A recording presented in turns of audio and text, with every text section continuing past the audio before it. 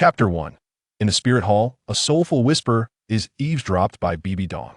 In the city of spirit, within the grand hall of the Pope, Bibi Dong sat regally upon the central throne, exuding an aura of authority. Below her throne stood a dozen figures, each a core member of the Spirit Hall, their powers formidable, with the weakest among them being a titled Douluo of level 90.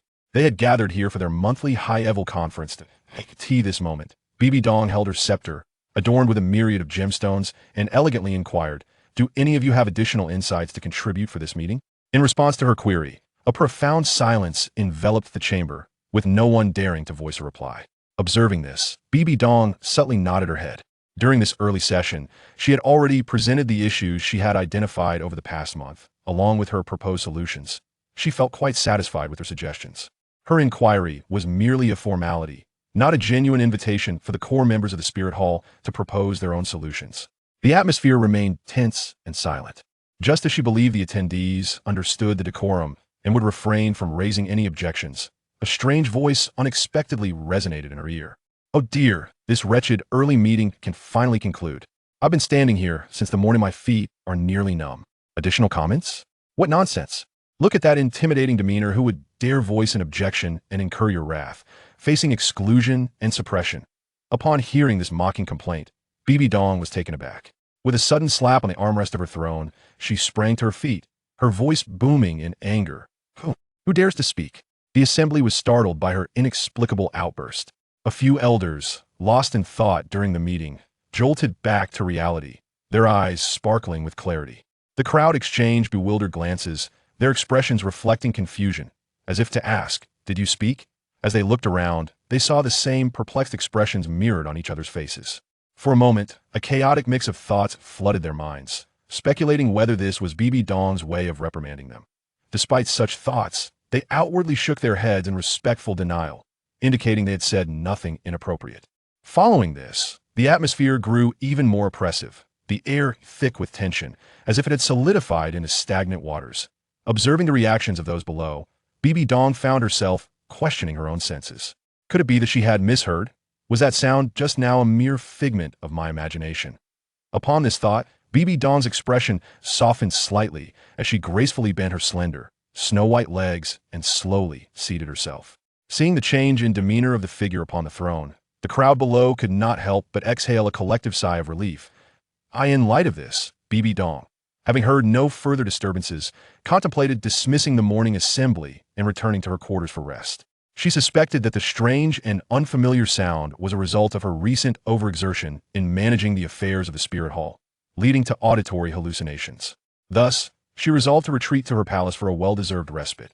However, just as she raised a hand to signal the dispersal of the gathering, that peculiar voice erupted again in her ear. "What is this woman doing, jumping at shadows? You nearly frightened the soul out of me. A woman, a demoness? Am I truly so ungraceful?" Bibi Dong's ire ignited at that moment. She had always held immense confidence in her beauty.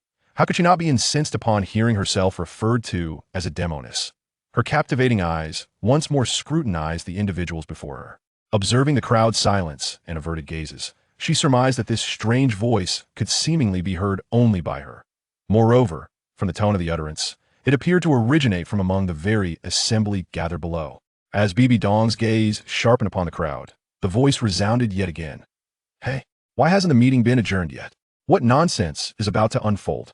Women are such a bother. There are endless matters to attend to every day." Upon hearing the first remark, Bibi Dong became increasingly convinced that the owner of this voice was indeed among those present. And with the second comment, her already simmering rage surged further.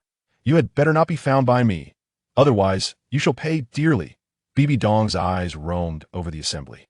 After a brief pause, the voice returned, echoing once more, "Hurry up and dismiss the meeting. If it doesn't end soon, my old legs won't hold out much longer. Though you are quite lovely, all I wish for now is to leave and have a meal. Please, grant me mercy." Upon hearing this unexpected praise, Bibi Dong's anger dissipated significantly. She glanced down at her regal attire, and a hint of pride swelled within her. "Humph, you certainly have discerning taste, but what does leaving work imply? It must mean heading home after the meeting. Yet, should you wish for my mercy, you are sorely mistaken. If I do not unearth you today, I shall not be called Bibi Dong." With an astute gaze, Bibi Dong surveyed the crowd, and suddenly, A glimmer of inspiration sparked at her eyes, a fleeting smile graced her face, a long-awaited expression. She had already conceived a method to unearth the identity of the voice's owner. Chapter 2. The system bestows abundance. As she gazed upon Bibi Dong's frostbitten visage, a rare smile unexpectedly broke through. The hearts of those below tightened instantly. Why did she suddenly smile? Had the sun risen from the west today? Witnessing that fleeting smile, an inexplicable sense of dread began to swell within the crowd. They were well aware of Bibi Dong's character. This woman rarely smiled, maintaining a stern demeanor day in and day out, even towards her own disciple, Hulaina, whom she treated with utmost severity. Yet today, she had inexplicably smiled, prompting the crowd to speculate on ominous outcomes. In recent years, Bibi Dong had been consolidating her power, a consensus among the assembly. Previously, many decisions were jointly made by the Elders' Hall and the Worship Hall. However, today, during this monthly gathering, Bibi Dong had presented her conclusions regarding the recent matters of the Spirit Hall unilaterally. Moreover, her demeanor suggested that dissent would not be tolerated from those beneath her.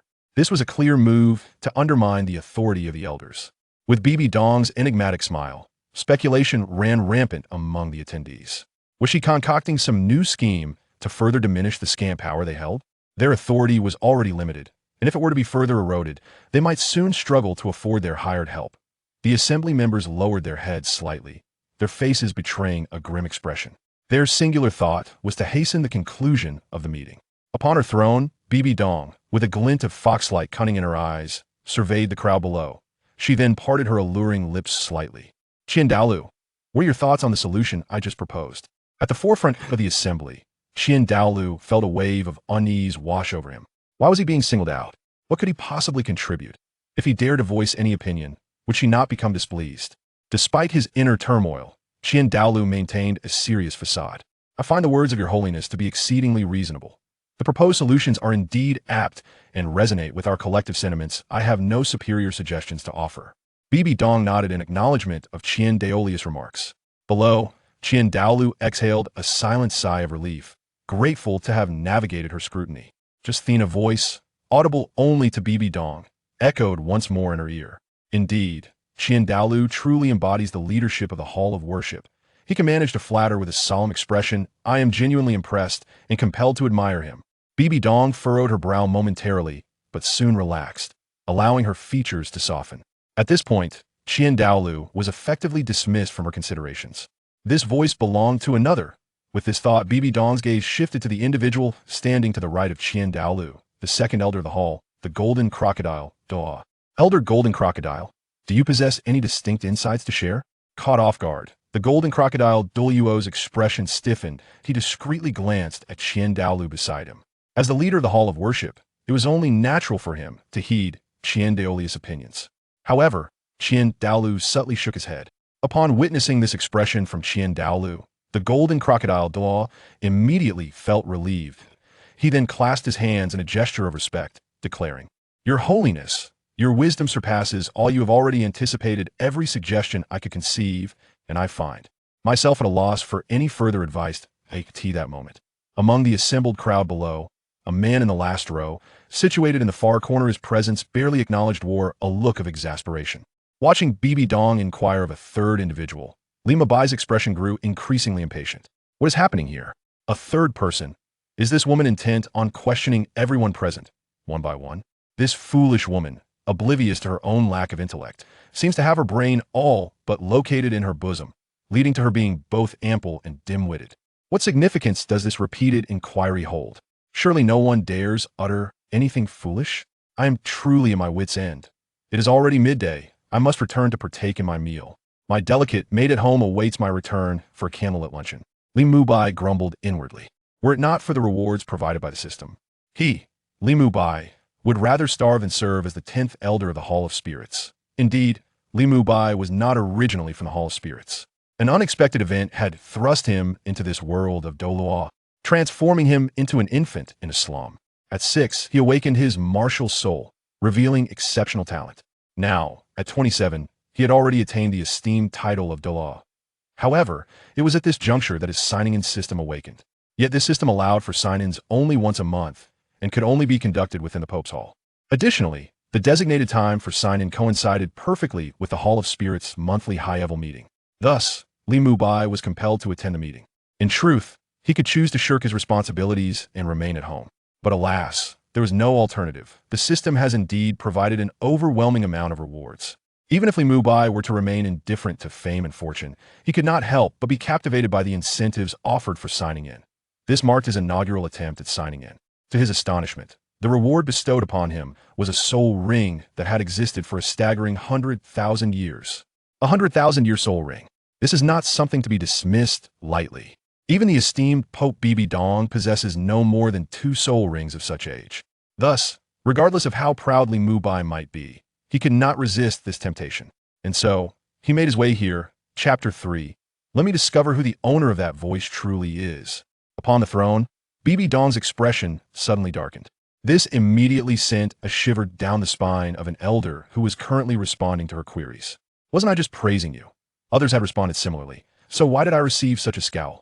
Is it now a crime to offer compliments? The elder trembled in trepidation. Unbeknownst to him, Bibi Dong's displeasure was not incited by his flattery, but rather by the familiar voice that had once again echoed in her ear. This time, the content of the voice provoked her ire. How infuriating! This individual dares to call me foolish. He even went so far as to imply that my brain is located in my chest, labeling me a woman of ample bosom but scant intellect. Bibi Dong felt an overwhelming surge of frustration. She vowed that once she located this person, she would make him understand why the flowers bloom with such vibrancy. She was determined to ensure he faced dire consequences. However, as she glanced down at her own bosom, a fleeting hint of bashfulness flickered in her eyes. She could not fathom how it had grown to such proportions. Each step she took felt heavy and cumbersome, causing her considerable inconvenience. At times, she even contemplated the possibility of following the elder's response, which had incited Bibi Dong's displeasure. The others became exceedingly cautious. When Bibi Dong posed her questions, they answered with utmost care. With every utterance, they would discreetly gauge her expression, fearful that a misstep would provoke the wrath of this formidable leader of the spirit hall. They dreaded the prospect of receiving some inexplicable special treatment. From the elder to the other elders, Bibi Dong continued her inquiries one after another. As time elapsed, only 4 elders remained, and Li Mubai was notably among them. Demon Bear, do you have any valuable suggestions? At this moment, Bibi Dong had turned her attention to the formidable Demon Bear, The magic bear, adorned in dark fur and clad in the pelts of soul beasts, revealed its solid, robust muscles and powerful arms. Li Mubai lifted his gaze towards the magic bear. What a sight! The bear's arms were nearly as thick as his own thigh.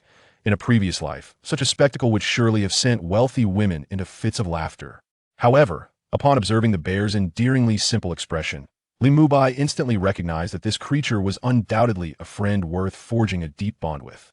That honest visage exuded sincerity, embodying the essence of a true heart individual. To befriend someone of such nature brings a sense of ease and comfort, unlike the treacherous followers of Qian Dalu, who were cunning to the core, always ready to ensnare the unwary.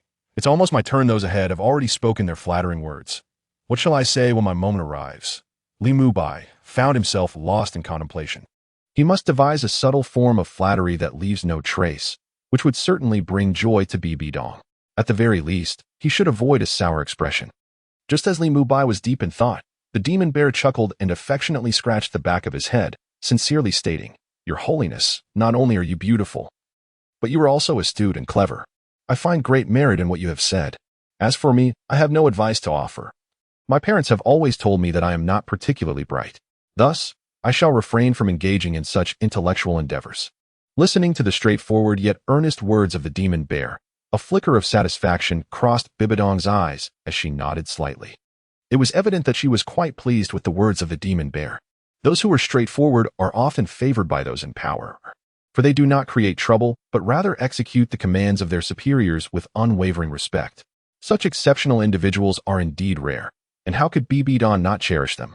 Moreover, the demon bear has already been excluded from consideration.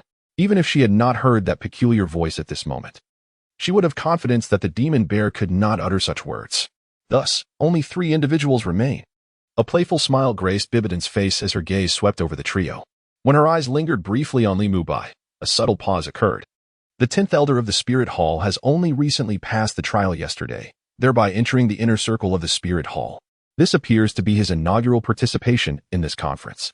As for Bibi Dong, she holds a profound admiration for Li Mubai. Despite possessing a tool martial spirit, Li Mubai is exceptionally gifted, having attained the prestigious rank of title Douluo at the remarkably young age of 90. Furthermore, his combat prowess is quite formidable. She hopes that this voice does not belong to you. Otherwise, Bibi Dong shifts her gaze, directing her attention towards the ghost leopard Douluo. And you, ghost leopard Douluo? The response from the ghost leopard Douluo is remarkably composed. He begins with a flurry of flattery, promptly followed by a declaration of unwavering loyalty to the Pope. Goodness. It is almost my turn, and I find myself unexpectedly anxious. The voice resonates in Bibi Dong's ears once more, prompting her to smile gently. At this moment, she has unequivocally excluded the ghost leopard Douluo.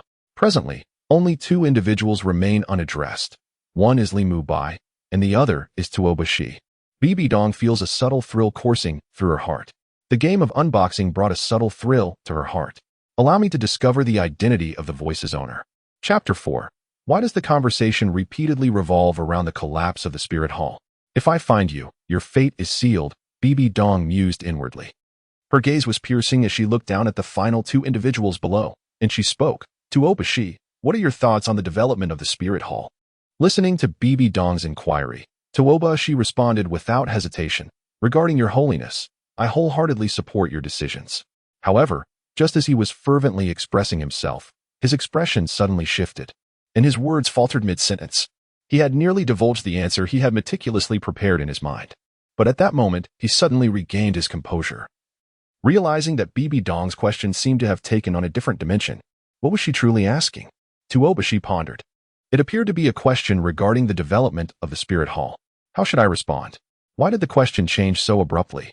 Tuoba Shi stood still, his head slightly bowed, his mind racing. On the throne, with legs crossed, Bibi Dong was gazing down with a playful expression. She had altered the question to discern the true identity of the owner of that striking voice among the last two contenders. At that moment, the familiar voice suddenly resonated in her ear. What? Why did the question change here? Just as I had formulated a plethora of exquisite phrases. You directly changed the question, are you toying with me? Upon hearing this familiar voice, Bibi Dong smiled with intrigue, her gaze flitting between Tuoba Shi and Li Mubai. Who could it be? Tuoba Shi? Or perhaps the newly appointed 10th elder of the spirit hall, Li Mubai? The inner voice just now did not allow Bibi Dong to definitively ascertain which of the two it was.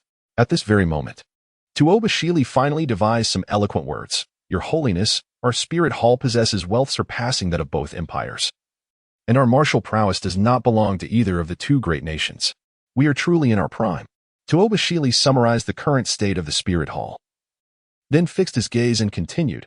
Various signs indicate that under your leadership, your holiness, the spirit hall is ascending ever higher, proving your decisions to be sagacious and formidable. Listening to this obsequious speech, Bibi Dong could not help but frown. What is this all about? I inquire about your perspective on the development of the spirit hall. Yet you flatter me here.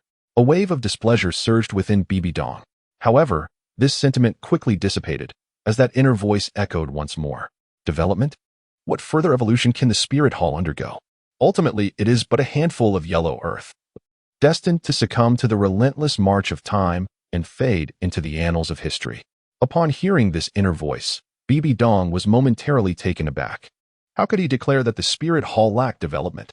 He claimed that the towering entity of the spirit hall would eventually collapse and vanish. How absurd. Such utter nonsense.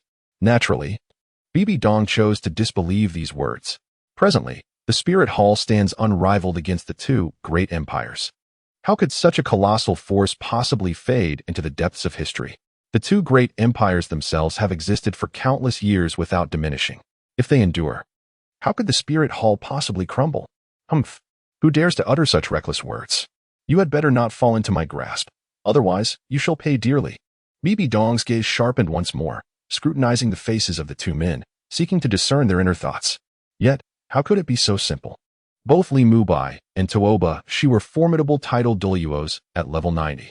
Their emotions would hardly reveal themselves on their faces, and any psychological shifts were even less likely to be apparent. In that moment, Tuoba Shi wore a respectful expression, while Li Mubai remained calm and collected, betraying not a hint of anxiety. Tuoba Shi, I sought your insights on the development of the spirit hall, not these trivialities. Bibi Dong's tone was frosty. laced with unmistakable ire. The previously relaxed muscles of Tuoba Shi's face tightened once more in deference as he lowered his head. He felt a bitter pang within. Everyone else had spoken similarly, so why was he being chastised? He did not realize that Bibi Dong was probing to uncover the identity of the voice's owner, which prompted her inquiry. His response undoubtedly complicated the discernment. What the hell? This woman is truly angry. The irony is, I was pondering the same answer. Does that mean I too shall face her wrath? In the throne, Bibi Dong suddenly revealed a wicked smile. I have found you. Her gaze abruptly shifted past Tuoba Shi, fixating fiercely upon Li Mubai. Dare you call me a woman? Soon, you shall comprehend the extent of my prowess.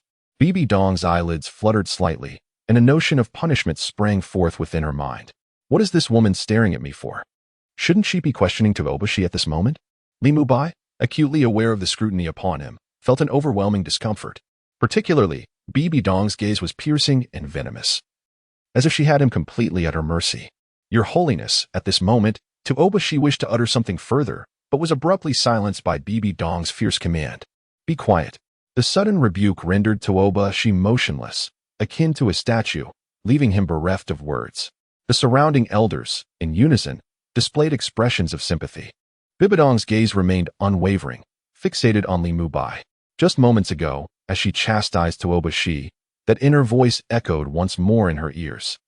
How ironic it was that Tuoba Shi's flattery had landed awkwardly, and even well-intentioned compliments could invite scorn. I am truly astounded by this woman. What more is there to say about the development of the Spirit Hall? Although it appears formidable, it lacks the profound foundation of the two great empires. Moreover, the Spirit Hall is not united in purpose, with this woman further sowing discord. Its collapse is merely a matter of time. After all, this is destined to be. However, such thoughts must remain unspoken, lest this madwoman perceive me as deranged. For now, I must contemplate how to navigate this situation. Since compliments invite ire, I shall tread carefully. Yet the echoes of that voice linger in Bibi Dong's ears, and at this moment, she is too preoccupied to ponder further. The truths revealed by that inner voice are abundant and painfully authentic. As the Pope, she undoubtedly recognizes that the Spirit Hall's foundation pales in comparison to that of the two great empires, and the disunity within its ranks is indeed a reality. This is precisely what leaves Bibi Dong in a state of perplexity. At this moment, she is nearly certain that the voice belongs to Li Mubai. Yet why would Li Mubai proclaim that the Spirit Hall would meet its demise at his hands? He speaks of collapse and destruction as if they were destined. Is the Spirit Hall truly so fragile? Chapter 5. Bibi Dong's mind is in turmoil. However, upon deeper reflection, Bibi Dong realizes that Li Mubai's words are not without merit. Although the Spirit Hall appears to be a gathering of formidable talents, many do not genuinely harbor the best interests of the Hall's development at heart. Particularly, when she recalls Li Mubai's final remarks, her heart begins to tremble. What does he mean by I shall obstruct from within? Suddenly, Bibi Dong recalls her long-conceived plan. Is what he is alluding to truly in reference to that? Could it be that he has already unraveled my scheme? Impossible. He is not a worm residing in my belly. How could he possibly discern my thoughts? This matter is one I have never disclosed to anyone, not even to my disciple, Hulaina, the saintess of the Spirit Hall. Thus, Li Mubai's words cannot possibly bear that meaning. What then is the true implication of his statement? Why does he incessantly invoke phrases related to the collapse of the Spirit Hall? A multitude of perplexity swirls within Bibi Dong's mind. However, since I am able to hear his thoughts, if I were to pose a few questions, would I not obtain the answers I seek? With this realization, a smile involuntarily graced Bibi Dong's face. What? Why is she smiling at me? Is not her persona one of aloofness, exuding an icy demeanor? Could it be that she harbors some interest in me? Impossible, absolutely impossible. Although I possess striking features and an undeniable charm, captivating the hearts of countless young maidens, surely my allure cannot extend to such an extent. Li Mubai found himself lost in his own musings, while Bibi Dong, seated upon her throne, wore a slight frown, a flicker of disdain crossing her eyes. What on earth is this young man thinking? He fancies himself a charming figure adored by all, believing that I might take an interest in him? How utterly vain. A toad dreaming of dining with swans, how fanciful indeed. Just as Li Mubai continued to indulge in these errant thoughts, Bibi Dong gracefully parted her lips and inquired, Li Mubai, is this your first time attending a high-level meeting? Li Mubai nodded in response, a flicker of curiosity crossing his mind as to why she would ask such a question. What are your thoughts on the current state of the Spirit Hall? Bibi Dong pressed on. Li Mubai pondered for a moment before formulating his perspective. The Soul Master shop may appear formidable, yet it is, in truth, a facade of strength that conceals its inherent frailty.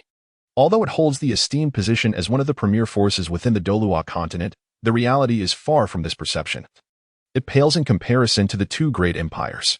One empire prioritizes the advancement of the populace's well-being, while the other focuses solely on enhancing the prowess of individual soul masters. The relationship between the ruler and the ruled is akin to that of a boat and water. While water can support the vessel, it can also capsize it. The power of the masses is indeed formidable. How could a mere woman comprehend such a profound truth? This is the fundamental reason for being inferior to the two great empires. Despite harboring such thoughts, Li Mubai had no intention of voicing them. Should this be spoken aloud? It might provoke a torrent of disapproval from the elders and even incite the ire of Bibi Dong. He slightly raised his head, meeting Bibi Dong's gaze with unwavering composure. His demeanor earnest. The Spirit Hall is strategically situated south of the Heaven Do Empire and north of the Star Luo Empire, making it a geographical gem.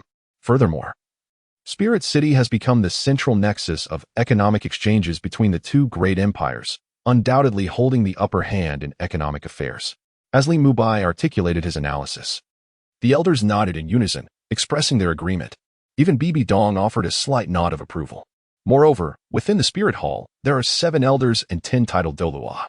Excluding the one elder who defected, there remain 9. Altogether, this constitutes 16 titled Douluo, a formidable force indeed. When combined with the mid-level backbone, no other sect or power can rival this. It is fair to assert that we are entirely capable of standing shoulder to shoulder with the two great empires. As soon as Li Mubai concluded his remarks, the room erupted in applause. The hefty and good-natured bear spirit Douluo, beaming with joy, clapped his large hands enthusiastically. Everyone turned to him, for he was the sole source of thunderous applause. What are you all looking at? Is what Brother Mubai said not correct? The bear spirit Douluo expressed his bewilderment at the reactions surrounding him. The earnest words went unnoticed by the others. Their gazes were fixed upon Bibi Dong seated upon the throne, eager to witness the reaction of such a formidable leader. It was only after they observed the supreme leader of the Spirit Hall nodding in acknowledgement that they turned their appreciative eyes towards Li Mubai. No one had anticipated this. The recently appointed 10th elder, though still young, displayed remarkable analytical prowess, convincing even the seasoned elders of his reasoning. At that moment, Bibi Dong, while outwardly nodding in agreement, inwardly cursed Li Mubai. If it weren't for her ability to hear his thoughts, she might have almost been swayed by his earnest yet nonsensical declarations. Although he pretended to be serious, his true thoughts were quite different. Indeed, all men in this world are the same. Bibi Dong scoffed internally. However, she quickly suppressed these thoughts. Li Mubai's insights had awakened her to the reality that the Spirit Hall had its shortcomings compared to the two great empires.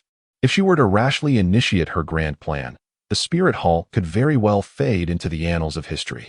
Even with this newfound awareness, Bibi Dong felt powerless to alter the current state of affairs. In her desperation, her gaze once again fixed upon Li Mubai. Since he was aware of these issues, did it not imply that he might also possess the solutions?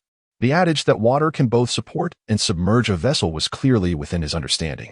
Surely, he must have a way to resolve the challenges faced by the Spirit Hall. With this thought, Bibi Dong dismissed her earlier impulse to punish Li Mubai.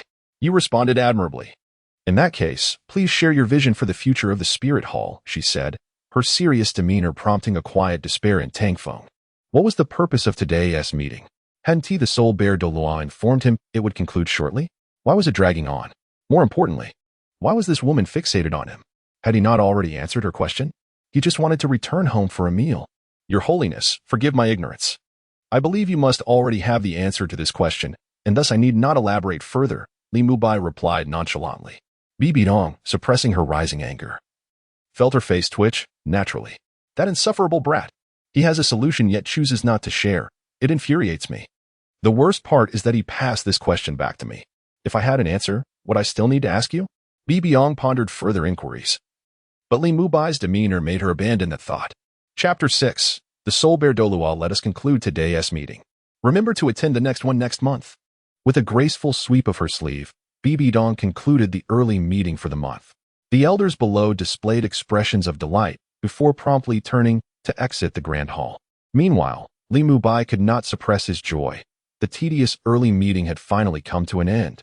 Cursing softly under his breath, he he turned and melded into the crowd, hastily departing the Pope's palace alongside everyone else. Observing the retreating figures, Bibi Dong gently pressed her hand to her forehead, revealing a hint of worry and fatigue. Li Mubai's candid thoughts had indeed unsettled her, as the relentless discourse revolved around the collapse and annihilation of the spirit hall. Who could possibly endure this?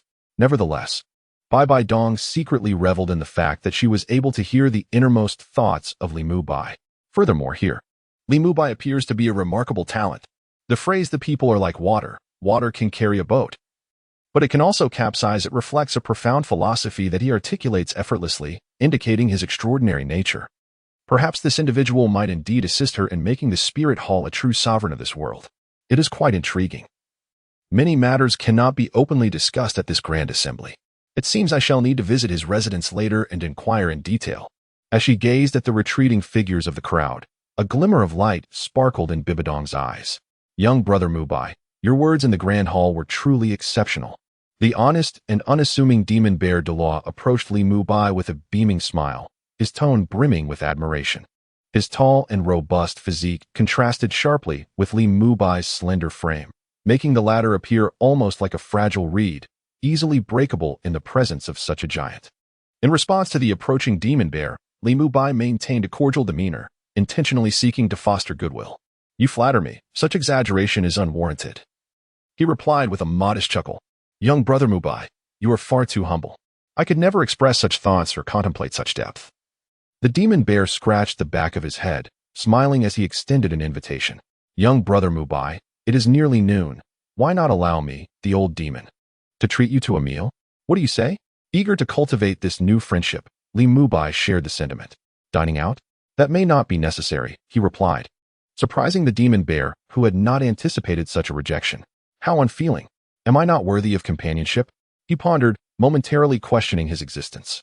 Just as he was lost in thought, Li Mubai continued, the maid at my home has already prepared a meal. Why not let me host you for a modest repast? The demon bear was momentarily taken aback before quickly regaining his composure. Wonderful, he exclaimed with delight, readily accepting the invitation. As they walked side by side, quickening their pace, they soon left the others behind. However, unbeknownst to them, a sharp gaze was fixed upon the two from behind. The individual in question is none other than the esteemed elder of the Hall of Offerings, Douluo. Li Mubai's response today has left him somewhat astonished. As he gazes at the retreating figures of the two, a shadow of foreboding crosses his eyes. This individual must be won over, made to serve my purposes.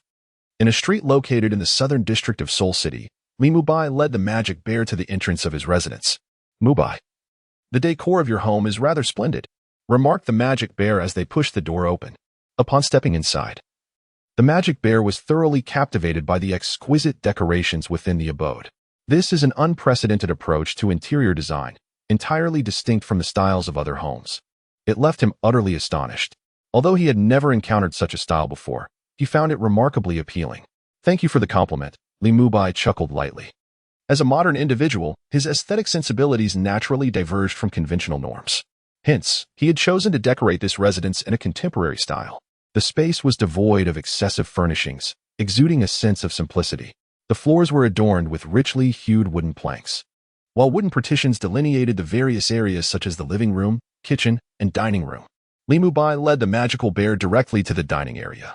It is mealtime, and naturally, one cannot lead guests to the living room to linger. Young master, you're back. A young woman with golden hair, azure eyes, and fair skin emerged from the kitchen upon hearing the commotion. She was adorned in a maid's dress, her feet clad in polished black leather shoes with rounded toes, and her calves partially enveloped in white cotton socks. Although she still wore the apron required for cooking, it did little to conceal the prominent curves of her bosom. Her face radiated with a smile, laced with a hint of surprise, as she nodded and smiled at the magical bear. Is dinner ready? Li Mubai inquired, nodding in response. Almost, just the final soup is left. The young maid was lively, her complexion fair and charming. Then hurry along. All right, young master, you all can start eating, she replied before turning back to the kitchen. A clattering sound of spatula against iron pan echoed from within. Old demon, take a seat. Li Mubai pulled out a chair and beckoned to the magical bear. The bear quickly settled down and, with a playful glint in his eye, remarked, I never imagined, dear brother Mubai, that you had a penchant for keeping a hidden beauty. Li Mubai arranged the bowls and chopsticks, I have been cultivating since the age of 6, leaving no room for negligence. After 21 years of arduous training, I have achieved what I have today. It is only natural to indulge in some relaxation. So, you are 27 this year. How have you endured all this time? The magical bear expressed disbelief, reflecting on his own youthful days in his 20s. He had long been immersed in the pleasures of life, reveling in the warmth of gentle company. A young man in his 20s, brimming with vitality. How could one possibly endure such a fate? He truly cannot fathom how Li Mubai has endured these past 20 years. Has he been in constant practice? Such a life would undoubtedly be exceedingly monotonous. This is indeed a person of great perseverance. The magical bear reflected in its heart. Once again regarding Li Mubai with newfound respect. Yu Yu's family was impoverished, leaving only the path of diligent cultivation to pursue. One must endure, even if it is unbearable. Li Mubai was filled with profound emotions. For the past 21 years, he has diligently cultivated himself, enduring countless trials and tribulations known only to him. Thus, he cannot afford even the slightest lapse in diligence. Come, old demon, let us feast, he said, extracting a fine bottle of exquisite wine from the cabinet and pouring a glass for the demon bear. They raised their glasses, clinking them together in the air before savoring the rich aroma of the wine. A fiery sensation surged from their stomachs, rising to their throats. After a few cups, they felt pleasantly tipsy, and the demon bear began to speak freely. They engaged in lively conversation, lamenting how they had met too late in life, wishing to bow before the heavens in brotherhood. Meanwhile, a golden-haired, blue-eyed maid quietly seated herself at the corner of the table with a bowl of soup. In contrast to the animated exchange between the two men, she remained silent, merely eating her meal. Once finished, she gathered her utensils and headed directly to the kitchen. Chapter 7. What do we call that? Corruption, avarice. It is one of the root causes of the collapse of empires. The meal soon passed. At the entrance, the demon bear, slightly intoxicated, said to Li Mubai, "If you need anything, come find me. I live at the eastern end of the city, in the center of Smoke Willow Alley." "Certainly," Li Mubai replied with a smile.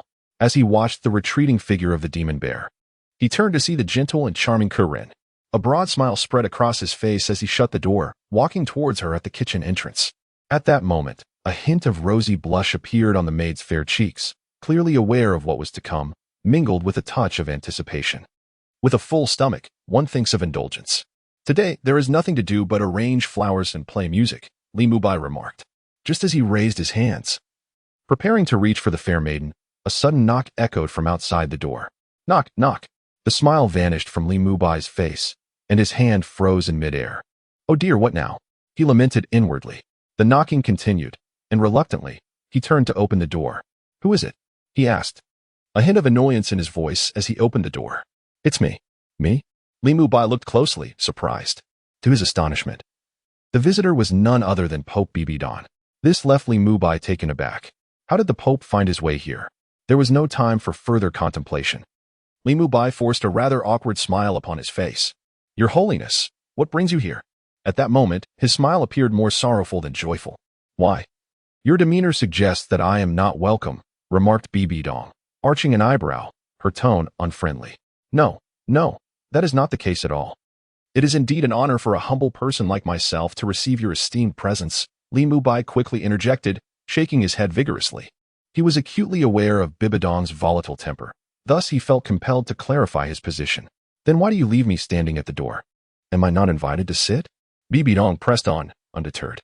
Upon hearing this, Li Mubai promptly ushered her inside. Externally, he maintained an air of utmost respect, yet internally, he could not help but curse the unexpected visit. After all, it is said that one does not visit the Three Treasures Hall without purpose. What on earth does this woman intend to do?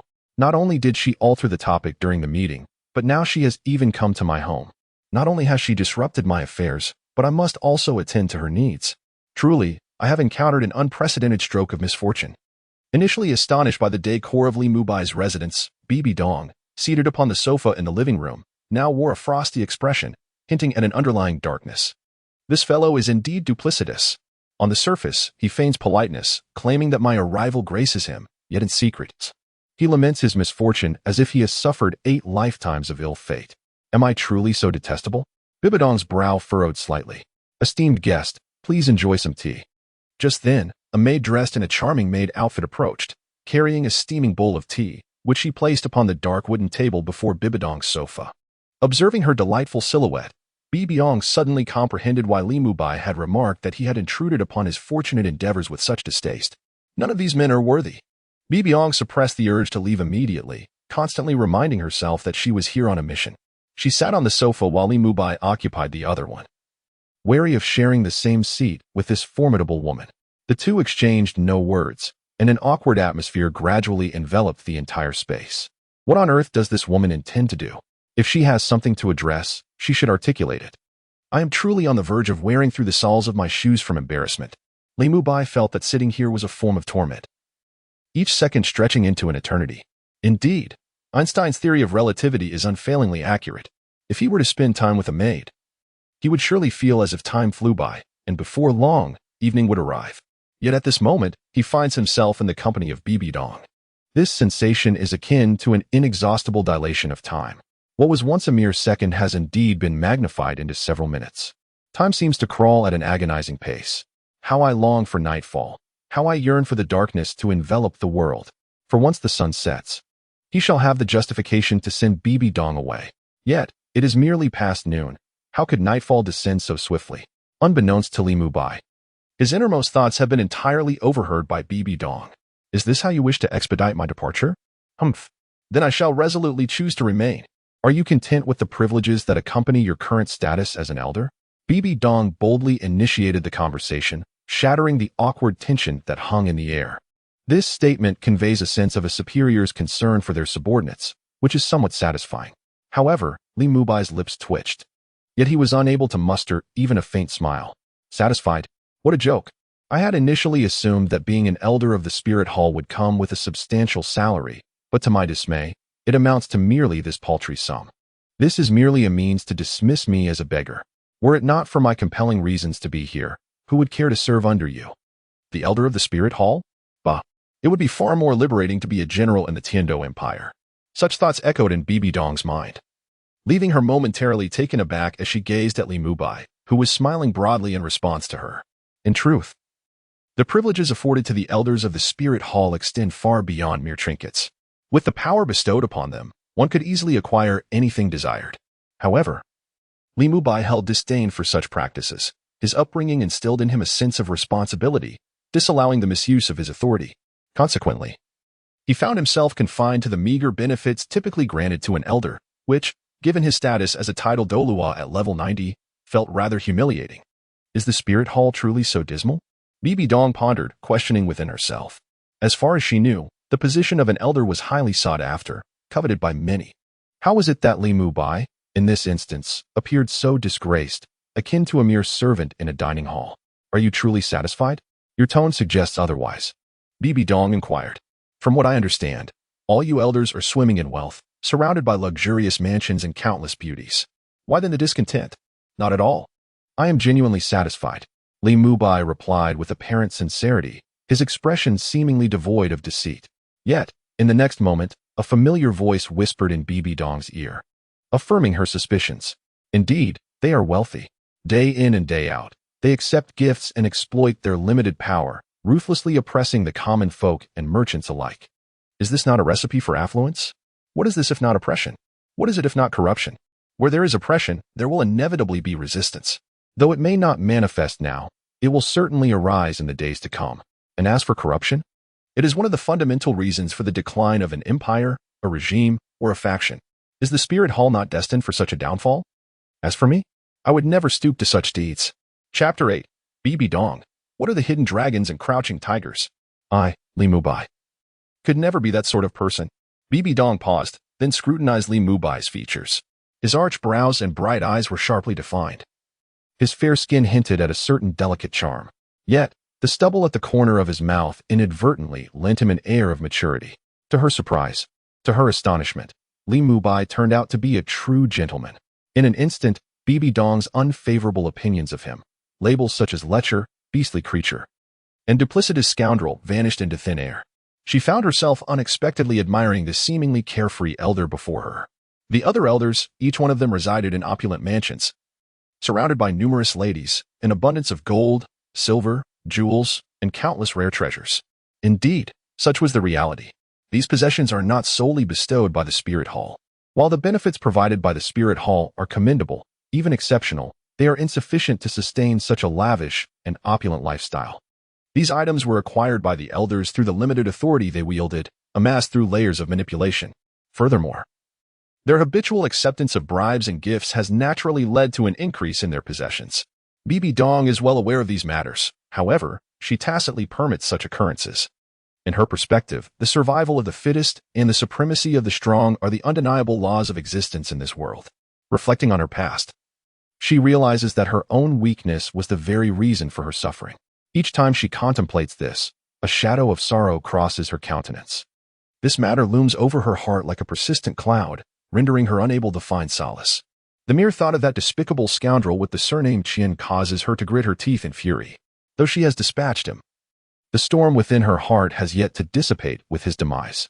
In the stillness of the night, sleep often eludes her. Each time she closes her eyes, that grotesque and terrifying visage resurfaces, replaying the harrowing scene, an unending cycle of torment. Just moments ago, he seemed to assert that corruption is one of the principal causes for the decline of empires. Is that an exaggeration? A flicker of contemplation crossed Bibi Dong's mind as she pondered this assertion. After a considerable pause, she nodded slightly. If you are content with your current life, then I shall be at ease. Content? What utter nonsense! Li Mubai seethed internally, yet his face wore a facade of a smile. A level 90 title Douluo. Yet still no match for Bibi Dong. He was acutely aware of his limitations. However, soon enough, that might change, for he possessed a golden finger. A particularly generous one at that. His first reward was a 100,000-year spirit ring, and the second sign and reward would surely be remarkable as well. As long as he could endure for a while within the Spirit Hall, with the system's bountiful rewards, wouldn't he truly become invincible? At that point, he could pursue whatever he desired. Even the audacious act of marrying both Bibi Dong and Qian Renqiwei would not be out of reach. As the saying goes, the path should not be so narrow, and companions should not be so few. Elder Mu Bai, I have been deeply troubled lately. I wonder if you could alleviate my worries. As he gently sipped his warm tea, Li Mubai nearly choked upon hearing Bibi Dong's words, almost spewing the liquid onto her face. Forcing the tea down, he delicately set the cup aside. A scholarly smile gracing his features, it is my honor to provide enlightenment to your holiness. As long as it is within my knowledge, I shall speak freely and thoroughly. I only fear that my limited wisdom and experience may not suffice to clarify your doubts. What does this woman intend to do now? It baffles me, day by day. You are well fed and clothed, so what could possibly trouble you? The crux of the matter is, do you genuinely expect to take advantage of me without compensation? If you have questions, I am open to sharing all that I know, provided you offer a token of 1,000 soul coins. No money? Such thankless tasks are best left to those who willingly undertake them. I, for one, shall not partake. Bibi Dong's right hand, resting upon her thigh, suddenly clenched into a fist. Her elegant brows instinctively furrowing. She stifled the impulse to rush forward and deliver a reprimand to Li Mubai. After a considerable pause, her tightened fist gradually relaxed.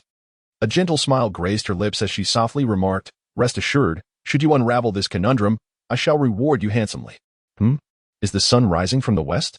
The woman remarkably proclaimed that she would reward me. It seems she possesses a modicum of conscience. Had you articulated this sooner, I would have been most eager to respond to these inquiries. Bibi Dong's eyelid flickered. Does Elder Mu Bai truly believe that the Spirit Hall can endure indefinitely? Li Mubai was taken aback. Why this question? If I were to assert that the Spirit Hall would eventually perish, would she not strike me? Endure, indeed. The Spirit Hall is fortified by you, Bibi Dong, alongside Qian Ringshu and Hu Laina. This is truly a gathering of extraordinary talents. 3 individuals, each enamored with love. Yet they aspire to endure. What are they thinking? Nonetheless, such thoughts must remain unspoken. With her tempestuous temperament, anyone daring to voice dissent would undoubtedly face her wrath. Contemplating this, Li Mubai chuckled lightly. Of course. How could His Holiness the Pope be troubled by such trivial matters? With a sage like the Pope and a prodigy like Saint Hu Laina, the Spirit Hall shall undoubtedly thrive for eternity. As she observed Li Mubai's unwavering composure, Bibi Dong's heart seethed with resentment. How dare he liken me to Hu Laina as a sage and a prodigy? Though she was unaware of the exact meaning of the term, Bibi Dong instinctively felt that it was far from a compliment, rather a slight. Since he had the audacity to utter such words, she was determined to see how he would justify them. Senior Mubai, this termsage and prodigy sounds intriguing. What does it signify? Bibi Dong inquired, her smile concealing a blade. Noting Bibi Dong's apparent confusion, Li Mubai couldn't help but inwardly chuckle, finding her ignorance amusing. How could she possibly not know the meaning of such a phrase? Naturally, she would be oblivious. Would I ever divulge that it is a term reserved for those who are of exceptional worth? While he silently reveled in his amusement, Li Mubai maintained a facade of earnestness. Your Holiness, this term is used in my homeland to extol extraordinary individuals. The sage refers to one who is well-versed in both the heavens and the earth, while the prodigy is equally remarkable in intellect. Hence, this phrase came into being. Bibi Dong suppressed the flames of indignation igniting within her, responding with feigned seriousness. Is that so? Surely, you wouldn't deceive me, Your Holiness. Li Mubai replied with an air of nonchalance, his heart steady. Bibi Dong's complexion flushed slightly, a testament to her rising anger. Simply put, she was infuriated. Had I not been able to hear your thoughts, you might have truly deceived me. The essence of his earlier thoughts was far from the flattering words he professed. Chapter 9. Bibi Dong actually apologizes? Her persona is crumbling. Li Mubai certainly possesses profound insights. From the conference to the present moment, his words are imbued with the implication that the martial soul hall's demise is imminent. What grants him the audacity to make such an assertion? Could he possibly have the ability to foresee the future? Bibi Dong gently shook her head, dismissing this fanciful notion. If such a person truly existed, it is likely that the very fabric of this world would have been irrevocably altered by now. Or perhaps, a new superpower has emerged in this world once again. At this moment, Bibi Dong is beset by distress. She yearns to directly inquire of Li Mubai about certain matters. However, he evades her straightforward questions.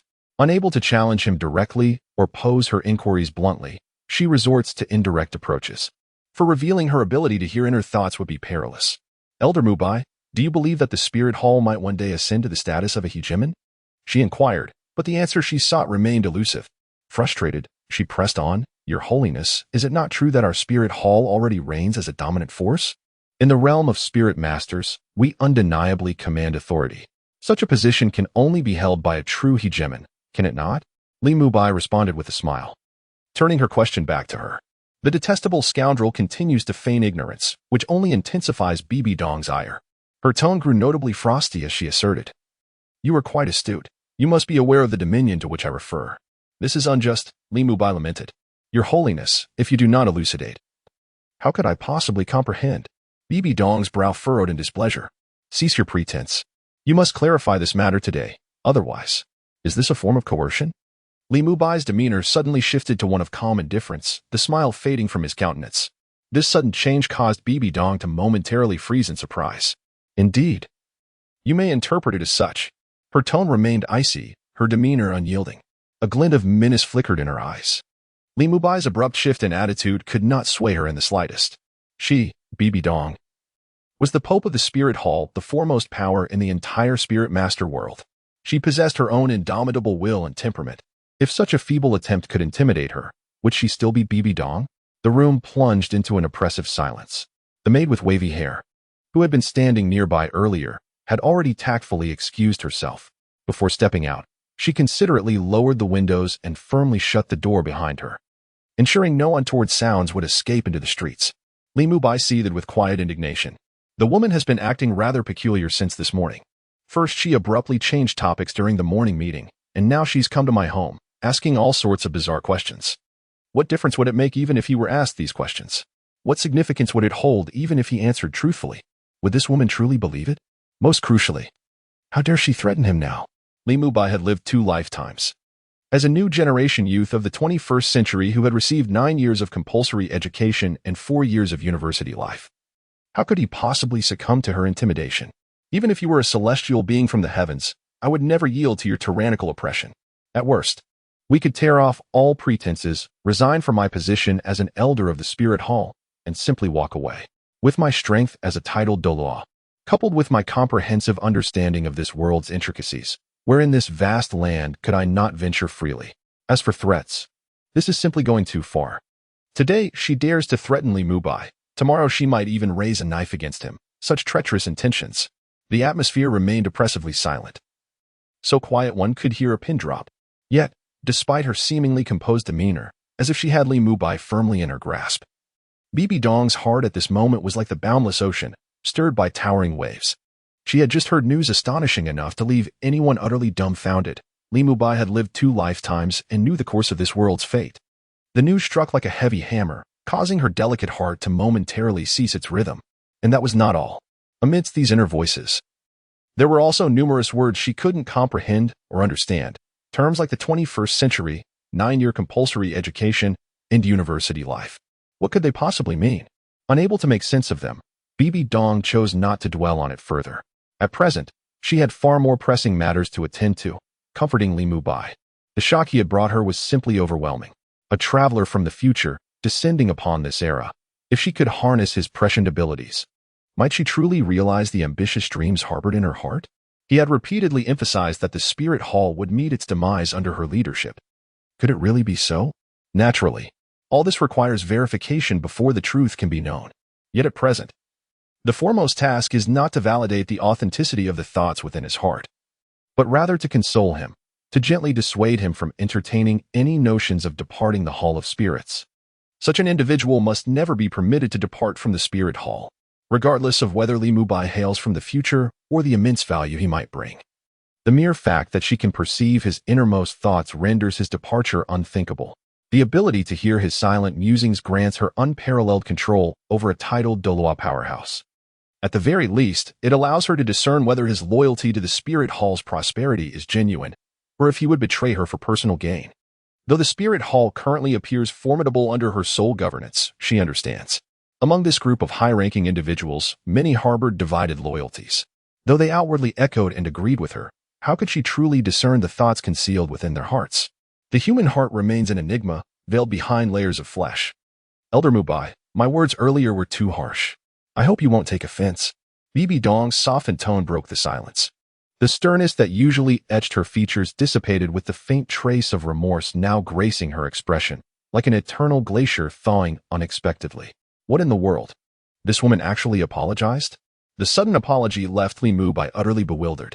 It starkly contradicted the ruthless, unyielding Bibi Dong he knew. In his memory, even when she made erroneous judgments, though a sliver of regret might flicker within her, extracting an apology from her lips was utterly unthinkable. Yet now, Bibi Dong had apologized to him. Did I mishear? Li Mubai stared in disbelief at the rare display of contrition on her face. Confirmed. The apology was no auditory illusion. Bibi Dong had genuinely apologized. Has the sun risen from the west today? His mind reeled with astonishment. This truly does not align with Bibi Dong's character. Her sudden apology has left me utterly perplexed. Has her persona crumbled? Could it be that I never truly understood this woman? Li Mubai couldn't help but doubt himself. Meanwhile, Bibi Dong, who could hear Li Mubai's chaotic inner monologue, silently scoffed.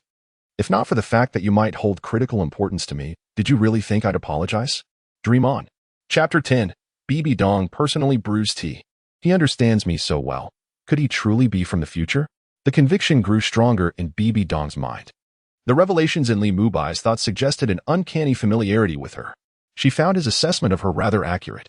By nature, if she made a misguided decision, she would hardly apologize, let alone relent. More likely, she would stubbornly enforce it. Otherwise, I wouldn't be Bibi Dong.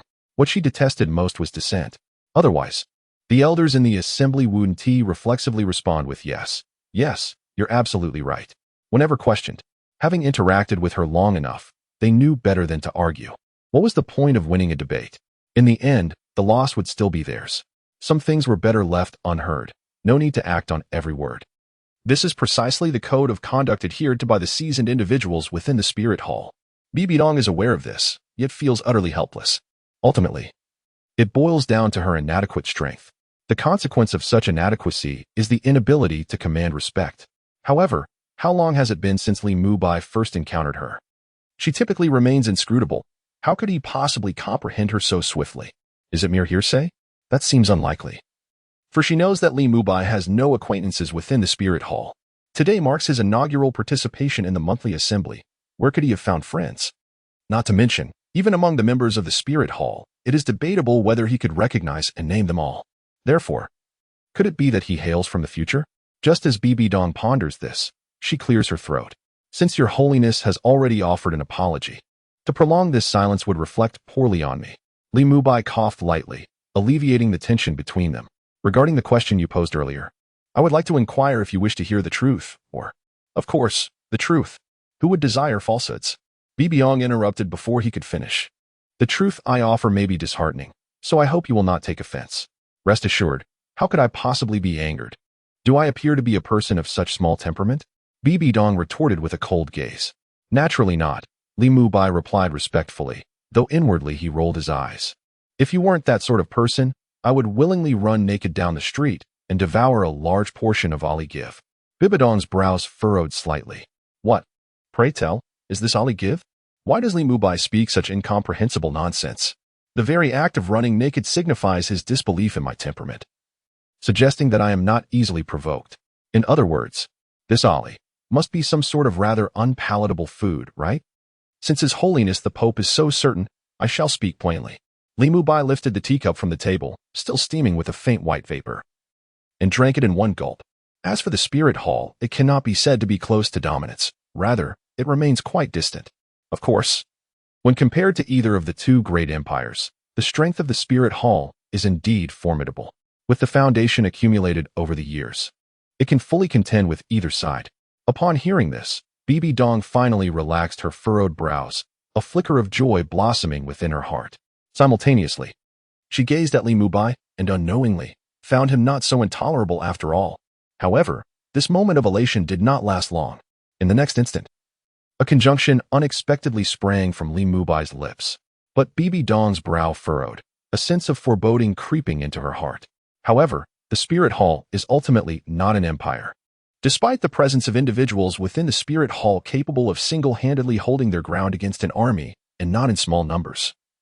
Should the spirit hall engage in battle with any of the great empires, victory is not guaranteed. Even if they were to achieve victory, it would undoubtedly come at a great cost, leaving them vulnerable to the ravenous vultures poised to tear them apart in an instant, leading to their demise. As time ticked away, Bibi Dong's expression grew grave upon hearing this. Li Mubai's analysis elucidated the situation she had previously overlooked, bringing clarity and order to her thoughts. She could not help but acknowledge the truth in Li Mubai's words. What he would say next would undoubtedly reveal the various flaws and shortcomings inherent within the spirit hall itself. This involuntarily made her straighten her posture and perk up her ears. Unbeknownst to herself, even Bibi Dong had not realized that her attitude towards Li Mubai had quietly transformed. Thus, the spirit hall is still a far cry from the dominion you speak of. Li Mubai concluded his thoughts, reaching for the cup on the tea table. Having spoken for quite a while, his mouth parched. However, upon lifting the cup, he discovered it was devoid of tea. What comes next? At this moment, Bibi Dong's eyes brimmed with intense curiosity. What comes next? Li Mubai set the cup down, intending to rise, but was interrupted by Bibi Dong's question. Would you not elaborate on why the spirit hall finds itself in such a passive predicament? Bibi Dong pressed on. Why? What else could it be? It is not a matter of the spirit hall's strength, but rather that its model is fundamentally flawed. My throat is dry. What more is there to say? Li Mubai shook his head, unwilling to elaborate further. He picked up the teacup and stood up, intending to pour himself a cup of tea to soothe his throat. However, to his astonishment, Bibi Dong rose first and snatched the cup from his hand. Just as Li Mubai was about to inquire about her intentions, he watched as Bibi Dong walked straight into the kitchen, only to return shortly thereafter. At that moment, she held a steaming cup of tea. Bibi Dong approached, bending slightly to place the cup gently on the tea table before Li Mubai. This close proximity revealed a unique fragrance emanating from Bibi Dong's body, irresistibly wafting towards Li Mubai's nose. How delightful! The peculiar fragrance enveloped him, instilling a sense of euphoria, causing him to feel somewhat lightheaded. No, this cannot be. Li Mubai, would never be such a person. It is utterly impossible. How could I possess the qualities of Mengda? At that precise moment, Bibi Dong seemed to sense something amiss. She swiftly rose and promptly retook her seat, her cheeks revealing a hint of indignation. Every thought that had crossed Li Mubai's mind was laid bare before her. Those indecorous musings were indeed shameless. Chapter 11. The evidence is indisputable. Li Mubai is a transmigrator. Gazing at the somewhat embarrassed Bibi Dong, one cannot help but acknowledge that, in such close proximity, Li Mubai suddenly perceived her undeniable beauty. Moreover, she exuded an enchanting aura that was utterly irresistible, reminiscent of the fabled allure of a devoted wife. The air gradually thickened with an atmosphere of subtle intimacy. Surely you are no longer thirsty? Listening to the inner monologue of Li Mubai, even Bibi Dong could not help but feel an overwhelming sense of embarrassment. After Li Mubai took a sip of tea, she could no longer contain herself and shattered the delicate ambience. Unbeknownst to her, alongside her indignation, a flicker of delight began to blossom within her heart. "I am no longer thirsty," Li Mubai replied, waving his hand dismissively. Little did he expect that Bibi Dong would personally pour tea for him. If this were to be spoken of, it is likely that no one would believe it, especially with Bibi Dong personally serving tea. Should this matter be disclosed to the old bear, one can only imagine the envy and resentment that would undoubtedly arise within him. Merely contemplating such a scene brings a sense of ease to Li Mubai's heart. Now, might you elucidate the shortcomings of the spirit hall?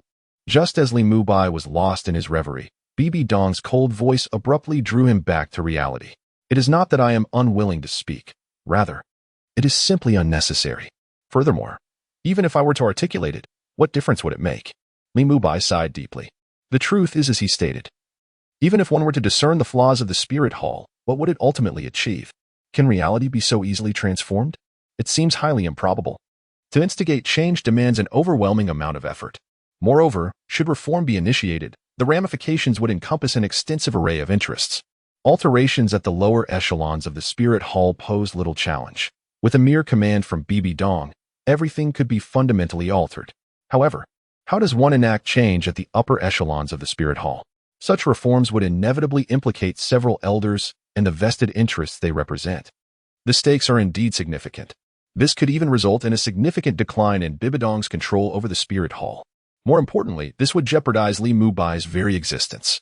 Upon his arrival in this exceedingly familiar world, he had contemplated making significant changes to transform the prevailing social customs and systems. However, this is indeed exceedingly challenging. After 21 years of diligent cultivation, he comprehends the immense difficulty of altering this world. A single misstep could ignite a conflagration that engulfs him. Under the relentless flames of karma, one could easily descend into the abyss of no return. Despite possessing the formidable strength of a titled Douluo, he remains unable to achieve invincibility in this realm. When weighing the value of his own life against the fates of others, which holds greater significance, without hesitation, Li Mubai would undoubtedly choose the former. Is he not content with a life of modesty, delighting in the melodies of the brothel and the artistry of floral arrangements? Why must he thrust himself into peril? Is that not the mark of folly? The potential losses far outweigh any gains. As she listened to these inner musings, Bibi Dong could not help but inwardly chastise him as a coward. However, upon deeper reflection, she recognized that Li Mubai's assertions bore no flaw. The bitter trials and tribulations of 21 years, marked by perseverance and diligent self-cultivation, were all in pursuit of a better life. Those who willingly plunge themselves into danger, are they not the true fools? He merely seeks to preserve his well-being. What fault lies in that? Nevertheless, through this inner monologue, Bibi Dong also grasped the truth. Li Mubai does not hail from any future, nor does he possess any prophetic abilities. He is not of this world at all. Instead, he originates from another realm. Furthermore, he possesses an absolute understanding of the trajectory of development within the Douluo Continent. This time, it has finally been substantiated. Li Mubai is, in fact, a time traveler. Bibi Dong chuckled inwardly, overwhelmed with elation. With this revelation, Li Mubai's significance to her became monumental, almost beyond comprehension, since he possessed knowledge of future events. His assertion that the spirit hall would ultimately perish could not be more truthful. Now that she had Li Mubai by her side, did it not imply that she could alter the impending demise of the spirit hall? Furthermore, could she seize this opportunity to unify the entire continent? However, all of this requires the assistance of Li Mubai. And now, Li Mubai, devoid of lofty ambitions, spends his days idly contemplating leisure and indulging in the pleasures of music and floral arrangements, although she remains unaware of the true meanings behind these pursuits. An instinctive aversion to such terms stirs within her. Based on Li Mubai's understanding of the legendary talents, it is evident that these expressions do not signify anything virtuous. In this pressing moment, how might one ignite the fervor of ambition within Li Mubai? Bibi Dong finds herself somewhat perplexed. Other elders bask in opulence, surrounded by beauty and treasures in abundance, while Li Mubai, as an esteemed elder of the spirit hall, refrains from exploiting his authority for personal gain. This suggests that, deep within, he does not possess an insatiable greed for wealth. Yet, his earlier musings reveal a profound appreciation for life itself. This indicates that enticing with wealth may prove ineffective. What, then, could compel him to assist her with an irresistible condition? Bibi Dong pondered deeply. At that moment, the image of Li Mubai's maid suddenly emerged in her mind, her flowing waves of hair, fair complexion, and alluring figure. It is often said that throughout history, heroes find it difficult to resist the charms of beautiful women. Could it be that? Bibi Dong gazed at the seemingly indifferent Li Mubai, a subtle smile flickering across her face, barely perceptible to others. Since monetary persuasion had failed, what of beauty? Suddenly, the image of a captivating figure materialized in her thoughts, her esteemed disciple and the saintess of the spirit hall, Hulaina. She contemplated using Hulaina to coerce Tang Feng into devising strategies for her. Perhaps that would be feasible. As time slipped away, the blazing sun, radiating its golden brilliance at noon, had now descended behind the western hills. The crimson hues of dusk cascaded over Spirit City, painting the windows of Li Mubai's room in shades of rosy red. Your Holiness, as the day wanes, I trust that provisions have been prepared for you in the palace. I shall not keep you any longer. My humble fare would likely not meet your esteemed tastes. The maid had returned and opened the window for ventilation. The dining table was now set with a standard meal of 3 dishes and a soup, the rich aroma wafting through the air, intoxicating Bibi Dong's senses and awakening her appetite. However, just as she gazed at the dishes before her, Li Mubai's voice unexpectedly broke the silence, dismissing her. Why had she not yet taken her leave? As the mealtime approaches, can one remain unhurried? This evening's dish is my utmost favorite, the braised pig trotters, and their quantity is limited. I cannot allow this woman to linger here during dinner. There will scarcely be enough for both myself and the little maid. It is imperative that I expedite her departure. Should I wait until the meal is prepared to send her away, it would be rather inappropriate. Listening to Li Mubai's inner thoughts, Bibi Dong's countenance darkened. Why has Li Mubai chosen to send her away over a dish of braised pig trotters? If she must leave, so be it. Who truly covets such a dish? Overindulgence only leads to weight gain.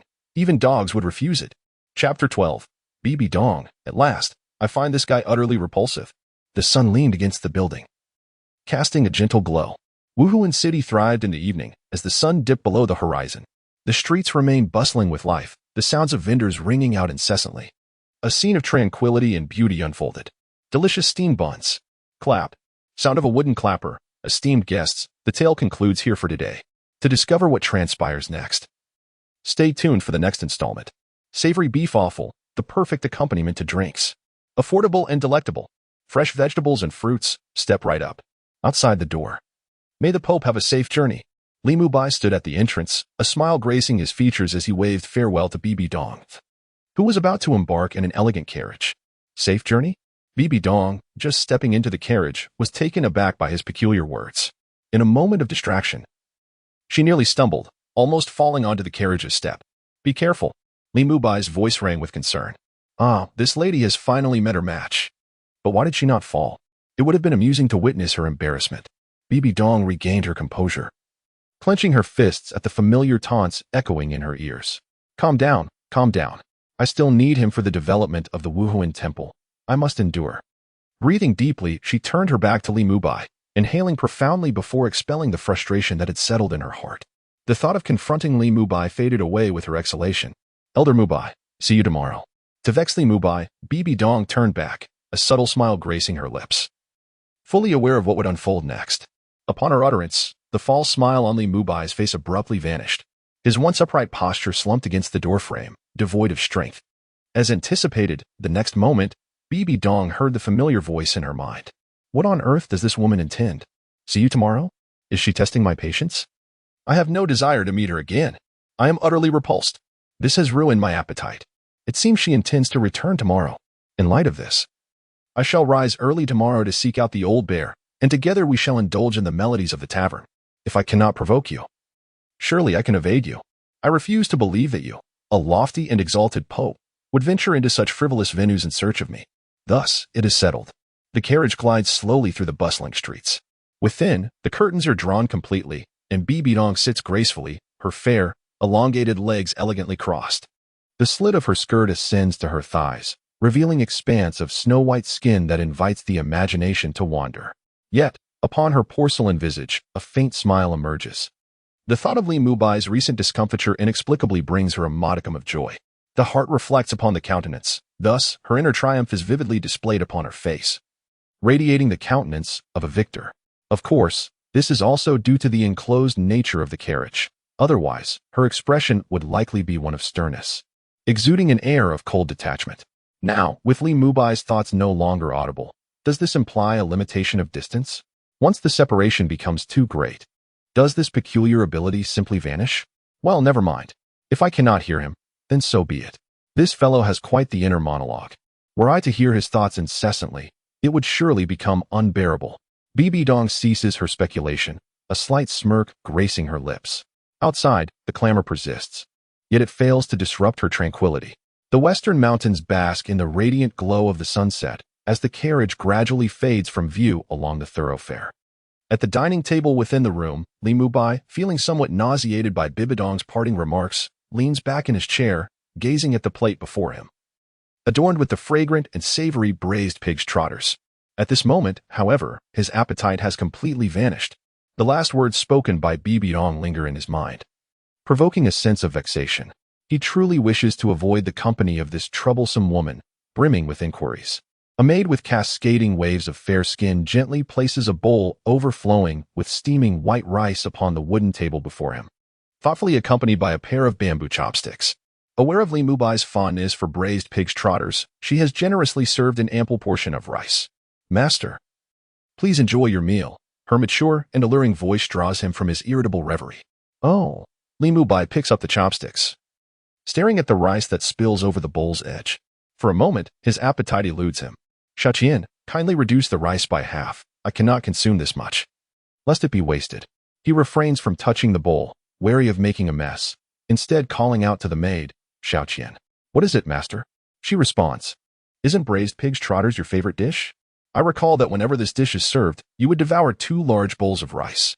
What has happened today? Is it that the meal I prepared does not suit your palate, master?" Xiaoqian stood before the table, her brow furrowed in confusion. In her hands, she delicately held a small bowl of rice, her slender fingers nervously pressed against its rim. "Not at all," Li Mubai quickly reassured her, waving his hands in dismissal. "I merely indulged in some snacks earlier, which has left me unable to consume so much now. It is certainly not a reflection of your culinary skills. I have always greatly enjoyed your cooking." Upon noticing Xiaoqian's tightly clasped fingers, he hastened to clarify, fearing that his little maid might misinterpret his words. It is often said that a woman's heart is as inscrutable as the depths of the sea. Yet, after spending so much time with Xiaoqian, Li Mubai had come to discern some of her innermost thoughts. After all, how could one not grasp the sentiments of one so close? "I see." Xiaoqian's initial tension and disappointment dissipated with Li Mubai's explanation, replaced by a gentle warmth in her gaze. She set aside her bowl of rice and took away Li Mubai's dish, heading to the kitchen. Upon her return, the once overflowing bowl of rice had significantly diminished, no longer even level with the rim. "Master, please enjoy your meal," she said, placing a vibrant piece of braised pig trotter into Li Mubai's bowl. "Thank you," he replied graciously, not hesitating to savor the dish. Seeing Li Mubai relish his food brought a radiant smile to Xiaoqian's fair complexion, her eyes sparkling with satisfaction. She then picked up her chopsticks, not to reach for the pig trotter, but instead to select some greens, savoring them in small bites. "Xiaoqian, do not only eat vegetables. A diet of greens alone may leave you too slender, and that would not be appealing," Li Mubai remarked as he took the initiative to add a piece of braised pig trotter to her bowl.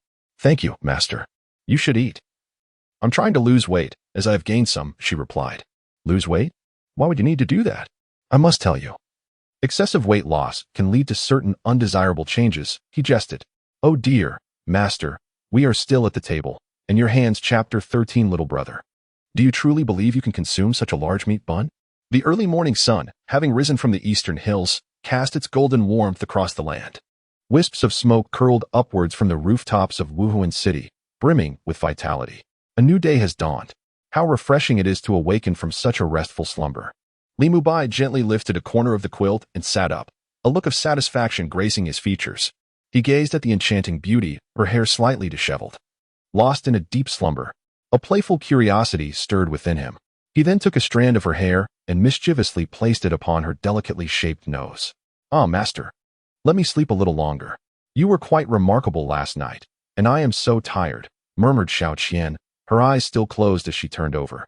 Observing the weariness etched on her face, Li Mubai understood that this morning would necessitate a trip to procure breakfast. Had it not been for the indescribable events of the previous night, Xiaoqian would have typically risen early to prepare breakfast. After getting out of bed, changing clothes, and freshening up, he tied back his shoulder-length hair. Li Mubai then removed the door bolt and pushed open the door that led to the outside world. A refreshing, cool breeze greeted him, invigorating his senses. Oh, what a delightful day it is for the common folk. He hummed a cheerful tune as he stepped out, closing the door behind him and securing it once more with the bolt. He adhered to the principle that one should harbor no malicious intent, yet remain vigilant against others.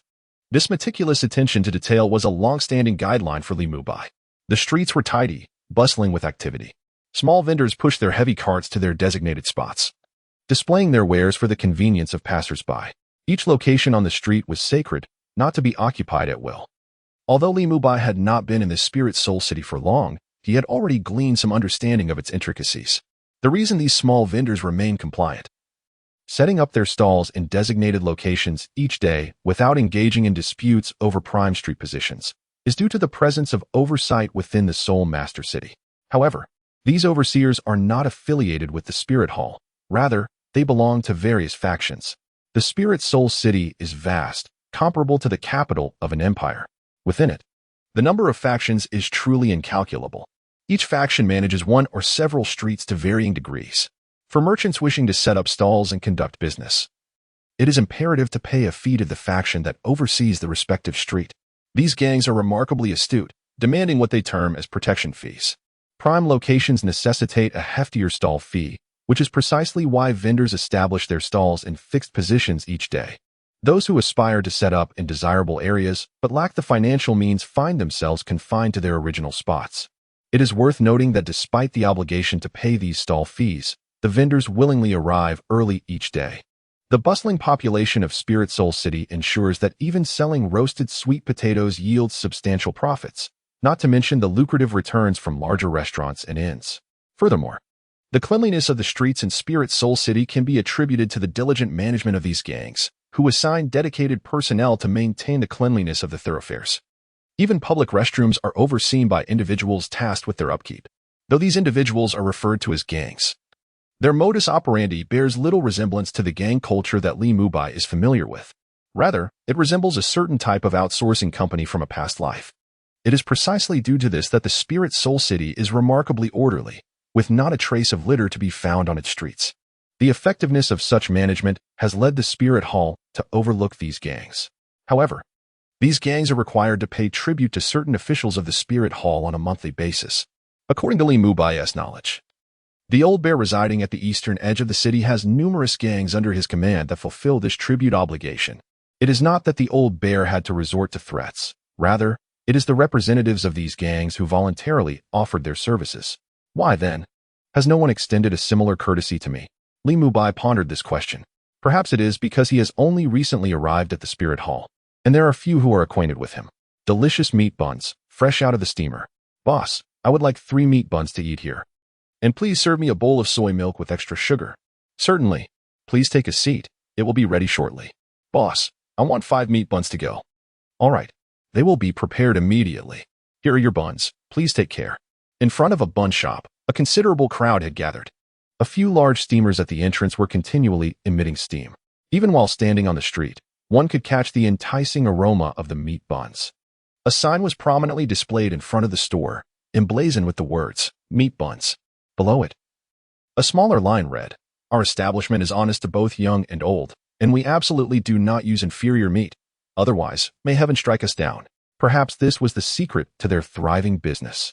As Li Mubai approached the shop, the astute owner immediately spotted the distinguished young gentleman. The smile that adorned his face widened even further upon recognizing Li Mubai, revealing a set of prominent teeth. "Good morning, Master Li. What would you like to eat today?" With a slight chuckle and a round belly, the owner greeted him warmly. "The usual," Li Mubai replied with a nod. "Very well." The owner beamed with delight. After a brief acknowledgement, Li Mubai entered the shop, found his familiar empty table, pulled out a chair, and sat down. The other tables were bustling with patrons. Yet this particular wooden table remained pristine and unoccupied. This seat has been reserved specifically for Li Mubai by the proprietor. Why, you may ask? It is simply because the two share a certain familiarity. However, the most fundamental reason lies in the fact that Li Mubai, being a level 90 titled Douluo, possesses a considerable appetite.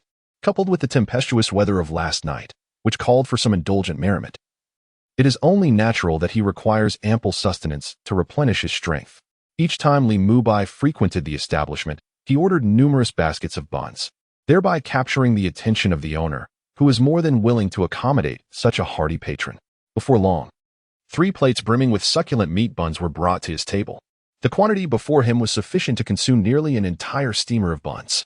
"Young Masterly, please enjoy," the proprietor said, placing a large bowl of soy milk on the table. "Understood. You may attend to your other customers," Li Mubai nodded in acknowledgement. "Very well. I shall be busy. Should you require anything, do not hesitate to call for me." The owner beamed with delight and returned to the steamer. As Li Mubai gazed at the sizable meat buns before him, his heart swelled with joy.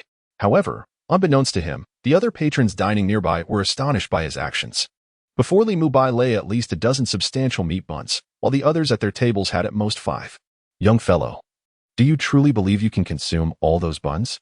An elderly gentleman inquired, a hint of concern etched upon his face.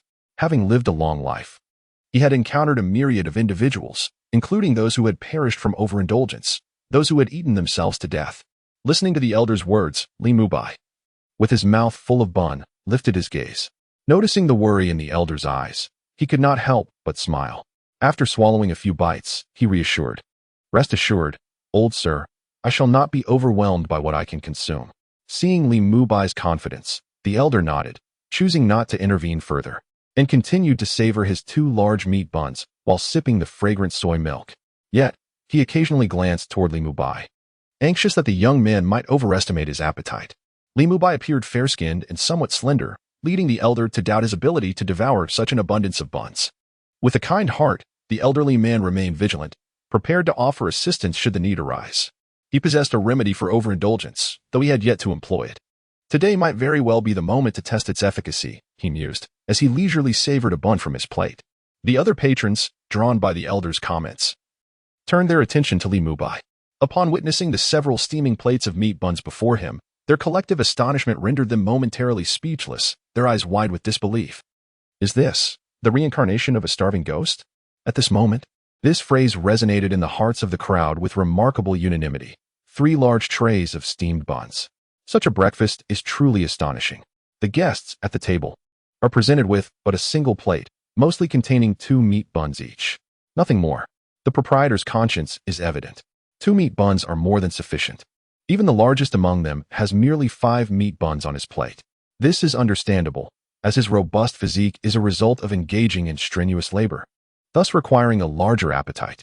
However, the slender young man, with a hint of delicate pallor on his cheeks, raised a wave of skepticism among the onlookers. Could he truly consume such an abundance of hefty meat buns?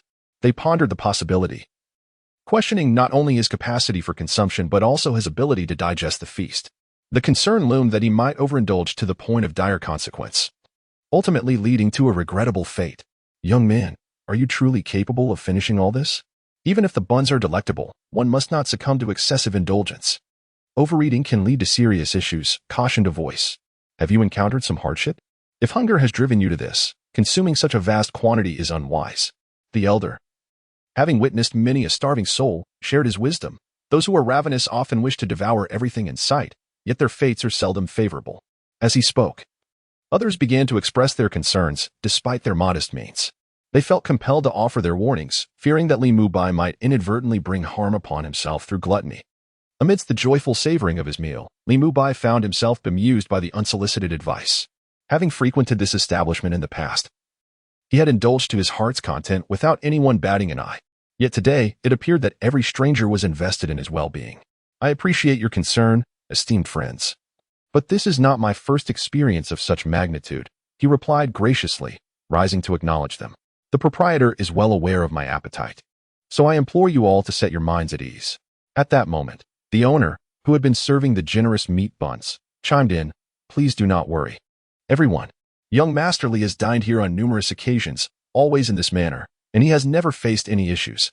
The owner smiled reassuringly, recognizing the goodness in those who could not remain silent in the face of concern. This matter also involves his most esteemed client, Masterly.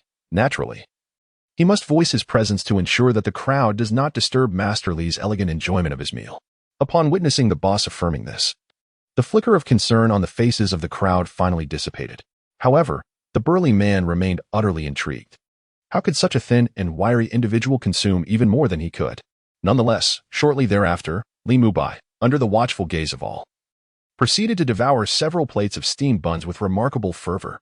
Rising from his seat, he requested the old man to wrap 2 more buns in oiled paper for him. As the payment was made, a multitude of customers remained, staring in disbelief. In the grand hall of the papal residence, within a single chamber, the dawn's radiant hues streamed through the window, bathing the entire room in a resplendent golden glow that exuded opulence. Upon a magnificent bed adorned with golden jade, Bibi Dong gradually awakened. In this moment, the weariness that had long lingered in her eyes vanished entirely, replaced by a vibrant clarity. It had been an eternity since she had experienced such profound, restful slumber. With her hair cascading over the golden pillow, she murmured softly, reflecting on the years that had passed. This was the most restful slumber she had ever experienced. For reasons unknown, the nightmares that usually plagued her each night did not visit her last evening. At this moment, she felt an unprecedented sense of bliss. She possessed no morning irritability, nor did she linger in bed, as she would rise promptly upon waking. Upon arising, her first act was not to relieve the slight discomfort in her abdomen, but rather to summon warm water for her morning ablutions. Subsequently, she stood before the mirror, meticulously arranging her appearance. As the rooster heralded the dawn, the bride prepared herself with utmost care. Clad in a beautifully embroidered skirt, she attended to every detail with precision, adorned in silk slippers and a tortoiseshell comb. Her waist was as delicate as flowing silk, and her ears sparkled with moonstone earrings. Her fingers were as finely shaped as sliced scallions, and her lips resembled the hue of vermilion. With graceful steps, she moved with unparalleled elegance. "Someone, prepare the carriage. I must go out," she declared, catching a glimpse of herself in the mirror. "Your Holiness, you have yet to partake of breakfast," a maid ventured to remind her. "It matters not. Prepare the carriage and inform Hulaina to wait for me inside." Bibi Dong interrupted the maid as protest. "Understood," the maid replied, hastily departing from the chamber. At the threshold, Bibi Dong stepped over the doorframe, making her way outside. She was aware that Li Mubai had expressed a desire to depart early the previous day to seek out the spirit bear Douluo and enjoy some music at the brothel. Given her noble status, it was impractical for her to frequent such establishments in search of Li Mubai. Hence, she intended to intercept him at his residence. She invited Hulaina, her cherished disciple, hoping to foster a bond between them. Should Li Mubai develop feelings for Hulaina, she could confidently enlist his aid in strategizing for the advancement of the spirit hall. Before long, a luxurious carriage adorned with the spirit hall's emblem appeared outside the Pope's palace. "Master, what is it you require of me?" "I still have training scheduled with Brother Shiyue and the others today," inquired a charming young girl of 17 or 18, who was none other than Bibi Dong's prized pupil. "Hulaina, let the training wait. We are heading to the west of the city," Bibi Dong instructed the maid driving the carriage. Chapter 15. Hulaina, my master, is actually smiling? With a crack of the whip, the sound echoed in the air. The horse let out a piercing neigh, and the carriage began to roll forward slowly. "Teacher, but..." Hulaina hesitated, her face a mask of inner turmoil. She dared not voice the thoughts swirling in her mind, for Bibi Dong's stringent demeanor instilled in her a profound fear of contention, let alone defiance. "From today onward, you shall no longer attend training." Bibi Dong paused. "Your sole task now is to accompany me each day. Do you understand?" "I understand," Hulaina replied, nodding obediently. The morning sun cast its warm glow upon the carriage, enhancing its brilliance. Along the way, other carriages occasionally passed by. However, the coachmen, upon catching sight of the resplendent carriage, particularly when their eyes fell upon the emblem emblazoned upon it, found themselves yielding and coming to a halt. They dared not move until the lady-in-waiting had driven the carriage far away. The pedestrians lining the street, too, wore expressions of reverence as they watched the carriage recede into the distance. At the threshold of his home, Li Mubai rapped upon the door. The sound echoed, followed by the patter of footsteps from within. Soon, the door swung open to reveal Xiaoqian, her hair hastily gathered, indicating she had just risen. "Xiaoqian, breakfast," Li Mubai said, extending the items in his hands toward her. "Master, you are so kind," Xiaoqian replied shyly. "Aren't you coming in?" She turned to take a few steps back, only to notice that Li Mubai had not entered the room. Li Mubai shook his head. "I shall not enter. I have matters to attend to shortly. And by the way, there is no need to prepare lunch for me." "Oh." Xiaoqian did not press further. merely offering a soft response. Do not overthink it. I am not going to indulge in the pleasures of the brothel. Do I strike you as such a person? Li Mubai asserted, observing the subtle shifts in Xiao Qian's expression. Upon hearing this, Xiao Qian rolled her eyes, her disbelief evident, as if silently communicating to Li Mubai. You are exactly that type. Well, if you do not believe me, so be it. Li Mubai said no more. The sun had already risen high in the sky, its warm golden rays dispelling the lingering chill of the morning. This also implies that the esteemed Pope Bibi Dong has likely risen as well. If we delay any further, we may very well collide headlong into each other. This is certainly not what Li Mubai desired. Leaving Qian alone in the house did not cause him any concern, for despite her delicate appearance, she was, in truth, a formidable soul master of over 50 levels. Moreover, her martial spirit was that of a hunting eagle, granting her the ability to soar through the skies. In the face of any impending danger, she would undoubtedly be able to escape. Time was of the essence, and Li Mubai was reluctant to linger any longer. For the night is long and dreams can be troubling. After advising Qian not to open the door to strangers, he strode away briskly, anxious that any delay might allow that woman to discover him. Just yesterday, he had been confined in his home, engaging in conversation with her for an entire afternoon, which had left him utterly bored. Originally, he had intended to visit the newly opened Chunman Lu on the west side of the city to revel in the enchanting performances within. Alas, this notion was abruptly interrupted by the sudden appearance of Bibi Dong. To avoid further entanglement today, he resolved to venture eastward to seek out Old Bear, with the intention of enjoying a dance together, thereby deepening their friendship, a delightful endeavor that promised to yield dual benefits. Little did he know. As he merrily hummed a childhood tune, he reached the end of the street, poised to turn a corner when a sudden clattering sound reached his ears. The noise approached swiftly, and at the mere sound, Li Mubai discerned it to be a horse-drawn carriage hurtling towards him with alarming speed. What on earth? Whose carriage is this? How can it be so reckless while turning a corner? Do they not realize I am the ruler of this street? How dare they drive so fast in my territory? If they were to collide with me, it would be one thing. But what if it were to strike a child from the kindergarten or an elderly person from the nursing home? Today, I shall halt this carriage and impart a lesson to its owner, to discuss the principles of decency. Li Mubai clenched his fists, feeling indignant, yet his body instinctively pressed against the wall to avoid the impending collision. In the next moment, the heads of two unicorns appeared before his astonished gaze. Unicorns? Such exquisite creatures are exceedingly rare, capable of traversing 1,000 miles without rest. Their rarity ensures their price remains exorbitantly high. Alas, as a mere impoverished soul, he could hardly afford such magnificent steeds. Damn those capitalist oppressors. How much sweat and blood from the working class must be wrung from them for these two horses to exist? Disgust flickered in Li Mubai's eyes as he struck his left palm with his right fist, contemplating, I must seize the opportunity to extort this wealthy landowner. It would be a disservice to the worth of these unicorns if I did not extract some compensation. However, this thought swiftly dissipated from his mind, for within mere seconds, the full visage of the carriage came into clear view before him. The familiar style, the recognizable emblem. Startled, Li Mubai, who was about to exclaim, "Oh no!" abruptly swallowed those words back down. Is this not the imperial carriage of Bibi Dong? Just yesterday, he witnessed her personally boarding this very carriage. That madwoman is back. Li Mubai stood frozen in place, not daring to move, fervently praying in his heart, Amitabha, do not see me, do not see me. Yet, just as the carriage began its journey towards his abode, a voice, laced with familiar mockery, suddenly echoed in Li Mubai's ears. Elder Ten, what a coincidence! Where are you headed? Li Mubai, with his eyes shut in prayer, abruptly opened them upon hearing the voice, his pupils dilating as a flicker of dread manifested within his gaze. I can't believe this. Gazing at the carriage station not far away, Li Mubai could only muster a wretched expression. Your Holiness, what a coincidence indeed. I was just taking a stroll my foot. Wasn't it to evade you? How could I be so unfortunate? He dared not voice his thoughts. Meanwhile, within the carriage, Bibi Dong, having caught wind of Li Mubai's inner musings, revealed a subtle smile. What of her cursing? Was she not still in control? Beside her, Hulaina gazed at Bibi Dong, her head tilted in astonishment. My teacher is actually smiling. Chapter 16. Li Mubai. I truly just wish to laze about. For a moment, Hulaina stared at the corners of Bibi Dong's lips, frozen in disbelief. After following Bibi Dong for many years, she had seldom witnessed her smile, let alone a smile that radiated genuine warmth. And at this moment, such a smile unexpectedly graced Bibi Dong's face, rendering the situation utterly surreal. Recalling a few years back, how delightful it was. I have finally transcended the 30th level.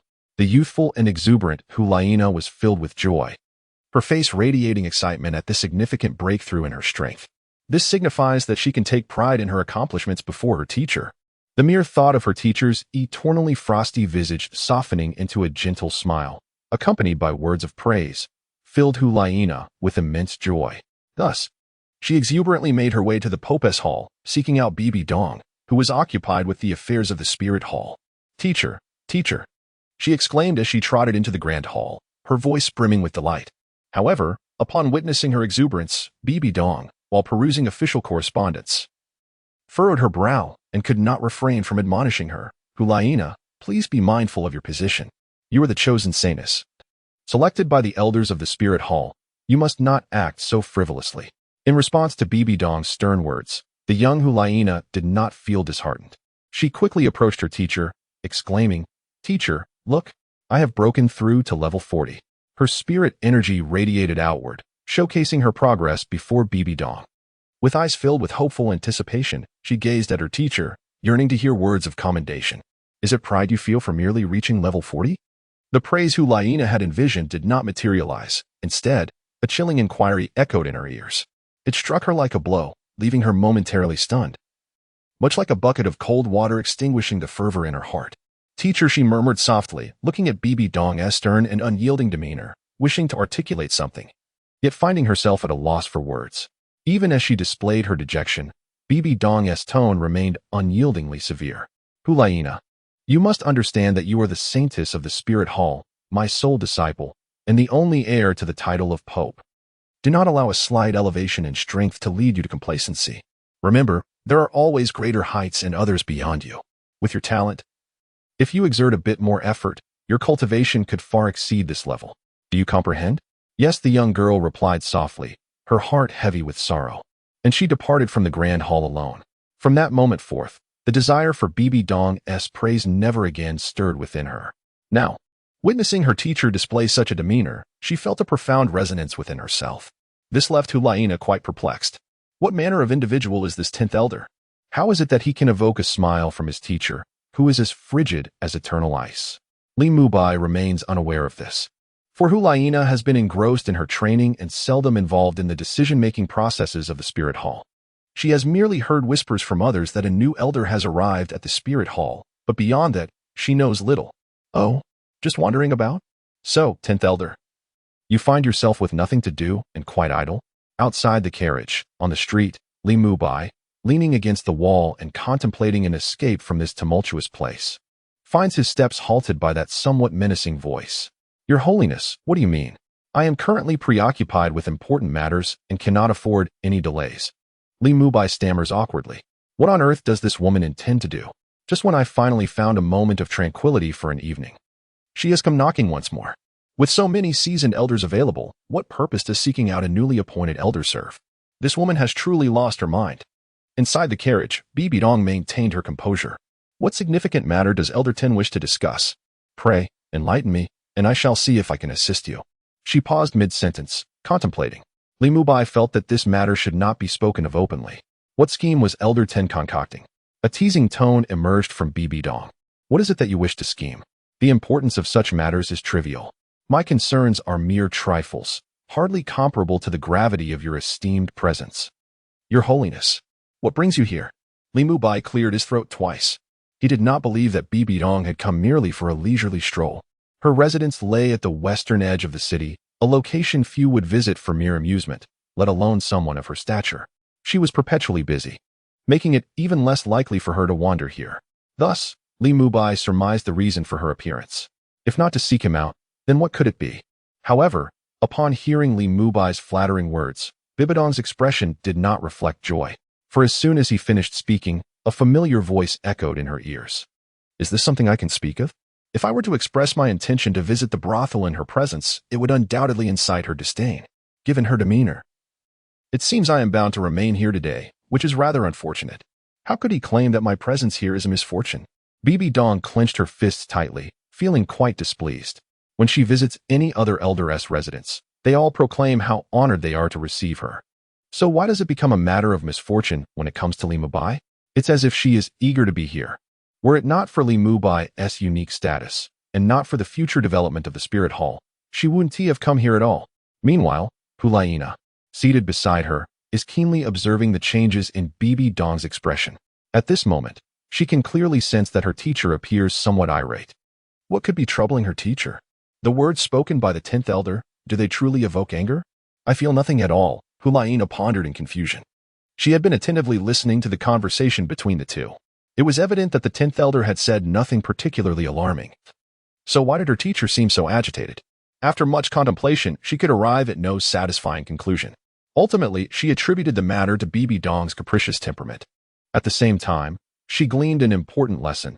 To minimize her conversations with her teacher, for a single ill-chosen word might provoke her ire and result in a reprimand. Since the 10th elder had not raised any significant issues, why not discuss matters further inside? You are a valuable asset to my spirit hall.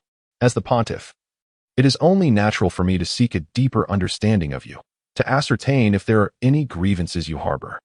Bibi Dong calmed the tumult within her heart and spoke in a composed tone. No sooner had she finished her statement than a voice echoed in her ears. Goodness. Today has proven to be yet another fruitless endeavor. What do you wish to understand about me? I desire nothing but to languish in idleness. And to inquire about my discontent? There are numerous grievances I could voice, but can I truly express them? If this were to be uttered, I fear you would be inclined to cleave me in twain. If you possess such leisure, it would be far more prudent to pay a visit to the esteemed elders of the congregation. These individuals are disingenuous. If left unchecked, they will undoubtedly become one of the impediments to the future development of the Spirit Hall. This is certainly more enlightening than merely understanding me. Chapter 17. Li Mubai. If I were to claim that it was not I who compelled her to address me as master, would you believe me? Upon hearing the initial phrases, Bibi Dong furrowed her brow slightly. Yet, when the final two sentences emerged, her expression relaxed, leaving her momentarily stunned. What did Li Mubai mean by this? She began to analyze and contemplate the implications conveyed within those words. The essence of the matter suggests that the impending downfall of the Spirit Hall appears inextricably linked to these venerable elders. A dissonance of heart and mind? Does this imply that the actions of these elders will significantly hinder the development of the Spirit Hall? Bibi Dong was well aware of the operational methods of these Spirit Hall elders. However, such behavior is not entirely unacceptable to her. Provided that these individuals refrain from interfering with her significant decisions, in that case, all would be well. As for these individuals, Bibi Dong finds herself at a loss for effective strategies. The 7 offerings, each a figure of titled Douluo caliber, present a formidable challenge. Moreover, characters like Qian Daolu possess strength that approaches the pinnacle of level 100. These esteemed elders are akin to grasshoppers bound by a single thread. Even she, the Pope, occasionally finds herself compelled to compromise. After all, the strength of these individuals is formidable, not to mention they constitute a powerful interest group. She is utterly at their mercy. During the assembly, the reason for their apparent compliance is not lost on her. It stems from the fact that her decisions have not encroached upon their interests. Were her choices to adversely affect their gains, they would undoubtedly raise their voices in opposition.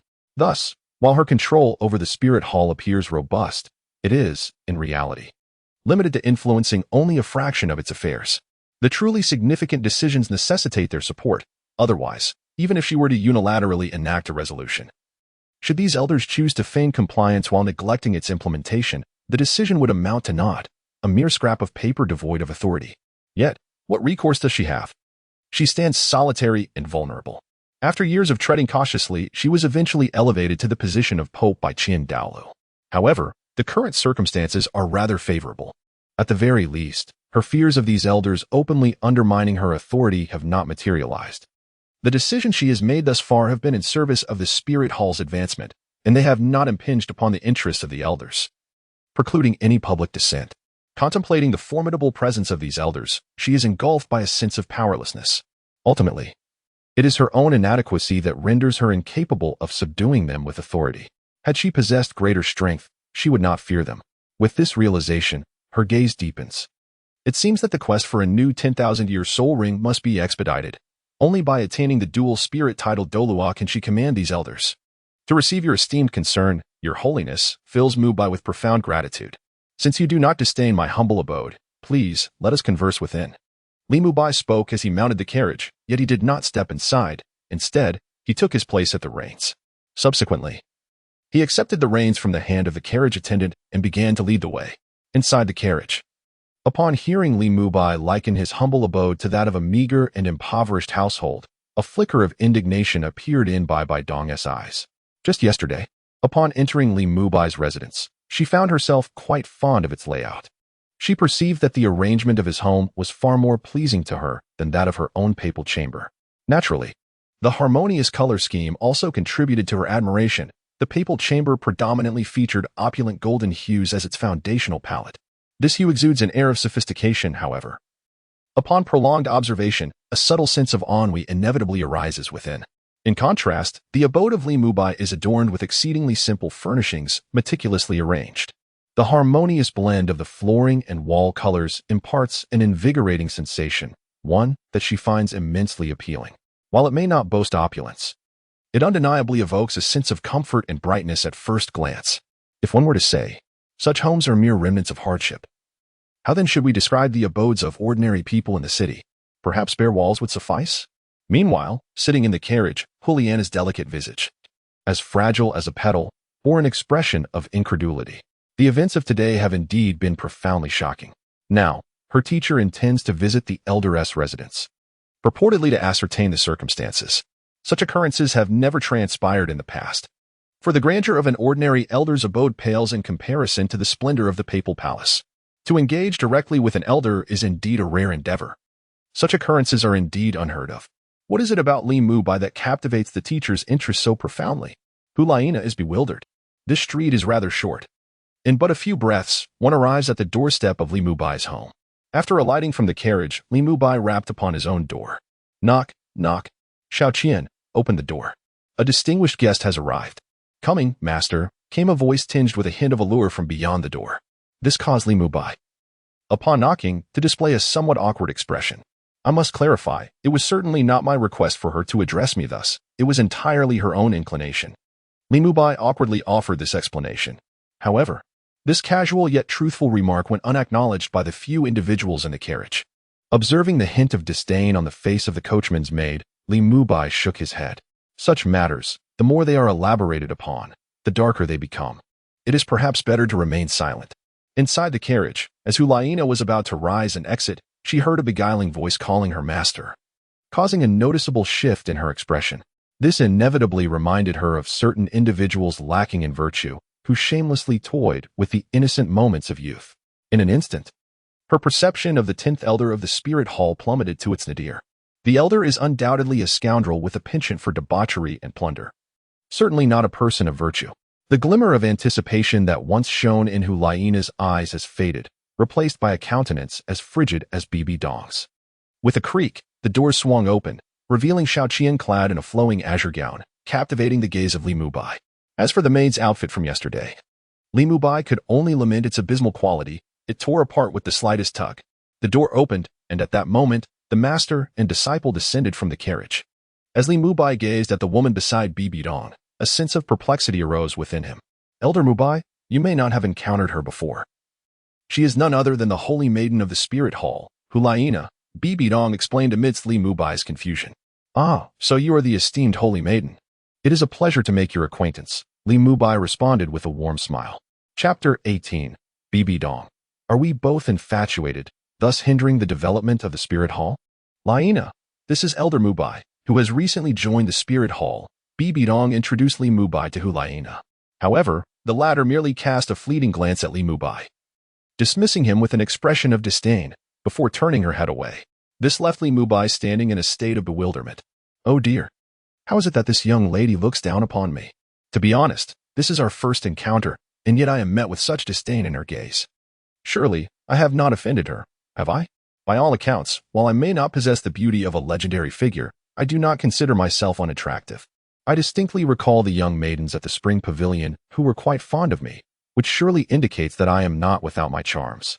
Could it be that her contempt arises solely from the fact that Xiao Qian referred to me as master just moments ago? Does this truly resonate with the young girl's soul? How fragile she seems. It is hard to believe that she is a disciple of Bibi Dong, the saintess of the spirit hall and the future heir to the Pope's throne. With such a narrow-minded perspective, How can she ever aspire to achieve greatness in the future? Compared to other elders, I must consider myself relatively benevolent. Which of those elders does not have a multitude of wives and concubines at home? Bibi Dong is truly perplexing. One wonders about her methods of education. Even if she harbors disdain towards me for this reason, a modicum of politeness should be expected, should it not? Such a lack of decorum raises concerns about her ability to bear significant responsibilities in the future. If one cannot even master the fundamental art of winning hearts, it is strikingly reminiscent of Bibi Dong herself. Indeed, an unsound foundation begets an unstable structure, with two individuals driven solely by romantic notions. It is indeed remarkable that anything could be accomplished. It is no wonder that the spirit hall, despite its immense power, could collapse and dissipate overnight. Alas, let us not dwell on it further. These matters are of no concern to me. It appears that early preparation is essential to avoid a tragic fate of ruin and disgrace in the future. As I hear the whispers in my ear, Bibi Dong's expression grows even colder by threefold. Li Mubai actually claimed that I am a case of an unsteady upper beam leading to a crooked lower beam. He even accused me of being love-struck. This is nothing but sheer nonsense. Today, I shall certainly put him through a difficult time. Wait. Suddenly, Bibi Dong caught the last few underestimated words from Li Mubai. Was it not merely that Ulaina had shown him a lack of respect? How did the conversation veer once again towards the downfall and demise of the spirit hall? In that moment, Bibi Dong found herself reminiscing about Li Mubai's heartfelt thoughts, prompting her to analyze them one by one. According to Li Mubai, Hulaina's future performance would be rather subpar.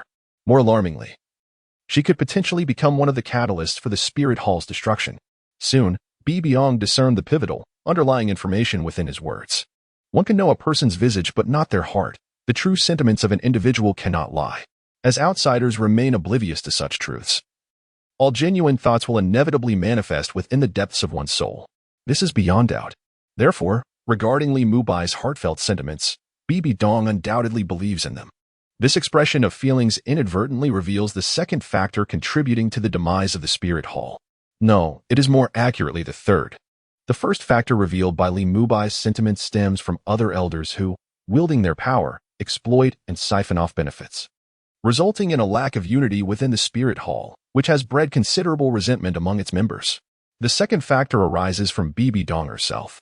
She suddenly recalls that Li Mubai had disclosed at yesterday's assembly that the spirit hall would meet its end under her stewardship, indicating that her future actions must have been detrimental to the hall's progress, leading to such an outcome.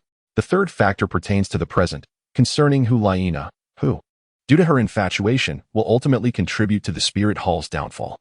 This is also one of the factors that could lead to the downfall of the spirit hall. Bibi Dong is aware that the rise and fall of a power is not solely influenced by a single individual, but rather by a combination of various factors. However, these three elements that contribute to the demise of the spirit hall are undoubtedly crucial. Bibi Dong engraves these factors deeply in her mind. If she could address and alter each of these aspects that Li Mubai has divulged, preventing potential disasters, would it not imply that the spirit hall could evade destruction? As for the consequences of the spirit hall's demise, Bibi Dong knows without a doubt, death is the only outcome. Can a pivotal figure within a power, should they not perish, find solace or satisfaction in the destruction of their own faction? Certainly not. Hulaina, apologize. Bibi Dong's voice, laced with irritation, prompted Hulaina to turn her head slightly, revealing a look of astonishment. Did you not hear me? I command you to apologize to Elder Mubai. Seeing that Hulaina remained unmoved, Bibi Dong's voice rose further, her anger unmistakable. The voice that emerged was almost a low growl, finally snapping Hulaina back to reality. Gazing at the serious expression etched upon her teacher's face, Hulaina came to a profound realization. Bibi Dong was not jesting with her. Nevertheless, feeling a twinge of reluctance, Hulaina attempted to argue. Teacher, someone like him, I could never. Yet before she could finish her sentence, another voice interjected, silence. Bibi Dong shouted at Hulaina. Observing the discontent flickering in her eyes, Bibi Dong became increasingly convinced of Li Mubai's earlier sentiments. Perhaps Hulaina would indeed be ensnared by the so-called infatuation, plunging herself into an abyss. Not only that, but she might also drag the spirit hall into an unending darkness. Oh, Hulaina, you often reproach me for my strictness, but do you comprehend?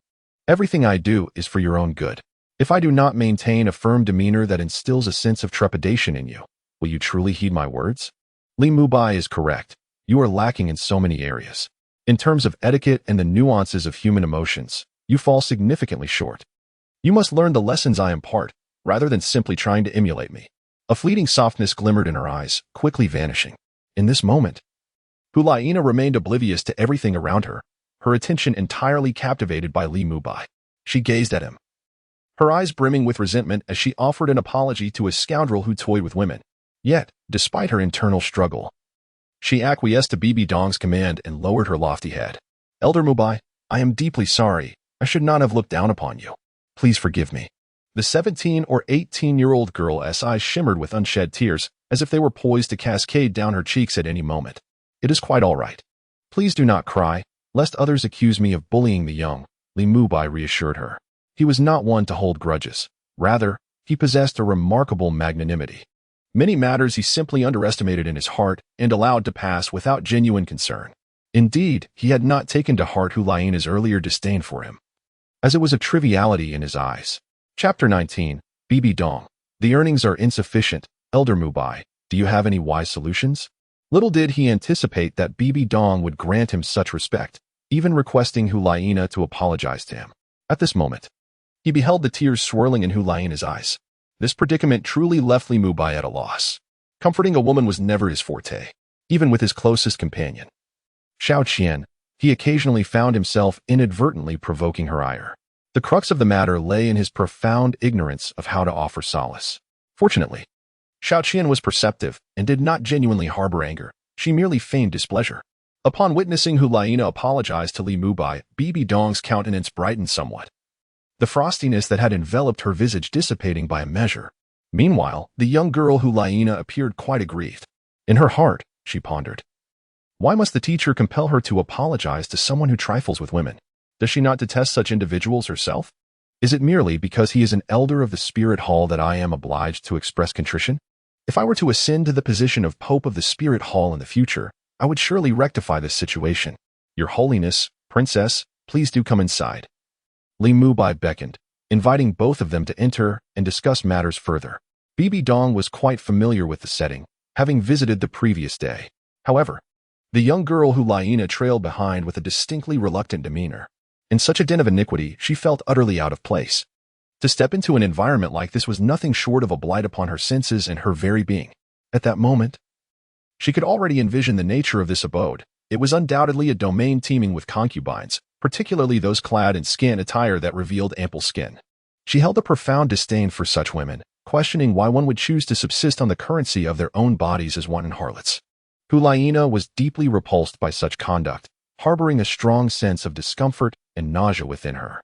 Nevertheless, she followed the footsteps of Bibi Dong into the chamber. Upon raising her gaze and surveying the surroundings, Hulaina found herself momentarily frozen in place. To her surprise, the room did not boast lavish decorations. On the contrary, the style was quite peculiar, with a simple palette of colors complemented by modest furnishings, lending the entire space a rather cozy ambience. Such room decor is the embodiment of a style that has captured her heart at first glance over the years.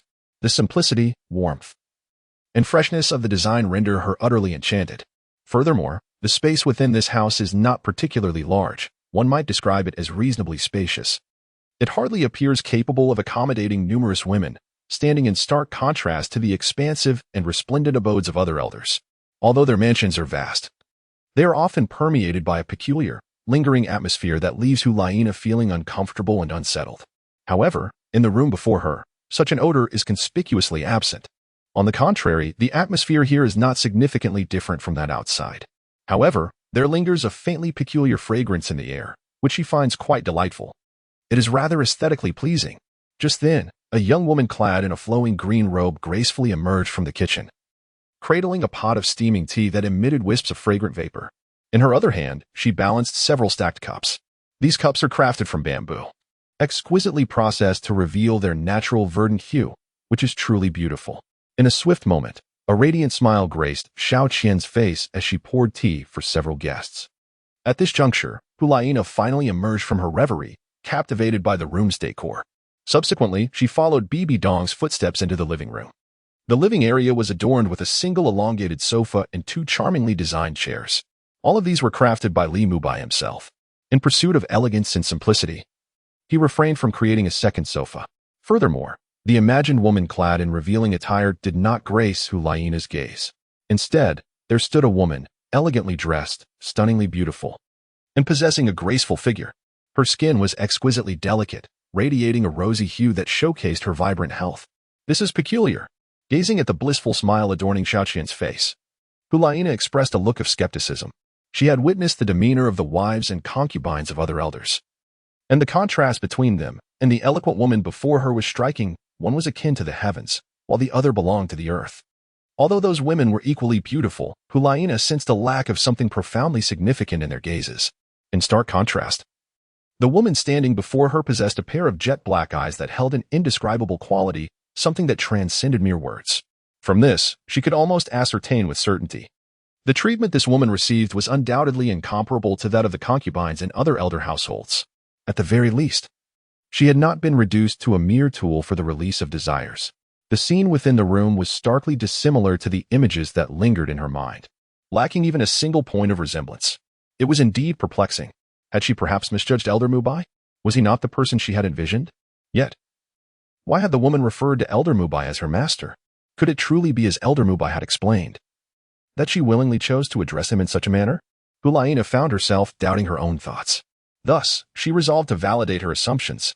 "Sister, you are truly beautiful," she exclaimed, gazing at Xiaoqian with admiration.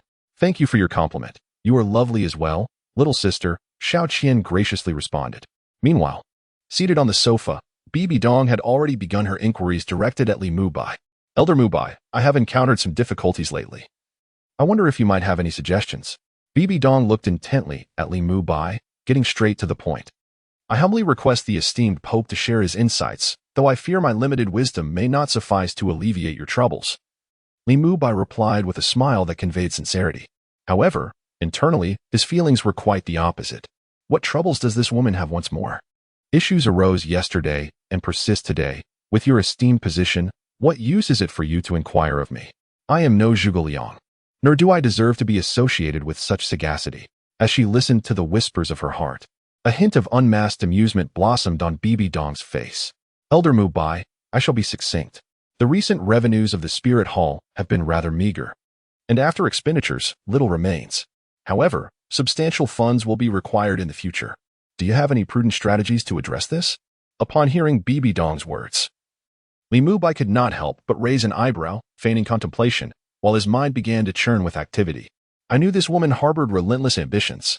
She is already contemplating ways to augment the Spirit Hall's income. Is it not a preparation for future dominance? Yet, this inquiry regarding wealth acquisition is indeed directed at the right audience. Is it truly so simple to amass riches? One could simply establish a dedicated tax management department to eradicate the various unscrupulous factions within the city. Subsequently, the personnel of the Spirit Hall could be entrusted with the governance of the expansive Spirit City. They would then initiate the collection of taxes from the prominent merchants within Spirit City. Just this singular measure could potentially yield untold riches for the Spirit Hall. However, there remains a caveat. This aspect presents a considerable challenge. The myriad of sects and factions are all supported by the elders. Any attempt to abolish them would indirectly affect the interests of these elders. After all, the fees collected by these factions are tacitly approved by the elders. The implementation of new regulations is thus a formidable endeavor. The elders are certain to intervene, making implementation exceedingly challenging. However, the new system is not without its possibilities. The crux of the matter lies in the fortitude of the esteemed Pope Bibi Dong. Should she exhibit sufficient resolve, all will be manageable. Conversely, if her determination falters, she will undoubtedly struggle to command the respect of those venerable figures. Yet, it must be said, Bibi Dong's ambitions are truly audacious. The notion of transforming a faction into an empire is nothing short of a fanciful delusion. The chasm between sectarian power and imperial authority is insurmountably vast. They inhabit entirely different realms. Given Bibi Dong's capabilities, even if she were to succeed, what then? It would likely mirror the fate of the Grand Qin dynasty, short-lived and ultimately doomed. Nonetheless, such thoughts must remain unvoiced, lest I find myself conscripted into servitude, relegated to the role of a mere strategist. What words might I utter to convince her of my weakness?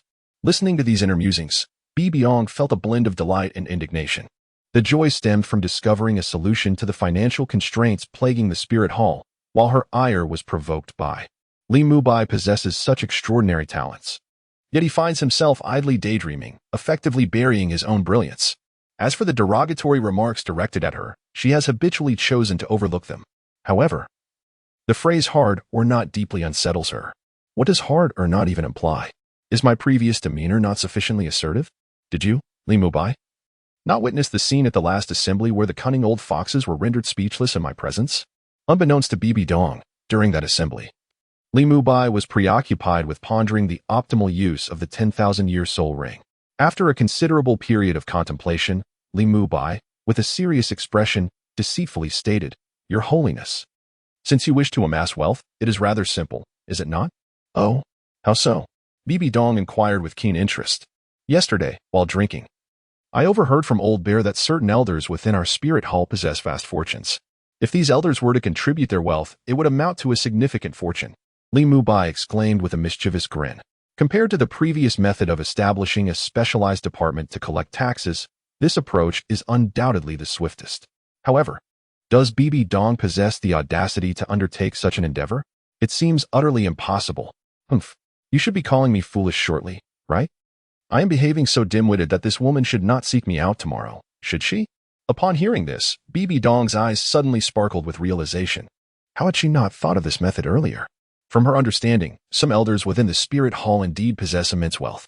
Even maintaining an army would pose no issue. Such substantial riches, and yet she had not considered appropriating them for herself. Truly foolish. Nonetheless, this approach cannot be directly implemented at present, as the influence of the elders is overwhelmingly strong. Despite her own status as a titled Douluo, she possesses only a single martial soul. With the strength of a titled Douluo wielding a solitary martial soul, she is unable to contend with these elders. Those individuals would never yield to her authority.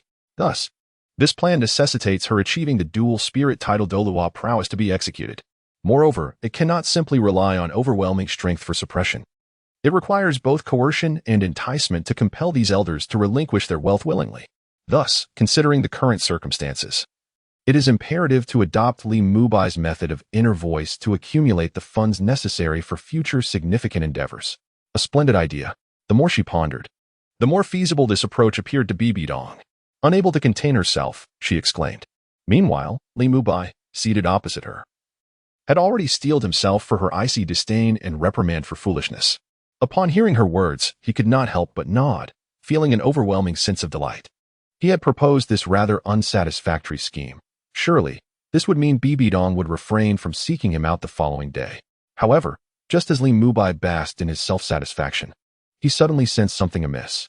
Wait, something is not right. What did she just say? Li Mubai meticulously recalled Bibi Dong's earlier statement. She indeed appeared to have uttered, "A splendid idea?" These three words suddenly echoed in Li Mubai's mind. This is utterly perplexing. Li Mubai sat on the nearby bench, astonished, his gaze vacant.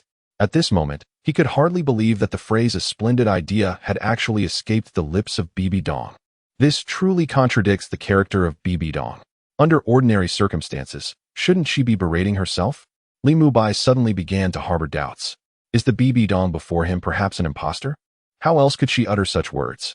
At this moment, Bibi Dong sat poised on the sofa, her eyelids imperceptibly twitching as she listened to the tumultuous thoughts swirling in Li Mubai's mind. At that instant, she longed to exclaim, "What do you, Li Mubai, truly understand? Everything I do is for the betterment of the spirit hall." However, this statement must never be uttered, lest it arouse suspicion from Li Mubai. Standing nearby, Li Mubai, after enduring a lengthy internal monologue of frustration, could only feign a countenance of joy and satisfaction as he declared, "It is truly an honor to receive the commendation of His Holiness the Pope." Yet, in truth, his heart was laden with a profound sense of despair. What on earth is happening? I have proposed a thoroughly rotten idea, yet it is hailed as a brilliant notion, even more so than by Bibi Dong. How am I to extricate myself from this woman? Li Mubai's heart was filled with despair. The lamentations, at this moment, resonated fully within the ears of Bibi Dong. Humph. You think you can elude me? Dream on. I am bound to you. Not only will I come today, but I shall also return tomorrow and the day after. As long as I find a moment, I will visit daily. I refuse to believe that I cannot manage you. Seated gracefully upon the sofa, Bibi Dong's flawless visage bore a slight smirk, hinting at a subtle amusement. For reasons unknown, Whenever she was in the presence of Li Mubai, she felt an overwhelming sense of ease and contentment, devoid of any semblance of danger. Perhaps it was due to her ability to hear his innermost thoughts, understanding his every intention with clarity.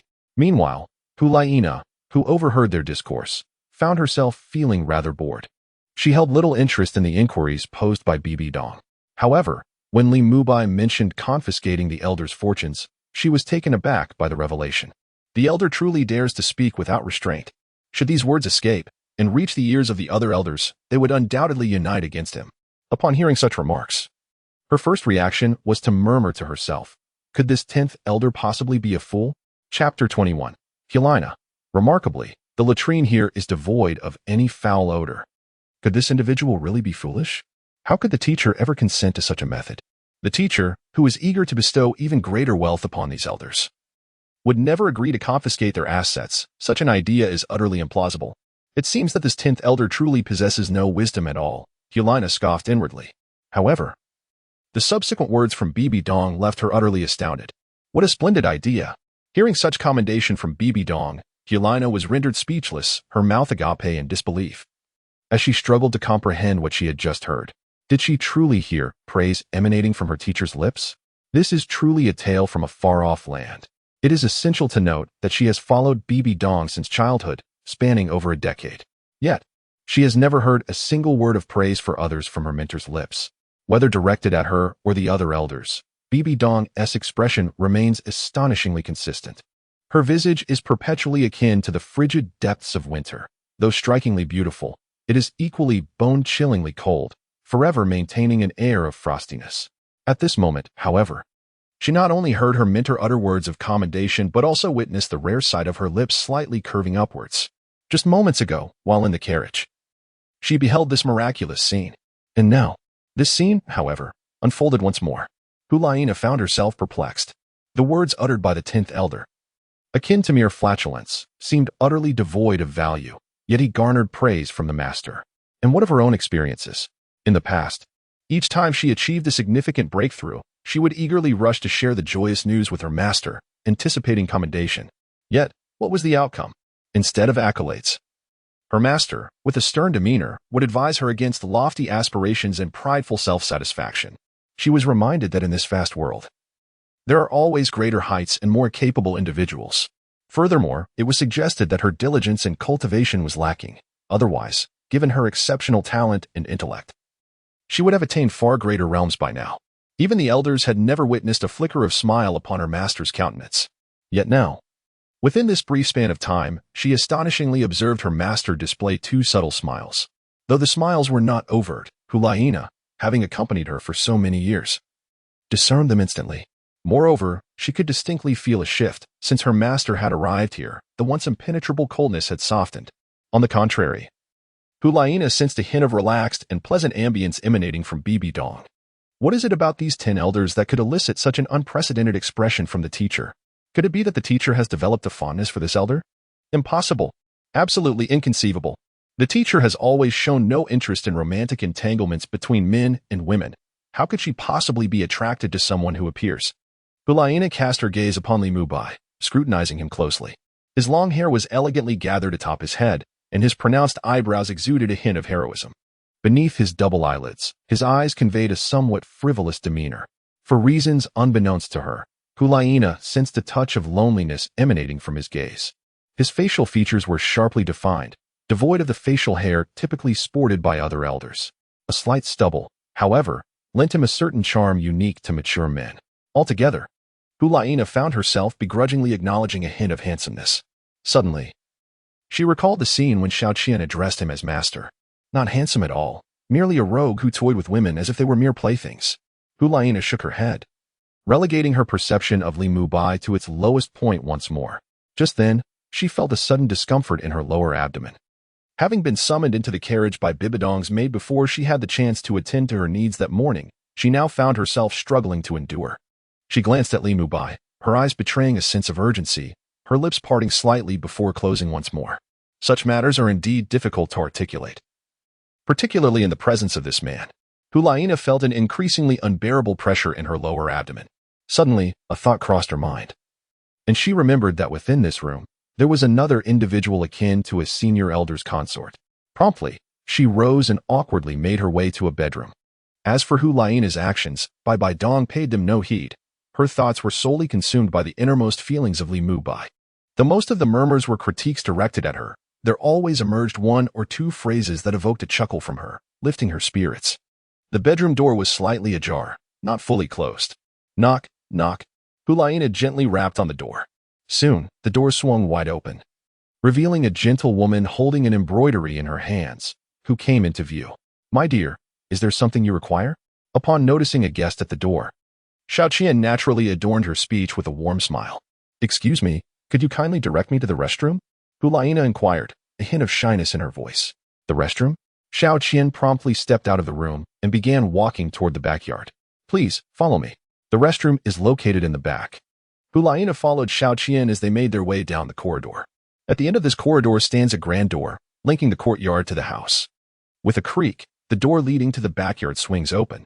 A cascade of verdant foliage and a riot of colorful blossoms greet Hu Laina's gaze.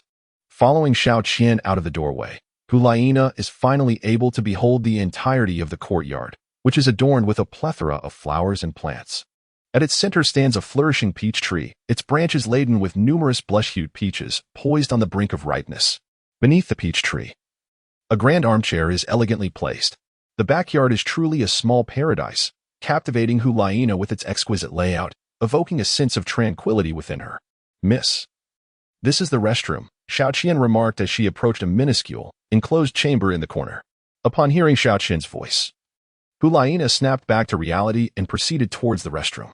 She opened the door and stepped inside, instinctively holding her breath. In her memory, all restrooms shared a common trait, a foul, nauseating odor that was hard to endure. After closing the door, Hu Laina removed her clothing and squatted down. Soon, she felt an overwhelming pressure in her chest, as if she were on the verge of suffocating. "Oh dear, never mind, just a quick breath," she thought. "If I act swiftly enough, perhaps I won't even notice the unpleasant smell." With that, she exhaled deeply, then quickly inhaled a fresh breath of air. To her surprise, no foul scent invaded her nostrils, which filled her with a sense of victorious delight. She praised her own cleverness for devising such a method. Not long after, Hu Laina finished her business and exited the restroom. Upon closing the door, she released a sigh of relief and inhaled deeply, savoring the fresh air. "Dear, you really needn't go to such lengths," Xiao Qian chuckled, observing Hu Laina's antics from her seat in the armchair. Realizing her embarrassment had been noticed, Hu Laina quickly adopted a serious demeanor, yet a hint of awkwardness lingered on her face.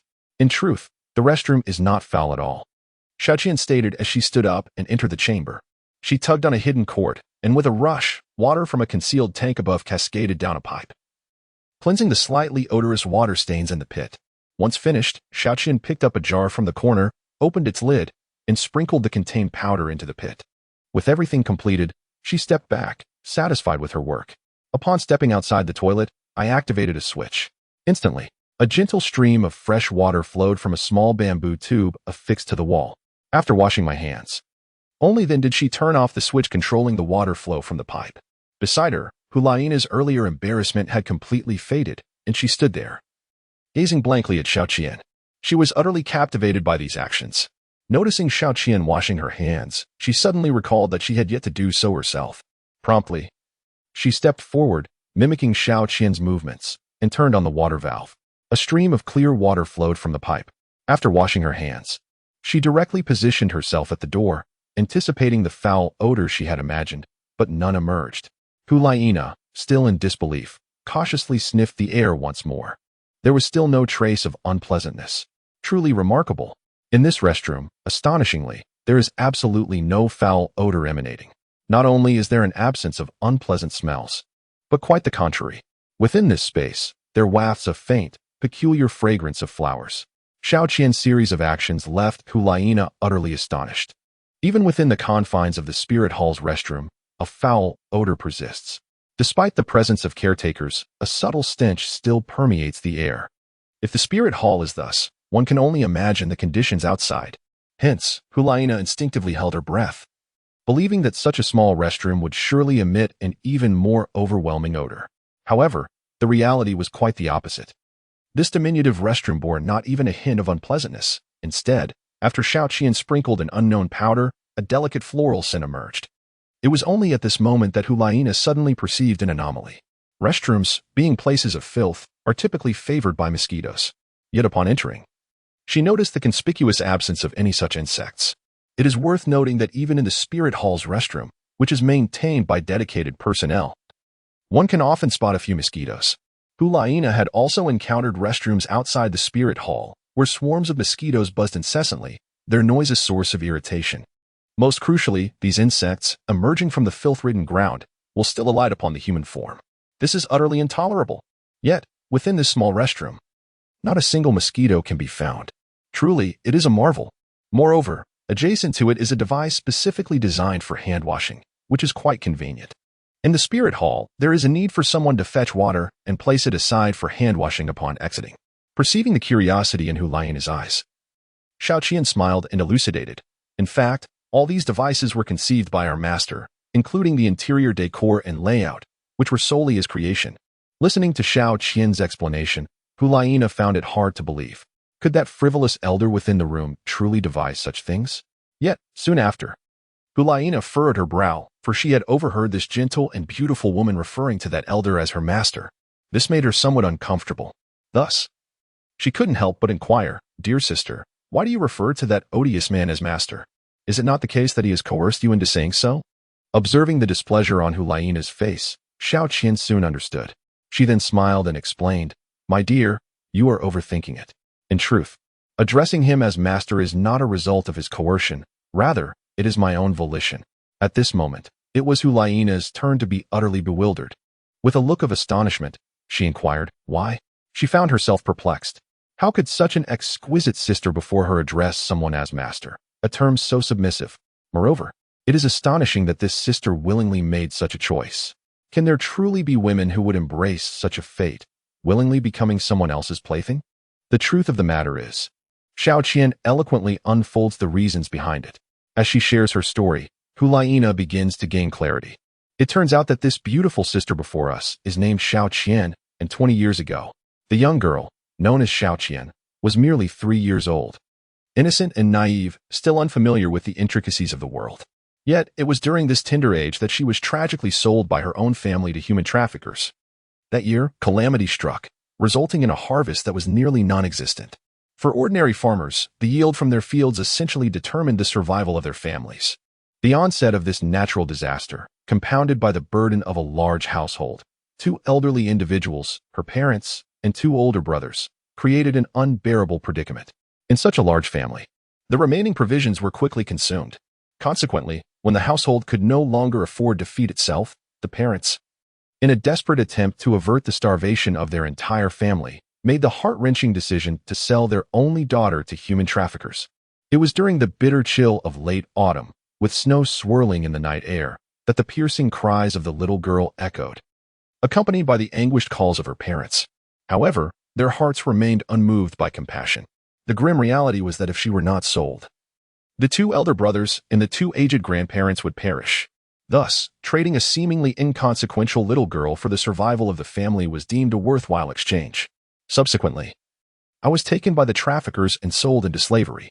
My new master, a mere 7 years old, purchased me with the pretense of having a maid to tend to his needs. Yet, I was just over 3 years old, barely able to walk independently, let alone care for him. I understood that he had taken pity on me, a frail child, and had paid a considerable sum for my acquisition. As time passed, my master balanced his own cultivation with caring for me. During my early years, he shielded me from the burdens of household chores, taking on tasks such as washing and cooking himself. Being an orphan, he was solitary and impoverished, which fueled his determination to excel in his studies. Despite his remarkable talent, he never allowed complacency to take root. Had it not been for his rapid progress in cultivation, which granted him access to relief funds designated for soul masters, it is likely that both of us would have succumbed to starvation long ago. As I grew older, he began to carve out time from his studies to teach me to read and comprehend the world around me. Eventually, as I matured, I assumed responsibility for the household chores, allowing him to concentrate on his cultivation. Although I was initially bought as a maid, I never perceived myself as one. He felt more like family to me. In gratitude, I referred to him as my master and devoted myself to his well-being. Listening to Xiao Qian recount the past, Li Mubai's image in Hu Lai Na's mind suddenly elevated. She gazed abstractly around the room, murmuring, "So, he is truly such a good person. I have misjudged him all along." Chapter 23, by Bibi Dong. If you don't want me to share a meal, then I shall insist on joining you for one. The sun blazed high in the sky, and noon had arrived. The fierce rays enveloped the entire spirit city in their relentless embrace. On the streets, the small vendors, lacking storefronts, were drenched in beads of sweat, their garments gradually becoming soaked under the searing heat. The lively shouts that had filled the morning air had now withered into a feeble murmur. Many vendors had abandoned their calls, opting instead to wield simple palm fans, attempting to alleviate the oppressive warmth. Meanwhile, within a room at the end of West Street, Li Mubai began to tentatively inquire of Bibi Dong how much longer they would remain. "What, is Elder Mubai so unwelcoming of my presence?" Bibi Dong's forehead creased with a dark line, her tone accusatory. "Not at all. I was merely considering that within the spirit hall, a skilled chef has already prepared a meal for His Holiness the Pope. If I continue conversing with you, wouldn't it delay your mealtime?" Li Mubai replied with a sheepish grin. "Am I not allowed to share a meal with you?" Bibi Dong's expression turned icy, her gaze sharp as if it could pierce through flesh, hinting at a subtle threat. Li Mubai had no doubt that should he refuse her, he would find himself at the mercy of her whims. Perhaps next month's salary would be unjustly reduced by half under various pretexts concocted by Bibi Dong. In light of this, he respectfully declared, "It would be my honor to have His Holiness dine at my humble abode. How could I possibly harbor any reluctance?" "Oh, is that so? Since you have extended such a gracious invitation, I cannot in good conscience decline. Let us partake of today's lunch here." Bibi Dong's eyes glimmered with a sly glint. At this moment, Li Mubai was utterly bewildered. "I merely extended a polite gesture, yet you exhibited no courtesy whatsoever." He could never have anticipated that his casual remarks of politeness would be taken seriously by Bibi Dong. How splendid this is. Originally, today was meant to be a celebration of the traditional festival of Duanwu, a cherished occasion from my past life. With Bibi Dong's presence here, even the nostalgic Zongzi would likely lose their appeal. In her company, one must be cautious of one's words and actions. This is precisely what displeases Li Mubai. It is not that he is unwilling to part with a meal or a few meat dumplings. Sigh, it is what it is. He might as well dine here. After all, it is merely a single meal. Li Mubai shook his head inwardly.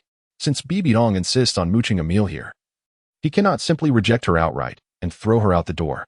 This situation, to some extent, is rather unfavorable. The primary concern is that if, due to this trivial matter, Bibi Dong were to directly reduce his salary, it would be quite detrimental. One must understand that the position of an elder in the spirit hall is not one that just anyone can easily attain.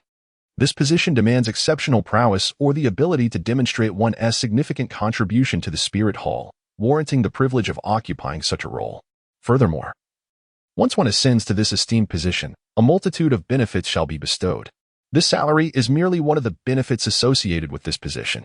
Some elders have truly perfected the art of exploiting these advantages. Utilizing their positions and power, they routinely engage in extortion and corruption. These elders possess the remarkable ability to dine at any establishment within the city without the slightest obligation to settle their bills. The proprietors not only bear no resentment. On the contrary, they extend a warm welcome. Moreover, certain elders exploit their esteemed positions to engage in clandestine arrangements with numerous female soul masters, subsequently incorporating these women into their vast harems.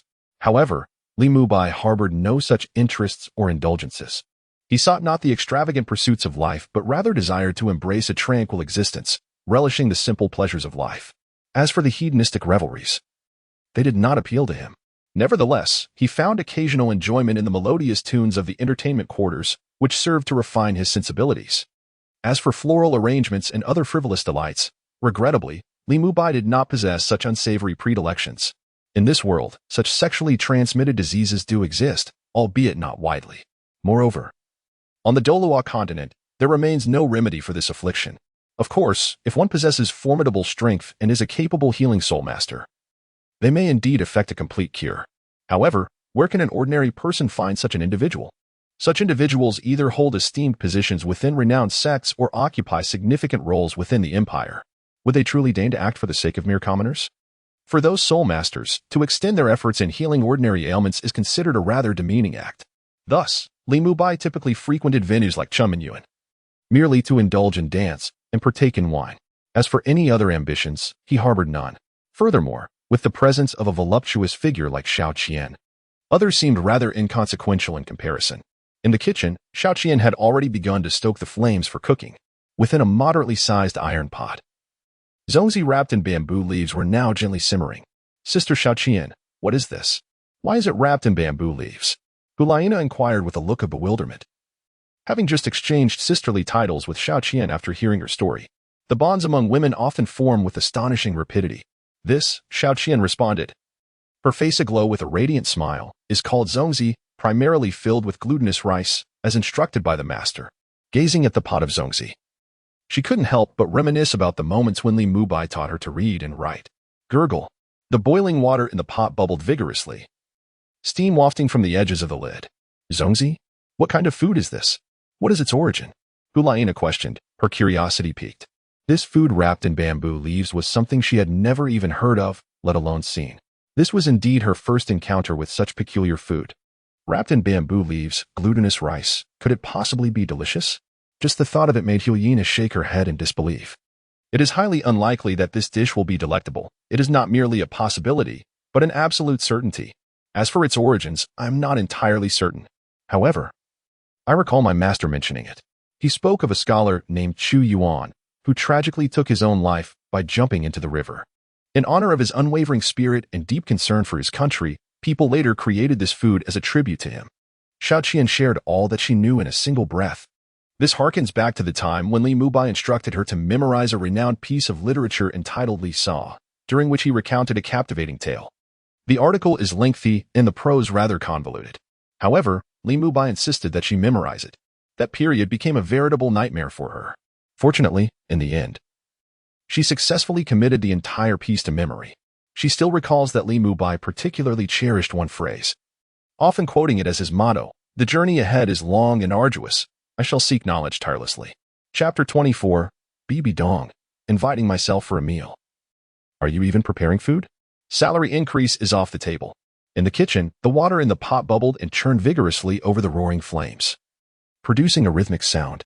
Sister Qian, is it ready? Hulaina inquired anxiously, her gaze fixed on the steaming pot. After hearing Sister Qian's introduction, she found herself intrigued by the delicacy known as zongzi, though she did not truly believe this dish would be particularly delectable. A part of Hulaina's heart yearned to taste it nonetheless. This has nothing to do with whether it is delicious or not. It is merely a matter of curiosity. She had never encountered such food before. It should be nearly done. Xiao Qian lifted the lid and glanced into the pot. The water was still bubbling vigorously. With a single look, her years of experience told her that the zongzi should be thoroughly cooked. She carefully scooped the pot of zongzi out and set it aside. Xiao Qian then resumed her washing, preparing to transform the other pre-prepared ingredients into dishes. Meanwhile, Hulaina watched with intrigue as the steaming zongzi was served. Unable to resist, she poked it with her finger. It was somewhat soft, yet not excessively so, and still quite hot. This is the reason it has just been served. As for the true appearance concealed beneath the green leaves, it remains unseen for the time being. Before long, the round table outside was adorned with an abundance of dishes. The initial standard of 4 dishes and a soup had now transformed into 8 exquisite dishes, accompanied by an additional soup. Sister Qian, is there no rice? Hulaina inquired, gazing at the array of delectable dishes on the table. Of course there is. That dumpling is made of glutinous rice, replied Qian, approaching with a bowl and chopsticks, pointing to the dumpling wrapped in green leaves on the table. Oh, this is a staple food, Hulaina exclaimed, her expression turning sour as she looked at the green leaves on the table. The item known as zongzi, can it serve as a staple food? Is the glutinous rice wrapped in green leaves truly delectable? Hulaina could not help but reminisce about the various dishes crafted from glutinous rice. They were incredibly sticky, sliding into the mouth with a somewhat slimy texture, hardly qualifying as tasty. Although her curiosity about the so-called zongzi was piqued, she harbored no inclination to consider it a staple food in her heart. Your Holiness, the meal is ready, Li Mubai remarked, casting a glance at the bountiful array of dishes adorning the round wooden table, prompting him to voice the reminder. Through his conversation with Bibi Dong, he discerned the pontiff, whose countenance often bears a hint of frostiness, is, in fact, quite amenable to conversation. Just moments ago, he broached the subject of salary increases. I had anticipated that Bibi Dong would decline for various reasons, yet to his utter astonishment, this woman readily acquiesced, and with remarkable decisiveness. This prompted Li Mubai to reassess his perception of her. "Very well, let us dine first," he said. At that moment, Bibi Dong also rose. Her previously poised and upright figure had, unbeknownst to her, transformed into a relaxed posture against the sofa. Hulaina, observing this, exhibited a look of astonishment. The reason was simple. She had never seen Bibi Dong in such a light. The ease and comfort on her face seemed to have shed all pretense, starkly contrasting with her usual demeanor of authority and severity. Could it be that even the teacher would display such a countenance? Hulaina found it rather remarkable. In the past, during her time spent in the papal hall, Bibi Dong always bore a demeanor of cold, unyielding authority while seated upon the papal throne. Never had she appeared so relaxed and at ease. It almost felt to Hulaina that this portrayal of Bibi Dong was the authentic version. While the frigid and unfeeling expressions of the past were mere facades, crafted for the eyes of others, all a deception. As she turned her head, Bibi Dong noticed Hulaina scrutinizing her. The tranquility on her face abruptly shifted back to an expression of stern authority. "What are you dawdling for? Why aren't you serving the food?" Bibi Dong cast a glance at the dining table, where several empty bowls lay. With a stern countenance, she directed Hulaina, "Teacher, today there is no food." Hulaina timidly replied, her face betraying a sense of vulnerability, fearing another reprimand from Bibi Dong. "No food." Bibi Dong was taken aback, then immediately turned her sharp gaze toward Li Mubai, her expression sharpening. "Elder Mubai, it seems you are not welcoming me after all. If that is the case, your request for a salary increase may be rather difficult to fulfill." Faced with the sudden shift in Bibi Dong's demeanor, Li Mubai felt overwhelmed. How could a mere declaration of no food lead to such a tempest? He had not instructed Xiaoqian to prepare rice today, as it was the Dragon Boat Festival in his previous life. Though he had traversed to this new world, his connection to the culture of his former existence remained intact. Thus, he had aligned this world's calendar with that of his past life. Today, coincidentally, marked the 5th day of the 5th month. In relation to his previous life, it was indeed the Dragon Boat Festival. Consequently, several days prior, he had asked Xiaoqian to gather the necessary ingredients for zongzi. This morning, while he was out for breakfast, Xiaoqian had risen early to prepare the zongzi. In truth, she had not made many, only 7 or 8, rather than a substantial quantity. This delicacy is best enjoyed during festive occasions and is not suited for excessive consumption. Thus, I had originally intended to savor zongzi today, only to be surprised by the unexpected arrival of Bibi Dong, who proceeded to join us for the meal. Consequently, I had not prepared any rice. He remained engaged in conversation with Bibi Dong and had even advised Xiaoqian to prepare some rice. Little did I anticipate that this incident would unfold. Bibi Dong, resembling a powder keg ready to ignite, exploded with indignation at the notion of her unwelcome presence. Li Mubai, left with no alternative, mustered the courage to explain, "Your Holiness, please do not take offense. The reality is not as you perceive it." However, to his dismay, Bibi Dong retorted with unwavering defiance, "If it is not as I perceive it, then what is it?" Li Mubai felt a pang of despair within, knowing he had no choice but to resort to fabrications. Should he articulate his true thoughts, it was uncertain whether Bibi Dong would comprehend the concept of traversing dimensions. Her immediate reaction would likely be to dismiss him as a charlatan attempting to deceive her.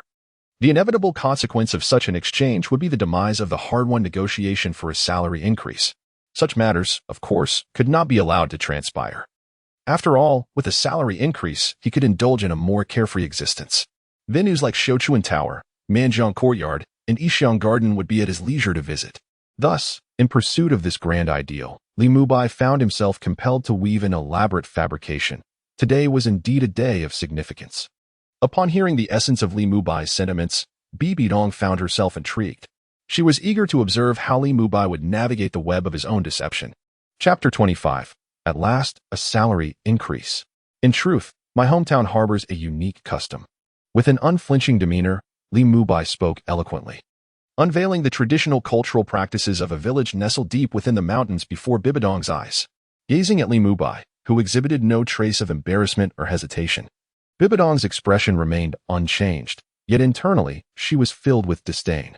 She recognized that Li Mubai was, at present, spinning a fanciful tale.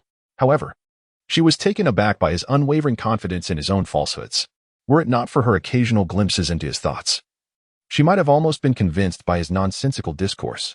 The reason being, Li Mubai's fabrications were astonishingly convincing. They approached the realm of verisimilitude.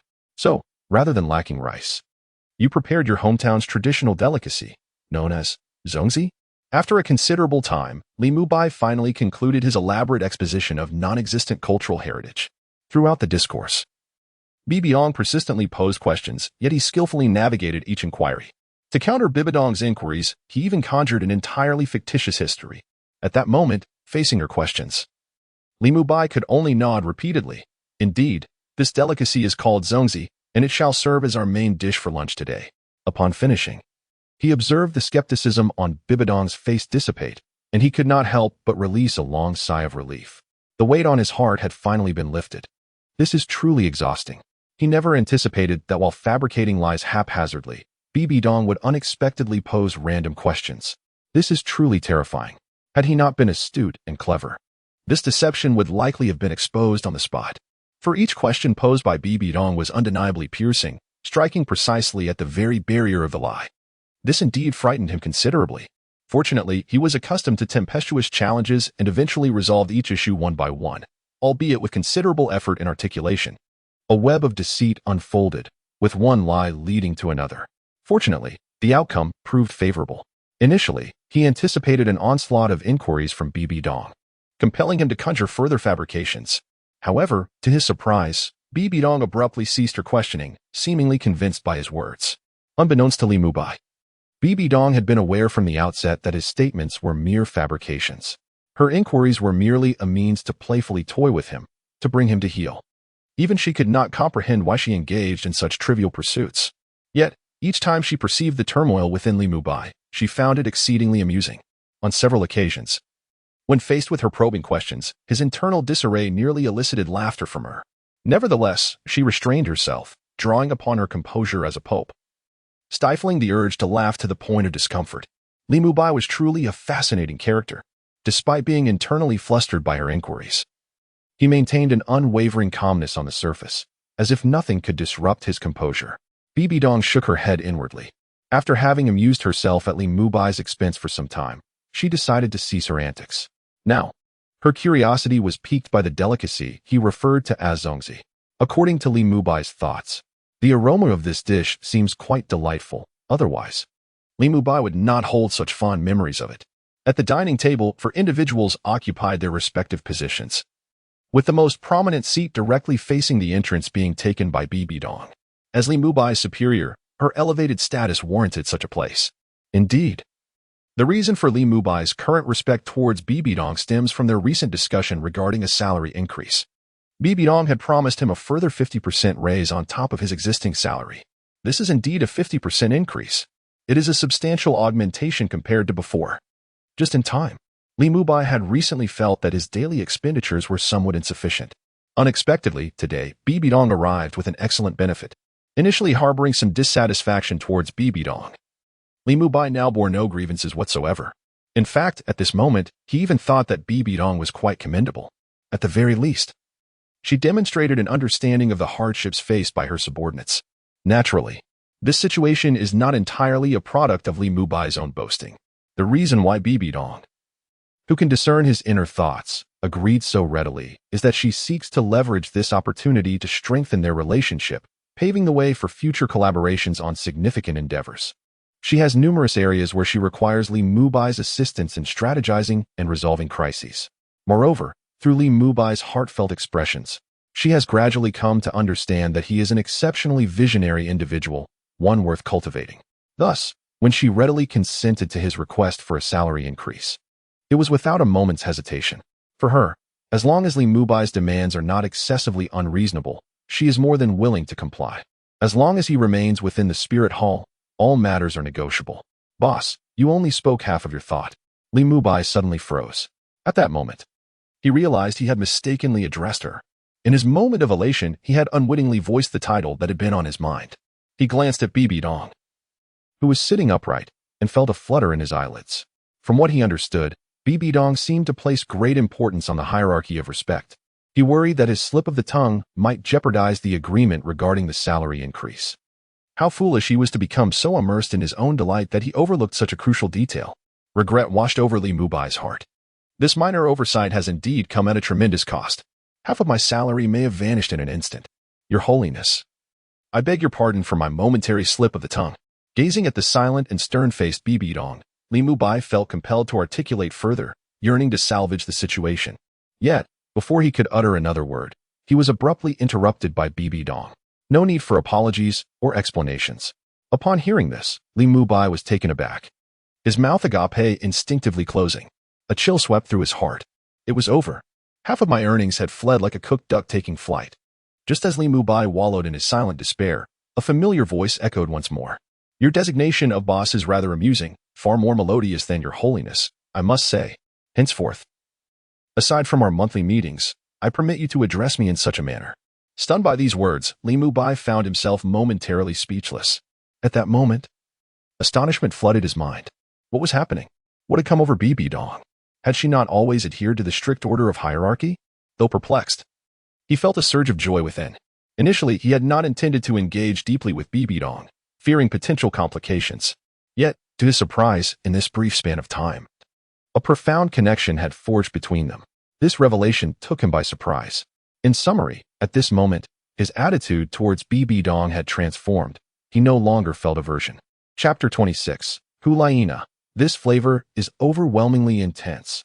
It is utterly inedible. Has my attitude finally ceased to be one of rejection? As the familiar voice echoed in her ears, Bibi Dong felt a surge of joy within her. For reasons unbeknownst to her, the shift in Li Mubai's demeanor, from repulsion to acceptance, induced an involuntary delight in her heart. It was akin to triumphing in a strategic game.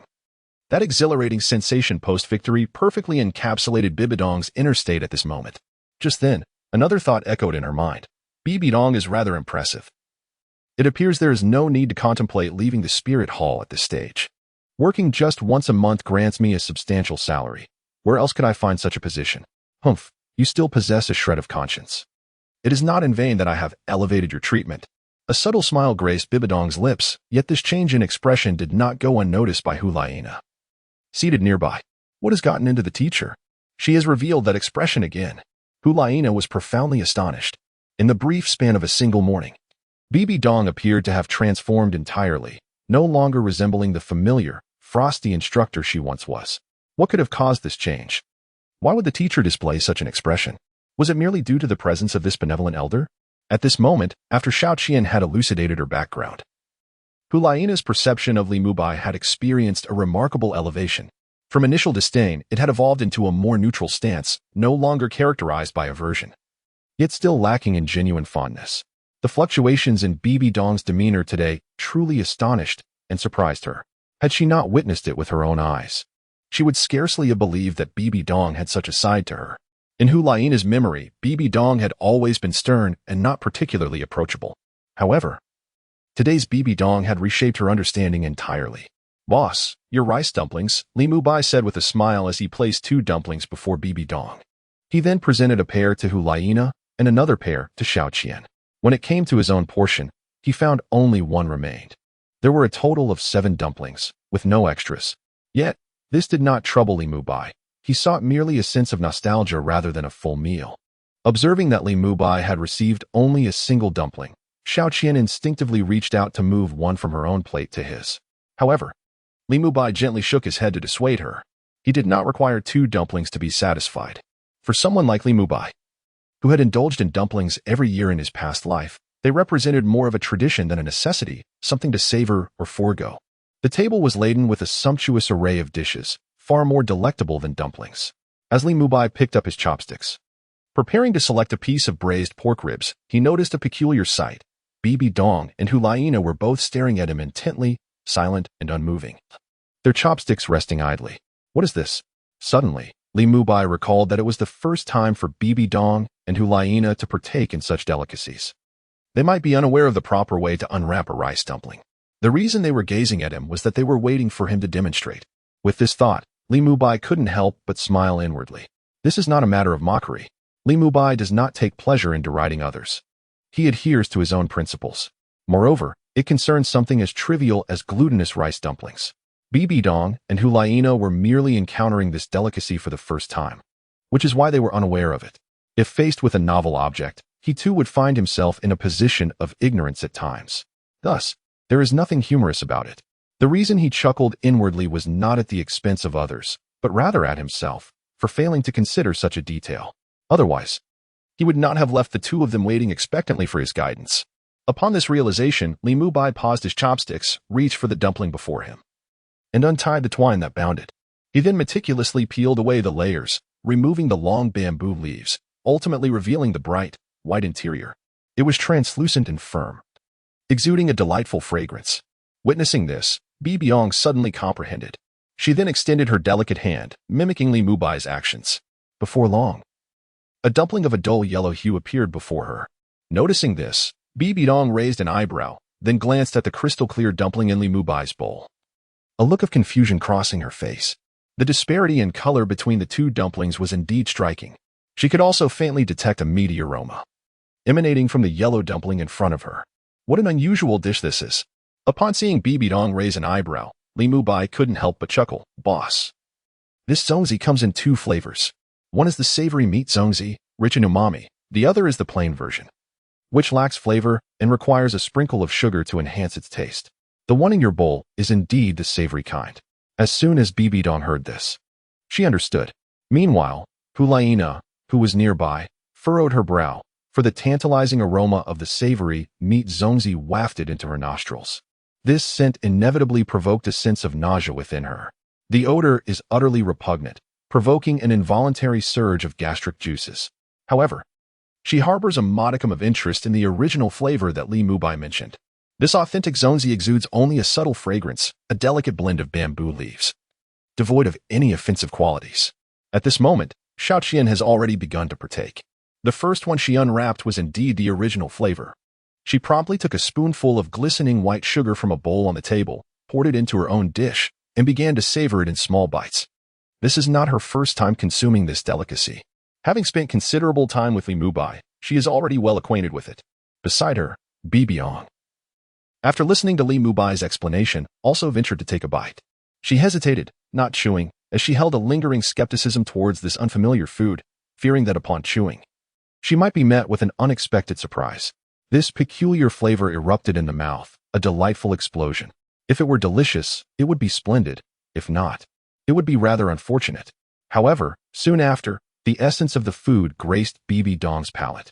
The savory saltiness intertwined with the distinctive aroma of glutinous rice, complemented by the refreshing fragrance of bamboo leaves. The slight furrow of Bibi Dong's brow softened at that moment. This flavor, she finds quite acceptable. Moreover, the flavor, upon her palate, was rather delightful. It possessed a refreshing novelty that surpassed the culinary offerings of the Pope's palace by a considerable margin. Naturally, her impression was influenced by the fact that this was her inaugural encounter with such a dish. Meanwhile, Hulaina also unwrapped the original flavored rice dumpling and, emulating Xiaoqian's actions, added a touch of sugar. She cautiously took a bite. The inherent sweetness of the glutinous rice mingled with a subtle fragrance of bamboo leaves, instantly exploding in her mouth and tantalizing her taste buds. Chapter 27. The Great Reform of the Spirit City. It was absolutely delicious. Hulaina's eyes instantly sparkled with delight. The flavor of this zongzi truly took her by surprise.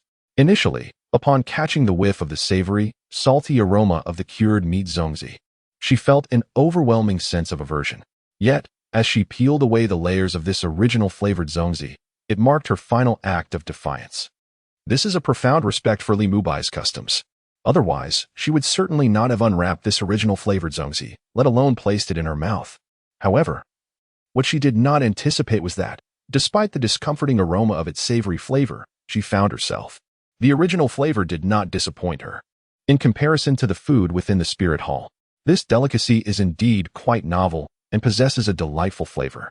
Hulaina merely sampled a small bite and instantly fell in love with the taste of the original flavor zongzi. Subsequently, she indulged heartily in it. Meanwhile, Bibi Dong held a contrasting opinion regarding the plain zongzi.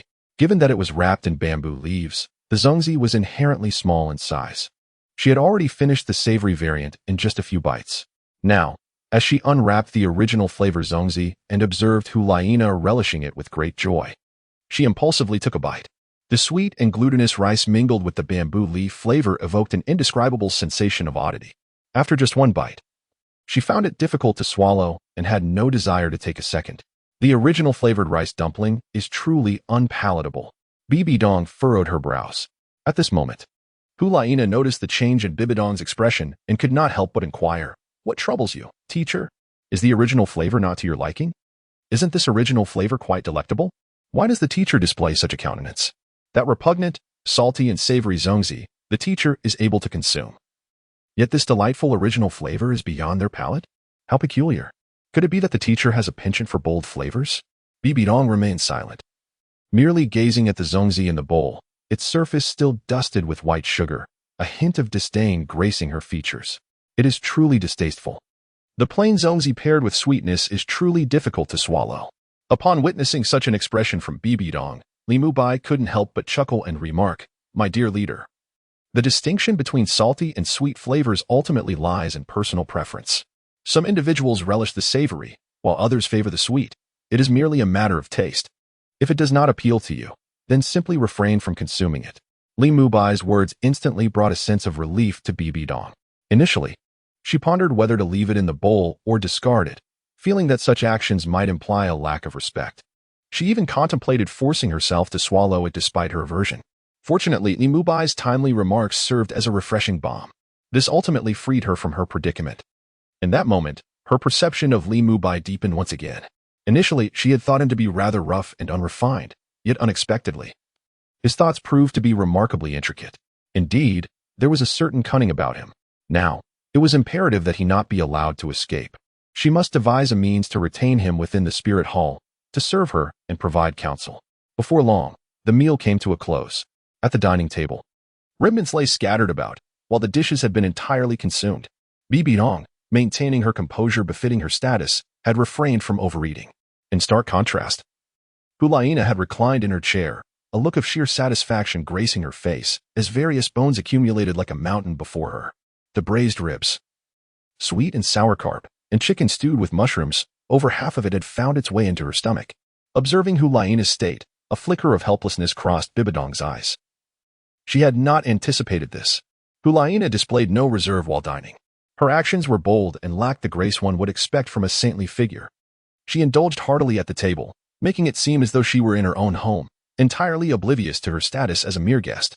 There was a complete disregard for etiquette. It is truly a source of embarrassment for her esteemed teacher. Could it be due to her prolonged association with Xiaoyu and the others? Has she unwittingly adopted such a carefree demeanor? Contemplating this, Bibi Dong made a resolute decision in her heart. She would limit Laina's interactions with Xiaoyu and his companions. After all, she has but one disciple. If her future were to be jeopardized by their influence, it would be quite unfortunate. The future of the spirit hall must rest upon Laina's shoulders. Sister Qian, your culinary creations are simply exquisite, far surpassing the meals I have had at the spirit hall. Laina reclined in her chair, half closing her eyes, relishing this delightful moment. It isn't that extraordinary, but I appreciate your kind words, Qian replied with a smile while tidying up the dishes. Listening to their conversation, Bibi Dong felt a pang of dissatisfaction. Her original intention in bringing Laina here was to cultivate an affection for Li Mubai in her. Thus, she would no longer need to exert herself in winning over Li Mubai. With this newfound relationship, managing him would be a mere trifle. At that moment, she would no longer have to worry about such a talented individual fleeing from the spirit hall. However, to her astonishment, as soon as she stepped through the threshold, Laina's perception of Li Mubai seemed to plummet to the lowest depths. She offered no greeting and displayed no semblance of courtesy. On the contrary, Laina even developed an affinity for one of Li Mubai's concubines. Nevertheless, this incident prompted Bibi Dong to recognize a significant issue. Laina appeared to be somewhat prone to acting on her emotions. This point is evident from the moment one enters, as Li Mubai is met with silence. Bibi Dong is acutely aware of the reasons behind this cold reception. However, is it not unreasonable to display some semblance of cordiality? After all, Li Mubai holds the esteemed position of the 10th elder of the spirit hall, and his status demands a degree of respect, regardless of Laina's personal feelings. What astonished her was Laina's utter disregard, failing to even extend a greeting. In Bibi Dong's perspective, the reasons for Laina's discontent are trivial at best. Li Mubai's household is not overflowing with women, nor does he have a multitude of wives and concubines. It is entirely reasonable for him to employ a woman to assist with his daily affairs. Does she not have attendants in her own papal palace? To her, Li Mubai's situation is perfectly ordinary. Where, then, is the indulgence and debauchery? Other elders, in contrast, revel in their households filled with wives and concubines, indulging in merriment and excess on a daily basis. This is truly a manifestation of unrestrained debauchery. In her eyes, Li Mubai undoubtedly embodies the archetype of a seemingly foolish yet profoundly wise individual, adept at preserving his own safety. Were an ordinary person to ascend to the position of elder, they would likely have long since indulged in reckless abandon, brazenly oppressing the populace and seizing maidens. Previously, Bibi Dong would not have thought much of it. After all, the strong are entitled to the privileges that accompany their power, while the weak ought to live in subservience, akin to ants, at the mercy of the formidable. However, it was not until yesterday, after hearing Li Mubai articulate the theory of the ruler is a boat, and the people are the water can carry the boat, but it can also capsize it, that she truly grasped the weight of his succinct statement. She resonated deeply with this insight. Chapter 28. The cries for help at night. As night fell, Bibi Dong had returned to the spirit hall with Hulaina. Above the spirit city, the stars twinkled in abundance. Built upon the hillside and facing the wind, the city revels in the leisurely summer breeze, refreshingly cool. Beneath the resplendent galaxy, the grand spirit city glowed vibrantly, its crimson lights illuminating the entirety of the urban landscape, casting brilliance against the dark curtain of night. Yet, amidst this extravagant display, an unseen shadow lurked. Jingxi Street, located in the west of Spirit City, is not among the bustling thoroughfares. Under the dim glow of sparse streetlights, the foot traffic is scant, lacking the vibrancy of larger avenues. Even merchants are remarkably few along this thoroughfare, let alone pedestrians. The buildings lining the street are uniformly shut tight, the reason being the presence of a notorious gang, the Wolf Gang, whose unscrupulous actions stand in stark contrast to other factions. Unlike the gangs in more prosperous areas, the Wolf Gang on Jingxi Street is notoriously audacious, engaging in wanton misdeeds. Due to the street's desolate nature, the Wolf Gang cannot levy stall fees like other gangs. Nevertheless, they must survive, resorting to extortion and demanding protection fees as a matter of course. At this moment, Jingxi Street is eerily quiet, seemingly untouched by the bustling fervor of surrounding streets. However, within this desolate tranquility, a piercing scream suddenly shatters the silence. Echoing through the night, help! In a dimly lit alley devoid of illumination, a woman clutches her young child tightly in her arms, her face reflecting sheer terror as she gazes towards the looming figures at the entrance of the narrow passage.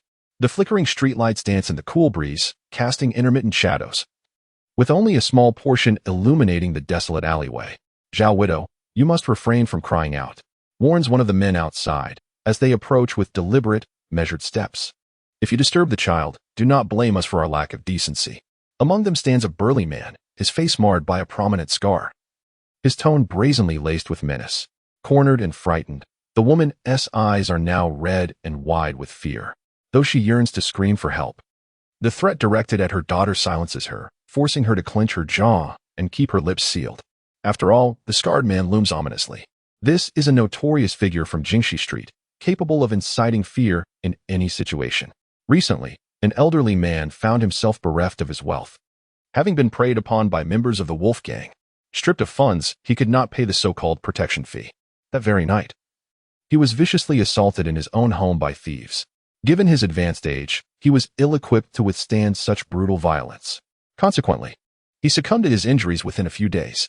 The neighbors nearby were well aware of the circumstances surrounding his demise, and rumors circulated that those who witnessed the event spotted a man with a scarred face. This outrageous act was indeed perpetrated by him. Yet, what can be done? One can only endure in silence. Who would dare to report the situation to the spirit hall? In a realm teeming with soul masters, the death of an ordinary elder seems utterly insignificant. Would those esteemed soul masters mobilize their forces over such a trivial matter? Certainly not. At this moment, the woman's eyes brimmed with glistening tears. However, the child in her arms bestowed upon her the last vestiges of strength, compelling her to suppress the impulse to weep. She understood that succumbing to such emotions might incite the brutality harbored within those present. Meanwhile, on a nearby street in the western part of the capital, Li Mubai stood outside, gazing at the carriage that had turned the corner and vanished from sight, feeling a profound sense of relief wash over him. At last, that esteemed lady had been sent away. After standing for a while, Li Mubai silently prayed in his heart that the following day, that esteemed lady would not create any further troubles for him. He truly wished to avoid wasting time with her or attending to her demands. Earlier that afternoon, he had overheard that Bibi Dong, seemed to entertain thoughts of venturing into the Douluo forest to hunt a 10,000-year soul beast, aspiring to obtain a 10,000-year spirit ring and thus attain the illustrious title of a dual spirit soul master. This notion utterly startled Li Mubai. From the implications in Bibi Dong's words, it seemed she intended to invite him along. Isn't this merely a delivery? Li Mubai has not yet had his fill of life and certainly does not wish to face death so soon. Although his current strength is formidable, it is only relative. Within the Douluo forest, are those two soul beasts easily provoked? Clearly not. Otherwise, Bibi Dong would not have taken so long to subdue them. Master, I'm going in to bathe, came a sultry voice as the enchanting Xiaoqian, with her long hair cascading over her shoulders and clad in a loose bathrobe that accentuated her voluptuous figure, appeared at the door. This scene left Li Mubai momentarily entranced, his gaze nearly fixated. Understanding the implications of Xiaoqian's attire, he could already envision what might transpire during the bath. At this thought, his blood surged with fervor. Such a modest existence is precisely what he yearns for, rather than venturing into the vast forest of stars and toiling relentlessly. As for making sacrifices for the spirit hall, he scoffs at the notion. After toiling diligently for 21 years, he has transformed from a mere weakling into a formidable soul master. How could he possibly risk it all? The arduous journey, filled with trials and tribulations, has imparted a profound truth to Li Mubai. Altering this somewhat distorted world single-handedly is nearly an insurmountable task. Thus, with certain conditions, one must truly savor the joys of life. This is the true path. For instance, at this very moment, a fleeting spring night is worth a fortune, and it ought to be cherished. Just as Li Mubai directed a smile of understanding towards Xiaoqian, she shyly inclined her head in acknowledgement. However, a piercing voice abruptly disrupted the tranquility. Help? Was that the cry of a woman in distress? Li Mubai's smile faded as he furrowed his brow and gazed towards the adjacent street.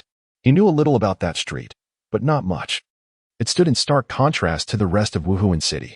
That street appeared to be ungoverned, characterized by filth, disorder, and neglect. The accumulation of refuse littered the ground. And on one occasion, as Li Mubai happened to pass by, his spirits were high, yet in his elation, he failed to pay attention to his surroundings. Consequently, he unwittingly stepped into a fresh pile of excrement, which completely ruined his mood. To make matters worse, those shoes were crafted by Xiaoqian herself, thus rendering the situation all the more tragic. This left him somewhat indignant. Who on earth possesses such a lack of decorum? Chapter 29, The Miscreant. The more you scream, the more exhilarated I become. Since that day, he seldom ventured down that street. His familiarity with it had dwindled considerably. However, the voice he had just heard seemed oddly familiar. Yet, at that moment, he could not recall who it belonged to. Here lies the Spirit City, a veritable paradise for soul masters, as their status here reaches unprecedented heights, far surpassing that of the Empire. It is also a sanctum for ordinary folk. For those who can arrive here are either affluent or of noble birth. Engaging in commerce within these walls for merely a month proves more fruitful than toiling in the fields for several arduous years. Yet, some commoners, due to their meager strength, often find themselves harassed by unscrupulous soul masters, a lamentably frequent occurrence. Following a cry for help, silence enveloped the air. Li Mubai surveyed the passers-by on the street. Their faces betrayed no hint of curiosity. The foremost principle of life here is to sweep one's own doorstep clean, paying no mind to the frost upon others' roofs. Thus, no one felt compelled to investigate the unfolding drama, returning instead to their own affairs. In matters such as these, Li Mubai could only express his powerlessness, for such incidents transpire almost daily. Though he possesses the capability to intervene, the sheer volume of such occurrences is overwhelming. To intervene in every single one would surely lead to his own exhaustion. Shaking his head, Li Mubai stepped over the threshold and entered the dwelling. Upon beholding the enchanting figure before him, the flutter in his heart, which had just subsided, surged once more. However, the lovely presence at this moment appeared slightly furrowed in concern.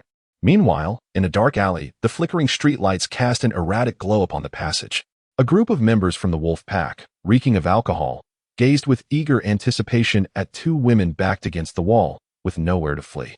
The scar-faced ruffian even licked his lips in anticipation. To the men, the mother and daughter appeared as helpless lambs awaiting slaughter. Zhao Widow, do you not relish calling out? Soon, I shall ensure you scream to your heart's content before your child. Do not harbor illusions that your cries will summon aid. Everyone on this street knows the notorious ruthlessness of our wolf pack. When they see us, they flee, not daring to come to your rescue. Dream on. The more you scream, the more exhilarated we become. Even if you cry until your throat is raw, no one will come to your aid. The brutish men laughed cruelly. Witnessing such brazen arrogance, the woman in the corner could only clutch her daughter tightly, despair etched upon her face. Today, it seemed, she was doomed. A profound sense of regret suddenly welled up within her. This street is rife with chaos, teeming with ruffians, a fact she had long been aware of. When she initially chose to rent here, an elderly woman cautioned her, warning that this area was notorious for its rowdy elements. Though she was a widow, her beauty was undeniable. Renting a place in such a locale could provoke the malice of petty individuals, and she would surely regret her decision when it was too late. Despite her reservations, she ultimately decided to reside here, for as a newcomer, her finances were scant, leaving her with little option but to accept the affordable rent of this street. She was a skilled artisan, renowned for her exquisite white tofu. Yet, due to the lawlessness of the area, she dared not sell her wares here. Instead, she would rise early, accompanied by her daughter, to peddle her tofu in the neighboring street. Setting up her stall on someone else's turf was akin to encroaching upon their business, and she risked being shooed away. Fortunately, a kind-hearted woman named Xiao Qian offered her a reprieve, inviting her to set up her stall at her doorstep. Thus, they would not face expulsion. The price, however, was the daily offering of a block of white tofu to that family. Remarkably, they still paid for it. Furthermore, the woman named Xiao Qian held great affection for her young daughter. Whenever she busied herself with selling tofu, Xiao Qian would bring her daughter into their home, allowing her to focus on her business without any distractions. On the very first day of setting up her stall outside their residence, her tofu sold out in a frenzy of demand. Such booming business naturally yielded substantial profits. She had been contemplating that once her enterprise flourished and she had gained some confidence, she would immediately relocate from this chaotic street. Life was supposed to be harmonious and filled with promise. Yet, who could have anticipated? The members of the Wolf Gang, unknown to her, had somehow learned of her flourishing business. They brazenly arrived at her doorstep, demanding extortionate protection money, in order to safeguard her daughter's well-being. She found herself compelled to acquiesce to their demands. Thus, she surrendered her hard-earned profits to the members of the Wolf Gang. Consequently, her plans to relocate were indefinitely postponed. Initially, this seemed inconsequential. However, this evening, her daughter inexplicably fell into a high fever and lost consciousness. This caused her immense heartache. Yet she found herself at a loss as to how to proceed. Thus, she shattered her steadfast rule of not venturing out at night. She sought out a physician, and now her daughter's fever has subsided, allowing her to drift into a deep slumber. However, a matter that filled her with dread has come to pass. On her way home, she encountered members of the Wolf Gang, a rowdy group of drunken ruffians. Upon sighting her, the ruffians immediately closed in. She was instantly struck with terror, her visage paling as she fled in haste. To her dismay, in her frantic state, compounded by the dim lighting of the street, she inadvertently turned into the wrong alley, finding herself trapped in a cul-de-sac. Alas, it appears that fate has turned against her. At this moment, as she gazes upon the approaching figures, the woman comprehends the direst possibilities that may unfold. Being a widow, her own purity has long been compromised, rendering her indifferent to her own fate. However, her young daughter, cradled in her arms, embodies her sole glimmer of hope for survival. There can be no semblance of danger. For should any harm befall her child, she would face eternal anguish, her heart forever burdened with guilt. The woman has resigned herself to the harsh reality. No one will come to aid her, a mere ordinary individual, and a frail woman at that. Her sole concern now lies with her daughter's safety. With desperation, the woman, possessing a semblance of beauty, kneels on the ground while cradling her child. "I implore you, please show mercy and spare my daughter," she pleads, her eyes brimming with tears that glisten like jewels in the flickering light. Yet, amidst this turmoil, this plea evoked not an ounce of sympathy from the scoundrels before her. On the contrary, one of the men beside the scar-faced one displayed an even more deranged fascination. "I had no idea until you mentioned it. Who would have thought you were hiding a little one in your arms? Ha ha ha. Spare her? What a dreamer you are. Such a fortunate encounter has befallen me. Brother Scar, I'll leave the older one to you. I have no interest in her. It's the younger one that captivates me. This is precisely my taste." A morbidly twisted smile crept across the man's face. His crimson eyes were fixated intently on the child cradled in the woman's arms, as though he were savoring his next meal. "Ha ha ha, little one. I never expected your taste to be so peculiar. Very well, I shall oblige you. However, be gentle with such a fragile child." The scarred-faced man laughed heartily, devoid of any semblance of compassion. "Rest assured, Brother Scar, I know my limits." The deranged individual chuckled wickedly, a sinister glint gleaming in his eyes. Chapter 30. A woman is naturally fragile, yet becomes fierce for her child. The group advanced slowly once more, deliberately savoring the sight of their prey's struggle, for it was such torment that satiated their depraved whims. The kneeling woman, listening to their conversation, was engulfed in despair. She could scarcely comprehend that these wretches before her would not spare even her 4-year-old daughter. How could such heartless beings exist in the world? Upon realizing that they intended not only to harm her daughter but also to subject her to unspeakable indignities, the woman's once helpless gaze gradually transformed into one of resolute determination. Though women are often seen as weak, a mother becomes fierce for her child. At that moment, thoughts of rebellion sparked in her mind. No matter the cost, she would ensure her daughter's survival and protect her from the taint of these vile creatures. As this thought emerged, the woman's eyes no longer reflected the previous despair and fragility. Instead, they were filled with a fierce determination and resoluteness. Just as the thugs approached the corner, mere inches away from her, the woman, her head drooping as if she had surrendered, suddenly ignited with a fierce brilliance in her gaze. She charged forth. At this moment, it is her only belief. What was once a kneeling posture has inexplicably transformed into a half-squat. One thigh remains taut, coiled with latent energy. "My dear lady, allow me to love you tenderly." A lewd grin spreads across the scarred face. In his hazy state, the woman before him has become his prey, easily within reach. Approaching her, he brazenly extends his hand, shamelessly grasping toward the bosom of the squatting woman. There lie towering peaks that captivate him, just as the scarred man believes he is about to seize these mountains. The half-squatting woman suddenly unleashes tremendous strength, dashing toward the alley's exit. The already intoxicated man, unsteady on his feet, is knocked to the ground by her unexpected burst. Others are similarly toppled, unable to regain their footing.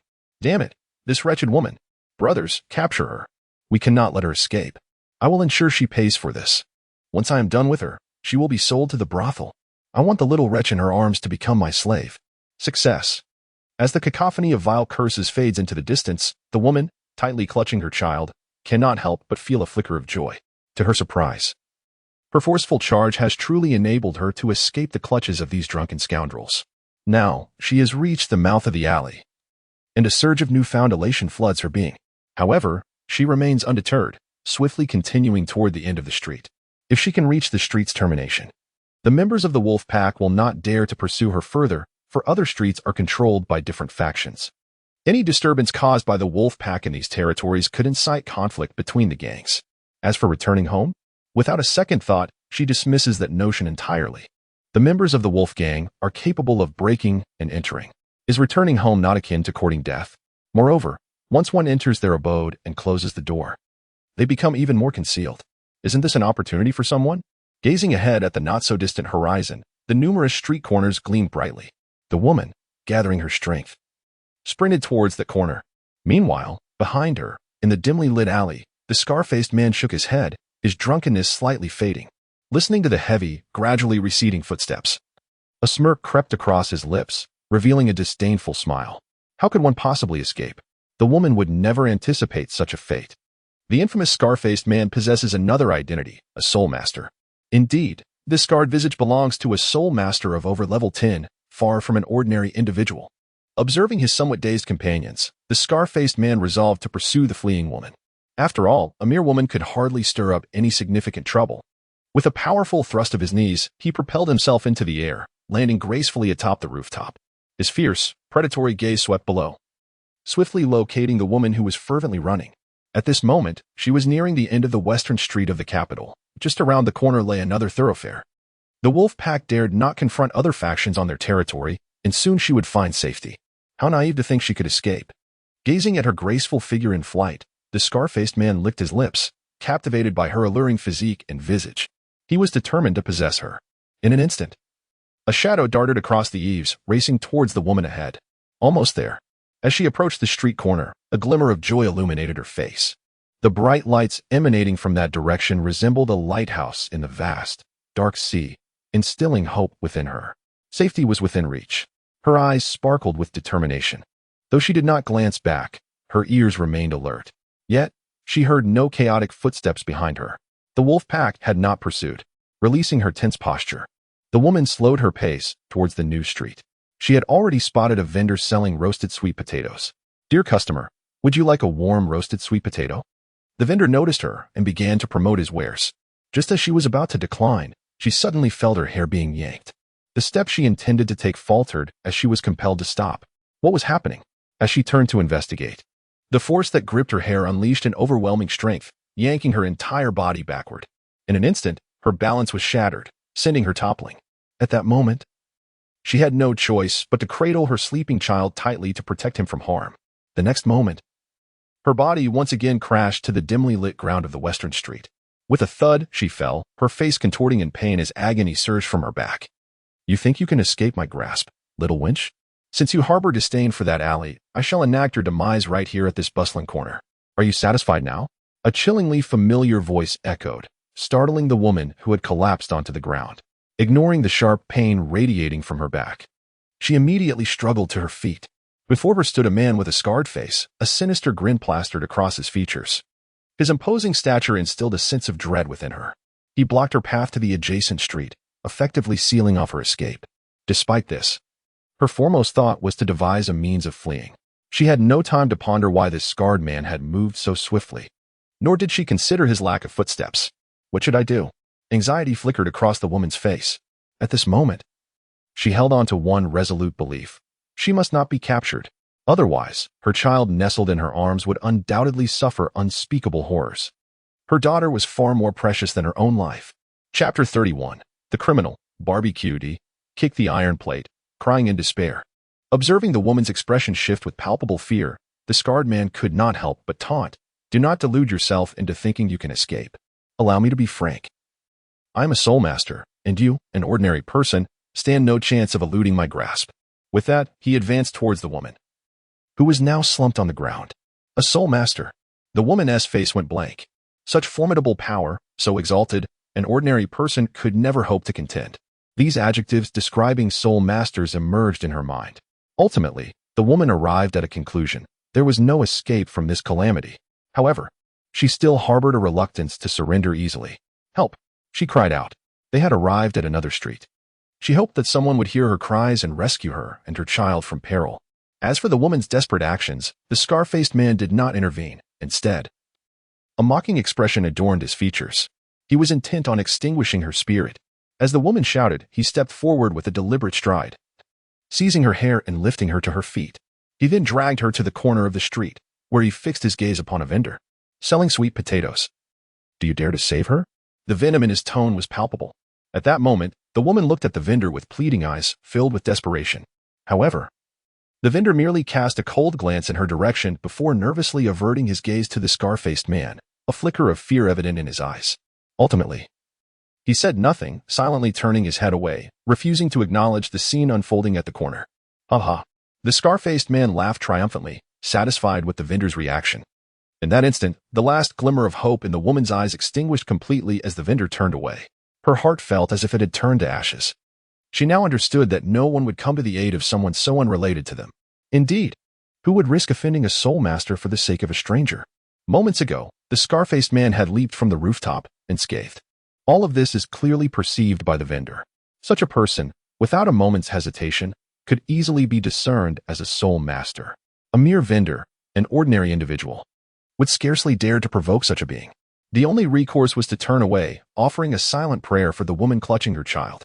"What now? Have you finally resigned yourself to despair?" A smirk appeared on the scarred man's face. The woman remained silent, her gaze fixed vacantly upon the child in her arms. Witnessing this scene, the scarred man couldn't help but chuckle once more. "Rest assured, once I am through with my pleasures, I shall sell you and your daughter to a brothel where you can keep each other company." Ha ha. The woman's expression remained unchanged. Yet she incessantly berated herself within her heart. "My dear daughter, it is my inadequacy that has brought you to this fate. I should never have rented a place here. Nor should I have disregarded the advice given to me. I deeply regret my choices now." Noticing the woman's continued silence, the scarred man grew impatient, his mockery fading as he extended a sinister hand towards the woman, who was now slumped helplessly on the ground. He was closing in on what he had long anticipated. At this moment, he could almost sense the softness of the woman's form. Meanwhile, the woman, weakened and prostrate on the ground, seemed to have resigned herself to her fate. However, Just as the scarred man's large hand was about to make contact with her clothing, an unforeseen event transpired. He suddenly felt as if his wrist had been ensnared by an iron vice, a sharp pain radiating through it. What is this? The scar-faced man's dreams lay shattered as he glanced down at his wrist, where a fair-skinned hand firmly grasped him. Startled, he quickly raised his head to behold a young man clad in a long azure robe, his features sharply defined, with faint traces of facial hair adorning his mouth. Now smiling at him. Who are you? The scar-faced man forced himself to remain composed, yet his heart continued to race uncontrollably, as if it were about to leap from his chest. Simultaneously, the veins in his arm bulged as he exerted all his strength, attempting to break free from the grip of this individual. However, he suddenly realized that no matter how hard he struggled, the young man before him remained unfazed, his grip unwavering and relaxed, exuding an air of ease. What? How can this be? The scar-faced man was horrified. The only explanation for such an unyielding hold was that this young man was also a spirit master, and of a far superior level. With this thought, the scar-faced man felt a sinking sensation in his heart. He had not anticipated encountering someone so meddlesome. Meanwhile, his other hand, which had been stealthily reaching toward his back, halted in its tracks, as the notion of ambushing someone whose strength far surpassed his own dissipated. The idea of attacking a spirit master of such caliber was nearly impossible. In the instant he attempted to strike, he would have likely met his demise without a chance to retaliate. In this predicament, he could only resort to leveraging his position. The scar-faced man's eyes darted as he devised a strategy. A direct confrontation was futile, thus, he must rely on cunning. Esteemed senior, I implore you to release me. I am the third in command of the Wild Wolf Gang here in the western district of the capital. The reason I accosted that woman was merely due to her failure to pay the protection fee as per our agreement. My abilities are humble, and I am unworthy of engaging with you. I hope you will allow me to leave so that I may fetch my two powerful brothers to converse with you. The scar-faced man wore a forced smile, shedding the arrogance he had displayed moments before, resembling nothing more than a paper tiger. Nevertheless, Li Mubai paid no heed to the scoundrel's words. He instead turned his attention to the woman, who was now looking up with an expression of unexpected delight. Sister Zhao, why have you come out holding your? Li Mubai inquired, gazing at the child cradled in the woman's arms. He recognized this beautiful woman, as she often set up her stall in front of his home. The little girl she held was also familiar to him. He had previously bought her candied hawthorn and had even helped her with her studies. The little girl is utterly charming and delightful. Young Master Li, this evening, Yuer has developed a high fever, so I brought her out to seek a doctor. However, I did not anticipate encountering this ruffian on our way home. The woman responded to Li Mubai's inquiry while casting a fierce glare at the scar-faced man. At this moment, her heart was undoubtedly filled with immense joy, for she had not expected this turn of events. In such dire straits, there are still those who can rescue themselves. Moreover, this individual is indeed an acquaintance. Beside them, listening to the fluent conversation between the two, the scarred-faced man felt a pang of unease. He had not anticipated that this formidable young man before him was acquainted with the enchanting woman. This is utterly exasperating. Is misfortune meant to strike in such a manner? Moreover, he had just revealed significant information regarding his affiliation with the Wild Wolf Gang. Yet, the young man before him appeared entirely indifferent, scarcely casting a glance in his direction. This indicated that the individual harbored no concern for a mere faction like the Wild Wolf Gang. If one possesses no strength, what source of confidence can one possibly draw upon? This already indicates that the young man before us is a concealed master. The ground is cold. Sister Zhao, please rise. Li Mubai extended his hand, grasping the hand of the beautiful woman that she had offered, and gently pulled her up. His warm and ample grasp imparted a profound sense of security to her. The fears instilled by the scarred man dissipated in that moment. Chapter 32. Xiaoyer, kick him. Li Mubai's hand appeared delicate and fair. However, upon contact, the beautiful woman immediately sensed the thick calluses that adorned his palm. The presence of these calluses was somewhat startling, yet she found no aversion to them. On the contrary, these hands astonished and moved her heart, evoking a sense of warmth. Such calloused hands she had only ever encountered on the weathered figures of elderly laborers toiling in the fields. Yet the most vivid memory was of her late mother. She had never forgotten those hands, so worn and calloused. They were a testament to her mother's tireless labor, the means by which she provided for her. Whenever her mother gently caressed her cheek with those hands, she felt an overwhelming sense of comfort. And at this moment, the young gentleman before us, exuding an air of youthful charm, possesses hands that hint at the labor and hardship endured behind the scenes. A surge of strength emanates from his palm. The beautiful woman, hindered by an injury sustained from a fall, finds herself effortlessly lifted by Li Mubai. "Thank you, young masterly, for your timely assistance," she expresses. Her first act upon rising being a deep bow of gratitude towards him. "Zhao Jie, there is no need for such formalities," Li Mubai replies, attempting to offer his support. Yet, he suddenly realizes that both of his hands are occupied, one grasping a rogue, while the other gently holds the delicate, fragile hand of the beautiful woman, which radiates a soft, warm touch. "Young masterly, please do not impede my expression of gratitude. Had it not been for your intervention tonight, my daughter and I would surely have faced dire consequences. I am but a widow, stripped of my virtue. Even if I were to be ravaged, death would be the least of my concerns. Yet these brutes sought to spare no one, not even my daughter. Were it not for your bravery, she would have fallen prey to these villains. The debt of gratitude I owe you for your protection of us is beyond measure." As she speaks, the beautiful woman bows even lower in reverence to Li Mubai. This bow, though seemingly insignificant, became quite the spectacle. At this moment, it was the height of summer, and the weather remained rather sweltering. The lady's attire, though form-fitting, featured a rather loose neckline. When standing upright, it posed no issue, revealing nothing untoward. However, with this bowing gesture, the ample neckline drifted slightly away from her skin, inadvertently unveiling a delightful sight that caught Li Mubai's gaze. Goodness, how astonishingly ample! At this moment, Li Mubai's eyes nearly bulged out of their sockets. The scene before him was overwhelmingly beautiful, beyond compare. A man remains youthful until his last breath. Surely, any man would be unable to resist the allure of such a sight. The Grand Canyon among it was particularly tantalizing to the imagination. What a sin! What a sin! I, Li Mubai, have always adhered to the principles of a gentleman. One should not gaze upon the improper or listen to the inappropriate. However, this surely cannot be considered peeping, can it? After all, I merely caught a fleeting glimpse. Bah! In that instant, Li Mubai found himself utterly entranced, rendered motionless.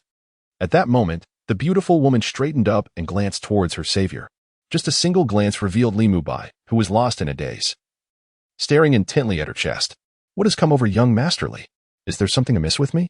The beautiful woman, perplexed, followed his gaze downwards. Upon noticing the somewhat loose neckline of her attire, she suddenly realized what he was gazing at. Due to the heat, she had chosen to wear a looser garment for sleeping. Furthermore, with the sudden onset of her young daughter's fever, she had been in such a rush that she hadn't changed her clothes before rushing out. While this garment might not reveal much when standing upright, the situation was entirely different when she bent down. Typically, being observed by other men would provoke feelings of shame and anger. Yet, for reasons unknown, the beautiful woman felt no trace of indignation. Instead, a peculiar sense of secret delight began to blossom within her. With this thought, she couldn't help but shyly lower her head, a blush creeping onto her cheeks. "Young masterly, your hand." The woman's voice was barely a whisper, akin to a buzzing fly, yet it was sufficient to bring Li Mubai back to his senses. Upon seeing her demeanor, he awkwardly released the hand he had been holding. The atmosphere had reached an excruciating level of awkwardness. Initially, he thought to simply look, and there was nothing to be ashamed of. What was most embarrassing was being caught staring, leaving him feeling utterly humiliated. Surely she doesn't think I am the type of man who is so easily distracted by a woman's presence? Li Mubai could only scratch his head, a forced smile on his face, momentarily at a loss for words. Beside him, the scarred-faced man, tightly gripped by a hand, was unable to break free. He silently observed the flirtation between the two, feeling somewhat speechless. Due to the angle, he could not discern what the beautiful woman revealed. Yet he could clearly see the changing expressions on Li Mubai's face. It was evident that the enchanting woman had unveiled the very allure he had long desired. Otherwise, such a foolish grin would not have graced the face of this formidable individual. The little girl in the beautiful woman's arms began to stir and soon awakened. You're awake," the woman exclaimed joyfully. "Mother?" The little girl opened her eyes to find her mother's delighted face. Then, turning her head, she spotted the awkwardly smiling Li Mubai. "Brother Mubai, what are you doing here?" Upon seeing him, the little girl's face instantly brightened with a smile. "Oh, who is that very ugly uncle beside you?" Her gaze shifted to the scarred-faced man, and her innocent words pierced through the air. Hearing himself described in such a manner made the scarred man feel as though his heart had been sharply stabbed, causing him genuine pain. Li Mubai cast a glance at the scarred man before smiling at the little girl. This ugly uncle is a big bad guy," the beautiful woman chimed in, glaring fiercely at the scarred man. "Indeed, Your brother Mu Bai is right. This ugly creature is a big bad guy. He just bullied your mother." In response, the little girl was momentarily taken aback, then glared at the scarred man with her wide eyes. "Ugly big bad guy. How shameful. Picking on a weak woman at your age." The scarred man was bewildered. He had merely been a bit unattractive. But now he had been escalated to the status of an ugly big bad guy. Could it be that he was truly so hideous? Well, how do you plan to deal with this bad guy who is obsessed with beauty and bullies your mother? Ignoring the scarred man's existential crisis, Li Mubai inquired with a smile directed at the adorable little girl. At this moment, Yue glared at the scarred man, her cheeks puffed up in anger, clearly upset. After a moment of contemplation, she resolutely declared, "I will kick his little eggs." Chapter 33. Scarred Face. I am no longer a man. I will kick his little eggs. Upon hearing those words, the scar-faced man trembled in fear, instinctively drawing his legs together to protect his vital parts. He then cast a wary glance at Li Mubai, as though guarding against a thief, apprehensive that Li Mubai might suddenly strike, leaving him with no time to react and consequently robbing him of his manhood. Simultaneously, he stole furtive glances at the little girl cradled in the arms of the beautiful woman. He could not fathom what a child could possibly have endured to utter words so chilling, emanating from a mouth that seemed to speak of frosty temperatures far below freezing. Even in the sweltering heat of June, in that moment, the scar-faced man felt that even the pleasantly cool summer breeze had transformed into a piercing, bone-chilling wind, sending shivers down his spine. As those words hung in the air, Li Mubai himself was momentarily taken aback, subsequently directing his gaze filled with curiosity towards the beautiful woman. The inquiry in his eyes unmistakable. "Is it you who taught this child to speak such words?" At this moment, the beautiful woman stood in a daze, her heart shaken into silence by her daughter's recent utterances. How could she express such sentiments? She had never instructed her daughter to speak in such a manner. Confusion enveloped her as she raised her gaze, only to lock eyes with Li Mubai, both sharing a look of bewilderment. In that instant, she discerned the profound meaning behind his gaze. The beautiful woman quickly shook her head, vehemently denying, "Young Master Li, please do not misunderstand. I have never taught you to say such things." Li Mubai nodded, albeit with lingering doubt. In the next moment, the little Ewer in her arms tilted her head upward, donning a proud expression as she declared, "It was Sister Qian who taught me. She said that when dealing with wicked men who harbor ill intentions, one must not hesitate, strike directly, and shatter." Li Mubai was momentarily rendered speechless. Meanwhile, the scar-faced man trembled upon hearing the phrase shatter, his face betraying a look of trepidation. The beautiful woman stood frozen, for in her memory, Xiao Qian had always been a poised and understanding young lady. Would a young lady of such character utter such words? At this moment, she returned the same gaze to Li Mubai. When their eyes met, Li Mubai discerned the uncertainty reflected in her eyes. This inevitably led him to reminisce. It seemed as though he had not imparted such wisdom to Xiao Qian. A sudden epiphany struck him. Li Mubai was transported back to a scene from several years prior, when Xiao Qian had just ascended to the rank of a soul master and was confronted by a group of ruffians.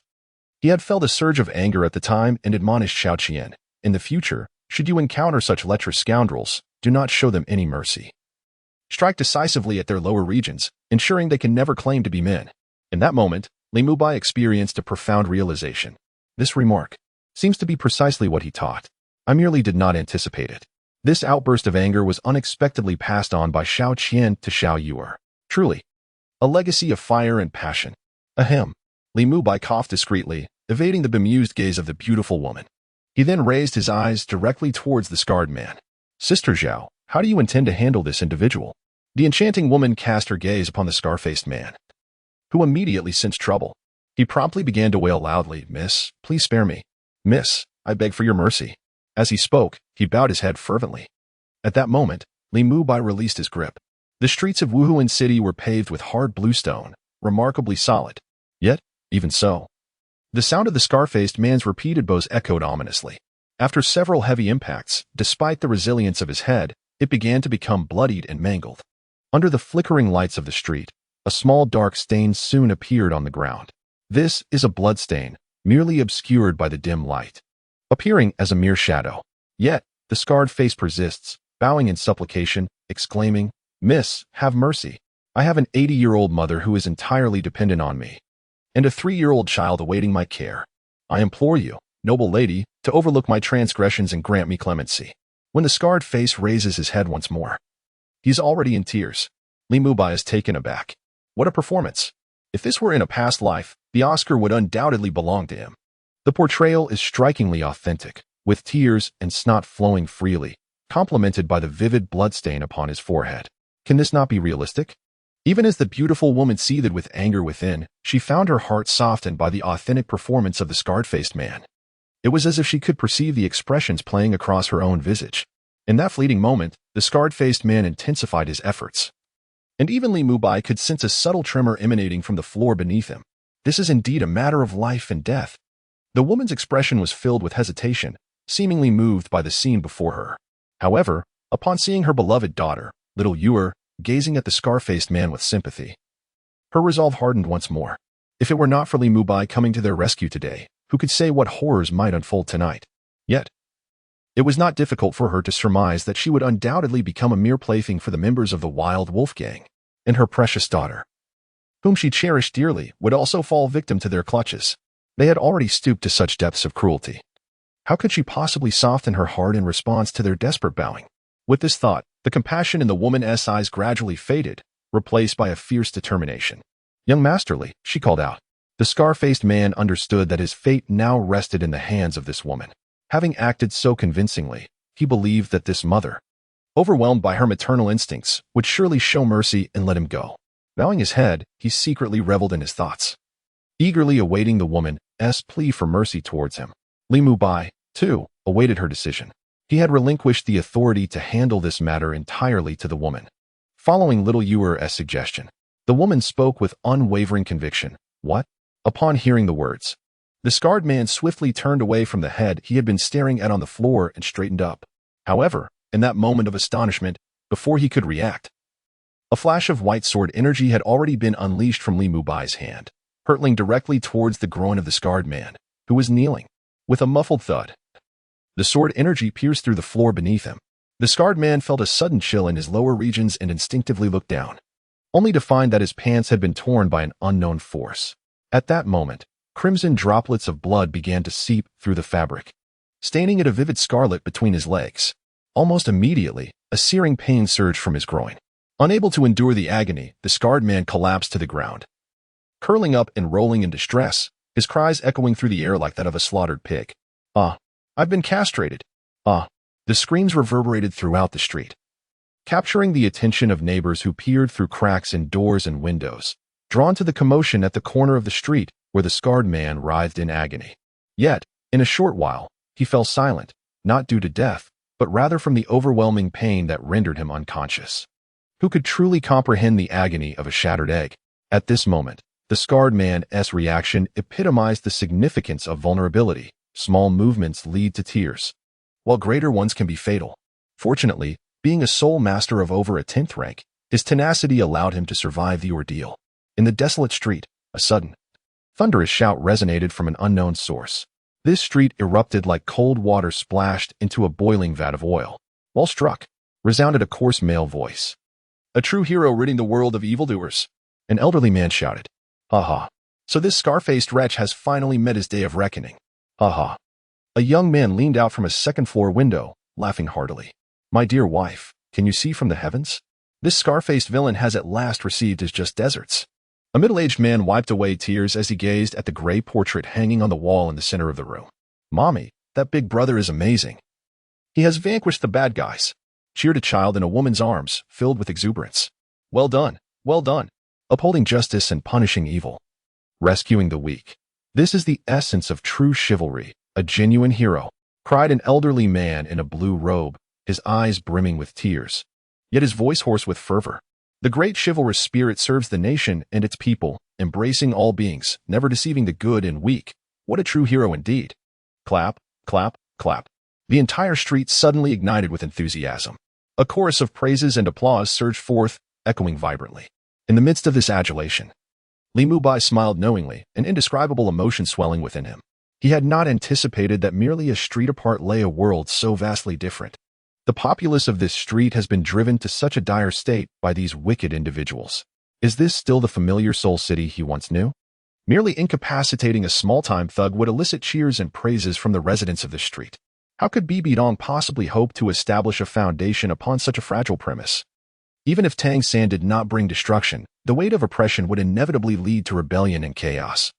Replaying the rise and fall of dynasties he was well acquainted with from his previous life. Before long, a two-story building illuminated with candlelight on the second floor. The warm orange glow seeped through the paper windows, dispelling the darkness and infusing the desolate street with a touch of human warmth. Soon after, the rooms on either side of the street began to radiate a similar orange light. In that moment, the entire street was aglow with countless flickering lights, transforming the once dim thoroughfare into a vibrant scene devoid of shadows. Moreover, some even threw open their second-floor windows, openly praising Li Mubai. The street seemed to have returned to its former glory, once again thriving in prosperity. At the corner of the street, a vendor selling sweet potatoes cautiously leaned against the wall, intrigued by the unfolding events. Upon noticing the figure sprawled on the ground, his pupils widened in astonishment, and a surge of joy welled up within him. The reason was simple. This scar-faced man had once threatened him. Under duress, he had turned a blind eye to the plight of the mother and daughter, though deep down, he had wished to extend a helping hand. Now, gazing at the young and robust figure, a glimmer of yearning shone in the vendor's eyes. Once, he too had been that youthful lad who dreamed of wielding a sword and wandering the world. The crowd was jubilant, the atmosphere serene. Young Masterly, this man has accomplices, a beautiful woman suddenly recalled, her heart racing with joy at the thought of escaping danger. Fear not, those individuals have long been dealt with, Li Mubai replied, a smile brightening his face, revealing his pristine teeth. At that moment, he exuded confidence. The beautiful woman found herself momentarily entranced by his profile. Heroes, after all, attract admiration. Who does not cherish a hero? Listening to the jubilant cheers, Li Mubai did not display any signs of infatuation or intoxication, for he understood. All of this is but temporary. If one were to calculate the passage of time, those individuals should have arrived by now, shouldn't they? Just as Li Mubai contemplated this, a thunderous roar erupted, overwhelming the cheers and applause of the crowd. What are you all barking for? The sound was far from ordinary, amplified by a surge of spiritual energy.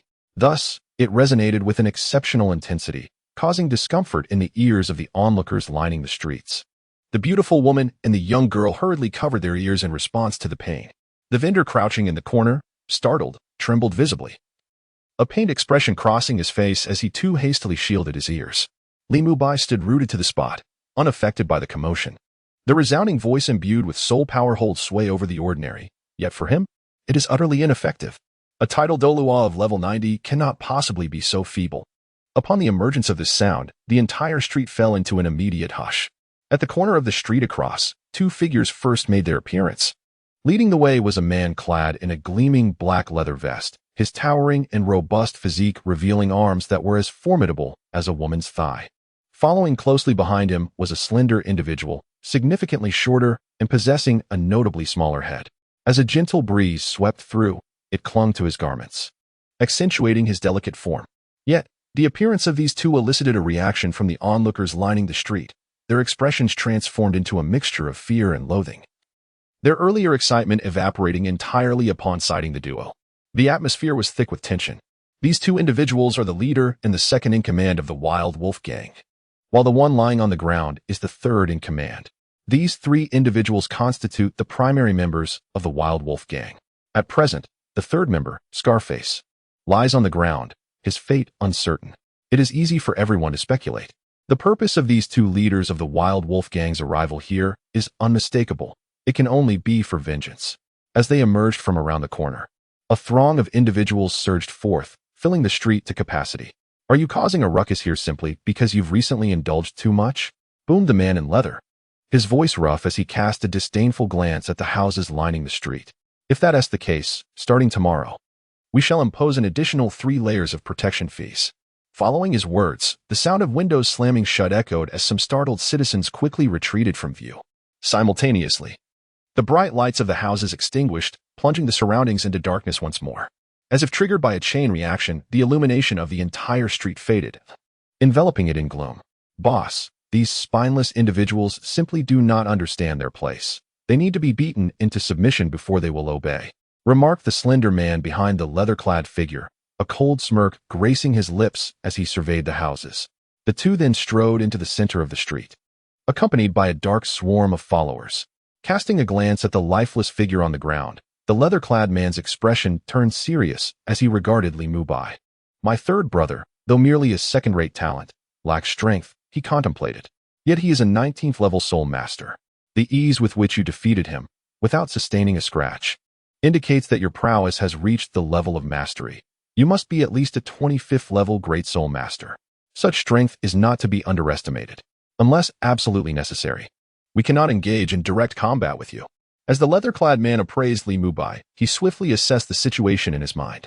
Brother, we have no grievances in the past, nor any enmity recently. I am curious to know where my brother has offended you, prompting such ruthless actions. The sight of the scarred face sprawled on the ground caused the man in black to flinch slightly. Due to Li Mubai's usual low profile, they were unaware that he was an elder of the spirit hall. In response to the leather-clad man's inquiry, Li Mubai maintained a consistently serene smile. This woman is an acquaintance of mine, yet she now faces intimidation and humiliation at the hands of your brother. What do you suggest I do? The leather-clad man frowned, realizing that he could not argue against such reasoning. However, they were a gang known for their ruthless deeds, not a legitimate military force bound by principles of fairness. Once they had resorted to violence, the price must be paid. Yet, given the uncertainty regarding the opponent's strength, he was cautious not to act recklessly. My brother, even if he is at fault, does that warrant such a severe punishment? The leather-clad man raised an eyebrow. Kid, you have left my brother in this state. If you do not pay a price today, you and that woman shall not leave here safely. The bamboo pole man chimed in, his tone brimming with arrogance. Li Mubai smiled faintly, not taking the threat to heart. These individuals were, in fact, intentionally lured by him.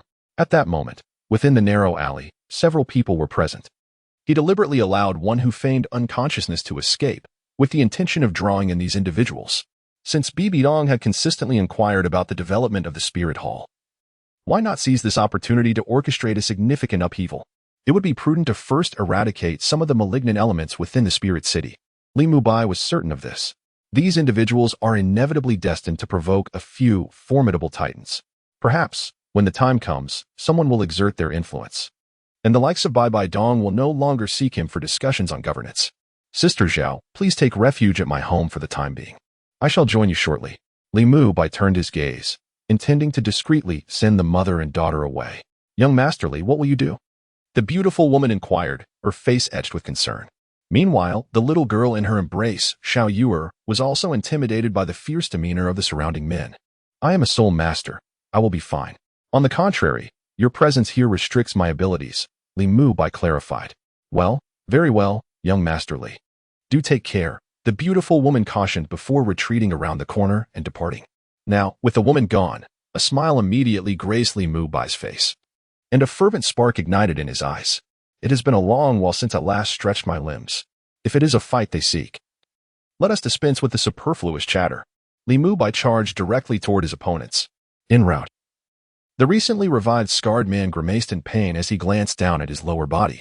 Suddenly, a foot appeared in his line of sight, and with a heavy thud, it descended once more upon that already grievously wounded spot. A wretched scream echoed through the air. In quick succession, the leather-clad man's expression darkened as he bellowed, "Brothers, charge. Let us vanquish him." Initially, he had no intention of engaging directly, mindful of the unknown dangers that could ensue. However, since the enemy had approached him, he felt compelled to respond. He braced himself and led the charge, with countless underlings surging behind him. In that moment, the sounds of combat reverberated throughout the western streets of Soul Master City. Though the members of the Wolf Gang shouted boisterously with great fervor, none could withstand even a single strike from Li Mubai. Even the formidable leather-clad man, charging toward Li Mubai with a shout, proclaimed, "Arrogant brat, taste my lethal blow." A surge of azure light enveloped him, indicating the activation of some soul skill. Crack! The azure light vanished instantaneously. With a casual swipe of his hand, Li Mubai sent the dark-skinned man spiraling into the air several times before he crashed down heavily to the ground, unconscious. Meanwhile, the man with the bamboo pole, following closely behind, was struck with disbelief. His pupils dilated in shock, and his mouth fell slightly agape, nearly letting out a gasp. Without a moment's hesitation, he chose to crouch down. He promptly activated his life-saving soul technique and slipped away from the crowd with great urgency. Before long, the entire street was littered with fallen figures, their anguished cries resonating in waves. Many struggled on the ground, unable to rise. Although Li Mubai refrained from delivering lethal blows, his strikes were far from gentle. Those who were struck found themselves with shattered bones, either in their arms or legs. Meanwhile, the previously silent crowd, who had assumed Li Mubai was destined for defeat, now cowered within their homes, peering through the cracks in the walls, utterly dumbfounded, gazing at the incapacitated figure strewn about. Their faces reflected profound astonishment. How could this be possible? This is a sentiment shared by all. Initially, they believed that the Wild Wolf gang, with its multitude of members, would easily overpower the young man, who seemed an unlikely adversary. However, to their astonishment, the members of the Wild Wolf gang fell before the youth as if they were mere soft persimmons, effortlessly crushed with a single squeeze. None could withstand even a single blow from him. Even the once dominant members of the Wild Wolf gang were rendered unconscious with a mere slap, their strength clearly visible to all. While the true prowess of the Wild Wolf gang's members remained uncertain, it was evident that the gang leader possessed formidable strength, undoubtedly exceeding level 30 and likely approaching the pinnacle of level 40 as a soul master. Otherwise, how could the Wild Wolf gang maintain its foothold on this street? Without substantial strength, they would have long been consumed by rival factions. Yet now, this figure had dispatched them with such ease. The young man, casually strolling down the street, radiated an air of power that left the onlookers in a state of profound astonishment. Was he of level 50, 60, or perhaps even 70? As these thoughts raced through their minds, another figure darted swiftly through the shadows of the night along the street. This individual is none other than the second-in-command of the Wild Wolf gang. Upon witnessing his leader being effortlessly struck into unconsciousness by Li Mubai, he dared not advance to confront the young man, who resembled a deity of war. The terror he exuded was simply overwhelming. Had he not fled swiftly, he would likely have met the same fate as his leader, being sent flying by a subsequent blow. At this moment, he was making his way towards the city guard headquarters. This is a department specifically established by the Spirit Hall to oversee the management of Spirit City. The Wild Wolf gang, having established its presence in Spirit City, certainly owes some of its success to the support of certain individuals within. Chapter 36. The Wild Wolf gang's backing, my lord. Something terrible has happened. At the City Guard office, a subordinate unit of the Spirit Hall, designed to facilitate the management of Spirit City, authority lies with the Spirit Hall's Guard Regiment. At this moment, the second-in-command of the Wild Wolf gang, the gangly figure who had been stunned into silence after witnessing his leader being flung away by Li Mubai, hurriedly arrived at the City Guard office, his expression fraught with anxiety. As he crossed the threshold of the City Guard office, his frantic voice echoed through the air. However, it drew the ire of one of the staff members. What's all this commotion? Do you not see where you are? This is the City Guard office. Who dares to make such a racket here? The speaker was an employee clad in a distinctive uniform, with an identification badge of the City Guard affixed to his waist. At that moment, he was reclining in a chair, his feet propped up on the desk, indulging in a leisurely nap. Upon hearing the panicked tone of the gangly figure, he squinted his eyes, clearly displeased, as this ruckus had interrupted his pleasant dreams. The staff member opened his eyes, lowered his feet, and sat up. However, his hands rested on the table, supporting his chin, presenting an appearance of grogginess. Upon recognizing the visitor, a teasing smile spread across his face, and he mockingly remarked, "Oh, isn't this wild old too? What gust of wind has blown you here? Are you perhaps eager to submit next month's tribute ahead of time?" This is an alternate name for the slender bamboo pole, for he is the second-in-command of the Wolf gang. The term Xianggong is a conventionally accepted term, as the affairs within the martial Soul City are managed by the city guards. The Wolf gang, having monopolized the resources of the Jingxi Street, must discreetly submit a tribute of 5 layers of wealth to the officials of the city guards each month. This sum is referred to as Xianggong by those within the city guards. "My lord, surely you jest?" Wild Old Two inquired, his demeanor submissive and his tone cautious. "Do I appear to be jesting?" The official's expression suddenly shifted to one of gravity, his voice rising in intensity. "My lord, while I am indeed willing to pay next month's tribute, the gang's finances have always been managed by the elder brother. I possess no funds of my own." Wild Old Two, being astute, quickly devised a subtle method to steer the conversation back on track. Though he spoke with courtesy, he felt no sense of ease within. He truly despised engaging with these officials, for they were exceedingly shrewd. In mere exchanges of words, they would ensnare one in their traps, and a moment's inattention could lead to falling into their schemes. Furthermore, the tone of these individuals' speech made him feel quite uncomfortable. He couldn't help but wonder if it was due to the layer of skin he wore. These officials appear perpetually aloof, exuding an air of superiority as if they were deities residing in the heavens. They have never bestowed upon him even a fleeting glance. Only during the monthly tribute submissions do they exhibit a modicum of goodwill. On ordinary days, such as now, they constantly wear scowls, as if owed a debt. If there are no funds, what purpose do you serve here? Depart at once. Your presence is a nuisance. This is the city guard's precinct, not a place for just anyone to wander into. If you are in urgent need, summon your elder brother to bring money. Upon hearing of the lack of funds, the staff immediately donned a cold demeanor and began to impatiently usher the man away. He was aware that the urgency in the man's tone might indicate a pressing matter. Yet he continued to speak dismissively. The late hour left him reluctant to engage further with these ruffians. Most importantly, the old man, clumsy in social graces, arrived empty-handed, while others, when conducting their affairs, would typically be invited to dine and enjoy tea, often accompanied by the melodious strains of music. Ultimately, it was customary for them to bestow a generous gratuity. Yet here stood this old man, devoid of any offerings. His previous remarks served as a subtle hint that he ought to present a token of goodwill. For who would willingly lend assistance in this dimly lit environment without a reward? However, the old man feigned ignorance. Despite being fully aware of the implications of the staff's words, their intent was clear, to seize the opportunity for a little gain. Yet, he truly possessed nothing of value. He had hastily rushed over, armed only with a dagger concealed at his waist, devoid of any other possessions. Ironically, that dagger, though hidden, held some worth and was no ordinary blade. It was during one of his forays into the homes of others, in search of wealth, that he stumbled upon a remarkable treasure. Initially, he intended to keep it for his collection. However, it has become apparent that such aspirations are no longer feasible. From the moment he crossed the threshold, the power of discourse was firmly seized by the other party, leaving him with no opportunity to assert himself. Now, he can only hope that this dagger will suffice to appease them. It is likely that the leader still lies somewhere on that street in the western part of the capital, while the fates of the other members remain unknown. The adversary is formidable, and he finds himself powerless against them, thus resorting to seeking assistance from the city guards. The city guard is affiliated with the spirit hall, and even the most formidable soul masters would hesitate to oppose it. Once entangled with the spirit hall, complications arise. Initially, upon hearing that the third had been wronged, he and the leader intended to mobilize their entire force to reclaim their territory. However, they never anticipated that the adversary's strength would surpass their expectations. The matter has not only failed to be resolved, but it has also resulted in a loss of both reputation and resources. Now, seeking assistance at the city guard, one is met with extortion, truly lamentable.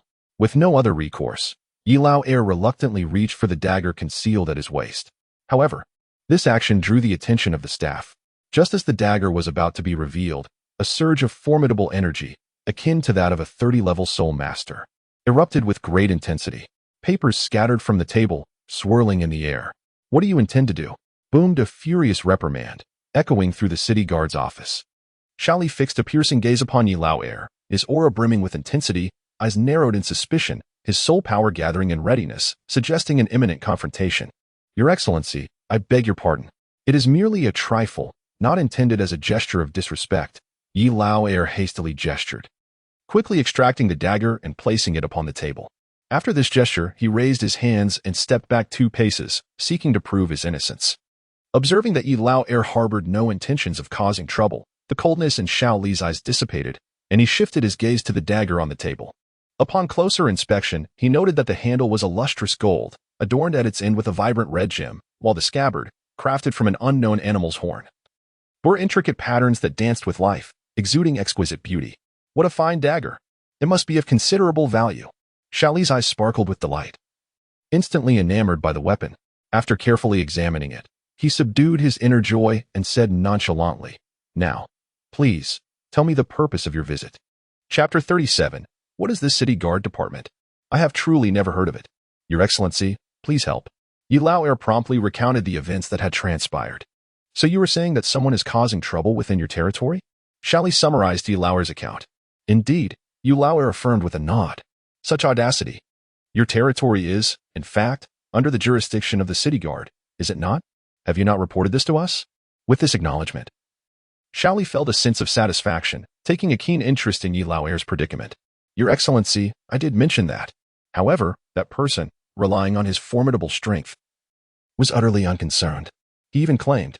Yi Lao's eyes darted, a look of feigned grievance crossing his face. He paused mid-sentence, genuinely exasperated. Li promptly inquired. What else did he say? Seizing the moment, Yi Laoer began to fabricate a tale, embellishing it with dramatic flair. That person boasted that the city guard's little lackeys could not touch him, threatening that if the guard sent someone, they would all be dealt with together. The official remarked that the individual in question seemed to hold the city guard in utter contempt, and, by extension, you as well. Wild old heir's words had indeed taken effect. The little subordinate, accustomed to basking in the limelight and wielding power, was surrounded by sycophants, leading him to believe that he was the most significant being in existence. Upon hearing such remarks, especially after receiving gifts, he felt a surge of indignation. Humph! If he so dismissively regards the city guard, I shall see whether his strength surpasses the authority of our institution. The little subordinate's face darkened, and he scoffed. It is done. Wild old heir, noticing the little subordinate's expression, felt a surge of secret delight. Humph! I am eager to see just how arrogant that man truly is. I wonder if he can maintain such ease when confronted by the city guard. A hint of coldness flickered in wild old heir's eyes. He then followed closely behind the little subordinate like a dog chasing its tail. In the streets of the western capital, Li Mubai remained in place, indifferent to the wails echoing around him. These individuals, in their daily dealings, relentlessly oppressed the common folk, coercing them into a state of despair and ruin, causing untold suffering to countless families. Had he not come here tonight, he would remain oblivious to the existence of such a faction within the Soul Master City. Truly, it is a disgrace to the other street gangs. The factions on different streets resemble more of a governing body, while the Wild Wolf Gang embodies the very essence of villainy. As for such individuals, he harbors no concern for their lives. Now, he merely needs to await the emergence of the Wild Wolf Gang's formidable backers, and then amplify the situation accordingly. The reason that Old Wolf 2 managed to escape was due to his deliberate leniency. Otherwise, how could a high-ranking soul master possibly evade the grasp of a titled Douluo? It is an inconceivable notion. He is not some destined protagonist, imbued with fortune. Li Mubai firmly believes that those who stand behind these minor ruffians are certainly formidable, likely comprising one or more elders. Isn't Bibi Dong perpetually pondering how to implement reform? Let this be the starting point. As long as Bibi Dong feels challenged and unable to take action, he, Li Mubai, will have justifiable grounds to remain aloof, a carefree, immortal devoid of troubles. The mere thought of days without Bibi Dong's interference fills his heart with ease. Meanwhile, at this very moment, whispers flutter through the streets. The Wild Wolf Gang, having mobilized in full force, cannot even contend with this young man. Is this a dream? I have witnessed the leader of the Wild Wolf Gang, a powerful soul master, being knocked unconscious by a mere novice. This is utterly absurd. One individual has managed to annihilate the Wild Wolf Gang. This is a true werewolf. The downfall of the Wild Wolf Gang is indeed splendid. The stature of this young man is magnificently striking. It stirs feelings within me, as if I am on the brink of falling in love. Yet, the demise of the Wild Wolf Gang raises uncertainty. Is it a blessing or a curse? With one Wild Wolf Gang gone, what if a second emerges? How shall we survive then? With one Wild Wolf Gang departed, surely there cannot be another? The whispers of these individuals, filled with both joy and concern, were all heard by Li Mubai. These matters are beyond his control. This is not merely an issue concerning the Wild Wolf Gang, but rather a fundamental flaw within the system of the Spirit Hall. Unless the institutional framework of Spirit City is transformed, such matters will persist. However, none of this concerns him. As long as he is living well, that suffices. A cool breeze sweeps through the dimly lit street, where the flickering candle flames dance alongside the occasional wails that pierce the air. The atmosphere indeed bore a hint of terror. Why have they not yet arrived? Could it be that the person we released did not seek assistance? Li Mubai pondered inwardly. At this moment, half a stick of incense had already passed. He was beginning to feel a sense of impatience. Originally, he had intended to spend the evening with Xiao Qian, indulging in a soothing bath and strolling along the tree-lined path to savor the refreshing essence of nature. However, the events unfolding before him had derailed this plan. After waiting for such a considerable time, there was still no sign of anyone approaching. This inevitably led him to speculate whether that slender figure had fled in fear. Just as Li Mubai was contemplating his departure, a sharp voice abruptly pierced the air. Sir. It is him. He's the one causing the disturbance. Look at the people on the ground, either with severed hands or broken feet. Such conduct clearly demonstrates a complete disregard for the city guard. At the end of the street, a figure was extending a hand, pointing directly at Li Mubai. Who else could it be but the notorious Wild Old Two? Beside him stood a uniformed figure, who now followed the direction of wild old Two's finger and cast a glance at Li Mubai.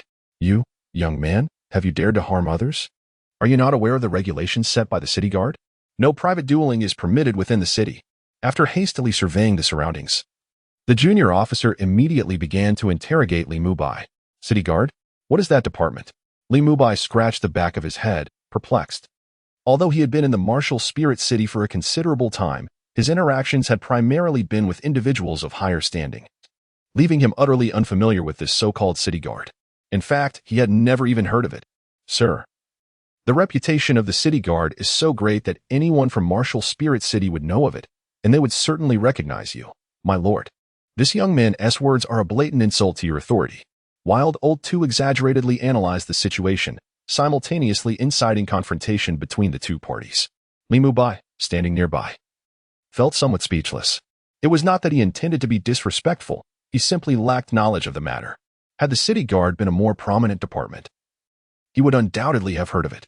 Yet, ironically, he had not. This indicates that the city guard is merely a subordinate department with minimal authority, one that even the spirit hall regards with indifference.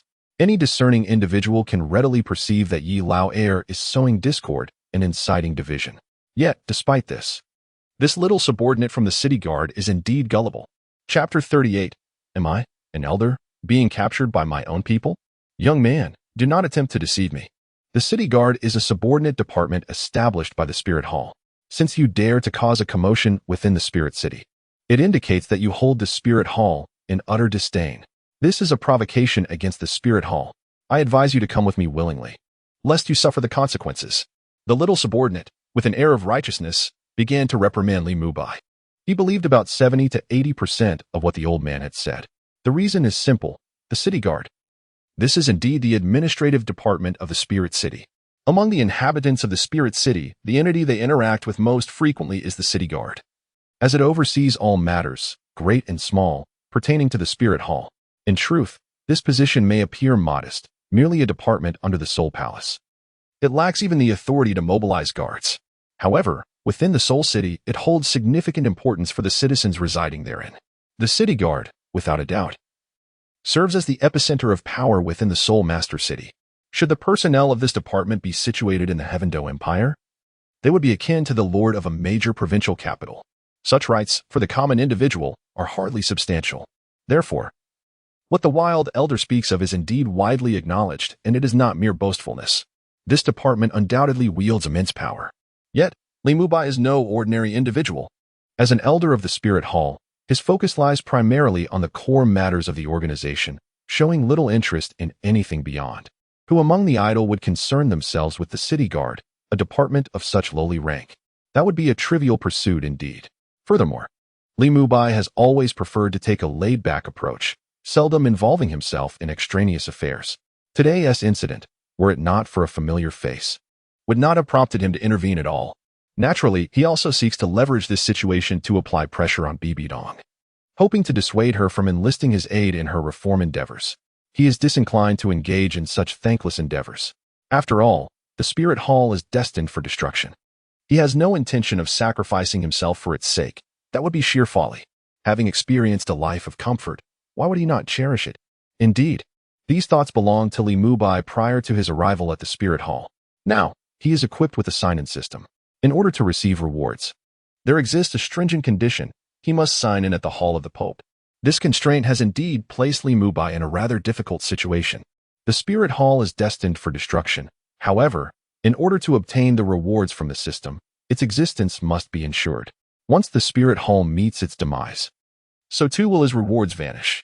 The offerings provided by the system are quite exceptional and significantly contribute to his enhancement of strength. Li Mubai would never disdain the augmentation of his power, for the greater his strength, the more composed he feels within. In this world at present, the most formidable presence appears to be the title Douluo.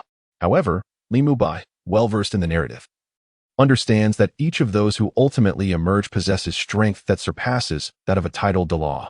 Thus, the prospect of enhancing his power through the system brings him considerable joy. Moreover, there exists a pivotal factor. The augmentation of strength signifies an extension of life.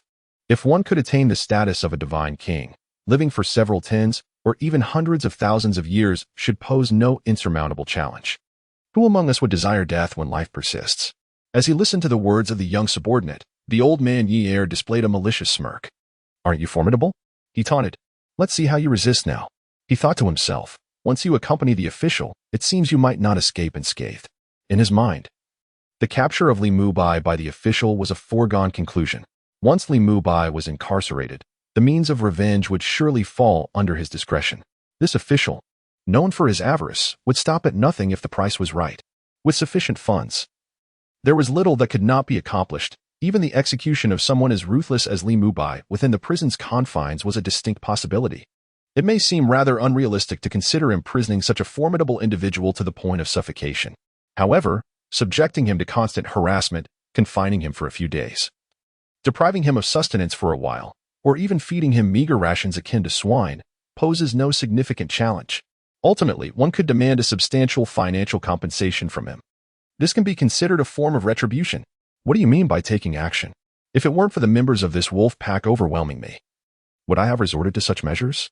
This is not an act of aggression, it is a defensive counterattack. The words of this young subordinate were infuriating. Naturally, Li Mubai would not indulge him and retorted directly.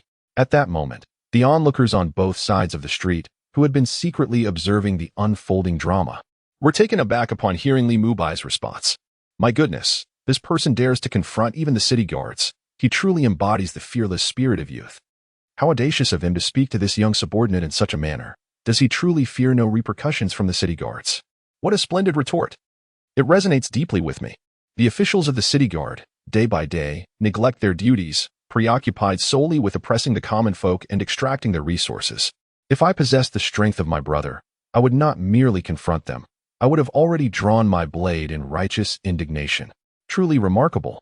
This sentiment resonates with me. Listening to Li Mubai's words, Xiao Li raised an eyebrow, revealing a countenance that seemed to see through all pretenses, and declared with unwavering conviction, this is utter nonsense. Are these individuals fools? They are aware of your prowess, yet dare to advance. Such assertions are mere fabrications, nonsensical drivel. It is undoubtedly you who has been the aggressor, inflicting cruel harm upon them. I have seen through your facade. There is no need for further pretense. You might as well come along with me willingly. As Xiao Li spoke, he stepped forward, intent on escorting Li Mubai back to the city guard. In truth, while he feigned fearlessness regarding Li Mubai's strength, such feelings were scarce. His confidence stemmed from his identity and the weight it carried. After all, within the martial Seoul city, aside from two genuine powerhouses, who else warranted such caution? Coincidentally, he was acquainted with those formidable individuals. Any Seoul master with a spirit power exceeding 70 levels would be meticulously recorded by the city guard. However, he held no recollection of Li Mubai whatsoever. This indicates that the individual before us, who has effortlessly subdued the entire wolf gang, is at most a level 40 Seoul master. Such individuals, upon hearing the illustrious reputation of the spirit hall, would surely be filled with trepidation and submit willingly, would they not? If they dared to resist, it would be tantamount to slapping the face of the spirit hall. In such a case, they need only report the matter, and the higher authorities would dispatch specialized personnel to apprehend these individuals. Numerous instances of such occurrences have transpired in the past and have been widely disseminated. He could not fathom that Li Mubai was unaware of this. If he was indeed cognizant, then he ought to comply even more readily. Do you not know who I am? Li Mubai suddenly retorted, gazing at the approaching Xiao Li. Why should I care who you are? If you are wrong, you must acknowledge it. Stand straight when facing punishment. Xiao Li's demeanor was brimming with arrogance, her voice laced with unwavering confidence. Chapter 39. Ecstatic Bibi Dong. Is it possible that they do not recognize me? Li Mubai found the situation somewhat amusing. As an elder of the spirit hall, he had been unexpectedly apprehended by one of his own. If such news were to reach Bibi Dong's ears, it is uncertain how she would respond. However, it is entirely reasonable that this young attendant does not recognize him. He has never been one to seek the limelight or boast of his accomplishments. Moreover, his recent appointment as an elder of the spirit hall occurred only a couple of days ago, just the day before the grand assembly. At his own request, Bibi Dong chose not to publicize this development. Only a few esteemed elders within the spirit hall are aware of his identity. As for others, they may have heard rumors of such a person but have never laid eyes upon him. This individual is a hero, a man of valor, yet it is regrettable. Once he enters the city guard, he will surely face dire consequences. The heavens seem blind. Virtuous souls often go unrewarded, while the wicked roam freely. One must not follow him. If he flees now, there is still a chance for escape, but once ensnared, he will undoubtedly face retribution from the wolf gang. The residents silently offered prayers for Li Mubai. Shall we proceed? The young attendant approached Li Mubai, his demeanor exuding arrogance. Wait, Li Mubai interrupted. What? Do you intend to resist? If you choose to fight back, I would indeed be unable to detain you. However, are you prepared to confront the formidable forces dispatched by the Spirit Hall? Their influence stretches across the entire continent. Unless you can escape to the Stardew Forest, you will inevitably be captured, no matter how far you flee. The young attendant issued his threat directly. Li Mubai found himself at a loss for words. The young subordinate speaks with such arrogance. Could it be that no one has taught him the ways of civility? It truly echoes that saying, once granted authority. He wields it without restraint, completely forgetting his own limitations. Upon encountering another, he assumes they ought to fear him. We are all merely individuals wearing shoes. Who truly fears whom? If conflict arises, it may well end in bloodshed. Do these individuals not warrant being taken back for investigation? Li Mubai remarked, gesturing towards some individuals on the ground. What further inquiry is necessary? The truth is already glaringly evident. You are the principal perpetrator of this incident. The young subordinate appeared somewhat impatient. Observing that Li Mubai seemed intent on continuing the discourse, he interrupted, stating bluntly, enough of your chatter. I declare you are you. So be swift in your departure. Faced with such brazen arrogance, Li Mubai ultimately chose to accompany him. It was not out of fear of resistance, but rather a desire to witness what further schemes this subordinate might employ. Most importantly, he aimed to gather evidence of the subordinate's corrupt practices, laying the groundwork to address these wrongdoings openly in due time. Certainly, direct violent coercion could yield results, yet Li Mubai's curiosity was piqued. He pondered how these individuals would react upon discovering their true identities. Moreover, he was keen to observe Bibi Dong's perspective on this matter. Should she leverage this incident to challenge the esteemed elders, he might consider acquiescing to her requests, finding the current monotony rather tiresome. Why not introduce some change and engage in a little diversion? Before departing, Li Mubai cast a hurried glance back at a grand tree lining the street. In the papal palace, within Bibi Dong's chambers, a striking figure luxuriated in a vast bathtub. Her flowing hair cascaded down the sides of the tub like a myriad of verdant silk strands. A delicate, white arm glided gracefully over her body. The bathroom was enveloped in a soft white mist, lending an ethereal quality to the scene. It was Bibi Dong, indulging in her bath.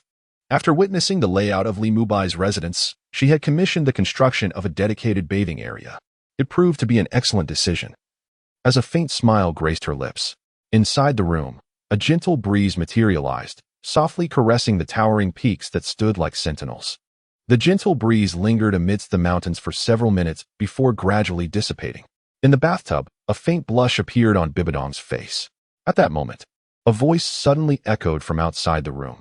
Your Holiness, there is an urgent matter that requires your attention. Bibi Dong, whose spirits had just been lifted, was abruptly interrupted by this voice, causing her actions to falter for an instant. The expression on her face swiftly transformed into one of icy frost, her demeanor turning cold and austere. Have I not made myself clear? Do not disturb me while I am bathing. Bibi Dong's voice sliced through the air like the biting north wind of December, exuding an unmistakable chill. It concerns Elder 10, Your Holiness. The voice outside hesitated somewhat, yet ultimately conveyed the matter at hand. Li Mubai? Bibi Dong was momentarily taken aback. At this moment, what could that scoundrel possibly be up to? Surely he hasn't fled overnight. With this thought in mind, Bibi Dong couldn't help but inquire, what is the matter? Could it be that he has departed from the spirit city under the cover of night? Ever since Li Mubai ascended to the position of elder, Bibi Dong had discreetly instructed her subordinates to keep a watchful eye on him. Any hint of unusual activity was to be reported directly to her. Upon hearing the response, Bibi Dong's previously tense expression relaxed slightly. Such an urgent message left her under the impression that Li Mubai had fled. As long as he does not abscond, everything shall remain well. Li Mubai is indeed a treasure waiting to be unearthed by her. Should he slip away, it would be a tremendous loss. The crux of the matter is that once Li Mubai departs, what means does she possess to alter the impending doom of the Spirit Hall? Thus, Li Mubai must not be allowed to escape, even if the Elder Hall were to be completely annihilated, with only Li Mubai remaining. She would still find solace in the divine protection bestowed upon her. But if that is not the case, what then? The chill in Bibi Dong's tone diminished somewhat, yet it remained devoid of warmth. The 10th elder has been taken by the city guards. The voice of the maid resonated, reaching the bathroom and momentarily stunning Bibi Dong. Li Mubai was captured by the city guards? How could a mere city guard apprehend a titled Douluo like Li Mubai? Bibi Dong's expression turned peculiar as she instinctively inquired further. How was he captured? Outside, a respectful voice responded. It was the 10th elder who went willingly. At this, Bibi Dong raised an eyebrow in surprise. Willingly? What, precisely, does Li Mubai aspire to achieve? Your Holiness, there is another matter. The individual who guards the 10th elder mentioned that, before departing, the 10th elder cast a glance in her direction. As Bibi Dong pondered this, a voice once again echoed through the bathroom. Upon hearing it, Bibi Dong contemplated briefly and, in an instant, began to grasp the situation. Li Mubai is observing her demeanor. Previously, she had inquired of Li Mubai on how to generate revenue for the spirit hall. At that time, she distinctly heard his inner voice respond that to create profit, one must begin with systemic reforms. Moreover, it is highly probable that she would have to confront opposition from certain devotees. Reflecting on this, Bibi Dong could not help but feel a surge of joy, for this indicated that Li Mubai was finally willing to assist her. Chapter 40. Li Mubai, the elder of the spirit hall, the director of the city guard, is in a flurry. A servant's voice called out as Bibi Dong emerged from the bath. Through a delicate white gauze curtain, her slender waist, the subtle contours of her majestic figure, and her elegantly elongated legs were vividly apparent. Yes, the sound of hurried footsteps echoed from outside the room, gradually receding. Creak. The door swung open. Bibi Dong had donned a white gown adorned with golden threads. The dress was not loose. On the contrary, the upper portion fitted her figure, perfectly accentuating her alluring curves. The skirt featured a slit that began at her thigh, cascading downward. With each step she took, a glimpse of her snow-white, exquisitely textured long legs was revealed. Finally, she completed her ensemble with a pair of crystal high heels, instantly exuding an air of ethereal purity, reminiscent of a celestial being. Adorned in her splendid attire, complemented by the exquisite beauty of her countenance, Bibi Dong resembled a breathtaking vision, ethereal and captivating. Your Holiness, the carriage is prepared, announced the attendant, her footsteps echoing softly. Bowing respectfully before Bibi Dong, she reported the situation. Although her gaze was cast downward, a flicker of astonishment graced her features, for Bibi Dong's resplendent elegance had left her in awe. Despite being a woman herself, she could not help but be mesmerized by another's superior beauty. Very well, let us proceed, Bibi Dong replied with a stern expression. Nodding in affirmation, the two then made their way toward the papal residence. A surge of indignation rising within her as she contemplated the fact that even elderly Mubai had been apprehended by her subordinates. These individuals must possess an extraordinary audacity, daring even to seize her. In the Soul Master City, at the city guard station, Li Mubai followed Shaoli inside. Simultaneously, entering the city guard station was the second-in-command of the Wolf Gang, who, in Shaoli's words, was there under the pretense of assisting with the investigation. The esteemed official, regardless of the order of events or the righteousness of the situation, opted to first escort the individual back to the city guard station before rendering a judgment. Li Mubai could discern the underlying intention, which was merely to exploit his privilege, to reap some benefits and indulge in a bit of gain. Did one not notice the rotund belly of that little attendant? This indulgent lifestyle is a product of excess. Today, someone treats us to a feast, tomorrow another invites us for tea, and the day after, there will be another to enjoy a dance. It is no wonder that one's appetite would burgeon in such opulence. Follow me. As soon as we entered the gates of the city guard, the young attendant appeared quite self-important, adopting a tone of authority. He exuded an air of officialdom as he issued commands to Li Mubai. Li Mubai furrowed his brow, choosing not to retort, but instead listened quietly to the young attendant. He was curious to discover the true nature of this city guard, to unveil the hidden machinations within. Given his nascent interest in the reforms of the martial Soul Hall, it was only prudent to familiarize himself with the foundational aspects of this institution. After all, practice is the sole criterion for validating truth. Moreover, the stability of a towering edifice is determined by the strength of its foundation. Li Mubai was not one to silently endure indignities. His current demeanor was simply a prelude, for he anticipated that someone would soon rectify the situation. For now, his task was to uncover the issues plaguing these grassroots departments. Before long, Li Mubai followed the young attendant into an interrogation room, leaving the old wolf of the Wild Wolf Gang outside. The door thudded shut behind them, isolating the old wolf from the proceedings. However, a small glass window on the door permitted a view of the interrogation room's interior. "Name," commanded the young attendant. Pen poised over the interrogation ledger. "Li Mubai," he replied calmly, maintaining an unwavering composure, devoid of any trepidation. "Li Mubai?" The attendant's face registered a flicker of suspicion. The name seemed vaguely familiar. Yet, after a moment's contemplation, he could not recall where he had encountered it before and soon dismissed it from his thoughts. "Gender. Can't you see?" Li Mubai retorted. "Enough with the trivialities. Just ask what you need, and I shall respond." As the attendant spoke, saliva flew from his lips, which Li Mubai deftly avoided, tilting his head to evade the verbal onslaught. Noticing Li Mubai's silence, the attendant's expression morphed into one of satisfaction. "In here, I am the boss, I am the law. Regardless of your strength, you must bow in submission." Little Li reveled in this sensation, while Li Mubai silently affixed a label of extreme ferocity to him in his mind. "When that esteemed individual arrives, both old and new grievances shall be settled." In truth, Little Li was not foolish. His audacity in treating Li Mubai in such a manner stemmed from the realization that among those he deemed untouchable, there was no formidable figure like Li Mubai. As all individuals entering the spirit soul city, be they ordinary folk or powerful soul masters, were required to register their names and abilities at the entrance, Little Li diligently memorized the names of these registered strong individuals.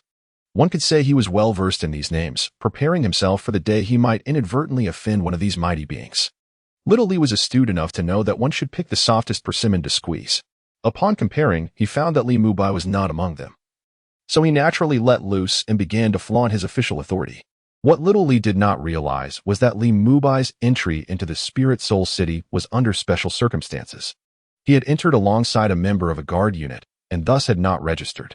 Coupled with Li Mubai's unassuming nature, it became apparent that Little Li was unaware of his true standing, believing instead that Li Mubai was merely a minor character amidst the throngs in the Spirit Soul City.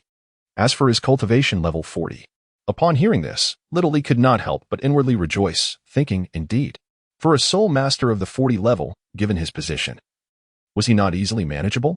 He certainly did not believe that Li Mubai was concealing his true prowess. After all, in this world where strength reigns supreme, anyone who has committed an offense and entered the city guard's facility is eager to exaggerate their prowess.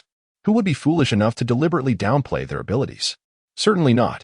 Soon, the inquiries concluded. As for the reasons behind the conflict, the subordinate did not bother to ask. Instead, he crafted a narrative on his own. Furthermore, he refrained from having Li Mubai affix his fingerprint, as they needed to wait for the second-in-command of the Wild Wolf Gang to finish his testimony before merging both accounts for the signature. In truth, there was yet another procedure that the subordinate had overlooked, the strength assessment.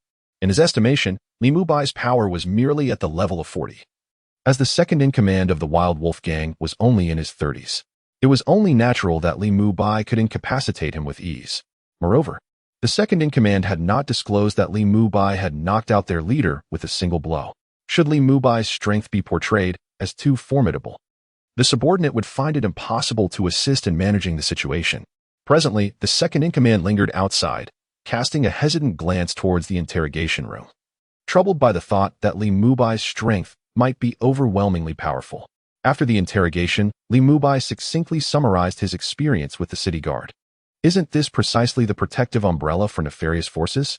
Is this not a clear manifestation of a protective umbrella for nefarious forces?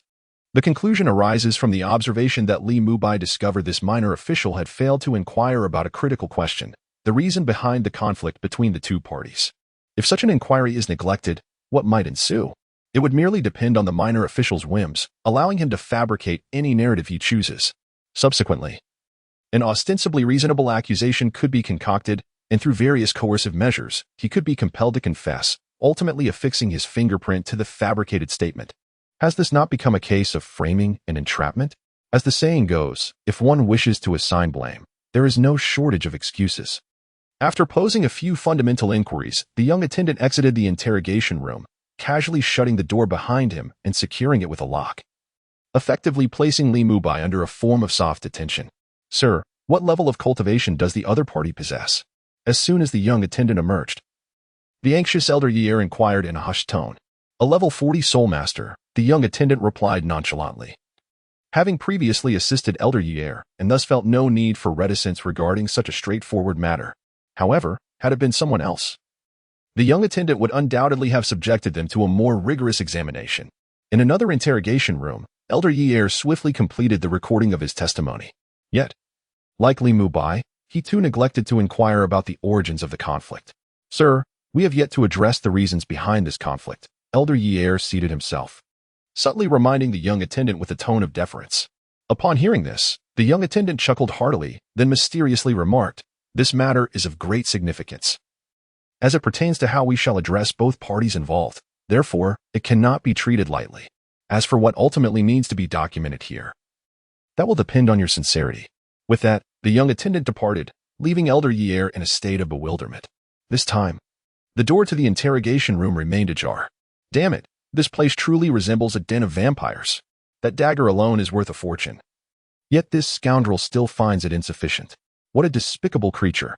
Wild Air, seething with indignation, cursed silently in his heart. However, despite his discontent, he lacked the courage to voice these thoughts aloud. He feared that such candor might result in being hastily assigned a crime by the junior officer, leading to a detention of 10 days to a fortnight. With no other recourse, Wild Air resolved to seek out the boss, for the financial authority of the Wolf Gang resided in his hands. To exact punishment upon this Li Mubai, he would need to procure something of value from the boss. Contemplating this, Wild Air rose to depart. Yet, upon stepping into the hall, he encountered a corpulent middle-aged man with a bald, shiny head devoid of even a single strand of hair. Directorly, upon seeing this greasy, bald-headed individual, a broad smile immediately spread across Wild Air's face. "You are." Director Li recognized Wild Air as somewhat familiar but could not quite place him. "Director Li, this is Wild Air from the Wolf Gang," the junior officer respectfully interjected. Wild Air? Director Li still hesitated, unable to recall the details. "Yes, indeed. Director Li, just a couple of days ago, we shared a meal together." The junior officer chuckled in the background. "Oh, it is you. What brings you to the city guard?" In truth, Director Li still struggled to remember who Wild Air was. Yet he was aware of the Wolf Gang's reputation. The gang, known for its minimal monthly tribute, finds itself embroiled in trivial matters, primarily personal grievances. As noted by Director Li, a flicker of joy ignited within Yi Lao Air, who mistakenly believed that Director Li's inquiry signified a desire to assist him. Personal grievances? Let me take a look, he mused. Director Li promptly seized the ledger from the hands of the junior aide and began perusing its contents. The name Li Mubai struck a familiar chord within him, prompting contemplation as he scrutinized the list of individuals and their basic information. The name seemed to echo from some distant memory, yet he dismissed it, assuming it belonged to a nondescript individual, much like Yi Lao Air himself. After a moment's reflection, he abandoned the pursuit of recollection. "Why is the cause of the conflict not documented?" Director Li inquired, focusing on the crux of the matter.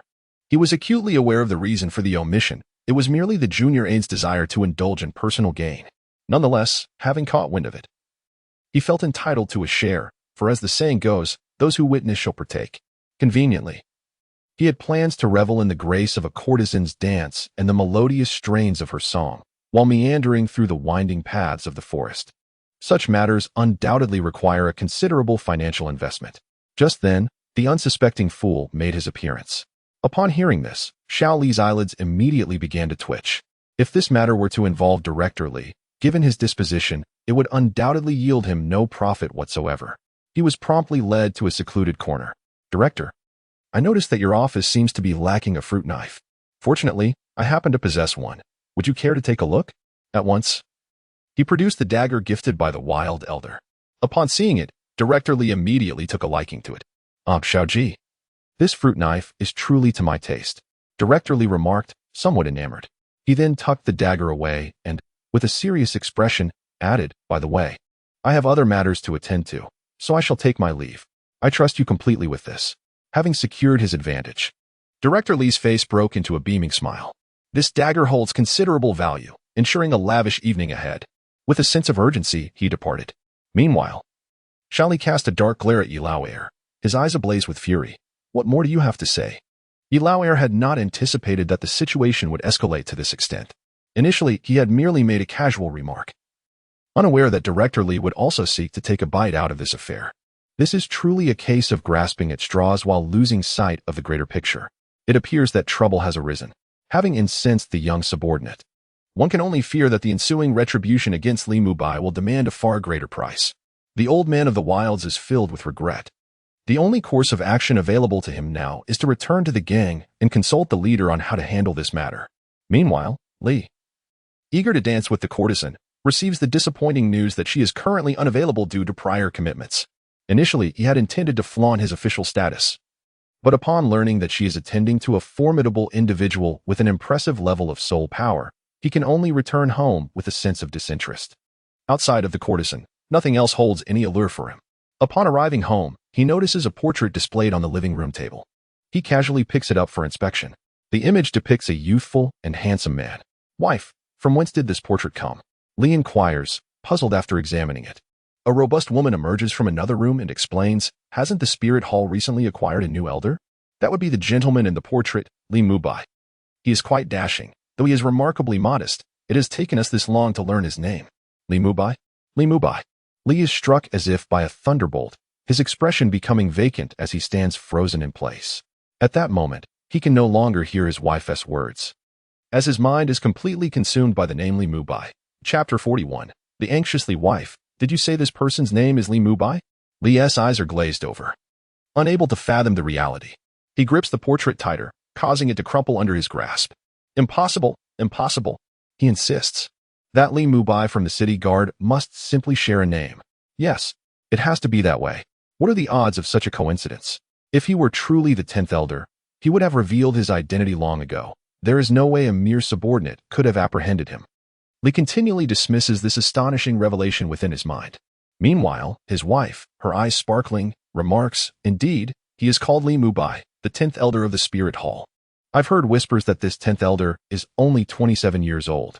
To achieve the rank of title Douluo at such a young age, he can truly be considered a prodigy, and to top it off, he is remarkably handsome, a true dragon among men. What? 27 years old? Li erupts, his voice filled with disbelief. The sheen of his oily face is replaced with a look of sheer terror, his complexion paling to a ghostly white, devoid of any color. At this moment, Director Li could find no further grounds for rebuttal. He had indeed perused the manual recorded by the junior clerk, and it confirmed that the name was unmistakably Li Mubai, and even the age was accurately noted as 27. At this point, even if Director Li were not anxious, it would no longer matter. How could there be so many coincidences in the world? He could almost ascertain that their city guard had indeed apprehended the newly arrived elder, Li Mubai. Furthermore, they had restricted his personal freedom. Not only that, he had allowed the instigator to act with impunity, although he was not present at the scene. He could easily shift all blame onto the subordinate. However, his departure had occurred well before the end of working hours. This meant that no matter how much he attempted to deflect responsibility, he would still bear guilt. This won't do. I must rush over and prevent this tragedy from unfolding. Director Li resolutely decided. He was not particularly concerned that the relatively weak members of the city guard could inflict any harm upon Li Mubai. The primary objective was to thwart the actions of the subordinate and the wild wolf gang. He was acutely aware of the fate that awaited anyone who fell into the hands of the subordinate. A certain greeting was undoubtedly inevitable. Although such greetings could not harm a title Douluo, they would certainly solidify enmity. Should this incite Li Mubai's wrath, the city guard would be utterly incapable of withstanding the fury of a title Douluo. Moreover, he had heard through various channels that His Holiness, Pope Bibi Dong, seemed particularly concerned about this elder, frequently visiting his residence. This is a privilege that no other elders have ever experienced. At this moment, Director Li is genuinely apprehensive that this matter might reach Bibi Dong's ears. If this rumor proves to be true, it is likely to incite the wrath of Bibi Dong, the true mastermind. Not to mention whether the city guard will face dissolution, but as the administrator of the city guard, he will undoubtedly face repercussions, the least of which would be the removal from his current position. The city guards oversee all matters pertaining to the spirit hall, with positions therein being highly coveted. Corruption and malfeasance are the norms within this realm. Otherwise, how could its members all sport such conspicuous bellies? It is evident that everyone has partaken generously in the spoils, particularly the director, who finds himself perpetually inundated with invitations. Yesterday, it was the East Street, today the West, and tomorrow the North, an unending stream of engagements. Those seeking his assistance invariably arrive with ample bribes in hand. Such a comfortable position is one he is loath to relinquish. With this thought in mind, Director Li hastily made his way outside. Hey, master, what are you doing? Aren't you going to plow the fields tonight? If you don't, I might have to find someone else, came the distant, muffled shout of his wife.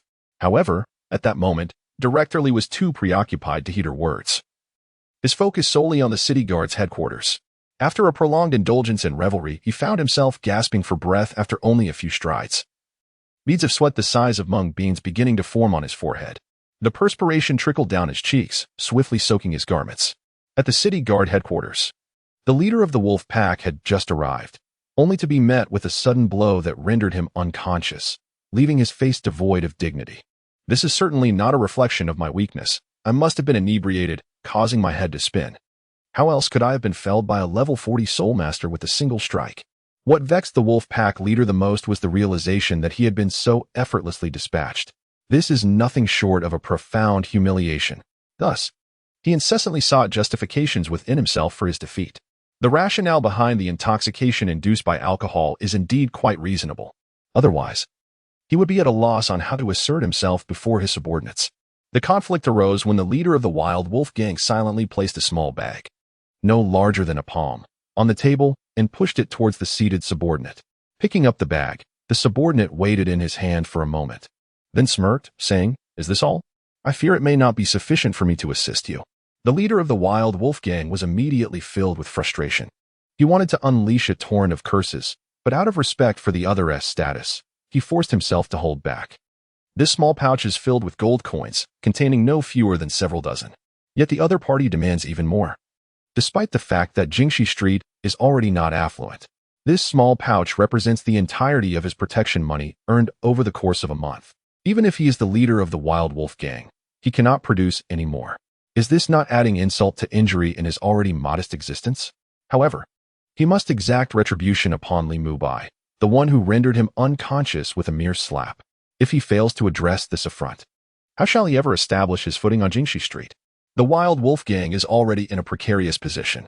Should word spread that he was bested so easily, their reputation would be jeopardized. Although Jingxi Street is not a realm of vast wealth, it is certainly under the watchful eyes of many. To seek vengeance, he must navigate through the city guard. As for confronting Li Mubai one-on-one, he lacks both the courage and the audacity. The man who could knock him out must undoubtedly possess formidable strength. With this thought lingering, the leader of the wild wolf gang gritted his teeth and then produced a sapphire the size of his thumb from his pocket. This was discovered in the possession of an elderly man. As for why the old man would allow him to seize this object, it is evident that he was ushering the elderly gentleman into the afterlife. At the moment he stumbled upon this item, the old man resisted fiercely, determined to fight to the death. The outcome was, of course, predictable. With a mere shove, the old man's forehead collided directly with the corner of the table. After a couple of convulsions, he lay still. The leader of the wolf gang felt no remorse for the old man's demise. On the contrary, acquiring this gem brought him considerable joy for quite some time. Now, he was faced with the painful decision to part with it. As long as the wolf gang maintained its stronghold in Jingxi Street, he had no fear of lacking sustenance. "Sir, do you think this could merit a few notes in the ledger?" The leader of the wolf gang glanced around before producing the gem and placing it upon the table. The blue gemstone, illuminated by the flickering lights, radiated brilliant hues, making it utterly irresistible. The young subordinate was captivated at first sight. Having initially sought merely a larger share of the benefits, he had not anticipated that the other party would unveil such a splendid treasure. The size of this gem evidently surpasses the value of the previous dagger by a considerable margin. Shali was utterly elated. He never anticipated that misfortune would lead to such fortune. Losing a dagger in exchange for this magnificent gem was undeniably a tremendous gain. Without hesitation, Shali carefully placed the gem within his bosom, while simultaneously sliding the tome he held in his other hand across the table towards the leader of the wolf gang. The meaning is quite apparent. If one seeks the reason behind the conflict, one must articulate it themselves. The leader of the wolf gang watched as the young subordinate tucked the gem into his bosom, a flicker of pain evident on his face. It had to be done. Upon glancing at the tome upon the table, a smile returned to his visage. If he could fabricate some grave accusations, then surely Li Mubai would be at his mercy. With this thought in mind, the wolf gang leader seized a quill and deftly shifted all blame onto Li Mubai. "Is this all there is?" Retrieving the tome, the young subordinate scrutinized the listed reasons, raising an eyebrow. "This is it?" The wolf gang leader chuckled awkwardly. "Are you foolish? These reasons could hardly condemn Li Mubai. The young subordinate retorted with a smirk. He then picked up the quill once more, adding several more severe charges. After a few moments, he tapped the tome with satisfaction, nodding.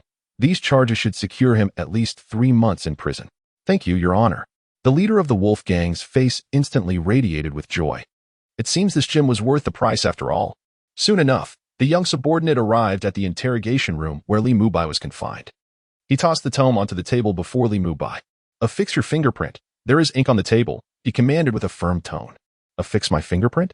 Li Mubai picked up the tome and began to read the terms.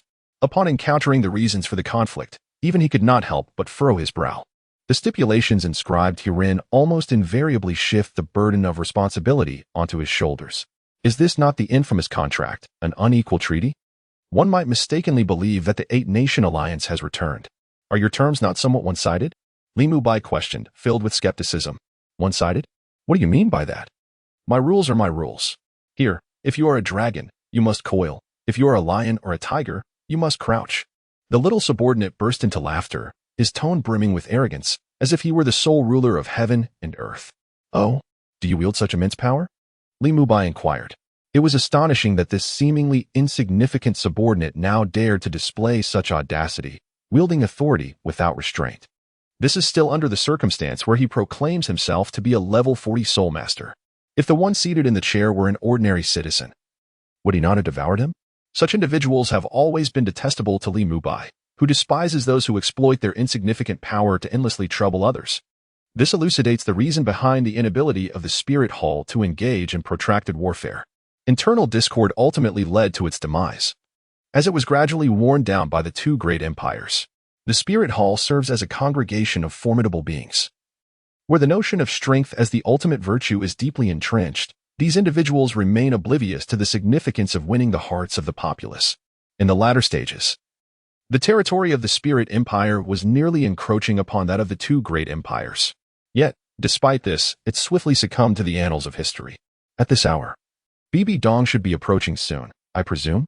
Glancing at the petite clock adorning the wall, a glimmer of pride flickered across Li Mubai's face.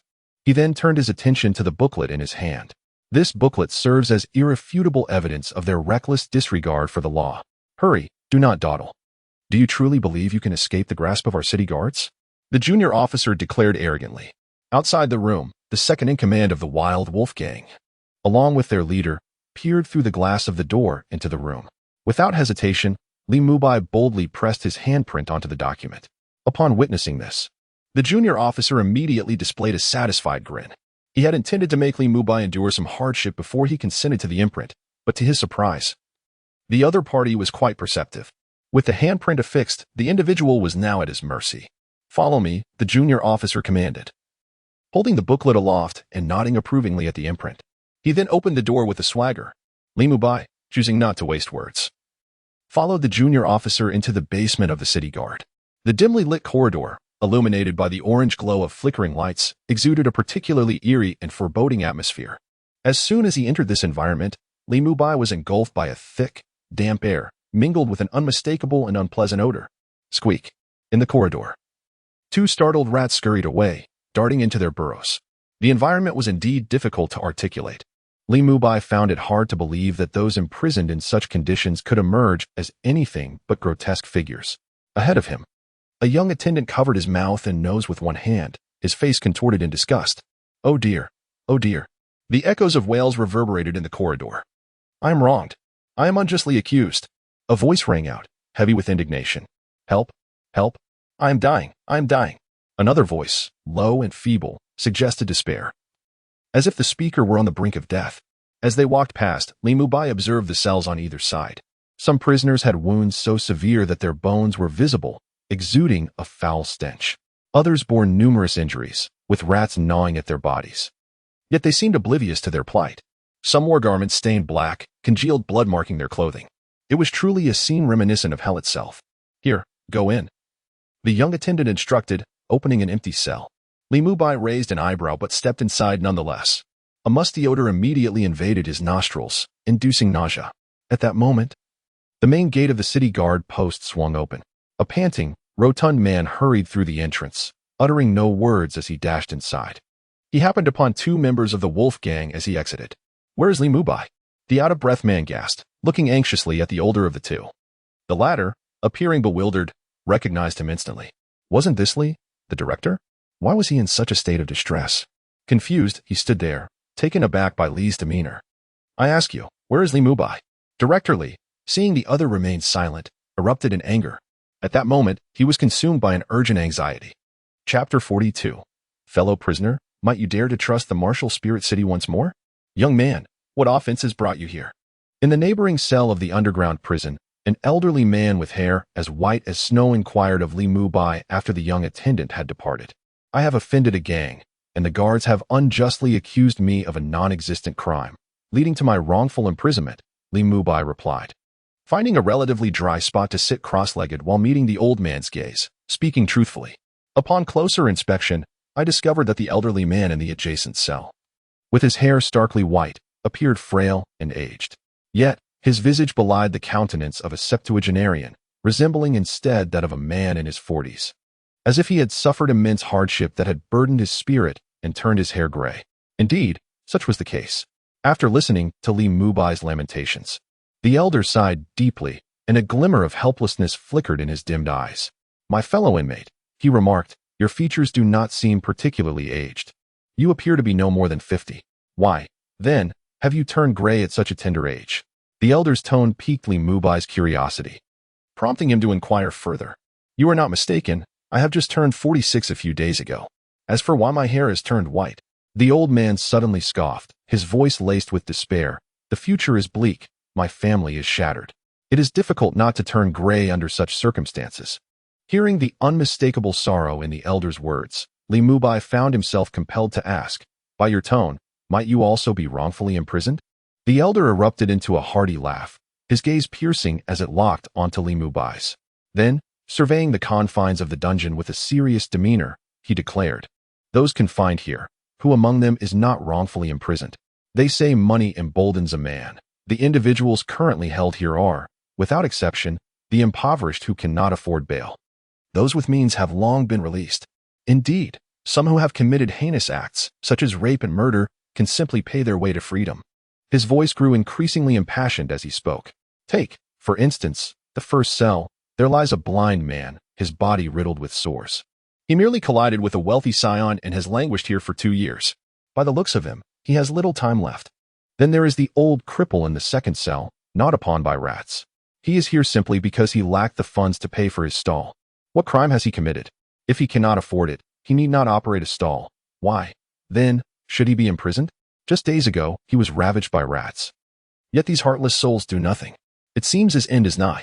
Suddenly, the elder paused, casting another glance at Li Mubai, his eyes brimming with tears as he tremulously asked, young man, under such laws, how can we, the impoverished, dare to commit a crime? Gazing upon the pitiful and helpless elder, Li Mubai felt a profound tremor within his heart. This world is utterly different from the previous one. The strong reign supreme, standing atop the mountains, gazing at the stars, yet never casting a glance down at the realm of mortals. Nobility wields power, passed down through generations, ensuring that their descendants remain in eternal wealth and grandeur. The affluent and powerful exploit the common folk, akin to despicable mosquitoes, greedily draining the lifeblood of the people. From the very beginning, Li Mubai had steeled himself for the realities of this privileged elite. This is precisely why he strives diligently in his cultivation. Is it not to become a mighty elephant, rather than a mere ant that can be effortlessly trampled upon? Today, upon hearing the words of the elder, Li Mubai finally comprehended that this world is far more intricate than he had previously understood. Simultaneously, a profound sense of helplessness welled up within him. In such a complex and ever-changing world, affecting even the slightest alteration is exceedingly arduous. Subsequently, the elder recounted his own tale. He was once a modestly successful merchant. Though not a grand trader, he was able to earn a living through his craftsmanship. Being an ordinary citizen, he possessed the self-awareness to carefully regulate the quantity of goods he sold, remaining exceedingly cautious. He feared that the allure of profit might attract unsavory individuals, leading to turmoil within his household. However, the good times were short-lived. Despite the elder's efforts to limit his product's quantity, certain individuals still caught wind of the lucrative opportunity. Soon, there were visitors proposing to purchase his ancestral craft.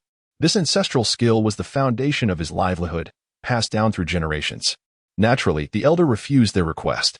Yet, within a few days, more visitors arrived, offering a higher price for his craft. However, the price they proposed was difficult to trust. The elderly man firmly declined. Yet this very refusal brought catastrophic misfortune upon his family. There were no ominous threats or warnings. One fateful night, intruders forcibly entered his home, subdued his family, and demanded he surrender his ancestral craft. Initially, he could not fathom that they would resort to violence. To his horror, they brutally assaulted his loved ones right before his eyes. Helpless, in order to protect his family's well-being, he divulged all his skills. After verifying the authenticity of his knowledge, he assumed they would spare his family. To his dismay, they framed him to ensure the secrecy of the recipe. Ultimately, he was apprehended by the city guards with no investigation, subjected to harsh interrogation, and imprisoned. After recounting his tale, the elder earnestly advised Li Mubai, "Young one, if you possess wealth, do not hesitate to part with it. When the next person arrives to deliver food, offer them your riches. It may hasten your escape." He surveyed the prison surroundings and shook his head, saying, "This place is utterly inhumane. Even a sane person would either go mad or succumb to illness, soon meeting a grim fate. And even in death, there are rats that gnaw, leaving no whole corpse behind." With a heavy sigh, he expressed his profound disillusionment. "I am utterly disappointed in this spirit soul city. It may appear orderly, yet it lacks true justice. People claim one can easily acquire wealth here, but once you arrive, the reality is starkly different. If I ever manage to leave this place, I vow never to return." Li Mubai inquired earnestly, "Is Spirit Soul City truly that disappointing?" The elder laughed heartily. "Disappointment barely scratches the surface. It is pure despair. This place pales in comparison to even half of the Heaven Do Empire. My fellow inmate, perhaps you should place your faith in Spirit Soul City one more time. Who knows, it may undergo a transformation after tomorrow." Li Mubai brimmed with confidence, but the elder merely scoffed at his words, dismissing them without a second thought. How could a solitary opinion inspire belief? The experiences of these years have imparted a profound truth to the elderly. A dog cannot change its nature. Chapter 43. Director Li was taken aback. In Li Mubai's eyes, the elderly gentleman before him was merely one among countless individual entrepreneurs. These individuals play an exceedingly vital role in the development of Soul Master City. Their relationship with the city resembles that of earthworms to soil. Soul Master City can be likened to fertile soil, while the individual merchants are akin to earthworms. A patch of soil devoid of earthworms will inevitably become compacted and devoid of nutrients over time, resembling a stagnant pool lacking oxygen, where fish struggle to survive. Therefore, even the most fertile soil requires the assistance of earthworms. They serve as a wellspring of vitality, aerating the soil and preventing it from becoming hard and barren. Currently, the state of Soul Master City mirrors a once fertile land now inhabited by a few chickens, which survive by preying upon these essential earthworms.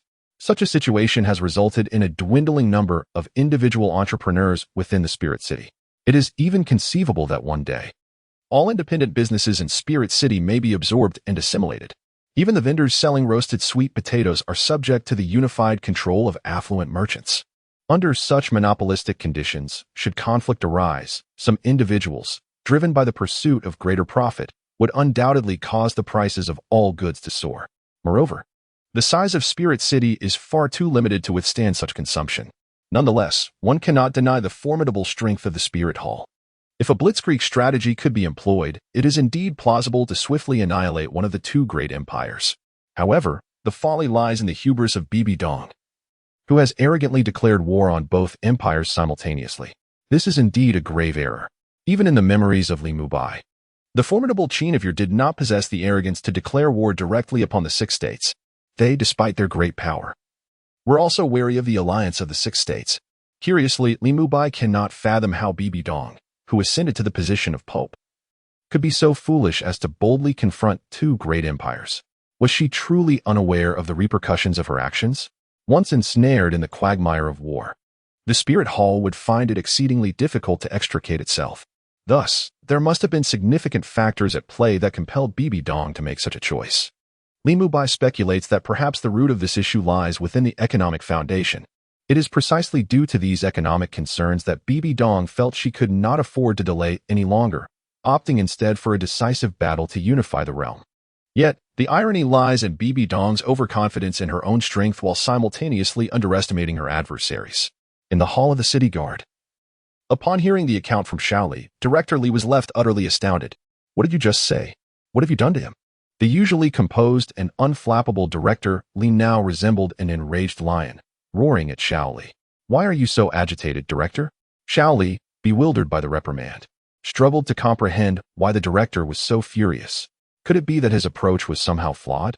But it had always been handled this way before. Could it be that Li Mubai possessed some formidable background? Li pondered, but could not recall any significant connections to the name Li Mubai. Director Li, drenched in perspiration, felt his face turn as pale as wax upon hearing Li's words. It was over. His mouth instinctively opened, uttering but two words. Upon hearing this statement, the young subordinate was filled with confusion, a sentiment that resonated with the bewildered duo from the wolf pack, who remained. You are doomed. Director Li snapped back to reality, casting a look of deep disappointment at the young subordinate. Without a moment's hesitation, he hurried towards the dungeon, leaving the three behind in a state of perplexity. Nevertheless, they promptly followed in his wake. The chains of the dungeon's door rattled as they were unfastened. Director Li was the first to descend the staircase, entering the depths of the dungeon. At this moment, he could scarcely pay heed to the putrid stench that permeated the air. These unpleasant odors pale in comparison to the significance of the official cap.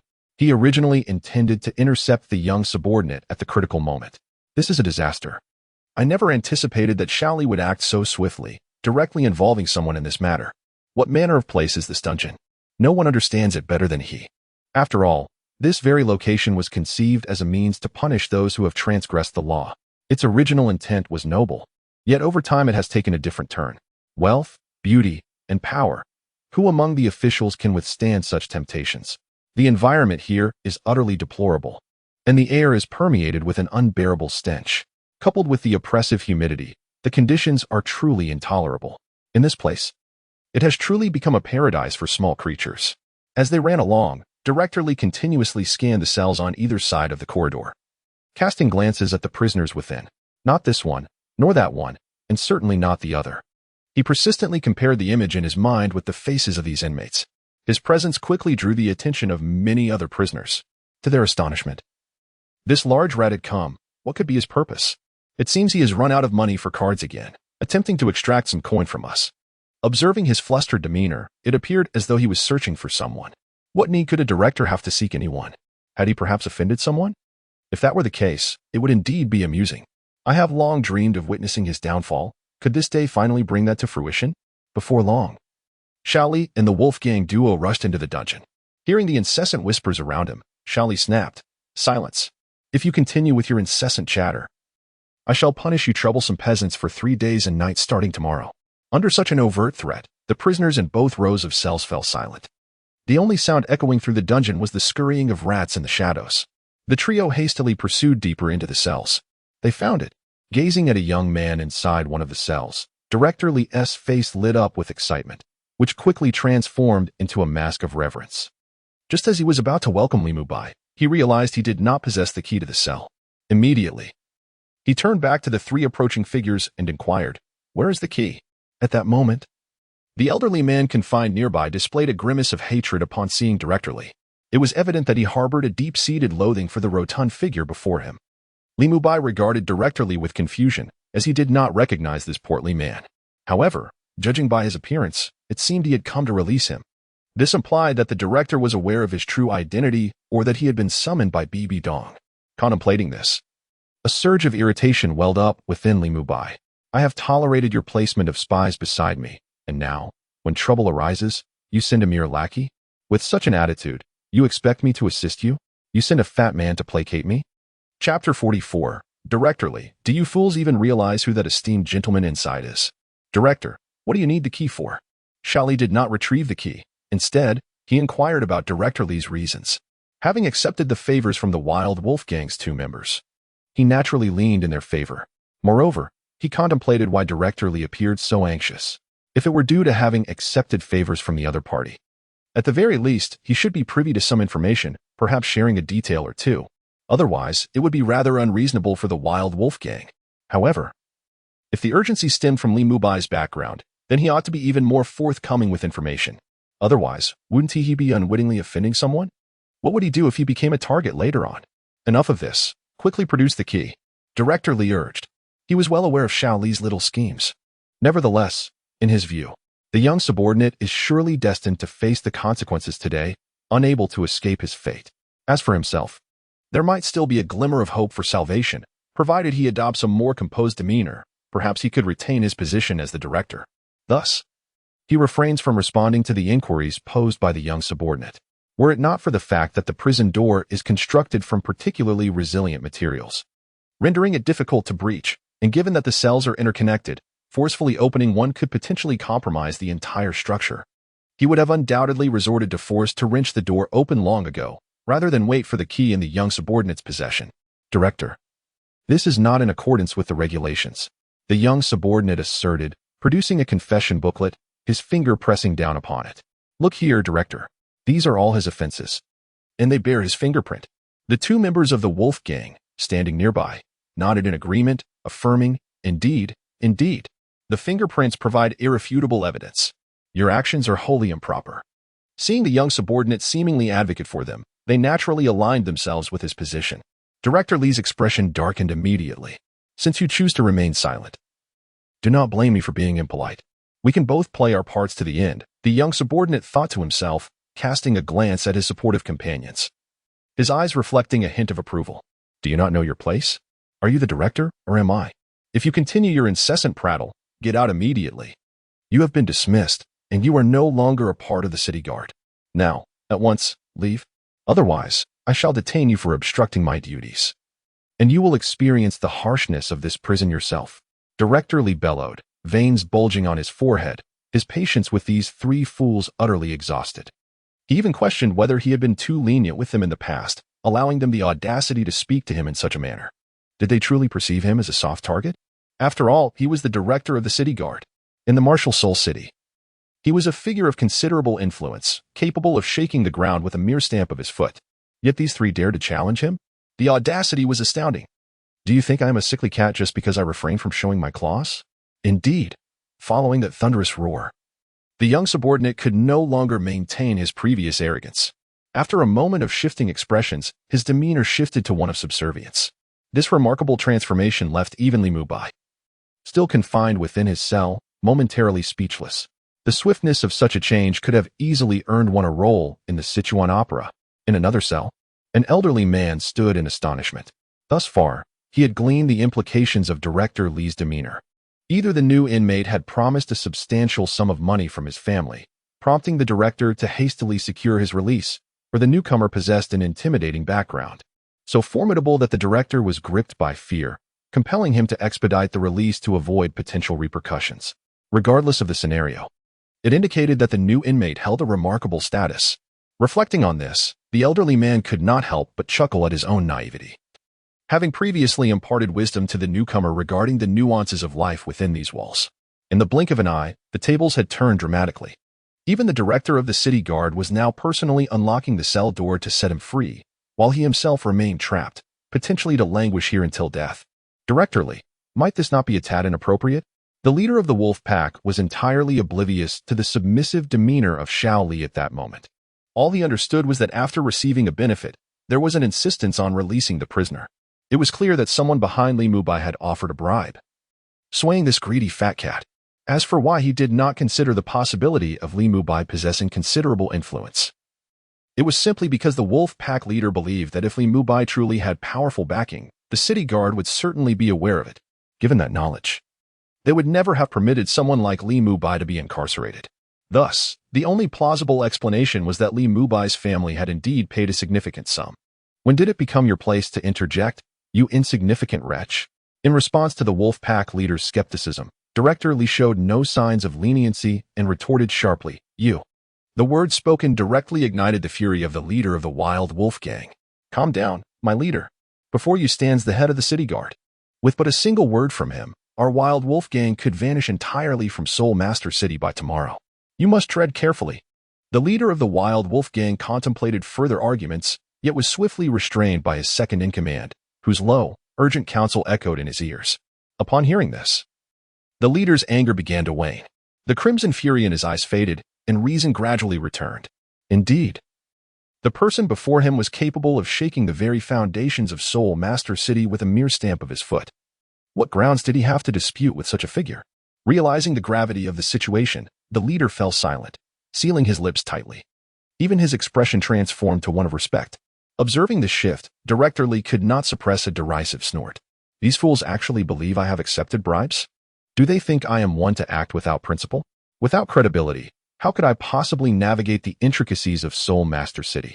You lot are utterly oblivious to the true power of the esteemed figure languishing in the prison.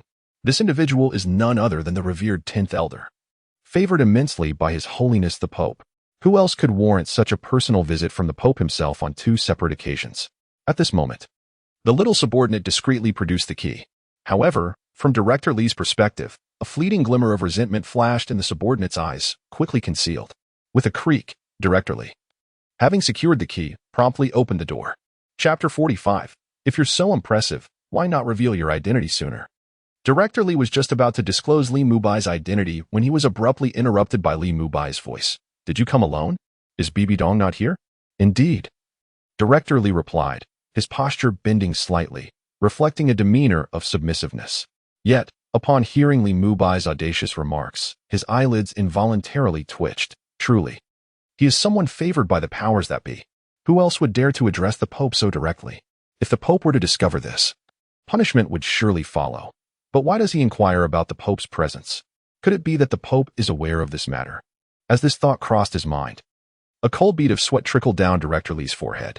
If the situation unfolded as he feared, the consequences would be dire. If it were merely a case of apprehending Elder Li Mubai, given the Elder's current temperament, perhaps a simple apology along with a substantial compensation could resolve the matter. However, if the Pope were to arrive, the repercussions would necessitate a change in the city guard's leadership. Moreover, in a more severe scenario, it might lead to the complete forfeiture of his and his colleagues' spiritual powers. Director Li had never held a high opinion of his own significance. He was merely a level 40 Soul Master. Individuals of his caliber could easily be found in Soul Master City, if not abundant. At least 2 or 3 could be unearthed among every 10. How many people resided in Soul Master City? Director Li had never counted. But it was a city rivaling the imperial capital, surely with a considerable population. Thus, he had always exercised caution. He had not anticipated that despite his prudence, he would stumble today. This elder was simply too unassuming. Had it not been for his connections with higher authorities, he might not even have been aware of the existence of the 10th Elder of the Spirit Hall. It seems the only course of action now is to sincerely admit my fault and hope for the Elder's forgiveness, resolute in his decision. Director Li adopted an increasingly humble demeanor, his posture reflecting that of a student before a teacher, exuding utmost humility. Such an outrageous scene naturally astonished many onlookers. Am I dreaming, or have I already perished? Or perhaps I am hallucinating. I cannot believe I am witnessing this plump cat bowing. Indeed, it is as if a dagger has pierced the very rear of a bovine, awakening one's senses. Over there, you are not dreaming, nor is it an illusion. That portly feline is genuinely bowing. Who, pray tell, is this new cellmate, that he possesses such celestial authority? This new arrival must undoubtedly come from a noteworthy lineage. To compel the corpulently to such an extent, only the esteemed individuals within the Spirit Hall would be deemed worthy. Yet, one cannot dismiss the possibility. If that individual were indeed from the Spirit Hall, they would hardly find themselves imprisoned here, as they are invariably accompanied by an identification token. You simpleton! What if they merely choose to remain inconspicuous and happen to lack their identification? I surmise this individual is certainly the offspring of some elder. How else could they dare to utter the name of the esteemed Pope? Indeed, it is only such individuals who would be so audacious as to address him by name in private. The discussions within the cell buzzed with speculation. The frantic speculation of the inmates rendered Xiao Li's face increasingly pale. Eventually, his back began to exude smoke, drenched in cold sweat. Simultaneously, the 2 leaders of the wolf gang found themselves in a similar state, their foreheads glistening with perspiration, lips ashen, and eyes brimming with terror. Ultimately, amidst the murmurs, the 2 gang members could no longer withstand the invisible pressure and the fear that gripped their hearts. They exchanged a glance and, without hesitation, bolted towards the dungeon's exit, granting Xiao Li no opportunity for a reaction. Both understood that they had likely offended a significant figure. If they did not flee now, when would they? Were they to await their own demise? Certainly not. Inwardly, Xiao Li cursed vehemently. He wished to flee as well, however, as a member of the city guard. Where could he possibly escape?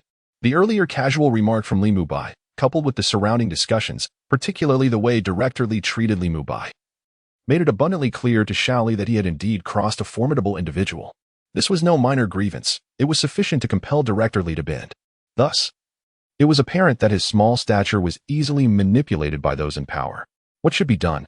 How can one alleviate this individual's animosity towards him? Xiao Li felt an inexplicable sense of unease within. Previously, he had exerted every effort to compel the other party to place their fingerprint on the confession. He had anticipated a challenging endeavor, yet to his astonishment, the individual acquiesced so readily. At that moment, he found it somewhat peculiar. Never had he encountered someone who complied so decisively. In retrospect, it became evident that the other party was utterly unperturbed. Xiao Li was now filled with regret. Is this not a classic case of a wolf in sheep's clothing? If you possess such formidable prowess, why not reveal your true identity sooner? Why must you make things difficult for someone as inconspicuous as I? What benefit could there possibly be in tormenting me? At this moment, the principal party in this affair, Li Mubai, felt a surge of indignation. He regarded the greasy, balding man before him as a lackey sent by Bibi Dong. This woman truly knows how to irritate. She sends such a person to attend to me. I had initially intended to extend a few sound strategies out of goodwill. Since she is so unappreciative, I suppose I shall refrain from offering my counsel. Li Mubai surveyed the greasy man, reminiscent of a primary school student awaiting a teacher's attention, and found the sight quite unpalatable. Having rushed earlier, perspiration poured down his face and head, causing his skin to glisten under the flickering candlelight, particularly that bald head, which appeared almost luminescent, akin to a miniature light bulb. It is indeed understandable that Li Mubai views others through a tinted lens, for at this moment, the image of the rotund individual before him is truly quite difficult to articulate. Just as Xiao Li was pondering how to resolve the conflict between himself and Li Mubai, a faint voice suddenly echoed through the narrow corridor. Where is the director of the city guard, Li Fuqiang? This is a feminine voice, though faint. It is not difficult to discern the authority embedded within. Li Mubai's ears perked up, and a smile graced his face. He recognized that voice. It belonged to Bibi Dong's maid. The emergence of this voice signified the arrival of a person. Bibi Dong had come. I thought she would not show up. At that moment, the corpulent Director Li trembled with his layers of fat. Although he was unfamiliar with the owner of this voice, he could not help but feel the weight of the situation. The authority conveyed by this voice is undoubtedly not something that an ordinary person could produce. This signifies that the ally of the elder before us has made an appearance. Chapter 46, Bibi Dong. Who possesses such audacity to confine my trusted elder in such a location? My lord, let us proceed together to welcome his holiness, Director Li implored, bowing low before Li Mubai. He was certain that the voice they had just heard had reached this esteemed gentleman as well. However, after a discreet observation, he noted the unwavering expression on the gentleman's face, which revealed no intention of departure, a most troubling sign indeed. Should Bibi Dong enter and discover that this dignitary was confined within such a sordid dungeon, what would become of Director Li's position in the city guard? You may go as you please. I shall not accompany you. I intend to demonstrate to her the extent of the city guard's authority, capable of imprisoning even an elder. Moreover, it is egregious that you engage in collusion, employing severe torture and intimidation to coerce an innocent into unjust imprisonment. Li Mubai remained composed, regardless of Director Li's desperate pleas, choosing instead to sit cross-legged upon the ground, immovable. Ultimately, as Director Li knelt in supplication, he opted to close his eyes, embracing a state of tranquility, out of sight, out of mind. At this moment, witnessing the futility of his entreaties, Director Li was consumed by regret, chastising himself for his insatiable greed. Had he not been so avaricious, such a predicament would never have arisen. When he first accepted the bride and committed his initial transgression, he envisioned this outcome. Yet, he had not anticipated that the retribution would arrive so swiftly and with such severity. Initially, he had believed that the worst consequence would be a reprimand from the spirit hall, nothing more. Now, however, his foolish subordinates had directly apprehended an elder of the spirit hall, and this incident had escalated to involve the Pope, Bibi Dong. Now, it seems that there is no need for rectification. The very existence of the city guard has become a matter of concern. As for him, there is no need for contemplation. He will undoubtedly be dismissed from his position. Should the situation be more severe, he may even be stripped of his cultivation. After all, a level 40 soul master holds little significance for the Pope, Bibi Dong. Such individuals, she could easily find tens of thousands within the spirit hall, their replaceability exceedingly high, rendering them far from unique. Beside her, the young attendant hung his head, equally shaken. Upon hearing Li Mubai utter the words, "Whoever loves, let them go," he realized Li Mubai's identity must be extraordinarily esteemed, so esteemed that he could afford to speak with such audacity. The words he had just spoken were something the attendant himself would never dare to utter recklessly. Such words, once spoken, would undoubtedly be overheard by those with ulterior motives, leading to a clandestine report.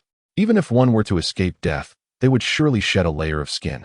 Yet now, the individual whom he had personally apprehended uttered these words with an air of nonchalance, indicating a complete lack of fear towards the Pope Bibi Dong. Heavens! What madness has possessed my mind? What kind of individual have I brought in? Li could not help but lament inwardly. On the other side, Director Li, realizing he could not summon Li Mubai, let out a long sigh of resignation. He stood up, exuding an air of defeat, and exited the cell, making his way to the corridor. There, he gazed upon Li, who appeared even more humble in the corridor's light, and his expression instantly darkened. "What are you still standing there for? Why aren't you accompanying me to greet His Holiness the Pope?" Director Li's tone was laden with dissatisfaction. Having spoken, he disregarded Li and strode towards the dungeon's exit alone. At that moment, Li dared not utter a word, rendered as mute as a fish. Only when the sound of Director Li's footsteps began to fade could he belatedly straighten his posture and follow suit. "We humbly welcome His Holiness the Pope." In the hall of the city guards, both Director Li and Li bowed deeply, their voices synchronized in reverence. At this juncture, Director Li's anxiety intensified.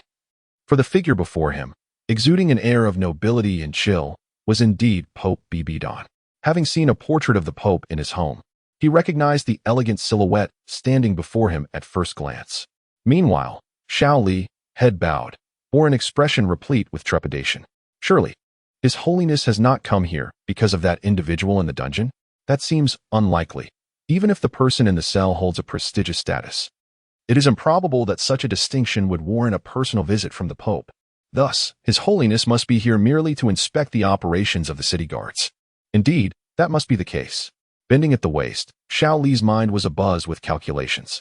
Simultaneously, he pondered how to ensure that Bibi Dong would merely circle around and depart without venturing into the dungeon. For the wretched souls within would undoubtedly cry out for justice. And should inquiries arise, explanations would become exceedingly difficult. After all, many had been unjustly confined without the due process of law. This was discovered by Pope Bibi Dong.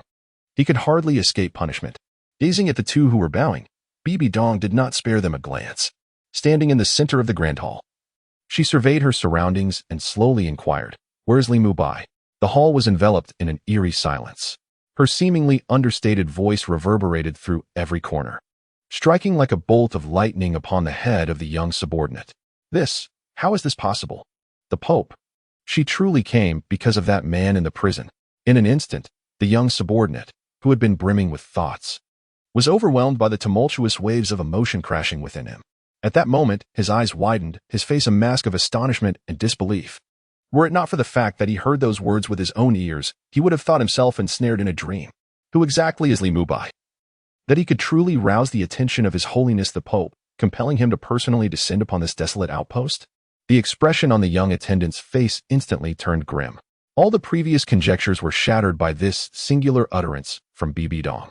At that moment, his mind was consumed by 4 words: "It's all over." Director Li's countenance also shifted slightly. He yearned to refute the claim. Yet a bitter smile soon crept upon his face. This matter can no longer be concealed, nor is there any necessity to do so. Given that His Holiness has personally arrived, it is evident that she is fully aware of everything. In light of the current circumstances, it would be more prudent to candidly disclose all details, thereby shifting the blame onto subordinates. In the end, one might even evade dire consequences.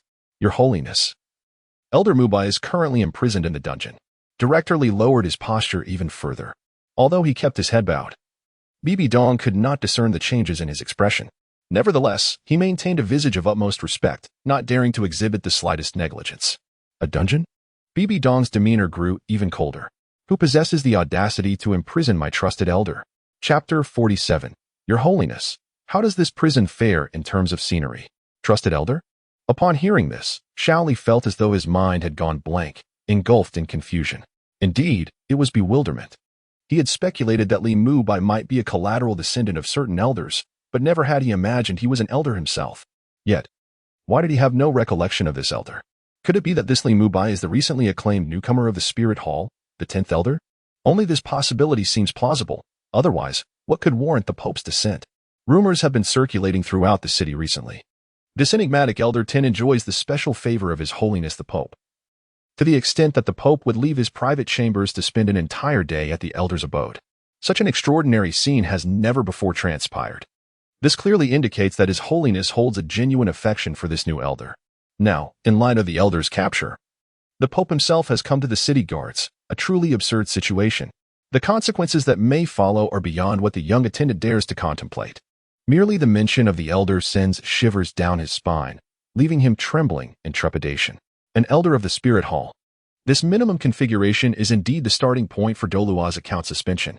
He has actually captured such a being. One who could effortlessly crush him with a mere flick of a finger. Not only that, but he also brazenly threatened them, even going so far as to intimidate them with the Spirit Hall. In retrospect, Li has come to realize that the true fool all along has been himself. No wonder that when he brought his opponent to the city guard, they appeared utterly unafraid, setting aside their impressive identity, the sheer power they possessed, which could easily place them atop this world, would render them impervious to fear. If it were he himself, he would certainly not display even a hint of trepidation. After all, how could a titled Douluo fear a mere lackey? At this moment, Li had completely lost his earlier bravado. If he had once embodied an air of superiority, he now resembled a fragile blade of grass, easily swayed by the wind. Just as the two at the city guard were still feeling uneasy, Bibi Dong's clear voice, imbued with an undeniable authority, resonated once more. "Take me to the dungeon." "Yes." Director Li responded promptly, then began to lead the way. Shortly thereafter, they escorted Bibi Dong into the dungeon. The crisp sound of footsteps echoed within the confines of the dungeon. Flickering candlelight dispelled some of the darkness, yet the overall illumination remained quite dim. Should an ordinary person find themselves in such a place, the lack of light might cause them to stumble and fall. However, for a soul master whose physical prowess surpassed that of the average individual, this environment posed no significant challenge. Upon entering the dungeon, a strange and unsettling odor assaulted the senses. Even Bibi Dong could not help but furrow her brow slightly, momentarily holding her breath. For a titled Douluo, holding one's breath for 10 minutes was entirely feasible. Although the foul stench could be warded off by ceasing to breathe, the pervasive, intangible humidity in the air could not be so easily evaded. This intangible force directly enveloped her, causing Bibi Dong to feel an unsettling discomfort. Simultaneously, it intensified the frustration simmering within her heart. How dare those two individuals audaciously capture Elder Li Mubai of the Spirit Hall and bring him here? Such audacity was utterly astounding. However, a perplexing question also arose in Bibi Dong's mind. Given that Li Mubai was undeniably a titled Douluo of the 90th rank with formidable strength, why would he willingly come to this place? Bibi Dong held a profound respect for Li Mubai's capabilities. This is also the reason why Li Mubai could effortlessly join the Spirit Hall. Bibi Dong is somewhat acquainted with Li Mubai's history. From a young age, he displayed remarkable talent, and not only that, he exhibited tremendous diligence. He dedicated an extraordinary amount of effort to his cultivation, pouring out 12 parts of his sweat over the course of merely 21 years. Soaring to the realm of a titled Douluo at level 90. Although his advancement was exceptionally rapid, his strength was by no means lacking. At that time, she conducted an assessment of Li Mubai's abilities. Initially, she believed she could easily surpass this grassroots cultivator, yet the outcome was quite unexpected. Li Mubai's strength was surprisingly on par with hers. Although he ultimately lost, she discerned that it was a deliberate concession on his part. He possessed formidable prowess and was remarkably adept at navigating social dynamics, embodying an admirable persona. However, this individual harbored an idiosyncratic trait, his excessive modesty and timidity. Take this instance. For example, had Li Mubai revealed his true identity, he would never have been apprehended by a mere city guard. Moreover, even without disclosing his identity, he could have simply fled. How could a lowly rank 30 subordinate possibly hope to pursue a titled Douluo? Yet, he chose the opposite course, ensnaring himself willingly in a trap. Upon hearing this news, she was momentarily incredulous. However, it soon dawned on her that Li Mubai might be intentionally orchestrating the scenario. Driven by curiosity to uncover the true intentions behind his actions, she resolved to investigate further. Alas, the corridor was filled with the anguished wails of despair and suffering. Bibi Dong turned her head slightly in the direction of the sound, revealing an emaciated old man, his frail body sprawled upon a floor strewn with straw, lamenting in feeble cries. Observing this sight, Bibi Dong's expression grew complex, devoid of any hint of compassion. This is a prison, a place where criminals are confined, a synonym for malevolence. Those who find themselves incarcerated here are predominantly individuals who have erred gravely. She chooses not to involve herself in such matters. Thus, she strides forward once more. I am wronged. I am truly wronged. She takes a few more steps ahead. This time, Bibi Dong heard someone shouting in protest. She paid little mind and continued onward, driven by a singular purpose, to find Li Mubai. As for the others, she had no desire to concern herself with them, nor did she feel inclined to do so. They were merely common folk, some of the weakest among them. What good would it do to save them?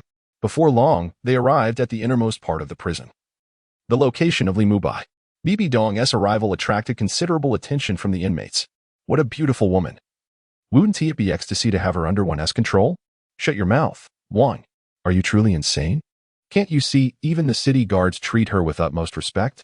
What is there to fear? We're all destined to die anyway. My mouth is my own. I can say as I please.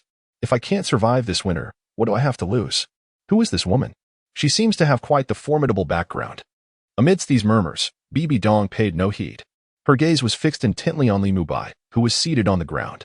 Upon noticing her approach, a smile suddenly spread across Li Mubai's face. Your Holiness, how do you find the scenery of this prison? Your Holiness? At his words, a significant uproar erupted within the confines of the prison. The Pope? Bibi Dong of the Spirit Hall. No wonder she seemed familiar. She was indeed the Pope. Your Holiness, those corrupt officials from the city guard have filled their pockets over the years. They must have wrongfully imprisoned countless innocent people in this jail. You must see through their deceit. Indeed, Your Holiness, we are innocent. We implore you to discern the truth. Some inmates, clutching at the hope that this woman was indeed Bibi Dong, began to weep profusely. The prison became a cacophony of voices as many began recounting their tales of woe. However, Bibi Dong remained unmoved. At that moment, her thoughts lingered on Li Mubai's question.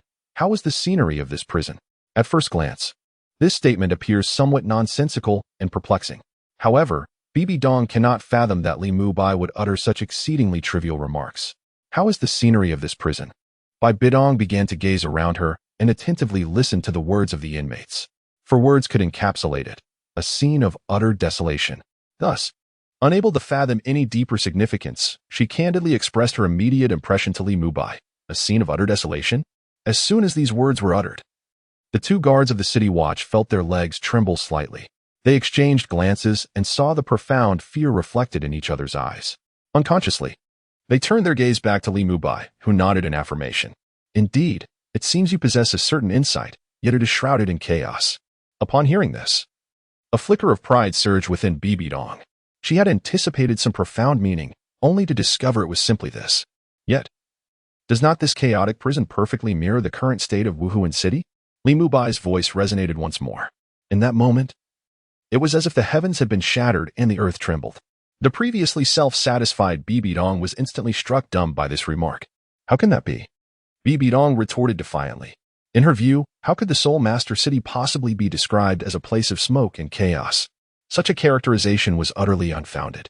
The current scale, population, and economy of Soul Master City were indeed comparable to the capitals of the other two great empires. What a remarkable honor this is. One must understand that the rise of Spirit Soul City was not as straightforward or effortless as that of an empire. Rather, it was fraught with immense difficulties and challenges.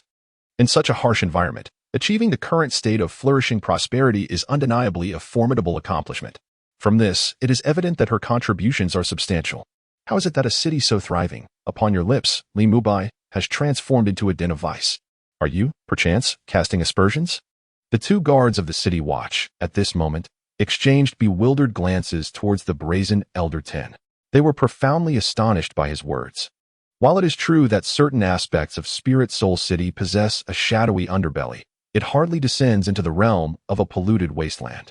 However, they are perplexed by these questions and have no desire to ponder them further. They are simply astonished by the tone that Li Mubai adopted when addressing the Pope. This is indeed even more captivating than speaking directly to the two of them. What is most remarkable is that, after such a conversation, they have yet to perceive even the slightest indication of the Pope's displeasure. This is truly remarkable. The two could not help but admire the composed and tranquil demeanor of Li Mubai at this moment. Li Mubai smiled faintly, his voice measured and deliberate, each word embodying calm. Behold this prison, shrouded in darkness, devoid of light. If you listen closely, how many voices cry out in injustice? I suspect the majority are lamenting their plight. The spirit city is akin to this small prison. By observing the minute, one can ascertain the chaos that pervades the entirety of the spirit city. Externally, the streets appear immaculate, bustling with life and seeming prosperity.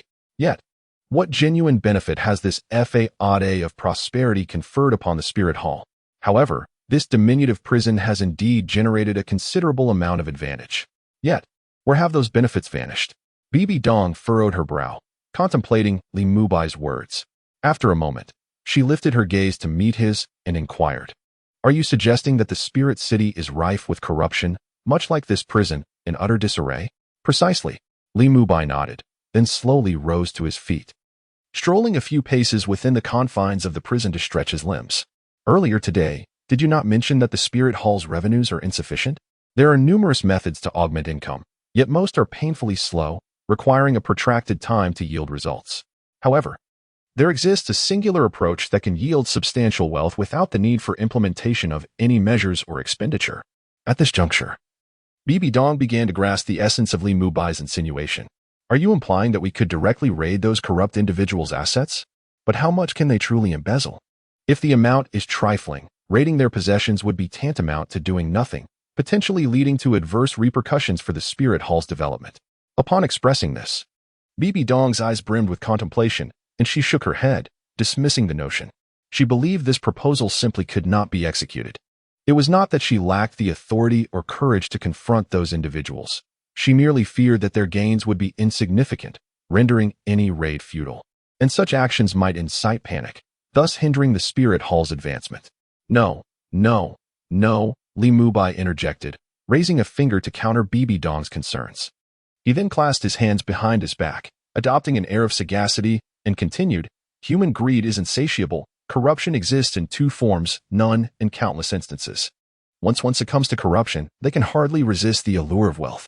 With money, they can indulge in a life of opulence. A life difficult to enter and even harder to escape.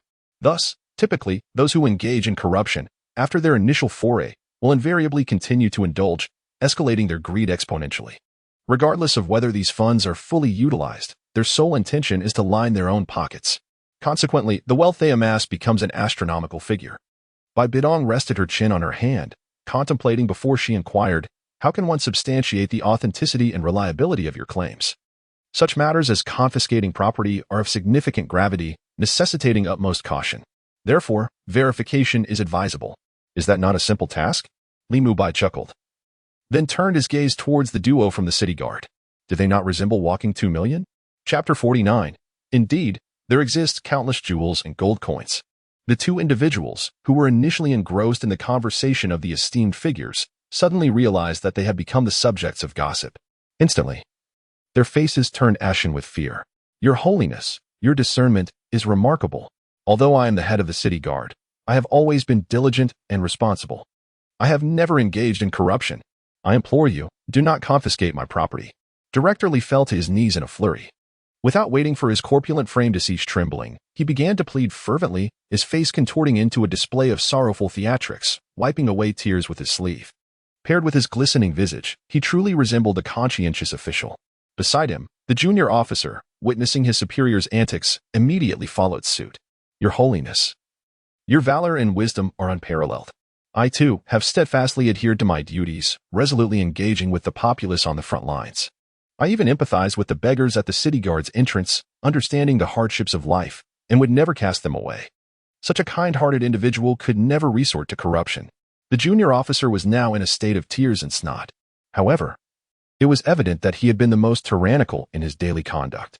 Just as he concluded his statement, a cacophony of insults erupted from the prison. "You wretched scoundrel, are you attempting to imitate a chameleon? Changing your face so swiftly, why not join a circus? Remaining here in the city guard is a disgrace to your talents. How dare you utter such words? If I were your ancestor, I would be so ashamed I'd rise from my grave to give you a good thrashing. Did your mother raise you to speak lies? How dare you cry about not being corrupt? If you were not corrupt, the sun would rise in the west and set in the east. If you were not corrupt, the waters of the great river would flow uphill. If you were not corrupt, I swear I would accept divine punishment, never to find peace. What in the world are you performing? How dare you weep? Have you forgotten how you sought to drain us of our assets? If your memory fails you, allow us to assist in refreshing it. The expression on Xiao Li's face was terrifyingly grim as he lowered his head. He never anticipated that those he had once ridiculed would now emerge, pointing fingers at him and hurling accusations. This is truly a case of the wall collapsing and the crowd pushing. You wretched commoners, mark my words. If I survive this calamity today, you shall all face my wrath. I will ensure that each of you is dealt with in turn. Young Li harbored such thoughts in his heart. However, he was destined never to have the opportunity, for the public condemnation he faced had already sown seeds of doubt in the mind of Bibi Dong. Search him, commanded Bibi Dong, his eyes filled with suspicion as he observed the prostrate young Li, his forehead pressed against the cold floor. He then issued a directive to a nearby maid. Yes, my lord. The maid responded with a bow and swiftly vanished into the depths of the dungeon. Listening to the exchange between Bibi Dong and the maid, young Li's heart sank. He understood that once the maid arrived at his home, he would have no chance to defend himself. After all, he was all too aware of the treasures hidden within. In that place lay over 900,000 gold soul coins amassed from years of corruption and bribery, alongside countless jewels and rare artifacts, enough to fill an entire room. Each night, he would rest upon a bed constructed from those very gold coins. Now, with the Pope's maid on her way, his chances of evading capture were exceedingly slim. The reason for this glimmer of hope lay in the fact that he had concealed all these riches in the basement. This basement, located beneath his bedroom, was a staggering 5 meters deep. For an ordinary person, discovering a hidden basement beneath the bedroom would be quite the challenge. Thus, a small flicker of optimism lingered in young Li's heart. Prostrate on the cold, damp floor, he appeared to be demonstrating his innocence to Bibi Dong, while inwardly he fervently prayed that the maid would fail to uncover the clandestine basement concealed within his bedroom. As for the other possessions in his home, he held no fear. All his valuables were safely tucked away in the basement, leaving his house devoid of any wealth. At this moment, Director Li, also on the floor, exhaled a sigh of relief. The lack of incriminating evidence against him had alleviated his worries significantly. As the head of the city guard, in recent years, the embezzled funds in the Spirit Soul City far exceed those of the minor official. However, unlike the minor official, he has a wife. Thus all these riches are entrusted to her. The exact amount remains a mystery to him, for after securing the ill-gotten gains, he handed them over to his wife for safekeeping and has never glanced at them again. To him, these possessions possess little utility. In his daily life within Spirit Soul City, he need only express his desires regarding food, clothing, or drink, and as long as he does not carelessly reveal such wishes, a multitude of people will promptly deliver them to him. Even for indulgences such as massages, baths, and entertainment, he finds no need to spend his own money, as he is perpetually invited to feasts. Consequently, he remains unaware of the exact sum his wife possesses, though he is certain it is considerable. Should these assets come to the attention of the Lord Pope, it would likely spell the end of his position. Moreover, he possesses significant knowledge and a deep understanding of Bibi Dong's temperament. If the rumors are true, he fears that losing his position would also mean losing his cultivation. Even if he were to escape dire consequences, the enemies he has made in the past are unlikely to show him mercy, leading inevitably to a tragic demise.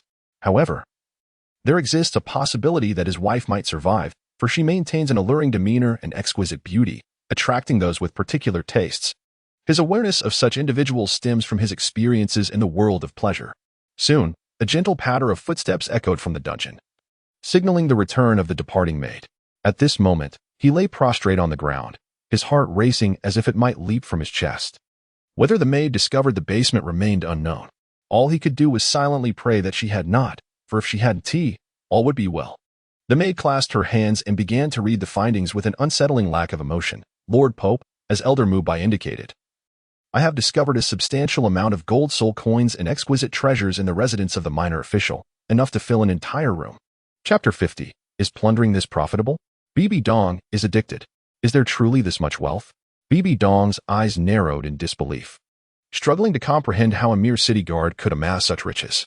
Indeed, a rough estimate of the gold soul coins alone would not fall short of several 100,000, complemented by numerous intricately carved gemstones, bringing the total value to no less than 1 million. The maid respectfully responded once more, providing an approximate figure of the household wealth. Upon hearing this, Bibi Dong's eyes immediately sparkled with excitement. A fortune of 1 million. What does this concept entail? This amount is already equivalent to half of the annual revenue of the Spirit Hall.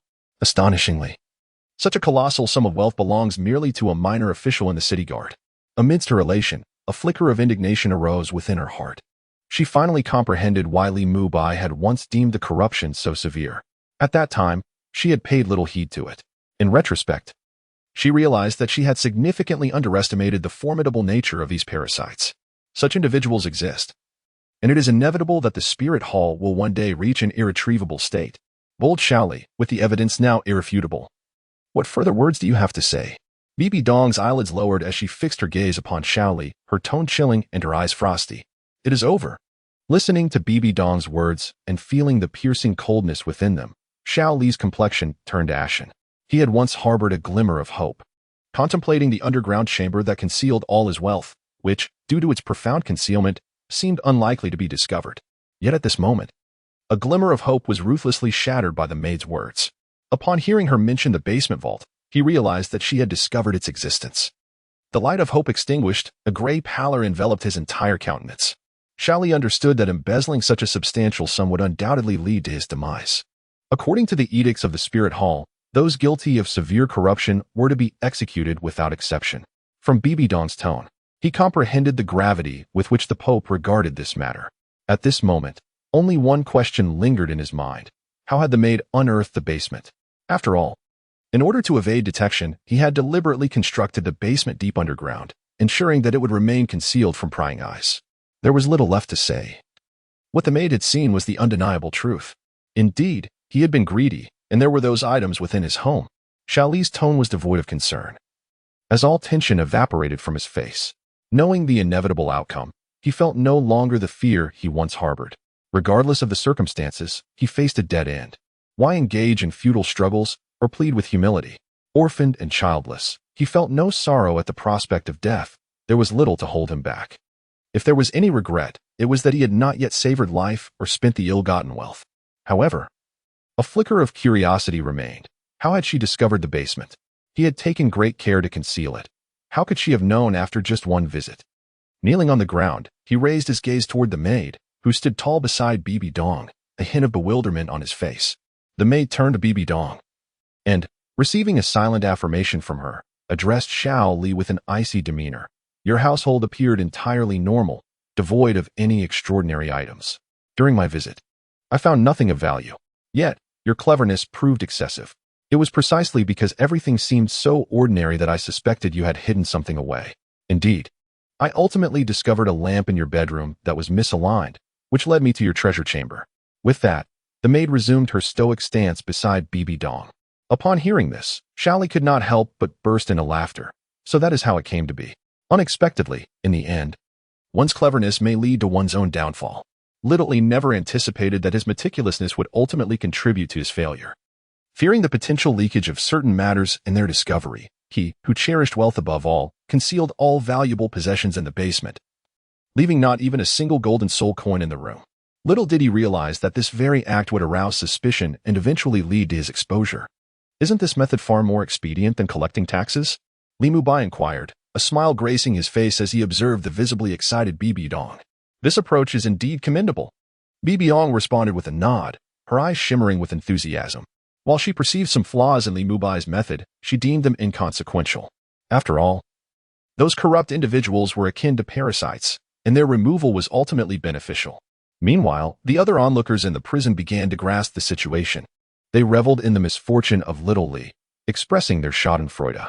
You wretched creature, look at you now. The Pope truly executed a splendid raid. Such individuals deserve a thorough investigation. Ideally, leave him with nothing. Finally, your day of reckoning has arrived. How you once caused ruin for us all. And now the tables have turned. Truly, the heavens are just. The Pope's valor is commendable.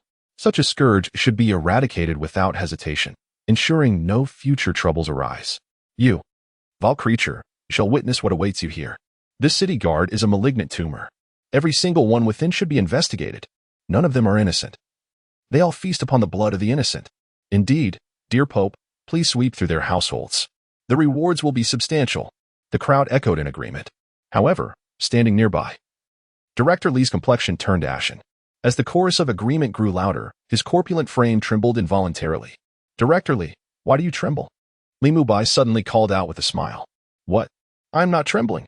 Director Li jolted, suppressing his inner dread and forcing a strained smile. It was understandable.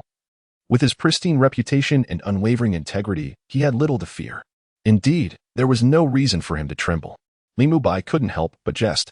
At that moment, observing the forced smile on Director Li's face, he felt an urge to laugh. His perception of Director Li was rather neutral, neither particularly favorable nor unfavorable. Meanwhile, Bibi Dong's gaze shifted towards Director Li. She then spoke. Director Li, since you are so upright, I presume your household must be exceedingly impoverished? The intent behind her words was to probe into Director Li's finances. If a mere subordinate possessed such wealth, surely the director would have even more. Indeed, Bibi Dong found herself somewhat intrigued by the prospect of seizing assets. After all, it was a swift means of acquiring wealth. Chapter 51. Is Director Li an honest official? The words of the esteemed Pope rang true. Indeed, my household is rather modest. Faced with Bibi Dong's inquiry, Director Li could only respond with a forced bravado. What other choice did he have? He certainly could not admit to a bountiful fortune. That would be tantamount to courting death. It was better to align with Bibi Dong's insinuation. Even if death were imminent, a few extra moments of life were worth it. Director Li was acutely aware of the grave implications of corruption charges. Death was an inevitable fate. If the investigator were anyone but Bibi Dong's devoted maid, the situation might have been more manageable. Alas, it was precisely this maid that complicated matters. It appeared that waiting for death was the only option left. After all, the maid was fiercely loyal and impervious to bribery. Attempting to use money to sway her could very well expedite his demise. Suddenly, a chilling laughter echoed. Director Li looked down to see the kneeling subordinate, Xiao Li, casting a sinister glance in his direction, filled with a sense of schadenfreude. What are you laughing at? Director Li queried. Me? I find it amusing that you remain oblivious to your situation. The possessions you hold far exceed mine, yet you audaciously claim poverty. I eagerly await your fate. Perhaps you should kneel sooner. At least we could accompany each other on our journey to the underworld. Xiao Li cackled madly. Lost in his own mirth, he recognized his impending doom, and thus felt no fear. Humph. A mere child is not worth my time, Director Li retorted, turning away from Xiao Li. He understood the purpose behind the taunts. It was merely an attempt to intimidate him. Engaging in further debate would only serve to play into their hands, so he opted for silence. Director Li, there is no need for concern. The innocent shall remain untainted. If you truly possess integrity, you need not fear these slanderous whispers, Bibi Dong interjected. If there is nothing amiss, conduct your investigation as you see fit. Suppressing the torrent of negative emotions within, Director Li nevertheless uttered a statement. However, immediately after articulating his words, he was struck by a wave of regret. Truly, Director Li possessed a remarkable candor. Given this, you shall undertake a journey. Bibi Dong promptly commanded her maid. Yes. The maid bowed in acquiescence and swiftly vanished from the confines of the cell. Witnessing this, Director Li's composure dissipated entirely. Cold sweat began to beat upon his forehead, rendering his face almost reflective. At this moment, he was engulfed by profound remorse. This pretense is truly remarkable, a word of absolute finality. He has effectively sealed his own fate. How could it not be definitive? Perhaps Bibi Dong does not intend to address him just yet. However, with his utterance of it should be investigated. If she fails to look into him, it would be a disservice to her own confidence. Director Li internally lamented his predicament. He was most aware of his own circumstances. Just as Xiao Li stated, what he possesses is certainly not insignificant. After all, as the director, he often directly appropriated the substantial gains. Over the years, the wealth accumulated at home, though not reaching 1 million, amounts to several 100,000. Thus, this situation is a deadlock. It suffices to wait for the maid to make her rounds in his home, and everything will be revealed. In contrast to Xiao Li, his household is much more straightforward. All valuables remain conspicuously displayed, and there isn't even a basement to hide anything away. This confidence stems from one's position. After all, rules are rules, yet seldom do individuals take them to heart. This is largely due to the pervasive nature of greed. It is not merely the humble city guards who indulge in avarice. Those formidable elders exhibit even more extravagant desires. Their insatiable greed is not directed towards the wealth of the common folk, but rather, they audaciously siphon off the funds allocated by the upper echelons of the spirit hall. The speed at which money flows in is far swifter than the plundering of the people's wealth. With a heart laden with trepidation, Director Li felt the seconds tick by. Observing the forced tranquility of Director Li Mubai merely cast a glance filled with schadenfreude from the sidelines. He could hardly believe that a director who had grown so corpulent could be innocent. Li Mubai had never harbored any fondness for those who engaged in corruption and embezzlement. This is also the reason why, despite becoming the 10th elder of the Spirit Hall, he remains rather financially constrained. In truth, if he so desired, a mere whisper of his intent would result in an influx of gold, delivered to his abode in countless chests. Even if he were to adorn his dwelling entirely with gold coins, it would be more than sufficient. However, he chose not to pursue such extravagance. For him, having sufficient food and drink, along with decent lodging, suffices for a contented life.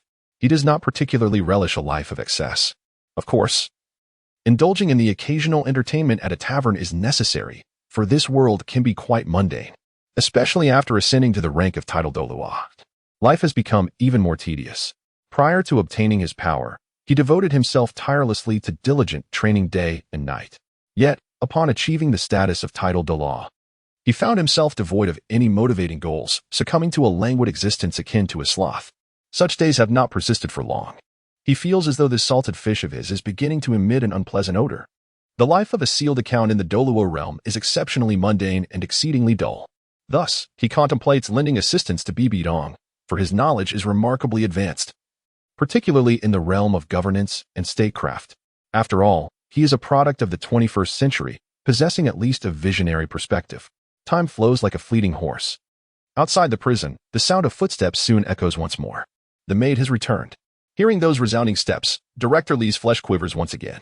Alas, it seems we are doomed. What a calamity this is. Gazing at the approaching figure, Director Li lamented silently within. At this moment, he had braced himself for the worst. Unlike the little subordinate, whose embezzled funds lay concealed in the basement, allowing him a flicker of hope, Li's ill-gotten gains were brazenly displayed in a room he had never even dared to inspect. His busy schedule often led him home late, leaving the organization of those possessions to his wife. However, he presumed that the items he had brought home must have filled an entire room. There was no semblance of concealment. The maid, upon inspection, would undoubtedly uncover the truth with ease. Meanwhile, the little subordinate, kneeling on the ground, looked at Director Li's trembling form with a triumphant grin. With company in death, the journey to the underworld would not be lonely. Tap, tap, tap. The footsteps abruptly halted. The maid had approached. How was the situation at Director Li's residence? Was it truly as impoverished as it appeared? Casting a glance at the perspiring Director Li, Bibi Dong inquired of the maid.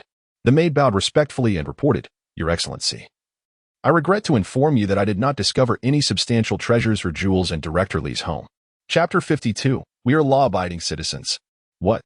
Listening to the maid's report, Bibi Dong was taken aback. Li Mubai was equally astonished, and even the little subordinate and Director Li stood frozen in disbelief. Are you certain there are no treasures in his home? Bibi Dong raised an eyebrow, pressing for clarity. Clearly, she found it hard to believe that the director could be so untainted.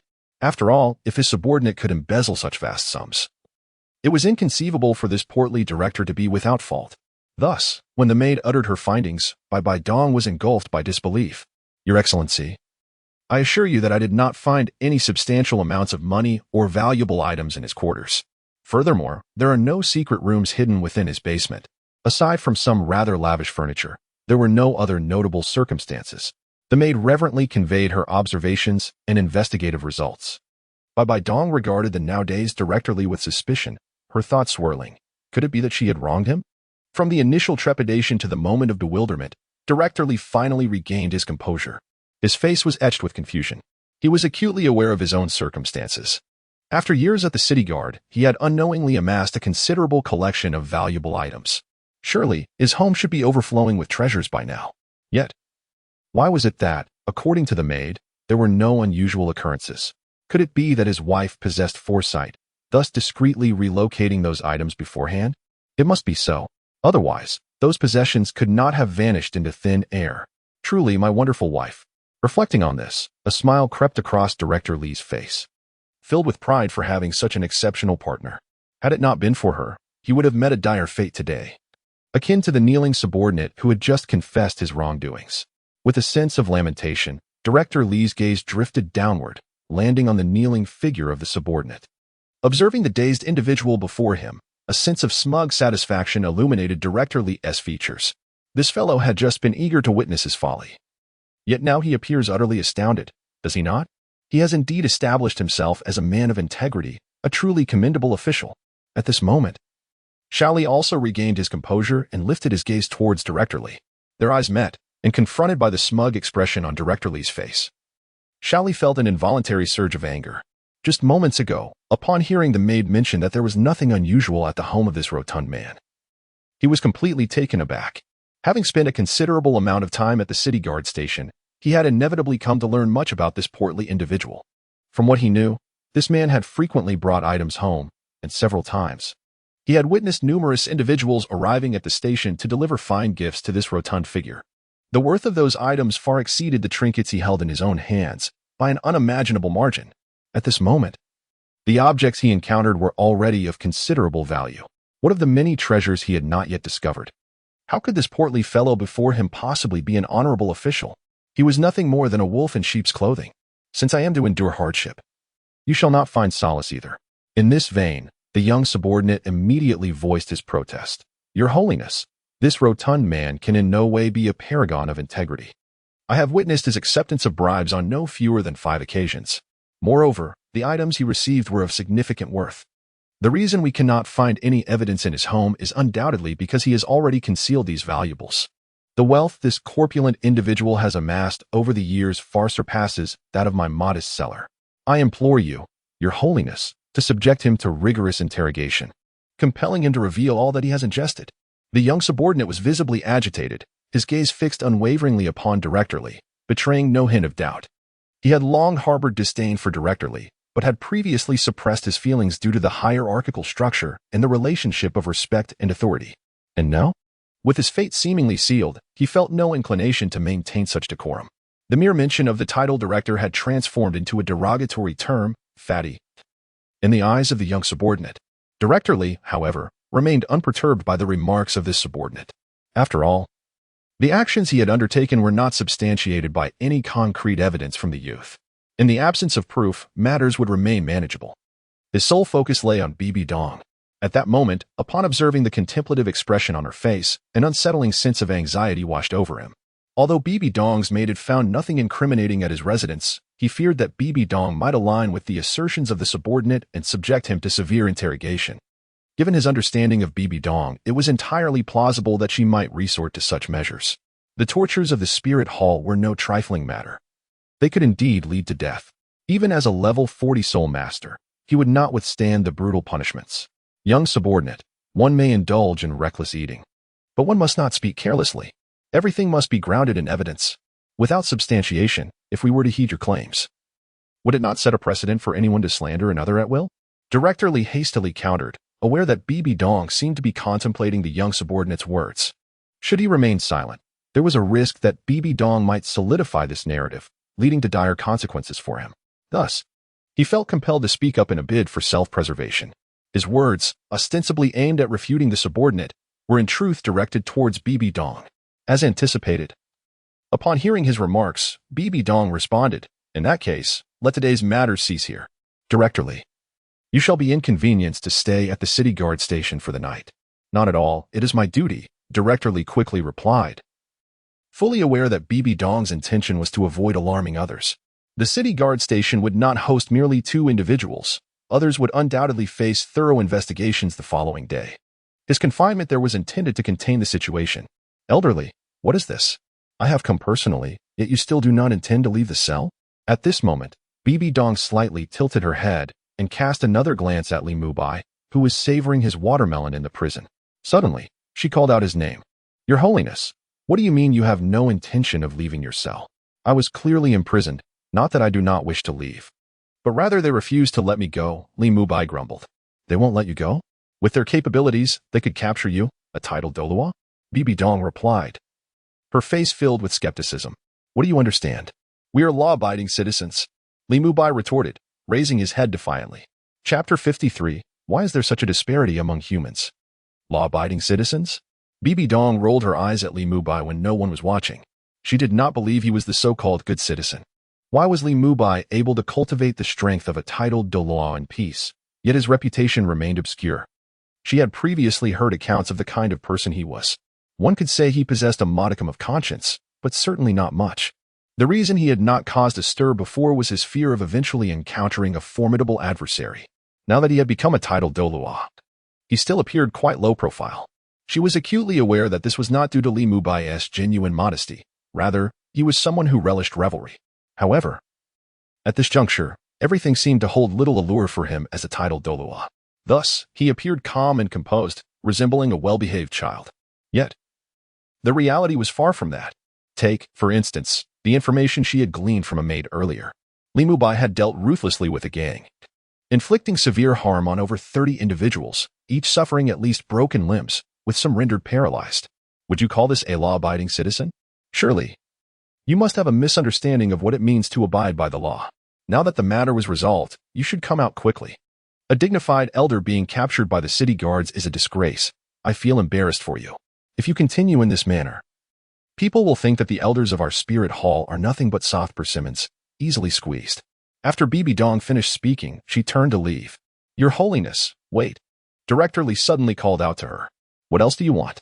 Turning to see it was Director Li, Bibi Dong raised an eyebrow, her face darkening with displeasure. This. May I ask how to handle him? Director Li stammered, cautiously pointing at the kneeling subordinate. Under such an imposing presence, a bead of cold sweat trickled down his forehead. For crimes of embezzlement and bribery, do you need me to refresh your memory on the gravity of such offenses? Bibi Dong spoke coldly, the malice in her eyes growing more pronounced. She had resolved that after a short period, by tomorrow, she would find any pretext to dismiss this worthless individual from his position. Such trivial matters should not require her judgment. A lack of resolve like this is unworthy of the Spirit City. No, please don't. Director Li hastily bowed his head, shaking it vigorously as if it were a rattle. He possessed the ability to read the room. Just a glance at Bibi Dong had revealed her intense dissatisfaction. He dared not utter another word, fearing that further discourse would lead to his immediate reprimand by Bibi Dong. Observing Director Li's demeanor, Bibi Dong turned to continue on her way. At that moment, Your Holiness, wait. Li Mubai hurriedly stepped out of the cell and called out to Bibi Dong from behind. Witnessing this, Director Li looked at Li Mubai in astonishment. Just moments ago, he had been chastised for a mere utterance. And now this new elder had the audacity to address the tempestuous woman. Is this not a reprimand? At this moment, Director Li once again slightly lowered his head, having prepared himself to await the unfolding drama. If all goes as expected, the scolding from His Holiness will soon be upon them. Do you have anything else to say? Bibi Dong inquired gently, turning around. Upon hearing her soft voice, Director Li, who had been bowing his head, was momentarily taken aback. He instinctively raised his head to gaze at Bibi Dong. At this moment, he observed her brows unfurling, a hint of perplexity gracing her face, and her eyes brimming with patience, completely devoid of the frost that had just moments ago lingered. Could it truly be? Why is there such a stark contrast between two individuals of the same kind? Director Li pondered in silence. At this moment, Li Mubai took 2 steps forward. Directly approaching Bibi Dong, their distance reduced to less than a foot. How is this possible? How dare he? Director Li was once again astonished by Li Mubai's audacious actions. His eyes widened in disbelief, and his mouth fell agape, as if it might drop to the floor. He found it hard to accept that Li Mubai could be so brazen. How could he boldly approach the Pope himself? It is well known that the Pope detests any member of the opposite sex encroaching within 3 feet of him, no matter who you are. Not even the esteemed elders of the temple are exempt from this rule. Anyone who dares to come within that distance is sure to be reprimanded by the Pope. And now, what did he witness? He saw a newly appointed elder daringly stepping within less than a foot of the Pope. Moreover, the Pope showed no signs of resistance whatsoever, not even a hint of disdain on his face. This has undoubtedly transformed Director Li's understanding of Bibi Dong. This is absolutely astonishing.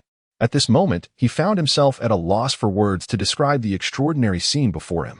All he understood was that if the other elders were to witness this spectacle, they would undoubtedly wear expressions akin to his own. At this juncture, he could only utter one thought. Why is it that, despite being of the same kind, the disparities are so vast? Upon entering, I had conversed with a prisoner who revealed that most of the individuals in this prison were unjustly incarcerated. Hence, I have a request to conduct a thorough reinvestigation of these prisoners, allowing those wrongfully imprisoned to reclaim their dignity. Li Mubai turned his gaze towards the elderly man with whom he had previously spoken, his expression suddenly becoming serious. You actually care about the lives of ordinary people. This is quite in line with your character.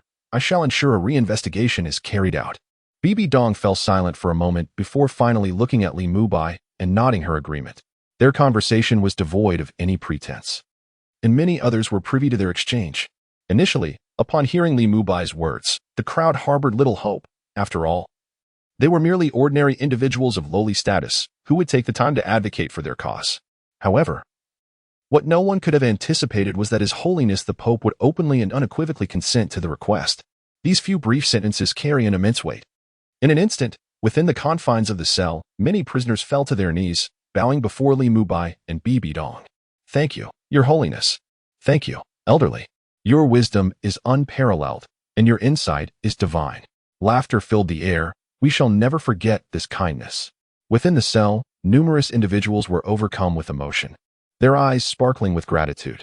In the grand hall of the city guard, Li Mubai walked alongside Bibi Dong, gazing at the future emperor of the empire. Li Mubai articulated his purpose.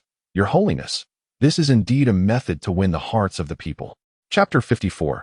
Will I be defeated by ordinary people? Bibi Dong was taken aback.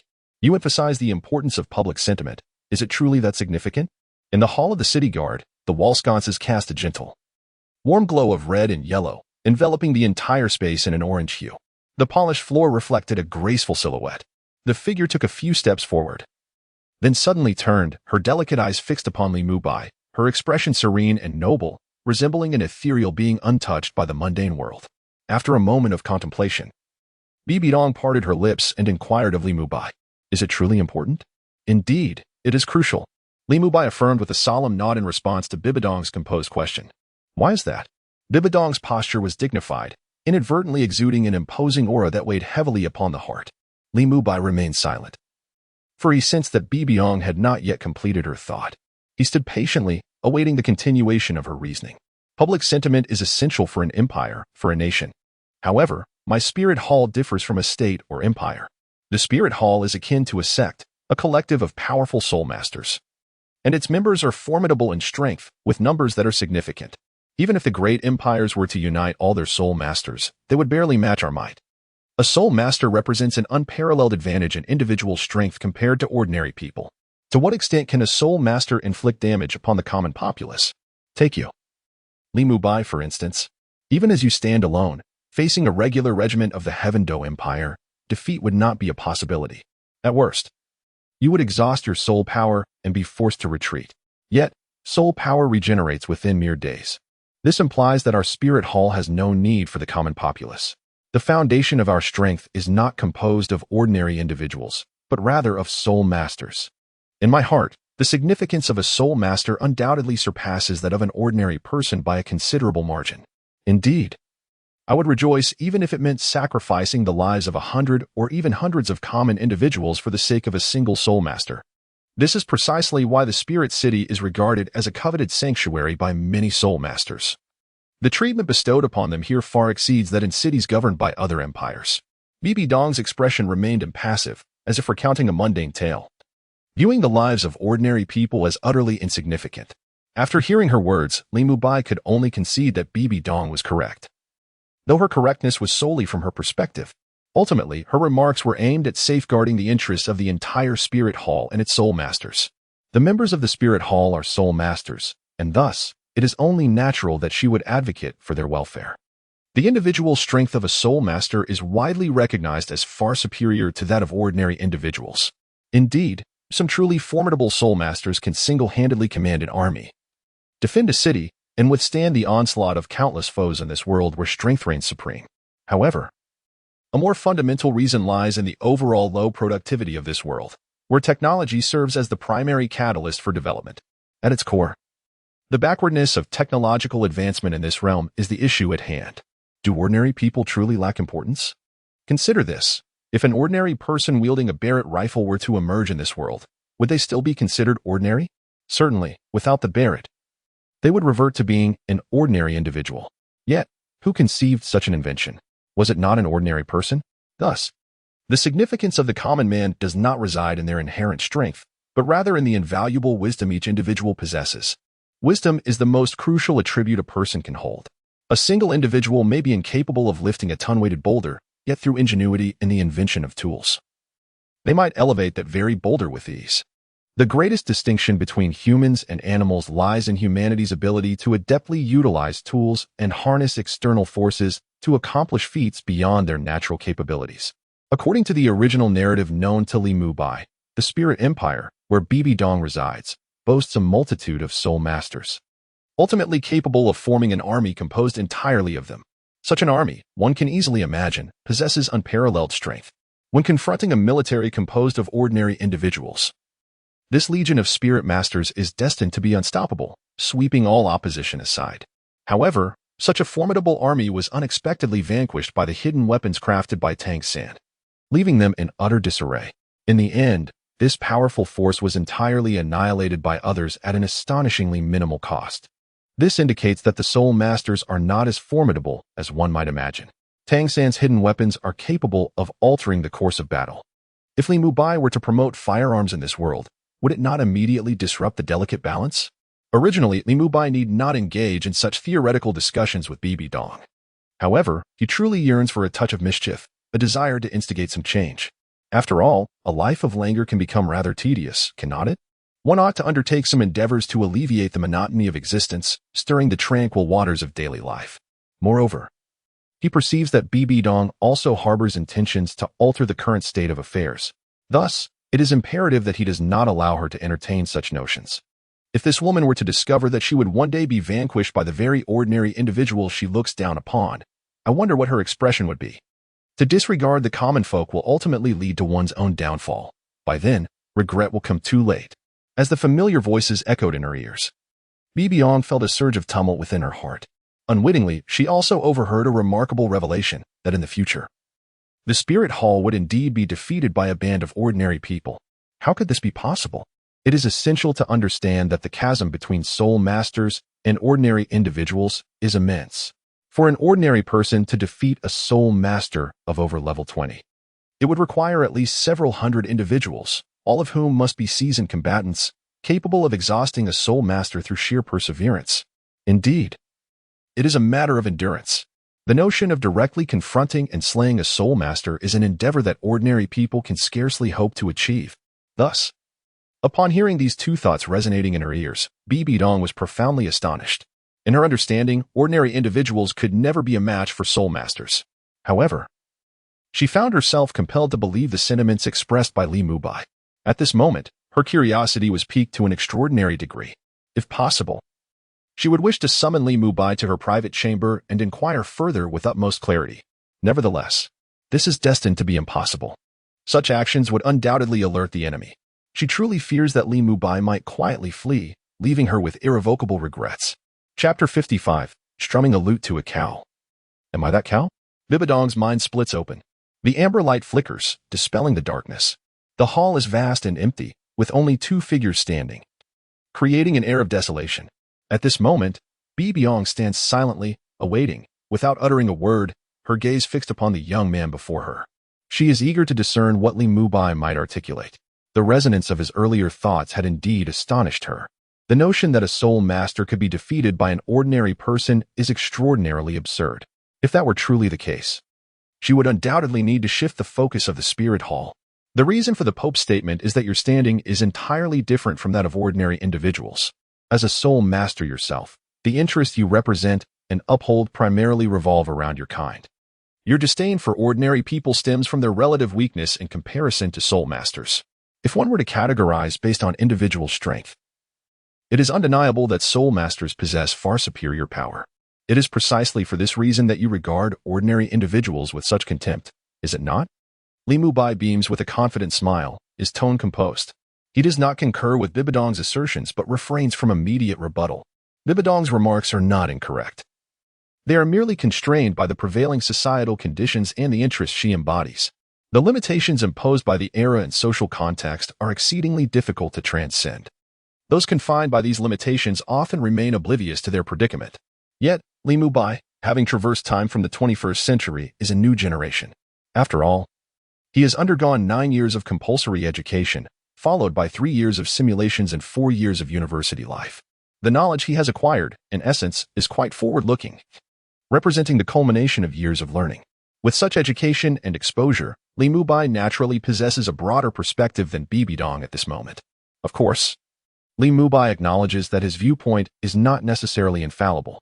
His scope of knowledge, to a certain degree, serves as both a tool for transcending limitations and a framework that confines him.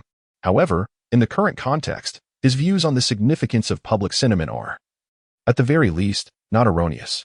After all, this perspective has been validated over millennia in his previous life. You are correct. Ordinary individuals are indeed far too weak in comparison to soul masters. This is precisely why I value soul masters. Therefore, I truly struggle to comprehend the utility of the public sentiment of these ordinary people. Their existence or absence seems to bear little impact on the development of the spirit hall, apart from their contributions in terms of taxation. These individuals hold little significance in other aspects. Should a conflict arise, their only recourse appears to be fleeing for their lives.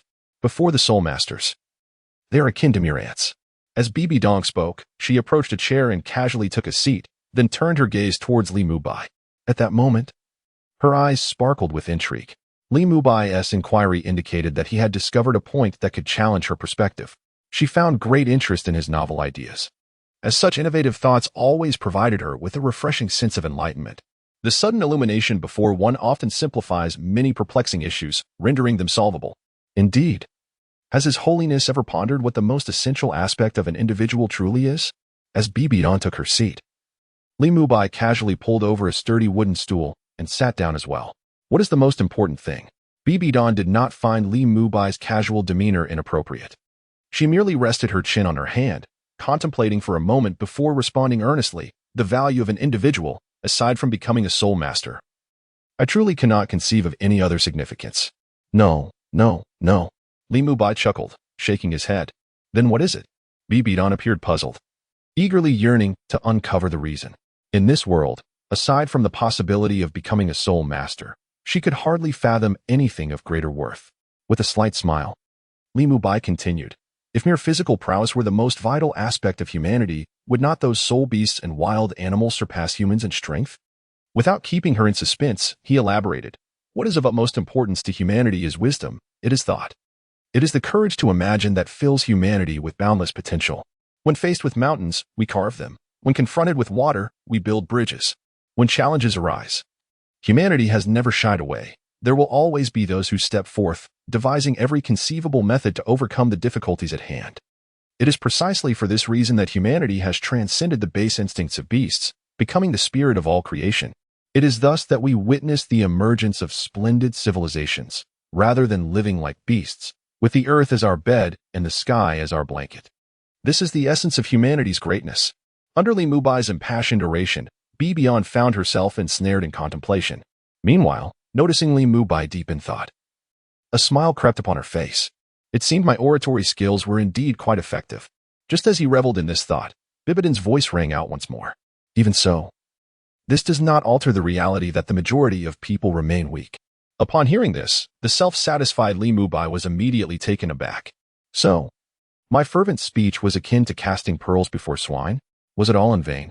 Why does it feel like my efforts were futile? As familiar thoughts echoed in his mind, a few dark lines appeared on Bibi Dong's forehead. This rascal, Li Mubai, had the audacity to suggest that his previous remarks were wasted on her. Who, pray tell, was the swine in this scenario? Isn't it evident that this is a scathing remark directed at her? Very well. Today, if you, Li Mubai, do not elucidate your thoughts clearly, you shall not depart so easily. Bibi Dong raised her head, her gaze flickering with a hint of anger. Li Mubai suddenly noticed that Bibi Dong seemed somewhat off at this moment. However, he did not dwell on it, for he was unaware that Bibi Dong could hear his innermost thoughts. Had Li Mubai known that Bibi Dong possessed this ability, the first thing he would have done would be to pack his belongings and flee with Xiaoqian under the cover of night. After all, being privy to one's innermost thoughts is not merely astonishing. It is, in fact, quite a terrifying notion. Imagine, if you will, engaging in a conversation with someone when they suddenly utter a phrase that precisely mirrors your own thoughts. How would you react? One would be utterly horrified, indeed. Without further contemplation, Li Mubai continued to articulate his thoughts, word by word. The fundamental reason ordinary individuals cannot rival soul masters lies in the current state of weaponry. It is rather arduous to inflict harm upon a soul master. However, what if a type of weapon capable of harming soul masters were to suddenly emerge in this world? One that could also be wielded by ordinary people? At that point, Your Holiness, would you still deem ordinary individuals insignificant? Chapter 56. Bibi Dong was taken aback. Is there truly such a weapon in existence? Oh, my foolish holy emperor. You may be unaware that in my world, there exists a weapon known as the Gatling of universal equality and compassion, does it not? If such a weapon were to manifest in this realm, not only ordinary people, but even an army composed entirely of soul masters would be as fragile as paper before the might of the Gatling. Victory cannot be attained merely through sheer numbers. If this is the case for such a weapon, one can only imagine the dread inspired by the fat boy. If this device were to detonate within the spirit hall, it is likely that all inhabitants would instantaneously join the little girl in meeting her grandmother in heaven. The entire spirit hall would be reduced to mere ruins, leaving nothing behind but a gaping crater. Even a title Douluo, when enveloped by the radius of this weapon, would perish without the slightest chance for resistance. And these cataclysmic weapons, were they not all conceived and mastered by ordinary people? If the people of this world possess such means, then soul masters would become utterly irrelevant. A voice buzzed in her ear, incessantly chattering away. Yet, at this moment, Bibi Dong felt no annoyance whatsoever. On the contrary, she was profoundly astonished by the implications of his words. Is the Gatling truly as formidable as he claims? An army composed of 10,000 soul masters possesses the formidable ability to cleave mountains and shatter stones, laying waste to cities they encounter. Even a grand force of 300,000 ordinary individuals would find themselves no match for such a formidable legion. Such an army, formidable and invincible, is destined to conquer all in its path, unopposed by any adversary. Even the most ordinary of soul Douluos would likely shy away from the might of such a force, retreating in haste rather than confronting it head-on. Yet, this very army trembles in the presence of a weapon known as the Gatling. A legion composed of 10,000 soul masters exhibits fear towards such an instrument. How powerful must this weapon be?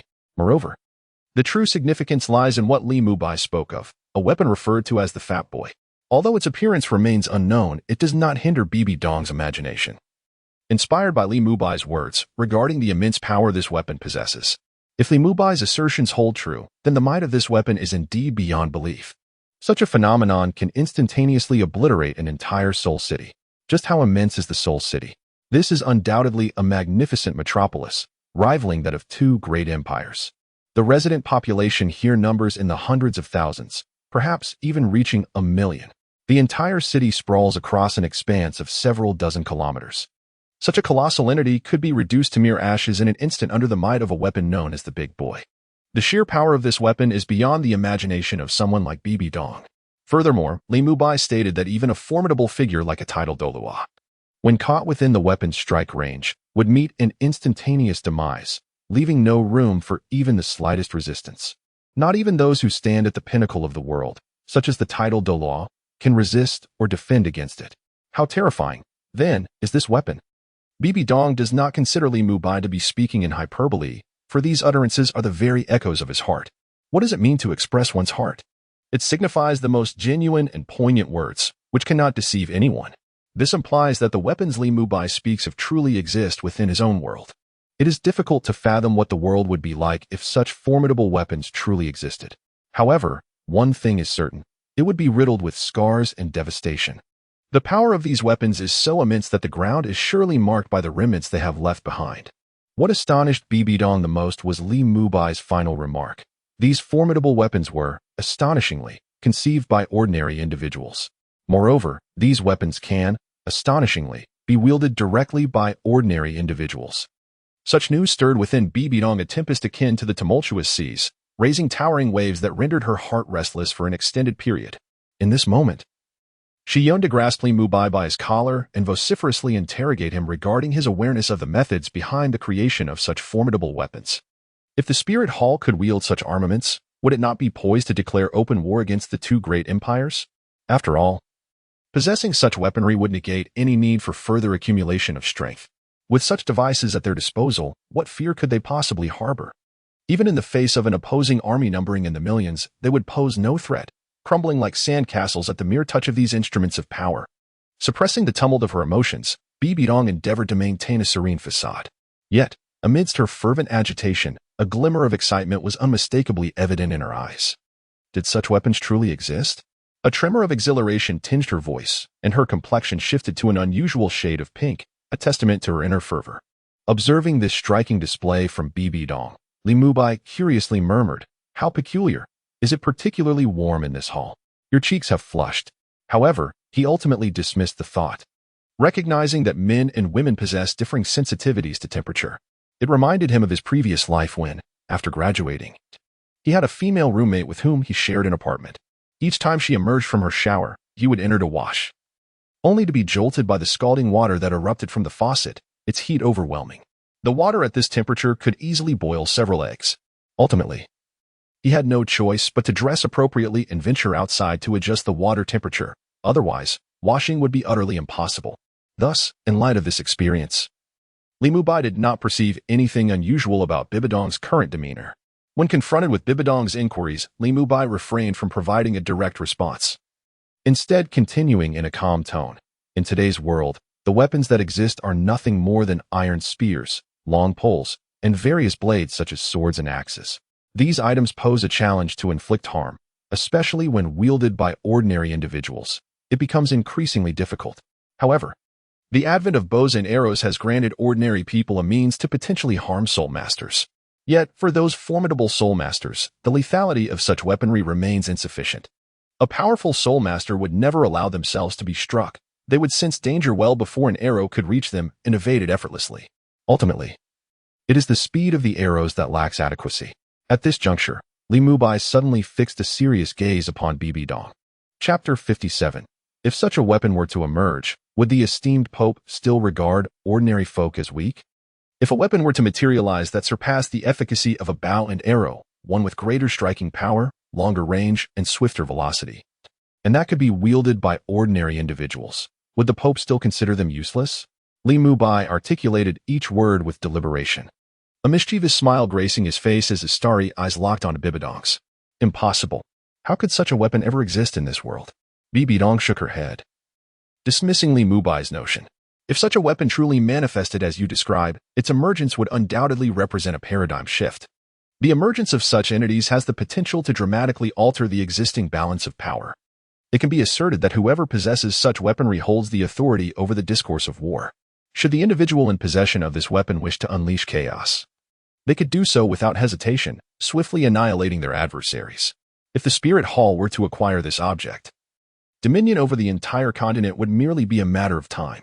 In truth, Li Mubai's words had already convinced her to a considerable extent. The reason for her continued discourse was, in fact, a strategy of provocation. She inherently trusted Li Mubai's innermost thoughts. However, it would be unreasonable for her to simply seize him by the collar and demand the secrets of weapon fabrication. Setting aside whether Li Mubai would be inclined to divulge such information, she lacked the absolute authority to interrogate him.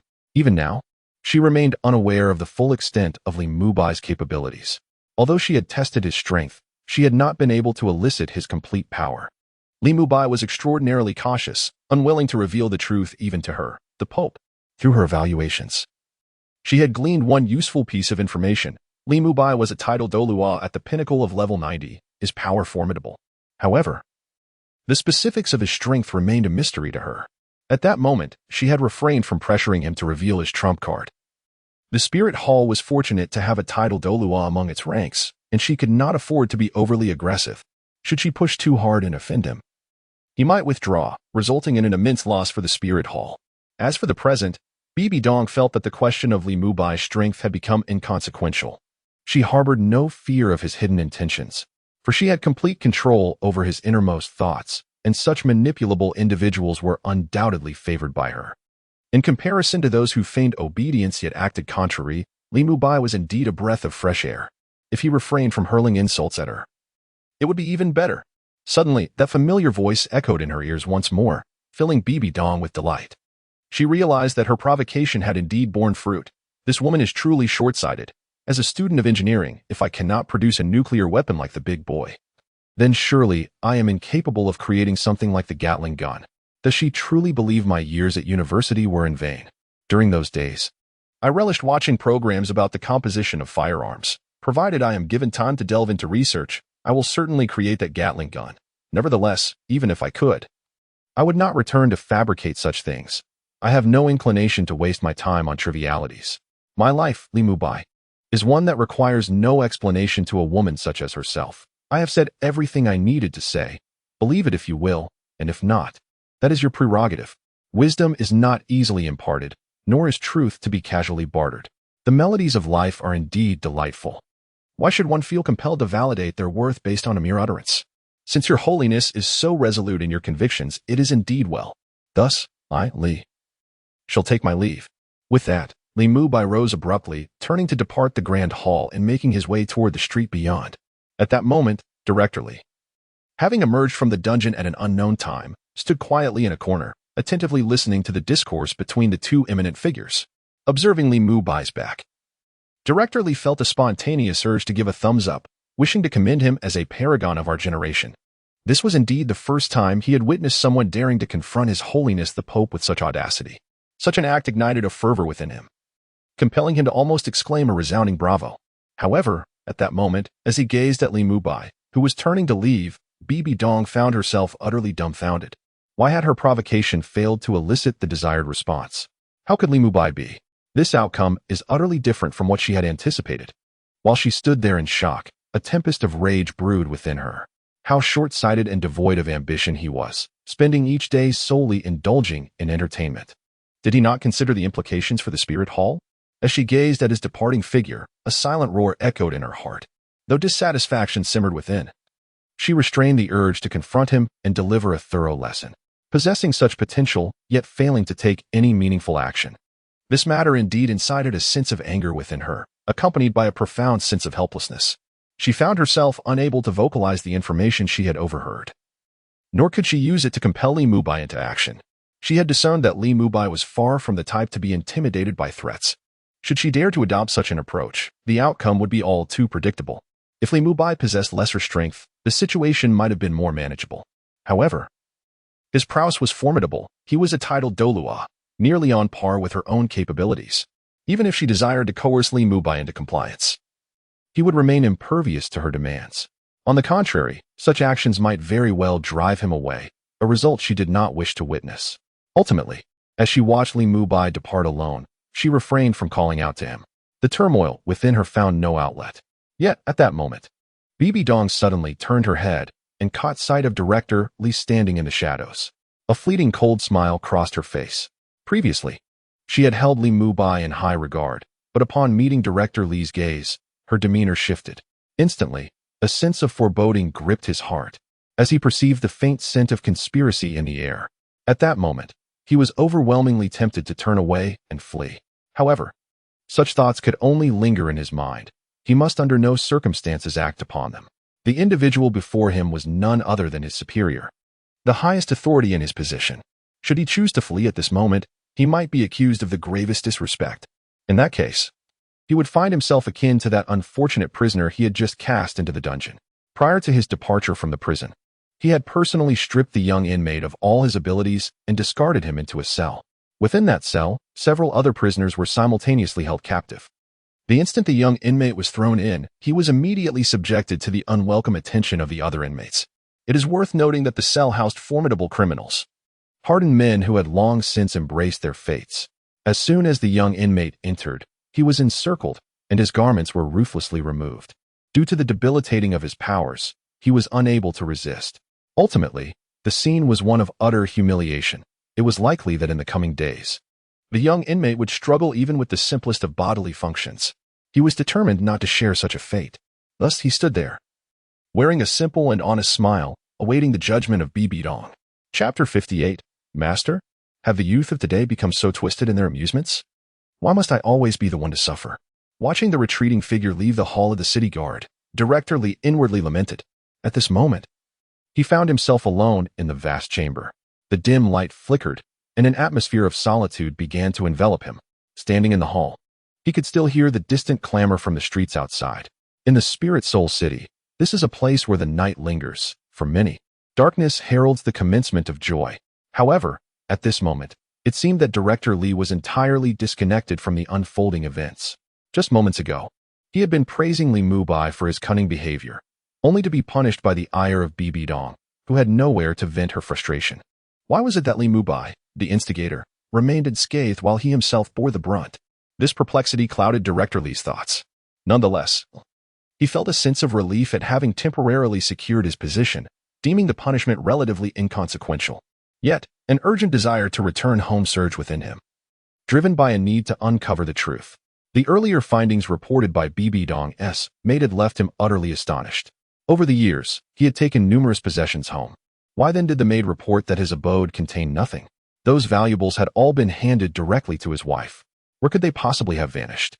A sense of foreboding began to creep into his mind. Suddenly, a familiar voice echoed in his thoughts, one he knew all too well. "My dear husband, where are you off to? Why are you leaving again today? Is the land at home not being tilled? If you do not tend to it, I shall seek someone to assist you." A wave of indignation washed over Director Li, akin to the feeling of being robbed. In that moment, he comprehended the gravity of his wife's words. Perhaps they were indeed true. The embezzled funds and jewels might very well have been spent by her on a young paramour. With an explosive roar, he unleashed his fury in the otherwise silent hall. The sound of heavy footsteps echoed through the space as Director Li, his face contorted with rage and tinged with a hint of green, bolted towards the gate of the city guard post like an enraged cheetah. However, as he reached the entrance, he halted abruptly, momentarily frozen. The words of Bibi Dong, spoken just before her departure, reverberated in his mind. "Tonight, you shall remain at the city guard post to meticulously verify the financial statements. Tomorrow morning, deliver them to the spirit hall. I shall personally oversee the examination." The task of reconciling the accounts loomed ominously before him. This is an exceedingly intricate matter. To reconcile the accounts of the city guard within a single night proves to be an arduous task. He is a sole master, possessing commendable abilities. Nevertheless, even with such prowess, it remains a formidable challenge for one individual to accomplish this in a mere night. Thus, he cannot afford to squander even a moment. Should he delay and fail to complete this task, it is conceivable that Bibi Dong might seize upon the opportunity to unceremoniously oust him from his position as director. His thriving existence within the spirit city hinges entirely upon this role. Without it, he could not possibly have wed those exquisite wives of his. After taking a few deep breaths to quell the impending eruption of frustration within, Director Li finally found some semblance of relief. Ultimately, fueled by indignation and dissatisfaction, he plunged into his work. Even if he were to complete the tasks ahead of schedule, slumber would elude him this night. Meanwhile, on the other side, Li Mubai hummed a cheerful tune as he made his way home. The streets were ablaze with light and bustling with life. Amidst the cacophony of shouts and laughter surrounding him, he could not help but marvel at the vibrancy of this city that never sleeps. However, having been here for less than a month, he had yet to fully comprehend the allure of this metropolis. Just the other day, while dining at home with Old Bear, he had heard mention of the enchanting spectacle at the eastern end of the city, a lantern festival held nightly upon the Yuanong River.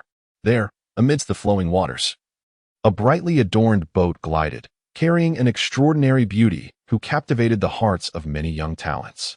It was rumored that this enchanting lady had a penchant for poetry, and thus, each evening, individuals would flock to her, quill in hand, in hopes of crafting verses that would elicit her admiration. For she had proclaimed that anyone able to compose poetry that moved her would be granted the privilege of sharing a night of intimacy with her. Indulging in the exquisite joys of mortal springtime, Old Bear had extolled her virtues to such an extent that one might think she was a celestial being. This indeed piqued Li Mubai's interest. He contemplated visiting her when time permitted. Eager to behold the striking beauty that had managed to linger in the mind of the formidable Old Bear, a title holder of Douluo, he was curious to ascertain just how extraordinary this woman must be. Li Mubai held an unwavering confidence in his poetic skills, not merely due to his own capabilities to compose verses at will, but because he had spent years immersed in the exquisite poetry of the Tang and Song dynasties before arriving in this world. The verses of renowned poets were at his fingertips. If he could not create poetry himself, surely he could replicate it. Any poem that surfaced from his mind would be sufficient to stir a seismic shift in the literary circles of this realm. Could it not move even a mere enchanting beauty? Unbeknownst to him, Li Mubai had arrived at his doorstep. The warm, amber light streamed through the window, casting a verdant glow upon a small tree in front of the house, its leaves shimmering and graceful. Clearly, within the confines of the home, the fair Xiaoqian had yet to retire for the night. Perhaps a tinge of worry lingered in her heart as she awaited his return. Reflecting on this, Li Mubai smiled softly, stepping closer to the door and rapping gently upon it. "Knock, knock. Who is it?" A familiar voice, tinged with alertness, echoed from within. Guess who I am? Li Mubai responded with a chuckle. Ah, master, you have returned. A voice filled with surprise emerged, soon followed by the sound of hurried footsteps drawing nearer to the door. And master, have the youth of today become so peculiar? Inside the house, a beautiful woman, who had remained awake to keep Xiaoqian company on the sofa, exhibited a fleeting look of discomfort upon hearing Xiaoqian's voice. This peculiar appellation stirred an odd sensation within her. It was strange. Nevertheless, she noticed that Xiaoqian's face and voice revealed no trace of aversion. This indicates that the title is one that Xiaoqian willingly embraces. It seems I am aging, unable to keep pace with the thoughts of today's youth. The beautiful woman shook her head, casting aside her peculiar emotions. With a creak, Xiaoqian joyfully opened the door and immediately leaped into Li Mubai's embrace. Chapter 59, Sister Zhao. Early in the morning, a cacophony of sounds emerged from outside the house. Li Mubai slowly awoke from his slumber, feeling the warmth against his chest. He glanced down to find Xiaoqian still deeply asleep, showing no signs of waking. It appeared that last night had been quite indulgent. He resolved to prepare a delightful meal for her today, to nourish her well. A contented smile spread across Li Mubai's face. This was the life he had always sought. He had never relished a life filled with conflict and violence. Reflecting on the days before he had attained the title of Douluo, he felt as though those memories had dissipated like mist. Carefully rising from bed, he tucked the blanket around the lovely figure nestled beneath the covers. He then made his way to the bathroom to freshen up. After a swift yet thorough wash, he splashed a handful of cool water on his face, instantly invigorating his senses. Ah, handsome. Gazing into the mirror at his slightly stubbled visage, Li Mubai smiled, offering himself a self-compliment. With a proud smirk, he exited the bathroom, turning right. Oh, due to a blind spot in his line of sight, he had not yet registered the path ahead. Suddenly, he felt a soft sensation against his chest, as gentle as a sponge. However, before he could fully immerse himself in this sensation, a soft gasp reached his ears. Almost immediately, the gentle touch upon his chest dissipated. Was it Zhao Jia? Upon closer inspection, Li Mubai discovered it was a woman dressed in loose-fitting attire. Due to the events surrounding the wild wolf gang the previous night, the woman was still trembling with fear. Consequently, Li Mubai had offered her a place to rest in an adjacent bedroom. Fortunately, that particular room was vacant, and with the beautiful woman's trepidation, Xiaoqian had taken the initiative to ensure her stay. Such matters, of course, could not have been initiated by Li Mubai. It was the beautiful woman who implored him with great earnestness. Considering the numerous occasions on which she had graciously offered him her exquisite tofu, Li Mubai readily acquiesced. At this moment, the beautiful woman discerned a figure before her. Yet, in her flustered retreat, she inadvertently lost her balance, tumbling backward. Ah! A startled cry escaped her lips. Be careful! Li Mubai, with swift reflexes, advanced 2 steps and, just as she was about to fall to the ground, he caught her in his embrace. His hand encircled her waist, perfectly positioned, reminiscent of dark clouds veiling the majestic peak of Mount Everest. Their gazes locked, and a delicate blush adorned the woman's face. Li Mubai felt an unusual sensation emanating from his hand, akin to ripples on a tranquil lake. This peculiar sensation instinctively compelled him to take a mental inventory.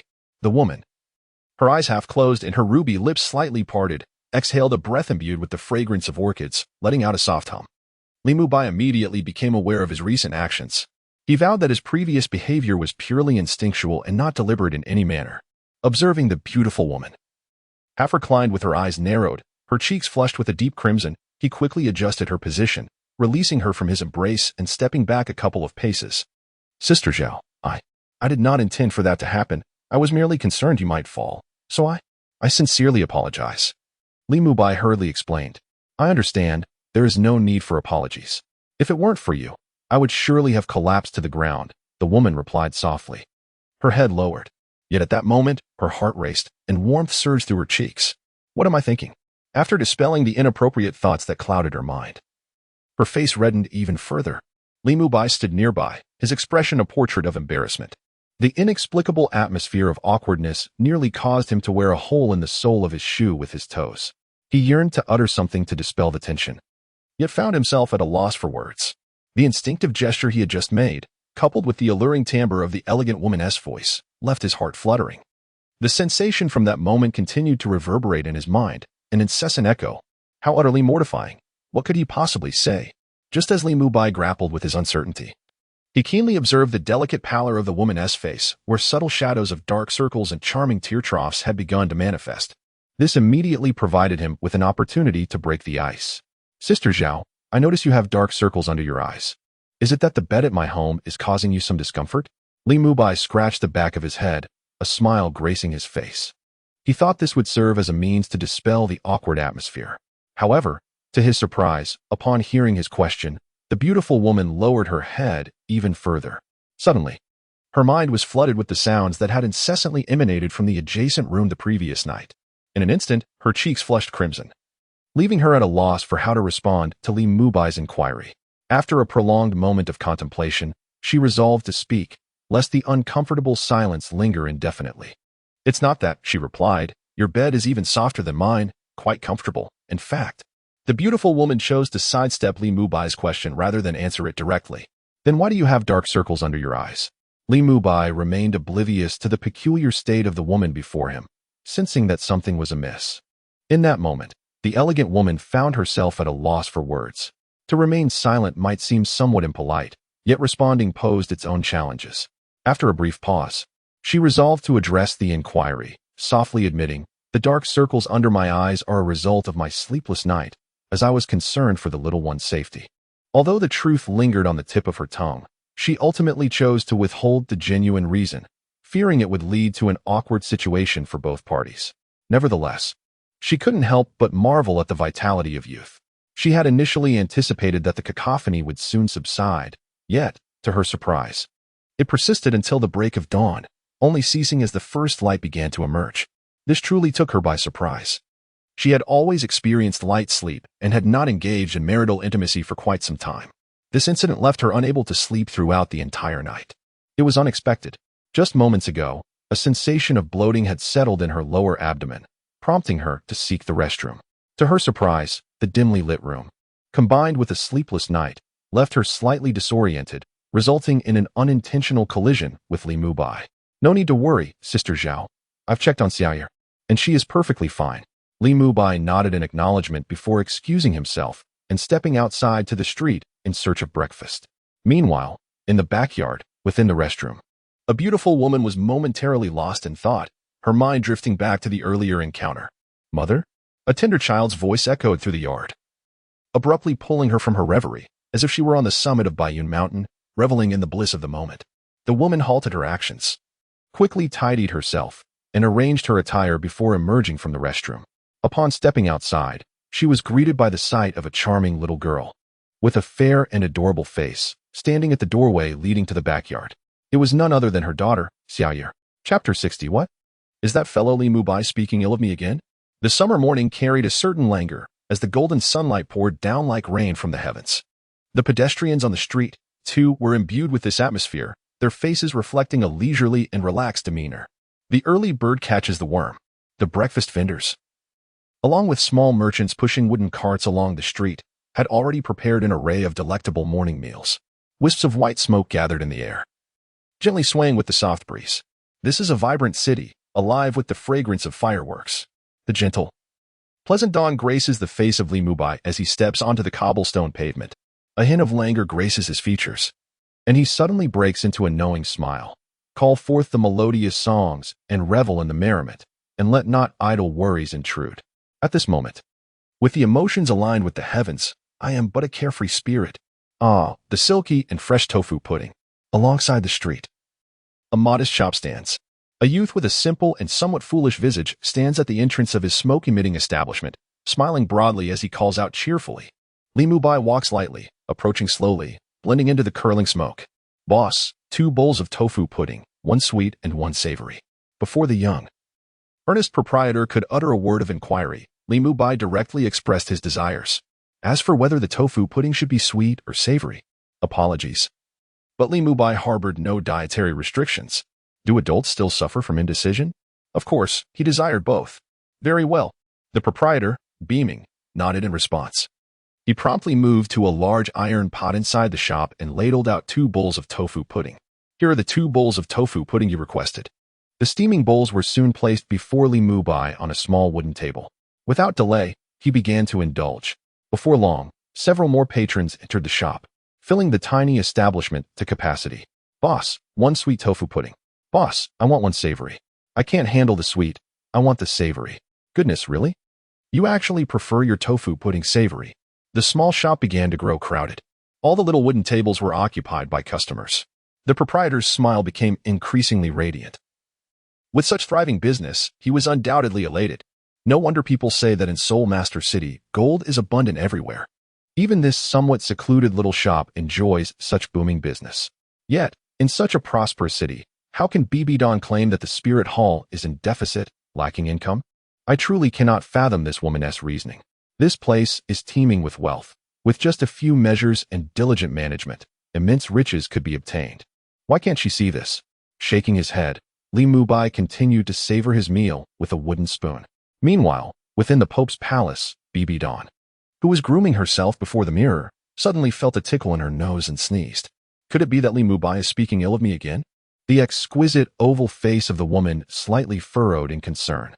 This is a peculiar phenomenon she recently discovered. Whenever Li Mubai speaks ill of her in his heart, she experiences a slight itch in her nostrils. At that moment, she was quite perplexed. How could a titled Douluo exhibit such symptoms akin to a cold or an adaptation issue? It was only later that she realized that all of this was indeed due to Li Mubai's influence. Furthermore, this peculiar phenomenon does not dissipate with the widening of distance. This rascal, is he not excessively loquacious day after day? Nevertheless, Bibi Dong did not feel angered. She believed herself to be immune to such antics displayed by Li Mubai. Observing his leisurely demeanor, it seemed necessary to assign him some tasks. In the pristine mirror's reflection, the corners of the woman's mouth curled slightly, hinting at a mischievous intention. Achoo! Why does this spicy tofu pudding have such a throat-catching quality? After sneezing, Li Mubai glanced down at the bowl of tofu pudding enhanced with chili oil and could not help but feel a twinge of regret.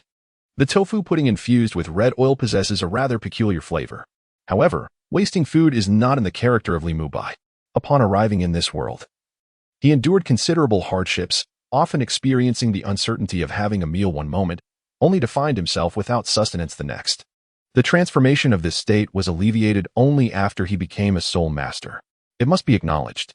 The perception of social hierarchy in this world is indeed far more pronounced than in the previous one. At the moment he became a soul master, those who once looked down upon him, his neighbors from the village, began to shower him with kindness. Many villagers even brought livestock such as chickens, ducks, and pigs, personally visiting him to celebrate his newfound status. Li Mubai was well aware of the true nature of these individuals. However, he graciously accepted their offerings. For despite his elevation to a soul master, he remained a young man with little in the way of savings. Naturally, he had no reason to refuse such gifts. He was not so rigid in his demeanor. Abandoning the use of a spoon, he lifted the bowl directly to his lips and gulped down the tofu pudding with a few swift motions. After consuming 2 bowls, he felt no sign of satiety. As a titled Douluo, his appetite was indeed several times greater than that of an average person.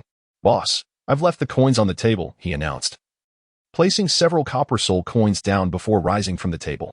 The proprietor, still occupied with serving breakfast to other patrons, merely nodded in acknowledgement of Li Mubai's departure. Having frequented this establishment for some time, the owner had long recognized the dashing young man, thus trusting his words without question. Stepping out into the bustling street, he noticed the sun had risen higher, no longer clinging to the distant horizon. The number of passers-by had increased, and the street vendors were calling out with even greater fervor. As he strolled along this thoroughfare, Li Mubai intended to venture onto another street for more culinary delights. However, while passing by Jingxi Street, he noticed a gathering of people clustered around a wall, engaged in animated discussion. With a moment of leisure, he decided to indulge in the spectacle unfolding before him. This is a commendable tradition of the Chinese people, and Li Mubai is no exception. Even as his body moved uncontrollably, he was irresistibly drawn toward the gathering crowd. The wolf gang has finally been dealt with. How splendid! It is a relief to finally exhale this pent-up frustration. Who could argue otherwise?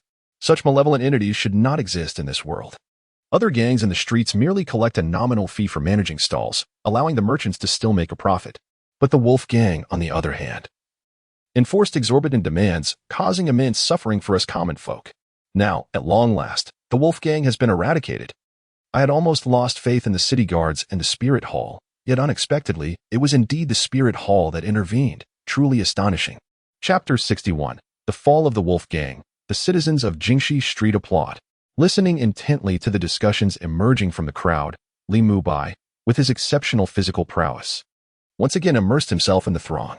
It was then that he noticed a notice affixed to a wall, made of yellow paper. Upon closer inspection, he grasped the general circumstances of the situation. The notice enumerated the nefarious deeds of the wolf gang, followed by the punishment meted out by the spirit hall. Indeed, the decree of punishment was not issued by the city guards, but bore the prominent inscription of the spirit hall. At this point, Li Mubai found his opinion of Bibi Dong deepening. It seemed that she was not as foolish as one might assume, at the very least. She understood the importance of leveraging this minor incident to bolster the standing of the spirit hall in the hearts of the populace. This also signifies that during last night's conversation, she genuinely absorbed some insights. It demonstrates her acknowledgement of the importance of public sentiment.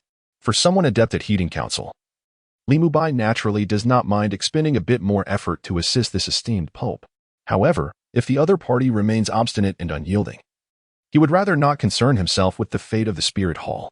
Yet, while offering guidance, Li Mubai harbors no ambitions of seizing power.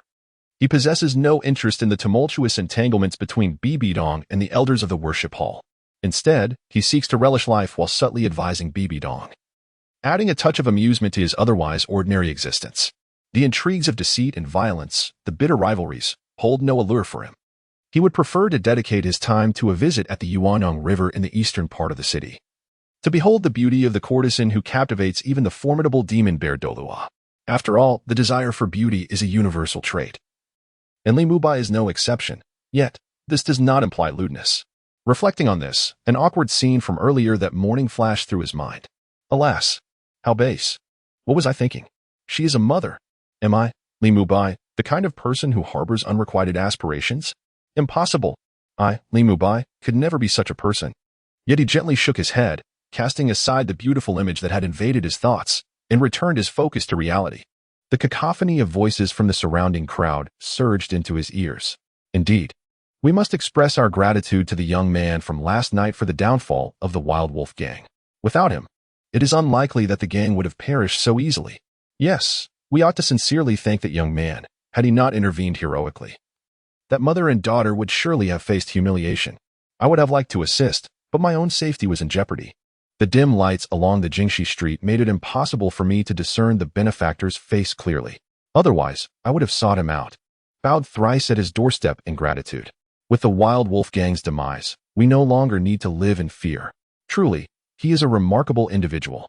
You must understand, that benefactor is no ordinary person. That night, I witnessed his prowess firsthand. Even the leader of the Wild Wolf gang was sent flying with a single slap. Such strength.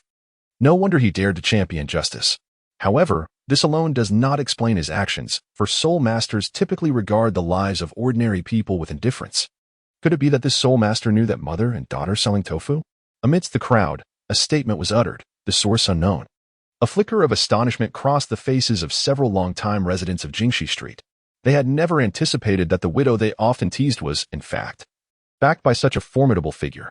The individual possessed the ability to effortlessly eradicate the wolf gang, a clear indication of their extraordinary connections.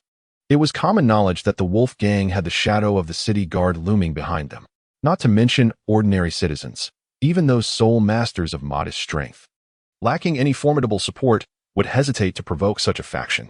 Yet, astonishingly, this very gang had been disbanded overnight, merely for having offended a mother and daughter. The prowess and influence of the one who acted against them needed no further elaboration. It was undoubtedly immense. Many gasped in disbelief, particularly those men who often jested about the beautiful widow and a few gossiping women, who were now gripped by an overwhelming fear. They dreaded the possibility of the widow seeking vengeance against them. If even the wolf pack can be directly eradicated, how could the methods employed by the adversary be something that ordinary folk like them could withstand? Contemplating this, the individuals were engulfed in self-reproach, casting blame upon themselves for their propensity to speak thoughtlessly, particularly in jest towards the enchanting woman. Meanwhile, Li Mubai, having failed to partake in any amusing gossip, had already withdrawn from the throng. He had pressing matters to attend to, namely addressing the persistent grumbling of his stomach. As for the citizens who expressed their gratitude towards him, he paid them little mind, for his actions were not motivated by a desire for their admiration or thanks. Nevertheless, he remained a mere mortal. The kind words uttered by the populace lifted his spirits considerably. Sweet words are akin to the gentle spring breeze of March, bringing joy to the heart. while harsh words can chill the soul like the biting frost of October. Upon departing from Jingxi Street, Li Mubai indulged in various delicacies and ultimately took home 3 portions of breakfast, striding back to his abode. Upon arrival, he found the 3 residents already awake and engaged in conversation in the living room. Xiaoqian had refrained from preparing breakfast, knowing that Li Mubai would bring some home. He placed the breakfast on the table, and they soon shared the meal. After enjoying their breakfast, the lovely woman, blushing, expressed her gratitude to Li Mubai before returning to her own home to grind soybeans in preparation for making tofu. Li Mubai, understanding the necessity of her work, did not impede her. Furthermore, the morning's incident lingered vividly in his mind. Had she remained, the atmosphere would have been decidedly awkward. As the beautiful woman walked home, she exhaled deeply. "Mother, why is your face so flushed?" her daughter inquired, noticing the rosy hue on her mother's cheeks. "Oh, it's just, I'm feeling a bit warm," she replied evasively, yet her thoughts were consumed by the memory of Li Mubai holding her close. His chest had felt remarkably solid and warm. Upon her arrival at Jingxi Street, she was met with a gathering of people clustered before a wall. "What has transpired here?" she inquired with curiosity. Many recognized her familiar voice and turned to look. The once tightly packed crowd parted, creating a pathway. "What is going on? Why does it feel as though everyone is somewhat apprehensive of me?" she pondered in confusion. "Zhao, Miss Zhao, good morning. Have you eaten yet?" Upon hearing the greeting, the beautiful woman raised her head and was taken aback to find an elderly lady smiling broadly and addressing her with an expression that seemed to convey a sense of ingratiation. The beautiful woman recognized this individual, but held a rather unfavorable impression of her, as she often made light of her. What could have prompted such a change today? The woman was now taking the initiative to greet her, and her tone was markedly less caustic than before. Could it be that the sun had risen in the west? Chapter 62. Little you wear, brother Mu Bai is the best. I will marry him when I grow up. Could this be due to the influence of her younger brother? As Zhao Yuzhen was older than Li Mubai, she affectionately referred to him as her younger brother. At this moment, gazing at the yellow paper notice affixed to the wall, a spark of realization ignited in the beautiful woman's mind, and all the events coalesced, forming a coherent thread of memory. She suddenly comprehended that the reason for this newfound respect from those around her was entirely due to Li Mubai's influence. The power of association.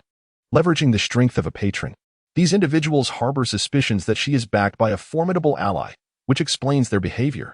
It is quite plausible. Last night, the situation was dire. The ruffians were exceedingly loud, undoubtedly drawing the attention of many residents to the matter at hand. Naturally, they too would have overheard her conversation with Li Mubai, particularly his address to her as Sister Zhao. This is the fundamental reason that has rendered these individuals subdued at this moment, ceasing their mockery of her. Initially, she was a newcomer, and due to her exceptional skill in making tofu, she inadvertently undermined the businesses of several families, which bred discontent among them. Consequently, she often found herself the subject of malicious gossip. Her consistent response to such disparaging remarks was to endure in silence, to avoid inciting trouble. For the sake of her daughter, Yuer, she bore the humiliation in silence. In the face of others' ill-intentioned jibes, she chose to evade or feign ignorance, or simply laughed it off. Little did she expect that what should have been a crisis last night ultimately turned into a blessing. From today onwards, she could finally claim her rightful place in this bustling street of Jingxi, firmly establishing herself within the confines of this martial soul city. "Little brother, I owe you my gratitude." A gentle smile adorned the beautiful woman's face, her heart overflowing with appreciation.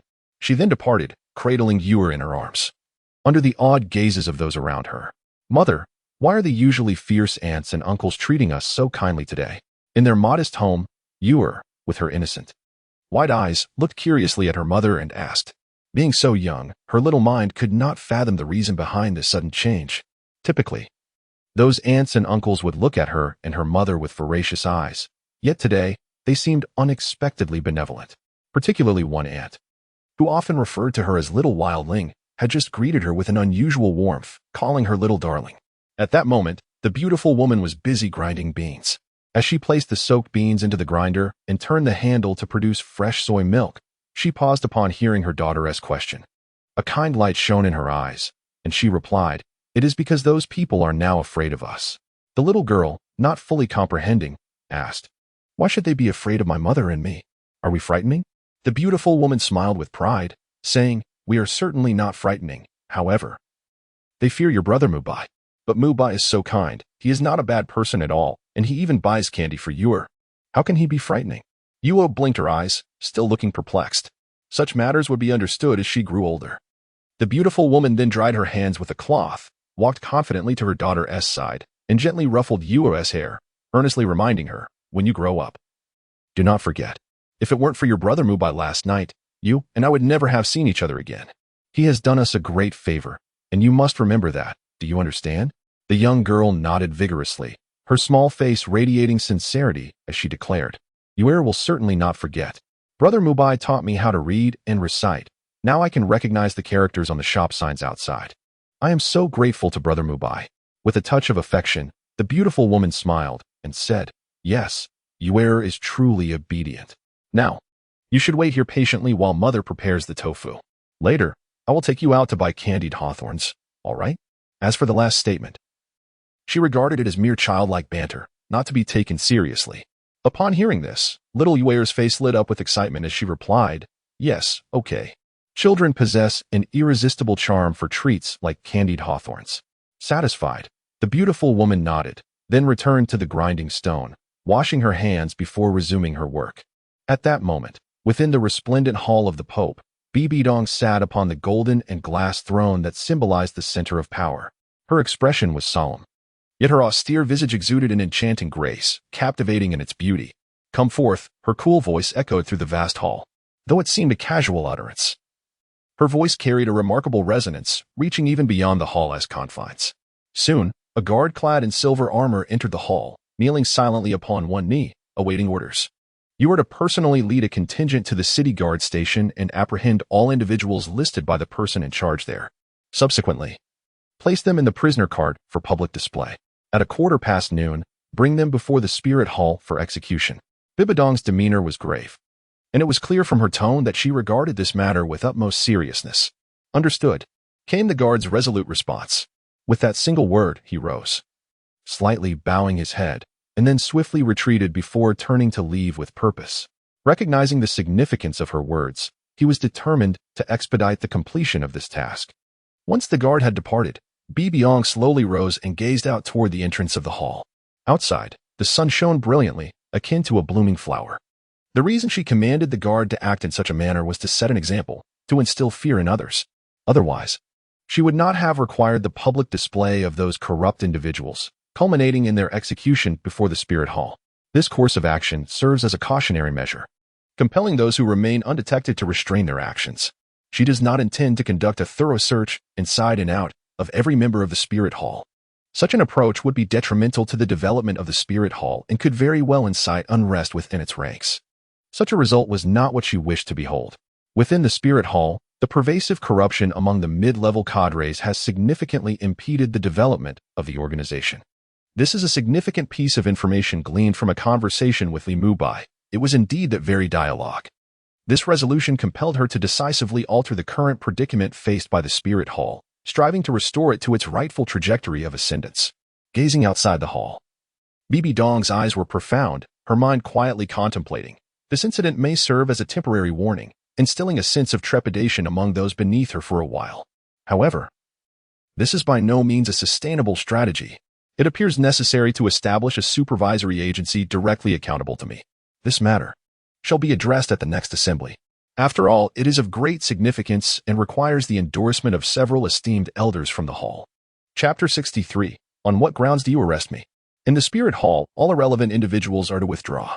Within the spirit city, numerous guards clad in silver armor traversed the bustling streets. Upon receiving the guards' warnings, the townsfolk prudently stepped aside. Yet, they did not venture far, instead observing the unfolding situation from a distance. What is transpiring? Who are these individuals, adorned in silver armor? You may not be aware, but those donning silver armor are not the ordinary protectors of the city. They are the elite guards directly from the spirit hall. What brings these elite guards to this place? Are they not typically responsible for the safety of the spirit hall? That remains uncertain. However, the only one capable of mobilizing these guards is the esteemed Pope. Thus, it is evident that a significant event has transpired. Look, they have halted before the entrance of a minor official's residence at the city guard station. What are they intending to do? A throng of onlookers, faces etched with confusion, remained curious yet uninformed. At that moment, several guards, their expressions grave, arrived at the front of a lavish estate. Subsequently, one guard ascended the steps without so much as a courteous knock. Before the watchful eyes of the crowd, the guard forcefully kicked the grand door of the estate. Bang! A resounding crash echoed. The guards stationed at the spirit hall are individuals of remarkable prowess. How could this grand red-painted wooden door withstand such a formidable strike? In an instant, the crimson door shattered into splinters, sending a cascade of wood chips into the courtyard, producing a cacophony of sound. The gathered crowd erupted in astonishment, their eyes wide with disbelief. Many stood with mouths agape, unable to fathom the spectacle before them. Soon, someone regained their senses. What are these guards doing? Had they truly shattered the door of a minor official in the city guard? Could these guards be acting under the orders of the esteemed Pope? These silver-armored guards can only be commanded by the Pope. No one else possesses such authority, not even the revered elders of the Spirit Hall. What command have these guards received? Could it be that the esteemed Pope has uncovered evidence of this petty official's corruption? How naive you are. The city guard is, after all, an administrative body established under the auspices of the Spirit Hall. In simpler terms, it is a den of thieves and rats. How could it possibly be due to corruption that such a situation has arisen? Let us continue to observe. Perhaps the truth will soon be revealed. The commotion at the entrance of the estate quickly attracted its master. A disheveled figure soon appeared in the courtyard. He was scantily clad, wearing only a thin undergarment, as if he had just risen from slumber and had no time to dress. Even this garment was poorly worn, leaving his sturdy chest exposed. At that moment, he gazed with a mix of astonishment and fury at the shattered door. That wretched scoundrel dared to break down my front door? A roar escaped the lips of this petty official. Yet, in an instant, his anger dissipated upon noticing the imposing figures standing at the entrance. The silver armor glimmered in the brilliant golden sunlight, dazzling to the eyes and somewhat uncomfortable. However, he strained to keep his eyes open and scrutinized the figures before him. Silver armor? After a ludicrous 1-versus-5 game the previous night, the city guard's petty official still felt somewhat drowsy, yet his mind quickly began to race. What sort of individuals don silver armor within the Spirit City? If memory serves, only those from the Spirit Hall possess such a privilege. This implies that the individuals before him hail from the Spirit Hall. But what could they possibly want here?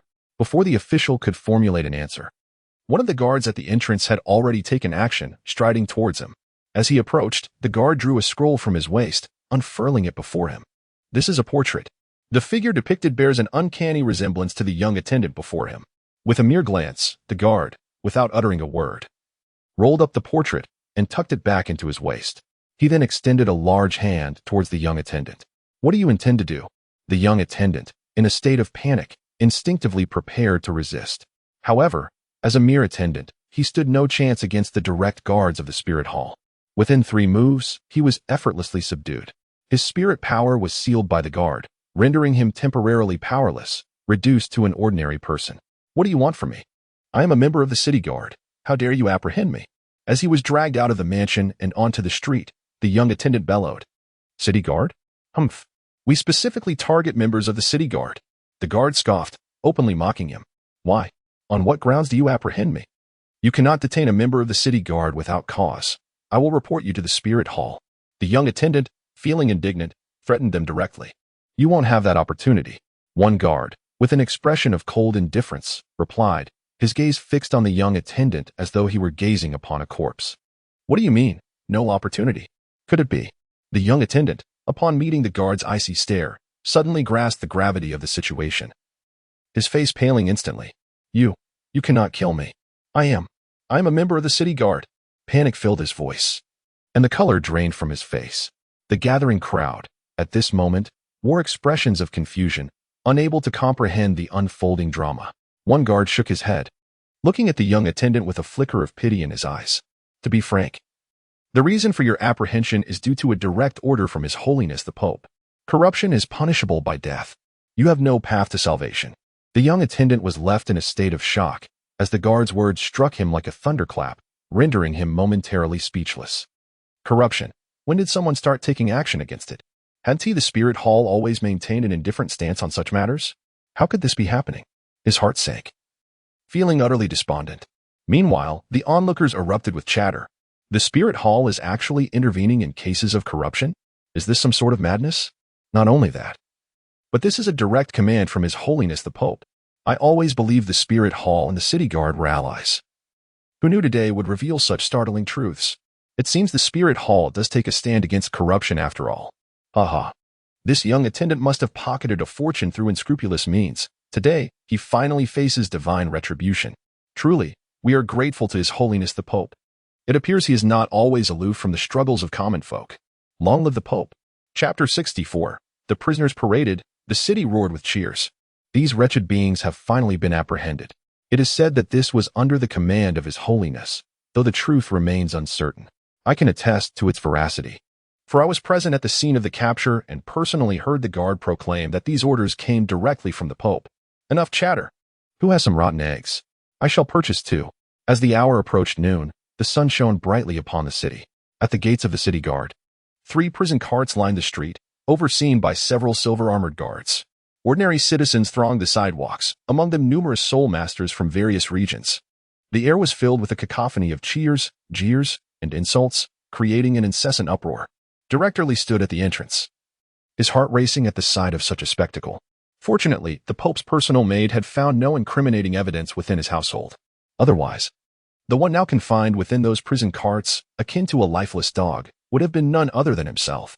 This newly appointed elder is indeed favored by His Holiness, having persuaded the Pope to make such a monumental decision with mere words.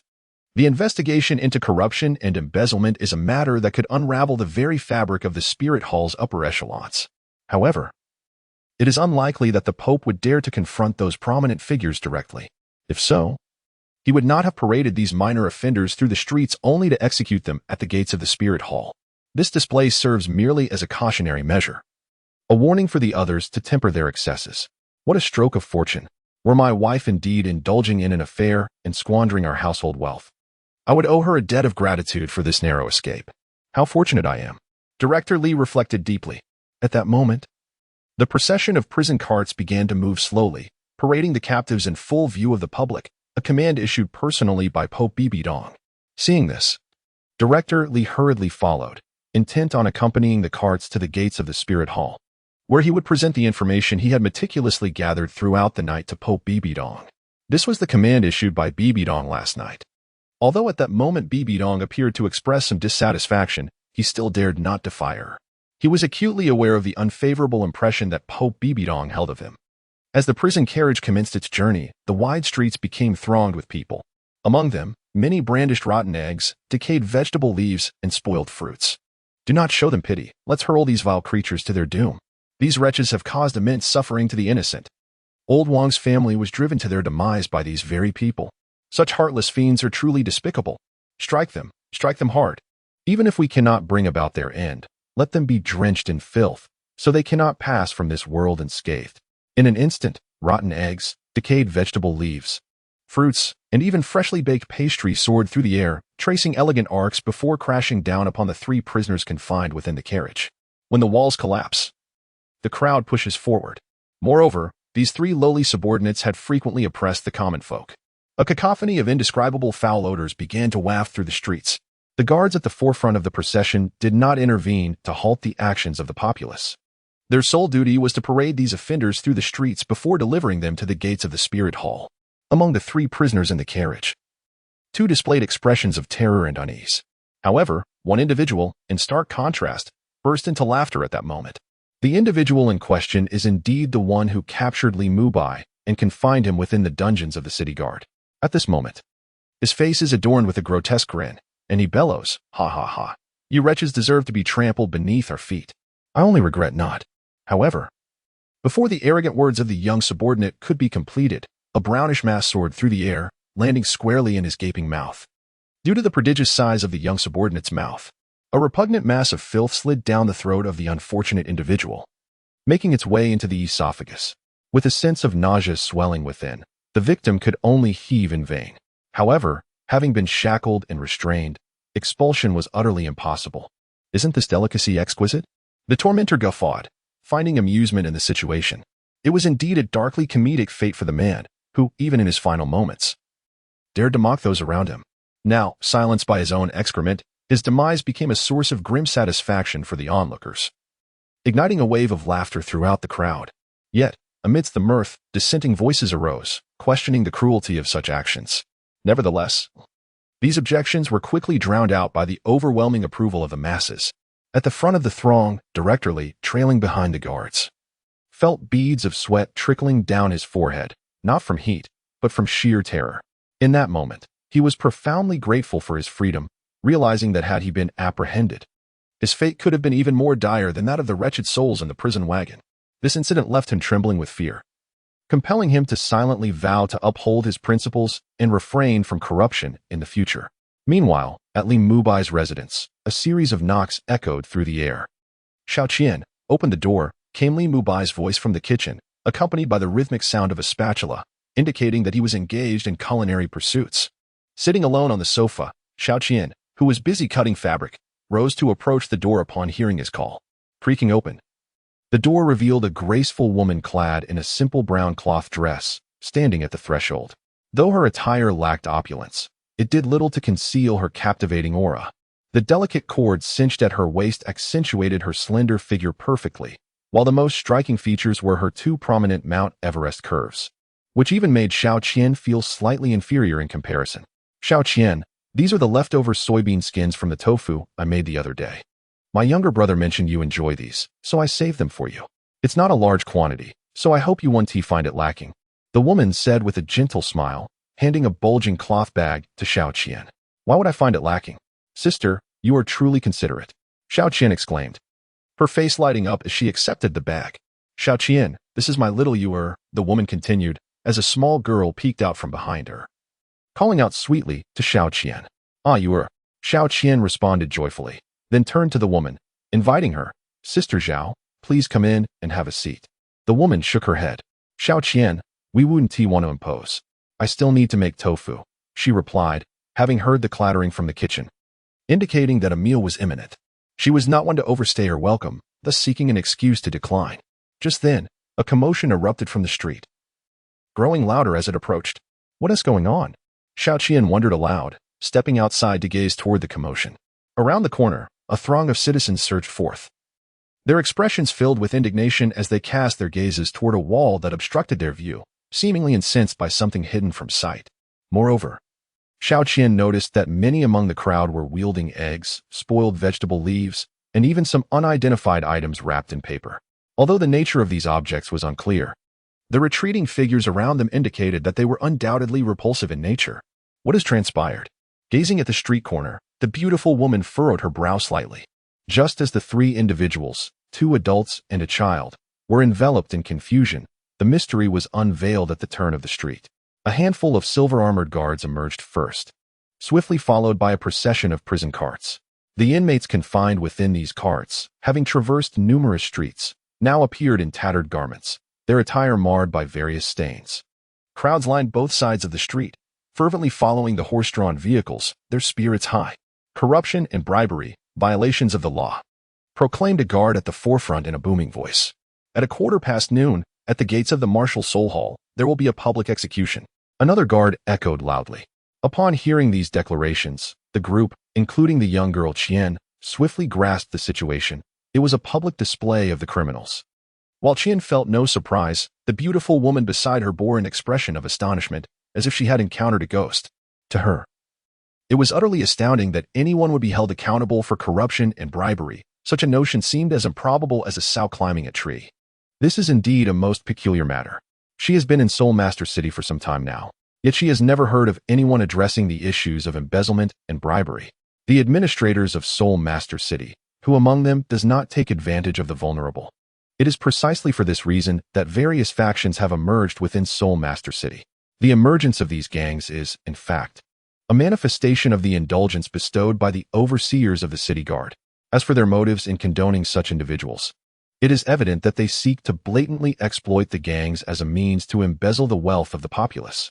Who among us would ever claim to have enough of money? Naturally, the members of the city guard are disinclined to scrutinize the actions of these gangs. On the contrary, they eagerly anticipate that the gang members will engage in ruthless deeds. In this manner, the administrators can conveniently accept the benefits offered by the gangs. Thus, the Wild Wolf Gang in the western streets of the capital operates with such impunity. They dare to commit brazen acts of robbery, even breaking into homes. What is most infuriating is that when citizens report these crimes, the authorities feign apprehending the culprits while covertly accepting bribes from them. Within mere days, the captured individuals reappear on the streets, brazenly flaunting their freedom. Over time, the residents of Seoul Master City inevitably lose faith in the city guard. Consequently, discontent towards the Seoul Master Hall also begins to brew among the populace. Were it not for the undeniable prosperity of Seoul Master City, which allows for the accumulation of wealth, it is likely that a mass exodus would have already taken place. What astonished the noblewoman the most was the Seoul Master Hall's approach to addressing corruption, execution, and public display. This is no ordinary method of handling matters. The implication of setting an example by punishing others is strikingly apparent. It is not difficult for any reasonable person to discern the meaning behind this. This action clearly demonstrates the significance that the higher-ups of the Spirit Hall attribute to this matter. Why has the Spirit Hall, which typically remains indifferent to such trivialities, suddenly undergone a transformation? Suddenly, the beautiful woman seemed to recall something, her gaze instinctively drifting towards the interior of the house. The room was empty, and the only sound that could be heard was the continuous scraping of the spatula against the iron pot. Could it be due to the actions of her younger brother? The Wild Wolf Gang has always acted in this manner, so why did they meet their demise today? Furthermore, the individuals from the Spirit Hall, who presumably would not concern themselves with matters in Spirit City, why have they abruptly begun to apprehend key figures?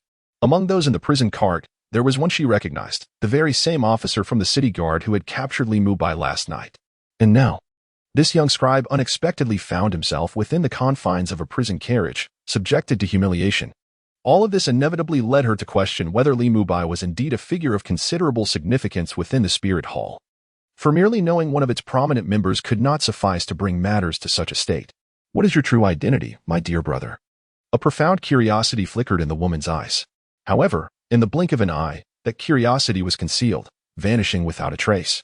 At this moment, the convoy of prisoners had arrived outside the dwelling, accompanied by a pungent and unpleasant odor that assailed the senses. Due to the throngs of people crowding the street and the overwhelming stench, the three were compelled to retreat indoors temporarily and shut the door. At that moment, Li Mubai emerged from the kitchen, delicately balancing a platter of dishes. What commotion is occurring outside? He inquired with a smile, casting a glance at the others. Criminals are being paraded, replied a voice, and coincidentally, one of them is the very henchman who abducted your younger brother last night. The elegant woman fixed her gaze intently upon Li Mubai, attempting to discern some hidden truth in his expression. Is that so? That individual has committed numerous heinous acts. It is only fitting that he faces justice, Li Mubai responded nonchalantly, his demeanor relaxed and devoid of any turmoil. He had never voluntarily revealed his true identity or his authentic prowess. Even as an elder of the Spirit Hall, few were aware of his status. He perceived a flicker of curiosity in the woman's eyes, yet he remained resolute in concealing his identity. It was preferable this way, should he disclose his status. Their attitude towards him would inevitably shift to one of caution, which was not his desire. Interpersonal relations should be grounded in equality, rather than one party being subservient to another. His arduous cultivation was never intended to earn respect or accolades. It was merely a means of self-preservation. Had he initially possessed the strength of a titled Douluo, he would not have toiled in training. He would have languished at home, embracing a life of ease. The meal is ready. Sister Zhao, do stay and share a meal with us, Li Mubai invited, retrieving a pair of bowls and chopsticks from the kitchen. No. I have matters to attend to at home, the woman replied, her curiosity momentarily suppressed as she shook her head. Just as she was about to decline, the young girl beside her, Xiaoyer, gazed longingly at the food. However, upon the woman's refusal, she averted her gaze. Sister Zhao, please don't refuse. I want to charge you for the bean curd. Let us settle it with this meal, shall we? Li Mubai smiled warmly. Just as the woman contemplated her rejection, a loud growl of hunger interrupted the moment. Everyone turned to see it was Xiaoyer who had made the sound.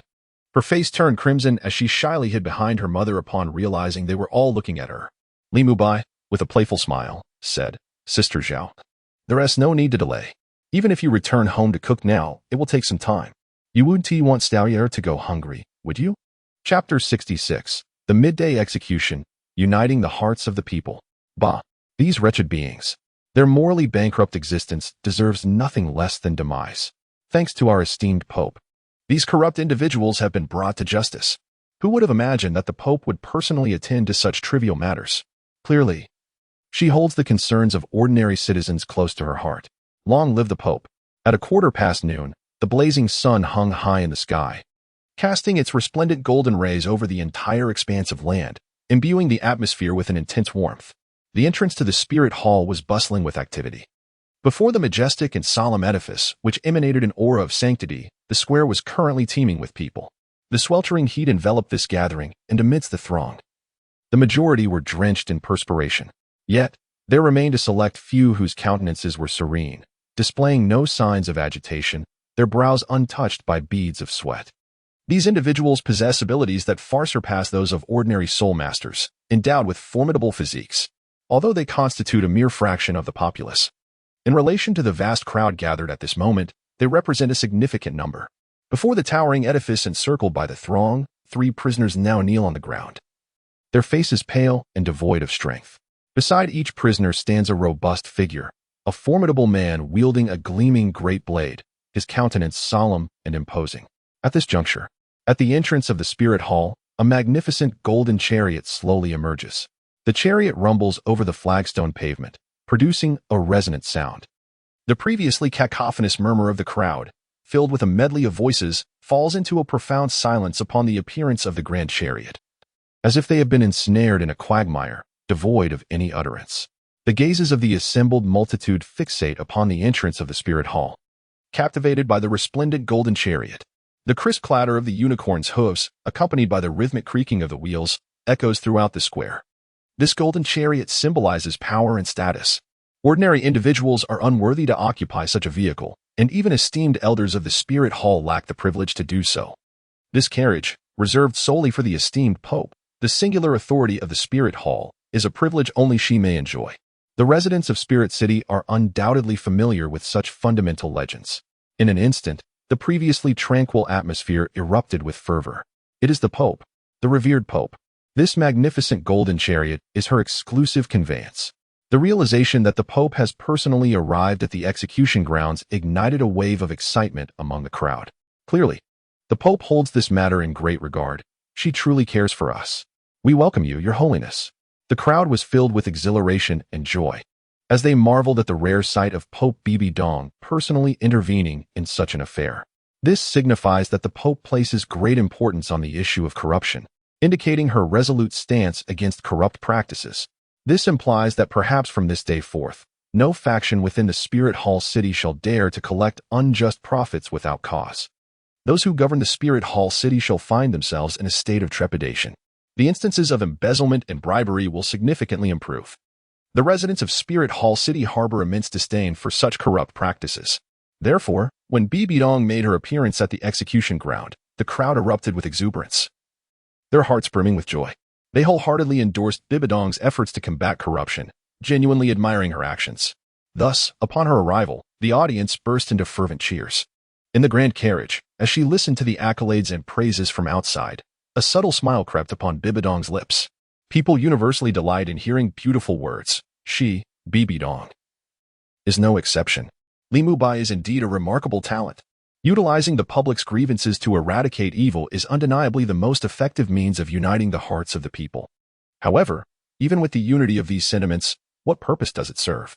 Bibi Dong furrowed her brow, unable to comprehend the true intentions behind Li Mubai's actions. Nonetheless, despite her confusion regarding the objective, she chose to trust Li Mubai's proposal. A person who can hear her innermost thoughts does not strike her as having ulterior motives. After all, Li Mubai's daily activities often left her at a loss for words, tending to flowers, leisurely walking his dog, engaging in cricket fights, frequenting places of entertainment filled with beauty and music, indulging in gourmet delicacies, and spending time at home cooking, among other pursuits. Is this a task befitting an elder? Surely, this is not the conduct befitting a prodigal heir, is it? It is little wonder that Li Mubai sought her sympathy, lamenting that his meager elder's stipend was far from sufficient. In a word, he is impoverished. Through messages relayed by his subordinates, Bibi Dong finally comprehended the root of Li Mubai's financial woes. Is this how one chooses to squander wealth? Even the scions of affluent merchants would find themselves chastised by their fathers for such extravagance, would they not? Such wastefulness is simply unheard of. Nevertheless, there are aspects of Li Mubai that Bibi Dong finds rather commendable. Despite his visits to establishments of ill repute, he never indulges in debauchery with the women therein. This singular quality elevates him in Bibi Dong's esteem above the other elders significantly. Furthermore, Li Mubai's actions reflect an aversion to the allure of power. This is a feat that none of the other elders can accomplish. Of course, the most crucial aspect is that she can hear Li Mubai's innermost thoughts. Thus, she harbors no fear of his intentions. Everything is well within her grasp. Meanwhile, who is it that is thinking of me?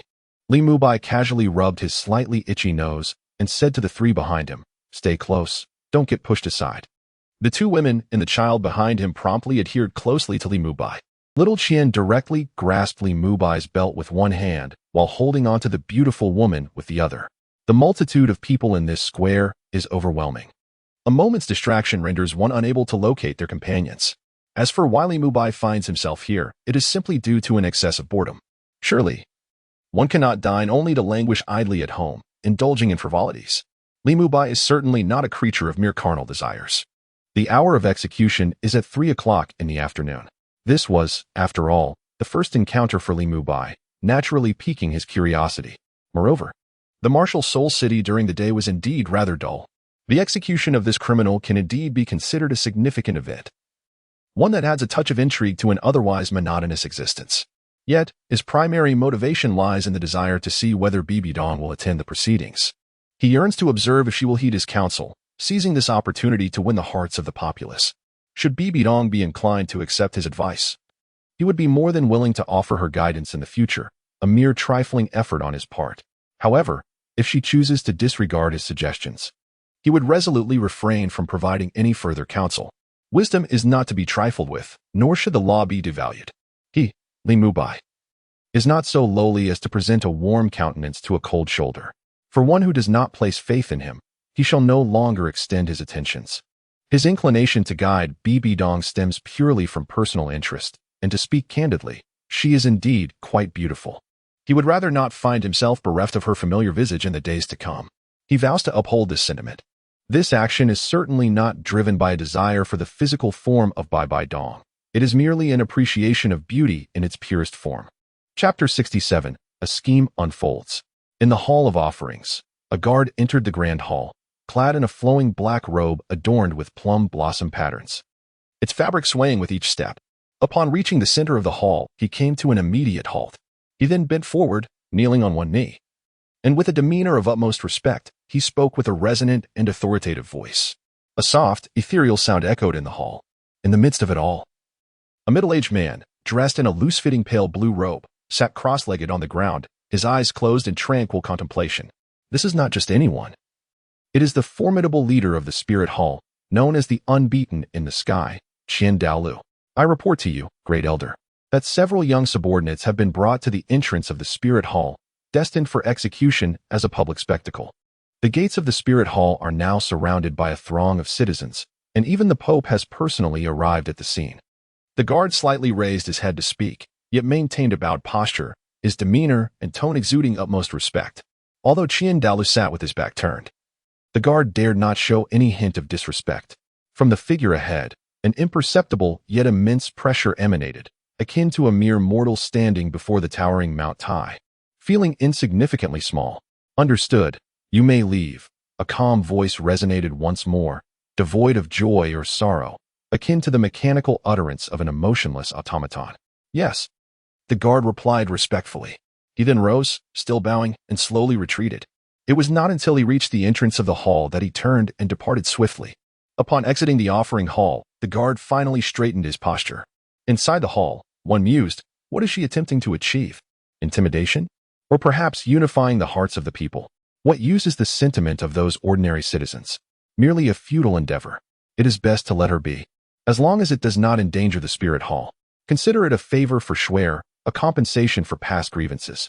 As the name Schwer escaped Qian Daolu's lips, a fleeting smile appeared on his otherwise indifferent face, only to vanish in an instant, reverting to the expressionless demeanor of a machine, sitting in stillness. At that moment, several footsteps approached from outside the offering hall. Great Elder, Bibi Dong is outside, using a show of strength to intimidate the others. Do you still have the luxury to sit here? The Golden Crocodile Elder spoke succinctly, laying bare his intentions. Indeed, Great Elder, Bibi Dong's actions are clearly a veiled insult directed at us. We are the monkey she showcases to the audience. This is utterly excessive. You, the most powerful and seasoned among us, should confront her and make her aware of who truly holds authority in the spirit hall. The other elders echoed in agreement. They had come because they perceived Bibi Dong's actions as a direct affront, given that the financial power of the spirit hall was not centralized. These elders had taken advantage of their positions for personal gain. Thus, it was evident to any astute observer that Bibi Dong's actions were laden with the intent to intimidate. What is this all about? Is it not an outright threat? These venerable elders, each possessing formidable strength, have never endured such indignities before. Is it simply due to a small sum of money that they feel the need to demean them so? They indeed wish to confront Bibi Dong directly, to show her the true nature of the situation, although they typically remain reclusive under the decree of Douluo in the grand assemblies. This does not imply that these venerable elders are mere pawns to be manipulated easily. Thus, upon learning of this matter, they swiftly convened and formed a coalition to approach Douluo. After all, Bibi Dong was someone he had personally elevated to her current position. Even if they intended to confront her, it would necessitate Douluo's approval. Their coalition also bore an implicit threat. What is your intention? Douluo's calm and composed tone revealed no hint of anxiety as he sat quietly, eyes closed, making no other movement, entirely disregarding the presence of these elders. Great Elder, Bibi Dong's actions are clearly a challenge to our esteemed hall. Can you not see this?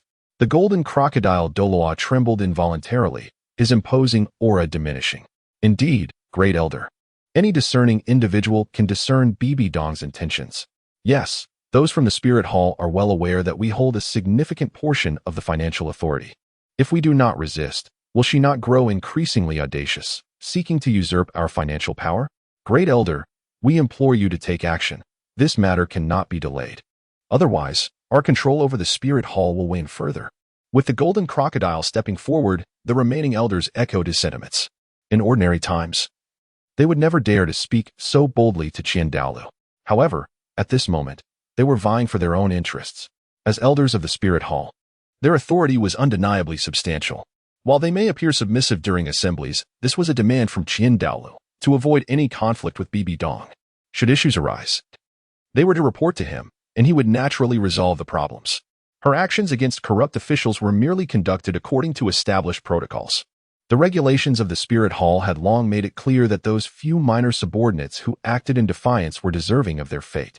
As the conversation unfolded, Douluo gracefully turned his body, facing the several worshippers. Witnessing such a movement, Yi, who stood in the grand hall, instinctively took a step back. The other worshippers reacted even more dramatically, retreating swiftly to take refuge behind Yi, casting wary glances at Douluo. They were clearly poised to flee at the slightest hint of danger. These wretches, Yi seethed internally.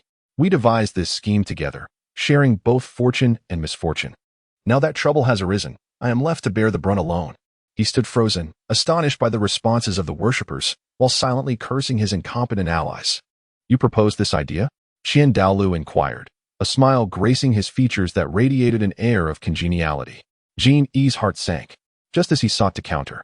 His companions leapt forward, denying him any opportunity to explain. Indeed, Elder, we only came here after heeding Yi's counsel. Please do not be displeased, Elder. Yi acted solely for the benefit of our worship hall, they chimed in unison. I know nothing, Elder, I merely came to join in the excitement. With their words flowing like a torrent, they effectively stifled Yi's attempts at clarification. Shooting an indignant glare at his companions, Yi reluctantly nodded in compliance. Observing this, Douluo erupted into laughter, exclaiming, Why are you afraid? We are all on the same side. Do you truly think I would harm you? Chapter 68. Harboring resentment you won't eat me? I would be a fool to believe you, you cunning old man. Yi retorted vehemently in his mind. Such words can only be uttered in the confines of one's heart. As for speaking them aloud, I beg your pardon. Yi has a desire to live a few more years. The last person bold enough to converse with Douluo in such a manner did so several decades ago.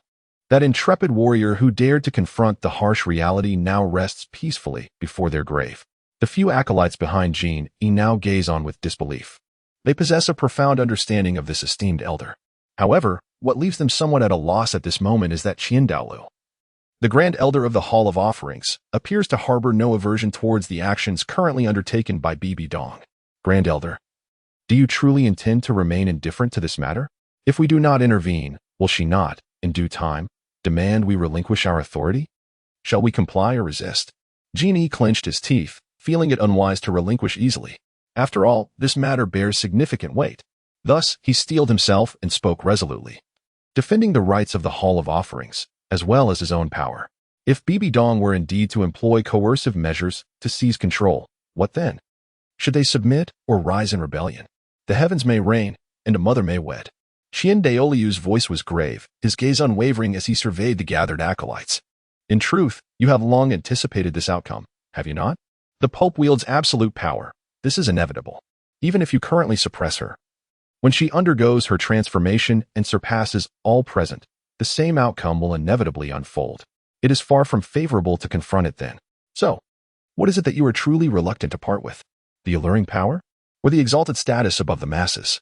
A heavy silence fell upon the assembly as they struggled to answer Qian Daoliu's not so aggressive inquiry.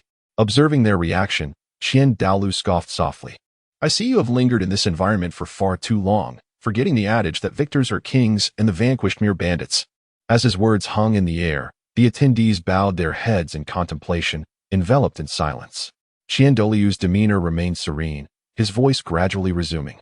The Spirit Hall thrives because of us. Conversely, we derive our esteemed status from the Spirit Hall. You possess remarkable strength and occupy high positions. Over time, pride has taken root in your hearts. For the sake of that little power in your hands, you dare to oppose Bibi Dong. Yet, her actions are intended to elevate the Spirit Hall's prestige, thereby fostering its growth. What is there to oppose? If the Spirit Hall were to decline, do you believe your current standing could be preserved? Should the Spirit Hall crumble, which sect would willingly take you in? Even if they did, they would remain ever vigilant. And you could never truly integrate. As the conversation reached this juncture, Qian Daoliu finally closed his mouth, choosing silence. He had articulated all that needed to be said and made his stance unequivocally clear. If a few of the offerings continued to be obstinate, it might necessitate the use of certain measures. Elder, I have been short-sighted. I should not have come here. One of the offerings immediately expressed, offering an apology. Qian Daoliu's words had delineated his position, thus even if there were grievances, they could not be voiced openly. To do so would be akin to slapping Qian Daoliu's face. Who could predict what might ensue in such a scenario? Since Qian Daoliu remained indifferent, they too had little to be concerned about. Should the powers of the offering hall diminish in the future, it was not their burden to bear. Elder, we have indeed been superficial. It was true that the elder undertook the strength of the Spirit Hall as his responsibility, and they ought not to question his decisions. The remaining elders among the offerings also expressed their sentiments in unison. In the hall, only the second in command, the Golden Crocodile offering, had yet to declare his stance. Qian Daoliu's calm gaze naturally fell upon him. To relinquish this matter so easily? It was indeed disheartening. The Golden Crocodile seethed with discontent within. He yearned to retort. Yet, at that moment, an invisible pressure, akin to a primordial beast, began to permeate the hall, swiftly enveloping everyone within. While this pressure loomed in the hall, it did not target the other offerings. It merely caused their hair to bristle in response.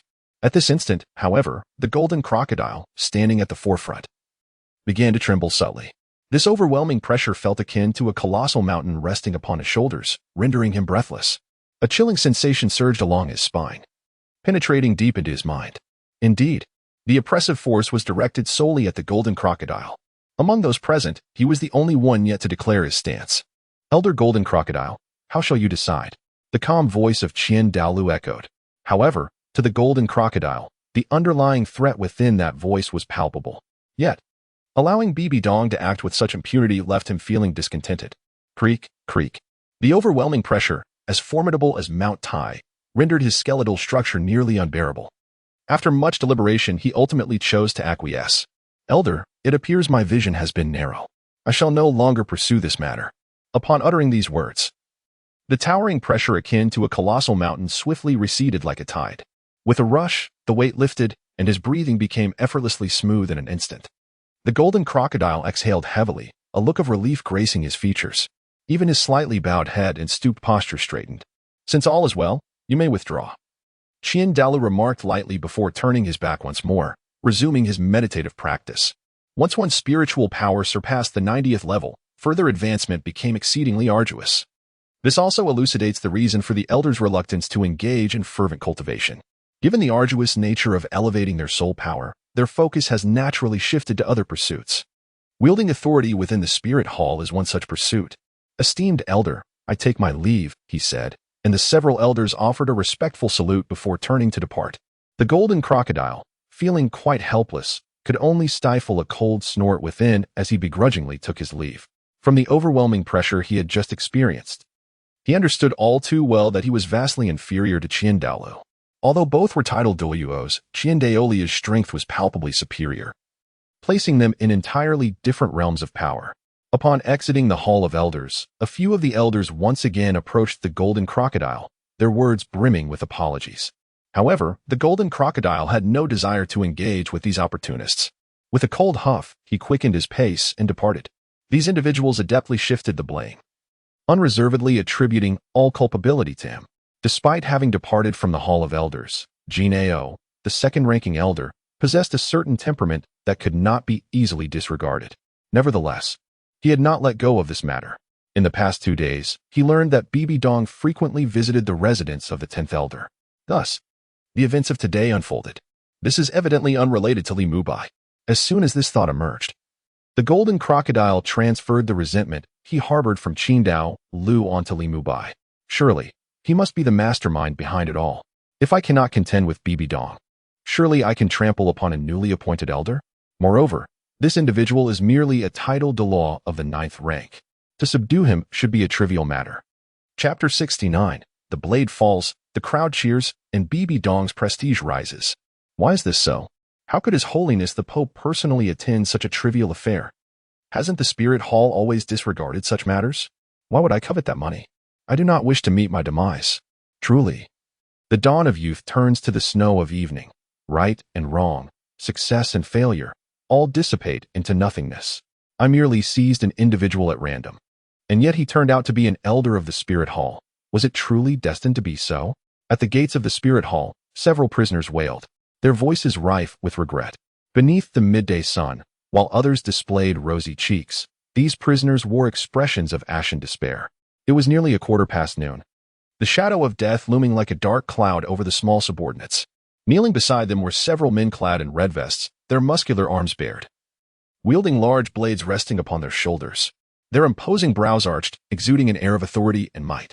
Subtly, a malevolent aura coiled around their brows, instilling fear in the hearts of onlookers. Meanwhile, the crowd in the square erupted in a cacophony of voices, spreading far and wide. Nearly half of the population of Spirit City had gathered here. The square was limited in space, and many had already spilled out into the streets beyond. The throng was so dense that even a fly would find it hard to squeeze through. At that moment, a colossal carriage, moving slowly, came to an abrupt halt at the center of the square. The moment came to a halt. Even the crowd gathered in the square seemed to suspend their very breath. All the clamor dissipated in an instant. Every gaze was drawn to the center of the square, to the grand curtain of the colossal carriage. Was the Pope about to emerge? Whispers circulated. The newly appointed Pope was said to be an extraordinary woman of unparalleled beauty, ethereal and seemingly untouched by the mundane world. Even the enchanting maiden upon the swan boat on the Yuanyang River, located to the east of the Spirit Hall, paled in comparison to her magnificence. The Pope had always shrouded herself in mystery, her whereabouts confined to the Spirit Hall, which meant many had yet to behold her presence. Through the lens of rumor, Bibi Dong had been elevated to the status of a celestial goddess, her beauty unrivaled and transcending that of mortals. Thus, at this moment, as the grand carriage came to a standstill, a profound curiosity welled up in the hearts of the onlookers. What manner of being is the Pope of the Spirit Hall? Before the gaze of the multitude, the heavy drapery of the grand chariot began to ripple, as though caressed by a gentle breeze. She is about to emerge. The crowd held their breath, their eyes fixated with intense concentration, eager to behold her exquisite visage. Among the crowd, it was not only the men, but the women too, who were equally captivated. As the grand curtain slowly parted, everyone instinctively craned their necks, striving to catch a glimpse of the spectacle beyond. In the next moment, the curtain fully unveiled, revealing a stunning figure that captured the attention of all. "Oh my, how exquisite! I feel as though I have fallen in love," one woman mused. "This is the very embodiment of my dream lover. How is it that even I, a woman, find myself enchanted by her?" Before them stood a lady adorned in a gown of golden threads, elegantly embellished with a vivid phoenix soaring through the skies, vividly illustrating her proud and dignified stature. Her hair was elegantly coiled atop her head, crowned with a resplendent diadem, accentuating her extraordinary presence and commanding aura. Two tendrils of hair cascaded gracefully down her cheeks, adding to her allure. As she descended from the grand carriage, she moved with poise and grace, her gown parting to reveal her smooth skin and slender, straight legs. The crowd was utterly entranced, their eyes gleaming with desire, all eager to draw closer and behold the strikingly elegant figure. However, the throng was halted by the formidable line of silver-armored guards, forming an insurmountable barrier. Those who attempted to breach this boundary were met with the guards' unwavering resolve. Just then, a figure suddenly crossed the threshold established by the guards, advancing closer to the execution ground, where no one obstructed her view. "Brother, do you think we will be expelled?" a beautiful woman inquired anxiously, glancing back at those being pushed away by the guards. "Fear not, Sister Zhao. I have connections here. These guards will not cast us out." Li Mubai replied, his gaze fixed on the execution ground, not turning back. At that moment, the crowd erupted in dissatisfaction upon witnessing the guards allowing Li Mubai and his companions to pass unimpeded. "Why is he permitted to go forward while we are held back? This is unfair. We too wish to witness the grandeur of the Pope." They clamored in unison. Faced with the discontent of the crowd, the guards remained unperturbed, their faces set in a cold demeanor as they steadfastly adhered to their duties. Confronted with the guards' blockade, the onlookers dared not force their way past this line of defense, instead seizing opportunities when the guards were momentarily distracted to slip through the boundaries. However, they would soon be cast back. The beautiful woman, glancing back at the guards who disregarded their presence, could not help but inwardly acknowledge the truth of her earlier suspicions regarding Li Mubai's extraordinary identity. It was indeed as she had surmised. Yet, she remained resolute in her disbelief of Li Mubai's claims that there were others within. These guards are solely devoted to His Holiness the Pope. Could it be that when Li Mubai mentioned someone within, that person refers to the Pope himself? This is utterly impossible. In truth, what she was unaware of was that Li Mubai was not lying. When he spoke of someone being present, he was indeed referring to Bibi Dong. The reason the guards did not impede him was that they were all acquainted with him. After all, during the Grand Assembly, he had been present within the Pope's palace, making it nearly impossible for the guards stationed outside not to recognize him. As time ticked away, the hour of noon approached. Standing at the entrance of the Spirit Hall, Bibi Dong, with a solemn and grave demeanor, spoke with an air of authority. "These three have openly contravened the regulations of the Spirit Hall in Spirit City. According to Article 32 of these regulations, those guilty of severe corruption and bribery shall face execution. While humanity may possess compassion, the law is devoid of mercy. The hour of execution has arrived." Her cold and commanding voice reverberated throughout the space, echoing across the square and resonating with formidable intensity. Upon receiving the command, the executioner raised his large blade high. Under the gaze of the crowd, he brought it down with great force. With a sharp sound, 3 footballs were sent soaring into the air, tracing an arc before crashing down to the ground, bouncing once and rolling to a halt. After a moment of silence, the entire square erupted in a cacophony of applause. "Long live the Pope! Long live the Pope! Long live the Pope!" Thus, the hearts of the citizens of Spirit City were won over. The esteem for Pope Bibi Dong soared to an unparalleled height in the minds of the people. Listening to the resounding cheers around him, Li Mubai revealed a faint smile. The hearts of the people were secured. The next step would be to develop Spirit City and enhance the economy of the Spirit Hall. Chapter 70. Yesterday you disregarded me. Today I render you unattainable. With great decisiveness, the gates of the Spirit Hall were stained crimson with blood. Observing the common folk, rather than exhibiting any fear, they erupted in cheers, exulting in joyous celebration. This singular event significantly enhanced the upper echelons of the Spirit Hall's authority over the lower ranks. Simultaneously, Bibi Dong standing among the citizens of Spirit City soared to new heights. The populace began to hold a favorable view of this pontiff, with some individuals even elevating her to the status of an idol, lavishing her with praise. Through the propagation of such sentiments, Bibi Dong's reputation began to extend beyond the confines of Spirit City into more distant realms. Following this incident, Spirit City flourished with greater prosperity.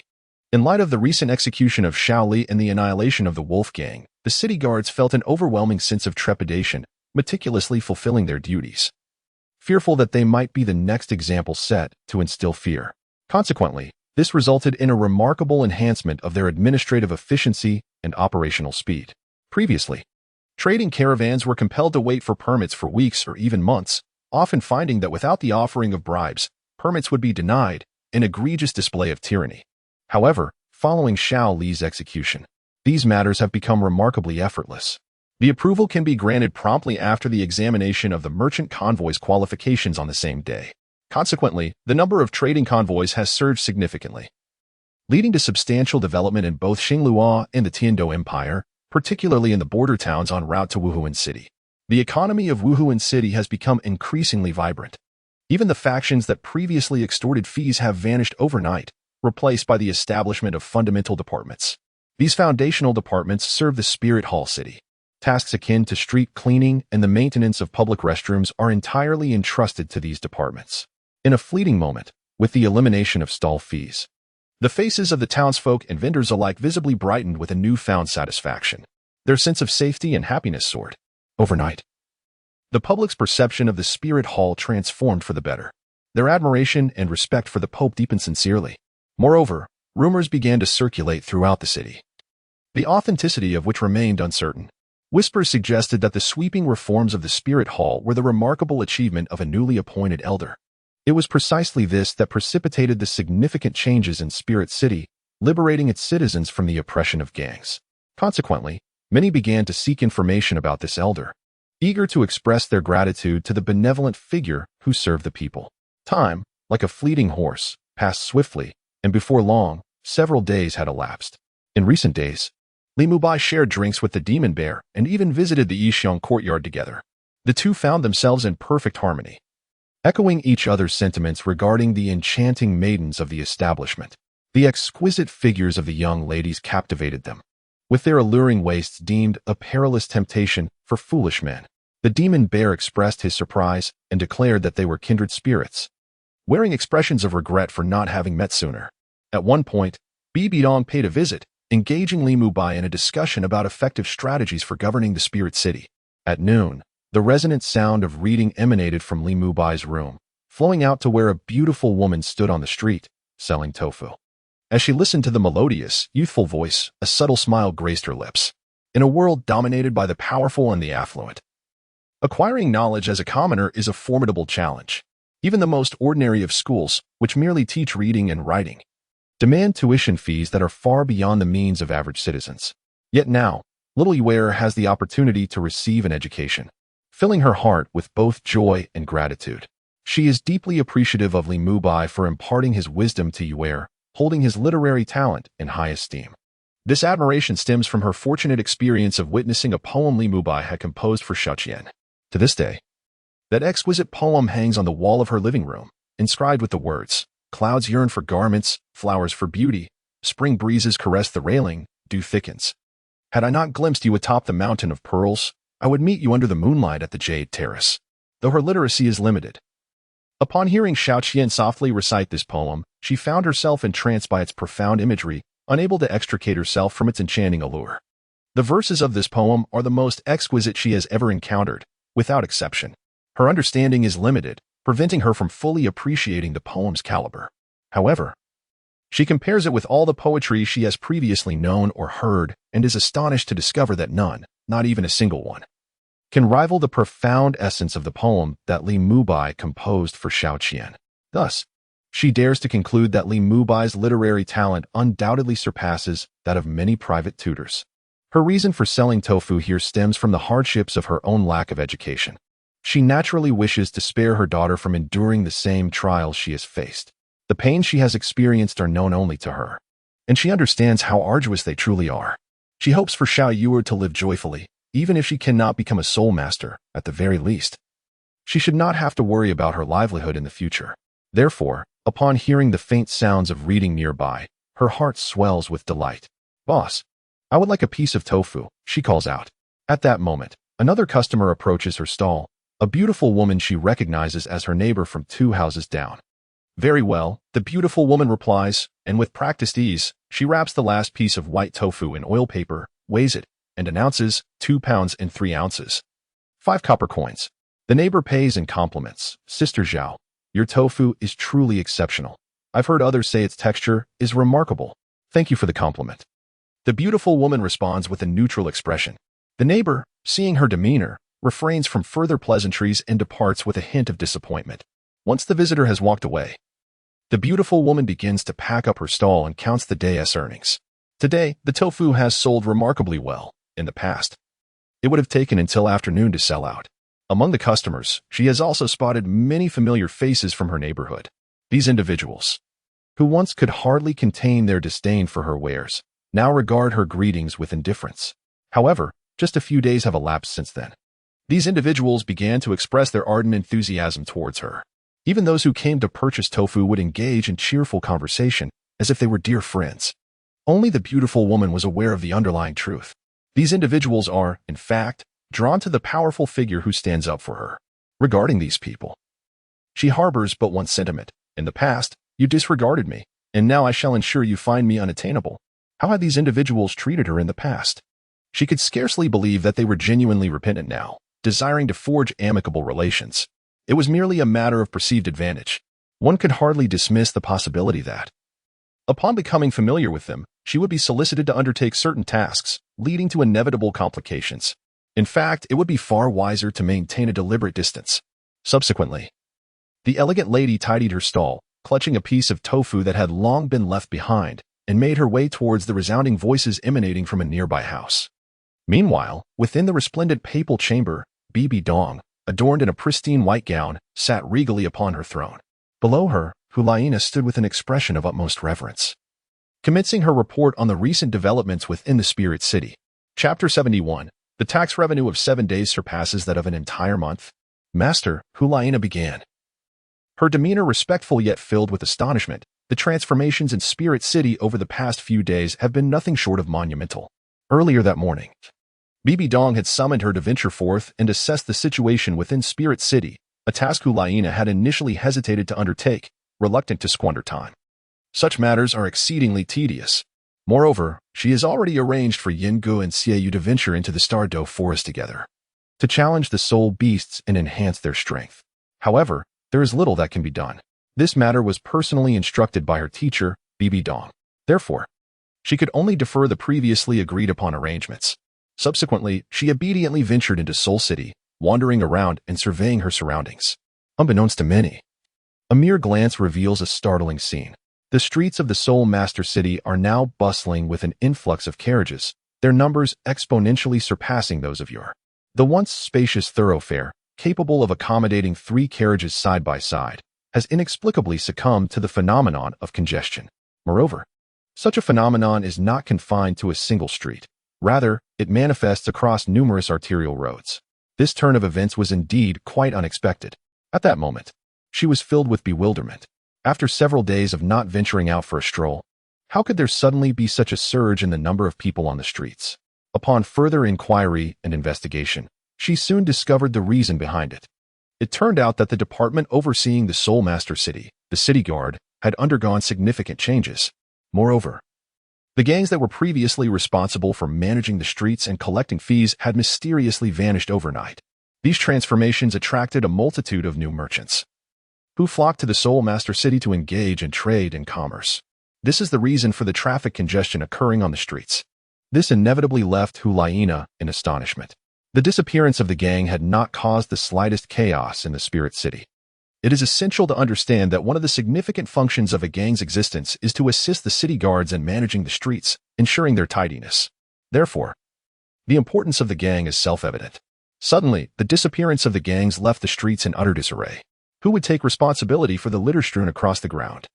However, what followed left her utterly astonished. The absence of the gangs did not result in chaos within the Spirit City, quite the opposite. It had transformed into a scene of enhanced orderliness. The cleanliness of the streets appeared to surpass that of previous times. She had even ventured into several alleyways. What amazed Hulaina even more was that even the alleys, typically neglected and plagued by foul odors and various excretions, had become remarkably tidy. Such a sight nearly dropped her jaw in disbelief. After wandering for a while longer, she finally stumbled upon an elderly man diligently sweeping the ground in one of the alleys. An elderly man, still engaged in the act of cleaning. This immediately infuriated her, prompting her to step forward and demand an explanation from the one who had so profoundly lost their humanity. How could anyone compel a septuagenarian to engage in such laborious tasks? However, to her astonishment, The elderly man's response left her speechless. Instead of lamenting his fate, he exuberantly proclaimed, "I am grateful to His Holiness the Pope and to the 10 elders for granting me such a rare opportunity." At that moment, Hulaina was utterly bewildered. She could not comprehend why the elderly expressed such profound gratitude. Only later did she uncover the truth. The elder was an abandoned, solitary individual without anyone to care for her. Due to her advanced age, she possessed little strength and could not perform strenuous labor, leaving her without shelter or support. Consequently, she often faced the dire situation of going hungry, ultimately becoming a destitute beggar on the streets, barely clothed. Eventually, she was selected by a newly established agency under the city guard, where she was offered a position sweeping the streets. They promised her food, lodging, and a salary. Such a fortunate opportunity brought immense joy to the elder. Subsequently, she learned that this benevolence stemmed from the compassion of the Pope and the 10 elders, who had instituted such a policy. Without their intervention, she might still be begging on the streets, perhaps unable to endure the biting cold of winter, ultimately perishing in a forgotten alleyway. Thus, she held deep respect for the 2 individuals. This statement immediately left Hulaina in a state of astonishment. She was aware that Bibi Dong frequently visited the residence of the 10th elder to discuss matters pertaining to development. Therefore, she was able to deduce such a policy must surely be conceived by the esteemed Elder 10. This revelation left her profoundly astonished. How could the somewhat handsome 10th elder conceive such a scheme? Subsequently, she returned to the spirit hall, preparing to report to Bibi Dong. However, en route to the papal palace, she encountered a pair of silver-armored guards carrying a chest. She recognized the boxes they bore. They were designed to hold gold soul coins. Within the spirit hall, the arrangement and presentation of all items are governed by stringent regulations. Hulaina, having learned various protocols since childhood, was well versed in these matters. The spirit hall maintains a rigorous policy regarding financial management. Ordinary individuals are entirely prohibited from interfering with these matters. To access the treasury's currency, one must have a personal guard of Bibi Dong present, along with an official decree from her. Only then does one qualify to withdraw the riches from the treasury. And now, the silver-armored guards carry the chest with a clear intention. What purpose do you serve by removing the treasury's coins? Do you possess a decree from the Pope? As the Holy Maiden of the Spirit Hall and also the appointed successor to the Pope, Hulaina undoubtedly had the authority to inquire about the situation. Greetings, Holy Maiden. The silver-armored guards placed the chests down and bowed in unison to Hulaina, reporting to the Holy Maiden. These chests of gold coins were not taken from the treasury, but are intended to be deposited into it. One of the guards respectfully replied after the bow. Deposited into the treasury? Do not deceive me. It has hardly been long since the last tax revenue. How could there possibly be such a substantial influx of funds? Hulaina questioned, her expression one of disbelief. Before her lay 3 large chests filled with gold coins. It is noteworthy that even the tax collection from the previous month amounted to barely 2 chests of gold, and that was just a mere 10 days ago. In such a brief span of days, how could one possibly amass such a considerable amount of gold coins? This is evidently just an excuse made by the guards. Could it be that these guards are acting under the orders of those from the Hall of Offerings? She is well aware that those individuals often leverage their status, arrogantly asserting their seniority while secretly undermining their own mentor. The crux of the matter is that even Bibi Dong cannot voice any objections for the Hall of Offerings, in accordance with the regulations of the Spirit Hall, possesses the authority to allocate a portion of the treasury's funds. Thus, this cannot be deemed as an act of theft or deceit. Your Holiness, indeed, this is the tax revenue collected in the Spirit City over the past 7 days. The silver-armored guard stated, promptly presenting a tax ledger. Hulaina, filled with skepticism, accepted the document, and upon scrutinizing it, her jaw dropped in astonishment, her eyes wide with disbelief. How could this be possible? The tax revenue of Spirit City for 7 days surpasses that of the previous month. Chapter 72. Hulaina, this 10th elder is truly extraordinary. Teacher, the transformation in Spirit City over these few days has been nothing short of remarkable. The merchants traversing the streets have multiplied beyond measure. The thoroughfare, once capable of accommodating 3 carriages side by side, is now experiencing traffic congestion. Most importantly, the tax revenue generated in these past days has exceeded even that of the previous lunar month's earnings. This 10th elder is indeed a remarkable figure. Within the hall of the Pope, Hulaina, her expression filled with astonishment, reported the current circumstances she had encountered with utmost sincerity. She concluded her account with an unreserved commendation for Li Mubai. This statement is not a mere casual remark. She genuinely believes that Li Mubai's intelligence and talent are exceptionally remarkable. Within just a few days, he managed to significantly increase the tax revenue of the Spirit Hall city. Could an ordinary person conceive of such a method? To enhance the economic income of the Spirit Hall, her mentor, Bibi Dong, also contemplated this issue and issued several decrees in hopes of boosting the hall's revenue. However, the results were rather meager, and in fact, they even led to a decline in income. After exhausting various approaches without success, no one bothered to manage these matters any longer. It was utterly unexpected that such a complex issue could be resolved by the elder with just a few words, showcasing the remarkable talent this elder possesses. Initially, Hulaina held no particular admiration for Li Mubai, yet now, following the changes in Spirit Hall City, she found herself filled with respect for him. Actions speak louder than words. The transformations in Spirit Hall City are a testament to the wisdom of this elder. You mean the tax revenue in recent days has far exceeded that of the previous month? Bibi Dong exclaimed, tinged with disbelief, and promptly inquired. As for the other aspects mentioned by Hulaina, she remained indifferent. The current state of Spirit Hall City was not the outcome she desired. What she truly sought was to understand the benefits these changes had brought to the Spirit Hall. Just moments ago, Hulaina had stated that the recent tax revenue had already surpassed the total for the previous month. This inevitably stirred a sense of excitement within her. The tax revenue amassed in just a few short days could rival the total accumulated over the preceding month. This is truly an unimaginable situation. It is worth noting that, in his quest to augment the income of the Spirit Hall, he endeavored through numerous methods and enacted several decrees. Despite her relentless efforts, the revenue of the Spirit Hall showed no signs of improvement. On the contrary, there seemed to be a subtle downward trend. This took her by surprise. Immediately, she revoked various decrees, restoring everything to its original state. Consequently, the income of Spirit City ceased its decline. Thus, when she heard Hulaina mention an increase in revenue, she found it hard to believe. She hastily inquired once more. It is indeed true, Master. When I first heard the guard speak, my initial reaction was disbelief. I thought the elders of the offering hall were once again misappropriating funds from the treasury. However, I later personally verified those account details. The ledger clearly states that the income is indeed the tax revenue generated by Spirit City in recent days. The regulations of the Spirit Hall are stringent, and I trust that those guards would not dare deceive you, Master. In response to Bibi Dong's questioning, Hulaina affirmed with certainty. Upon hearing this, Bibi Dong's expression turned exuberant as she rose to her feet, a subtle smile gracing her face. Li Mubai truly did not jest with me. Just a few days prior, he assured me with unwavering confidence that the tax revenue generated by Spirit City in the coming days would significantly increase. At the time, I was somewhat skeptical, dismissing his words as mere jest, for I had exerted so much effort toward this goal only to ultimately fail. I never expected that this time he would provide me with such a delightful surprise. Bibi Dong descended from her throne and made her way to the center of the hall, her face radiating an unmistakable smile of satisfaction. At that moment, she fully comprehended the utility of Li Mubai's schemes.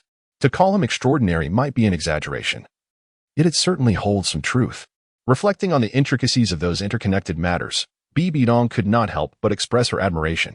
She acknowledged it. Li Mubai is indeed a touch more astute than she is, just a slight degree, no more.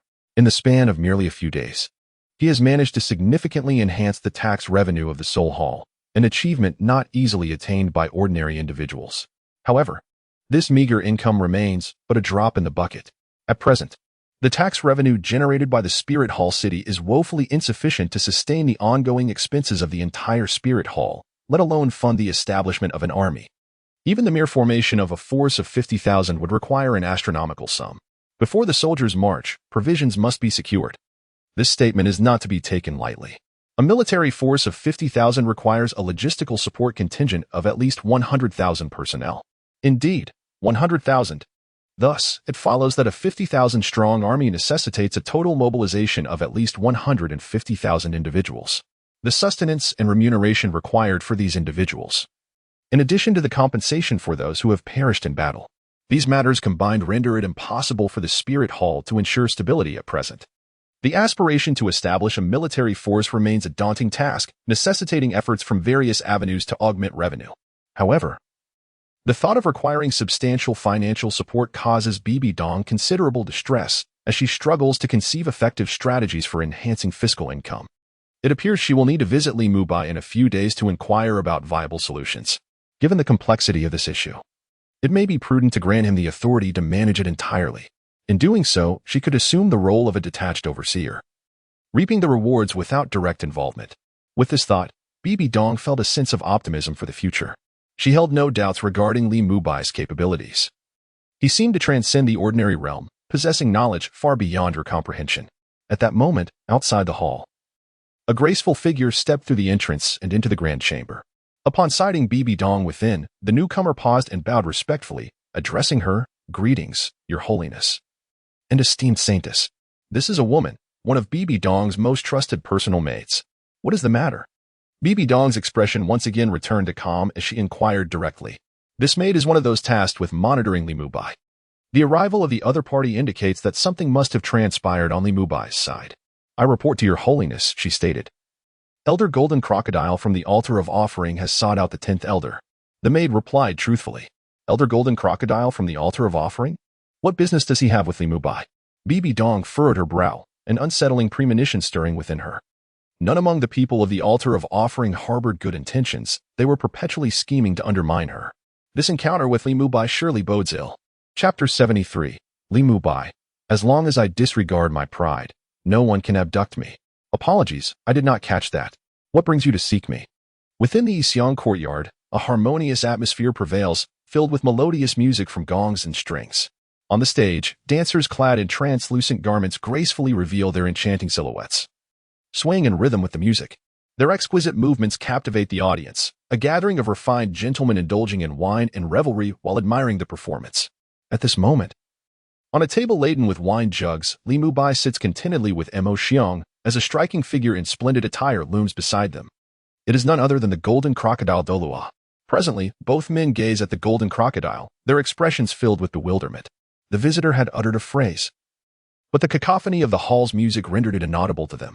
Thus, Li Mubai raised his voice to inquire, and this loud exclamation, in the eyes of the Golden Crocodile, was nothing short of a humiliation. As a titled Douluo of considerable prowess, his hearing is equally sharp. He could discern even the faintest whisper from Li Mubai. Why the need for such volume? Moreover, as a fellow titled Douluo, Li Mubai's hearing is also formidable. The Golden Crocodile believed that his previous statement had been sufficiently loud, so why did Li Mubai dare to question him? Is it truly unheard, or merely feigned ignorance? Regarding this matter, Jin Yi is naturally inclined to believe that Li Mubai is pretending not to hear. In his view, this unequivocally signifies an affront to his dignity.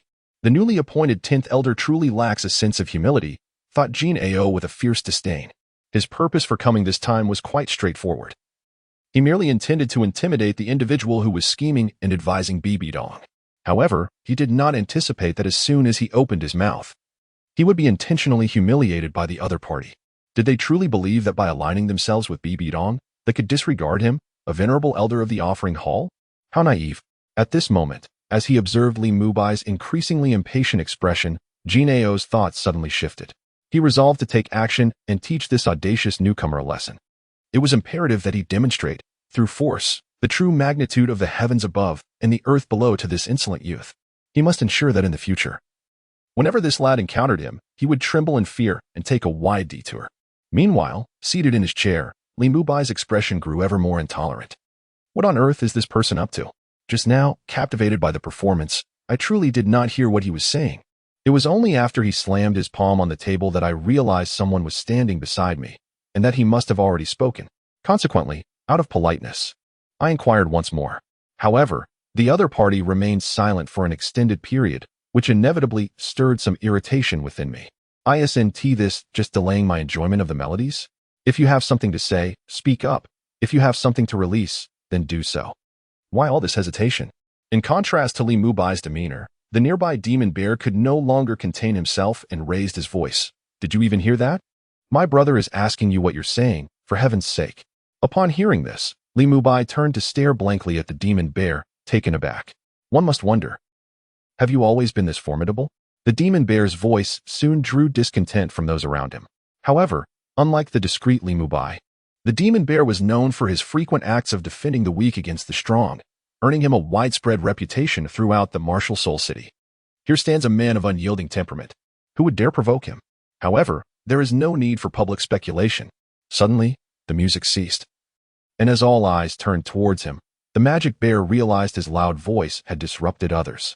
He promptly issued an apology, saying, "My apologies, my apologies." With a sheepish smile to those around him, he turned to the songstresses on stage and warmly encouraged, "Please, continue your music and dance." Having said this with a smile, the magic bear then cast a disgruntled glance at the golden crocodile. That look in his eyes was one of menace, as if he were ready to devour him whole. At that moment, the golden crocodile stood there, his face clouded with a terrifying scowl. Yet, he dared not unleash his fury directly. The two men before him were evidently united in purpose. Despite his own self-assured strength, he could not dismiss the threat posed by two titled Douluos, particularly when they were in a playful mood. Should he confront them directly, it could very well lead to a physical altercation. The magic bear, renowned within the spirit hall as a formidable force, was known for his straightforward nature. If something seemed unreasonable, he would not waste words. He would leap into action, engaging in a fierce bout without hesitation. Even the likes of Qian Dalu would not receive any leniency from him. In the magic bear's words, "Whether one can win or not is one matter. The willingness to take action is another." Crucially, regardless of the rightness or wrongness of the situation, Bibi Dong would unconditionally favor this towering figure. After all, anyone who dared to provoke him would not find themselves in a favorable position. Faced with the magic bear's loud inquiry, the golden crocodile could only grit his teeth, forcing his anger deep within. Subsequently, he managed to muster a thinly veiled, insincere smile as he regarded the magic bear, his words laced with hidden daggers. "I wish to invite Elder Tin to the arena for a friendly spar. That should pose no issue, correct?" Upon hearing this, the magic bear immediately sprang to his feet. "You wish to spar with my brother? That requires my consent." Although the magic bear had an impatient disposition, he was quite astute. He understood that Li Mubai had only recently arrived at the spirit hall, possessing a soul power of merely level 91. Given such prowess, it was highly likely that he would not be a match for the golden crocodile, whose strength had long surpassed the 90th level.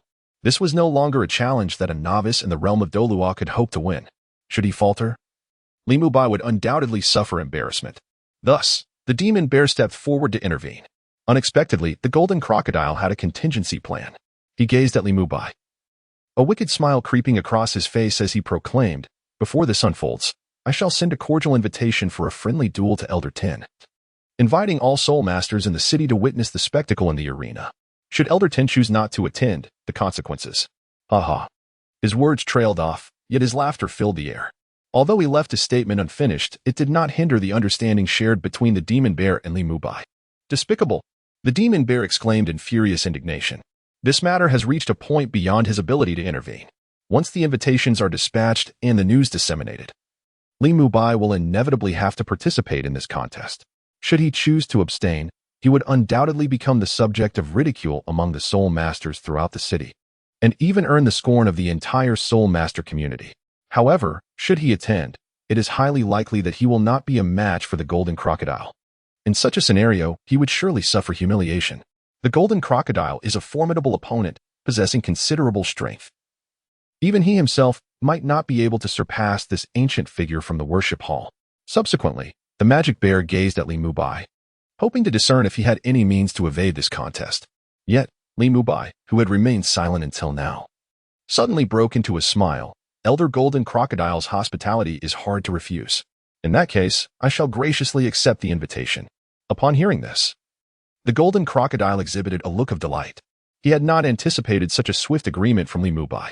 "The 10th Elder is so agreeable. Since that is the case, I shall not intrude upon your leisure any longer. 3 days hence, I invite you to the arena for a friendly spar." With that, the Golden Crocodile departed, his demeanor cheerful. He believed without a doubt that Li Mubai would face defeat, leaving him free to humiliate the one who had schemed for Bibi Dong. "Brother, are you truly going to attend?" Once the golden crocodile had left, the magic bear inquired with concern. Ha, old bear, although I verbally accepted. Whether I actually go is entirely up to my discretion. I, Li Mubai, despise violence and conflict. Let those who wish to engage go ahead. I shall not be attending." Li Mubai replied with a smile. "Aren't you worried about losing face?" the magic bear asked, still uneasy. In response, Li Mubai maintained a calm demeanor and said, "Face. What is it worth? As long as I am indifferent to it, no one can coerce me." Chapter 74. The Battle of the Tidal Douluo.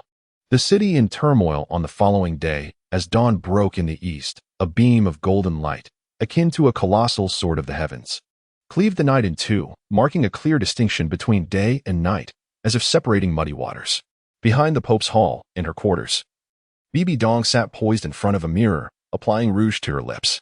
Once she had finished, she promptly instructed a servant outside, "Bring forth the carriage. And do not forget to bring Hulaina along." "Yes, my lady," the servant replied. A cold, ethereal female voice echoed from outside the room. Shortly thereafter, the slender silhouette clad in black, standing by the window, vanished without a trace. Rising to her feet, she turned around before the mirror, and upon ensuring her attire was appropriate, Bibi Dong finally pushed open the door and stepped outside. Outside the Pope's palace, a magnificent and exquisite carriage was stationed by the roadside. "Teacher, it is still early. Where are we headed?" Juliana inquired, her eyes heavy with sleep, her face bearing the unmistakable signs of having just awakened. After reporting her work to Bibi Dong the previous day, she had not rested. Seizing the lengthy daylight, she ventured to the arena, opting to engage in combat with soul beasts. The arena housed a myriad of soul beasts from various years, existing solely for the practical training of the Spirit Hall members. The day before, Juliana had selected a particularly formidable soul beast.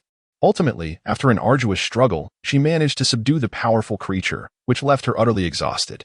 After a night had passed, she found herself overwhelmed by an unbearable soreness throughout her body, utterly devoid of strength. Merely standing beside the carriage made her legs tremble and weaken. Initially, when someone came to summon her in the morning, she contemplated fabricating an excuse to avoid it.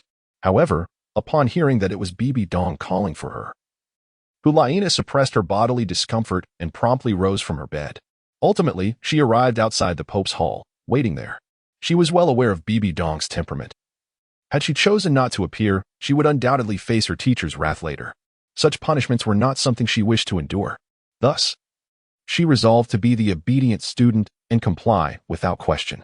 Yet, as soon as she laid eyes on her teacher's arrival, Hulaina could not stifle a hint of dissatisfaction and inquired, "In this state, one might think you have just survived a life-and-death struggle. It's merely a beast. Yet it has left you in such a condition? Truly pathetic." After scrutinizing Hulaina from head to toe, Bibi Dong adopted a stern expression and replied coldly. Without delay, she climbed into the carriage, reminding Hulaina, "Hurry and get in. Do not squander time." The urgency stemmed from Bibi Dong's awareness that if they lingered any longer, it was possible that Li Mubai would no longer be at home. According to the reports from the maid tasked with monitoring Li Mubai's movements over the past few days, he ventured out to the East Street at dawn each day to seek the soul master known as the Magic Bear.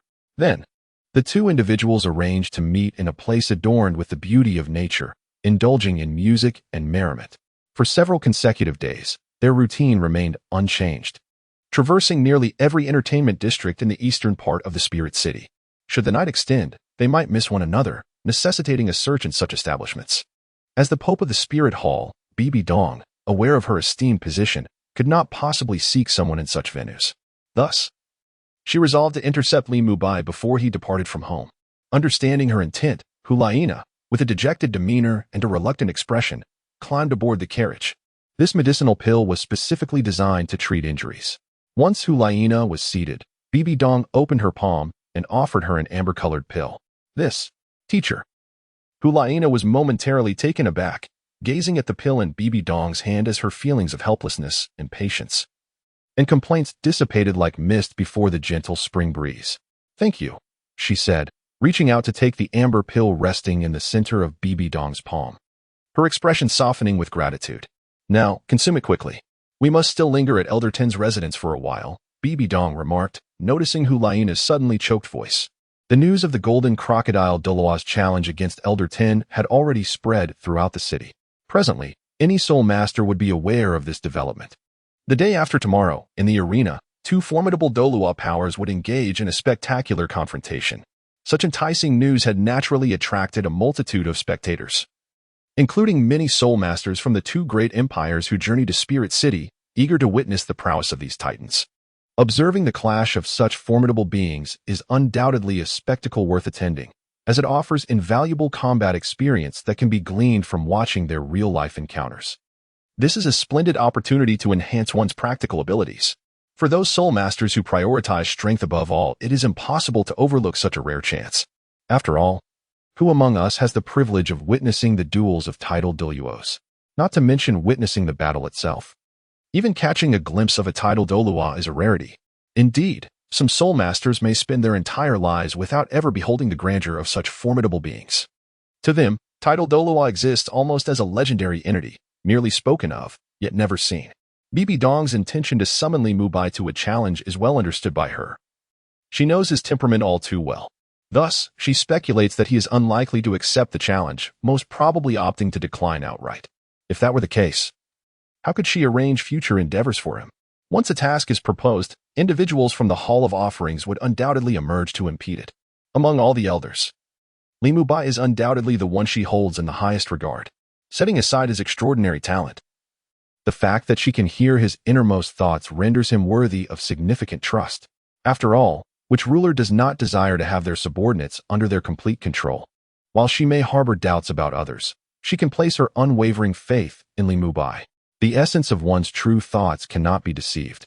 Furthermore, even if he were to lose in the end, she would have no cause for concern. Engaging in the challenge would undoubtedly elevate his reputation within the spirit hall, making it easier for her to assign him tasks subsequently. As the carriage rolled steadily onward, it soon left the spirit hall behind. In the refreshing morning air, the clamor of the streets felt more vibrant than ever. Listening to the vendors' calls and the sounds of pedestrians and vehicles, Bibi Dong nodded to herself. Indeed, Li Mubai's approach has proven to be remarkably effective. This singular action has attracted numerous merchants eager to engage in trade, and the stringent laws of Spirit City, which uphold the reputation of its citizens, have gained widespread acknowledgement. The population of Spirit City has noticeably increased compared to previous times. Li Mubai's assertion regarding the importance of population remains somewhat of a mystery. Chapter 75. Bibi Dong. Let us speak plainly. I wish for you to engage in a spar. Knock, knock, knock. The door was rapped upon. Awakened from his slumber, Li Mubai, who was relishing the soft embrace of a beautiful figure, opened his eyes. Since attaining the rank of titled Douluo, he has not immersed himself in ceaseless cultivation as he once did. In Li Mubai's understanding, what is the purpose of enhancing one's power? Certainly, it is for the sake of embracing a more relaxed existence and savoring life. Since one has attained the pinnacle of power akin to a titled Douluo, what purpose does further striving serve? Ever since Li Mubai reached this realm, the enhancement of strength has been solely dependent on fate. This soul power can either break through or not. It matters little to him either way. After all, he is not a formidable antagonist with aspirations of world destruction, nor does he possess lofty ideals of saving the masses from peril. His diligent cultivation is purely for the sake of living well. Having achieved this goal and indulged in its pleasures, he finds it rather mundane, which prompts him to offer his insights on Bibi Dong. Engaging in such activities is solely for the purpose of infusing life with enjoyment, devoid of ulterior motives. Presently, his mindset can be succinctly encapsulated in 2 words: carefree abandon. He rose from his slumber with a fluid motion, tousled his short hair casually, donned a black robe adorned with golden floral patterns, and stepped outside his abode. At such an early hour, who could possibly be knocking at the door? Could it be Old Bear? Naturally, Li Mubai's mind conjured the image of the magical bear. As the previous afternoon, the bear had mentioned a visit today, inviting Li Mubai to a rather unique massage establishment to unwind thoroughly. With a creak, the door swung open. Old Bear, what brings you here so early? I was still asleep. Having indulged in alcohol the night prior, Li Mubai's mind was still somewhat clouded. Not fully discerning the identity of the visitor, he instinctively spoke first. Let's wait a moment. However, before he could finish his sentence, he was struck dumb. Upon recognizing the exceedingly familiar figure before him, his somewhat dazed mind instantly snapped to attention. Oh my, what is she doing here? And with a child in tow. I'm fortunate I didn't voice my thoughts earlier. Otherwise, it would have been quite embarrassing. This woman is notorious for her unpredictable visits. Now that she is here, it's surely not for anything good. This is a disaster. It seems today's plans are once again doomed to fail. Realizing the identity of his visitor, Li Mubai felt a pang of dismay. He never anticipated that this woman would pay him another visit. It is worth noting that during her last unannounced arrival, this woman remained steadfast from morning until evening, lingering until dinner was served. Only when he was ready to retire for the night did Bibi Dong reluctantly take her leave. Consequently, the Spirit City has witnessed an influx of unfamiliar faces, leading to a significant increase in its population. The carriages traversing the roads are laden with countless goods. Remarkably, it has only been a week since her last visit, and Bibi Dong has returned once more. What she desires is to offer her insights casually amidst her life, rather than assuming the role of a full-time strategist. This greatly affects his enjoyment of life, doesn't it? The expression on Elder Tin's face seems to indicate that I am not particularly welcome here. A teasing smile curled at the corners of Bibi Dong's lips as she remarked. Li Mubai's inner thoughts had been conveyed to her without alteration. She had come to terms with his actions. In the beginning, had she known that Li Mubai spent his days frequenting entertainment venues, she might have scolded him, exclaiming, "A true man, dwelling amidst the heavens and earth, should not lack ambition, nor succumb to debauchery." However, at this point, she had grown numb to it. In the eastern part of Spirit City, the typical romantic spots had been thoroughly explored by the two of them. This was for the best. At least these two would not complicate her decisions or become infatuated with power, unlike the individuals in the offering hall. Though few in number, their cunning was abundant. The combined guile of a handful far surpassed that of 800. What an honor it is for Li to receive a visit from your holiness. The bitterness on his face vanished instantaneously, replaced by a beaming smile. With feigned cordiality, he invited Bibi Dong into the room, and with a disingenuous grin, he also welcomed Hulaina into the parlor. He then proceeded to the kitchen, where he brewed tea using the hot water from the kettle.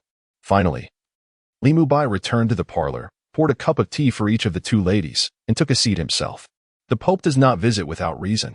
Speak plainly about your purpose in coming here, he asserted, pushing the teacups toward the table in front of them. He wished to conclude this meeting swiftly, not wanting these two to interfere with Old Bear's plans to unwind together. Elder Li appeared rather anxious. Could it be that she is eager to indulge in romantic escapades?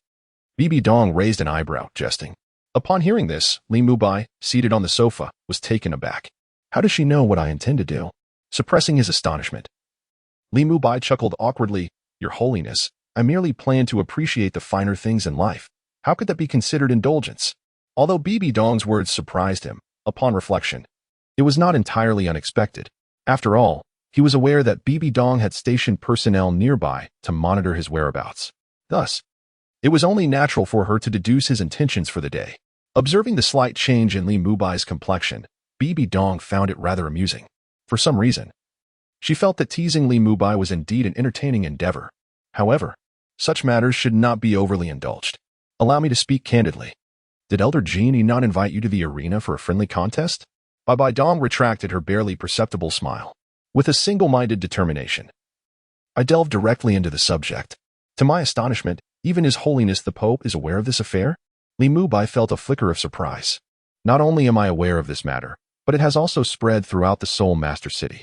The inhabitants of Soul Master City are not the only ones informed.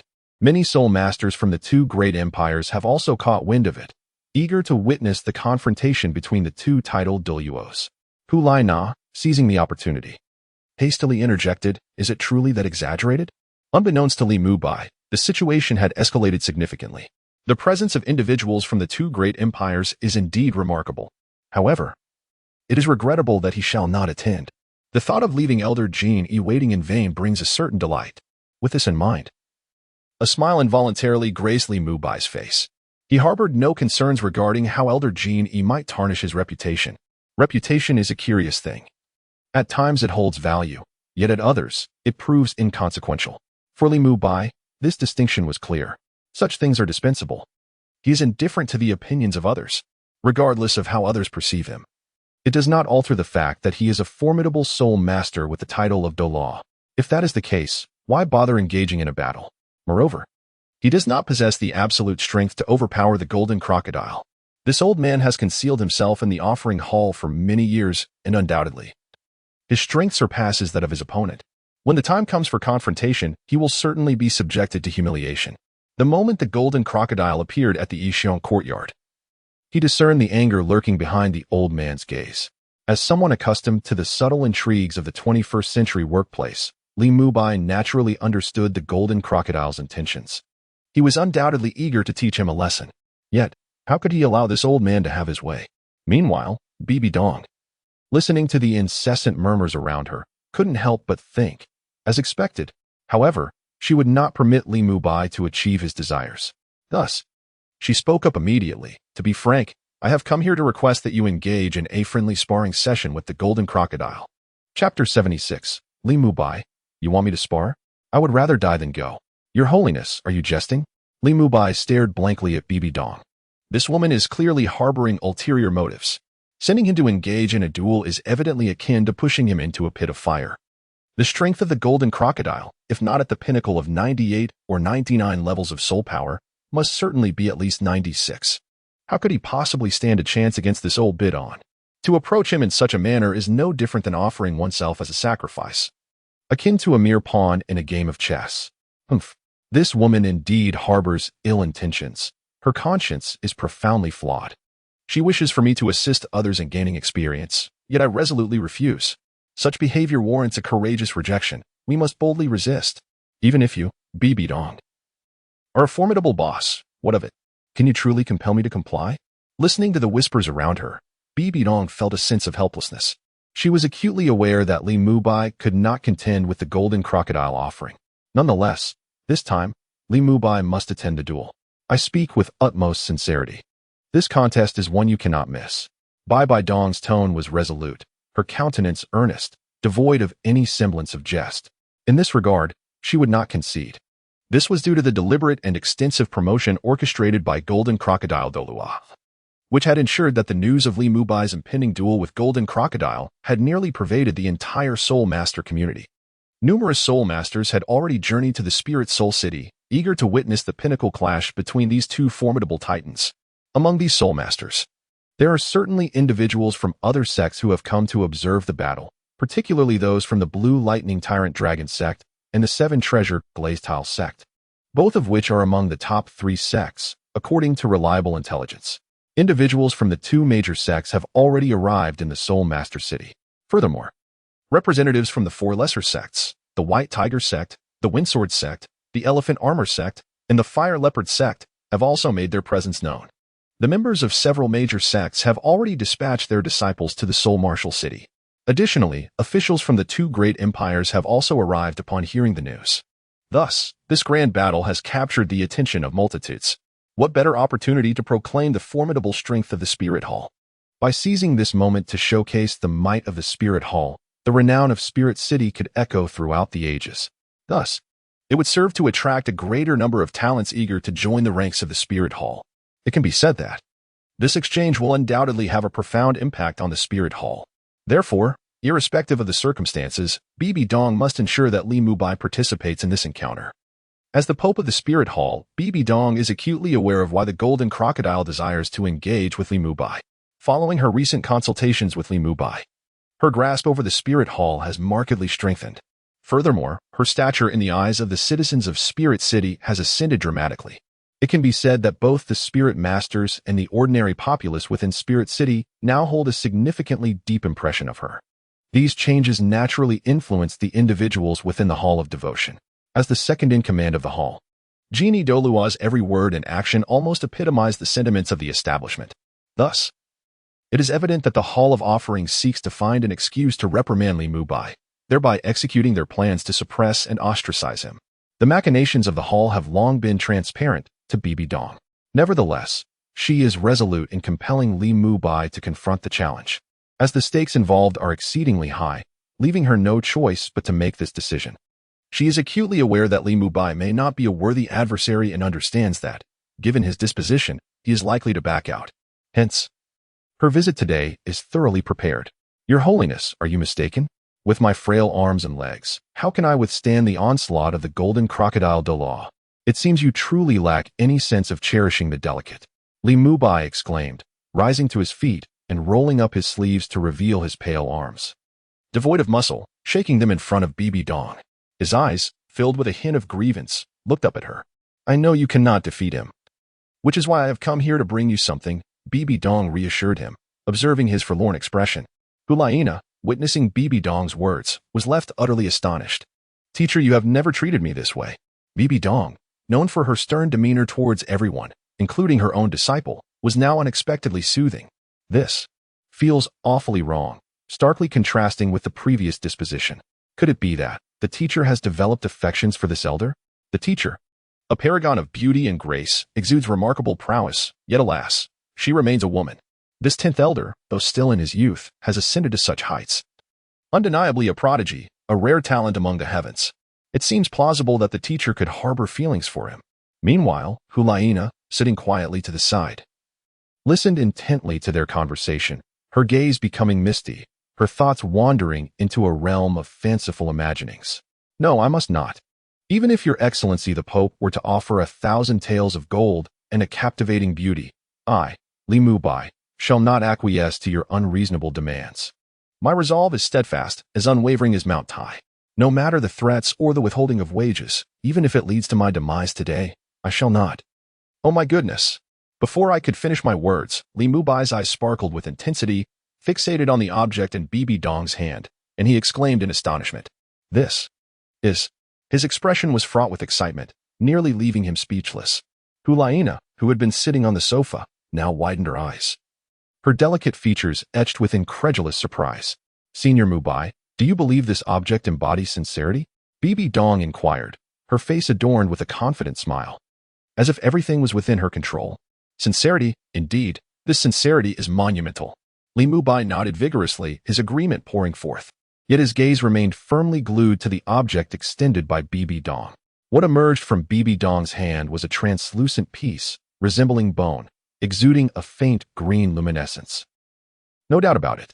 The object in Bibi Dong's grasp bore an uncanny resemblance to bone, yet its exquisite clarity made it strikingly akin to natural jade. Li Mubai's gaze fixed upon this object, unable to divert his attention for even a moment. He recognized it. This was precisely what he had long desired yet could never attain, a soul bone. In the past, after achieving the esteemed title of Douluo, Li Mubai embarked on an extensive search within the Stardow forest that spanned several months. During this period, countless ancient soul beasts met their demise. His aim was not to acquire soul rings, but rather this exceedingly rare soul bone, with a probability of merely 1 in 1,000. Compared to soul rings, the enhancement provided by soul bones to soul masters is significantly more pronounced. Within the same realm, a soul master possessing a soul bone will undoubtedly surpass one who does not. Unfortunately, it seemed that fate was not on his side. Perhaps it was due to stepping into a pile of misfortune on the very day of his departure. Despite investing several months in his quest, he failed to unearth a single soul bone. Chapter 77, the right-hand soul bone, perfectly complementing, elevating strength. A soul bone. Hulaina covered her mouth with one hand, striving to suppress her gasp. Yet, her wide, astonished eyes, coupled with her flabbergasted expression, betrayed the tumultuous emotions raging within her. Had it not been for the item in Bibi Dong's hand, emanating the distinctive aura of a soul bone, she might have doubted its authenticity. The rarity of such an item is indeed staggering. Although these objects are derived from soul beasts, acquiring one is an arduous task, if fortune does not favor one. Even slaying 10,000 soul beasts may not yield a single soul bone. Despite what the soul master community claims about the probability of its appearance being 1 in 1,000, this does not imply that among 1,000 soul beasts, one will certainly possess a soul bone. Rather, it indicates that the likelihood of a single soul beast bearing a soul bone is 1 in 1,000. Given such odds, obtaining a soul bone is akin to reaching for the heavens. And now, a translucent soul bone appeared before Hulaina's eyes, explaining her state of astonishment. Even more incredulous was the realization that her teacher would gift this incredibly precious item to Li Mubai. This is somewhat exaggerated. It is noteworthy that since Bibi Dong assumed the role of Pope, she has never shown such favoritism towards any elder. Yet, before her stands Li Mubai, the first to receive such attention. Could it be that the teacher has genuinely developed feelings for this rather eccentric elder? This is simply absurd. Teacher, you are the Pope of the Spirit Hall. It is unbecoming of you to be so frivolous. Is it too much to ask for a modicum of restraint? Hulaina gazed at the fervently animated Li Mubai, shaking her head inwardly. She was only vaguely aware of the heroic deeds Li Mubai had accomplished in recent days, including the various establishments to the east of Spirit City, such as the Xiaochuan Courtyard, Yixiang Courtyard, Guixiang Courtyard, and Jinmalu, among others. These places have all been traversed by the elder before me in just a few short days. It can be said that this elder is indeed a true bon vivant. Such a person, how could he possibly be worthy of her, the esteemed teacher? Should I perhaps persuade the teacher? After all, there are plenty of exquisite talents out there. Why cling to this crooked tree? Hulaina's eyes gleamed as she pondered her secret schemes. Your Holiness, are you certain this is meant for me? Li Mubai inquired, his eyes shining with anticipation. This is indeed a soul bone. Naturally, he desires it. Merging with such an artifact can augment one's power without the need for arduous effort. This aligns perfectly with Li Mubai's current needs. Naturally, it is yours. However, I have a condition. A glimmer of cunning flickered in Bibi Dong's eyes, accompanied by a confident expression on her face. From Li Mubai's reaction, she discerned that he was already under her control. What condition do you propose? As long as it does not require me to sacrifice myself or perform for others, I can accept anything, Li Mubai promptly assured her. Through his meticulous observation moments ago, he finally realized that the soul bone in Bibi Dong's possession was, in fact, the soul bone of the right hand. This is simply a perfect match for his martial spirit. Li Mubai's martial spirit is that of a weapon, a longsword that glimmers with the cold light. To harness the power of the longsword, one must rely on the strength of the arm. Just moments ago, Li Mubai revealed his arm. Although it may appear slender and lacking in robust musculature, there is more to it than meets the eye. This does not imply that his arm is weak and feeble. In his quest to unleash the power of his martial spirit, he tirelessly delivered 1,000,000 punches and wielded 1,000,000 swords, day and night. Seasons changed, years passed, and countless days and nights contributed to his relentless training, honing his body to an extraordinary level. Only when his sword aura surged with each swing did he finally cease his efforts. The soul bone in his right hand was akin to a stroke of divine inspiration, significantly enhancing his strength. Conveniently, it was his right hand that wielded the sword. Consequently, his prowess could ascend swiftly. My conditions are simple. If you engage in a duel with the Golden Crocodile in the arena 2 days hence, this right-hand soul bone shall be yours. Before Bibi Dong could finish her sentence, Li Mubai interjected. I accept. Such decisiveness. Have you not considered it? Bibi Dong was taken aback. She did not anticipate Li Mubai's prompt agreement. She had expected a more prolonged negotiation. No need for deliberation. A gift of a soul bone should not be refused. Li Mubai replied with a calm smile. Very well. In that case, I hope you honor your promise in 2 days and do not renege. Bibi Dong nodded and then extended the soul bone toward Li Mubai. Rest assured, I rarely make promises lightly. Once I do, I will exert every effort to fulfill it. As Li Mubai accepted the soul bone, a unique aura began to circulate within his palm, accompanied by a gentle warmth emanating from it. A 10,000-year-old soul bone. Li Mubai was no fool. Upon contact, he immediately recognized the extraordinary quality of this treasure. This right-hand soul bone is indeed a remarkable treasure. Simply holding it in my grasp, I can feel waves of exhilarating power emanating from it. I place my trust in you. Bibi Dong nodded in affirmation of Li Mubai's promise. Just moments ago, she had heard the voice of his heart, which granted her reassurance. Had it not been for this, she would never have bestowed such a precious soul bone upon him. You need not worry. Even if you ultimately cannot defeat the Golden Crocodile, I shall intervene to safeguard you. You can rest assured on this matter. Bibi Dong gazed at Li Mubai, whose eyes sparkled with excitement, and made her vow. Such talent is easily manageable. She would certainly not allow him to come to any harm. If Li Mubai were to encounter any misfortune, it would be her loss. With the assurance of your holiness, I feel at ease. Li Mubai, holding the soul bone, revealed a faint smile. The journey of arduous searching has yielded its fruit effortlessly. What was once a hard-fought quest has now been attained with ease. Indeed, it is both fate and fortune. This inevitably strengthened Li Mubai's resolve in his heart. That is to give up. After stating his intentions, Bibi Dong promptly rose to take her leave. Hulaina obediently followed her mentor out, appearing somewhat absent-minded, lost in her thoughts. Meanwhile, Li Mubai retreated to his chamber, informing Xiaoqian not to disturb him, and then proceeded to another room. He began the process of merging with the soul bone. In the sealed chamber, where one would expect no light, a gentle emerald glow illuminated the entire space. Engaging in a spar and acquiring a soul bone proved to be a most advantageous exchange. Holding the soul bone in his hand, Li Mubai sighed, let the merging commence. Without further hesitation, he settled into a meditative posture and began the attempt to merge with the soul bone. As the fusion progressed, he felt a warmth emanating from his right arm, which seemed to be infused with an inexhaustible strength, giving him an illusion of being able to lift Mount Tai with ease. As time passed, the emerald glow in the room gradually began to fade, and the soul bone and his right arm continued their integration. Outside the room, Xiaoqian sat on a chair beneath a lush tree in the backyard, gazing up at the bright moon and the sparkling galaxy above. Occasionally, she would divert her gaze, peering through the entrance of the backyard, fixating on a tightly shut door, her eyes reflecting a mix of melancholy and concern. At that moment, an unexpected burst of laughter erupted from within the closed room. Ha ha ha. Finally, the fusion is successful. The next morning, the sun shone brightly as birds chirped merrily on the trees lining the streets. filling the air with a refreshing ambience that enveloped the entire martial spirit city in a delightful atmosphere. "Brother, are you truly going to spar with that golden crocodile?" In Li Mubai's home, the demon bear sat on the sofa, leaning forward with a serious expression as he inquired. He had visited the day before but left upon hearing that Li Mubai was preoccupied. To his surprise, he received a notification from the Pope that morning, stating that he was to attend the arena the following day. The reason for this was unfortunately unknown to the messenger. However, this does not hinder him from speculating about the events that transpired. He is well aware of the connection between Li Mubai and the Pope. It can be said that the Pope holds a deep affection for the newly appointed elder, Li Mubai. Upon his arrival, Li's salary was increased, and the Pope frequently visited his residence under the veil of secrecy to discuss important matters. Consequently, he often found himself unable to invite Li Mubai to admire the blossoms and enjoy the dances, as time eluded him. Such treatment is unparalleled by any other elder.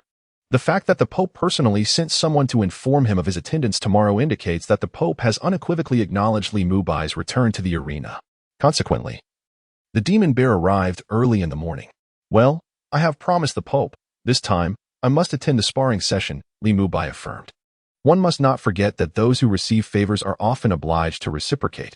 Bibi Dong offered a right-hand soul bone in exchange for his participation in the contest.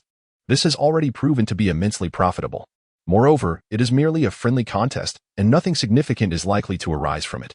Additionally, with Bibi Dong's assurance yesterday to uphold her promise, there is even less cause for concern. The only potential consequence may pertain to his identity being disclosed to the public, which could severely hinder his desire for a laid-back and unambitious existence. After all, he is quite distinct from the other elders, as he frequently frequents the spirit city, whereas the other elders seldom make appearances there. Of course, the demon bear is an exception. This old rascal, despite having a beautiful wife and virtuous concubines at home, is inexplicably drawn to the women of the brothels. As the old demon puts it, why would one prefer a home flower to the fragrance of a wildflower? However, in truth, the demon bear is exceedingly fearful of his wife. "Brother, now that you have made your decision, I shall refrain from saying more. Just, when you face the golden crocodile, you must exercise utmost caution. I perceive his hostility towards you is quite pronounced. He may well seize upon the guise of a friendly spar to deliver a severe beating. If you find yourself at a disadvantage, you must promptly cease the engagement." Concern etched in his eyes. The demon bear's words lacked their usual joviality and took on a grave tone. He believed that Li Mubai might not stand a chance against the golden crocodile, who ranks as the second most powerful in the Hall of Offerings, his strength unparalleled, second only to the Grand Offering, Douluo. Moreover, the golden crocodile possesses a wealth of combat experience honed over many years, and the demon bear had to concede that he himself would not be a match for such an elder. Li Mubai, even more so, would struggle. The two had spent considerable time together, during which Li Mubai had confided in him about his life before achieving the rank of titled Douluo. The demon bear had to acknowledge that Li Mubai's ascension was not merely due to innate talent, but rather the result of 99% relentless hard work. Yet, even so, it was improbable that Li Mubai could rival the golden crocodile. Those who reach the level of titled Douluo are invariably individuals of extraordinary talent and aptitude. Furthermore, the golden crocodile had long since entered the realm of titled Douluo, while Li Mubai had only recently set foot in this domain. Setting aside the disparity in combat experience, the differences in soul power levels and soul rings are already worlds apart. Rumor has it that the elder has integrated a soul bone of considerable age. Given this accumulation of differences, should they truly engage in earnest combat, merely enduring 100 exchanges with the golden crocodile would be a formidable challenge. Thus, the demon bear harbored concerns that Li Mubai might suffer greatly during the spar. "You needn't worry, old demon, I am aware of my limits." Li Mubai replied with a reassuring smile, signaling to the demon bear to ease his worries. He continued, "I shall treat you to lunch today. Come, let us dine out." "Very well," the demon bear acquiesced. After giving a brief reminder to Xiao Qian, Li Mubai departed with the demon bear. In the western part of the city, within a premier restaurant, the atmosphere was abuzz with life. Every table was occupied, and the air was filled with a cacophony of discussions, laughter, the shouts of waitstaff, and the clinking of glasses, an amalgamation of sounds. Cheers. The dining table was adorned with an array of exquisite delicacies. Li Mubai picked up a bottle of wine, pouring a glass for himself and a glass for the magic bear. He then raised his glass, invitingly proclaiming, "Cheers." The magic bear, with a simple and hearty smile, joyfully uttered a single word. With a resounding clink, their glasses met, and they both tilted their heads back to drink in unison. At that moment, a lively discussion erupted from a large table nearby. I hear tomorrow marks the day of the duel between the two elders of the Spirit Hall. Who do you think we should wager on for victory? That's an obvious choice. Of course, we should bet on the Golden Crocodile Douluo. Why is that? Is the 10th elder not formidable? Oh, it's not that the 10th elder lacks prowess. Anyone who achieves the rank of title Douluo is undoubtedly impressive. However, let's consider the facts. The 10th elder is a newly appointed elder of the Spirit Hall, having attained the title Douluo rank in a relatively short span of time. In contrast, the Golden Crocodile Douluo is a long-established powerhouse of the Spirit Hall. His age exceeds that of my parents. What do you think his minimum rank is? Could it be 94? I would wager it's 95. Why are you all being so cautious? How long has it been since the Golden Crocodile Douluo attained his title? There's no way he is merely at 94 or 95. Then what do you propose his lowest level is? Yes, do tell us. Don't keep us in suspense. Humph. I would venture to say that today, the Douluo's minimum level is above 96. So high? Isn't that a bit exaggerated? Exaggerated? I assure you. It's not by a small margin. How terrifying. The patrons at the adjacent table collectively gasped in astonishment. Listening to their discourse, Li Mubai merely smiled, choosing to remain unperturbed. However, the magic bear wore a somewhat grim expression. The analysis from the neighboring table was quite reasonable and not mere fanciful talk. He had a fair understanding of the Golden Crocodile Douluo and could ascertain that the opponent's soul master level indeed surpassed 96. In fact, it was highly probable that he had already stepped into the realm of 98. Why was he so certain? It was simply due to the age of the Golden Crocodile. Such an individual, even with a leisurely approach to cultivation, would undoubtedly possess extraordinary power. Years have passed, and one's cultivation cannot remain stagnant. The Demon Bear. A formidable soul Douluo at level 94 is significantly younger than the Golden Crocodile. Over time, the Demon Bear has come to regard Li Mubai as a cherished friend. Initially, he harbored concerns about Li Mubai potentially suffering during their sparring sessions. Now, upon overhearing the discussions from next door, his worries have intensified. Old bear, let us eat. And refrain from overthinking. It is merely a sparring match, nothing of great consequence. I doubt the Golden Crocodile would dare to severely injure me in front of Bibi Dong. Sensing the Demon Bear's melancholy, Li Mubai hastened to offer reassurance, his tone imbued with indifference towards the impending contest. Chapter 79. Transcending Self, the Ultimate Strike, All Shall Perish. Within the restaurant, the majority of patrons are soul masters, with a handful of affluent merchants seated to enjoy their meals. As these soul masters congregate, it is inevitable that they begin to discuss a recent significant event in the Soul Master City, the dual title battle. The clash between two title Douluos eclipses any other topic of conversation. The presence of some merchants here is driven by their desire to analyze market trends. Being non-soul masters, these merchants are not privy to the latest news within the Soul Master community. Their indifference towards the dual title battle stems from a lack of interest, however. Their keen instincts have detected the underlying business opportunities that this event presents. Wherever profit is to be made, one can expect to find them. Their purpose in this establishment is to gather opinions on the participants of the sparring match. Unfamiliar with the two title Douluos, they seek information here to inform their future wagers. This indeed presents a remarkable opportunity for wealth and prosperity, one that certainly should not be overlooked. However, Old Li, it is not that I am excessively concerned, but rather that you are entirely unaware of the temperament of the Golden Crocodile Douluo. Listening to the words of the Demon Bear, Li Mubai offered a faint smile. How could he be oblivious to the nature of the Golden Crocodile? This individual is decisive and composed, fully aware of his esteemed rank and formidable strength, which makes him proud and unyielding towards subordinates and juniors alike. Nevertheless, despite his arrogance, he possesses commendable qualities, particularly his unwavering loyalty to the Spirit Hall. Yet, due to his dissatisfaction with the succession of Pope Bibi Dong, he tends to exhibit a demeanor that resists relinquishing even the slightest bit of authority. In truth, this is merely his way of voicing discontent. Thus, such a person, even if there is some dissatisfaction regarding his presence, would never be subjected to excessive harm. After all, Li Mubai is an elder of the Spirit Hall, representing one of its foundational pillars. Should he be seriously injured, the Spirit Hall would unjustly suffer the loss of a formidable figure. Not to mention that Bibi Dong would never allow such a situation to transpire. Even Qian Daolu would not stand idly by. Old bear, do not fret too much. Although I have only recently stepped into the tidal realm, I, Li Mubai, am not to be underestimated. While I have yet to cultivate my soul power, I have honed my killing techniques. I, Li Mubai, possess a single sword capable of moving mountains, severing rivers, overturning seas, vanquishing demons, subduing evil, commanding deities, plucking stars, demolishing cities, and even opening the heavens. As he spoke, a confident expression radiated from Li Mubai's face. At that moment, even the demon bear was taken aback by his unwavering self-assurance. With wide eyes filled with admiration, he gazed at Li Mubai, utterly astonished by such audacious words.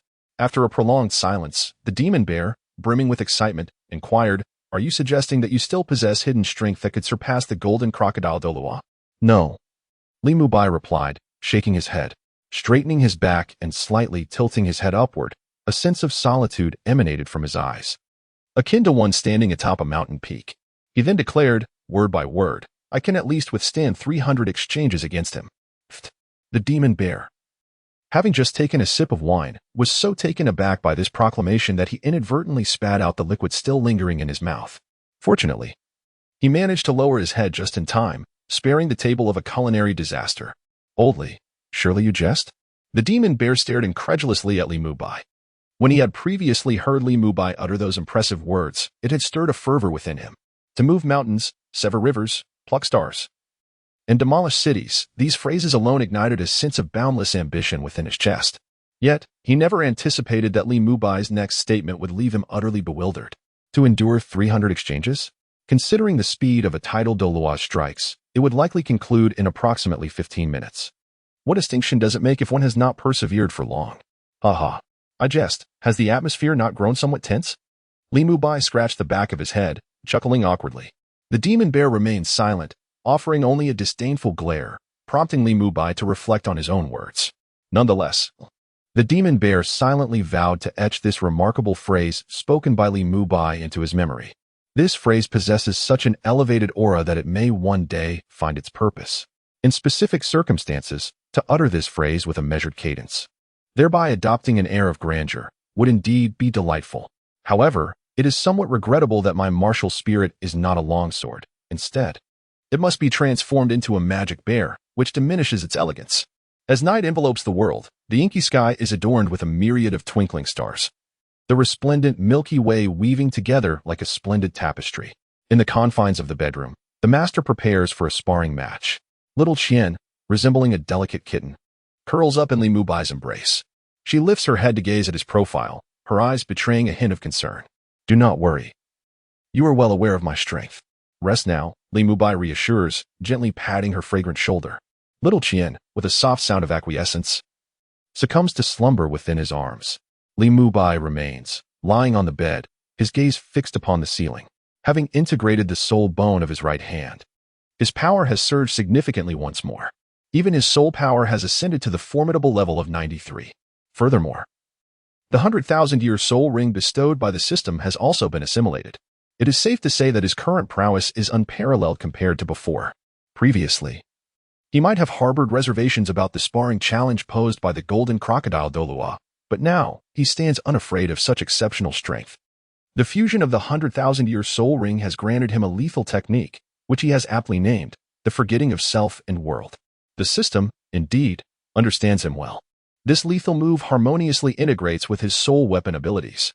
The utilization of this skill enables the wielder to achieve a harmonious unity with the sword, unleashing the most formidable strike. The sword here does not represent mere sword energy, but rather the essence of the sword itself. Thus, this lethal technique does not strike at the physical body, but rather at the spirit. Moreover, unless one possesses treasures that can defend against spiritual forces, or their strength does not exceed his by an entire realm, they shall face inevitable demise. As it stands, this is the current situation. This lethal maneuver can be regarded as the most formidable soul technique. It stands as the most invincible strike, capable of serving as a trump card. However, being a trump card, it should naturally remain concealed during sparring. Under the watchful gaze of others, if it is revealed, how can it still be deemed a hidden ace?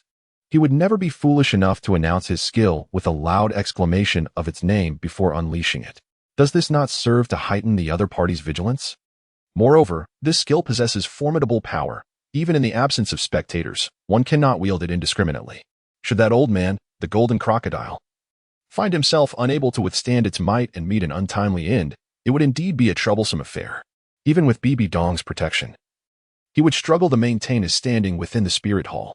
If he cannot thrive in the spirit hall, then what purpose does his system serve? Chapter 80. The Demon Bear. I wager 5,000 gold soul coins on the blue team to triumph. Come, place your bets. A victory for red means a loss for blue, while a victory for blue spells disaster for red. Choose your fate among these three options. In the bustling spirit city, outside the arena, a throng of people encircled the betting shop, creating an impenetrable barrier. Within the establishment, a tall, shrewd-looking man with somewhat shifty eyes was vociferously calling out. His voice resonated powerfully, reaching not only the ears of those inside, but also the passers-by on the street outside. Consequently, the small shop quickly became overwhelmed with patrons, all wearing expressions of excitement. Among them were soul masters, some were locals from Spirit City, while others hailed from the two great empires or various other sections. The news of the dual ceiling battle spread rapidly throughout the soul master community, even reaching the most remote corners of the land. In a race against time, solitary soul masters hastily departed from their homes, braving the blazing sun and the vast expanse of the starry sea, arriving at Spirit City within just 2 days. This is indeed the battle of the tidal Douluo. Such an occurrence is exceedingly rare. In everyday life, even formidable beings like soul saints are seldom glimpsed. Even when they engage in combat, their actions are conducted with utmost secrecy, ensuring that others remain unaware of their presence. This is due to the necessity of safeguarding their own safety, for the realm of soul masters is not a serene and peaceful environment. Among these occurrences, there are not a few instances of murder and treasure theft. Therefore, an opportunity to publicly announce a challenge for a sparring match and invite the audience to witness it is truly rare. Such a splendid occasion naturally attracts the fervent attention of numerous soul masters. Once this news was released, it immediately caused a surge in the flow of people in the Spirit Hall City over the course of these 2 days. Within this realm, there exist not only soul masters but also a multitude of ordinary individuals, including merchants. These ordinary individuals, a small portion of whom had learned of the news, promptly gathered various necessities for their livelihoods and hurriedly made their way to the Spirit City. For the average person, this presents an excellent opportunity for wealth accumulation, one that cannot be overlooked. Who represents the red side? And who is the blue side? Since you are the dealer, please clarify so that we may place our bets. Within the bustling betting shop, a voice of impatience resounded amidst the clamor of the crowd. The tall, astute man did not take offense. Instead, he flashed a grin and proceeded to elucidate. The red side is represented by the esteemed elder of the Spirit Hall, Lord Golden Crocodile Douluo. The blue side is a recent addition to the Spirit Hall, the 10th elder.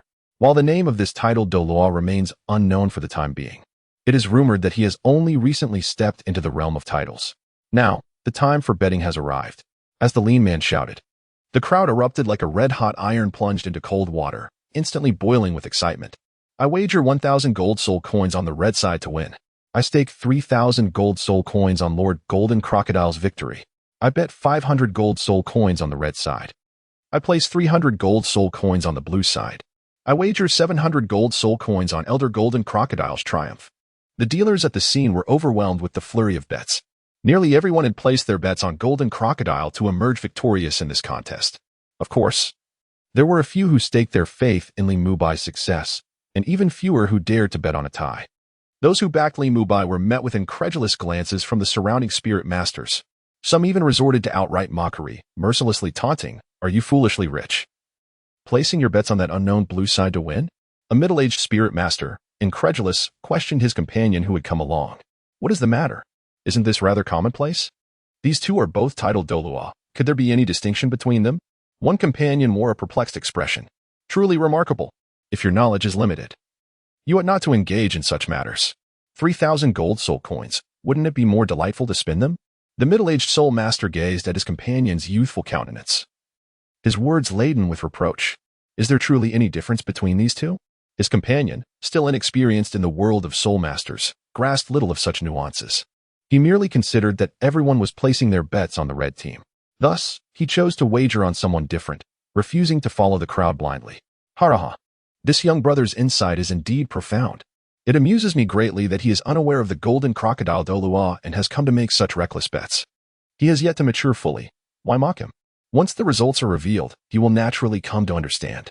This time, Without awaiting a response from the middle-aged soul master, the other soul masters nearby erupted into laughter. Only the companion of the middle-aged soul master stood there, utterly bewildered.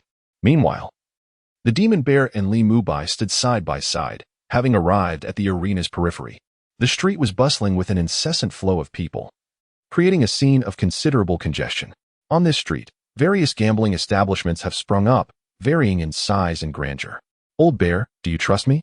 Li Mubai paused in front of a betting shop, casting a glance at the magic bear Douluo. What do you mean, trust you? Of course I do. You are my brother. If I can't trust you, whom can I trust?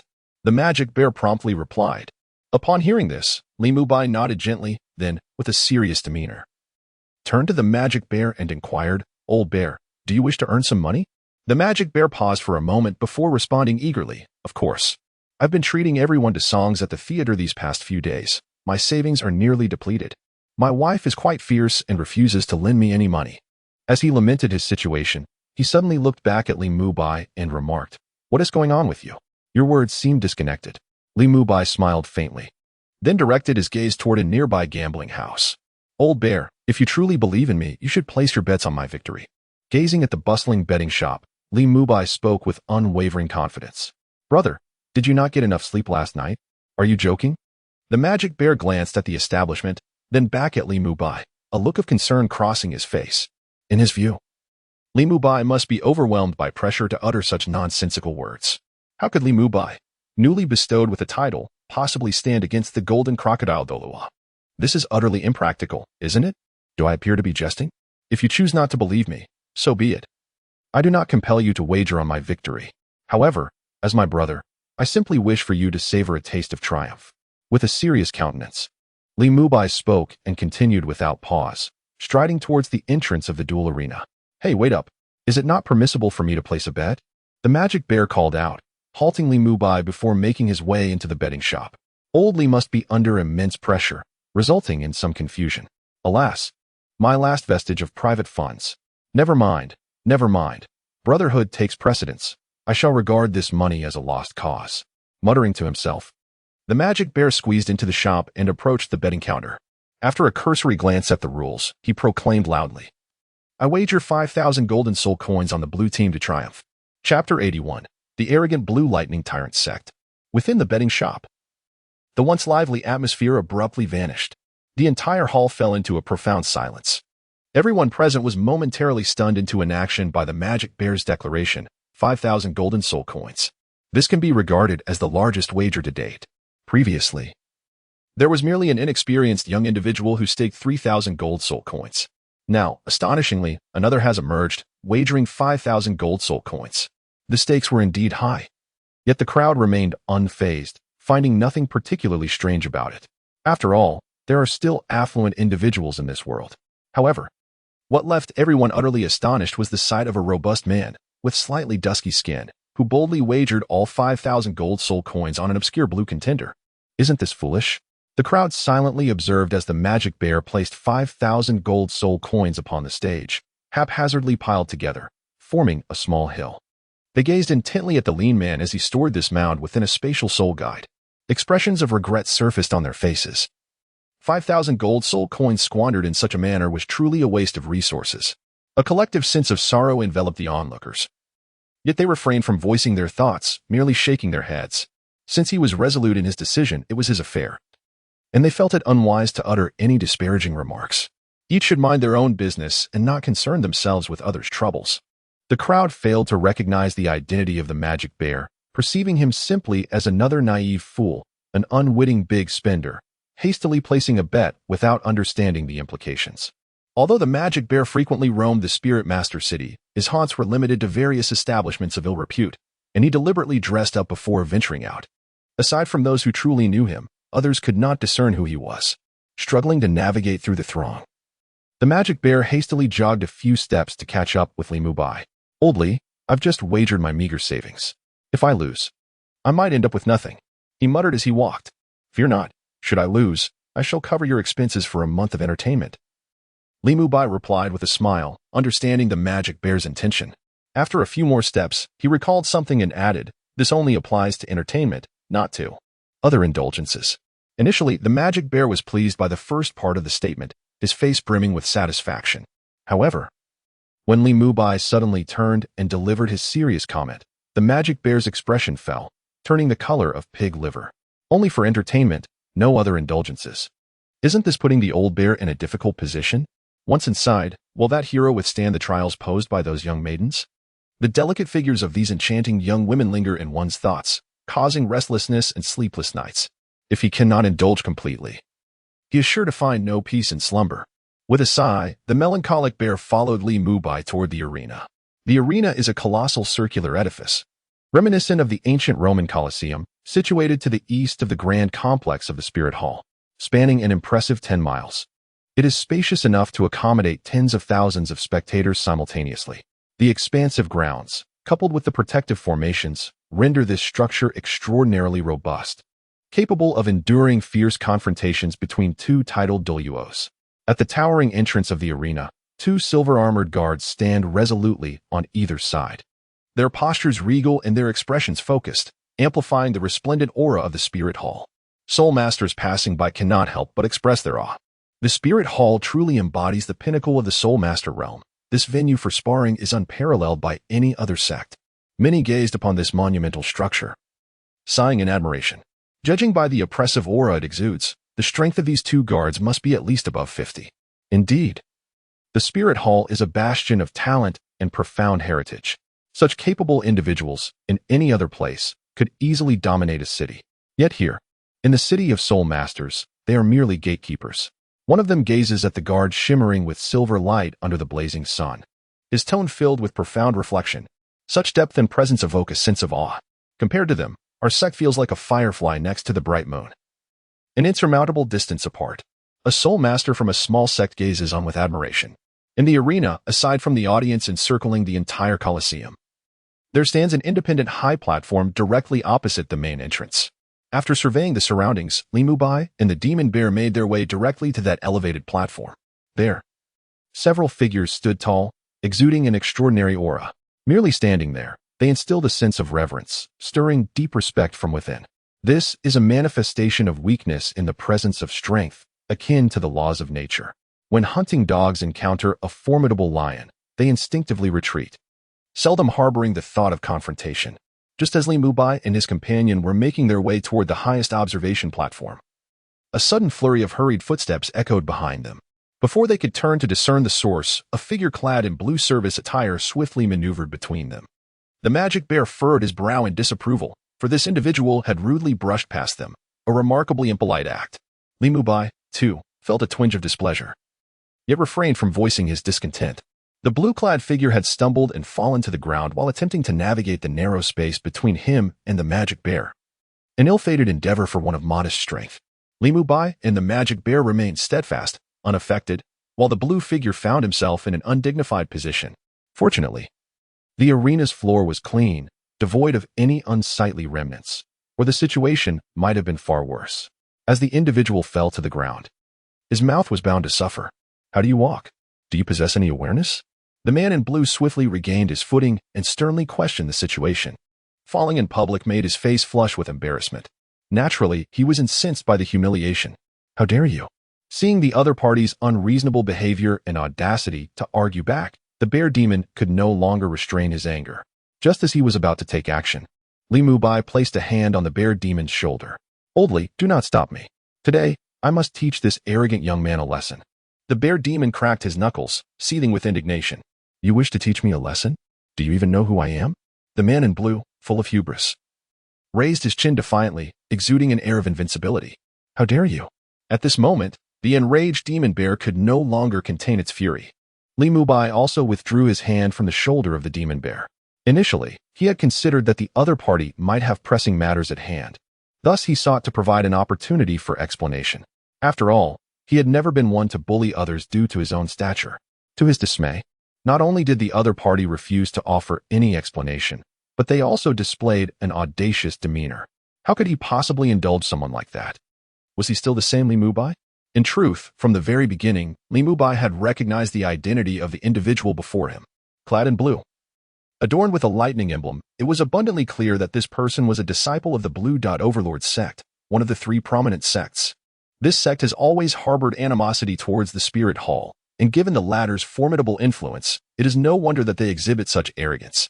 From this, one can discern the distinctive approach of the Blue Lightning Tyrant Dragon sect. Chapter 82. Has one developed a squint? The Golden Crocodile is infuriated. Oh dear, oh dear. Within the arena's entrance, a man clad in blue, hunched over like a shrimp, clutched his abdomen with both hands, intermittently emitting cries of despair. Passers-by, the soul masters, merely hurried along, casting a fleeting glance at the man in blue sprawled on the ground. No crowd gathered to witness the spectacle, nor did anyone intervene. In the realm of soul masters, the key to longevity is a singular principle: mind your own business. Especially in the treacherous spirit city, where curiosity often proves fatal. Such occurrences are commonplace for passers-by, particularly for soul masters who have witnessed much and find little of interest. Their presence here is not for trivial skirmishes, but to behold the grandeur of a tidal Douluo. Nonetheless, some travelers display a keen interest. Having recognized the identity of the man in blue, the Blue Lightning Tyrant Dragon sect. This sect acts with an overwhelming force within the realm of spirit masters, often disregarding the presence of solitary soul practitioners. This matter has long circulated within the realm of soul masters. How outrageous! I had assumed this young man possessed remarkable prowess. Yet he was so easily defeated that he lost control of himself at the mere strike of a fist. The demon bear approached Li Mubai, casting a disdainful glance at the figure sprawled on the ground behind them. Li Mubai shot him a glance of indifference. You, a tidal Douluo, struck a mere shrimp. If he could truly withstand such force, it would indeed be a marvel. Let us proceed. Li Mubai shook his head and moved forward, exuding an air of dominance, brashness, and a complete disregard for prudence. Such a person is unworthy of his sympathy. It is merely a trivial matter. Turning away, he spat contemptuously at the fallen individual. While the magic bear hastily followed in Li Mubai's footsteps, they traversed the expansive arena of the combat ground, arriving at the imposing structure opposite the main entrance. Ascending the staircase, the two finally reached the vantage point at the summit. On this platform, there were already more than a dozen individuals standing. Among them were several esteemed elders from the Elders' Hall, as well as a few from the Offering Hall, nearly all present. However, Qian Daolu was notably absent. Upon reflection, it is understandable, for Qian Daolu's strength has nearly reached the pinnacle of the 100th level. Such an exchange of skills, he certainly regards with indifference. For him, the time spent observing such a display would be better invested in solitary cultivation. Behind Bibi Dong, 3 figures stood quietly. Hulaina was among them. The identities of the other 2 were easily surmised, even if Li Mubai had never encountered them before. They were undoubtedly the infamous Yin and Yin, known as the Golden Generation alongside Hulaina. His Holiness the Pope, Li Mubai bowed in respect alongside the demon bear. In his own territory, he would not have the custom of bowing even before Bibi Dong. However, the circumstances were different now. In the presence of the public, it was essential to maintain decorum, lest outsiders perceive the spirit hall as lacking in etiquette. Straightening his posture, Li Mubai took a moment to appraise Bibi Dong. She wore a stunning gradient gown of white and blue that clung perfectly to her alluring figure, accentuating her curves exquisitely. The glass crown atop her head sparkled with golden light under the sun, enhancing her noble, yet slightly aloof, and stunningly beautiful aura. The hem of her gown cascaded down to just above her knees, revealing her snowy, shapely calves, elegantly complemented by a pair of crystal mid-heeled shoes that harmonized beautifully with her attire. Cool and beautiful, he mused, like a snow lotus blooming atop a snow-capped mountain. Yet, after a fleeting glance, Li Mubai withdrew his gaze, opting not to continue staring at Bibi Dong. After all, to stare for too long would be somewhat impolite, especially in such a public setting. If this were at his home, it would be of little consequence. One could watch for as long as desired. But now, in this particular platform, numerous individuals are gathered. At this moment, Bibi Dong stands still, inexplicably filled with a flicker of joy. She has overheard Li Mubai's internal compliments directed towards her. The attire she dons today is a carefully chosen ensemble, selected after much deliberation. Now, for reasons unbeknownst to her, upon hearing Li Mubai's praises resonating in his heart, an unusual emotion stirs within her. Her heartbeat quickens, and her skin flushes. This emotion is akin to that of a young girl in love, basking in the heartfelt compliments of her beloved, enveloped in a profound joy. Impossible. How could I possibly harbor feelings for him? Perhaps the sun is simply too radiant, causing a fleeting warmth. Bibi Dong cast aside her chaotic thoughts, dismissing them entirely. She then turned her calm gaze toward Li Mubai, stating, "According to tradition, we must tread lightly. It is imperative that we do not inflict harm upon one another. Do you understand?" Li Mubai nodded in acknowledgement, choosing silence, for he comprehended the gravity of the moment. Though this statement was directed at him by Bibi Dong, it was not intended solely for his ears. At this moment, standing at the edge of the viewing platform and gazing down at the dense throng of people below, the Golden Crocodile Douluo emitted a cold snort. He understood that Bibi Dong's words were indeed meant for him, laden with a palpable bias. Initially, he had only wished to torment Li Mubai, but after hearing Bibi Dong's remark, he reconsidered. I shall certainly give him a proper reception, as he surveyed the crowd beneath. A slight smirk graced the corners of the Golden Crocodile Douluo's mouth, and a glimmer of mockery appeared in his eyes. Time flew like an arrow. As moments passed, the resplendent sun had reached its zenith above the heads of the multitude. Noon had arrived, and the appointed time for the duel was upon them. The audience below had filled the stands to capacity, with many seats occupied shoulder to shoulder. However, there were some exceptions, a group clad in identical blue robes, emblazoned with a lightning motif on their backs, had claimed a significant portion of the audience area. Each individual occupies their own distinct space, as if meticulously arranged to exude an air of orderliness. It stands in stark contrast to the other seats, which are often cramped and chaotic. Beyond this area, there exist several other such unique zones.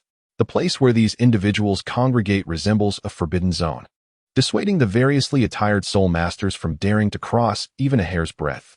Others, upon casting their gaze towards these distinctive seats, are imbued with a sense of reverence, accompanied by a hint of trepidation.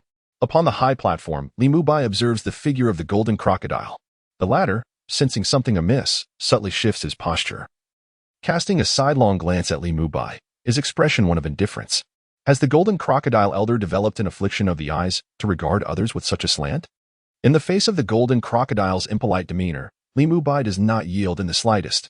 He boldly speaks up, feigning a tone of cordial inquiry. Initially, upon seeing the Golden Crocodile turn towards him with a faint smile, he had hoped that both parties could avoid unnecessary conflict. To his surprise, the other party remained utterly unyielding, continuing to regard him with that disdainful gaze. One who respects me by a foot, I shall respect in return by a mile. Li Mubai is not the type to offer warmth to someone who responds with coldness. Since goodwill is not reciprocated, why should he continue to indulge? Upon hearing Li Mubai's inquiry, the Golden Crocodile elder's face flushed crimson with rage. It was evident to him that Li Mubai's words were laced with sarcasm. The Golden Crocodile's fury ignited instantly as he bellowed, "You insolent youth, how dare you speak so?" Chapter 83, Riding the Sword, Riding the Wind. Exorcising evil across the heavens and earth. The surrounding elders were momentarily taken aback upon hearing Li Mubai's words. Initially, they had little faith in him. The Golden Crocodile, being the second in command of the worship hall, boasts considerable seniority and has long since established himself within the realm of titles. There was no doubt regarding the Golden Crocodile's prowess, as he was the foremost disciple of Douluo. Furthermore, the combination of his experience, strength, and age had fostered a sense of pride within him, making him intolerant of any slight. The elders were acutely aware of this fact, and now, at the precipice of their sparring session, Li Mubai not only failed to show the expected respect, but dared to speak with such insolence. This peculiar display left the assembly of elders utterly astounded. The young lad, indeed brimming with youthful vigor, was oblivious to the consequences of his brashness. The elders exchanged glances, their eyes reflecting a hint of pity for Li Mubai. In their minds, a vivid image unfolded of Li Mubai wailing in anguish, struck down by the Golden Crocodile. Hope had long since fled from their hearts regarding Li Mubai's prospects. After hearing his bold declaration, their certainty about his impending fate only solidified. Surely, he would be carried out of the arena on a stretcher. "Youngster, you will pay dearly for your reckless words." The Golden Crocodile merely uttered this chilling remark before leaping from the lofty platform, plummeting directly towards the uneven ground below. With a thunderous crash, the earth trembled beneath him, causing even the spectators seated in the stands to feel a faint tremor beneath their stone benches. In the arena, the Golden Crocodile's lustrous white hair billowed as he descended. Such a height required only a slight bend of his knees to absorb the impact. He gradually rose, his aged eyes suddenly igniting with a gleam of vitality, exuding an energy that belied his years. "Elders of the Spirit Hall, I greet you." The Golden Crocodile spoke in a calm yet resonant voice that echoed throughout the circular arena. The aura of a peak Douluo was contained within him, yet even so, it sent shivers through the very souls of the surrounding spirit masters. The moment the Golden Crocodile's voice rang out, it ignited a frenzy of cheers among the audience. Elder Golden Crocodile is invincible. Elder Golden Crocodile is magnificent. Elder Golden Crocodile's imposing presence is undeniable. Was this the power of a tidal Douluo? Truly, it was fearsome indeed. To leap from such a height without a hint of consequence was astonishing. His feet had not shifted an inch. Despite not exuding the overwhelming aura typical of a tidal Douluo, the very first glance at him instilled a sense of gazing up at a towering mountain. Elder Golden Crocodile shall triumph. Elder Golden Crocodile shall prevail. The crowd erupted in exuberant cheers. This figure in the arena was their benefactor. Almost all had wagered on the Golden Crocodile's victory. How could they not cheer and extol him, lest they face defeat later? Naturally, they believed that losing was an impossibility. The Golden Crocodile was invincible. This has already become a legend within the realm of soul masters. Many, during their childhood, upon first becoming soul masters, began to hear tales of this formidable powerhouse. At that time, the elder in the arena had already attained the tidal Douluo level. In the blink of an eye, 2 decades have passed. What level must the elder now possess? It goes without saying. I said oldly, you are being rather reckless, aren't you? How could you provoke this ancient monster before the battle has even commenced? Are we not destined to lament this later? On the highest observation deck, the demon bear leaned closer to Li Mubai's ear, his tone laced with concern. The Golden Crocodile elder, brimming with arrogance, extended a gesture of camaraderie, yet Li Mubai refused to acknowledge it. Should I continue to indulge him in this manner? If I were to lower myself in submission, I might as well abandon the name Li Mubai and adopt the surname Jin instead. Li Mubai wore a serene expression, displaying not a trace of anxiety at having angered the Golden Crocodile Douluo. Meanwhile, the ever-loyal Xiaoyu and Yen, standing behind Bibi Dong, gazed at Li Mubai with admiration. At this moment, they felt as though they had found their kindred spirit, their idol. Although Li Mubai's previous words had offended the Golden Crocodile elder, to these 2 young individuals, he appeared extraordinarily impressive. In their daily lives, the Golden Crocodile Douluo often neglected them, relying on his status as a senior. At times, he would witness and hear their greetings yet offer no response. He consistently wore a cold expression towards these younger individuals. Could this bring comfort? Certainly not. Thus, the elder genie and the trio of the Golden Generation harbored a certain degree of dissatisfaction towards this individual. Even Hulaina found herself increasingly fond of Li Mubai, even considering him somewhat handsome. The spirit hall places great importance on etiquette and decorum, and she had often endured the cold disdain of Genie. Now, witnessing Genie's ire provoked by Li Mubai's words, she felt an undeniable joy and exhilaration in her heart. Indeed, had it not been for the multitude present, she would have leapt with delight, cheering aloud. As noon approached, Elder Mubai, please step down, do not miss the appointed time. At this moment, Bibi Dong gently parted her crimson lips to remind, understood, nodding slightly. Li Mubai summoned his martial spirit, and a long sword of deep ebony materialized before the onlookers. Its blade, glinting with a chilling radiance under the sun's rays, instilled an immediate sense of dread in those who beheld it. With a hearty laugh, he released the sword, which hovered gracefully in midair. Li Mubai lightly leaped, finding his footing atop the horizontally positioned blade. Subsequently, the soul power within him cascaded downward, ultimately transmitting through the soles of his feet into the long sword that had transformed from his martial spirit. As the blade quivered, it effortlessly lifted Li Mubai, allowing him to soar through the air. Swordsmanship of the skies. This soul skill is bestowed by the second soul ring of Li Mubai. Naturally, the name was self-chosen. Riding the wind with a sword, vanquishing demons across the realm. With wine, I revel in carefree joy. Without it, I remain unperturbed. A single drink drains the rivers. Another swallows the sun and moon. 1,000 cups shall not inebriate me. I am the immortal swordsman. The long sword guided Li Mubai as he gracefully descended from the high platform. His resounding and spirited voice echoed through the sky, stirring the hearts of all who heard. What a predicament! How could old Li conjure such eloquent verses? The last line, which spoke of a singular sword, pales in comparison to today's poetic masterpiece. I am truly envious. It seems my lack of cultured knowledge has made me feel inferior. Such phrases leave me with only wow to express my astonishment. The demon bear stood at the edge of the observation deck, gazing at Li Mubai's ethereal form in the air, eyes filled with envy. The other elders murmured the poem, their faces reflecting admiration. Meanwhile, standing beside Hulaina, the young duo of Xiaoyu and Yin gazed on with utmost reverence. Even Bibi Dong, witnessing Li Mubai's graceful figure, found herself momentarily entranced. Below, in the arena, gazing at the snowy, ethereal figure in the sky, Jean's expression darkened to an extreme. Chapter 84. The sparring begins in the sky, clad in white. Garments danced wildly in the wind, rustling melodiously. Ethereal, like the returning snow of a flowing breeze.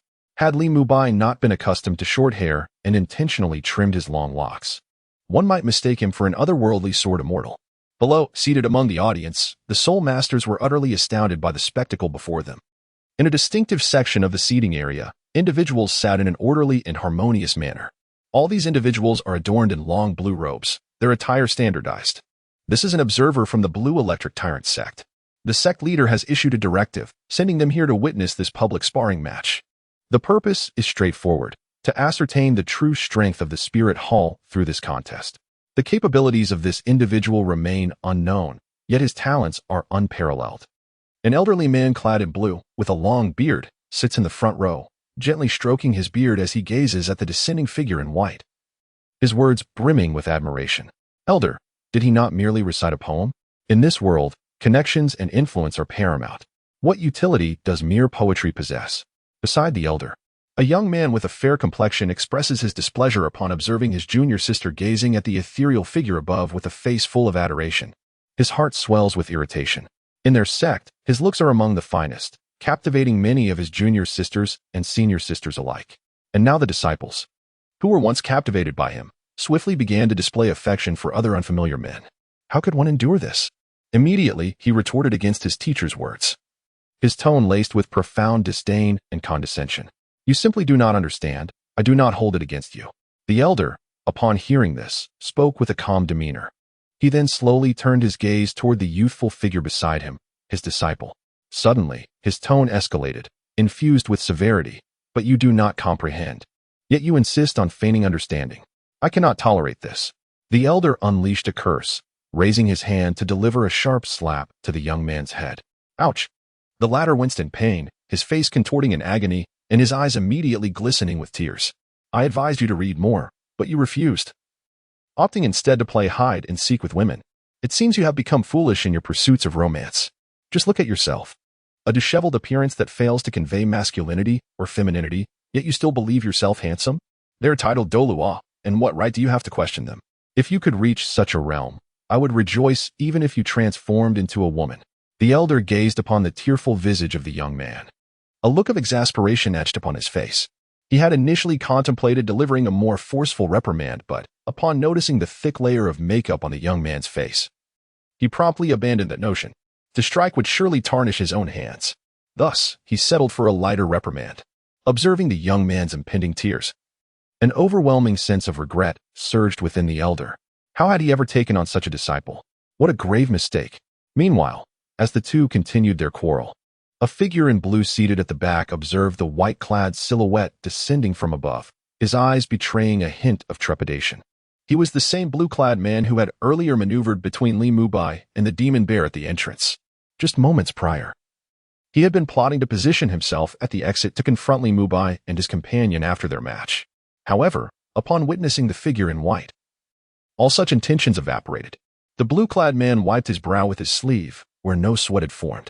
He could hardly believe that the person he had just encountered was none other than the newly appointed elder of the Spirit Hall, a principal figure in this confrontation, and a being of unmatched prowess, a titled Douluo.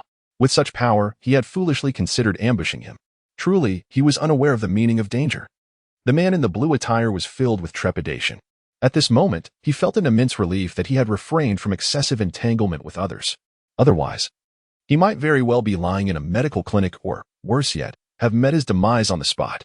As a mere outer sect disciple, his life held little significance. Should he be slain, the assailant would bear no consequences. Quite the contrary, the Blue Lightning Overlord sect would likely be compelled to offer compensation.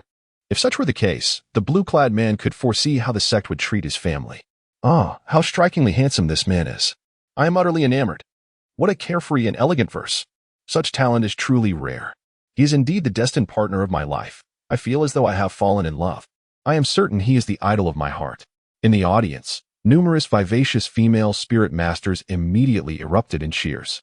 Some even boldly proclaimed their fervent desire to bear children for Li Mubai.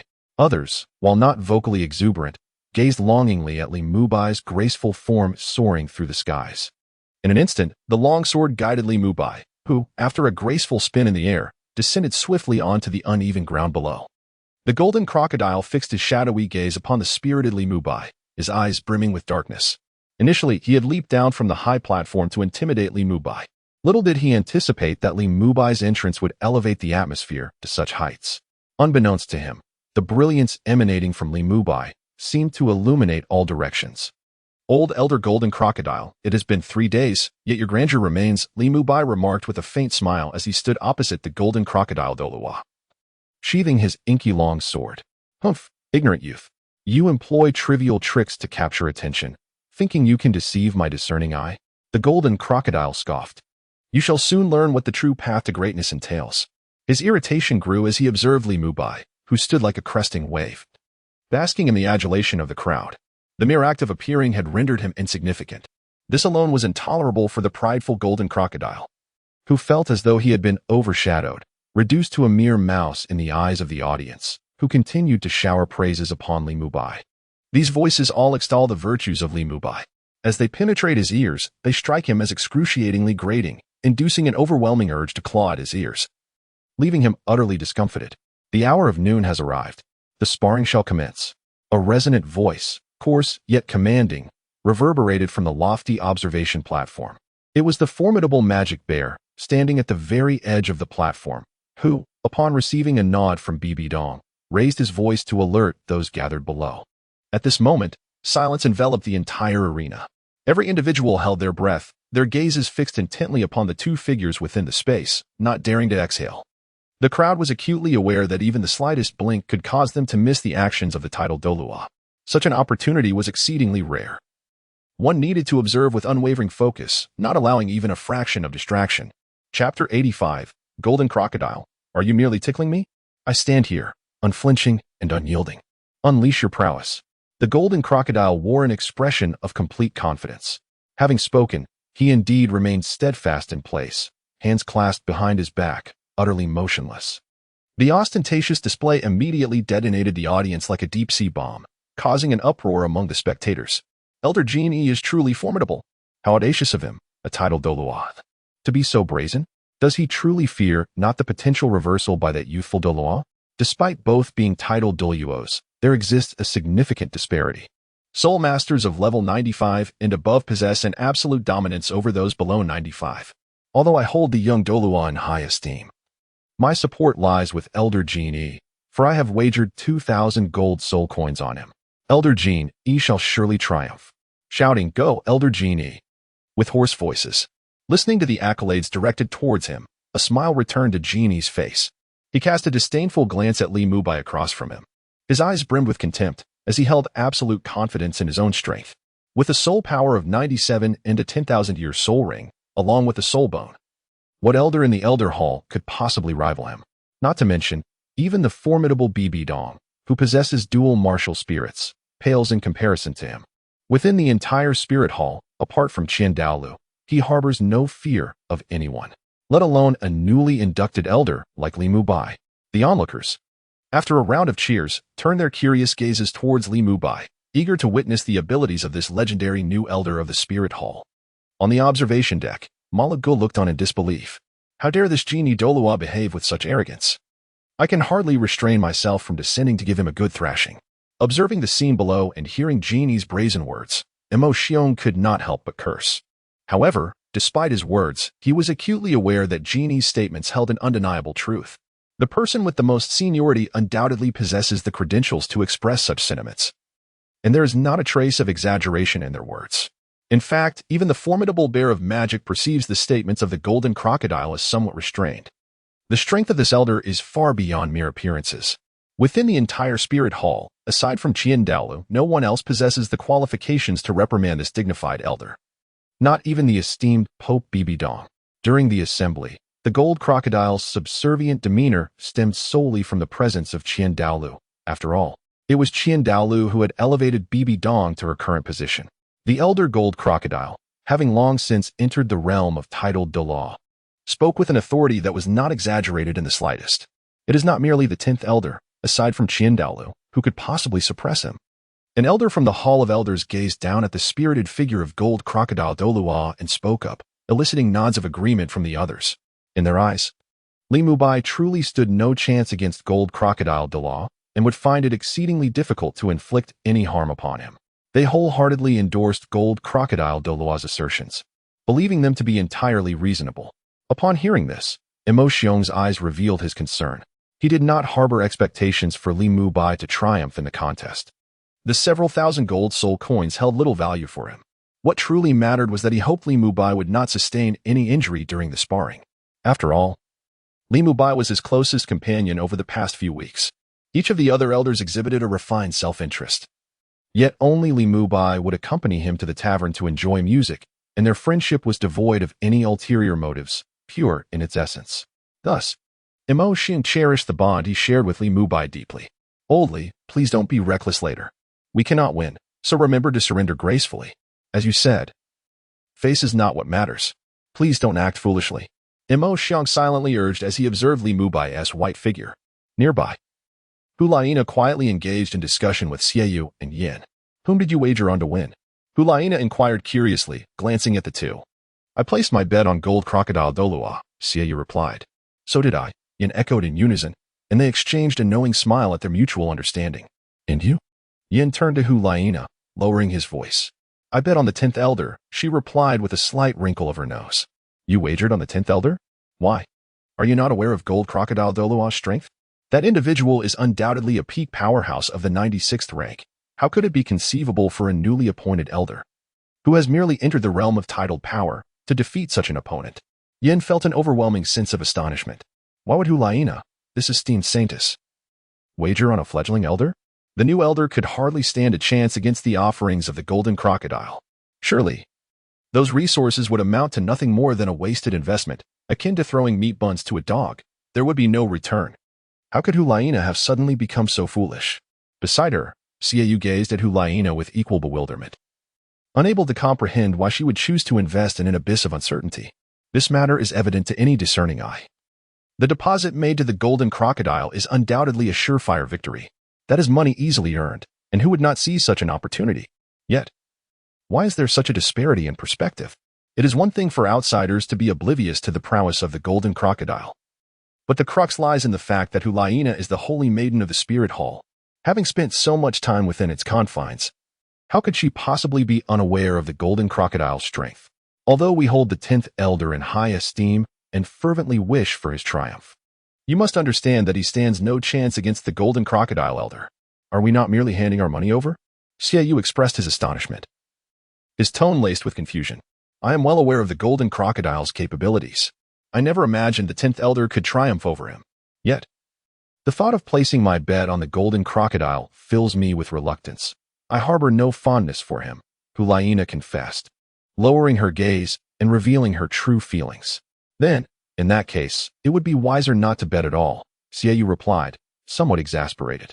Not betting will not lead to one's demise. Why knowingly throw away money to line someone else's pockets? At that moment, I observed that you all were placing your bets, so I quietly wagered on the 10th elder as well. Hulaina soon recognized that her actions seemed somewhat foolish.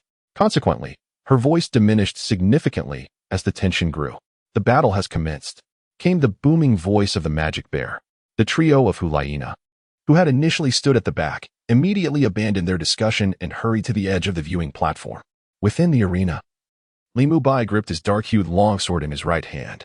Gazing at the overconfident Golden Crocodile, who exhibited no signs of defense, he raised his hand and unleashed a strike. A blade of white energy, formed from his soul power, materialized in the air and swiftly surged towards the Golden Crocodile Douluo, who was arrogantly standing with his arms crossed. This is the skill bestowed by Li Mubai's first yellow soul ring, which he has aptly named swordsmanship. The speed of the sword energy is astonishing. In the blink of an eye, it has reached the front of the Golden Crocodile. A resounding crash echoes as the sword energy collides with the Golden Crocodile, only to shatter and vanish into the ether moments later. In response to this probing attack, the Golden Crocodile bursts into laughter, exclaiming, Elder 10, are you merely tickling me? Chapter 86. The 100,000-Year Soul Bone. unmatched defense. The audience gasped collectively, their breaths hitching in unison.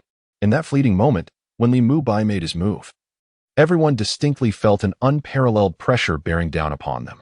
Simultaneously, as this oppressive force manifested, another, monumental weight akin to a towering mountain followed suit, causing the crowd to feel as though they were suffocated beneath a colossal mass, immobilized and unable to move. Most strikingly, the gentle breeze that had previously graced the arena vanished instantaneously the moment the two combatants clashed.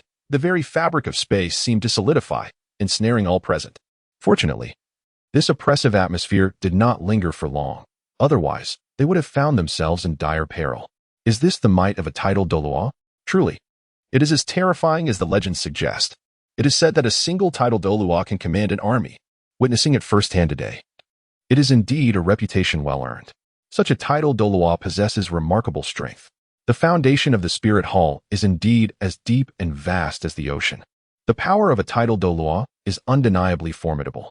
That previous sword energy, which was merely a tentative strike, felt as if I were confronting the heavens themselves, leaving me utterly bereft of the courage to resist. Elder Golden Crocodile evidently surpasses expectations. No, it is far beyond mere superiority. In the face of such an assault, despite its exploratory nature, Elder Golden Crocodile remained utterly unyielding, not even blinking an eye. This level of power has long transcended our understanding. It seems that this new elder is destined for defeat. The audience was awestruck, immersed in a cacophony of admiration, as the praises echoed around him. A faint smile graced Elder Golden Crocodile's aged visage, bolstering his confidence following the successful defense against the earlier sword energy.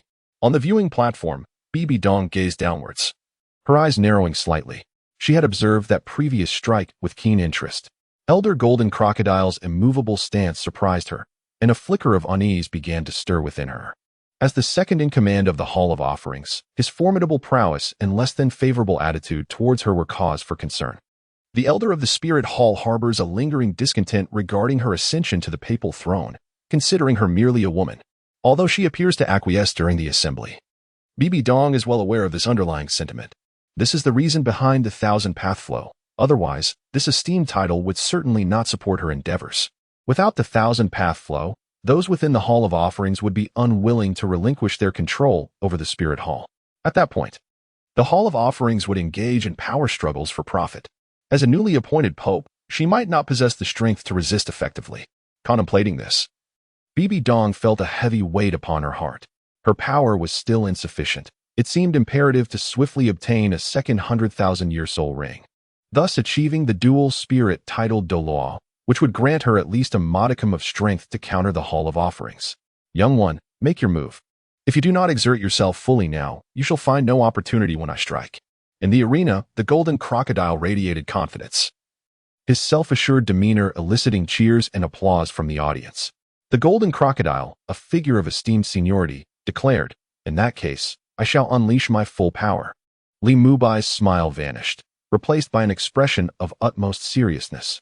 He reigned in his aura as a violet soul ring materialized. The ebony sword ignited with flames of orange red, an invisible pressure suffusing the air, rendering it almost suffocating. Blazing windsword intent.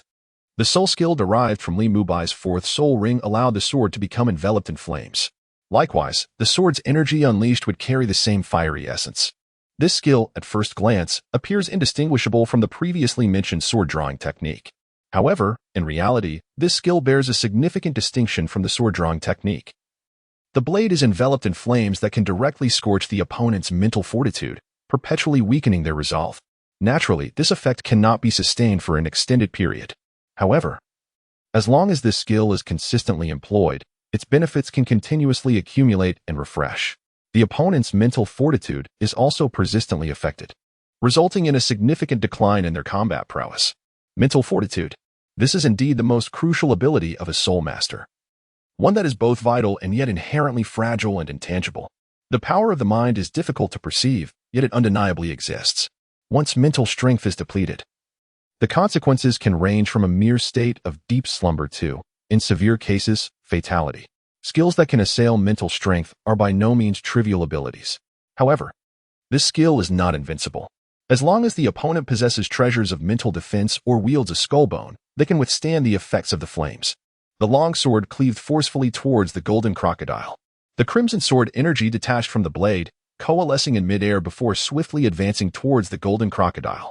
Sensing the approach of the fiery sword energy, the Golden Crocodile refrained from being overconfident. He had already perceived the might of this sword energy from the soul power dissipating in the air. Thus, he hastily summoned his martial soul. A faint golden glow enveloped him. Clang! The blazing sword energy collided with the soft golden light beside the Golden Crocodile, producing a tremendous sound akin to metal clashing. Many soul masters in that audience, whose cultivation was not high, instinctively covered their ears. Ah, that sound is too piercing. Just the noise from the collision of soul techniques is unbearable. If I were struck by the sword energy, would I not be doomed? The strength of the title Douluo is indeed astonishing. The formidable strike from the newly appointed elder was astonishingly powerful, had it not been for Elder Golden Crocodile's intervention.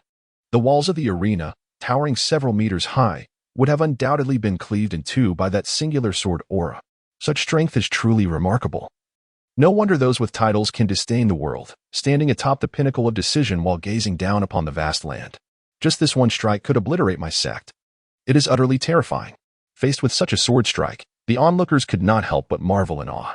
As the piercing sound dissipated, all eyes were invariably drawn to the figure of Elder Golden Crocodile.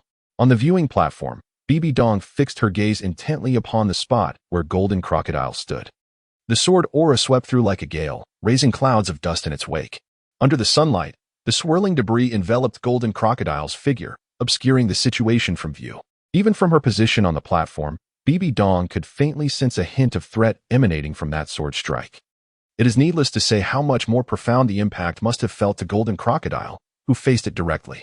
She was indeed aware that such an attack could hardly inflict any real harm upon Golden Crocodile. However, she was keen to observe whether his defenses were truly formidable, and whether his garments would be rent asunder by that sword aura. As the dust settled, in the bright noon sunlight, Golden Crocodile's figure gradually emerged. Apart from some minor fissures in the ground where he stood, he bore a broad smile, remaining completely unscathed. Ha ha ha, Elder Ten truly has exquisite taste. Knowing I am an elder, you deliberately allowed me this opportunity. I am genuinely grateful to you. However, I must inform you, I am not as fragile as you might think. To speak frankly, I possess a soul bone, known as the trunk soul bone. Coupled with it, my defenses are unparalleled. Your mere techniques would only elicit a blink from me. As for any damage, there is none whatsoever. Golden Crocodile maintained his composure, laughing provocatively at Li Mubai. Yet just as he was about to continue his taunts, intending to further provoke Li Mubai, he suddenly sensed something amiss. Chapter 87. The fierce wind sword intent ignites the spirit. What on earth is happening? Golden Crocodile's expression changed drastically. The calm and collected smile that once adorned his face vanished in an instant. He suddenly felt a twinge of pain emanating from the depths of his being. This sensation may not be overwhelmingly intense, yet its presence incessantly influences him, preventing him from finding peace of mind. What on earth is happening? Genie, suppressing the faint pangs of discomfort deep within, found himself in a whirlpool of speculation, as a living relic of the spirit hall. His vast knowledge accumulated over a century quickly illuminated the truth of the matter. That recent attack bore an anomaly. He gazed at Li Mubai, who stood quietly across from him, his eyes brimming with vigilance. At this moment, on the observation platform, Bibi Dong, who had been intently watching the unfolding battle below, also took note of the shifting expressions on Genie's face. What could be the reason? Why had Genie suddenly become so alert? Bibi Dong raised an eyebrow, her mind beginning to ponder. The sword aura unleashed by Li Mubai just now was distinctly different from the first. The second wave of sword energy was imbued with crimson and golden flames. Yet, even so, the attack was effortlessly neutralized by the Golden Crocodile, leaving no trace of harm. Yet, why did his expression undergo such a drastic change? Had he not always regarded Li Mubai with a game-like mentality? What could have prompted this reaction? Just as she pondered these thoughts, ensnared in a deadlock, Hulaina's voice suddenly resonated. This sword aura is extraordinary. I can perceive fluctuations in spiritual energy. Standing at the edge of the observation platform, Hulaina gazed in astonishment at the figure below, draped in white, gently swaying with the breeze. She specialized in charm techniques, and this particular soul skill was intrinsically linked to spiritual power. This also endowed her with an exceptionally keen perception, allowing her to sense fluctuations in spiritual energy 100-fold more acutely than the average person. Thus, Hulaina was able to stand atop this high platform and perceive the spiritual energy intertwined within the sword aura. Spiritual energy? Bibi Dong furrowed her brow and turned her gaze towards Hulaina, who, in turn, noted the look of confusion on Bibi Dong's face. Promptly, she clarified. It is as follows, esteemed teacher. My martial spirit is that of a demon fox, granting me extraordinary talent in the realm of spiritual energy. Consequently, my sensitivity to fluctuations in spiritual energy is far superior to that of ordinary individuals. Just now, when the 10th Elder unleashed a sword aura infused with blazing flames, I sensed the presence of spiritual energy within it. Therefore, I surmise that the target of the 10th Elder's strike is not the destruction of physical objects, but rather an assault on the human spirit. With just a moment's reflection, Hulaina articulated her hypothesis, her demeanor calm and composed. Clearly, she possessed unwavering confidence in her conjecture. Upon hearing this, Bibi Dong suddenly grasped the situation. Her sensitivity to spiritual energy was not on par with Hulaina's, which prevented her from detecting the fluctuations within the previously mentioned sword aura. However, now, listening to Hulaina's explanation, she understood why the Golden Crocodile had undergone such a drastic change in expression. Li Mubai indeed bestowed upon me a delightful surprise. Bibi Dong shifted her gaze, redirecting her attention back to the arena. Her brows arched slightly, revealing a pleasantly unexpected joy. A soul skill pertaining to mental prowess is indeed a rarity. This is also the reason why she accepted Hulaina as her disciple and appointed her as the saintess of the Spirit Hall. This extraordinary ability, distinct from the destructive powers of tangible soul techniques, embodies the essence of mental prowess. It is intangible and formless, devoid of sound and color. It eludes the eye, is imperceptible to touch, and cannot be seized nor heard. It does not reside externally nor solely within the self. Its existence is profoundly unique, shrouded in mystery, elusive and indistinct, its whereabouts unknown and its essence unclear. When one possesses it, they experience the full spectrum of emotions, joy, anger, sorrow, and desire. Its presence grants the capacity for contemplation and the ability to govern one's corporeal form. Conversely, in its absence, the physical existence becomes devoid of meaning. Those who lose it are stripped of thought, bereft of emotions, desires, and even the ability to control their own bodies. They drift in a state of confusion, oblivious to the nuances of life and death. Without it, the concept of self dissipates. Thus, its significance is unmistakable.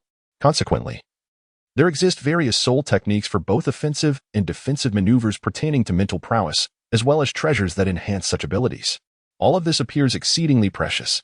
For the average soul master, their mental strength is remarkably feeble, to the point of possessing nearly no defenses.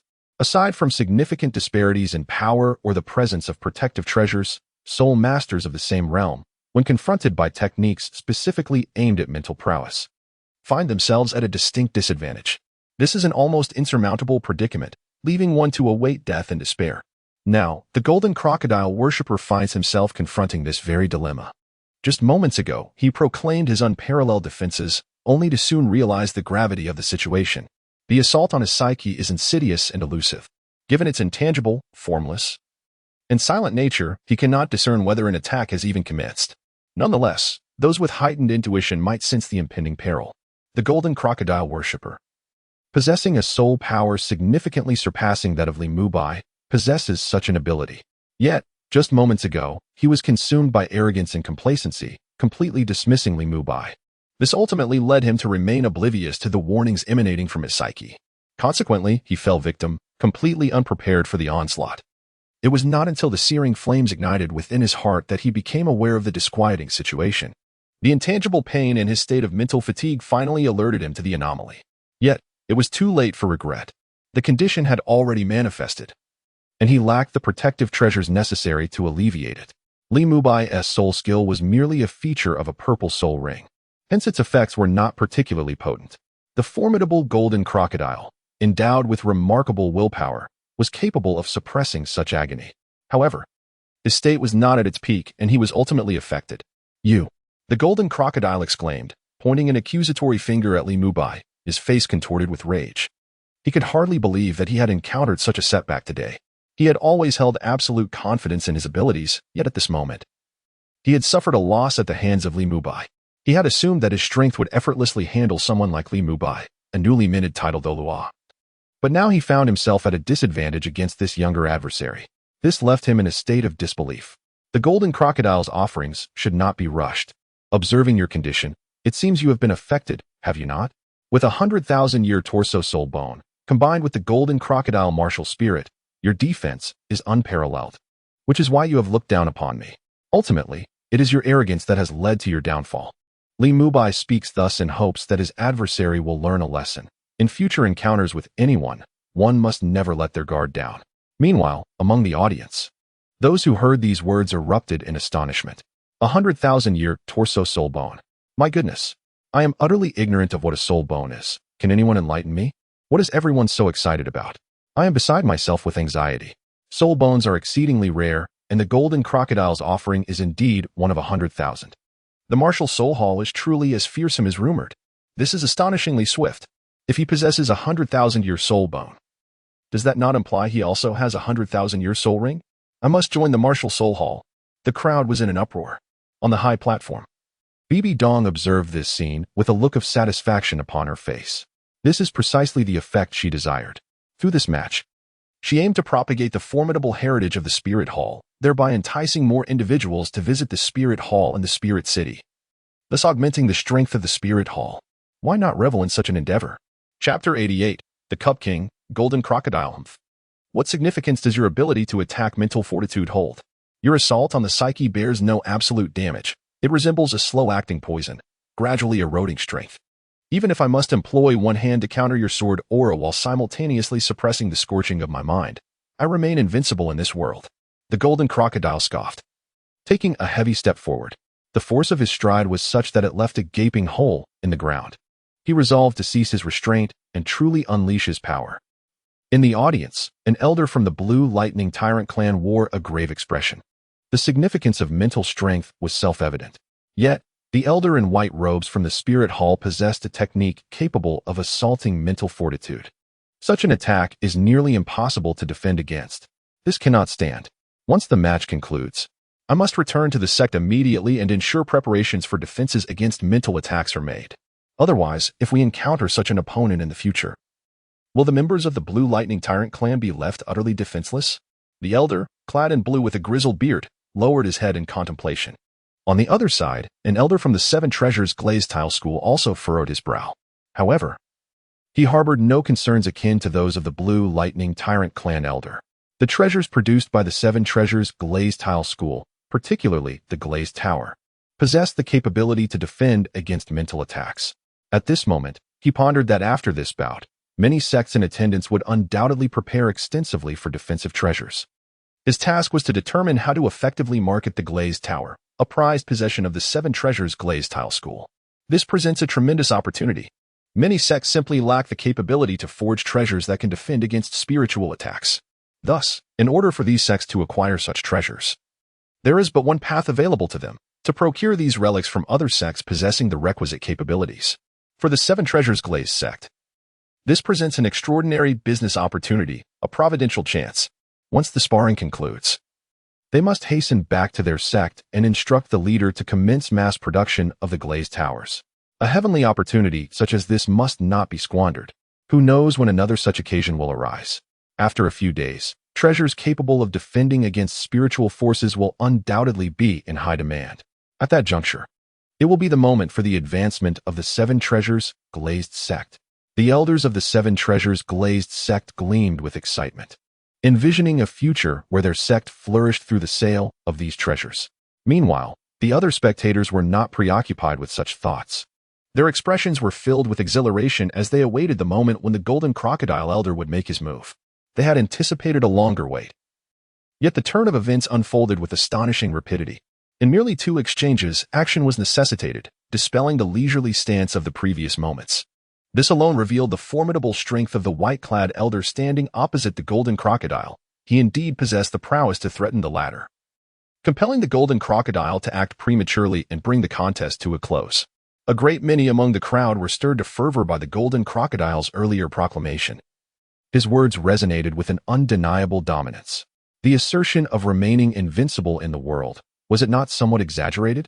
Yet, such considerations fell by the wayside. The Golden Crocodile was undoubtedly impressive. The declaration of being invincible ignited a fire within their hearts.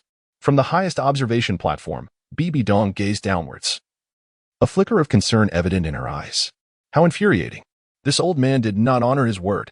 He had clearly promised to allow several exchanges, yet after merely 2, he could no longer contain himself. Would Old Li be able to withstand this onslaught? The demon bear observed with a furrowed brow, his tone laced with irritation, though his underlying worry was unmistakable. On the other side, the golden crocodile was preparing to strike. Elder Tin was destined to lose. Xiaoyu shook his head lightly, articulating a truth that was hard to refute. Despite having idolized the white-clad figure below, yearning for his victory, the reality was evident. The strength of the golden crocodile elder was indisputable. In the previous exchange, Elder Tin's 2 attacks had merely compelled the golden crocodile to adopt a defensive posture. Had it not been for the unique nature of Elder Tin's second strike, it would not have harmed the golden crocodile in the slightest. However, even so, that peculiar method of attack only inflicted a minor inconvenience upon the golden crocodile. In comparison to his overwhelming might, it was but a drop in the bucket. Alas, what a pity. The golden crocodile's offering is about to strike, and the 10th elder stands with no chance of victory. It remains uncertain whether the 10th elder can withstand even a single attack from the golden crocodile. Should he falter, it would indeed be a disgrace. From henceforth, he may become infamous throughout the entire Soul Master community. Yen wears a face of regret, while Li Mubai, whom he holds in high regard, has left a profound impression on him with his recent ethereal presence. The image of a carefree spirit, traversing the world with a sword in hand, resonates deeply with the aspirations of one his age. Hulaina, too, feels a tinge of disappointment. She harbors a desire for Li Mubai to teach the golden crocodile a lesson, yet this wish is destined to remain unfulfilled. The disparity between both parties is simply too vast. The newly appointed elder, having just entered the realm of sealed titles, has reached a maximum of merely level 91. In contrast, the golden crocodile elder boasts a minimum of level 96 or higher. As the saintess of the spirit hall, her knowledge transcends that of ordinary individuals. She is acutely aware that a soul master of merely level 95 wields absolute dominance over those below that threshold. Furthermore, ascending beyond level 95 reveals an entirely new realm with each increase of 2 levels. Thus, one can only imagine the formidable strength possessed by the golden crocodile elder, who resides above level 96. This is a question that one would scarcely dare to contemplate. Thus, at this moment, Hulaina's thoughts mirrored those of Yen, fervently wishing that the 10th elder would not succumb too thoroughly to the machinations of the golden crocodile. At the very least, a few defensive blows must be exchanged. Otherwise, there would be no standing left before the golden crocodile in the future. The prowess of the golden crocodile's offerings is well known and requires no elaboration. You must brace yourself. Demon bear, one elder remarked with a light-hearted smile directed at him. Indeed, the demon bear Douluo should prepare himself adequately, preferably by acquiring some healing elixirs, lest he find himself bedridden for 10 days or even half a month. Another elder chimed in jest. Humph, as if I need advice from 2 insignificant fellows. The demon bear retorted, turning his head away from the 2 elders who were reveling in his misfortune. You. One elder's eyes widened in indignation, pointing an accusatory finger at the demon bear. What? Do you dare to defy me? If you are so inclined, once they conclude, shall we engage in a friendly spar? The demon bear's expression was one of extreme provocation. The elder was about to respond further when he was halted by the other elder's intervention, who whispered a few words into his ear. Gradually, the irate elder's expression softened, and he ceased his retorts. Foolish braggart, the demon bear declared triumphantly, continuing his taunts. The 2 elders simultaneously directed their glares at him. Enough. We are all elders here. There is no need for mutual attacks. Let us focus on the contest below. Just as the 2 elders were poised to hurl insults, Bibi Dong's cold voice unexpectedly resonated. The 3 turned to her, and upon noticing her furrowed brow, they abandoned their intentions of further verbal sparring. Humph. The 2 elders snorted disdainfully before turning their heads away to observe the proceedings below. You too. The demon bear, undaunted by confrontation, sought to continue his provocation as they turned away. However, mid-sentence, he was interrupted by a disapproving hum from Bibi Dong. Observing the displeasure etched on her face, the demon bear sheepishly smiled, then turned his gaze back to the contest. Chapter 89. The Clarity of the Sword's Heart. Immunity to all mental attacks. 10th Elder, your attack has indeed had an impact on me, and I acknowledge your prowess. However, such a soul skill is not exclusive to you. The golden crocodile, suppressing the faint pain within, wore a confident smile. Suddenly, His expression shifted, and he bellowed with utmost seriousness, "Sixth soul skill, rampant Golden Crocodile." Hearing the Golden Crocodile's thunderous voice, Li Mubai immediately became alert. Clarity of the sword's heart. Li Mubai's fifth soul skill, derived from a black soul ring, was about to be unleashed. This skill possesses no tangible offensive power, however. It enables one to achieve a state of inner clarity and absolute tranquility, remaining unperturbed by external disturbances, thereby granting immunity to most mental assaults. The Frozen Forbidden Land. Li Mubai's sixth soul skill is similarly derived from a black soul ring. This soul skill also lacks any offensive capabilities and is classified as a domain skill. Once this soul skill is unleashed, it creates a frigid domain with a radius of 500 meters centered around Li Mubai. Within this realm, adversaries of the same rank find their strength automatically diminished by 2 levels. Li Mubai silently recited the incantation twice in his mind, and in an instant, 2 soul skills were released. A profound surge of soul power enveloped the surrounding space, casting a vast shadow over the 500-meter radius. Even the soul masters seated in the audience could not help but shiver as a chilling sensation surged within them, causing the temperature in their limbs to plummet, revealing signs of impending stiffness. Such formidable power.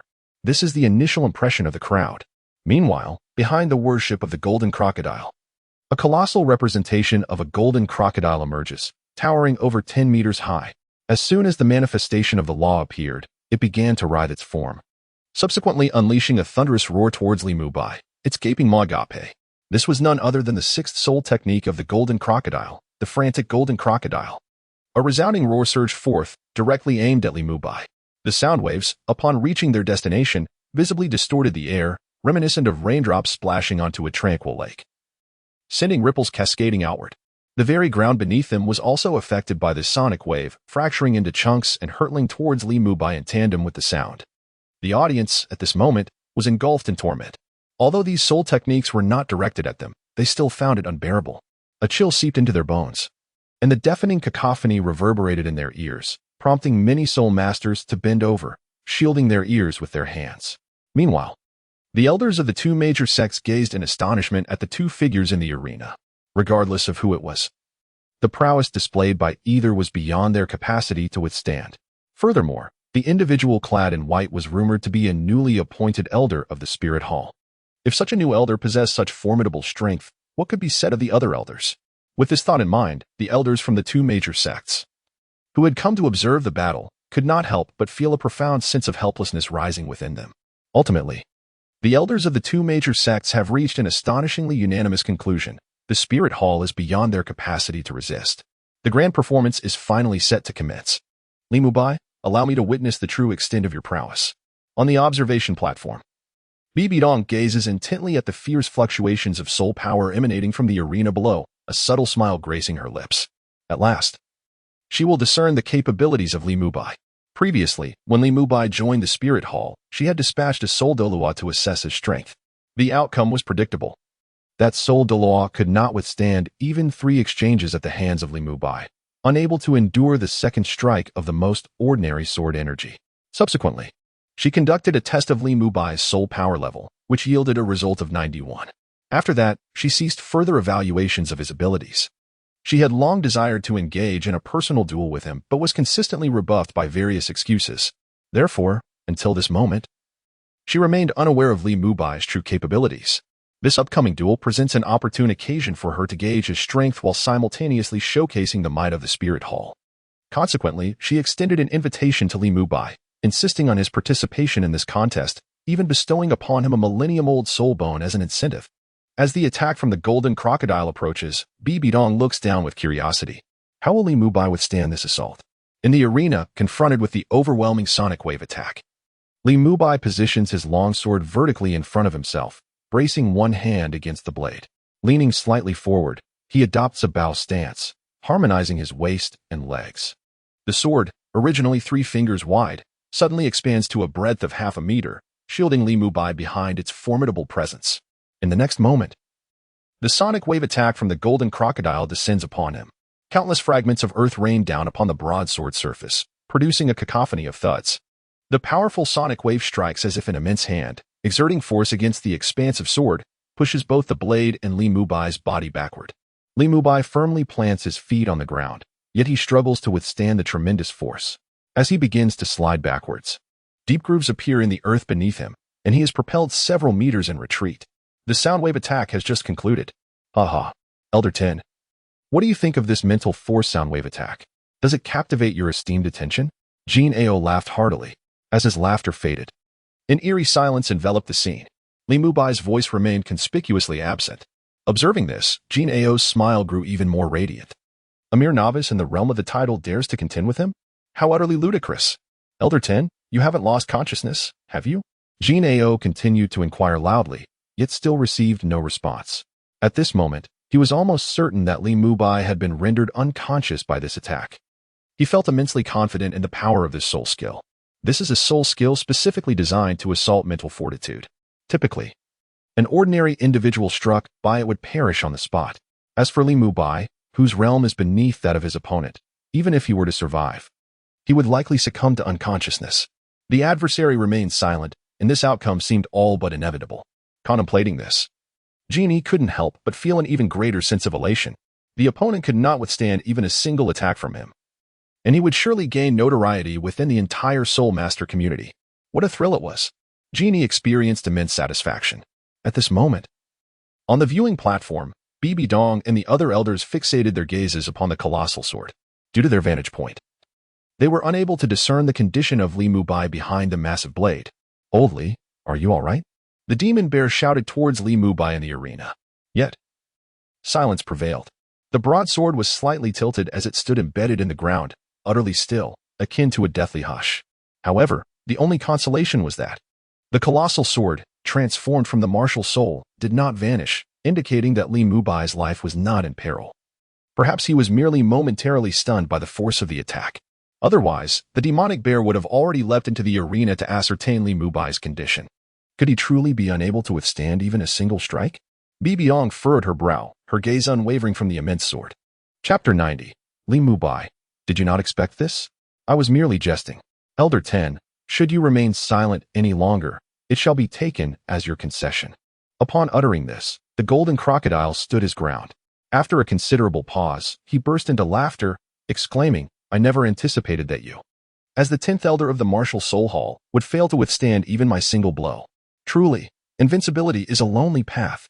As he spoke, the Golden Crocodile turned away from the giant's sword, addressing the audience surrounding him. His words incited a fervor among the soul masters in the stands. The Golden Crocodile's victory signified their financial gains. Long live Elder Golden Crocodile, the unparalleled Elder Golden Crocodile, the illustrious Elder Golden Crocodile, the unrivaled Elder Golden Crocodile. Though the Golden Crocodile was aware that these accolades were somewhat insincere, he nonetheless reveled in the moment, basking in the applause. In the viewing platform, watching the exuberant Golden Crocodile below, Bibi Dong felt a surge of dissatisfaction. His enjoyment of such adulation, to the extent of exulting in the phrase long live, demonstrated a blatant disregard for her authority as the Pope. It seemed imperative to expedite the plan to seek the second 100,000-year soul ring. Otherwise, elders like the Golden Crocodile and others from the Hall of Offerings would never willingly submit to my command. Bibi Dong pondered, resolutely determined. She must elevate her strength swiftly. Otherwise, she would be unable to suppress formidable individuals such as the Golden Crocodile Douluo. Indeed, defeat had come. Hulayina wore a crestfallen expression. In truth, she harbored a flicker of hope for Li Mubai. Yet at this moment, even that glimmer had been extinguished. She had not anticipated that Li Mubai could be so feeble, incapable of withstanding even a single attack from the Golden Crocodile. With the Golden Crocodile's triumph, he would soon collect his winnings from the gambling house, an impressive sum of 10,000 gold soul coins. That would suffice for quite some time. By the way, shall we dine at the most renowned restaurant in Wuhuan City afterward? Xie Yu, smiling, inquired of Yen, who stood beside her. Certainly, Yen replied, then turned to Hulayina and asked, will you join us? I think I shall pass. I'm rather fatigued today. I will return home to rest. Hulayina, with a melancholic expression, shook her head, rejecting the proposals from the two. She gazed dreamily at the local arena below, unable to believe that the sparring had concluded so abruptly. Both Xieyu and Yin sensed the unease on Hulayina's face and wisely refrained from discussing their plans for dining. Haraha, I knew it. How could Elder 10 possibly be a match for the Golden Crocodile's acolyte? laughed an elder who had just quarreled with the demon bear. As he spoke, his gaze frequently darted towards the demon bear, laden with derision. This outcome had long been anticipated. However, the unexpected failure of Elder Tin to withstand even a single blow from the Golden Crocodile's acolyte was truly astonishing. Such a lackluster display of strength was unheard of. Another elder chimed in, his face brimming with mirth. The two exchanged barbs, provoking the demon bear to a point of irritation. "You two insufferable fools. I swear on my life, if either of you dares utter another word, I shall tear your mouths apart today." The demon bear bellowed furiously, his eyes bloodshot with rage. At this rate, should the two elders continue their taunts, he would indeed be inclined to take action right before Bibi Dong.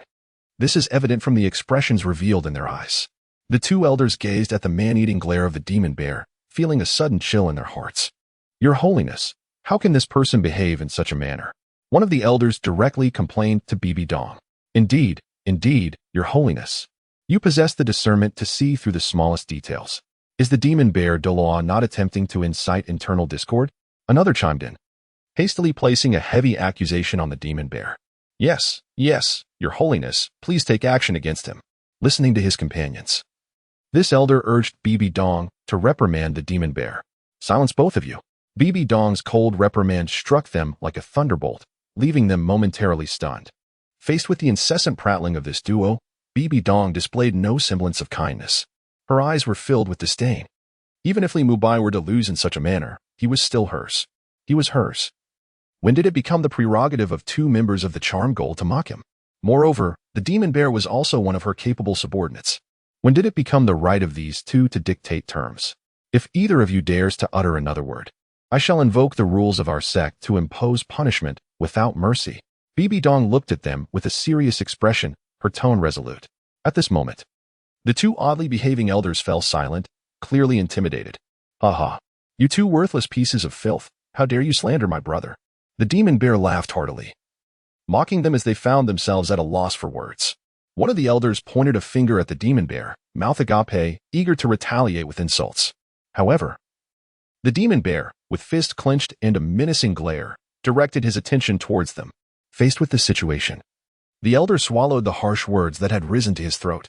The demon bear was notorious for his brutish nature and volatile temperament, making him a formidable opponent, especially with his formidable strength at level 95.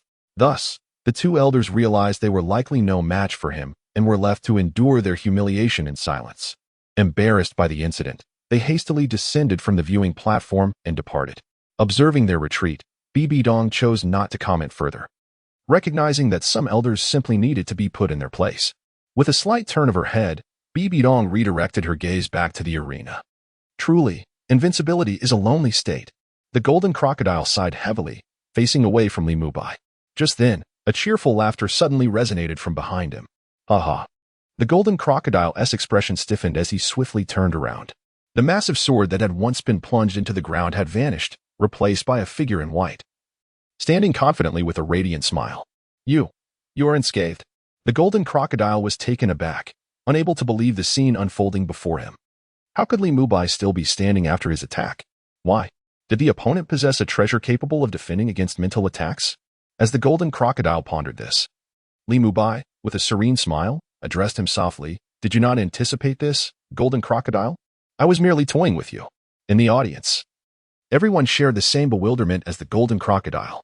They had all believed he would emerge victorious, confident in their bets. They could never have imagined. The newly appointed elder has miraculously risen once again. He has actually gotten back up. How is this possible? He endured a powerful strike from Elder Golden Crocodile without a scratch. This is simply astonishing. His pristine white garment remains untouched, not a speck of dust upon it. No matter, he cannot possibly be a match for Elder Golden Crocodile, and my gold coins are still secure. Chapter 91. The Gluttonous Behemoth, the Golden Crocodile Beast. That recent attack specifically targeted mental energy. How are you unharmed? Do you possess a treasure that defends against mental attacks? Gazing at the refreshed Li Mubai, Elder Golden Crocodile was filled with bewilderment. Certainly not, Li Mubai replied with a shake of his head. Unlike Golden Crocodile, he did not need to bellow a warning before unleashing his abilities, thereby revealing his opponent's stature. The essence of the sword is clear and bright. This is indeed the nemesis of those who wield psychic soul techniques. But why were you able to thwart my assault? Genie's brow furrowed as he pressed further. Why should I divulge that to you? Li Mubai shrugged nonchalantly. You. Jean E, in a fit of exasperation, pointed an accusatory finger at Li Mubai. He was taken aback by the audacity displayed by this junior, who spoke to him so irreverently. Which elder from the Hall of Elders would not greet him with a nod of respect? Yet here, Li Mubai exhibited such boldness, neglecting even the customary pleasantries. In a genuine battle, who would announce their soul techniques with fanfare? Is there truly such a fool in this world? Li Mubai lifted his foot, extricating his legs from the clutches of the earth. Although Genie's previous strike was not purely a physical assault, its force was considerable. This illustrates the disparity in soul power levels. Even an auxiliary soul master, provided their soul power is sufficiently high, can exert formidable lethality against those of lower rank. Much like a title de law, even merely exuding their imposing presence renders ordinary soul masters incapable of resistance, leaving them as defenseless as lambs led to slaughter. The lips of the Golden Crocodile trembled. He found himself at a loss for words. The identity of the fool mentioned by Li Mubai was on the verge of revelation. Isn't this implicitly insulting him, branding him a fool? From the beginning to the end, he alone, before unleashing his soul skill, bellowed its name aloud. Why should I, an elder, feel compelled to explain my actions to you? After much contemplation, the Golden Crocodile elder could only respond with this. This remark indeed caught Li Mubai's attention, prompting him to glance sideways. How could this young man possibly know Chen Beishuan's words? Could it be that he is also? Impossible. Li Mubai promptly dismissed this thought from his mind. On the observation deck, Bibi Dong cast a subtle glance to the side. Who is Chen Beishuan? What could possibly elicit such astonishment from Li Mubai? Could it be that this individual is an extraordinary powerhouse? Without further ado, let us take action. The Golden Crocodile, dismissing needless chatter, summoned the immense soul power stored within his being. Suddenly, a radiant beam of golden light erupted from him, akin to the blazing sun. The spectators had no time to shield their eyes and were instantly blinded by this dazzling brilliance. Concurrently, a formidable presence, overwhelming and majestic, enveloped the arena like a relentless blizzard. In the audience, everyone felt their breath catch, a profound sense of terror and dread emanating from the depths of their souls, as if their very essence trembled before this terrifying display of might. High above, Bibi Dong gazed upon the golden light, her eyes betraying a hint of concern. She too did not anticipate that the Golden Crocodile would unleash such a formidable attack. The radiant beam of light is an exclusive manifestation of the 10,000-year Soul Ring's soul skill belonging to the Golden Crocodile. Golden Crocodile Incarnation.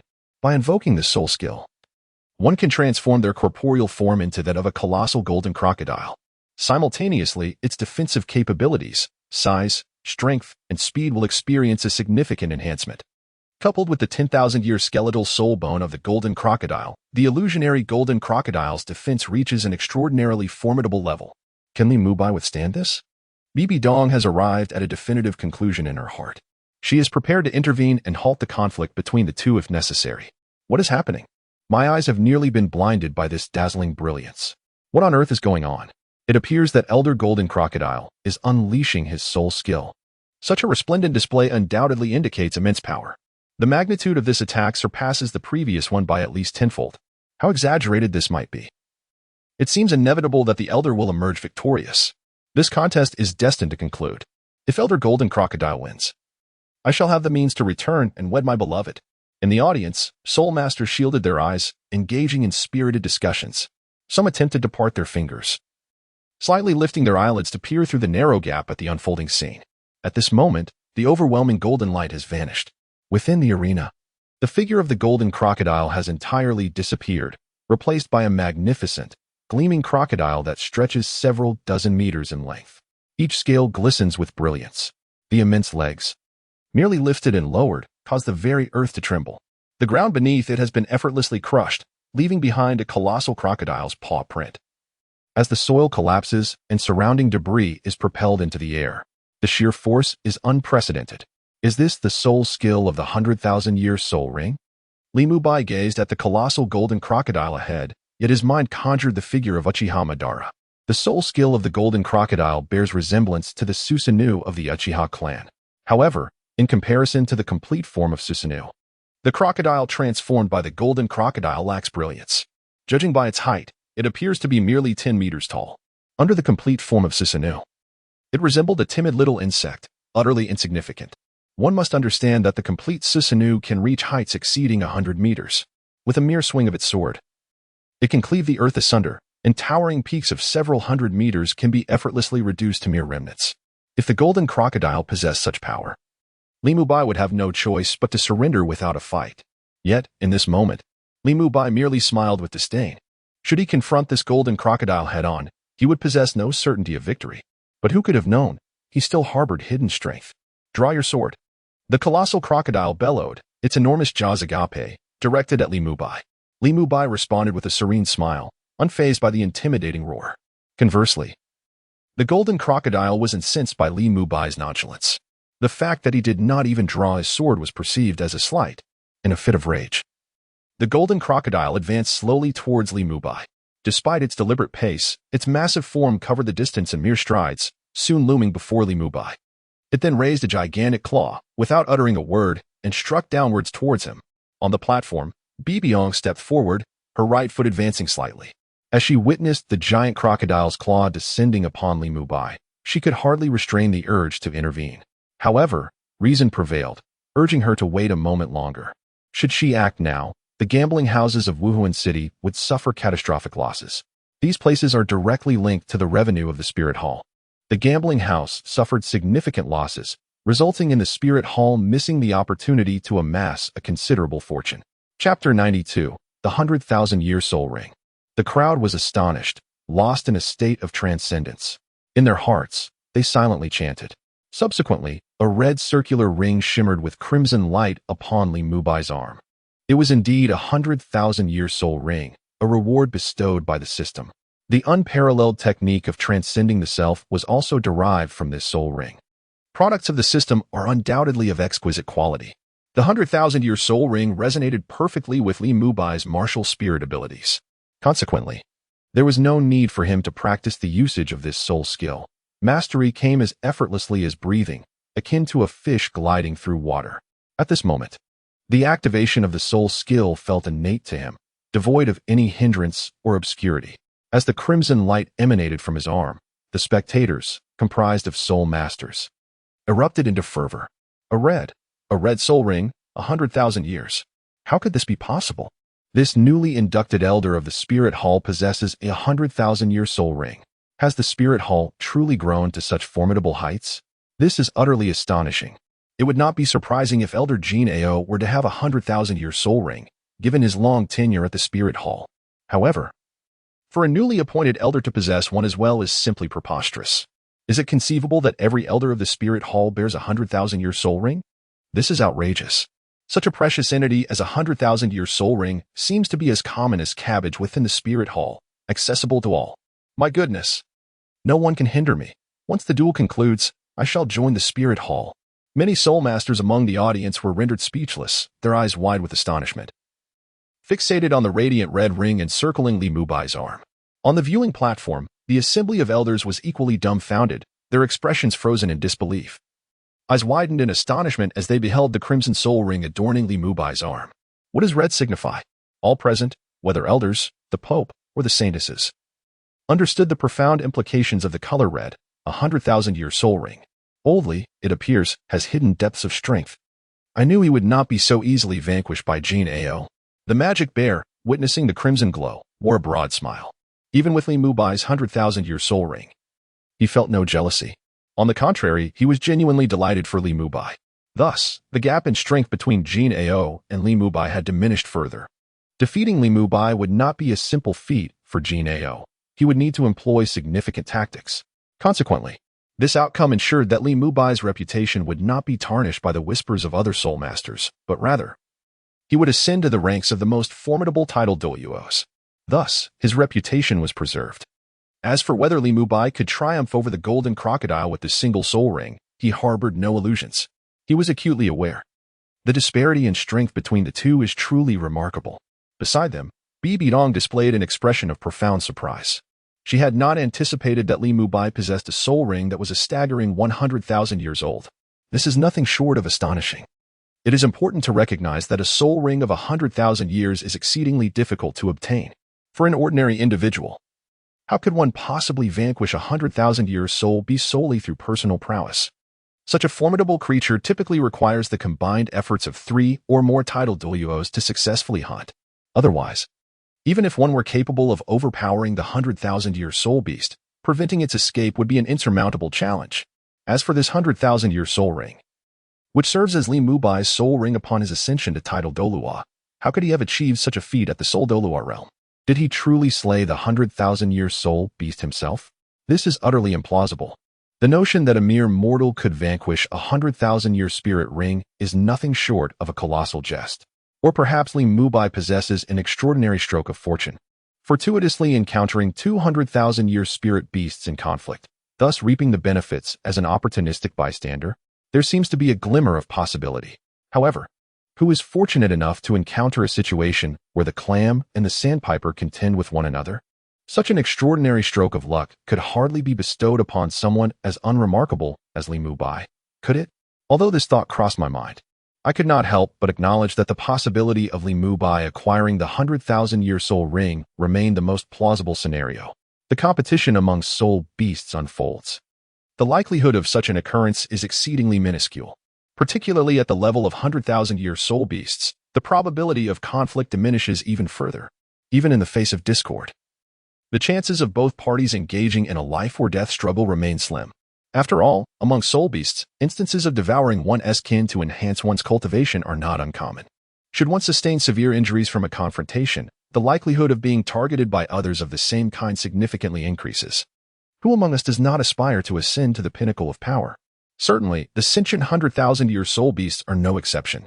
Thus, the opportunity for two such formidable beasts to engage in combat is akin to searching for a needle in a haystack, nearly impossible to predict. Nevertheless, this indeed represents the greatest possibility for Li Mubai to acquire a soul ring. Surely, it cannot be assumed that Li Mubai is backed by some other formidable force. In this vast Douluo Continent, which power can rival that of the Spirit Hall? The Spirit Hall stands as a colossal entity, reigning supreme upon this grand thoroughfare. Gazing down upon the world below, there is no equal. As she pondered, Bibi Dong suddenly felt a twinge of regret. She had assumed that Li Mubai possessed no hidden strategies. In her desire to prevent Li Mubai from suffering a swift defeat at the hands of the Golden Crocodile, she had bestowed upon him a millennium-old soul bone. The price for this gift was merely his participation in the sparring session. The cost can be deemed almost negligible. Li Mubai, how deeply you conceal yourself. Bibi Dong squinted, gazing downwards. Behind her, Hulaina wore an expression equally filled with incredulity. 100,000-year soul ring. The elder, who appeared rather unremarkable and frequently frequented the brothel, possessed a 100,000-year soul ring. Hulaina felt her mind slightly overwhelmed. How could such an unassuming elder possess such a treasure? It is worth noting that among the elders of the Hall of Elders, only Li Mubai seems to possess a 100,000-year soul ring. The other elders, at most, have soul rings of a few thousand years. A 100,000-year soul ring is no trivial matter. It cannot simply be obtained at will. From the ancient development of soul masters to the present, 100,000-year soul beasts are exceedingly rare, indeed almost countable. Furthermore, hunting a 100,000-year soul beast is extraordinarily challenging. Which ordinary sect possesses the capability to slay such a formidable beast? The crimson glow truly belongs to a 100,000-year soul ring. The ever-watchful Xiaoyu, too, expressed his astonishment at this revelation. Chapter 93, Zhuangzhou dreaming of a butterfly. A newly appointed elder possesses a 100,000-year soul ring. This inevitably brought to Jean Yi's mind the figure of Bibi Dong. Rumors circulated that the Pope frequently visited the quarters of the new elder, often lingering from dawn until dusk before finally taking his leave. What transpired during this period remains a mystery to all. However, one thing is universally acknowledged. Whenever Bibi Dong emerges from Li Mubai's residence, an unusual tempest stirs within the Spirit Hall. The last investigation into corruption and bribery was indeed instigated by the wind set in motion by Li Mubai. This current wind has profoundly impacted the tangible benefits of the offering hall. Moreover, the offering hall's grip on the financial authority of the Spirit Hall has been somewhat weakened. Jean Yi's thoughts whirled, leading him to suspect that this 100,000-year soul ring was, in fact, a gift meticulously prepared by Bibi Dong for Li Mubai long ago. When Li Mubai first joined the Spirit Hall, he did not ascend through the ranks like others, beginning from the lower tiers. It is imperative to understand that the elders of the Spirit Hall are not positions that just anyone can fulfill. Even if one's cultivation reaches extraordinary heights, one must still pass the loyalty assessments conducted by the Spirit Hall. At present, the majority of the elders in the Spirit Hall are selected directly from the ranks of the archbishops of the Platinum Main Hall. These individuals possess extraordinary talents. In a remarkably brief period, they ascended directly to the rank of Platinum Master. Subsequently, as time progressed, their prowess continued to flourish. These individuals distinguished themselves among a congregation of platinum bishops, attaining the esteemed realm of title. Ultimately, they were selected by the Pope to serve as elders in the Council of Elders. It can be said that these individuals ascended to the esteemed rank of elder through a journey fraught with unimaginable difficulties. Yet, Li Mubai, astonishingly, arrived at the Spirit Hall solely on the merit of his title as Douluo, achieving the status of a formal elder with minimal assessments. Moreover, he received special attention from Bibi Dong. This inevitably led Genie to suspect that Li Mubai might be a long-hidden figure under Bibi Dong's command. Otherwise, how could one possibly possess a soul ring that has existed for 100,000 years? Contemplating this, Genie felt an intensifying dissatisfaction within.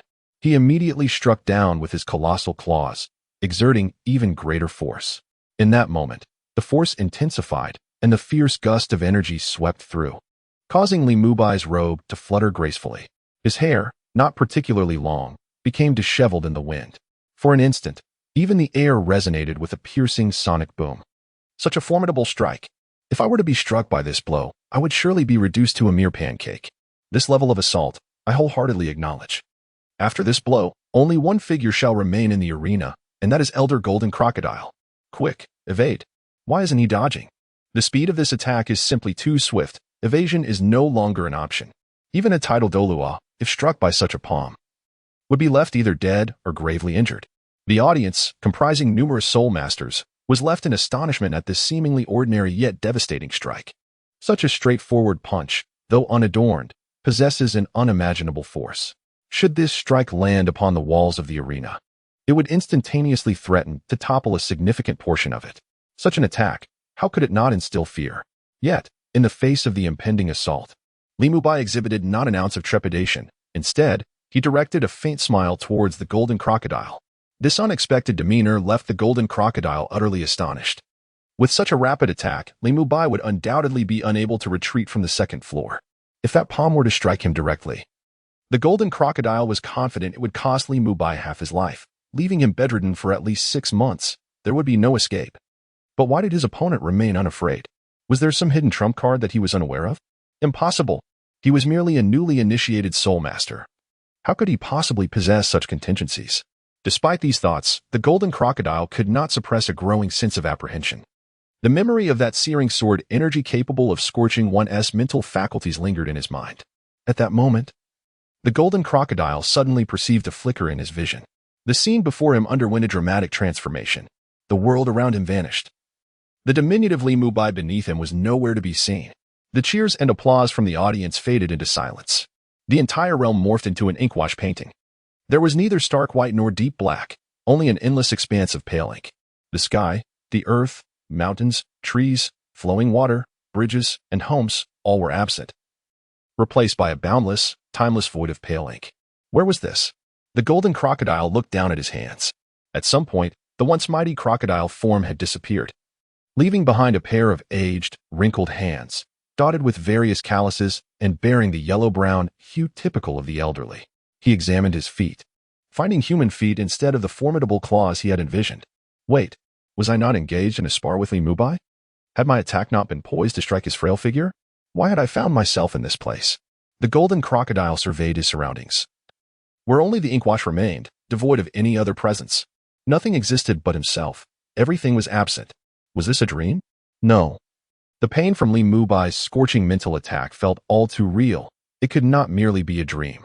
The Golden Crocodile stroked his long, ethereal mustache, pondering his bewilderment. It soon dawned upon him. This was the young man's hidden ploy.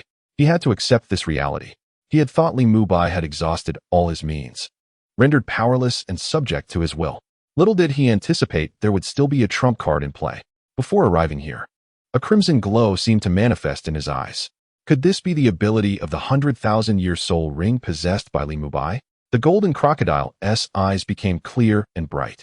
He surveyed the ink-washed painting-like surroundings, contemplating how to escape this fantastical realm. Would violence be a viable solution? With the thought formed, he acted impulsively. The Golden Crocodile summoned his soul power, intending to unleash the technique known as Frenzied Golden Crocodile. However, despite his prolonged effort to gather energy, he abruptly realized that there were no signs of soul power surging from his body, as if he were an ordinary person devoid of any cultivation or soul energy. What was happening? The golden crocodile felt a wave of panic. He was genuinely frightened now. The once abundant soul power within him had inexplicably vanished. Determined, he thrust his fist forward into the void. Yet, the expected sound of air being torn apart did not resonate as it usually would. Furthermore, he sensed that his body felt weak and feeble. This thrust, even aimed at an ordinary person, seemed exceedingly challenging. Unwilling to concede, he attempted to kick once more. However, the force of this kick was excessively vigorous, causing him, akin to an ordinary elder, to lose his balance entirely. He fell. This marked his inaugural experience of wrestling after ascending to the title of Douluo. Initially, he believed he was ensconced in a realm of illusion. Yet now, as he lay prostrate on the ground, he could distinctly feel the flesh on his body and the bones making contact with the intangible surface, sending waves of sharp pain coursing through him. Chapter 94. My esteemed colleagues, it appears I have been bested. How can there be suffering in a world of illusion? Genie's expression shifted dramatically. At this moment, he could scarcely attend to the pain radiating from his body. What on earth is happening? Genie strained to lift his head, letting out a thunderous roar towards the heavens. The voice he emitted seemed to exhaust the entirety of his frail, aged body. His neck lacked the strength to support his head, which tilted back in a vulnerable position. With a dull thud, his deeply wrinkled face, adorned with a crown of white hair, made intimate contact with the unyielding ground beneath him. Pain surged as the neural fibers of his scalp transmitted a throbbing sensation deep within his skull. Another wave of anguish erupted from the depths of his being. The golden crocodile collapsed inelegantly onto the earth, gasping for air with great effort. The series of actions he had just performed appeared to have drained every ounce of his vitality, leaving him utterly disinclined to move even a fraction. The weight of his body rendered him reluctant to rise. His eyelids began to flutter, struggling to shut, as he yearned for the solace of sleep. However, the golden crocodile fought valiantly to keep his eyes open. He had a stark realization: should he succumb to slumber now, he might never escape this tangible dreamscape. He must endure. Sleep was not an option. The exertion of holding his eyelids aloft caused a dryness to settle upon his eyes. A thin veil of mist seemed to obscure his vision, rendering the ink-wash hues of the world before him indistinct. Within the entire ashen expanse, only the sound of his labored breaths remained, echoing in the silence. The breath was labored, yet the intervals were alarmingly brief, as if it might cease altogether at any moment, taking the man along with it. Remarkably, however, this breath persevered. In this ink-washed realm, time held no significance, and even the golden crocodile could not gauge its passage. Eventually, he found his breath becoming more even, and the pervasive pain throughout his body began to wane. No longer a constant throb. Within his aged frame, as his breathing steadied, it seemed as though he had gathered a modicum of strength, and he struggled to rise. With a precarious wobble, he finally anchored his thighs to the earth like sturdy pillars. His body appeared somewhat stooped, resembling that of an ordinary elderly man. In this moment, he transitioned from a state of trepidation and fear to one of calm composure. In this vast, desolate gray world, there appears to be no end. The sky above, the ground beneath, and the surroundings are all shrouded in a pallid hue. He seems to find himself at the very center of a sphere. To venture forth? The golden crocodile shook his head. It was impossible to escape. He began to contemplate the details of his recent battle with Li Mubai. Memories flickered through his mind like vivid paintings. At last, after standing in place for what felt like an eternity, he suddenly recalled the moment when the red light flared from Li Mubai's arm. Simultaneously, it seemed a black soul ring had also manifested. However, the brilliance of the crimson glow had been so overpowering that he had overlooked this detail. Could it be yet another soul skill targeting mental prowess? The golden crocodile, a veritable relic of the spirit hall, needed but a brief moment to arrive at a conclusion. Currently, the world in which he resided was but an illusion.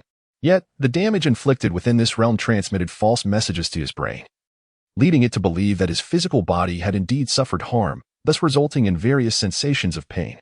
Li Mubai, truly an adept strategist. The golden crocodile laughed heartily, unable to suppress his admiration for this rising star of the spirit hall. Such talent is rare in this world. The silver lining, however, is that this individual currently holds the esteemed position of elder within the spirit hall. The disciples of the three sects of meat-eaters, I fear, shall never see a day of peace under the martial soul hall in the future. The aged golden crocodile revealed a smile, contemplating a method to break the deadlock. That method was death. In this world, one cannot remain dormant. One can only perish. The spirit and the corporeal form are inherently unified. Thus, this would trigger the protective mechanism of the physical body, allowing him to escape this realm in an instant. With this thought, the golden crocodile could not help but burst into hearty laughter. Ha ha, ha ha, ha ha. As the laughter subsided, there were no superfluous words. He raised a fist and struck it directly against the heart of his frail body. 1 punch, 2 punches, 3 punches. At the same moment, within the arena, a glimmer of vitality suddenly flickered in the eyes of the colossal golden crocodile. Just as I thought. Gazing upon the familiar scene and listening to the well-known cheers surrounding him, the golden crocodile could not help but rejoice within his heart. That previous place truly evoked a profound sense of helplessness. But now, he had finally broken free. His enormous claws continued to cleave the air with a whooshing sound. His movements did not cease. Li Mubai, do you possess any further means? The golden crocodile regarded the diminutive figure of Li Mubai beneath his massive claws, his eyes reflecting a glimmer of admiration. Yes, admiration, not mockery. At this moment, he held a deep appreciation for the young man before him. Li Mubai met the gaze of the colossal golden crocodile's golden eyes. He understood that the golden crocodile had indeed escaped his predicament. Zhuangzhou's dream of the butterfly, could it truly not be contained? This is a technique of spiritual assault, capable of ensnaring an opponent's mind within an illusory realm. As long as the adversary laments helplessly within this world, ultimately succumbing to slumber, they shall awaken no more. However, this soul skill possesses a fatal flaw. The opponent's spirit cannot terminate its own existence within the illusion. Should they do so, they would escape the technique's grasp. He understood that the golden crocodile could ultimately break free, yet he did not anticipate it would occur so swiftly. Nevertheless, he had a contingency plan. A lethal maneuver aimed at severing spiritual power, the forgetting of self and other, had been meticulously prepared long before Zhuangzhou's butterfly dream was unleashed. Should the golden crocodile persist in its assault, he would not hesitate to unleash this soul skill upon it, devoid of any compassion. After all, if that formidable strike from the golden crocodile were to land, his corporeal form would stand no chance of withstanding it. Golden crocodile, if you are indeed the being I believe you to be, what choice will you make? Li Mubai revealed a relaxed smile. At that moment, a glimmer of mirth began to appear in the eyes of the massive golden-scaled crocodile. Suddenly, the wind whistling past Li Mubai's ears came to an abrupt halt. The golden claw hovered perilously close to the crown of Li Mubai's head, precisely positioned. This was a deliberate act by the golden crocodile, embodying both intimidation and a desire for cessation. At that moment, the soul masters in the audience were left in a state of bewilderment. Why had the battle halted? Why? These two questions echoed in everyone's minds. At the highest viewing platform, the elders, along with Bibi Dong and Hulaina, were equally perplexed. They could not comprehend why the seemingly assured victory of the golden crocodile had so suddenly ceased its onslaught. The colossal golden crocodile began to dissipate like sand from its head. Its massive form gradually descended to the ground, landing before Li Mubai. The waves of the Yangtze River push forward, while the previous waves perish on the shore. The younger generation is indeed formidable. Li Mubai, you are the first person I genuinely admire from the bottom of my heart. Your arrival at the Spirit Hall is a blessing cultivated by the Spirit Hall itself. Do not grow complacent. Cherish your youth, lest the flowers fall and the branches remain unpicked. Your future is illuminated by the brilliance of the grand path. As the golden crocodile spoke, he shook his head and took a few steps away. At that moment, he appeared significantly older. He lifted his gaze towards the highest viewing platform, facing the multitude of audience soul masters, and suddenly proclaimed in a loud voice, "Ladies and gentlemen, I have lost." Chapter 95. Everyone was stunned. How could the golden crocodile, a revered figure, concede defeat? With these words, an uproar erupted in the arena. The crowd reacted with fervor, their voices rising and falling like majestic mountains. Many spectators abruptly sprang to their feet from their rocky seats, their faces etched with disbelief as they gazed down at the golden crocodile. They questioned whether they were indeed hallucinating. Had the golden crocodile just declared his defeat? How is this possible? They could hardly believe this was true. A figure who had been renowned in the martial soul realm for many years, almost akin to a living fossil within that world, could actually be defeated by a younger generation? Moreover, this statement was uttered directly by the esteemed Elder Jean E. Given Elder Jean E's demeanor towards his juniors, it is utterly inconceivable that he would ever express such sentiments. I cannot fathom it. I simply cannot accept this. Oh my. I am truly at a loss. I cannot discern whether this is genuinely the Elder Genie speaking. Please, someone, tell me this is not true. Why, oh why? Elder Jean E, why must you concede defeat? How could Elder Jean E possibly be vanquished? It is impossible, absolutely impossible. That slap just delivered.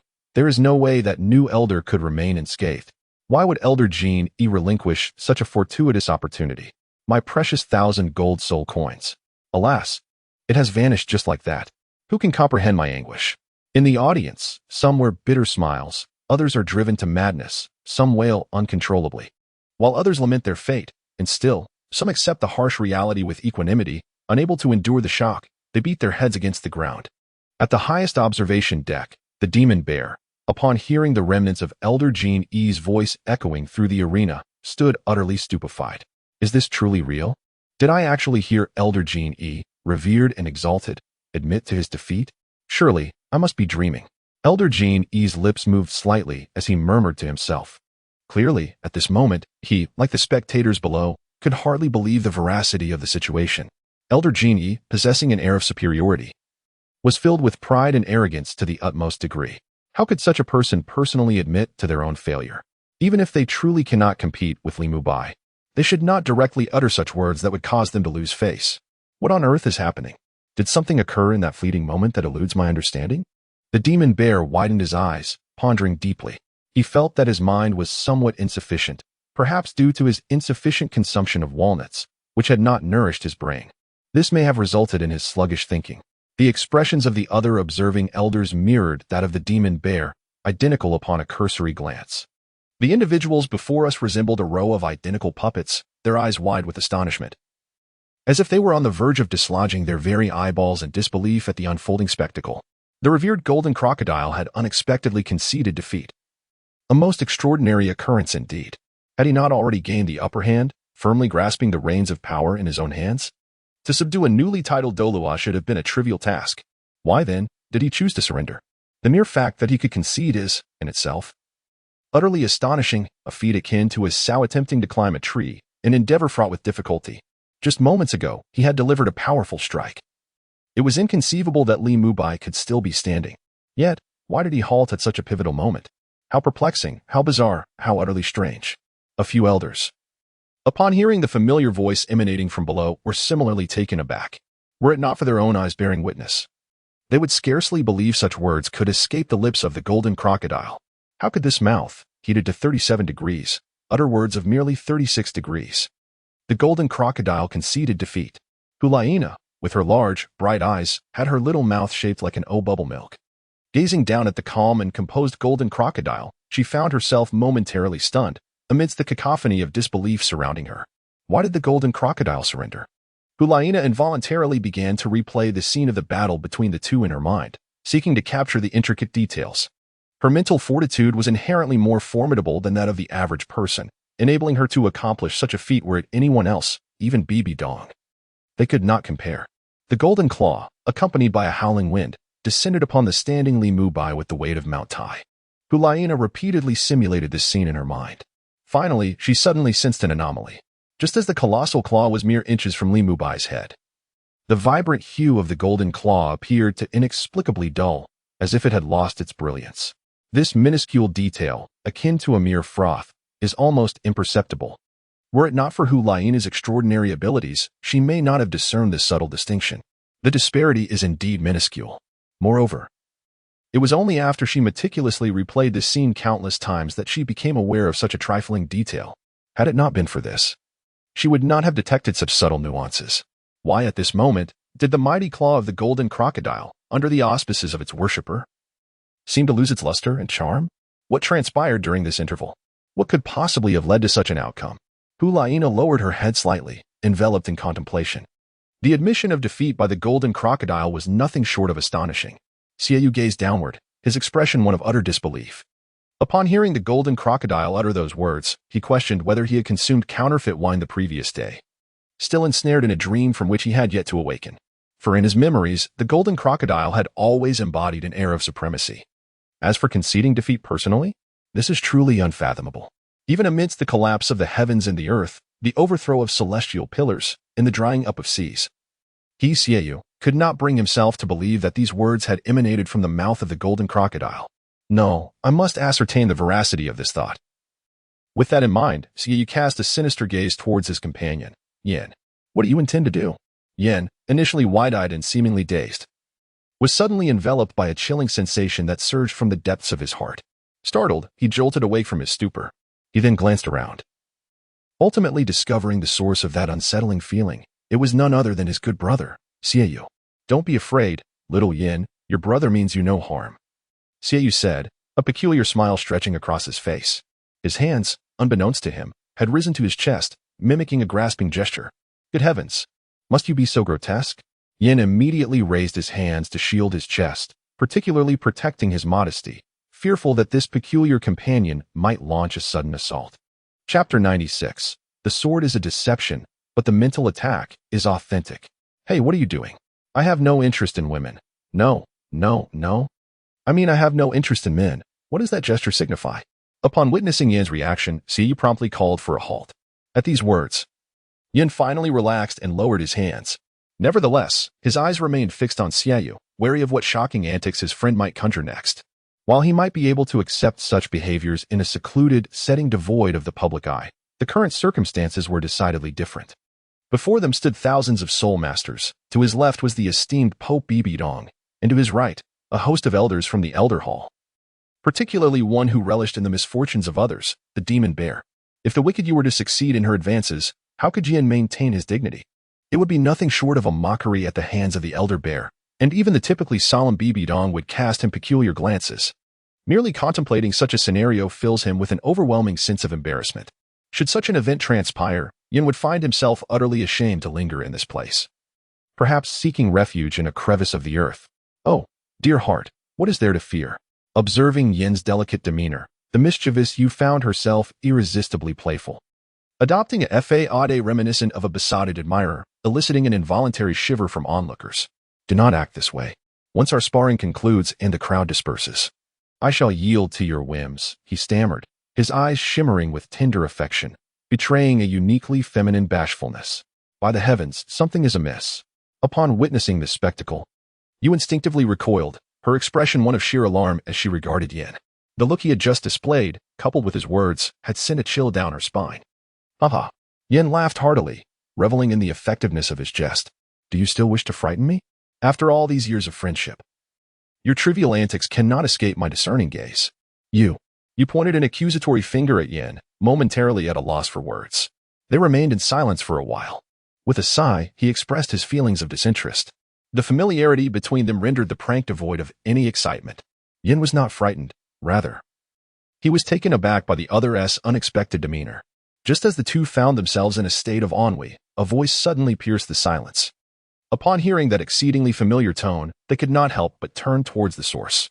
There stood Hulaina, brimming with joy, her brows dancing with elation, as though she had stumbled upon a fortuitous opportunity, evoking a sense of exhilaration and delight. What has happened to this individual? The two, Xiaoyu and the other, exchanged glances, each reflecting a profound perplexity in their eyes. Mental power, indeed, it is mental power. Hulaina's gaze sparkled with vibrant hues, and it was only at this moment that she comprehended why the golden claw had suddenly lost its divine radiance. It was indeed due to mental power. In the subsequent battle, she had not sensed even the slightest fluctuation of mental energy. Yet, why did the golden crocodile react in such a manner at that instant? It certainly could not be attributed to Li Mubai's striking force, which was insufficient to inflict any substantial damage upon the formidable golden crocodile. From the very beginning, when Li Mubai unleashed those two sword energies, Hulaina had discerned that his sword attacks could never breach the defenses bestowed upon the golden crocodile. The only moment of injury to the golden crocodile had been due to the second sword energy, which possessed the capacity to scorch mental power.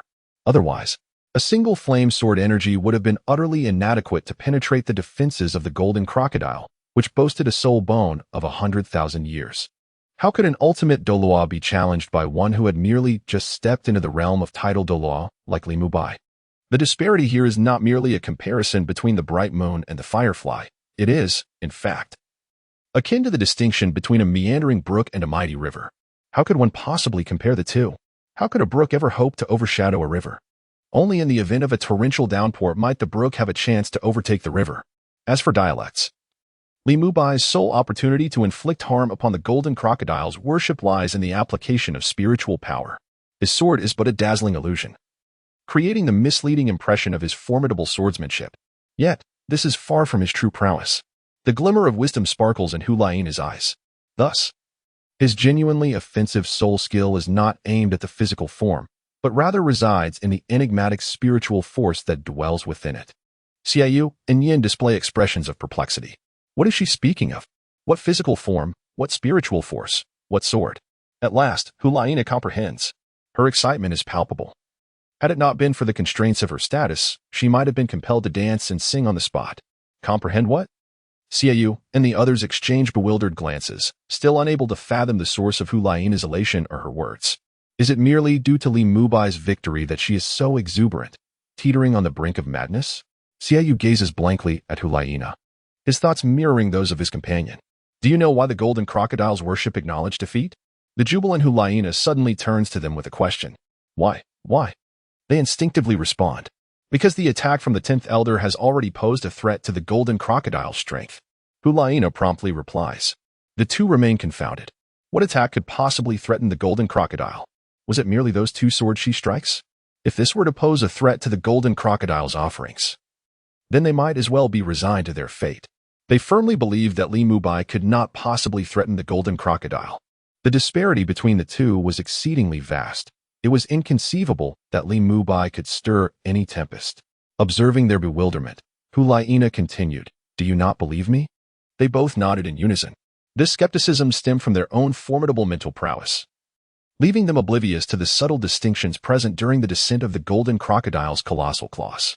This sentence directly rendered the two friends' CPUs utterly useless. What difference was there? Just now, was there any distinction? The two exchanged glances, shaking their heads, utterly oblivious to the nuances of the Golden Crocodile's colossal form during their earlier skirmish. Humph. I knew it would be this way, Huaina remarked with a bright smile. She then gazed at the two and inquired, Did you not notice that there was something amiss with the Golden Crocodile's towering figure during the battle? Something amiss? The two pondered deeply but could still detect no discrepancies. Just moments ago, the Golden Crocodile's magnificent form had nearly blinded their 24-karat golden eyes. How could they possibly have noticed anything unusual?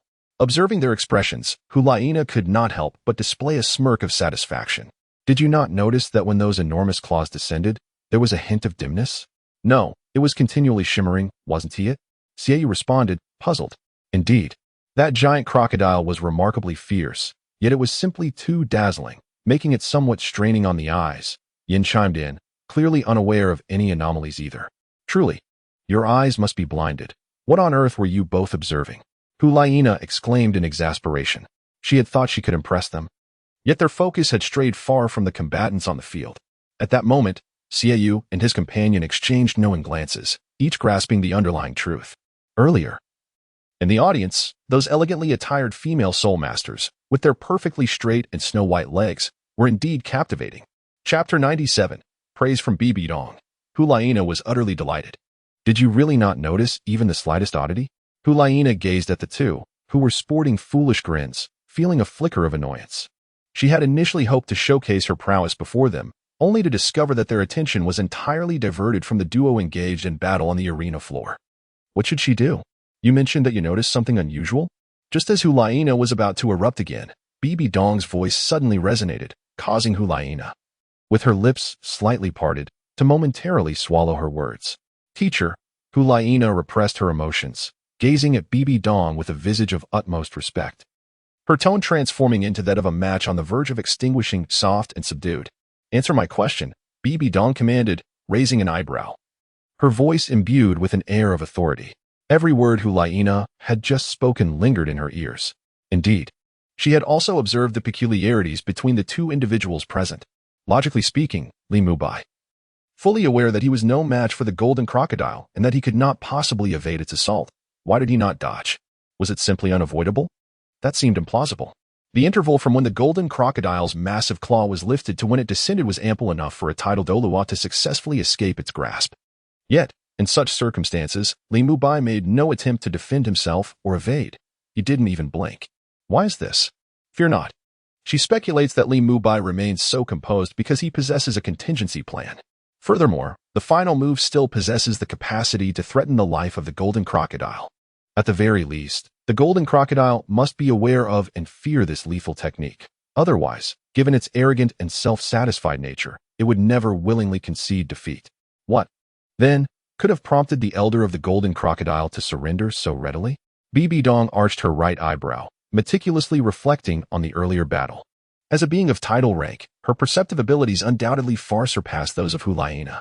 Thus, with a mere fleeting thought, she comprehended the distinctive transformations of the Golden Crocodile in its colossal form during the confrontation. In that moment when its gigantic claw descended towards Li Mubai, it seemed as though the divine radiance had vanished from its talons. This does not imply that the magnificent golden claws, adorned with their resplendent gleam, have vanished entirely. Rather, there lingers an intangible sense of diminished essence. While one may perceive the profound intricacies within, the reasons behind the Golden Crocodile's peculiar condition remain elusive. Yet, one certainty prevails. This must undoubtedly be the handiwork of Li Mubai. Earlier, upon hearing Hu Laina's words, she had felt compelled to inquire. Initially, she had intended to leave behind her understanding of the answer, meant to deride both Xiaoyu and Yin. However, under the imposing presence of Bibi Dong, Hu Laina transformed into a dutiful pupil, meticulously rehearsing her answer 1,000 times before confidently delivering it. "Teacher, it is like this." Her succinct words emerged gently from her delicate lips, resonating in the air. In just a few phrases, the gathered crowd grasped the essence of Hu Laina as contemplation. So that was it. No sooner had Hu Laina finished speaking than the magic bear erupted with a loud exclamation, drawing the attention of the onlookers. "I told you. How did old Li become so formidable all of a sudden? I never expected this lad to be so concealed in his prowess. I thought he was merely a master of the sword, but it turns out that was just a fade. Who would have imagined that his true ace lies in mental attacks?" As he spoke, the magic bear approached the edge of the viewing platform. His burly arms resting on the iron railings, leaning forward to stretch his head beyond the confines of the barriers, and then bellowed downwards, "Old Li, you rascal. You've even managed to deceive your good brothers." Below, within the arena, Li Mubai gazed upwards at the highest platform, a smile gracing his features. The counted Douluo possessed remarkably sharp features, and from such a distance, both parties could clearly discern each other's expressions. Noticing Li Mubai's smile, the magic bear also grinned widely, revealing his 2 rows of pristine, white fangs. Meanwhile, in the audience section, at the position occupied by the Blue Electric Overlord sect, a man clad in blue, upon hearing the robust voice from the high platform and gazing at that familiar countenance, was struck dumb by the calmness on his face. The charcoal figure turned out to be an elder. A profound shock reverberated within the blue-clad man, as an inexplicable fear began to spread through his heart. Reflecting on his earlier brashness at the entrance, he felt every hair on his body stand on end, beginning from the soles of his feet. Although his desire for revenge had long since dissipated due to Li Mubai at this moment, the blue-clad man was not contemplating vengeance, but rather seeking a way to evade these 2 formidable figures. He had already experienced the iron fist of that charcoal figure once and had no desire to endure it again. The agony of that encounter was a memory too vivid to forget. Thus, it seems that Li Mubai's trump card is not merely the inky longsword formed by his martial soul, but rather the immense mental energy concealed within him. Bibi Dong spoke again. "Indeed, teacher. However, the martial soul of the 10th elder does possess its own significance." Hu Laina replied earnestly. "Oh, and how so?" Bibi Dong inquired with raised brows, her curiosity piqued. Li Mubai's sole skill of mental attack seemingly does not necessitate wielding the long sword materialized from his martial soul. Moreover, apart from physical assaults, what else can a long sword-type martial soul accomplish? After all, Li Mubai's martial soul ability necessitates its manifestation in his hands for utilization. Could it be that Li Mubai's martial soul can be employed without such manifestation, and furthermore, allows for the release of spirit power soul skills? Teacher, the martial soul of the 10th elder resembles a mere wooden stick devoid of substance. The soul skills bestowed by the soul rings are akin to the tip of a spear affixed to the stick. At that moment, it can no longer be referred to simply as a stick, but rather as a formidable spear with devastating power. The same holds true for soul skills that attack mental energy. These abilities are all rooted in the martial soul, albeit expressed in different forms. In essence, the martial soul resembles a grand tree, while the soul skills represent the flourishing branches and lush leaves upon it. Although the 10th elder has not manifested his longsword, this does not impede his ability to wield soul skills. Hu Laina meticulously analyzed each point, her face radiating confidence as she spoke. Who taught you all this? Bibi Dong suddenly straightened her posture, no longer leaning to the side, and all eyes were now fixed upon the exquisite countenance of Hulaina. With just a fleeting exchange of glances, Hulaina instinctively lowered her head. In that moment, she resembled a child who had erred, unable to meet the gaze of her elder. This is my realization. With her head bowed in uncertainty, Hulaina timidly responded, her voice laced with self-doubt. The confidence that had once graced her delicate features had long since vanished from the sight of others. Upon hearing this, Bibi Dong's gaze shifted, resting upon the downcast Hulaina, before she suddenly spoke softly. Why bow your head? You have done well. Chapter 98, The Soul Masters Weep. The demon bear laughs heartily, teacher, you. Hulaina abruptly lifted her head, her expression one of astonishment, as though she had received some extraordinary news. She could scarcely fathom that Bibi Dong would offer her praise. This chorus of praise is akin to the sun rising in the west, evoking an extraordinary sense of wonder. Hulaina's eyes shimmered slightly, a mist of emotion swirling within them. In this moment, the millennium frost upon Bibi Dong's visage appeared to be gently thawed by the caress of spring, no longer exuding an icy demeanor. Indeed, you have performed commendably in this regard. Continue to strive. As her words faded, the warmth of spring dissipated, and Bibi Dong's expression reverted to the familiar coldness. The ancient frost once again manifesting, keeping others at bay. Teacher, rest assured, I shall endeavor with all my might. Hulaina's countenance displayed a profound emotional shift. After a brief moment, her expression solidified with determination, silently vowing to herself that she would exert every effort in her cultivation. One day, she would summon Bibi Dong to sit atop the cloud peak, free from the trivialities of the mundane world. She was resolute in her ambition to become a source of pride in Bibi Dong's heart. How extraordinary! The magic bear turned, observing this entire scene, and upon witnessing Hulaina's emotive expression, could not help but jest. Bibi Dong's words intrigued him immensely. During his extended tenure at the Spirit Hall, he had seldom witnessed Bibi Dong commend anyone, her demeanor always frosty, prompting others to instinctively retreat. In the past, during Hulaina's childhood, she had been a lively and charming little girl, often trailing behind him, calling out, Uncle Bear, Uncle Bear. Whenever she faced reprimand, she would seek solace from her uncle. He had genuinely cherished this little girl. However, as time passed, for reasons unknown, perhaps due to Bibi Dong's excessively stern teachings, this girl began to grow introverted, becoming taciturn, as if her heart were shrouded in a tempest of dark clouds. The transformation remained a mystery.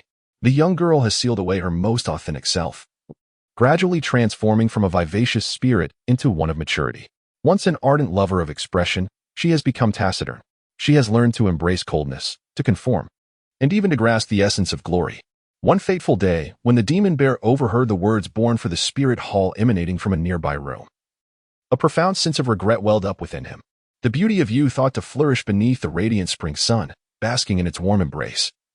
Akin to sunflowers that turn towards the light, the memories of her youth should be filled with splendid recollections, rather than the daily cycle of falling and rising again in the arena, clutching tightly to the soul-devouring sword. Coldness and numbness should not weigh upon the shoulders of a young girl. The demon bear witnessed all of this, grieving silently within. Yet, he felt utterly powerless. Hulaina was a child brought back by Bibi Dong, and thus, he remained in the shadows. Consequently, Hulaina became increasingly obedient and distant, and their paths diverged to the point of unfamiliarity. After Bibi Dong turned away, Hulaina playfully stuck out her tongue at the demon bear, making a face that, while not terrifying, possessed a certain endearing charm. She returned. With that very expression, the demon bear understood that perhaps Hulaina's sealed heart had begun to loosen. Bibi Dong approached the iron-barred fence, her gaze penetrating. Below, the audience erupted in a chorus of wails and doubts, with tears flowing freely. In stark contrast to the cacophony of lamentations, the two figures within the arena appeared remarkably at ease. Bibi Dong's focus sharpened on Li Mubai, a flicker of curiosity igniting in her eyes. A mental attack, perhaps? Indeed, it is difficult not to feel a sense of curiosity. Hulaina accepted him as her disciple precisely because her martial soul is related to mental prowess. Any martial soul that pertains to mental strength belongs to a soul master of exceptional talent. And now, Li Mubai possesses such a gift. He truly is a prodigy bestowed by the heavens. However, one cannot help but wonder, what exactly is the nature of his mental attack soul skill? To what extent has the potency of this lethal technique truly reached? Does this lethal move require a period of preparation, or can it be executed instantaneously? The Golden Crocodile conceded defeat out of fear of this technique. Thus, how should one guard against it? Yet, it is merely. These matters are ultimately beyond the comprehension of Bibi Dong. The Golden Crocodile's declaration must be heeded. Do you still wish to maintain your stance? Bibi Dong's gaze flickered disdainfully towards the currently relaxed Golden Crocodile, with a slight parting of her radiant lips. A voice imbued with authority and a hint of chill resonated throughout the arena. In the audience, the cacophony abruptly ceased, and all eyes were directed towards the source of this commanding sound. Subsequently, upon hearing this authoritative tone, the soul masters in the stands shifted their gazes back to the Golden Crocodile. They glanced upward slightly towards the origin of the voice. The Golden Crocodile wore an expression of utter disdain. My word is as solid as a rock. What is spoken cannot be retracted.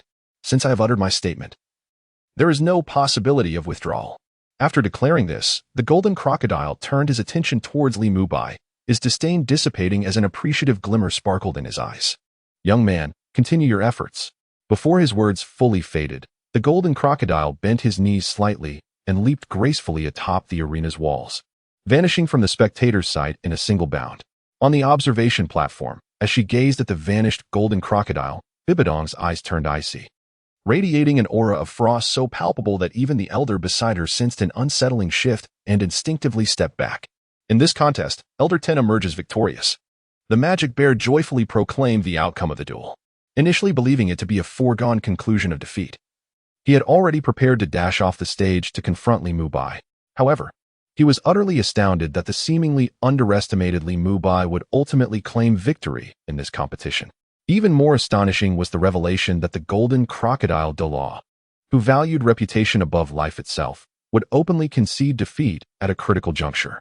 Furthermore, the Pope Bibi Dong, surprisingly, found herself expressing heartfelt admiration for her disciple. Even Hulayina, who had long harbored emotional barriers, felt the faintest loosening of the seals within her heart. In this brief half-day, an astonishing number of delightful events transpired, filling one with excitement. Suddenly, the mystical bear became aware of something anew, and he let out a resounding laugh towards the heavens. Ha ha ha. His laughter was unrestrained and boisterous, drawing the attention of the elders and Bibi Dong around him. Old Li has triumphed, which signifies that for the upcoming month, the funds for no, it should be framed as charitable contributions to aid wayward maidens, will be readily available. Merely contemplating this brought immense comfort to the mystical bear. He immediately resolved to generously reward Li Mubai, inviting him tonight to the East City's Mandarin Duck River, and treating him to a luxurious ride on the costly Mandarin Duck Boat, indulging in revelry until inebriation. Meanwhile, in the audience below the viewing platform, after the Golden Crocodile vanished, a collective wail arose. Defeated, Elder Golden Crocodile had actually been vanquished. The wealth they had staked at the gambling house dissipated in an instant, leaving no trace behind. A letter to the esteemed readers. Dear esteemed patrons, greetings. Time slips away like a fleeting shadow, and the old year gives way to the new. The humble novice author wishes to extend heartfelt wishes to all of you. Happy New Year! With the myriad of festivities, family reunions, New Year's Eve dinners, visiting tombs, and relatives, there is much to be done, necessitating a day off. Naturally, the modest earnings accrued over the year have dwindled within these few days. However, the novice remains undismayed. For encounters are always beautiful, and one must cherish those present. In the new year, I wish all readers smooth sailing and fulfillment of desires. May the new year bring you a life of happiness and health, with your careers soaring without hindrance. In closing, I extend my deepest gratitude for your support. Your reviews, be they favorable or critical, are read by me daily. Your comments serve as the driving force behind my progress. I am profoundly appreciative of the precious feedback you provide, as it is crucial to my development. Lastly, a gentle reminder, whether one is affluent or not, returning home for the new year is paramount. For wandering sword cultivators, as the year end approaches, please make your way home early. No matter the brilliance of the moon in foreign lands, it cannot compare to the warmth of a single lamp in one's hometown.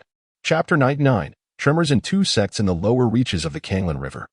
The expansive plain spread wide.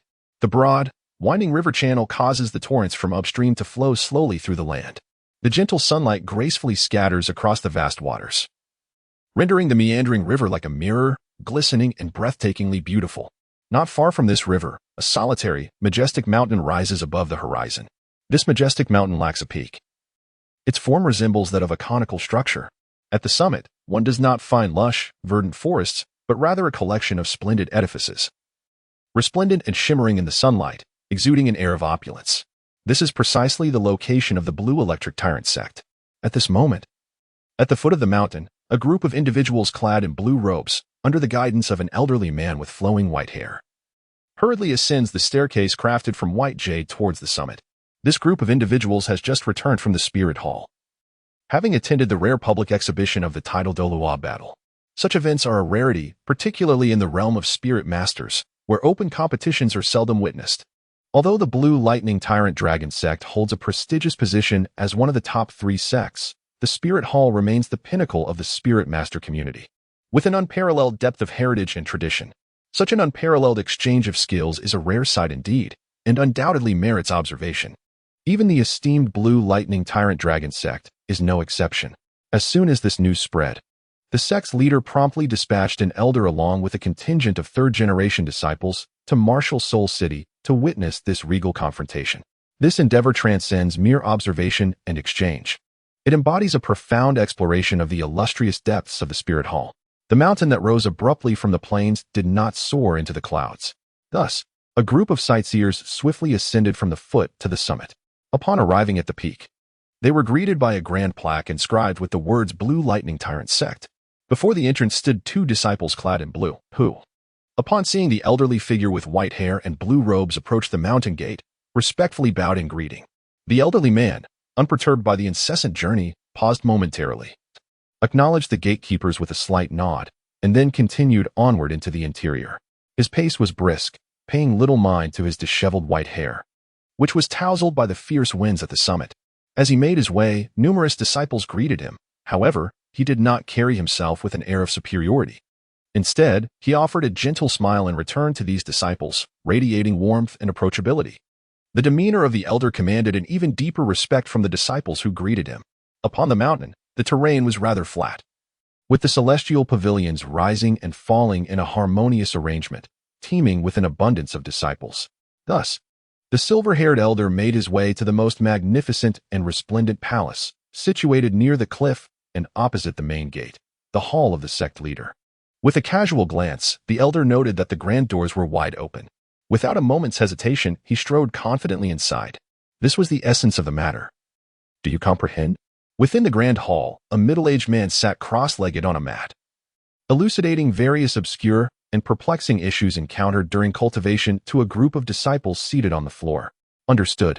Several core disciples of the Blue Electric Tyrant clan replied in unison, their confusion resolved and satisfaction radiating from their faces. At that moment, the elder entered with light, crisp footsteps. The middle-aged man looked up, and in the next instant, a smile graced his features. Elder Yu, how is it that you have returned so swiftly? The silver-haired elder Yu did not respond immediately, but rather surveyed the core disciples seated on the ground. The middle-aged sect leader instantly understood, rising to address the seated disciples with a relaxed brow and a warm smile. Let us conclude today's discussion of questions here. You may return and solidify your understanding before digesting the material further. Only knowledge that is thoroughly comprehended becomes one's own. Yes, sect leader, the disciples bowed respectfully, then rose and turned to exit the hall. As they passed by Elder Yu, they all bowed in deference, to which he responded with a smile. These disciples were the future of the Blue Electric Tyrant clan. Yet, despite this, there were matters that these disciples could not yet be privy to. Once the disciples had vacated the hall, the middle-aged man turned his attention to the silver-haired elder, curiosity lacing his tone. Elder Yu, what discoveries have you made during your visit to the Spirit Soul City? Elder Yu took a couple of steps closer to the middle-aged man, his expression grave. Sect leader, the strength of the Spirit Hall has increased. As he spoke, a hint of apprehension flickered in his eyes. How so? Inquired the sect leader. Has the newly appointed elder of the Spirit Hall proven to be formidable? A middle-aged man raised his brow, a look of concern etched across his face. The increasing power of the Spirit Hall posed a significant threat to the Blue Electric Tyrant sect. In recent years, the influence of the Spirit Hall had been steadily expanding, with its lower-level branches already disseminated throughout the 2 great empires. It could be said that the entirety of the Douluo Continent was under the watchful gaze of the Spirit Hall. Furthermore, the intelligence department of the Blue Electric Tyrant sect had recently uncovered the presence of some mysterious soul masters lingering at the foot of the mountain, their intentions shrouded in ambiguity. The emergence of such intelligence immediately alerted the leader of the Blue Electric Tyrant sect, known for its domineering approach. The sect swiftly issued a decree to its disciples to disperse these individuals without hesitation. Nevertheless, despite this command, these individuals continue to appear intermittently. They possess formidable strength and heightened vigilance. Whenever the disciples of the Blue Electric Tyrant sect have yet to pursue them, they vanish quietly, leaving no trace. Such occurrences have compelled the Blue Electric Tyrant sect to establish numerous observation posts around the towering mountains, aimed at thwarting these ill-intentioned clandestine observations. Regarding this matter, the higher-ups of the Blue Electric Tyrant sect have engaged in thorough discussions. There is a unanimous consensus that only the Spirit Hall, currently at the pinnacle of the Spirit Master realm, possesses the capability to achieve this. Other sects may harbor such ambitions, yet they lack the requisite strength. The sole entity that meets the criteria is the Spirit Hall. The upper echelon of the Blue Electric Tyrant sect has long speculated about the ambitions of the Spirit Hall, which is to attain absolute dominance within the Spirit Master community. To realize this aspiration, it is essential to eliminate certain powerful sects from the Spirit Master world, thereby serving as a deterrent.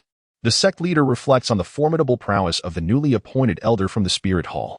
Elder Yu, with his silver hair and a face etched with worry, cannot help but feel apprehensive as he recalls the fierce battles witnessed in the arena, particularly those involving the Golden Crocodile patron or the newly appointed 10th elder of the Spirit Hall. Among the two, either one who emerges would not be a match for the elder of the Blue Electric Tyrant sect. At best, he could be considered a minor obstacle, capable of delaying one of them for only a brief moment. Beyond that, he possesses no further capabilities. The notion of inflicting any harm upon either of them is utterly out of the question. This is but a daydream of spring and autumn. From whence does this remark arise? The middle-aged sect master was taken aback by Elder Yu's words. The slanting sun leaned against the building, casting a dim twilight that illuminated the entrance of the grand hall, rendering the smooth floor shimmering with brilliance. Elder Yu slowly recounted his observations and experiences in the Spirit Hall city, as he divulged certain details of the battles. The countenance of the Blue Lightning Overlord sect's master grew increasingly grave. Ultimately, for reasons unbeknownst to him, the venerable title Douluo of the Spirit Hall, the Golden Crocodile, personally admitted to his defeat. Elder Yu furrowed his brow into a shape, pondering why the living fossil of the Spirit Master Circle, the Golden Crocodile, would openly concede his loss. This is hardly reminiscent of the Golden Crocodile he once remembered. The Golden Crocodile in his recollections was a figure of elegance amidst the throng, an unparalleled young gentleman of the world. In those days, he always exuded an air of proud solitude, a truly extraordinary young master in his youth. Such a person would actually acknowledge their own defeat? How remarkably peculiar indeed. Did you just say that the Golden Crocodile admitted to being outmatched by the new elder of the Spirit Hall? The voice of the middle-aged man suddenly rose in pitch, his expression one of utter astonishment. He was familiar with the Golden Crocodile of the Spirit Hall. As the leader of one of the top 3 sects, he was certainly privy to such not-so-secret information. In the past, before the Golden Crocodile achieved the title of Title Douluo, he was renowned for being invincible among his peers. This title is not merely a boast, but a testament to genuine accomplishments. In the past, who among the contemporaries of the Golden Crocodile did not dwell in the shadow of this living fossil? Such a person, after being known as the title Douluo for so many years, would actually acknowledge his defeat during a spar with peers. This is indeed a remarkable occurrence. Under what circumstances would the Golden Crocodile concede his failure? The middle-aged sect master furrowed his brow in contemplation. Despite his pondering, he could not comprehend why the Golden Crocodile would lose this globally scrutinized contest. Logically speaking, the Golden Crocodile, as a living fossil in the realm of soul masters, has long since entered the realm of titles. Considering his once formidable presence in youth, it is inconceivable that his cultivation would remain stagnant over the years. He must have reached at least the extraordinary rank of 96th level title Douluo. How could such an individual possibly be defeated by a mere elder who has just entered the rank of title Douluo? Is it conceivable that this duel was orchestrated by the Spirit Hall with the intention of creating a spectacle to enhance its prestige within the Soul Master community? The middle-aged sect leader cast his gaze toward the entrance of the Grand Hall, where the fading sunlight shimmered, his eyes deep and profound, akin to a tranquil abyss. Regardless of whether this is indeed a ploy by the Spirit Hall, the sect leader mused, the pressing matter at hand is that we must devise our strategies promptly. The Spirit Hall has gained yet another enigmatic title Douluo, specializing in mental prowess. It is imperative that we prepare an ample supply of treasures to defend against mental attacks. Elder Yu suggested. His perspective on this incident was straightforward. Irrespective of the spirit hall's true intentions, they must be ready in advance. The standing of the spirit hall is increasingly formidable, and its depth of resources far surpasses that of the top 3 sections. The emergence of such a formidable force is bound to bring about significant shifts in the global landscape. Even without foresight, Elder Yu could discern that the intentions of the spirit hall are far from straightforward. Otherwise, there would be no reason for the spirit hall to engage in such extensive expansion over the past decade. This rapid growth has resulted in the spirit hall wielding considerable influence within the entire realm of soul masters. Moreover, recently, Elder Yu, based on reports from his subordinates, has begun to perceive certain clues regarding the lower 4 sections. Decades ago, the 4 factions now appear to be akin to a loyal lapdog to the upper 3 factions. Recent reports from subordinates suggest as much. The individuals from the lower 4 sects now appear to have lost all inclination to curry favor with the disciples of the upper 3 sections. Moreover, even the collaborations between the 2 factions have been hindered by the lower 4 sects, who have sought justifications that ultimately led to the dissolution of their partnerships. The swiftness of this transformation can be likened to the rapid face-changing art of Sichuan opera. It changes in an instant. Elder Yu has engaged in discussions with several high-ranking officials regarding this matter, ultimately arriving at a singular conclusion: the audacity of the powerful. Indeed, in their eyes, the lower 4 sects are nothing more than a mere dog. But who is the master behind this canine? What kind of master possesses the ability to instill in this obedient dog the audacity to stand against them? The outcome is self-evident. In the present realm of Douluo Continent, few possess the audacity to stand against the 3 supreme sects, and among them, there exists but one, the Spirit Hall, perched at the pinnacle. This colossal entity stands as the very pinnacle of the Spirit Master realm. They assert 1 is 1, and 2 is 2. Even if one were to point at a horse and insist it is a deer, the entire Spirit Master community would be compelled to concede verbally.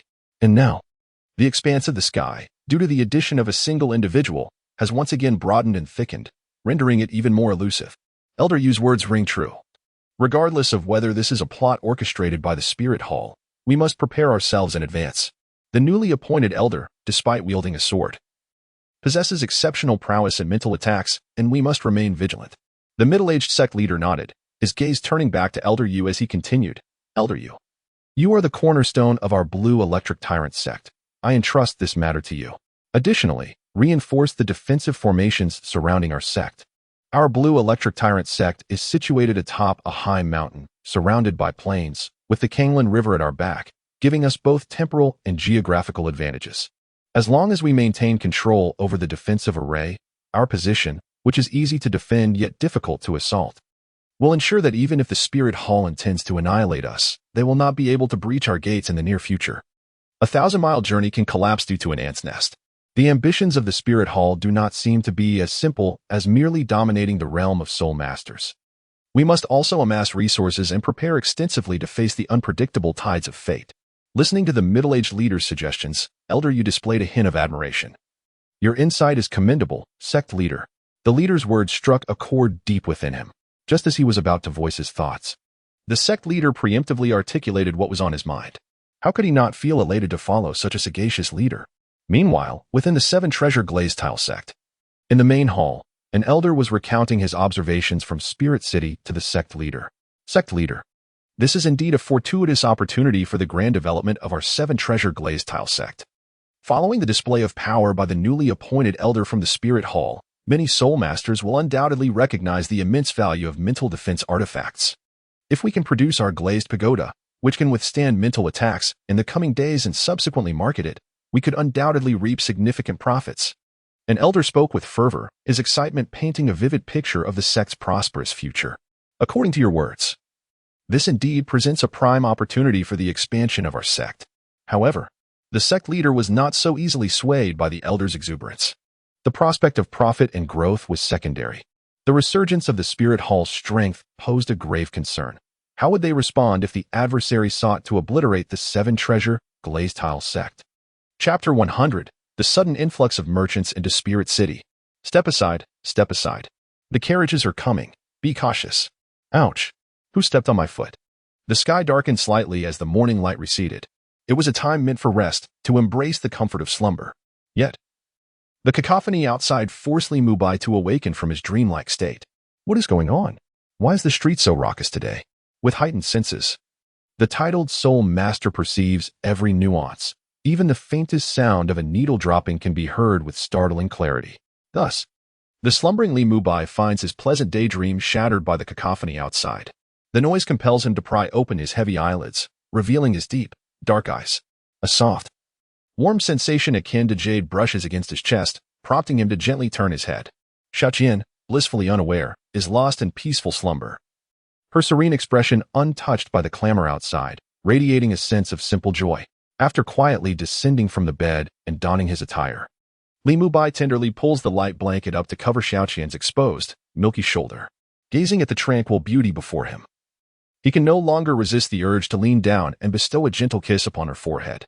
Having completed this tender act, he opens the wooden door of the bedroom and steps into the courtyard to begin his morning ablutions. As someone well-versed in the ways of the 21st century, the routine of morning and evening hygiene has become second nature. Although the soul master need not fear cavities, Li Mubai feels an unsettling discomfort if he neglects to brush his teeth even for a single day. He washes his face and brushes his teeth with cold water. Once these tasks are accomplished, a refreshing wave of coolness washes over him, banishing all fatigue and languor. With a creak, Li Mubai swings open the door to the house. A rush of cool, sweet, fresh air greets him, invigorating his spirit. It is yet another splendid day. The weather is perfect for a leisurely outing. Before he can finish his thought, he is struck dumb by the scene before him. What on earth? He exclaims instinctively. The air is filled with a tumult of sounds, punctuated by the neighing of horses and the braying of donkeys and cattle. What has happened? When did the street become so crowded? Staring at the throngs of people, Li Mubai is left incredulous. This street, while capable of bustling with activity during special occasions, typically remains quiet except on such rare holidays. It has been a week since his encounter with the Golden Crocodile, and today is not a special festival. How could it possibly be so extraordinarily lively? Gazing at the bustling thoroughfare, Li Mubai felt a surge of exasperation. The reason he chose to settle in the midst of this street was to seek tranquility while remaining connected to the vibrant pulse of life. The residence he acquired is situated in the southwestern part of Wuhuan City, a considerable distance from the city center. Thus, it cannot be deemed a thriving district. Although the street is populated with vendors, their numbers are not overwhelming. Were it truly a flourishing area, there would be no space for carriages to pass. The sidewalks would be cluttered with stalls, teeming with people in a chaotic yet harmonious blend. Yet, at this moment, the foot traffic before him rivaled, if not exceeded, that of the most prosperous districts. What is happening? Li Mubai felt as though his mind was not quite functioning properly. He stepped out of his house and turned his gaze towards the corner at the end of the street. A dense throng of figures loomed ahead, casting a shadow over the scene. At that moment, from the ebbing crowd, a figure suddenly emerged and approached Li Mubai's door. Brother Mubai? Upon closer inspection, he recognized Zhao Jie, renowned as the Tofu beauty. Time had not left its mark on her youthful visage at the age of 27. Her countenance rendered the beauties of the imperial harem pale in comparison. Her skin still retained a plump elasticity, accompanied by the unique blush of youth. She was adorned in a simple yet elegant long white gauze dress, which gracefully concealed her voluptuous figure. The dress shirt is not loose, rather. It clings closely to the body, accentuating the voluptuous curves of the beautiful woman exquisitely. It is truly a magnificent sight. Li Mubai paused for a moment, then redirected his gaze, a gentle smile gracing his face. Good morning, Sister Zhao, he greeted. Younger brother Mubai, may I come in to speak? Sister Zhao glanced back at the dense crowd behind her, then turned to Li Mubai with a request. Of course, Li Mubai replied, immediately stepping aside from the entrance and gesturing inward with an inviting hand. Such trivial matters are hardly worth mentioning. Even if the enchanting lady did not make this request, Li Mubai would have invited her into his chamber regardless. Whether or not a meal is served is secondary, at the very least. One must pour a cup of warm tea. The world of martial arts encompasses more than mere conflict. It is deeply rooted in the nuances of human relationships. Sister Zhao smiled faintly at Li Mubai, then gracefully stepped into the room with her delicate, lotus-like gait. A gentle breeze stirred before him, carrying the delightful fragrance left in the air by Sister Zhao. Li Mubai found himself momentarily entranced by her alluring presence. At that moment, his gaze was captivated by the graceful form of the beautiful woman. Especially as she brushed past him, her fitted attire accentuated her figure, causing the two blossoms of white lotus to sway gently with each step, providing a feast for his eyes. Such abundance! Li Mubai silently marveled. It is only natural for anyone to appreciate beauty, and he was no exception. After all, he was neither a serene Taoist sage nor a revered monk from the West. He was merely an ordinary man seeking to savor each day. Yet, despite his ordinary aspirations, he was far from conventional. With the title of a 93rd ranked Douluo, could he truly be considered an ordinary person? This is merely Li Mubai's modesty. Sister Zhao cradled a blue and white porcelain cup in her hands. Steam rising from the hot tea within. The morning air was slightly cool, and having stood on the street for quite some time, she felt a subtle chill enveloping her body, rendering her somewhat uncomfortable. The steaming tea was precisely what she needed to feel warmth. As she took a small sip, the cold that clung to her was banished from her delicate form. Sister Zhao, are you not selling tofu today? Li Mubai inquired from the sofa, gazing at the beautiful woman. Upon hearing his question, a hint of helplessness flickered across Sister Zhao's face. I would, indeed. However, just as I had moved the wooden table out and was about to fetch the tofu to set it up, a large crowd suddenly appeared from nowhere, swiftly blocking the street. The area was teeming with people, making it impossible for me to squeeze through.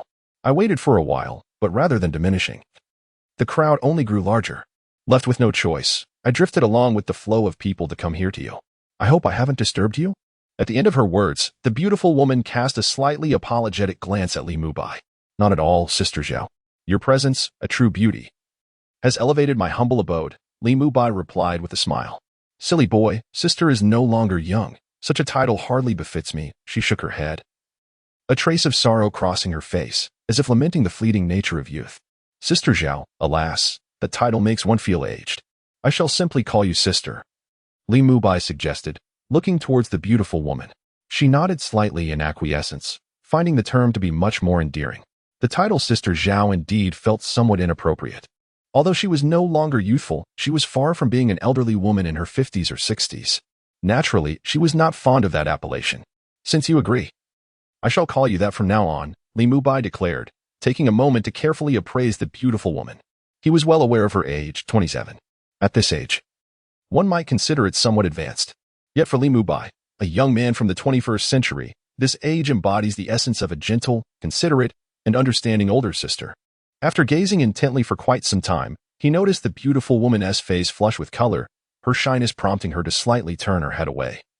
Unable to meet his gaze, only then did Li Mubai withdraw his eyes and, with a serious demeanor, remarked, Sister, you are youthful and beautiful, as vibrant as a young maiden. Were it not for the knowledge of your name, I might have mistaken you for a girl. Such exaggeration. Dear Mubai, do not jest with me, the beautiful woman replied, her cheeks still tinged with rosy embarrassment, her demeanor charming. Observing her reaction, Li Mubai chose not to linger on the matter. Instead, he shifted the conversation, inquiring, Sister, do you know why there are so many people outside? After a moment's pause, the woman regained her composure, though a hint of blush still adorned her cheeks. I happened to overhear some discussions in the street. The crowd is not from Wuhan City. They hail from the two great empires' merchant caravans. Merchant caravans? Why have these people come to Wuhan City? Are they here for trade? Li Mubai questioned, a look of curiosity crossing his face. Unfortunately, my knowledge is limited. I cannot provide further information. I apologize for not being of more assistance, she admitted, momentarily at a loss for words. There is no need for you to feel guilty, sister.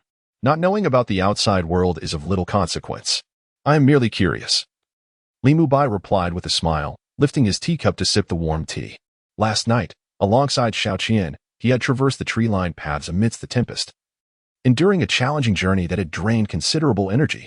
At this moment, even Li Mubai, a formidable titled Douluo, felt a hollow sensation in his stomach, his body lacking vitality. Outside the door, the clamor of hurried footsteps continued unabated, showing no signs of abating, indicating that the throng outside remained countless. Li Mubai harbored no fondness for the bustling scenes of overcrowding, thus he sat quietly on the sofa, waiting for the crowd to dissipate. To alleviate his hunger, he could only resort to drinking plain water for the time being.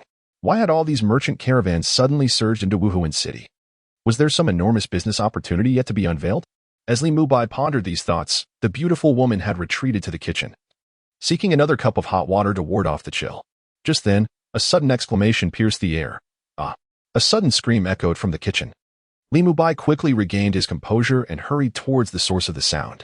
Upon reaching the kitchen door, he beheld a beautiful woman in a flowing white dress, clutching her left hand tightly with her right.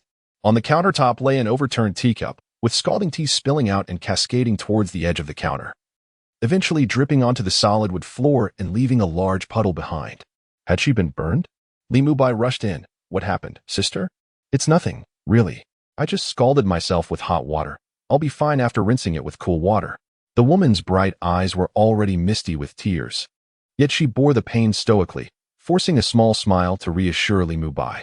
However, the furrowed brow she wore spoke volumes. Clearly, it was quite painful. Let me see. Li Mubai, disregarding any notions of propriety, reached out and gently grasped the woman's left forearm, examining it closely. 4 of her fingers were a vivid red. This is evidently not an ordinary burn. It is of a profoundly severe nature. Such an injury, in a previous life, would necessitate a visit to the hospital for specialized treatment. Otherwise, the arm would begin to develop blisters, and if the wound were to become infected, it could lead to suppuration. Furthermore, in severe cases of infection, several fingers could face necrosis. Such an injury cannot be remedied merely by splashing it with cold water. Sister, do not move. This is quite serious. If not properly attended to, it may leave a scar. Allow me to assist you. As Li Mubai spoke, he did not wait for the lady's response. Instead, he approached the water vat, scooped a ladle of cool water, and immersed the lady's crimson fingers into it. The purpose of this action is to stabilize the injury and prevent it from deteriorating.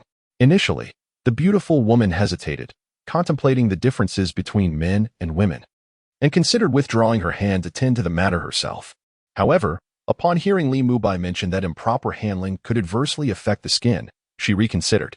Only then did she lay to rest the grievances in her heart, despite her constant assertions of being unattractive and aged. Is there a woman who does not yearn for radiant skin? After a considerable while, Li Mubai finally withdrew the delicate hand of Chuanqian from the cool water. After scrutinizing it and confirming the significant issue, he began to gently massage the scalded, fair fingers. This is not an attempt by Li Mubai to take advantage of the situation. He is not merely massaging the injured area. Every movement he makes is infused with spiritual energy. This energy, known as soul power, is an extraordinary force that significantly accelerates the healing process of injuries. This is precisely why those formidable soul masters possess bodies with skin as resilient as stone. As she watched the man diligently tending to her injuries, the beautiful woman felt a warm current flowing through her heart, enveloping her in a comforting embrace. The searing pain in her fingers gradually faded away under the man's gentle ministrations. The warmth emanating from his touch made her acutely aware of her own shyness.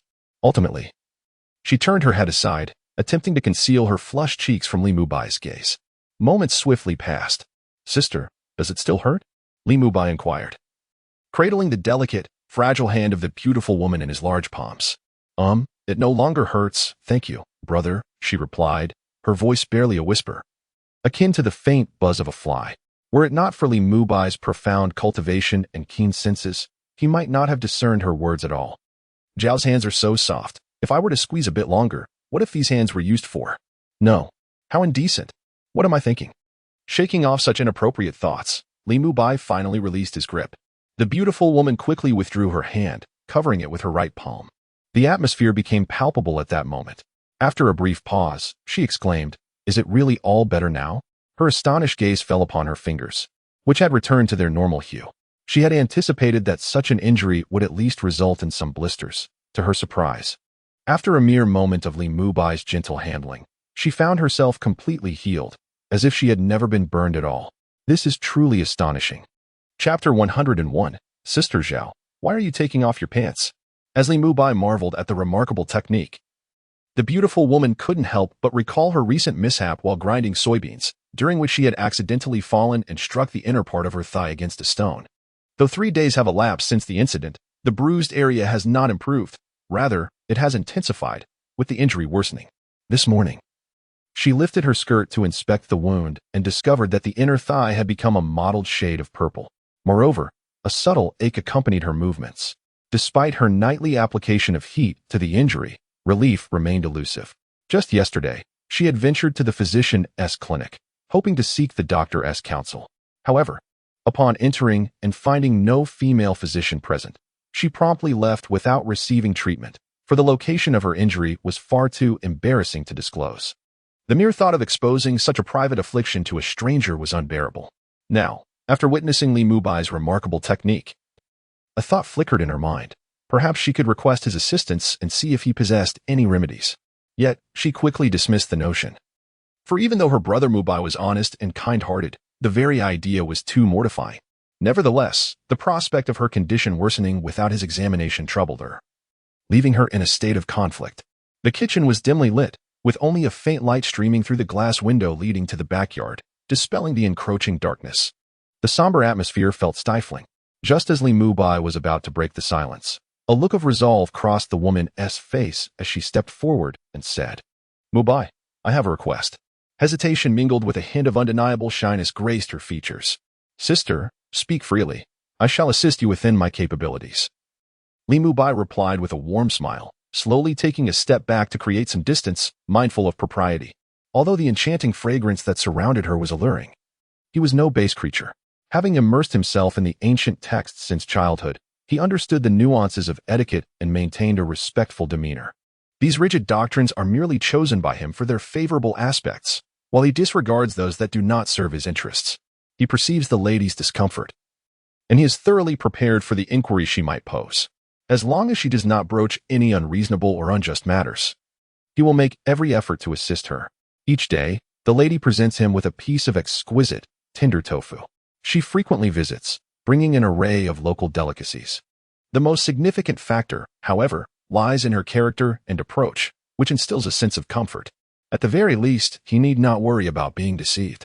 Additionally, there is the presence of Xiaoyu, whom he considers a semi-disciple.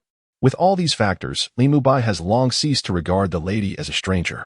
Moreover, what could a pair of women, without support in this spirit city, possibly desire?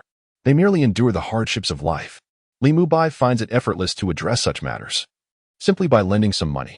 As an elder of the spirit hall, and with a salary increase from Bibi Dong that nearly doubled his income, his financial situation is quite prosperous. Lending some funds would pose no issue.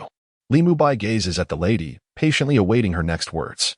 Meanwhile, Sister Zhao appears troubled, as if this matter is difficult for her to articulate. After much hesitation, she finally casts a blush at Li Mubai and says, "Mubai."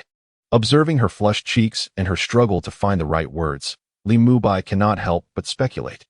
Could Sister Zhao's discomfort and shyness imply a desire for companionship to alleviate her loneliness? No, that cannot be. Sister Zhao typically dresses in a remarkably conservative manner. Even her skirts are deliberately chosen to cover her entirely with long sleeves. Her daily activities are limited as well. Apart from selling tofu in the morning for her livelihood, she spends most of her time at home, rarely wandering the streets. How could such a reserved woman possibly make such a request? Alas, it seems he has been preoccupied with thoughts of old Xiong inviting him to the Yuanyang River, leading to these misguided notions. Speaking of which, where has old Xiong been these past few days? They had agreed to go together to see the courtesans at the Yuanyang River, yet he has vanished without a trace. Li Mubai sighs inwardly. To find old Xiong, one need only visit his home, but the vigor of that woman is truly formidable. Even he finds himself compelled to retreat in her presence. To seek him out at old Xiong's home? Upon reflection, perhaps it is best to forego that notion. Sister, if there is something you wish to discuss, please speak candidly. We are not strangers, after all, and there is nothing we cannot articulate. Shaking his head, Li Mubai interrupted the hesitant yet beautiful woman. He was a man who favored directness, detesting anything that lacked clarity. Upon hearing Li Mubai's words, Sister Zhao gathered her resolve and, with evident courage, confessed, "A few days ago, I fell at home and struck my leg against a stone mill, resulting in a considerable bruise that has yet to dissipate.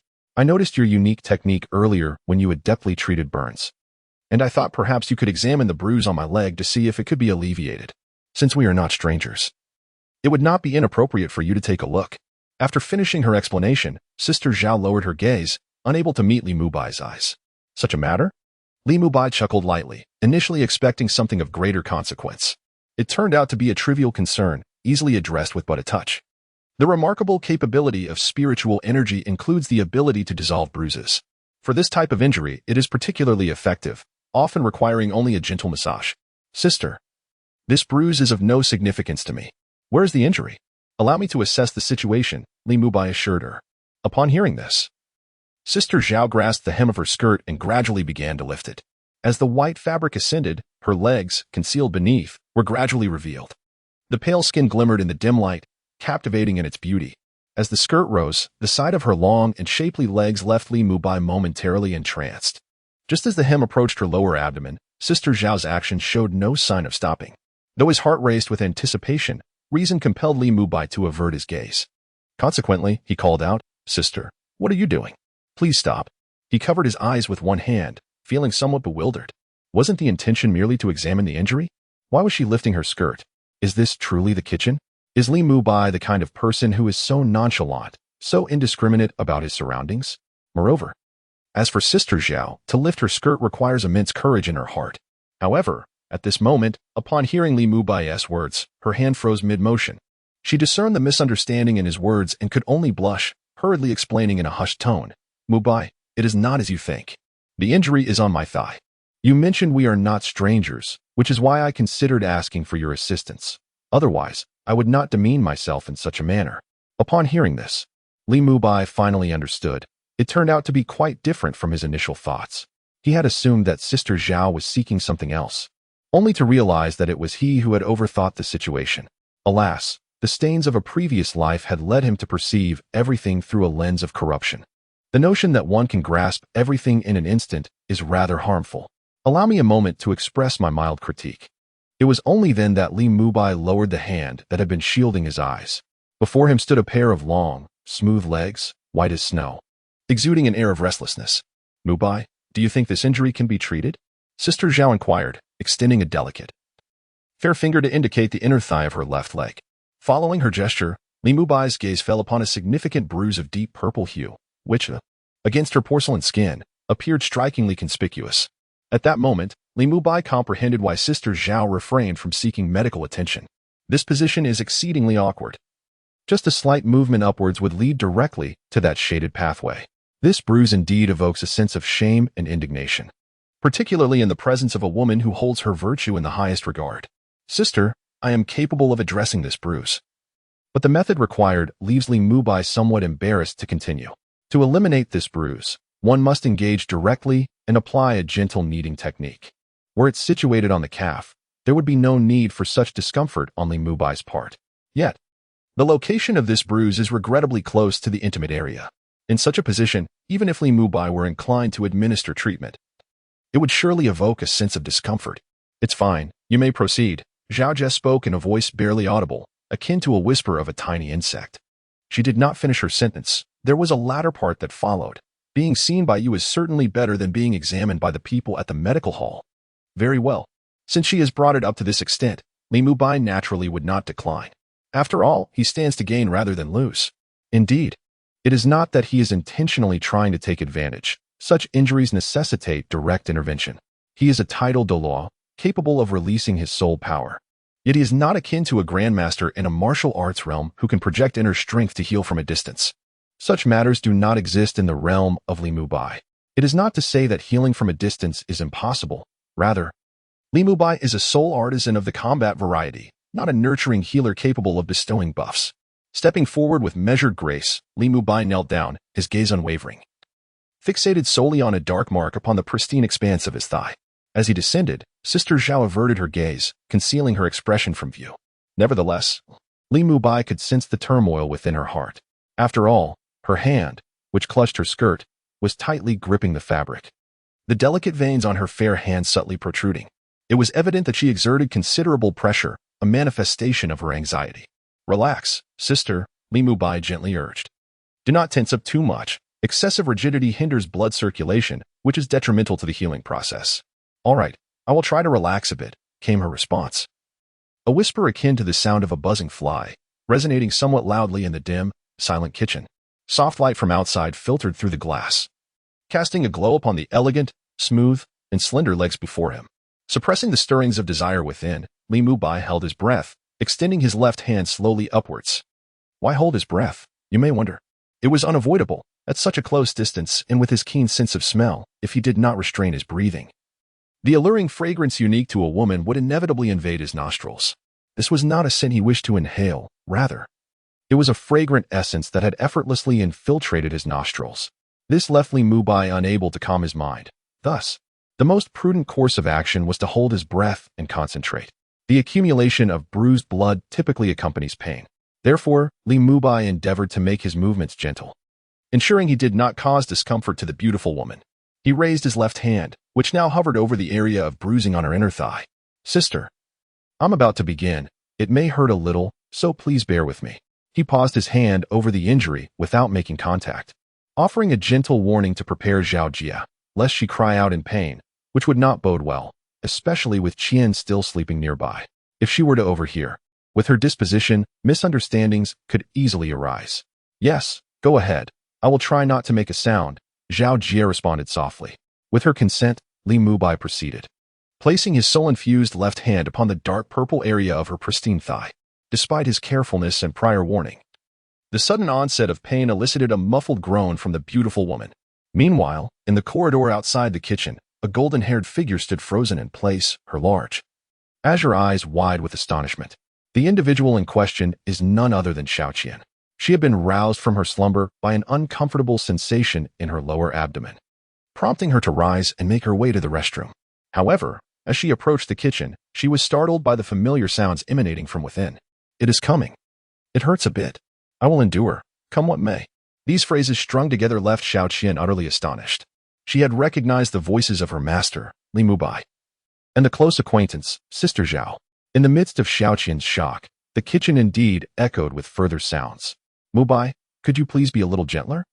"It's somewhat painful," Xiaoqian heard distinctly. She recognized that it was Sister Zhao's voice. "All right, sister, I will be more gentle. Hang in there. It will be over soon," came the response from her master, Li Mubai. Upon hearing this, Xiaoqian instinctively placed her hand over her mouth to stifle her surprise. Her master was in the kitchen engaging in such scandalous activities with Sister Zhao. Xiaoqian found it hard to believe. However, she soon came to terms with it. Despite being a woman with a daughter, Sister Zhao's figure had not faltered in the slightest. In fact, she was more alluring than many girls of 18 or 19. Particularly, her proud attributes were clearly favored by her master, which was entirely understandable. What should I do? Should I interrupt them? Xiaoqian stood in the corridor leading to the backyard, her mind racing with thoughts. After considerable contemplation, she resolved not to disturb the pair. Since her master was fond of her, supporting him was the right course of action. Thus, Xiaoqian quietly returned to her bedroom, gently nestled under the covers, and continued to feign sleep. Chapter 102. Gifts must be received, but affairs should not be engaged. "Sister, how are you feeling now?" Li Mubai inquired, tenderly attending to the injured area. The touch of her icy, flawless skin was akin to soft, warm jade, evoking an irresistible allure. So tantalizing was the moment that Li Mubai could only engage in conversation to distract himself. Otherwise, he feared that in a moment of passion, he might act in ways that exceeded mere healing. It was not that he lacked composure. His relentless pursuit of cultivation had never wavered, leading him to achieve the esteemed title of Douluo. Such perseverance, even if not as steadfast as Mount Tai, at least rendered him a resilient stone. However, throughout history, even the mightiest of heroes have found it difficult to resist the charms of beauty. Take the unparalleled warrior Elbu, who ultimately succumbed to the allure of Diaochan, losing himself in a life of indulgence. Desire for food and love are fundamental human pursuits, the very forces that propel society forward and inspire continual evolution. Hence, can a man truly withstand such temptations? Elbu is incapable, and naturally, Li Mubai is no better. Just now, there was a lingering pain, but now, it has dissipated. Sister Zhao's cheeks flushed with embarrassment, as she dared not turn her head to meet Li Mubai's gaze. Mortified, she had inadvertently let out a sound earlier.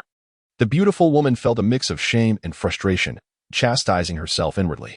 Yet, the warm sensation emanating from her thigh brought an unexpected comfort, stirring her long-dormant heart, as if a small stone had been cast into a tranquil lake, creating ripples across its surface. Li Mubai chose to disregard Sister Zhao's soft exclamation. It was already quite awkward. Voicing it would only amplify the discomfort. The best way to alleviate the embarrassment was to resolve the matter swiftly. Therefore, he intensified the output of his spiritual energy, applying a slightly firmer grip. It felt so delightful that he had to resist the urge to give in. Sister Zhao turned her head slightly, her cheeks aflame, her eyes alluring, teeth clenched, fearing that any moment of relaxation would lead her to involuntarily utter another sound. There was no way around it. The bruised area was far too close to that mysterious zone. Li Mubai's deliberate gentleness, coupled with the waves of warmth flowing from his hands into her skin, made her feel an unbearable itch and comfort. igniting a fire within her heart that blazed even more fiercely. "All right, sister, do you still feel pain?" After a short while, Li Mubai reluctantly withdrew his hand from her snow-white thigh, channeling his spiritual energy back into his core. He then rose slowly, gazing at the beautiful woman before him. "Let me see." The peculiar sensation in her leg had vanished, allowing her to relax completely. Sister Zhao gradually turned her head back, a hint of shyness gracing her features. For some inexplicable reason, the absence of that pair of large hands on her leg left her with a tinge of disappointment. "Zhao Shiran, how can you be so wanton?" She admonished herself internally, suppressing the strange feelings within. Listening to Li Mubai's inquiry, she cautiously extended a hand and gently pressed it against the injured spot.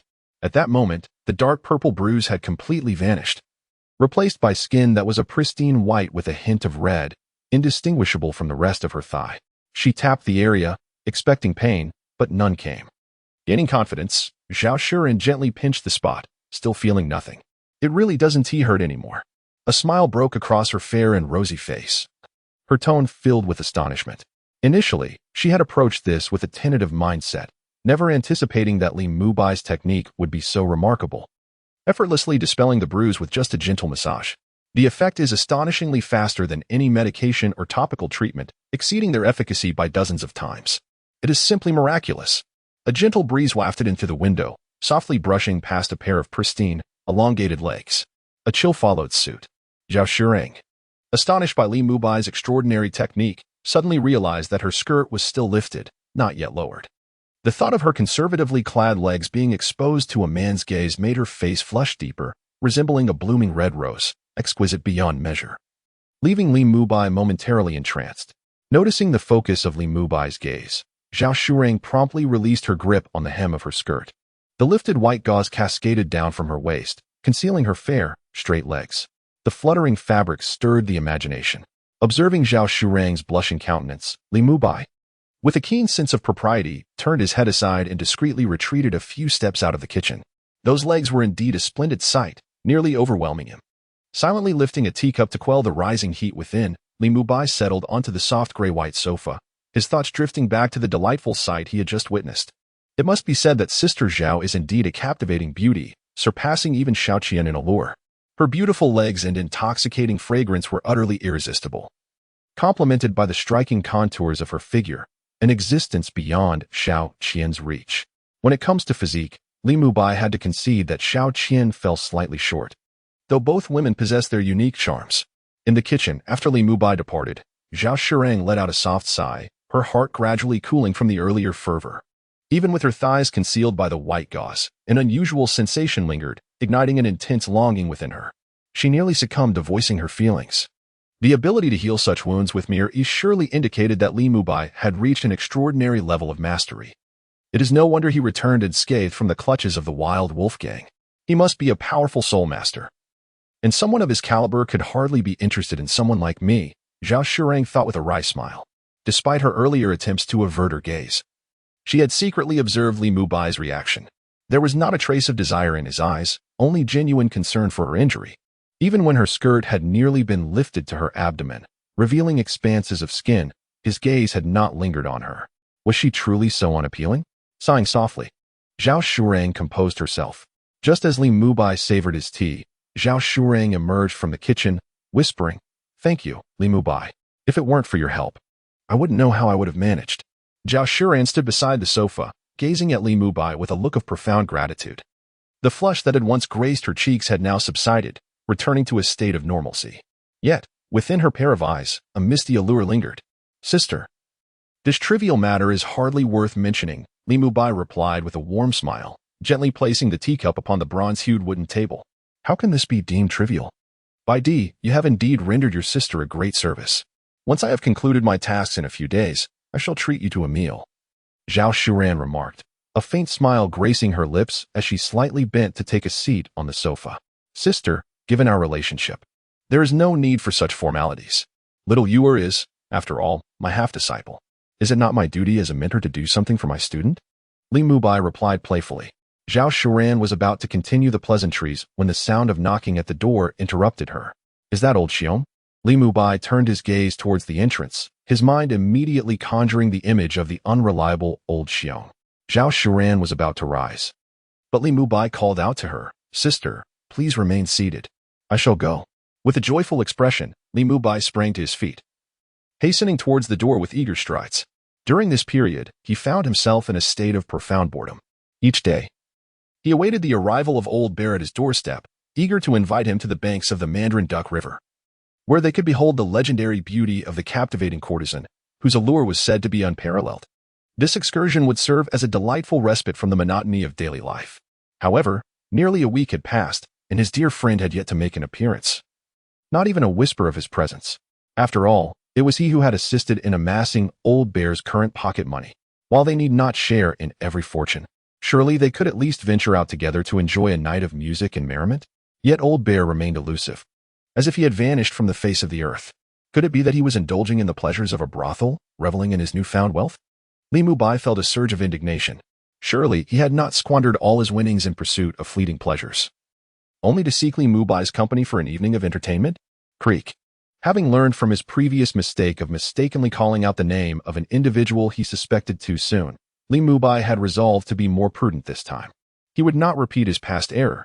Thus, he opened the door with a countenance of dissatisfaction, refraining from uttering a word. The bustling sounds of the street had mysteriously faded into silence. As he cast his gaze outside, he discovered that the figure before him was indeed not the longed-for Old Bear, but rather a woman he had never encountered before, clad in a striking ensemble of black, which enveloped her entirely. Even her face was obscured by an enigmatic black fox mask. Her long, dark ponytail cascaded down her back like a waterfall, reaching her waist. She exuded an aura of chilling detachment, one that instinctively instilled fear in those who beheld her. Li Mubai's keen senses detected the palpable aura of danger that surrounded her. The intensity of her malevolence was so pronounced that the neighbor's guard dog, positioned outside, trembled in her presence, whimpering softly, as if gripped by terror. A person with such a formidable presence must have blood on their hands, certainly more than a mere handful of lives taken. Furthermore, the figure before him bore an emblem of a fox's head upon their chest. With a single glance, Li Mubai discerned the identity of the individual before him. They belonged to the intelligence agency dispatched by Bibi Dong, codenamed Black Fox. Although Li Mubai had never encountered a member of this organization firsthand, he had often heard the elder bear speak of it. This organization operates directly under the auspices of the Pope, employing extraordinary methods. Those who become part of this institution are among the elite within the Spirit Hall, standing out as some of the most formidable individuals. Indeed, this is under the condition of excluding the Elder Hall and the Offering Hall. After all, a soul master who has not attained the title of Douluo possesses almost no power to resist when confronted with the realm of title Douluo, akin to a feeble chick, left to the mercy of the title Douluo. However, this does not imply that the personnel of this institution lack prowess. On the contrary, the individuals within this institution resemble cold, venomous serpents. Even the forest king, the tiger, must tread carefully to avoid an inadvertent bite. In the realm of Douluo Continent, the soul masters of the title Douluo rank remain exceedingly rare. Consequently, the Black Fox's intimidating presence towards sects lacking a title Douluo is truly formidable. It hung above the heads of those sects like a gleaming sword, poised to descend at any moment, and they found themselves utterly powerless to prevent it. Such a formidable institution, instilling trepidation, had nonetheless rendered irreplaceable contributions to the Spirit Hall, commanding the realm of soul masters. The presence of such a striking figure at his doorstep stirred thoughts within Li Mubai's astute mind, leading him to ponder the identity of the individual who had sent her. "What is it?" Li Mubai inquired, his gaze steady upon the woman whose true appearance remained obscured. His tone was remarkably calm. "Elder Mubai, the esteemed Pope requests your presence." The visitor responded, her eyes filled with reverence as she bowed deeply, lowering her head in utmost respect. "Bibi Dong." Li Mubai raised an eyebrow. Since their last sparring session, nearly a week had elapsed without a word from her. Now, she had unexpectedly dispatched someone to summon him to the papal hall. An ominous premonition surged within Li Mubai. As he thought to himself, there are always scheming individuals who wish to harm me.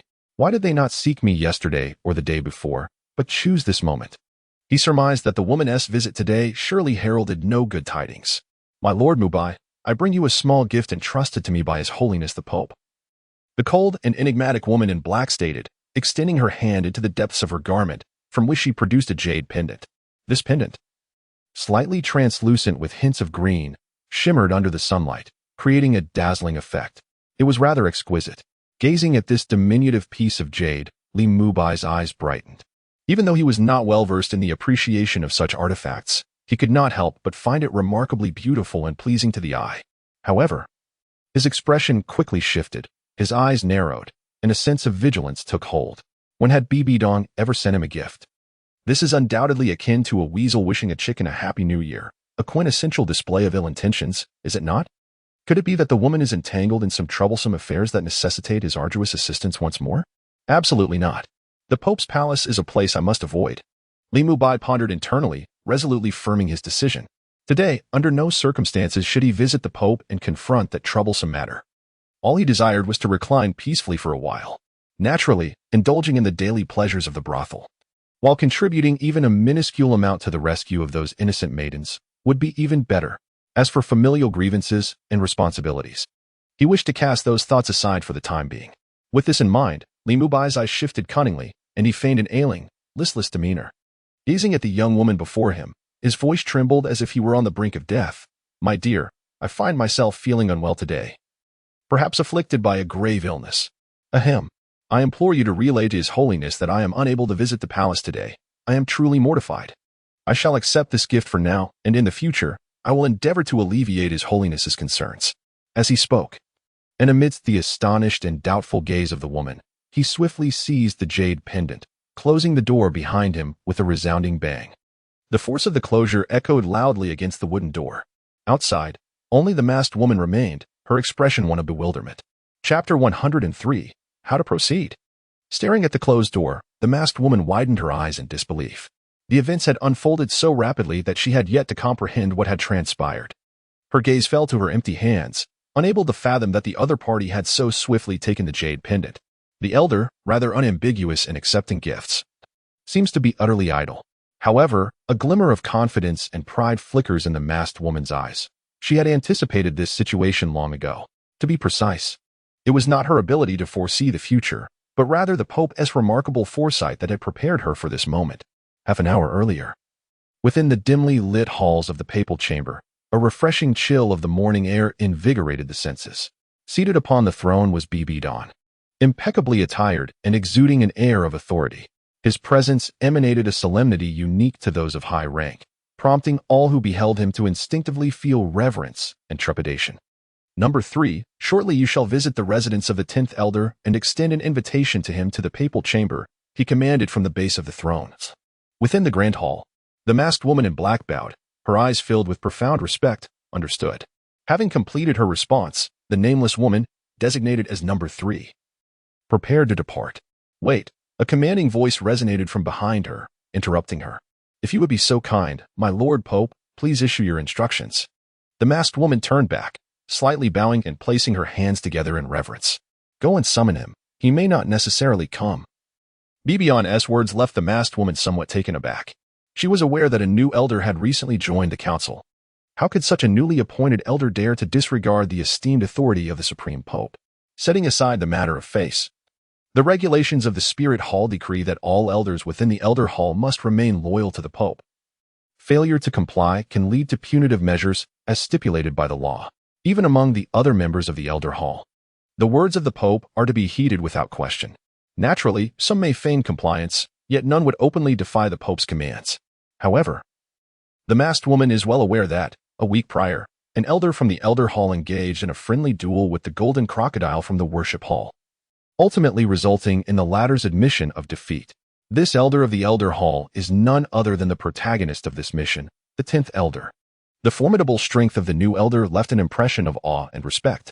Contemplating this, the masked woman could not help but feel a profound sense of solemnity rise within her. She has always harbored a deep reverence for those who possess great power. The new elder possesses such formidable strength that even should he disregard the edicts of the Pope, it appears the Pope has no recourse against him. Should he fabricate an excuse to abstain from attendance, you might remind him that failure to comply would result in a deduction of half his salary. As she spoke, Bibi Dong's lips curled into a subtle smile, her beautiful eyes brimming with confidence. She was certain of her hold over Li Mubai. Before Li Mubai's door, the masked woman reflected upon the Pope's earlier instructions within the sacred hall, her eyes revealing a glimmer of realization. At this moment, She could not help but admire the Pope's wisdom and strength, for he had astutely predicted the elder's forthcoming actions. As she gazed at the firmly shut door, a flicker of curiosity emerged in her eyes. Would the teachings imparted by the Pope truly be effective against this elder? After all, the occupant of this dwelling had compelled the Golden Crocodile to concede defeat during their sparring match. In the presence of such extraordinary individuals, would one truly concern themselves with a trivial salary? Would the other party genuinely follow her to the papal residence to meet His Holiness simply because she recounted the Pope's original words? The masked woman felt a flicker of anxiety within her. After all, the person she was about to threaten was a titled Douluo. Has the moment finally arrived for her to undertake the deed she has long contemplated yet feared to execute? Will the other party heed her menacing words? What if they, in a fit of anger and humiliation, decide to retaliate against her? As she pondered these questions with great care, the masked woman's eyes gleamed with resolve. Regardless of whether the individual would comply with the words of the esteemed Pope or become incensed by them, she was determined to convey his original message, word for word. This is her mission, a commitment she would pursue at all costs. Inside the room, upon witnessing Li Mubai abruptly close the door, Zhao Shuren's face displayed a hint of confusion. Brother Bai, what is the matter? The words of the masked woman had been spoken softly, thus Zhao Shuren, an ordinary person, had failed to discern the nature of their conversation. However, noticing Li Mubai's actions, she couldn't help but voice her concern. It's nothing, sister, just someone asking for directions. Li Mubai gestured dismissively, indicating that Zhao Shuren need not worry. Upon hearing this, the elegant lady's expression returned to normal. In truth, she wished to remark to Li Mubai that even if the person was merely an inquisitive traveler, they ought to exhibit proper manners. Yet, upon further reflection, she realized that Li Mubai, well-versed in literature and moral values, must certainly uphold decorum. Thus, it was evident that the lack of courtesy lay not with Li Mubai, but rather with the individual outside, whose impolite words had provoked Li Mubai's seemingly rude response. Contemplating this, Zhao Shuren felt compelled to offer words of comfort to Li Mubai. However, at that moment, a series of knocks echoed through the door. Both individuals in the living room turned their gazes toward the sound. Li Mubai's countenance darkened. He had already made it clear that he was unwell and unfit to venture outside, yet the other party persisted in their incessant chatter. Such ignorance of human sentiments. Li Mubai, initially reluctant to intervene, found himself unable to ignore the persistent, rhythmic knocking at the door, which disrupted his peace of mind. With an exasperated sigh, he muttered to himself before moving towards the door, unfastening the latch. As the door creaked open, he confronted the masked woman standing outside. I mentioned that I am afflicted with a grave illness. Why are you still here? His expression conveyed his unwillingness, laced with a tinge of reproach. Esteemed elder. The masked woman replied, her head bowed in reverence, her tone exceedingly cautious, as if afraid to raise her voice. The Pope has entrusted me with a message for you. Li Mubai raised an eyebrow, inquiring, what message? Although he was uncertain of the contents of this message from Bibi Dong, a sense of unease began to swell within him. He was certain that the words about to be spoken by the masked woman would bear ill tidings. The Pope has instructed me to inform you that should you decline to visit the spirit hall, your monthly salary will be reduced by 1/3 henceforth. The masked woman recounted Bibi Dong's message in its entirety. After delivering the message, she subtly lifted her gaze from the ground, attempting to gauge the elder's reaction. Upon meeting his eye, she was utterly astounded, for the elder's countenance had turned a shade resembling that of liver.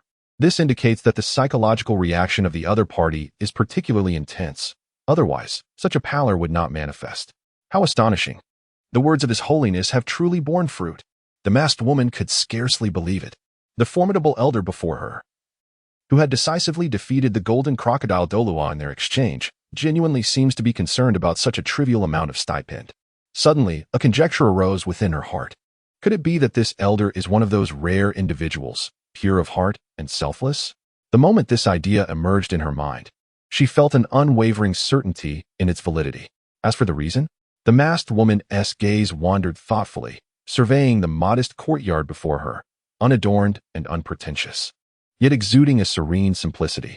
These words immediately sprang to mind, vividly manifesting in her consciousness.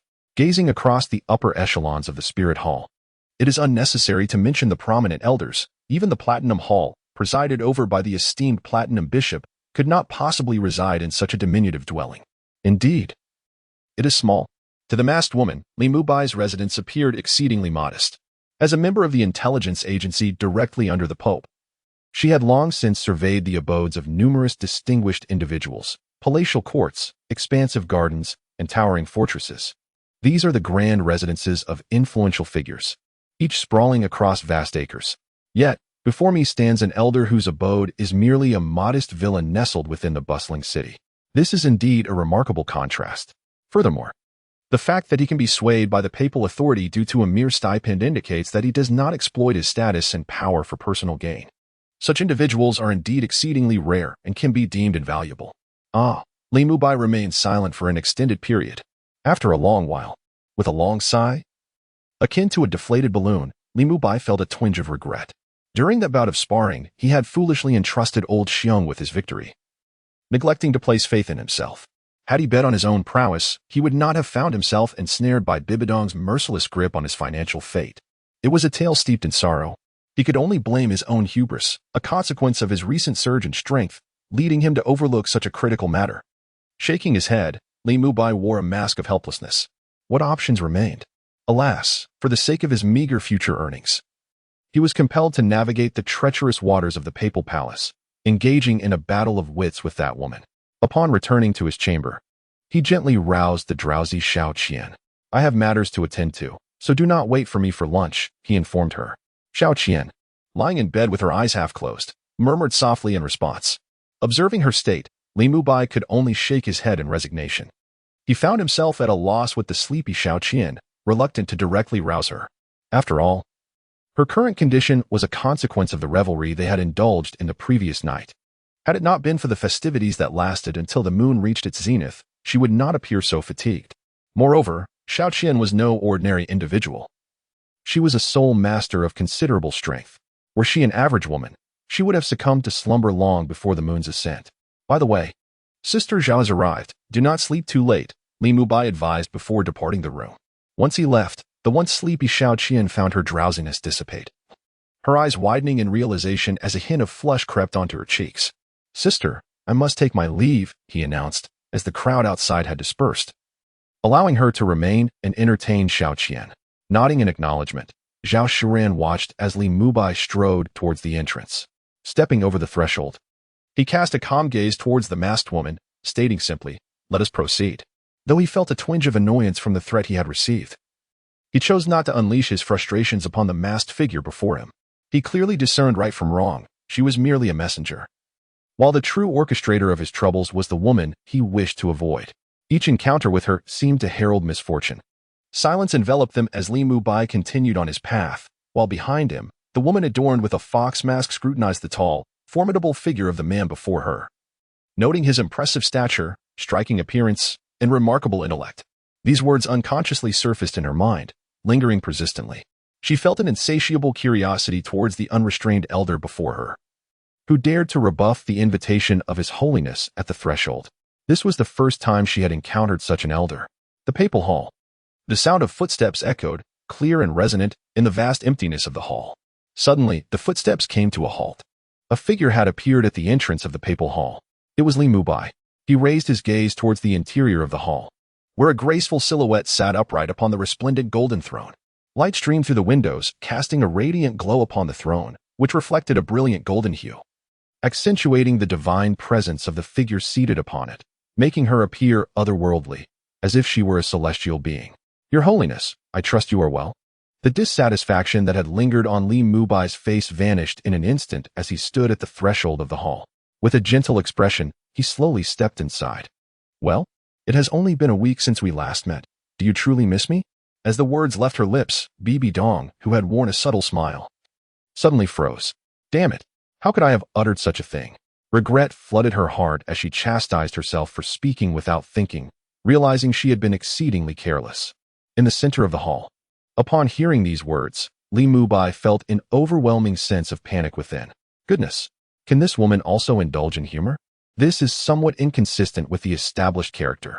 Within Li Mubai's heart, tumultuous waves surged, refusing to calm. Bibi Dong's words starkly contrasted with the image etched in his memory. In his recollection, Bibi Dong was utterly devoid of compassion, filled with disdain and hatred for the world, addressing her subordinates with an icy demeanor. It was inconceivable that he would ever hear her utter such playful remarks. Yet now, the Bibi Dong before him appeared to differ, if only by a minuscule fraction, from the Bibi Dong he once knew. Seated upon the throne, Bibi Dong listened intently to the whispers that surrounded her, and inwardly she mused, indeed. Her previous utterance had been misconstrued by Li Mubai. No, she could not allow him the opportunity to respond, otherwise she would find herself in a passive position. She must take the initiative. With this thought, Bibi Dong could not help but part her lips, asking earnestly, Li Mubai, I have come today with pressing matters to discuss. Let us forego the pleasantries and delve straight into the subject at hand. In the heart of the grand hall, Li Mubai was still contemplating how to respond to Bibi Dong's remarks. However, upon hearing her words, he felt a sense of relief wash over him. Simultaneously, he instinctively thought, straight to the point? I appreciate that. But how shall we proceed? In chapter 104, Bibi Dong thought to herself, do you dare to point your finger at me and insult me, Li Mubai? Humph. Even if you have triumphed in our sparring match, do you not remain under my thumb? Though she refrained from voicing her thoughts, a sense of pride filled her. Yet, her satisfaction was short-lived.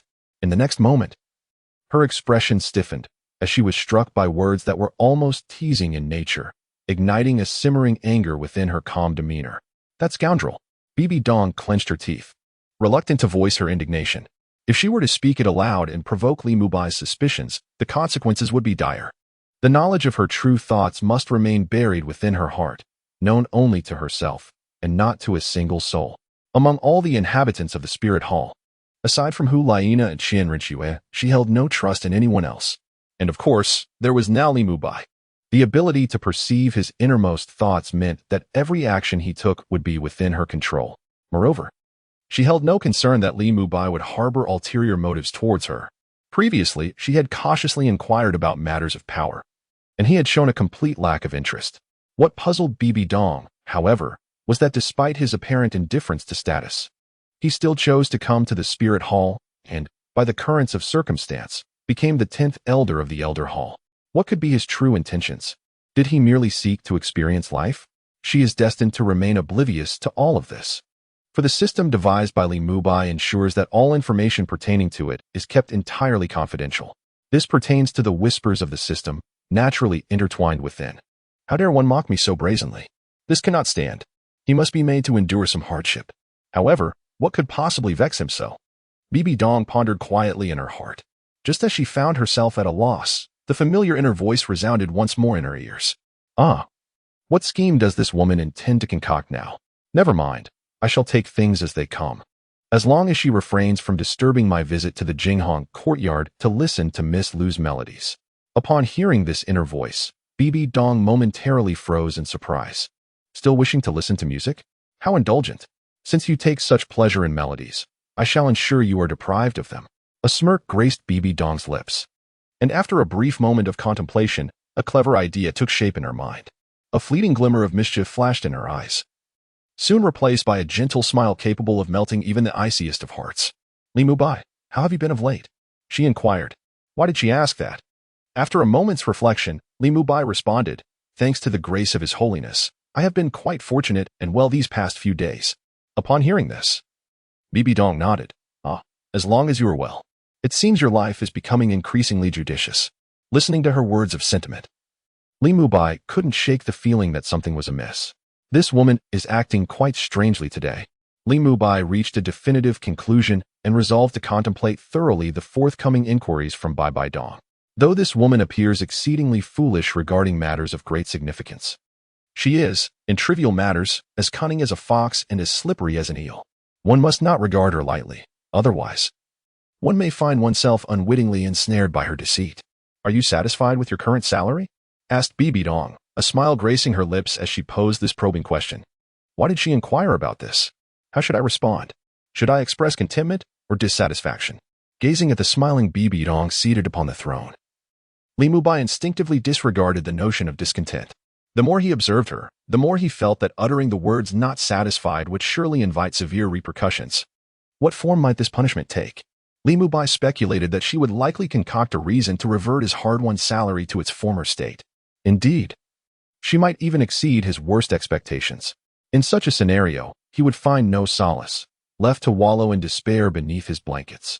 Thus, he resolved, he must not utter the words of dissatisfaction. I am satisfied, thoroughly satisfied. This is all thanks to the wisdom and prowess of His Holiness the Pope. Otherwise, I would not enjoy this blissful existence, Li Mubai replied with a confident smile. However, he soon regretted his words as the confidence faded from his countenance. He realized that upon uttering this statement, a triumphant smirk had formed on Bibi Dong's lips. This situation conjured for words in his mind. Crooked-mouthed Dragon King.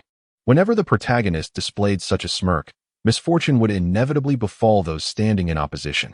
At this moment, despite the sweltering heat of midsummer causing many to fear heat stroke, Li Mubai felt a chilling sensation creep down his spine, causing his entire body to tremble. This boded ill. This was Li Mubai's initial reaction.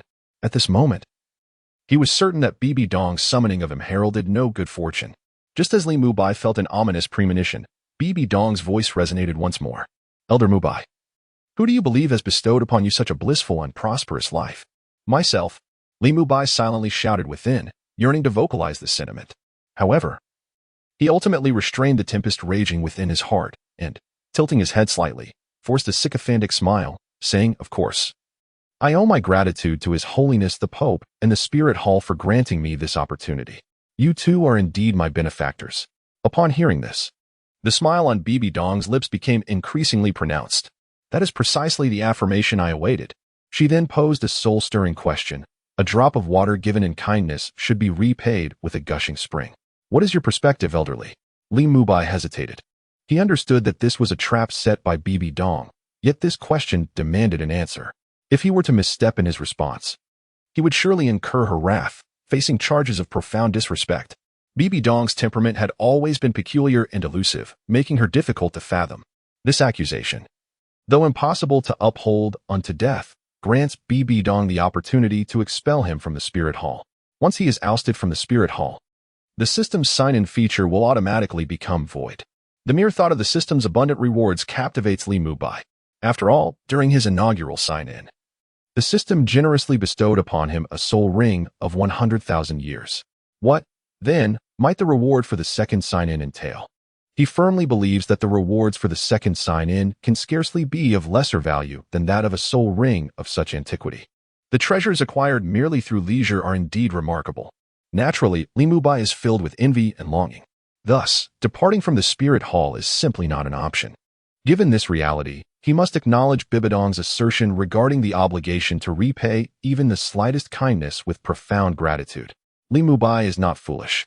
He can almost envision the words that Bibi Dong will utter following his affirmation, likely a plea for gratitude or some similar sentiment. Yet, in order to avoid inciting Bibi Dong's displeasure and to secure the system's lavish rewards, he must acquiesce to her words. This is a strategy of overt intention. This is indeed a grand conspiracy. Has this woman not always been rather foolish? When did she become so formidable? Li Mubai lamented inwardly. Yet, he found himself with no choice.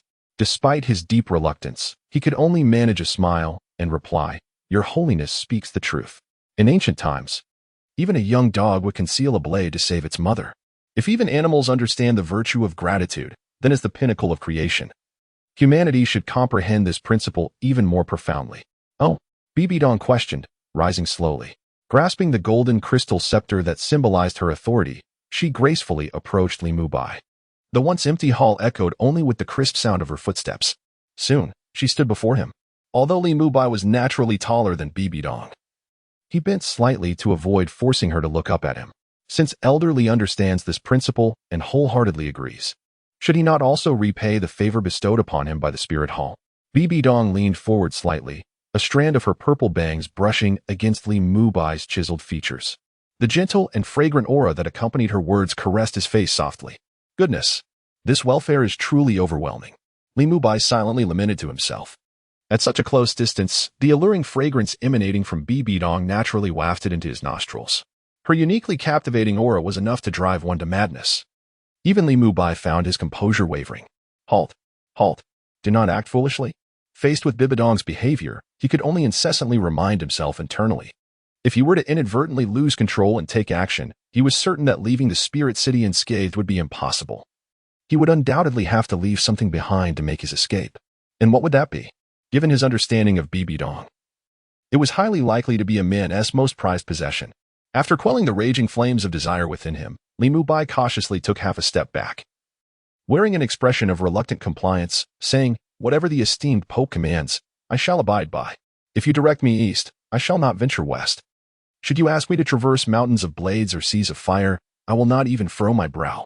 Observing Li Mubai's subtle movements, Bibi Dong felt a surge of delight within, though she maintained an impeccably calm facade.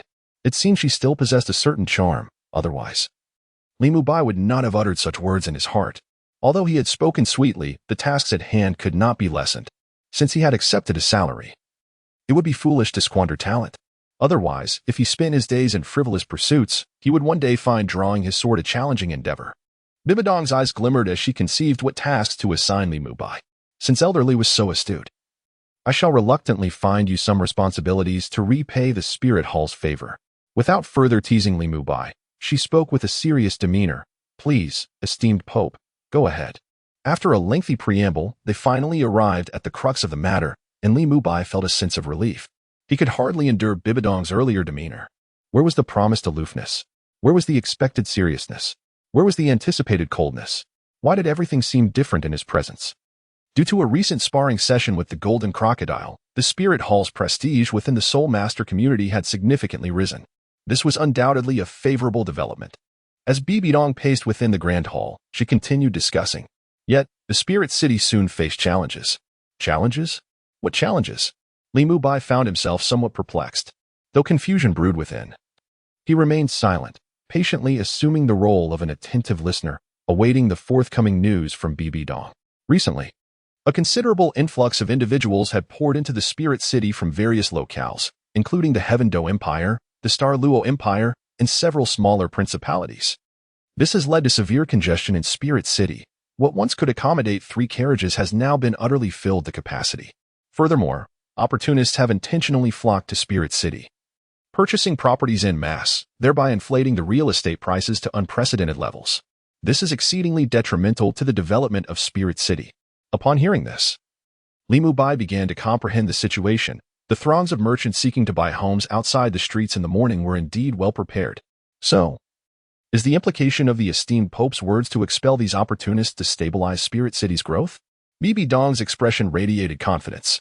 She firmly believed in her judgment and eagerly anticipated Li Mubai's astonishment at her decision, hoping he would acclaim its brilliance.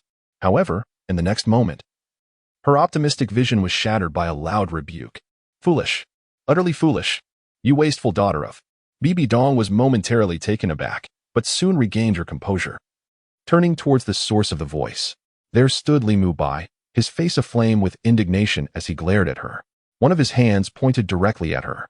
Was that scathing remark indeed his? Without a doubt. How dare Li Mubai point his finger at her and berate her? Outrageous. Once she confirmed the identity of the voice's owner, Bibi Dong immediately shouted in response. If these words were the heartfelt sentiments of Li Mubai, it would be one thing. Yet, it is precisely not the case. These words erupted from Li Mubai's lips, compelling her to feel that her authority had been affronted, igniting her fury. "Li Mubai, do you comprehend the significance of this place?"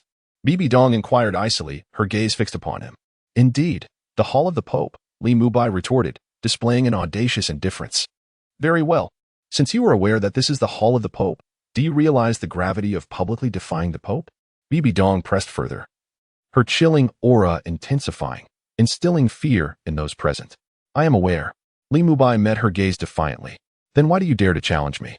Bibi Dong arched an eyebrow, contemplating whether her earlier levity had led Li Mubai to underestimate her authority, emboldening him to confront her in this grand hall. It was fortunate that the hall was void of others. Had there been witnesses, no matter her admiration for Li Mubai, she would have felt compelled to address his transgression. "I am not an unreasonable person. If you do not provide a satisfactory explanation today, do not blame me for being merciless in punishing you." The atmosphere in the hall grew tense as Bibi Dong scrutinized Li Mubai, her demeanor radiating authority and an icy demeanor.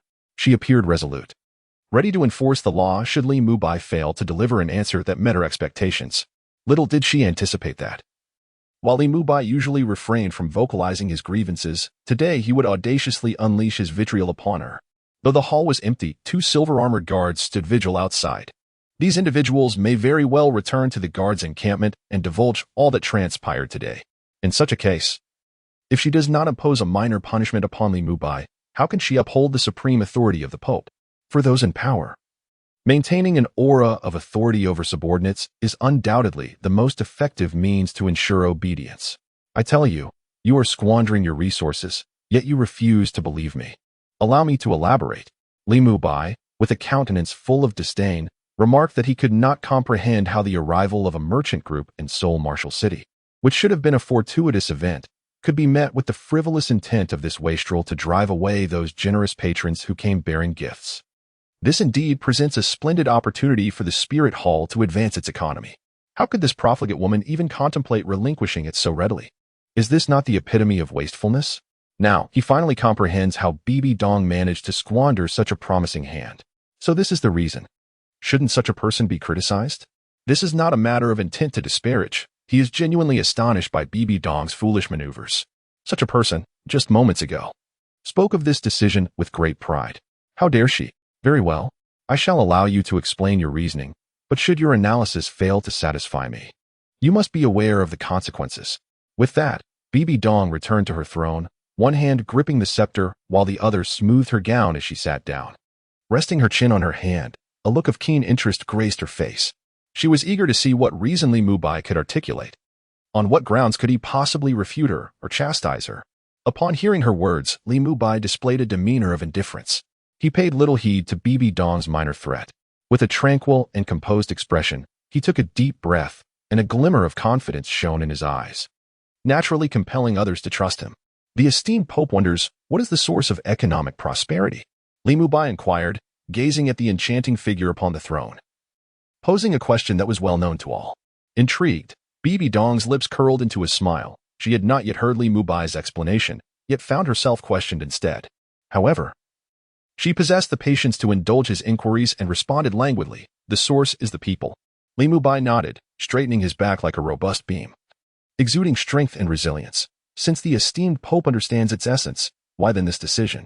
His question was straightforward, seeking to uncover the rationale behind Bibi Dong's expulsion of wealthy merchants from Seoul Master City.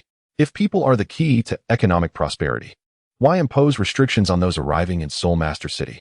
Bibi Dong smiled slightly. I understand your theory, which is centered on people, using this foundation to develop and expand. I, too, am pleased with the influx of individuals to Seoul Master City. I harbor no aversion. But now, Li Mubai remained silent, patiently awaiting her next words. Suddenly, Bibi Dong's expression turned solemn, her voice rising. But now these individuals are running rampant in Seoul Master City. Let me ask you, if housing prices continue to soar, can Seoul Master City still attract more people to settle here? Since you claim to prioritize people, how can the majority of ordinary individuals find a stable home in Seoul Master City? Without a home, there is no hope. If ordinary people cannot afford a house, do they still feel a sense of belonging here? With that, Bibi Dong lowered her hand from her chin, straightened her posture, and stood tall, shedding any semblance of languor. A commanding aura blossomed around her, filling the grand hall. Her gaze slightly descended to meet Li Mubai's eyes, anticipating what further words he might utter to counter her. Indeed, it seems that great size does not equate to great intellect. The larger the chest, the smaller the heart, and the shallower the insight. How could the Spirit Hall dominate the Douluo Continent?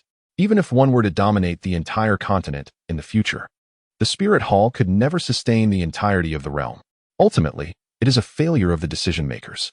In his heart, Li Mubai merely reflected upon these words, refraining from uttering them aloud. He had earlier succumbed to the impulse of pointing an accusatory finger at Bibi Dong, only to be met with her unrestrained fury. However, despite his silence, his demeanor betrayed a dismissive scorn that was unmistakable, even seated in her elevated position. Bibi Dong could easily discern the expression that now adorned Li Mubai's countenance. How absurd that she would accuse me of being large-chested yet lacking in intellect. Was there any fault in my previous assertions? As the echoes of her inner thoughts reverberated in her ears, Bibi Dong gritted her teeth, her heart brimming with indignation. Had Li Mubai voiced his sentiments outright, she would have swiftly sought to penalize him. Suppressing her wrath, her eyes narrowed, a palpable chill emanating from her presence. She was eager to witness what Li Mubai could possibly articulate to counter her assertions. Your Excellency, such words are misguided, Li Mubai declared, bowing with both hands clasped. Yet his retort was merciless, as he categorically refuted Bibi Dong's earlier claims without reservation. Since you allege my statements to be erroneous, Do enlighten me with your perspective. Bibi Dong's words exuded an air of composure. She did not render her declarations absolute, nor did she immediately deride Li Mubai. Instead, she invited him to express his own views. Whether those views were right or wrong, sensible or nonsensical, was a matter for later consideration. Regardless, she had ensured that her options remained open, not entirely closing off her avenues. Very well. Li Mubai acquiesced with a nod, lowering his hands and adopting a serious demeanor. He eschewed unnecessary elaboration and contemplation. The myriad historical narratives of governmental evolution from his previous life had endowed him with ample insight. The challenges currently faced by Bibi Dong presented no difficulty to him. He could effortlessly conjure suitable measures from the recesses of his mind. In my view, Li Mubai asserted with unwavering composure, continuing under Bibi Dong's inquisitive gaze, the arrival of foreign wealthy merchants does not signify a crisis for Wuhuan City. On the contrary, it heralds a moment of robust growth for Wuhuan City and a pivotal opportunity for the Wuhuan Hall to expand and flourish. The dimly lit hall, imbued with an air of coolness, contrasted sharply with the flicker of extraordinary brilliance in Li Mubai's eyes. His tone was imbued with conviction, as if he were already envisioning a future brimming with vitality and prosperity for both the Wuhuan Hall and Wuhuan City. Seated upon her throne, Bibi Dong found herself profoundly shaken by Li Mubai's words, particularly by the confidence radiating from his gaze. It was as though everything he articulated was not merely correct but the very essence of truth, compelling one to believe in his vision. At this moment, Bibi Dong found herself intrigued. Since Li Mubai suggested that the arrival of these wealthy merchants and their factions presented a developmental opportunity for both Soul City and the Spirit Hall, she was eager to hear the nature of this opportunity. Upon hearing this, a smile graced Li Mubai's face. He knew he had successfully baited the hook. Your Holiness, since you are concerned that the existing property prices in Soul City may be excessively inflated by these merchants, why not issue a decree? Mandate that each individual may only purchase one property within Soul City. By limiting the affluent merchants to a single acquisition, their potential profits would be constrained. Consequently, they would inevitably begin to withdraw from Soul City, thus averting a drastic surge in property prices. Thus, the plight of ordinary individuals laboring their entire lives without the means to purchase a home would be averted. This would inevitably continue to attract an influx of population into the Spirit City. With this burgeoning populace, the economy of Spirit City would undoubtedly flourish. On the throne, Bibi Dong furrowed her brow. After a moment of contemplation, she voiced her concerns. What is the difference between this approach and simply expelling the wealthy merchants from Spirit City? Furthermore, even if we limit them to purchasing but one property, the housing prices in Spirit City would still, inexorably, rise. It would thus become exceedingly arduous for ordinary individuals to acquire homes through their own endeavors, which would be detrimental to the demographic growth of Spirit City. Are you certain that the strategy you propose is viable? Bibi Dong regarded Li Mubai with a face full of skepticism. She harbored significant doubts about his assertions, but refrained from outright dismissal, instead opting to express her uncertainties, prompting Li Mubai to elucidate. Upon hearing Bibi Dong's doubts, Li Mubai did not respond with solemnity. Rather, he erupted into hearty laughter. His resounding mirth echoed throughout the vast and tranquil hall, lingering in the air. Why does elderly laugh so heartily? Bibi Dong inquired, raising an eyebrow in perplexity. Your Holiness, this is indeed a monumental boon. Li Mubai's laughter subsided. Yet his countenance remained alight with enthusiasm. A boon? In what regard? Bibi Dong's brow furrowed, her tone tinged with confusion. Li Mubai beamed with radiant joy. While the housing prices in Spirit City may experience a slight increase due to the influence of those affluent merchants, this increment is not substantial. Ordinary individuals can still afford homes here, albeit with a few additional years of toil. Nevertheless, this remains within the realm of their acceptance. Seated upon the throne, Bibi Dong listened to Li Mubai's explanation, her bewilderment deepening. With a dissatisfied expression, she retorted, if this is the case, it will surely incite public disdain. The reputation of Spirit City for exorbitant housing prices will spread, causing many to hesitate before committing to this locale. You posit that this is a positive development? As she spoke, Bibi Dong's demeanor shifted, her voice rising in intensity, exuding the unique authority of a sovereign. Akin to a cannon's explosive discharge, I believe you have become rather muddled, perhaps due to your frequent visits to the Red Mansion. Have you not considered these implications? It is precisely for this reason that I resolved to expel those wealthy merchants from Spirit City to quell the tumult surrounding housing prices. This matter, though seemingly insignificant, carries weight, for the state of the Soul Master City does not fundamentally alter the foundation of the Spirit Hall.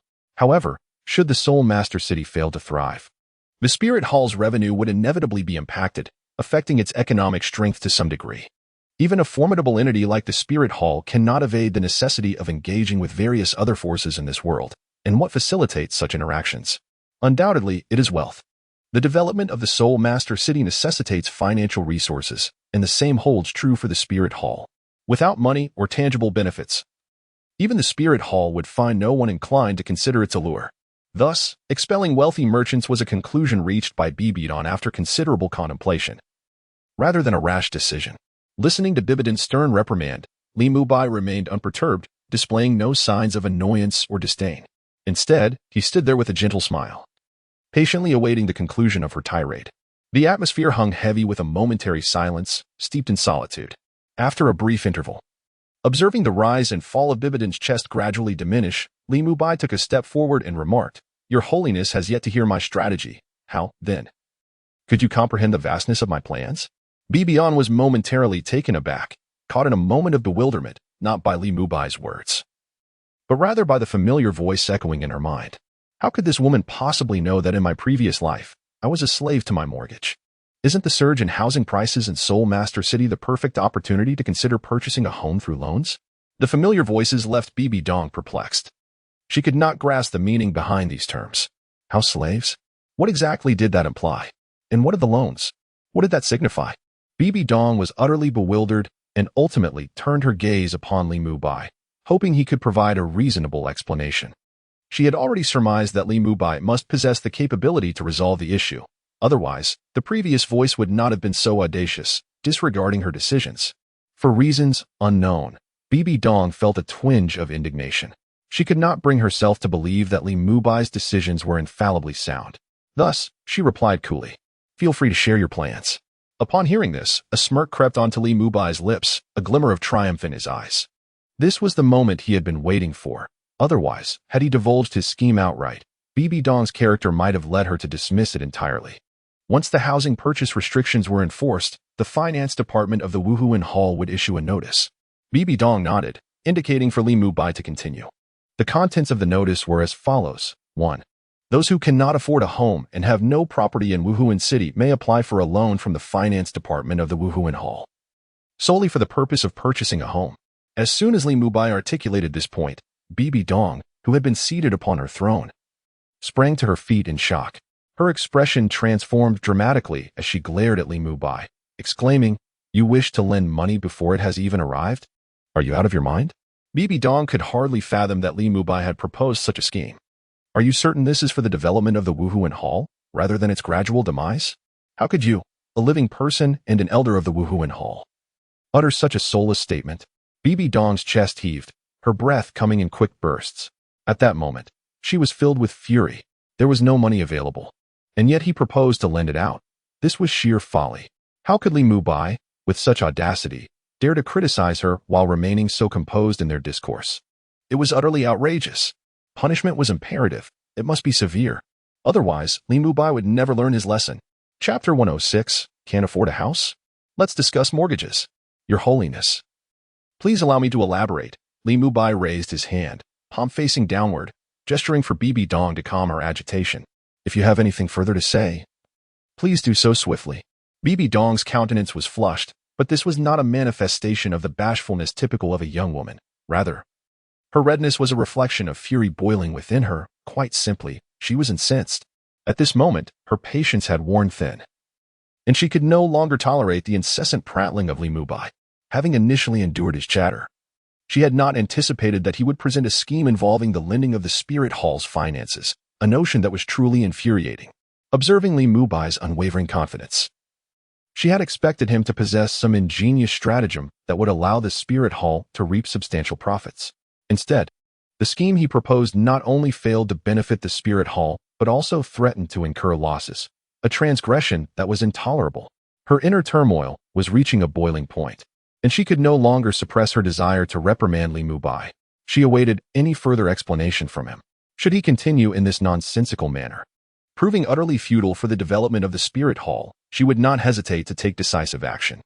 What I refer to as a loan is not simply withdrawing the spirit hall's funds to hand over to those individuals, Li Mubai began, keenly observing Bibi Dong's expressions. The moment she displayed even the slightest hint of confusion or furrowed her brow, he would elaborate further on the underlying principles. After a considerable time, through Li Mubai's relentless efforts, the crimson hue on Bibi Dong's face finally dissipated, and she resumed her seat, which she had previously vacated.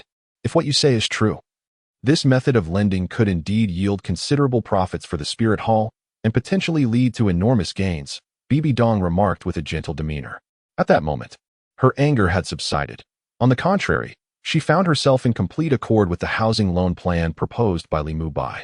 Should this plan be implemented successfully, the spirit hall would possess boundless wealth. As long as the population continued to grow, the prosperity of the spirit hall would be poised for infinite expansion. However, amidst her elation, she soon discerned a troubling aspect. If the spirit hall were to finance loans enabling ordinary citizens to acquire homes within the spirit city, it would undoubtedly be a mutually beneficial arrangement. Yet, a significant portion of the real estate within the spirit city did not belong to the spirit hall, but rather to private individuals. This implies that once the spirit hall finances the acquisition of these private residences, it will undoubtedly provide tangible monetary support, rather than mere empty promises. In this scenario, should a homebuyer default on their loan and abscond, would not the spirit hall incur a loss? Contemplating this, Bibi Dong swiftly shifted her tone, articulating her concerns. But how can you ensure that these individuals, after signing the loan agreement, will diligently work to repay their mortgage? If these individuals, upon signing the loan, find themselves unable to repay and subsequently flee, would the spirit hall not suffer a loss?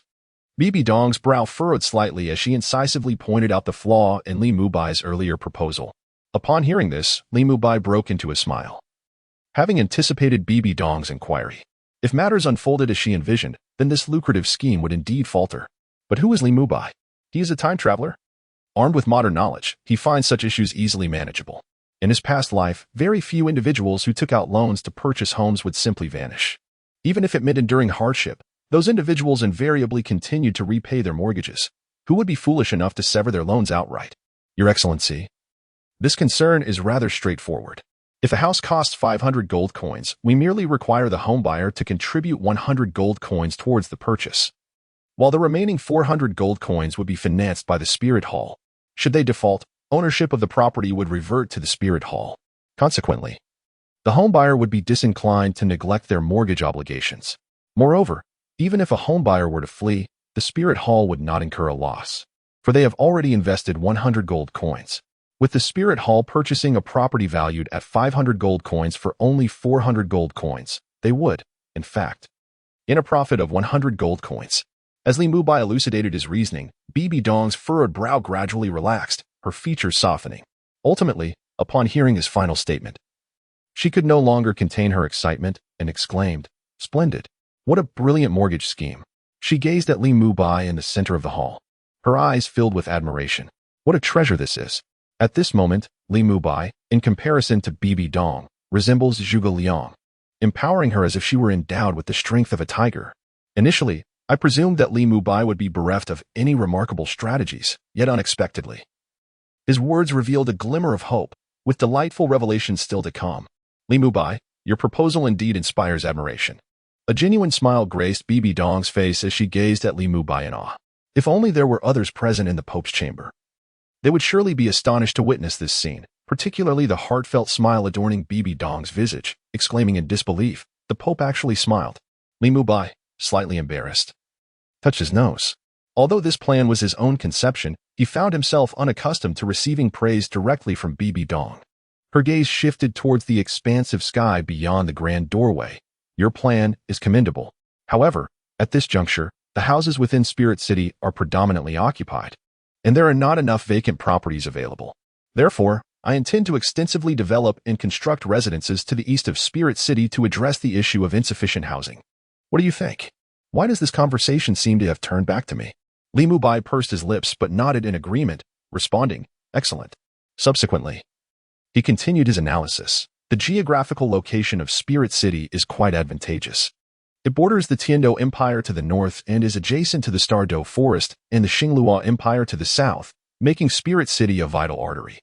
The trade routes between the two great empires inevitably pass through Spirit City. Other paths are rarely traversed and may be fraught with dangers from soul beasts and bandits. Only the route through Spirit City offers the highest safety. Moreover, the distance between the two empires is considerable, ensuring that merchant caravans will halt for rest along the way. Spirit City, rich in resources and strategically located, serves as the perfect place for them to pause and recuperate. With such a significant flow of people, even extensive development and construction of houses would not suffer from a lack of demand. Listening to Li Mubai's analysis, Bibi Dong subtly nodded in agreement. His words truly resonated with her. However, a glint of cunning flickered in her eyes. Given this, shall I entrust this matter to you? After speaking, Bibi Dong secretly reveled in her thoughts. While Li Mubai had just articulated a strategy capable of propelling the Spirit Hall's growth, she had not forgotten the previous incident where he had pointed his finger at her and scolded her. Thus, she resolved to assign this task to Li Mubai. She was all too familiar with his tendency to slack off. Such a person undoubtedly harbors a reluctance towards undertaking tasks, perhaps even fostering feelings of annoyance. As long as Li Mubai internally grumbles, she has achieved her victory. Her intention is to vex Li Mubai, avenging the earlier reprimand she received. Alas, just as she is shaken off the scolding, she finds herself in folly once more. It seems there is no remedy for this. The familiar inner voice resonates once again, and just as Bibi Dong was about to revel in her triumph, her spirits plummet yet again. Why am I being scolded once more? Is Li Mubai truly addicted to scolding? At this moment, she felt an overwhelming urge to erupt. However, this voice was but the murmurs of Li Mubai's heart, compelling her to suppress the surging anger within. What? Are you unwilling to serve my interests? Bibi Dong raised an eyebrow, seizing upon Li Mubai's prolonged silence to make her point. In the face of Bibi Dong's aggressive demeanor, Li Mubai simply shook his head calmly, a hint of regret glimmering in his eyes. At the treasure table, Bibi Dong's dissatisfaction grew. What was this gaze? She firmly believed that Li Mubai's current expression was a profound insult directed at her. It is not that I am unwilling to assist your holiness the Pope. Rather, the development of the eastern region of the Spirit City does not require my involvement, nor that of any member of the papal palace. Li Mubai could only lament inwardly at the evident backwardness of this world's level of development. He refrained from further criticizing Bibi Dong's decisions. This is a limitation of the times. Had he not possessed the insights from his previous life, the decisions he would currently make might mirror those of Bibi Dong. However, now that a superior decision has emerged, it is only natural to refrain from endorsing Bibi Dong's desire to develop the eastern part of the city. At this moment, Bibi Dong's interest was piqued, and she instinctively disregarded the earlier critiques that Li Mubai had harbored in his heart against her. She was now deeply intrigued by what Li Mubai meant when he said that the development of the eastern city did not require the involvement of any individual from the Spirit Hall. Developing the eastern city is such a grand endeavor.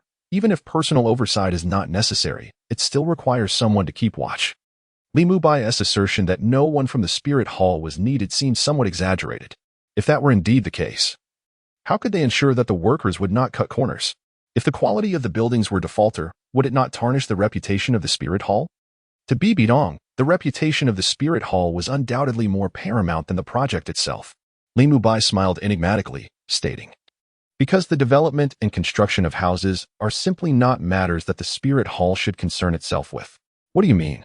Bibi Dong inquired, her expression one of confusion as she struggled to comprehend Li Mubai's words. If the Spirit Hall need not concern itself, then who would? The development of the eastern city was inherently a matter for the Spirit Hall.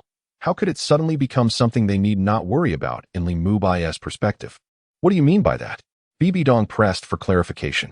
Your Excellency, what I mean is that the Spirit Hall does not need to engage in the specific construction projects of the Eastern Spirit City. We merely need to prepare the planning and design blueprints for the Eastern region and then sell the designated plots for housing, markets, and commercial areas to those merchants. If the wealthy gentry possess any acumen, they will undoubtedly recognize the substantial profits to be made. The construction of those buildings can be financed by them. Our role is simply to oversee the overall framework and allocate the benefits. As Li Mubai gradually elaborated, Bibi Dong's eyes grew increasingly bright. Once he finished speaking, she could hardly contain her excitement, exclaiming, so according to you, with regard to the development of the Eastern New District, the Spirit Hall does not need to expend a single coin? Li Mubai shook his head, not necessarily. However, if we proceed with this model, the financial burden on the Spirit Hall will be minimized. In comparison to the substantial income generated from developing this new district, our expenditures will be negligible. To put it plainly, this can be understood as a fortunate opportunity with no cost. Wonderful, Bibi Dong exclaimed, rising from her seat in sheer delight. Her expression animated. She descended the steps and approached Li Mubai. In that case, I must trouble Elder Tin to invest considerable effort into the planning of the new district. The distance between the two had undoubtedly diminished. The familiar fragrance emanating from Bibi Dong once more rendered Li Mubai somewhat spellbound. This was only natural. Under the influence of that enchanting aroma, Li Mubai found himself inexplicably nodding in agreement. Observing this, Bibi Dong then took a couple of steps away, her smile radiating warmth. As she distanced herself, the exquisite scent dissipated, and Li Mubai suddenly jolted back to reality, feeling a pang of self-reproach for having inexplicably acquiesced. Upon reflection, he quickly discerned the peculiar aspect of the moment. The fragrance? A form of mental assault? How extraordinary! The woman has deceived me. Listening to the familiar whispers in my ears, a triumphant smile crept across Bibi Dong's face, her lips curving slightly to form an enchanting arc that captivated all who beheld her. Li Mubai, you may as well focus on the planning chart. Do you still wish to indulge in the melodies of the brothel? Humph! How delightful for you. Li Mubai. I find myself rather fatigued. I shall entrust you entirely with the development of the new city. Should you fail, you may present yourself to me wearing the cap of shame. With that, Bibi Dong offered no chance for explanation, and with a light-hearted stride, she proceeded towards the grand hall's entrance. Gazing at her graceful figure as she departed, Li Mubai clicked his tongue, yearning to utter something more. However, at this juncture, words were futile. After all, it was his own carelessness that had led him into Bibi Dong's trap. Beauty has led me astray. Beauty has led me astray.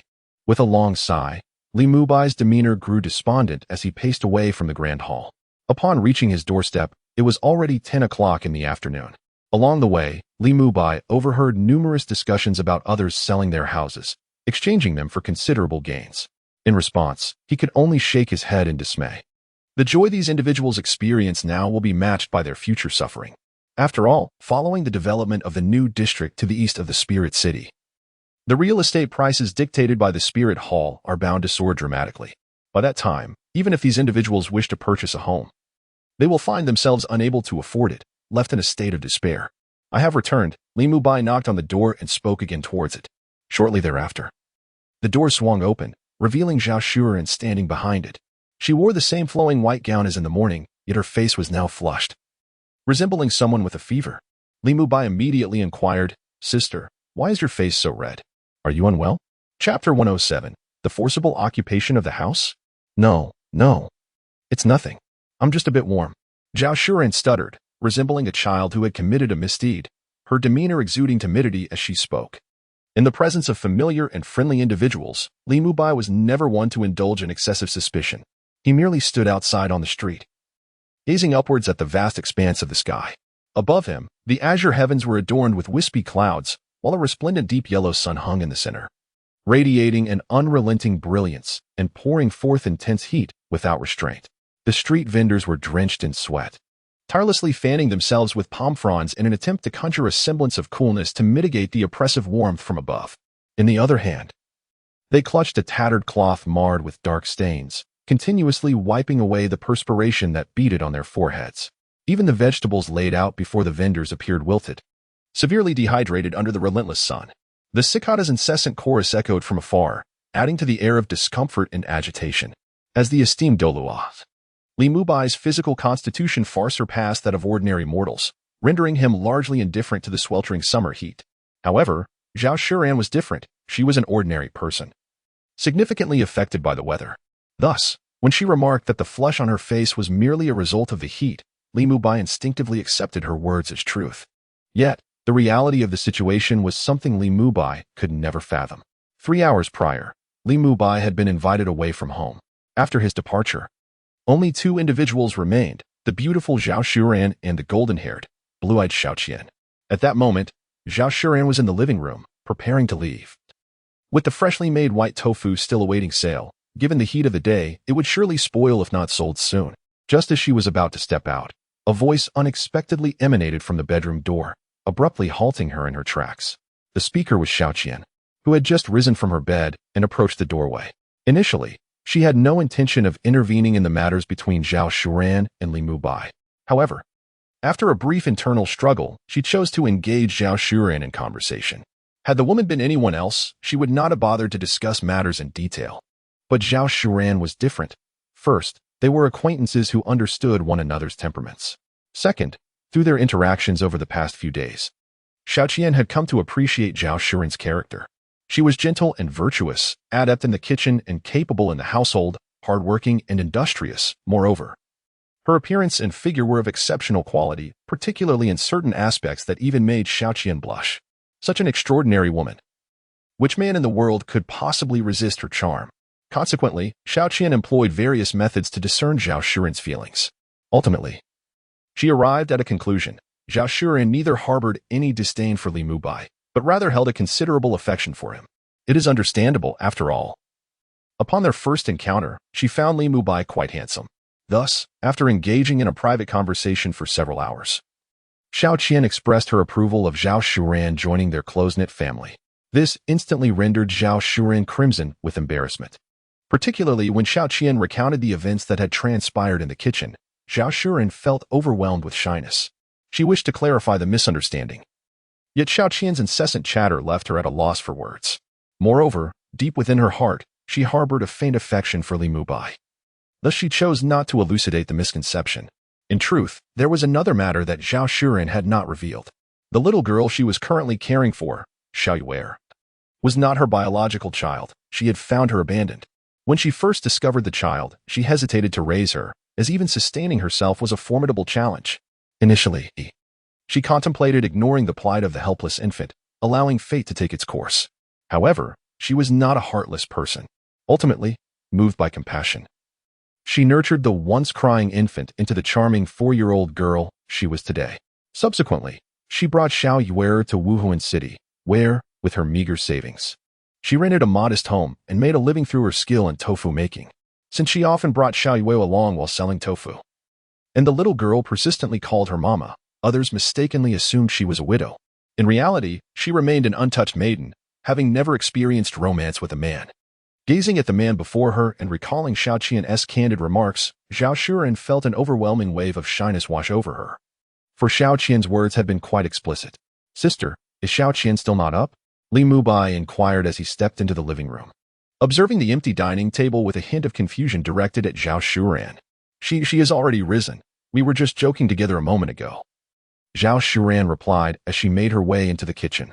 Moments later, she emerged with a cup, steam rising gently from its rim. "It's quite warm. Have some tea," she said, extending the cup towards Li Mubai. "Sister, what are you doing? I feel so embarrassed to have you, my guest. Serve me tea," Li Mubai remarked, reaching out to accept the cup. Just as the cup settled in his grasp, he suddenly felt a peculiar itch in his palm, akin to a feather brushing lightly against it, yet this sensation bore a hint of warmth, unlike the ethereal touch of a feather. Li Mubai was taken aback. For this sensation was none other than Zhao Shuren's fingers grazing his palm. For a moment, he was stunned, hastily casting his gaze towards her. However, she had turned her head aside, obscuring her expression from view. Was Sister Zhao acting intentionally, or was it merely a coincidence? Li Mubai silently pondered the situation in his heart, yet he refrained from breaking the silence by questioning further through the gauzy window. Instead, he quietly lifted his cup and savored a sip of tea.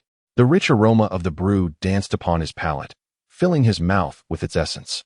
Pretending to be nonchalant, he approached the tea table and placed the cup down after taking a sip, then called out, "Xiao Qian." "Yes, master," came a sweetly melodic voice from the kitchen. Soon after, a figure clad in an apron appeared at the kitchen door. It was Xiao Qian.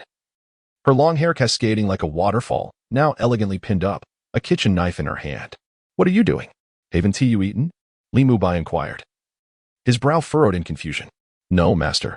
You didn't mention you wouldn't be home for dinner, so I was waiting for your return," Xiao Qian replied, her large fox-like eyes playfully blinking at him, exuding an air of charm and mischief. "Ah."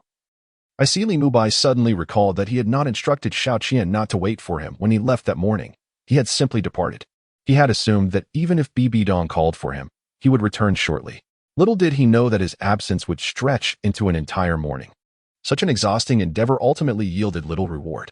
Regret washed over him as he realized he should have thought to ask Bibi Dong for some task rewards. "Why don't you prepare dinner? I'll keep Sister Zhao company for a while," Li Mubai suggested, nodding as he settled back onto the sofa. "All right," Xiao Qian replied cheerfully before turning away. However, as she did so, she cast a mysterious glance at Zhao Shuran. Upon receiving that look, the blush that had faded from Zhao Shuran's cheeks resurfaced instantly. She understood Xiao Qian's implication perfectly. It was a subtle nudge for her to seize the moment. Earlier, when she had handed Li Mubai his cup, she had deliberately brushed her fingertip against his palm, an indication from Xiao Qian. According to her, the master favored women who were dignified in public yet bold behind closed doors. "Sit down, sister," Li Mubai beckoned Zhao Shuran, casually picking up some sunflower seeds from the table and beginning to shell them. Having skipped breakfast and not having eaten upon his return at noon, he now felt a pang of hunger. "By the way, where is Xiaoyuer?" he asked, glancing at Zhao Shuran, who gracefully settled onto the sofa. "She is at home practicing her calligraphy," Zhao Shuran replied. Zhao Shuran smiled serenely. However, in her gaze directed towards Li Mubai, there resided a profound gratitude. Each day, she devoted herself to soaking beans, grinding them into soy milk, and ultimately crafting white tofu, leaving her with scant time to teach Xiaoyuer the intricacies of reading and writing. Moreover, her own educational background was regrettably limited, falling short of the qualifications required for instructing others. Were it not for the support of Li Mubai and Xiao Qian, Xiaoyuer would likely remain illiterate, a reality she dreaded. In a world dominated by aristocratic spirit masters, ordinary individuals face tremendous difficulties in acquiring literacy. Even the imperial academies are intrinsically linked to martial spirits. Without the innate talent to become a spirit master, children are fated to be excluded from these institutions. Naturally, the children of affluent families are an exception, as these academies do not exclusively admit those with spirit master potential, as long as one can afford the fee. Even commoners may gain entry. However, the situation remains complex. The fee for attending the academy is far beyond the means of an ordinary person. Zhao Shuran had once contemplated sending her daughter, Xiaoyu, to the academy, but upon hearing the quoted price, she abandoned the idea, as she simply could not afford such an expense. Thus, she has always harbored a deep sense of gratitude towards Li Mubai and Xiao Qian for their willingness to educate Xiaoyu free of charge. At that moment, the door, which had only recently been closed, was knocked upon once again. The sharp, urgent rapping echoed through the air. "Let me handle this," Zhao Shuran said as she promptly rose and made her way to the door. With a creak, the door swung open. "Xiaoyu, what brings you here in such haste?" Zhao Shuran inquired, her brow furrowed as she recognized the small figure standing before her. "Mother, something terrible has happened. A group of ruffians has come to seize our house." Upon seeing Zhao Shuran, Xiaoyu's tense expression crumbled, and she burst into tears, her eyes overflowing with tears that cascaded down her cheeks, pooling at her chin before falling to the ground. "What is the matter?" Hearing the commotion, Li Mubai approached from the living room, standing beside Zhao Shuran. "Xiaoyu, please do not cry," Zhao Shuran implored as she crouched down, gently wiping away the tears that had streamed down Xiaoyu's face and clearing the moisture from the corners of her eyes. After tending to her, Zhao Shuran enveloped Xiaoyu in a warm embrace, gently patting her back. As if comforted by her mother's affection, the fear in Xiaoyu's eyes began to dissipate, and eventually, with Zhao Shuran's soothing presence, she ceased her sobbing. "Xiaoyu, now please tell us what has transpired," Li Mubai asked, his expression grave. Xiaoyu, full of life and charm, was obedient and well-mannered. He held a great fondness for her. Moreover, she could be considered his half-disciple. He had already planned to guide her through the awakening of her martial spirit when she turned 6, intending to personally instruct her in her training. In other words, he had long harbored the intention of taking Xiaoyu as his disciple. Witnessing his half-disciple being bullied ignited a fierce indignation within him. "Brother Mubai, some villains are trying to take our house. They even threw all of our belongings out onto the street."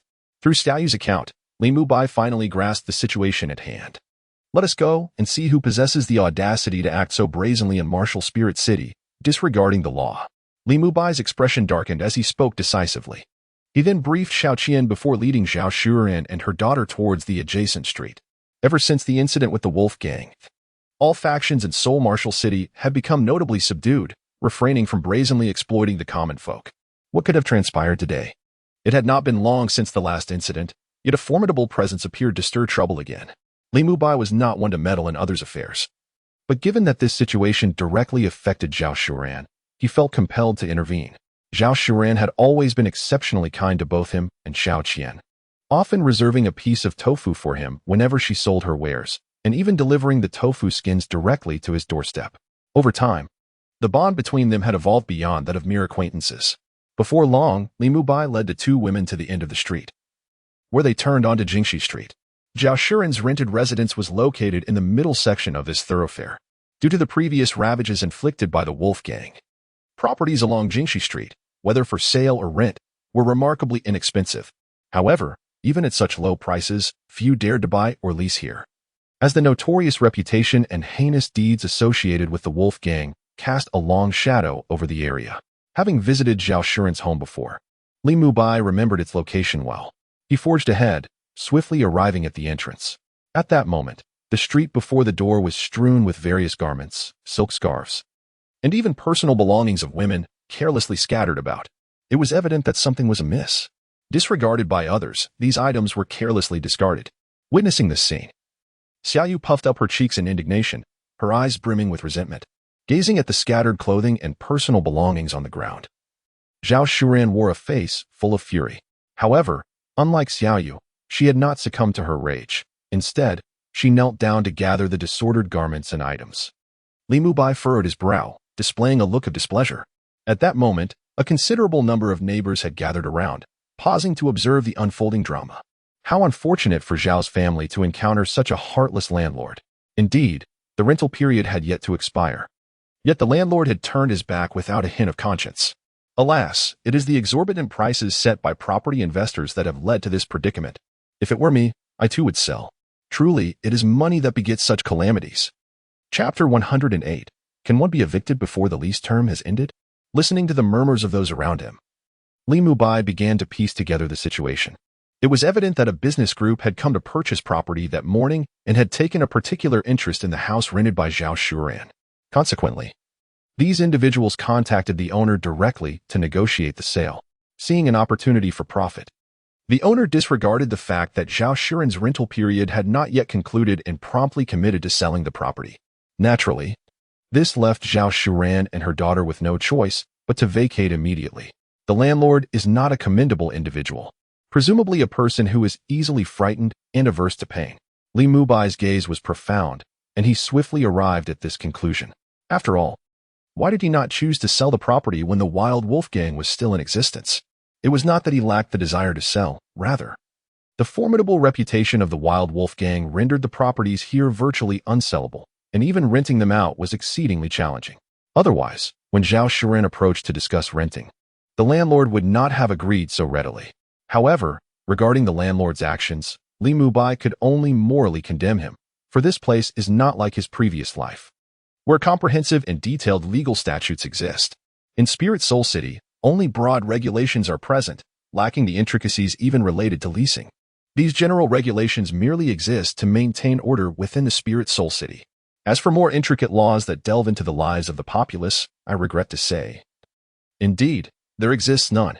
After all, the Spirit Hall is not a nation. It lacks the vast population and expansive territory that necessitate intricate and convoluted legal statutes. This implies that such complexities are entirely superfluous. After standing outside for a while, at this moment, Zhao Shuren had gathered together the various garments and daily necessities scattered across the street. Beside her, little Yuea cradled a cloth doll, a creation that Li Mubai had painstakingly sewn to bring joy to wear. Upon receiving this cherished item, the young girl had been overjoyed. Due to Zhao Shuren's numerous responsibilities during the day, Yuea often found herself playing alone.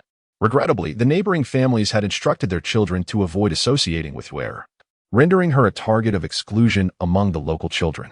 Zhao Shuren, in truth, understood the rationale behind the neighbors' actions. These individuals were also mindful of their own companion, for at that time, she had attracted the attention of some ruffians from the wolf gang. Engaging too closely with her family might incite the ire of these thugs. At that moment, these ruffians boldly proclaimed that anyone who associated with the mother and daughter of the Zhao family would become an enemy of the wolf gang. Once this statement was released, naturally, no one was willing to associate with Zhao Shuren any longer. Consequently, little Yuea also became labeled as the little harbinger of misfortune among the neighbors, who promptly instructed their children to keep their distance. Therefore, Yuea cherished the cloth doll gifted by Li Mubai immensely. She refrained from carelessly discarding the doll in a corner. Instead, she kept it beside her bed, resting on her pillow. Whenever she encountered troubling thoughts or joyous moments, she would confide in the doll. Each time the doll became soiled, she meticulously cleaned it. And due to her frequent washing, many parts of the doll had faded to a pale hue. In other words, the doll she held tightly in her arms was, in a profound sense, her dear friend and companion. There existed an unbreakable bond between them. Now, upon seeing her cherished partner carelessly tossed upon the ground, covered in dust, the young girl felt an overwhelming sense of sorrow. Tears welled in her eyes, as if an ocean of salt water was about to spill forth. Witnessing this scene, Zhao Shuren felt a pang of compassion. While she held no interest in the doll itself, she was deeply concerned for the little girl.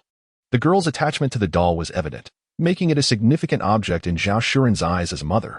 Observing the dirty doll, clutched tightly by the girl as if it were a treasure, along with the girl's expression of deep grievance, elicited a sharp ache in Zhao Shuren's heart, akin to a knife's cut.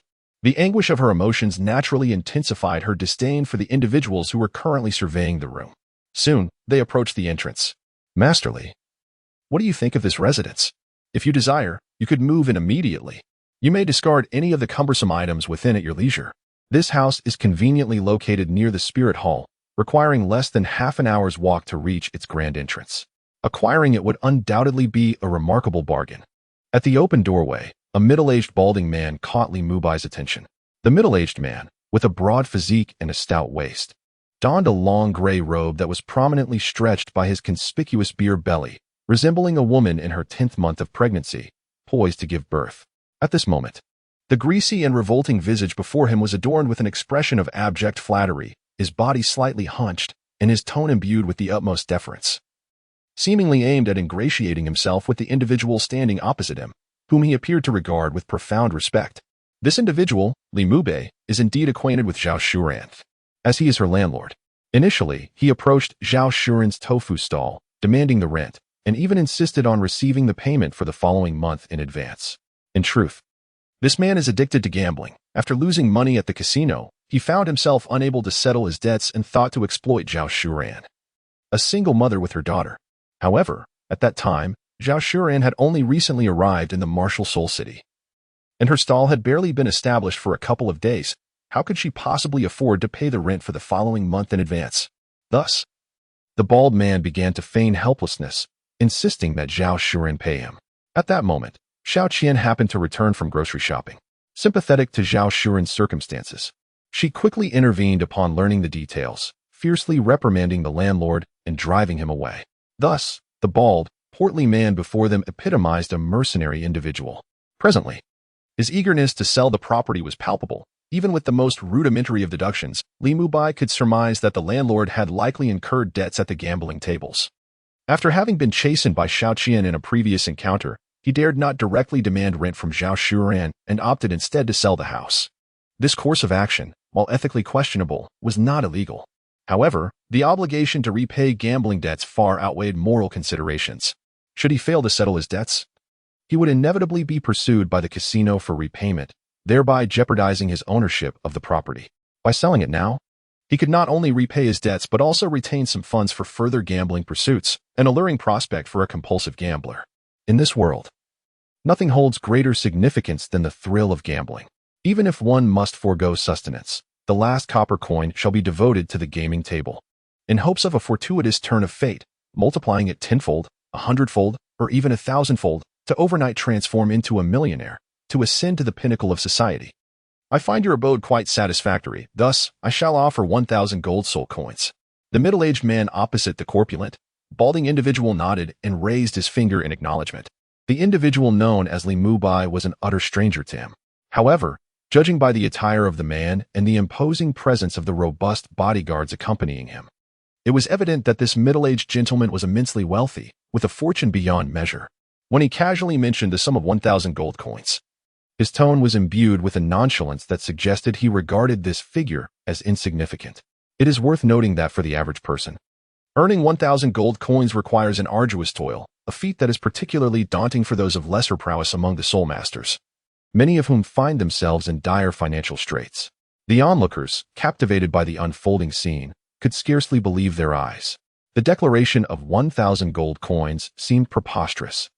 Such a sum was beyond the reach of an ordinary lifetime's earnings. given that the property prices in the vicinity hovered around 5 to 600 gold coins.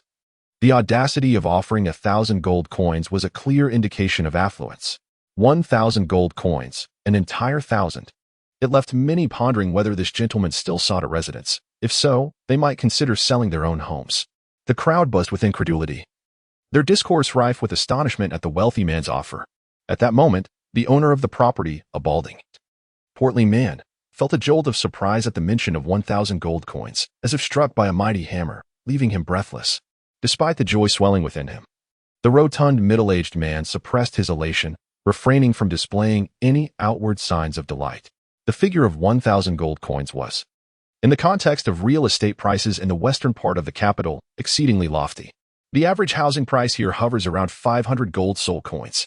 Even with the recent demise of the Wolf Gang causing a gradual increase in property values, it scarcely surpasses 600 gold soul coins. As for 1,000 gold soul coins, this is significantly higher than the average housing price. Nevertheless, even so, he remains unsatisfied. He desires more. This is the insatiable greed that resides within every gambler.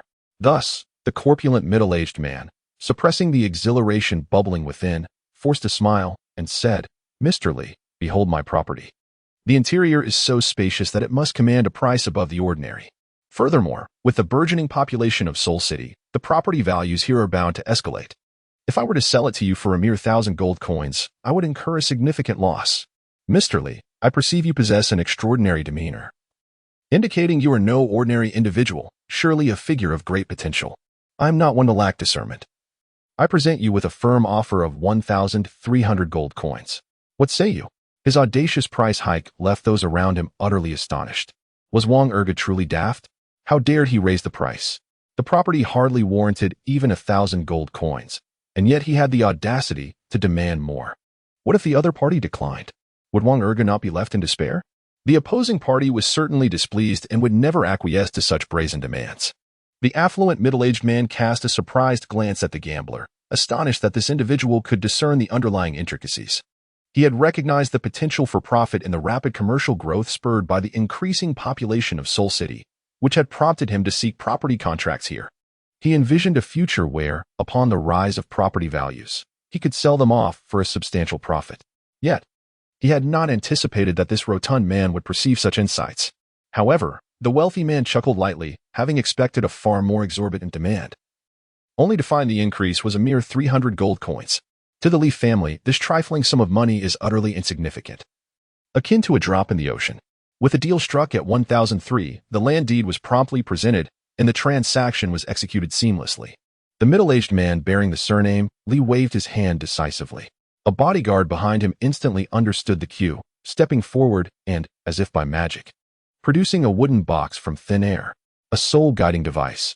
Li Mubai couldn't help but click his tongue in astonishment. He had merely speculated that this merchant was affluent, but it appeared his vision was rather limited. A soul-guiding device, particularly one of the spatial variety, is indeed a remarkably rare treasure. Such a treasure, even Li Mubai, despite his title as Douluo, has never possessed. It is far too expensive for him to afford. Now, this remarkably valuable item has unexpectedly appeared on the person of a mere guard. While Li Mubai is filled with envy, he also comprehends one crucial fact. The middle-aged man surnamed Li before him is undoubtedly a prominent business mogul. Otherwise, it would be inconceivable for such a precious spatial soul guide to be entrusted to a guard. Upon hearing the other party's swift agreement, the corpulent man immediately regretted his previous actions. Had he known the other party would comply so readily, he ought to have bid higher, perhaps even 1,500 gold coins. Now, having set the price himself and received an affirmative response, he found himself unable to retract his offer. If he were to anger the other party, even 500 gold soul coins might not guarantee the sale of the house.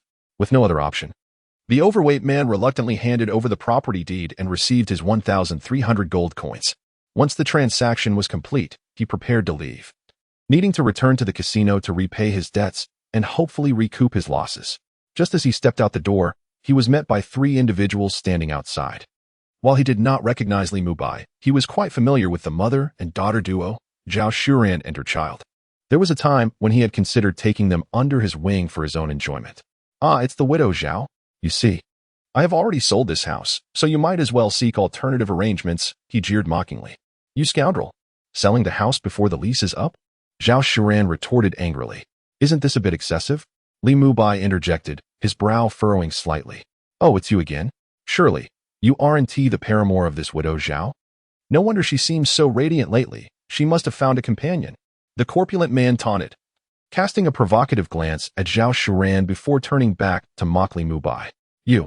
Zhao Shuran's face flushed with fury. She was poised to continue her argument, but was halted by Li Mubai's intervention. There is no need to engage with such a person, Li Mubai reassured Zhao Shuran. The other party lacked any sense of honor, and Li Mubai had no inclination to prolong the dispute. To deal with such individuals, there are but two methods. One can either disregard them as one would a barking dog, or silence them with a fist. However, Li Mubai had no intention of resorting to violence. Though the other party was rude and devoid of morality, he was still a man, not a mindless beast. Seeing that the two were momentarily speechless, the corpulent man, bearing a triumphant expression as he carried his box, declared, "The house is sold. As for whether the lease is still valid, that is no longer my concern. At worst, I shall compensate you for the remaining days of rent." As he spoke, he retrieved a silver coin from a small cloth pouch at his waist and tossed it at Zhao Shuran's feet. With a light melody on his lips, he turned and departed with an air of nonchalance. The middle-aged man surnamed Li merely observed this scene with a cold gaze. Although he found the sight of Li Mubai somewhat familiar, he refrained from uttering a word and simply addressed Zhao Shuran, saying, "Madam, I have purchased the house. You and your child's belongings should be removed at your earliest convenience." After the wealthy merchant made his statement, he attempted to leave.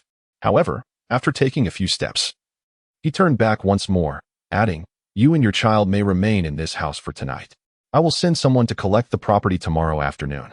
With that, the merchant felt justified in his departure. He was not a philanthropist. The extension of time he offered was merely his limit. What was to be done? Zhao Shuran stood frozen in place, staring blankly at the silver coin at her feet. She truly could not fathom where else she could possibly go. The earnings from selling tofu these days are hardly sufficient to cover the rent. Even if she resorts to staying in a hostel, that meager amount would only last a few days. "Sister, why not come to my home with Xiaoyu?" Just as she was feeling helpless, a familiar voice echoed in her ear. She looked up to see Li Mubai gazing at her earnestly. "Dear readers, I shall take a day off. The new year has concluded, and I will gradually make up for the words I missed during my leave." Chapter 109. The merchant Li Fingheng. As the merchant turned to leave, Zhao Shuran's residence inevitably changed ownership. As a tenant, she was compelled to vacate. In this matter, Li Mubai ultimately refrained from intervening. The sale of the property was reasonable. After all, there were no relevant laws in Wuhuan City, and he found no justification for action. However, the behavior of the rotund landlord was somewhat morally questionable. The rental period had yet to conclude, and although he generously returned a silver coin, its value nearly equivalent to 1.5 months' rent, this method of reimbursement felt rather insulting to her dignity. Clutching a bundle of clothes, Zhao Shuran gazed hesitantly at the open door of the house. "Sister, please do not hesitate. Do you have any other place to go?" Seeing her indecision, Li Mubai could not help but continue to persuade her. He was not devoid of compassion. The plight of this single mother and her child was indeed challenging. Their relationship was not that of complete strangers. He could not stand idly by and watch them suffer. Moreover, his home was quite spacious, with 2 empty bedrooms, more than enough to accommodate the mother and daughter. Additionally, he held a favorable opinion of Zhao Shuran. Her character, virtue, and resilience made her a remarkable individual, far superior to many wealthy young ladies. This world is unlike the ancient one of my past life. In that bygone era, most women were deserving of the title noble lady. However, in this realm, every woman of noble birth or title exhibits an air of superiority, strutting with their noses held high, gazing down upon the common populace. Thus, a woman like Zhao Shuran is truly a rarity. When faced with Li Mubai's invitation, Zhao Shuran did not respond immediately. Instead, she fell into contemplation, her expression revealing hesitation. In truth, she harbored a desire to cultivate a deeper connection with Li Mubai. If she were to reside in his home, it would naturally lead to more interactions between them. Yet, she saw herself merely as a living widow, an utterly ordinary individual among the masses. In stark contrast, Li Mubai was a young and formidable soul master, shining like a radiant sun. If she were to take up residence in his household, would it not invite unwelcome gossip and tarnish his reputation? Zhao Shuran pondered these thoughts. Though she felt immense gratitude for Li Mubai's generous invitation, she was reluctant to sully his standing in society, wishing to shield him from the prying eyes of their neighbors. Yet, if she declined his offer, where would she go? Sister, are you troubled by the whispers of others? Li Mubai inquired, sensing her unease. Upon hearing his question, Zhao Shuren looked at him in surprise, her enchanting almond-shaped eyes seemingly asking, "How did you know?" Noticing her reaction, Li Mubai's understanding deepened. A smile gracing his face as he watched the departing figures of the onlookers. With a gentle tone, he remarked, "Life seldom unfolds as we desire. It is often filled with dissatisfaction. Time is fleeting, and in the grand scheme of existence, our worries seem trivial. You are you, and I am I. Our lives belong to us alone. Why should we concern ourselves with the perceptions of others? Those who live by the judgments of others are destined to lead sorrowful lives. Given this, why not embrace life with abandon? Gossip will always exist. If we choose not to listen, it will fade away." Listening to his words, Zhao Shuren felt a stirring within her. Indeed, why should one not savor the joys of life? Her existence should not be dictated by others. Why should she care about their opinions? Just as she had once escaped her family's plans for an arranged marriage 7 years ago, she had endured countless hardships and grievances during that time. Why, now, did she lack the courage to defy external pressures? Contemplating this, the confusion and hesitation in Zhao Shuren's eyes immediately dissipated. Why should she concern herself with others? What mattered was living well for herself. A carefree smile graced her face as she fixed her gaze upon Li Mubai, softly uttering a single word. "Good." Li Mubai smiled warmly, speaking as he approached the open door. "Let me help you tidy up your belongings." Zhao Shuren, clutching the disheveled pile of clothes, remained unmoved. Standing her ground with unwavering determination, she declared, "Brother Bai, I will not stay here for free. I will pay you rent each month, according to the market rate." Upon hearing this, Li Mubai was taken aback for a moment. After a brief pause, he turned back with a smile and replied, "All right then."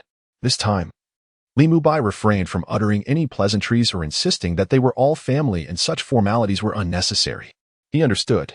This promise represents Zhao Shuren's dignity. Should he resort to insincere pleasantries, it would undoubtedly trample upon the other's self-respect. Given this, why not acquiesce? The matter of the rent did not weigh heavily on his mind, as an elder of the martial soul hall. His monthly stipend was more than sufficient to support his family, with even surplus funds allowing him to indulge in drinking and enjoying the blossoms. "Shall we tidy up first? Let us have dinner together later," Li Mubai suggested, his gaze falling upon the young girl, Xiaoyue, who was clutching a cloth doll. Though the doll was somewhat soiled, the little girl showed no sign of disdain, instead cradling it like a treasure, as if fearing someone might snatch it away. As Li Mubai's eyes turned towards her, Xiaoyue met his gaze. Li Mubai offered a kind smile. "Xiaoyue, from this day forth, would you like to stay with your brother?" "Really?" The girl's face lit up with delight, her eyes sparkling with excitement. Li Mubai remained silent, merely nodding gently, thus responding to her question in a different manner. "Can Brother Mubai take me to see the circus?" she inquired once more. "Of course, but there is one condition. You must learn 50 new words each week. Can you manage that?" Li Mubai laid down his terms. "I can do it," the girl exclaimed with enthusiasm, her eyes crinkling with joy as she bounced with her cherished doll in her arms. "Brother Bai, don't spoil her too much." Zhao Shuren chimed in with a playful smile. In that moment, she felt an unprecedented sense of ease, as if she had found a refuge, no longer having to wander aimlessly. Amidst the laughter and joy, they quickly tidied up some common belongings, leaving behind a collection of tofu-making tools. Zhao Shuren felt a pang of reluctance towards these items. However, Li Mubai advised her to discard them, for there were more significant matters awaiting her attention in the future. As night fell, Xiao Qian prepared a lavish feast to celebrate the arrival of the new member.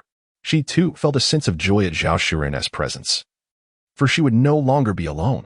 Reflecting on the past, where she toiled into the late hours, exhausted from her solitude, she now welcomed the prospect of shared burdens. How could she not be happy? In the southern part of Seoul Master City, within a spacious estate, a middle-aged man clad in an exquisite long robe sat alone on a sandalwood chair in the hall. He was none other than the affluent merchant who had purchased the property rented by Zhao Shuren earlier that day. His name was Li Fingheng, an unscrupulous businessman hailing from the Li family of the Tiando Empire, and he was the youngest son of the current family head. The Li family was among the elite of the Tiando Empire, with the previous patriarch having held the esteemed position of adjudicator and prince, wielding considerable power and influence. Logically, one would expect a descendant of such a distinguished lineage to ascend effortlessly in the political arena, akin to a dragon soaring into the sea. Yet, Li Fingheng found himself indifferent to the corridors of power, instead captivated by the art of commerce, which he fervently embraced. With his remarkable background and exceptional business acumen, he swiftly established himself as one of the prominent merchants in the Tiando Empire, amassing wealth rivaling that of nations. However, even such a person encountered moments of distress. As he sat on the chair, the visage of a young man, Li Mubai, continually echoed in his mind. There was an inexplicable sense of familiarity about this individual. Had he encountered him somewhere before? Li Fenghe toyed with a string of jade beads in his hand, meticulously rolling them one by one. He was not inclined to remember ordinary individuals, as the number of people he needed to remember was overwhelmingly vast. Generally, those who managed to imprint themselves upon his memory were significant figures of influence. It was precisely for this reason that when he successfully acquired the house earlier that day and was about to leave, he turned back to Zhao Shuran and graciously offered her a day to vacate, wishing to avoid causing offense. Had it been anyone else, he would have instructed his subordinates to clear the premises immediately. Outside, the croaking of frogs resonated from the ornamental pond, enveloping the atmosphere in the essence of midsummer. At that moment, a voice echoed from beyond the hall, calling out, "Third Master." A sound pulled Li Fenghe from his reverie. After placing the string of jade beads he had been toying with on the nearby table, he slightly raised his head and said, "Come in." At the entrance of the hall, a figure clad in a long black robe stepped forward upon receiving permission. Once inside the hall, the newcomer bowed his head slightly, bent his body, and with both hands clasped in front, spoke, "Third Master, I have inquired about the residence of that esteemed individual. It is located on the street adjacent to Jingxi Street, not far from the house you purchased during the day." Hearing this, Li Fenghe's expression turned skeptical. "Are you certain it is that esteemed individual?" He could not help but question the words spoken by his subordinate. The individual he sought was none other than the 10th elder of the Spirit Hall, a superlative powerhouse of the tidal Douluo realm, who had, in that fateful contest, compelled the Golden Crocodile to acknowledge his defeat with his own lips. Such an extraordinary individual, could he truly reside in a modest area adjacent to Jingxi Street? Earlier today, he roamed the entirety of the western district of Wuhuan City, yet he encountered no expansive mansions. Initially, he had intended to acquire a grand estate, only to be astonished by the absence of such properties in the western part of the city. Embracing the philosophy of making the most of his visit, he casually purchased a house for his workers to inhabit, serving as a resting place. However, he has now been informed by his subordinates that the young tidal Douluo resides in the very street he had looked down upon. How can one avoid raising his suspicions? It is important to note that within the Spirit Hall, not only the elders, but even the platinum bishops reside in grand estates. The mansions of the titled elders are even more extravagant, often sprawling over hundreds of acres. Yet, this esteemed 10th elder of the Spirit Hall resides in the western part of the Spirit City, an area devoid of such opulent residences. It is simply hard to believe. Third Master, I sought out several platinum bishops, and they assured me in person that the 10th elder lives right next to the western street of the capital. They even took me to see for myself, though I did not catch a glimpse of the elder. The black-clad subordinates spoke with utmost sincerity. Upon hearing this, Li Fenghe's skeptical expression began to soften. Since those platinum bishops had given their word, it was likely that this matter held some truth. As this thought crossed his mind, a surge of joy unexpectedly welled up within Li Fenghe. If the 10th elder truly resided in such a modest locale, it would imply a dire need for finances on his part. He sought the 10th elder precisely because he had heard that this elder had recently joined the Spirit Hall. In such circumstances, the demand for monetary resources would undoubtedly be significant. Li Fenghe had little of value to offer, save for his abundant wealth. If he could exchange his riches for the promise or goodwill of a titled Douluo, it would indeed be a most advantageous transaction. The reason he did not approach other elders was that they were all quite affluent, possessing little desire for financial gain. Thus, he focused on this newly appointed elder of the Spirit Hall, aiming to use his considerable wealth to win the favor and promise of a titled Douluo. What weight could a promise from a titled Douluo carry? Even Li Fenghe, the third son of the Li family, could not fathom its value. A single person could stand against 1,000 troops, embodying the might of an entire army. The mere verbal agreement from such a figure could ensure the prosperity of the Li family for a century. With that in mind, it is time to prepare a generous gift. I entrust this matter to you. It must not be mishandled. Do not hesitate to spend money on the gifts, even if it means exhausting the entirety of my earnings from this year. It is of utmost importance. Do you understand?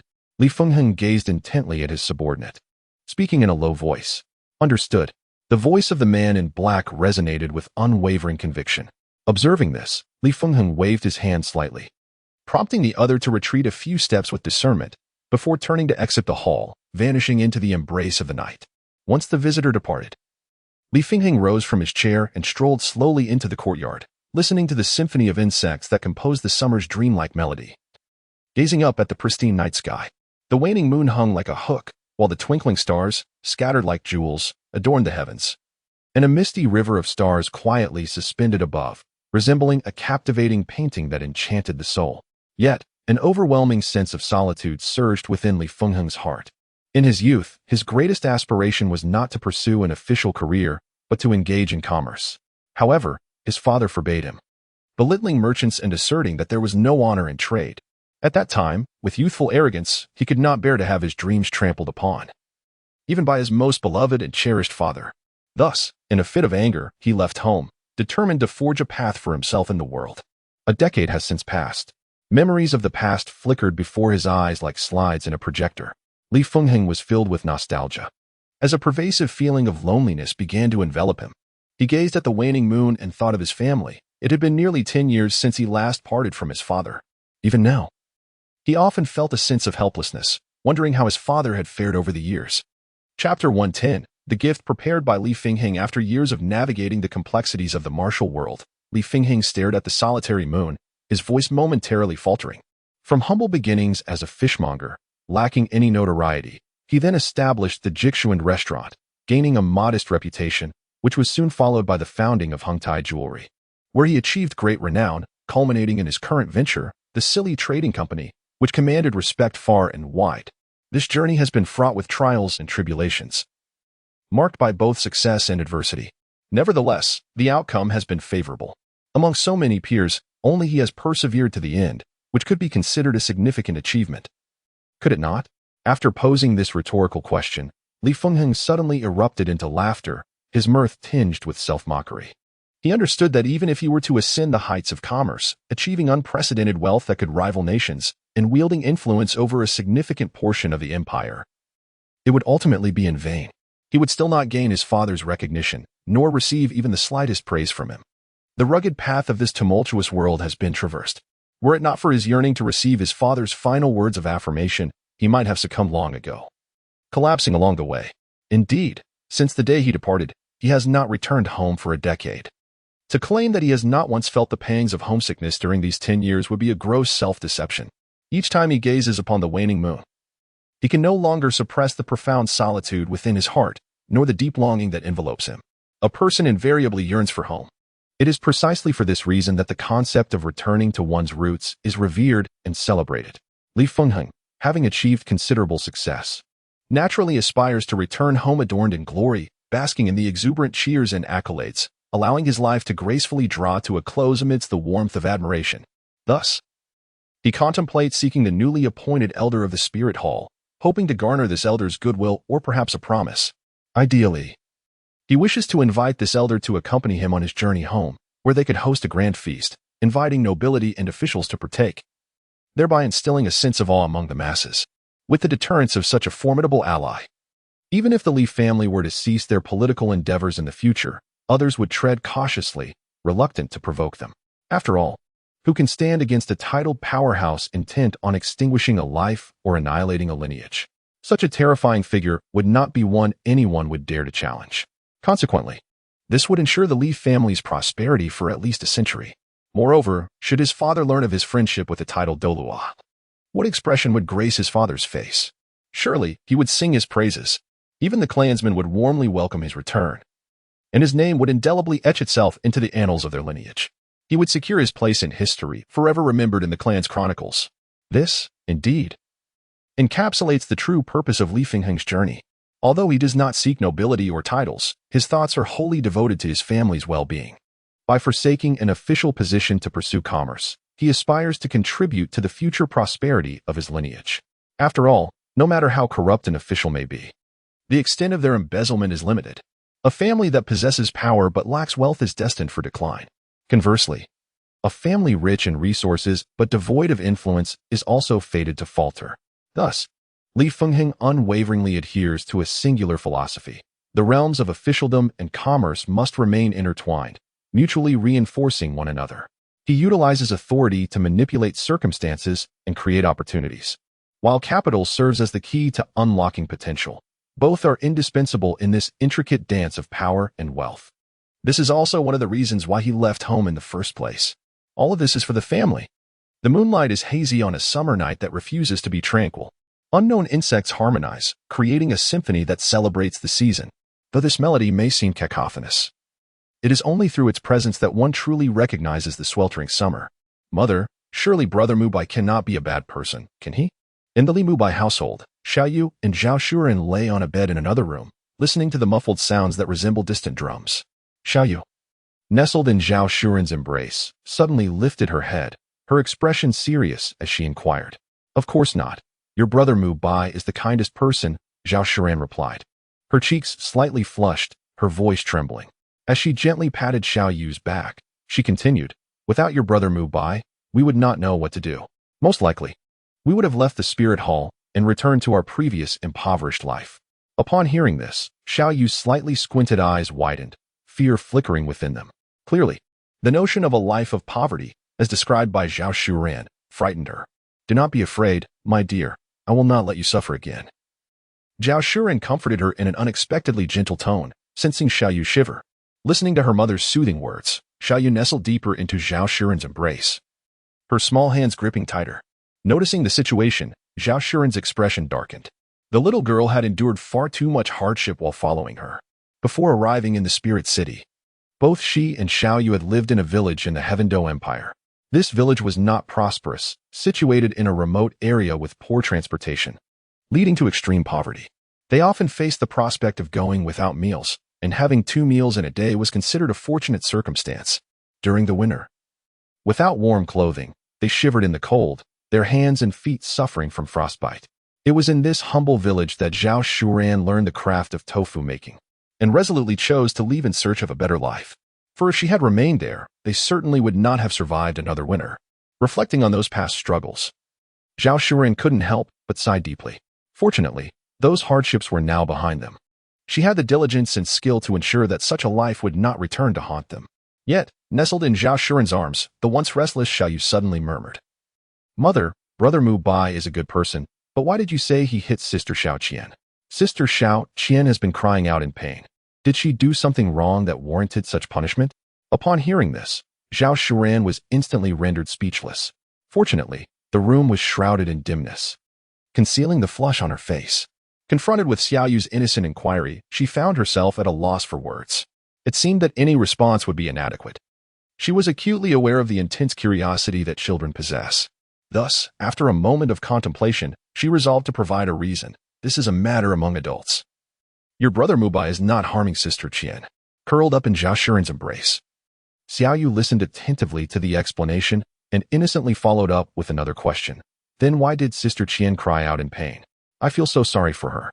Zhao Shuren's already flushed cheeks grew even warmer upon hearing Xiaoyu's words. She felt a wave of relief that it was nighttime. Otherwise, Xiaoyu would undoubtedly persist in her inquiries, questioning why her face was so red and whether she had a fever. In that case, she would truly struggle to answer. Regarding Xiaoyu's question, she longed to clarify that it was not pity but rather affection. However, this response is certainly inadequate. Viewer should not feel sympathy for Sister Qian. After much contemplation, Zhao Shuren could only respond in this manner. Why? Listen, Sister Qian must be in great pain now. Should she not be deserving of sympathy? In the darkness, young Yua opened her wide eyes, her voice laced with confusion. That was not a cry of agony, just as she was about to inquire further. Zhao Shuren interrupted her. Yua, do not ask so many questions. These matters are for adults. You will understand when you grow up. Oh.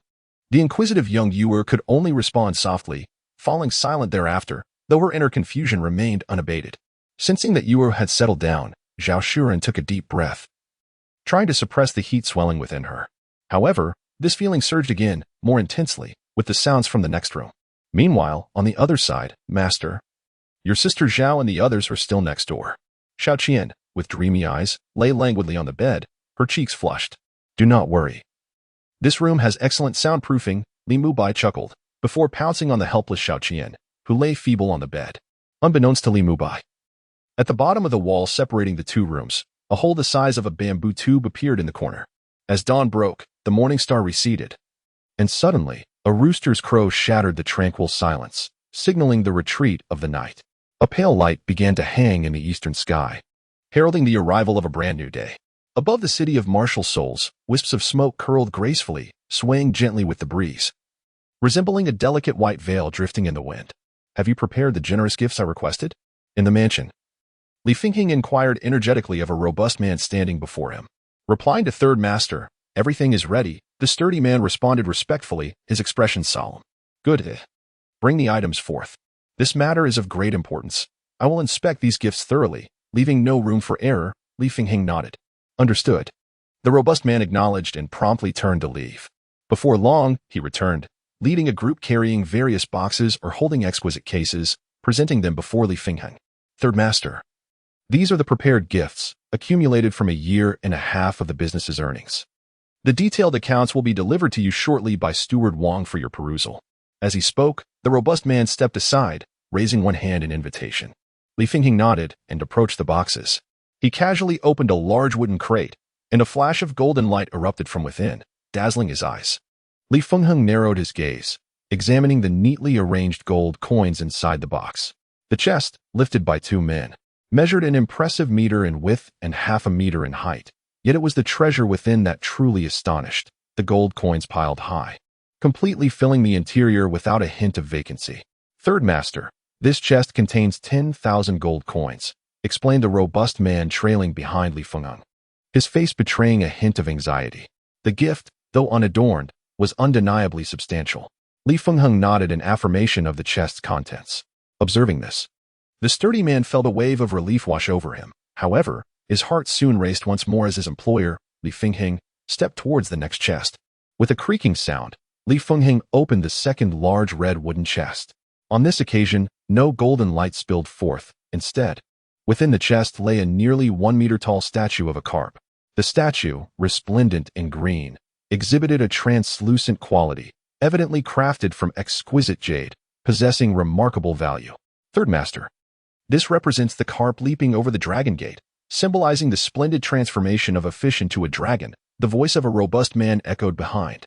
Yet, Li Fingheng remained motionless, quietly standing in place, absorbed in observation. After a considerable time, just as beads of cold sweat began to form on the man's forehead, a smile finally graced Li Fingheng's face, and he nodded with evident satisfaction, saying, "This gift is commendable. It reflects considerable thought." Upon receiving praise, the man's countenance brightened. It was rare for Li Fingheng to commend anyone. Those fortunate enough to be lauded by him invariably found themselves swiftly promoted and rewarded. "Thank you, Third Master, for your kind words," the robust man replied, hastily bowing in gratitude. At that moment, those surrounding him, those who carried chests or cradled treasure boxes, looked at the man's face with expressions of profound envy. Subsequently, Li Fingheng approached the third large chest. As he opened it, the contents revealed themselves, a trove of snow-white pearls, each the size of an egg, shimmering under the morning light with a silvery radiance, exuding an air of opulence. "Third Master, this chest of pearls is a specialty of the East China Sea. Each one is worth a fortune. My subordinate learned from certain platinum bishops that there is a lady in the home of the 10th elder, which is why I prepared this gift." The robust man's expression grew tense again. The value of this chest of pearls was indeed staggering, comprising half the total worth of all the lavish gifts.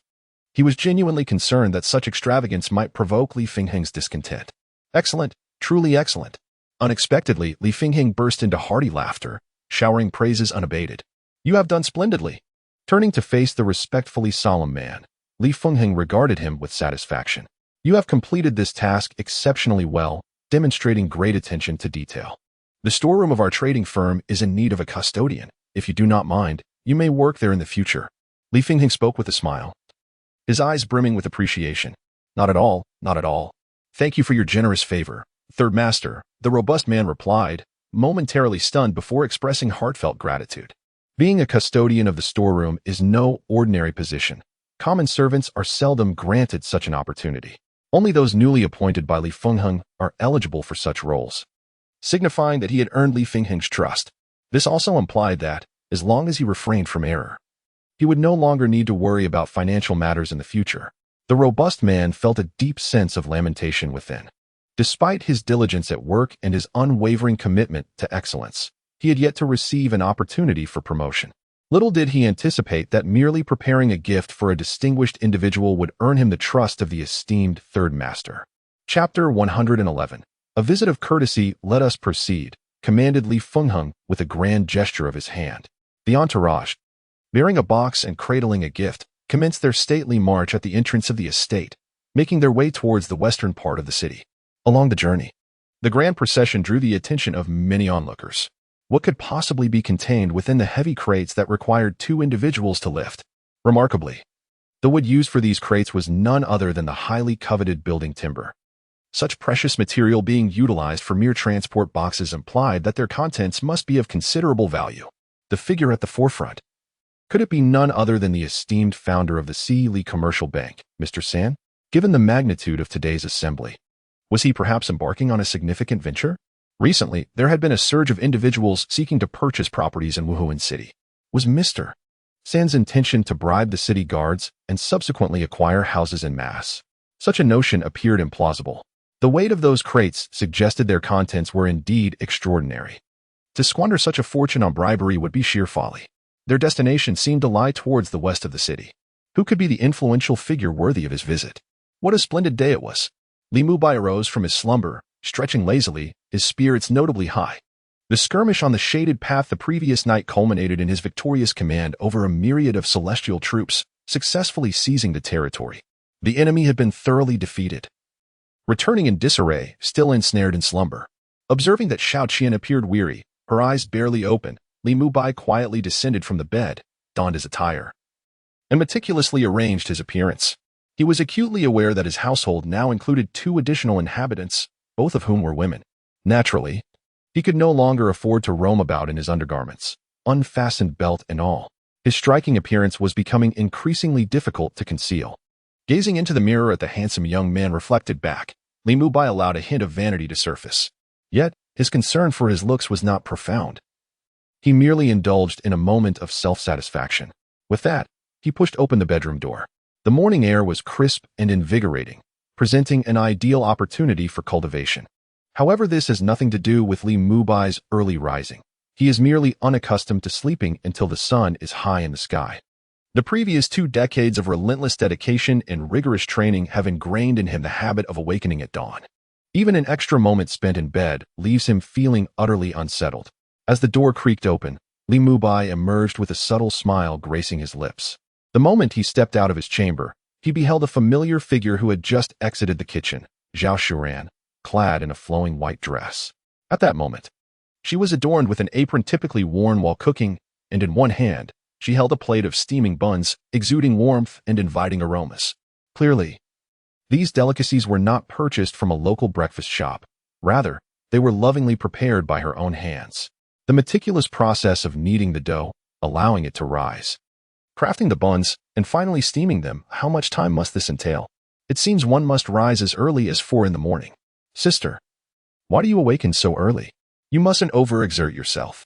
If you desire breakfast, it would suffice to venture out and purchase it. There is no necessity for such labor. It consumes far too much time. The aroma of the meat buns wafting through the air prompted Li Mubai to gently chide. Zhao Shuran, already burdened with fatigue from her daily endeavors, now found herself rising early to prepare meals for her esteemed guest. How could she reconcile her role as the hostess? The breakfast offerings available outside were exorbitantly priced, and the filling within the buns was scant. It was far more economical to prepare them at home, allowing for considerable savings. With a smile gracing her lips, Zhao Shuran carried a plate past Li Mubai and set it upon the dining table in the living room. Only then did she turn and address him. Brother Bai, quickly wash your hands. Breakfast is ready. I shall go call you. All right, Li Mubai nodded. Then proceeded to the backyard to rinse his mouth and wash his face. Before long, he returned to the living room, his demeanor refreshed and invigorated. At this moment, the young girl, Xiaoyu, was gently pulled from her bedroom by Zhao Shuran and seated upon a stool at the dining table. Her eyes, still clouded with sleep, revealed that her drowsiness had not yet dissipated. Meanwhile, Zhao Shuran brought forth a wooden basin filled with water, within which lay a pink cloth. With deft skill, she washed the cloth in the water, wrung it out, and proceeded to wipe the young girl's face. After her tender ministrations, the previously dazed little girl appeared revitalized. She gazed across the table at Li Mubai, her face instantly breaking into a radiant smile. "Good morning, Brother Mubai." "Good morning, she cheerfully exclaimed. Li Mubai responded with a smile. "You all may eat first. I shall fetch some water." Zhao Shuren replied with a grin before carrying the wooden basin towards the backyard, where there was a designated drainage ditch for disposing of wastewater. Observing Zhao Shuren's hurried silhouette as she made her way to the backyard, Li Mubai could not help but reflect on the fact that this woman truly embodied the ideal companion in a man's dreams, the quintessential wife. No man could resist such a woman. "Brother Mubai, why haven't you called Sister Qian to join us for breakfast?" the spirited little girl inquired, her large, expressive eyes fixed earnestly upon Li Mubai. Her innocent and sincere voice jolted him back to reality. Li Mubai averted his gaze, once again donning a warm expression. "Sister Qian was unable to sleep last night and only fell asleep in the early hours, so I thought it best to let her rest a while longer." The little girl blinked her large eyes, staring intently into Li Mubai's, as if trying to glean some understanding from his gaze. For reasons unknown, Li Mubai found himself somewhat unnerved by the sincerity reflected in her eyes. This marks the first, or perhaps the second, occasion since he attained the title of Douluo that he experiences such a sensation. The first instance occurred when Bibi Dong posed questions to him, stirring an unsettling feeling within. Particularly, the intensity of Bibi Dong's gaze rendered Li Mubai unable to meet her eyes directly during their conversations. He harbored an illusion that she possessed the ability to penetrate the depths of his thoughts. Consequently, whenever he found himself in her presence, he would fixate his gaze upon her chest or shoulders, rarely daring to make direct eye contact with Bibi Dong. "This girl seems rather peculiar." A sense of suspicion arose within Li Mubai. He couldn't shake the feeling that the young lady before him harbored knowledge of some secret pertaining to him, which accounted for her discerning gaze. After a considerable pause, the little girl finally averted her eyes, reluctantly settling back into her chair. She reached for the large meat bun on the plate before her and took a hearty bite. Instantly, a glimmering sheen of grease appeared around the corners of her mouth. The large meat bun indeed contains an abundance of filling, with only a delicate layer of dough encasing the meat. Otherwise, little Yua would not have taken a single bite, causing the juices to flow forth. Witnessing this scene, the unsettling sensation that had lingered in Li Mubai's heart finally dissipated. Just then, as the young girl chewed her food, a muffled voice unexpectedly emerged. "Yua and mother also had a sleepless night, yet we still rose early this morning." Upon hearing this statement, Li Mubai instinctively provided an interpretation in his mind. It was only natural for the two newcomers to experience insomnia after transitioning to a familiar environment. At that moment, Zhao Shuren, who had just returned from the backyard after disposing of the water used for washing her face, also caught wind of the young girl's words, causing her cheeks to flush instantly. However, this fleeting expression of embarrassment vanished almost as quickly as it appeared. With a serious demeanor, she approached the dining table and stood beside the little girl. "Eat properly. Have you forgotten what I taught you? Do not speak while eating. Finish your food before you utter a word." The little girl, after a few hurried chews, timidly swallowed her food and managed to respond in a small voice. Casting a stern glance at her, Zhao Shuren then softened her expression as she turned to Li Mubai. "Brother Bai, please disregard her nonsense. There is nothing of the sort. We slept very well last night, didn't we, Yue?" As she spoke, Zhao Shuren cast a sidelong glance at the still-eating little girl. "Yes, indeed," the girl quickly affirmed, sensing the palpable threat in Zhao Shuren's eyes, nearly raising her hands in enthusiastic agreement with Zhao Shuren's statement. Li Mubai observed the exchange with a perplexed expression. What are those two discussing? Could it be that they heard the sounds from last night? Impossible. Li Mubai shook his head inwardly. After purchasing this house, he had it demolished and rebuilt. The materials were meticulously selected, particularly the walls separating the rooms, which were constructed from the finest soundproof wood. It was utterly inconceivable for sound to penetrate. Brother Bai, hurry and enjoy the steamed buns while they're hot. They'll lose their appeal once they cool down. Zhao Shuren observed Li Mubai's contemplative expression and hurriedly called to him, diverting his attention. All right. Li Mubai nodded, dismissing his thoughts, and reached for the buns on the table. Just then, a loud knocking echoed at the door. Who could be knocking so early? Li Mubai paused, his hand halting, a frown forming on his brow. His immediate instinct ruled out the possibility of it being the Douluo Mo Xiang, who typically indulged in late mornings and would certainly not be the one at the door. Could it be Bibi Dong again? Li Mubai found this possibility more likely. especially since he had promised her just yesterday to draft the development plans for the vacant land in the eastern part of the city. This thought left him somewhat irked. Even if he were to create the drawings, there was no urgency. It was not a matter of life and death. Why the rush? Conducting site visits and negotiating land issues with various parties was not something that could be accomplished in a short span. It would certainly require several weeks. Hearing the knock, Zhao Shiran instinctively rose to answer the door. "Sister, sit down. I'll go," Li Mubai said, casting an annoyed glance toward the door. "All right." Zhao Shiran returned to her seat.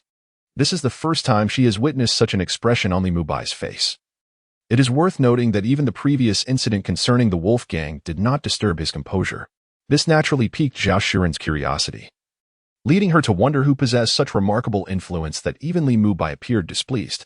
Meanwhile, outside the door, Li Fengheng, who had been knocking, noticed the prolonged silence and turned his gaze towards the robust man accompanying him. The sturdy man instantly comprehended the skepticism reflected in his companion's eyes. He promptly bowed slightly and replied with utmost respect, "Third Master, there can be no mistake. I specifically verified that this is the residence recognized by those esteemed platinum bishops. The venerable elder resides here. Then why is no one answering the door?" Li Fengheng furrowed his brows, a hint of displeasure creeping in. "Perhaps the elder has not yet risen. We could wait a little longer." The sturdy man's voice trembled, anxiety gnawing at him. Despite his earlier confirmations that this was indeed Li Mubai's residence, doubts now clouded his mind. Silently, he prayed that Li Mubai truly lived here. Otherwise, the slender thread of trust and opportunity for promotion he had just secured from Li Fengheng would slip away. Moreover, he would be unjustly labeled as incompetent. He feared he would never again have ties with the Sealy Trading Company, and it would be nearly impossible to find employment elsewhere in the industry, especially since the person before him was Li Fengheng, a leading figure in the entire sector. Such a reality would certainly render his prospects bleak. Just as Li Fengheng was growing impatient and had raised his hand, ready to turn away, a creaking sound announced the opening of the door. "What is all this fuss? If you keep hurrying me, I might just quit." Li Mubai stood at the threshold, one hand propping the door, his expression marred by irritation. He had already assumed that the knocker was either Bibi Dong or someone sent by Bibi Dong. Upon hearing the commotion, Li Fengheng lowered his hand and respectfully bowed. "Greetings, esteemed 10th Elder. I am Li Fengheng from the Sealy Trading Company. After hearing of your esteemed reputation, I have come to pay my respects." Li Mubai raised an eyebrow, initially believing the visitor to be an envoy of Bibi Dong, only to realize otherwise. As he listened to the middle-aged man's introduction, his demeanor softened, though a sense of curiosity began to brew within him. The Sealy Trading Company, he had heard of it. It was a colossal commercial entity specializing in cross-border trade. A veritable giant in that domain, nearly unparalleled. The founder of this trading company bore the surname Li. Could this individual before him be the very founder? Li Mubai scrutinized Li Fengheng, who appeared somewhat obsequious. Clad in an impressive attire and exuding a remarkable aura, his eloquence was equally commendable. With just a few glances, Li Mubai discerned the other's identity. He was indeed likely the founder of the trading company, for it was uncommon for an ordinary individual to possess such presence. Li Mubai then glanced at those behind Li Fengheng, individuals carrying boxes or cradling gifts, and he couldn't help but feel a tinge of curiosity. He had never interacted with anyone from the trading company, so what business could they have with him? Observing the numerous boxes, Li Mubai was skeptical that they were merely there to bestow gifts out of generosity. They surely had ulterior motives, otherwise, they wouldn't have brought so many boxes. At that moment, the spectacle created by Li Fengheng had drawn a crowd on the street. What were these people doing? Why were they congregating around the residence of young Master Li? What intentions did they harbor? They did not seem to be causing trouble, if that were the case. He would not hesitate to respond unceremoniously. Young Master Li had always treated them kindly, and in critical times, he would not falter. Indeed, count him in. Do not be overly agitated. Did you not see how respectful that man was, bowing deeply to young Master Li? He is certainly not here to provoke. Young Master Li's unparalleled intellect drew admiration, and it was only natural for him to receive gifts. I could tell at a glance that he was no ordinary man. The individual at the forefront, whom I recognize, is Li Fengheng, the founder of the Sealy Trading Company. Sealy Trading Company? What is that? You simpleton. I often tell you to read more newspapers and play less games. Now you are stumped at a critical moment. He is a leading figure in cross-border trade. Wealthy beyond measure. What? So formidable? Chapter 112. I have a connection in the east of the city. Though the risks are considerable, gazing at the respectful Li Fengheng, Li Mubai's expression returned to normal. As for why the latter sought him out, it remained unclear for the time being. Perhaps there was something he needed. Li Mubai was not the least bit surprised that Li Fengheng had managed to locate his residence. This individual was indeed a person of immense wealth and influence. Such a manner of speaking may seem somewhat exaggerated. However, the vast wealth of the other party is undoubtedly profound, that much is certain. Mr. Li need not stand on ceremony. A guest is a guest, and any matters at hand may be discussed within. Li Mubai fully opened the door, gesturing for the other to enter. Surrounding them were numerous neighbors. And in such a public setting, it was indeed rather inconvenient for a private conversation. Li Fengheng, lowering his head, only raised it upon hearing Li Mubai's words. Casting a glance towards him, initially, upon detecting a hint of dissatisfaction in the other's tone, he had assumed he had offended him. Hence the gesture of apology and his failure to discern the other's true countenance. The next moment, as he recognized Li Mubai's features, his pupils constricted in disbelief, rendering him momentarily speechless. The visage of the young man before him seemed to coincide with that of the individual who had occupied his thoughts the previous night. Last night, he had pondered extensively, wondering why the young man he encountered during the day appeared so familiar. It was only at this moment that clarity dawned upon him. The reason was that he had been present during the renowned Duel of Peaks. Logically, the spectators at such an event should have been primarily individuals associated with the realm of soul masters. Yet, Li Fengheng had managed to secure a place in the audience through his own wealth, attending the entirety of the competition. Due to the vastness of the arena, he hadn't been able to clearly see the contenders within, but he retained a vague recollection of the young elder's general appearance. Thus, it was yesterday afternoon, when purchasing that house, that a sense of déjà vu regarding Li Mubai had arisen. Realizing this now, fear suddenly gripped Li Fengheng's heart. The property had been leased, and disregarding the fact that the lease had yet to expire, he had proceeded with the purchase. Moreover, the woman renting the property seemed to have a significant connection with the young elder before him. Oh no, I have offended someone. A weight settled in Li Fengheng's chest, and under Li Mubai's gaze, he stepped into the foyer of the house. Behind him, a throng of servants, sensing the gravity of the situation, remained at a respectful distance, waiting quietly. They were acutely aware that the young man standing at the door was a figure of immense stature in this world, and to swarm into his abode would surely provoke discontent. Offending such a prominent individual was something they would never dare to do, not even for an increase in pay.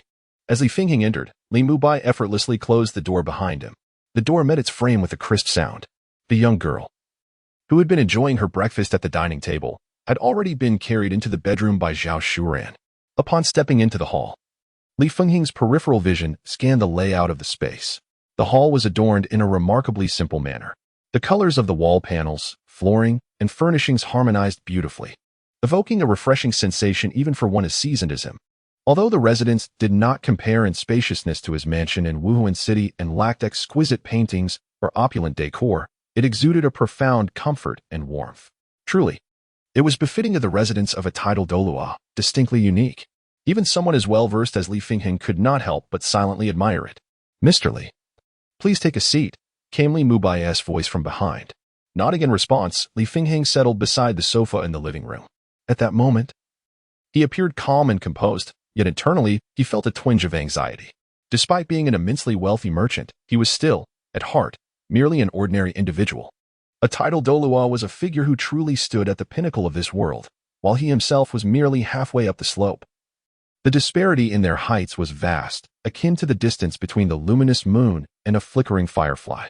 One does not visit the Three Treasures Hall without purpose. Mr. Li, you have come bearing such precious gifts. I am not one for beating around the bush. If there is a matter of importance, please state it plainly. Li Mubai said as he naturally took a seat beside the sofa, gazing directly at Li Fengheng. The merchant was cunning. This is the inherent impression that everyone holds of a merchant, and Li Mubai naturally shares this objective perception. Moreover, he does not believe that the other party's purpose in coming here is a selfless and unrequited visit. In response to Li Mubai's inquiry, Li Fengheng's expression momentarily faltered. This passive manner of conversation left him feeling somewhat uncomfortable. Previously, he had always maintained a firm grip on the initiative of dialogue. No one had ever rendered him so passive, not even the Platinum Bishop of the Spirit Hall. Although a slight discomfort lingered within him, Li Fengheng understood profoundly that this was merely a commonplace exchange. The reason for his feelings stemmed from the scarcity of individuals of his stature with whom he could engage. resulting in him invariably holding the reins of conversation. However, now, confronted with Li Mubai's somewhat aloof inquiry, he found the latter's demeanor to be excessively gentle. Were it another titled powerhouse, they might not have even granted him an audience, let alone invite him inside to converse. Upon reflecting on this, Li Fingheng's expression grew more respectful. Esteemed elder, to speak candidly, I have indeed come seeking a favor. Please, do tell. He then proceeded to articulate the purpose of his visit in detail. Throughout this exchange, Li Mubai refrained from interjecting, merely listening attentively and offering the occasional nod in acknowledgement. Jia Shiruan made an appearance as well, serving freshly brewed tea in 2 cups and placing them upon the table. Upon seeing her, Li Fingheng's previously calming demeanor once again turned anxious. Fortunately, Jia Shiruan did not linger. After pouring the tea, she returned to her quarters. It was only after a considerable while that Li Fingheng fully elucidated the circumstances. In essence, you desire that I accompany you back to your hometown to bolster your standing in front of your father? Li Mubai incisively pointed out the underlying implication in Li Fingheng's words. The metaphorical paper wall had been torn, leaving Li Fingheng feeling somewhat embarrassed. He had broached the subject with subtlety, yet the directness of the response caught him off guard, leaving him feeling somewhat exposed. Nevertheless, he swiftly reconciled with reality, nodding in agreement. Indeed, that is the case. Should you accompany me, esteemed elder, I can offer you 1/3 of the annual revenue from the Silly Merchant Guild. Li Fingheng gazed at Li Mubai with eager anticipation, awaiting his response. Yet, in the midst of that hopeful gaze, the latter slowly shook his head. Mr. Li, let us discuss this matter at another time. Upon hearing this, a barely perceptible hint of disappointment flickered in Li Fingheng's eyes. The reason for Li Mubai's refusal was not due to a disdain for wealth, nor a dismissal of the Silly Merchant Guild's 1/3 of the income. To be frank, these 3 layers of income stirred a sense of intrigue within him.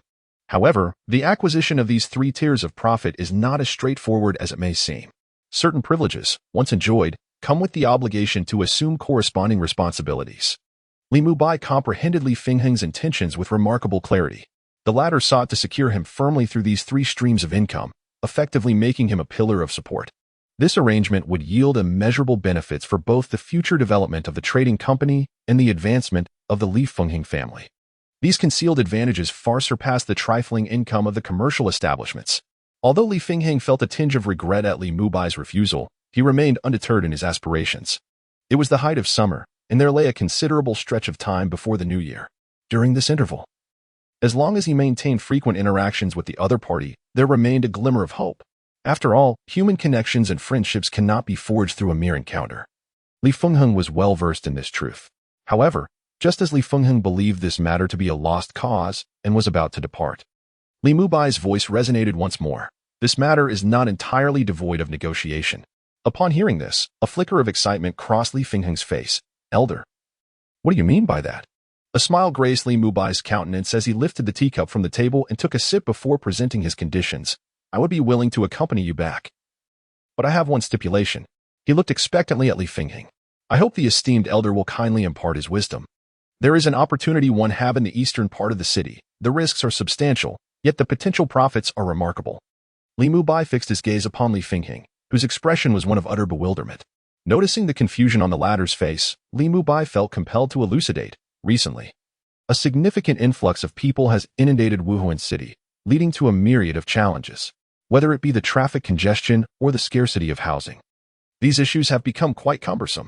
Consequently, His Holiness the Pope has resolved to develop the region east of Wuhan City, with the intention of transforming it into a new district. The establishment of this new area will require substantial investment from Wuhan City. The burden, in this instance, seems somewhat weighty. Therefore, after conferring with His Holiness the Pope, I intend to develop the new district through the means of attracting investment. My conditions are rather straightforward.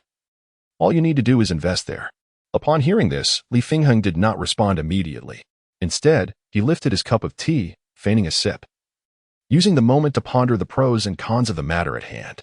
After taking a sip, Li Fingheng finally spoke. May I inquire, esteemed elder, how shall one invest in the development of this new city? Rather than giving a direct affirmation, he opted to pose a question in order to gain a more nuanced understanding of the new city's development. With a smile gracing his lips, Li Mubai continued, I shall first draft the blueprint for the new city, and then, according to the delineated areas, the plots of land will be sold one by one. Except for certain designated locations, the remaining plots are yours to develop as you wish, whether for residential housing, commercial streets, or trade markets. Furthermore, once these structures are erected, the manner in which you profit from them will be entirely your own concern. Naturally, this venture carries its share of risks. Please consider it carefully before providing your response. Li Fengheng set down his teacup and lowered his head in contemplation. The Spirit Hall plans to utilize a substantial plot of land in the eastern part of the city for the development of the new district, which is indeed a favorable prospect, rich with opportunities. Following the recent dual ceiling battle, a significant influx of ordinary citizens and spirit masters has surged into Spirit City. The arrival of these individuals will undoubtedly invigorate the economy of the Spirit City, significantly enhancing its consumer capacity. Under such circumstances, investing in the new city presents substantial opportunities for profit. If one were to construct housing, given the current trend of rising property prices in the Spirit City, as long as one remains patient, later introducing these residences to the market will surely yield bountiful returns. What is of paramount importance to Li Fengheng, however, transcends mere monetary gain from investments. His true focus lies on the initiator of this new city development, Bibi Dong. Bibi Dong, the current pope of the Spirit Hall, wields unparalleled influence within the realm of soul masters, far exceeding that of the royal families of the two great empires. In this world of Douluo, where strength reigns supreme, Bibi Dong's stature is undeniably sky-high. Investing in the new city provides a unique opportunity to potentially engage with such a lofty figure. With a stroke of luck, one might even establish a connection with Bibi Dong, should any semblance of a relationship be forged. The ramifications for his family and the commercial enterprise he has founded would be immense. The prospects for both his lineage and business could ascend to unprecedented heights. Furthermore, even if such endeavors do not lead to a relationship with the Pope, they may still garner the goodwill of the 10th Elder. This is indeed a fortuitous opportunity that serves two purposes. The cost, after all, is merely a loss of some wealth. However, wealth is of little concern to Li Fengheng. The profits garnered from the trading company he established amount to astronomical figures within a single year. To exchange a modicum of wealth for the future prospects of his family's business is a remarkable trade. With this thought, Li Fengheng felt invigorated. He slightly raised his head, gazing fervently at Li Mubai, and sincerely declared, "Esteemed elder, regarding the development and construction of the new city, I assure you that my trading company will lend its support." Excellent. Li Mubai felt a surge of happiness within. The burden of constructing the new city rested solely on his shoulders, and failure to see it completed would mean facing dire consequences. Such a complex endeavor, despite his extensive experience, caused him some trepidation. After the city's planning was finalized, he would also need to attract investment, a task fraught with difficulty. Even as a titled Douluo, he lacked the clout to persuade merchants to invest in an uncertain new city. Merchants are inherently driven by profit until they perceive a lucrative opportunity. They are unlikely to act hastily.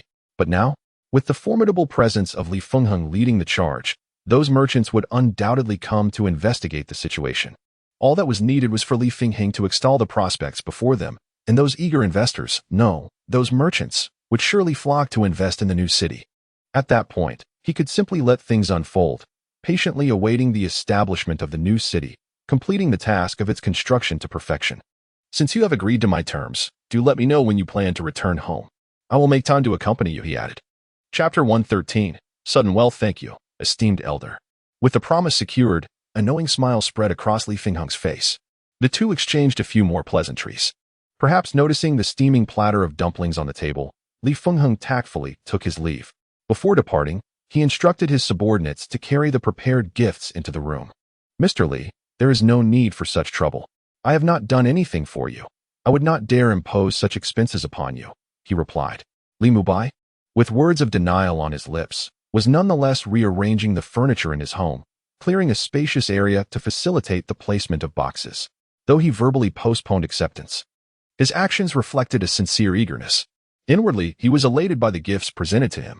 Initially, the addition of 2 new members to his household had caused him some financial concern, as the salary from the Spirit Hall, once spent on entertainment and other pursuits, had become insufficient to cover his family's expenses. He had contemplated starting a distillery, intending to have Zhao Shuren manage it to generate some income for the household. Now, with the treasures bestowed by Li Fengheng, which surely held immense worth, it felt as if a much-needed support had arrived just when he needed it most. Now he no longer needs to worry about how to make money. Elderly was being modest. It is my greatest honor to visit you. These are merely trifling gifts, not a display of respect. Though Li Fingheng had discerned the other party's sincere rejection, he chose not to confront it directly. Instead, he continued to instruct the servants to carry everything into the house, arranging the items together. If the other party had refused the gifts, he would have felt uneasy. But now, he was entirely at ease, for the other party did not reject the gifts. On the contrary, they seemed quite pleased and eager to accept them. Soon, several large boxes, along with some smaller gift boxes, filled the corner of Li Mubai's home, forming a veritable small mountain. Once all the gifts were moved indoors, Li Fingheng, standing at the doorway and overseeing the servants, finally took his leave. Elderly, I shall take my leave now. Should you require my assistance, please do not hesitate to ask. At the front gate, under the watchful eyes of a group of attendants and a few curious neighbors, Li Fingheng maintained a respectful demeanor. Certainly, take care. Li Mubai nodded with a smile. The other party had helped him solve a significant dilemma, so his attitude was naturally very amiable. With the construction of the new district reaching a stage of readiness, all that remains is the favorable wind. The next task for him is to venture into the eastern region of the Seoul city to survey the terrain, thereby facilitating the planning and design of the blueprints. Once the planning documents are completed, they can be submitted to Bibi Dong for her review and approval. Upon her confirmation, the new district will commence construction. Of course, prior to this, it is essential to invite prominent figures from the business community to convene a mobilization conference, during which Li Fingheng can take the stage to eloquently persuade the audience, thus enabling the harvesting of a considerable number of Navi investors. After the attendees departed, Zhao Shiruan emerged from her chamber. She gazed curiously at a pile of boxes in the corner, resembling a small mountain. Brother Bai, what is this? She inquired. Oh, that is a gift from the merchant who visited earlier. I am uncertain of its contents. Would you be so kind as to open it? Li Mubai replied, seated at the table, one hand holding a bun as he turned to address her. Me? Open it? Zhao Shiruan exclaimed, pointing to herself with her delicate fingers. You do it. I haven't had breakfast yet and must eat first. I am quite curious about what lies inside as well. Li Mubai continued to enjoy his meal, his voice somewhat muffled. Upon hearing this, Zhao Shiruan felt a gentle warmth coursing through her heart. Earlier in the room, she had vaguely overheard their conversation, and from the content of their exchange, she discerned that the visitor was of no ordinary status. The gift bestowed upon her by such a person was undoubtedly of considerable value. Yet, Li Mubai placed such trust in her, allowing her to open these boxes without fear of theft. She cast a grateful glance at the figure diligently enjoying their meal before kneeling down to choose a large box resting at her feet. This box, substantial in size, was crafted from the most robust sandalwood, and its mere existence commanded a significant price. The treasures contained within such a box would undoubtedly surpass its own worth. What could possibly lie inside? Intrigued, Zhao Shiruan gently nudged the lid of the box, pushing it backward. As the box was not locked, it opened with her gentle push. A stream of golden light suddenly burst forth from the crack. Upon seeing this glimmer, Zhao Shiruan did not pause her movements. With a bit of effort, she fully opened the lid. Upon revealing the contents within, she was struck with sheer astonishment. Her lips parted instinctively, ready to exclaim in surprise. But as she realized the gravity of the moment, she quickly covered her mouth with one hand, avoiding any loss of composure. However, gazing at the box brimming with golden soul coins, she was rendered utterly speechless. How many coins could possibly fill such a large box? Zhao Shiruan estimated there must be at least 10,000 gold coins within. 10,000 gold coins, an amount she could never hope to earn even after a century of tirelessly selling tofu.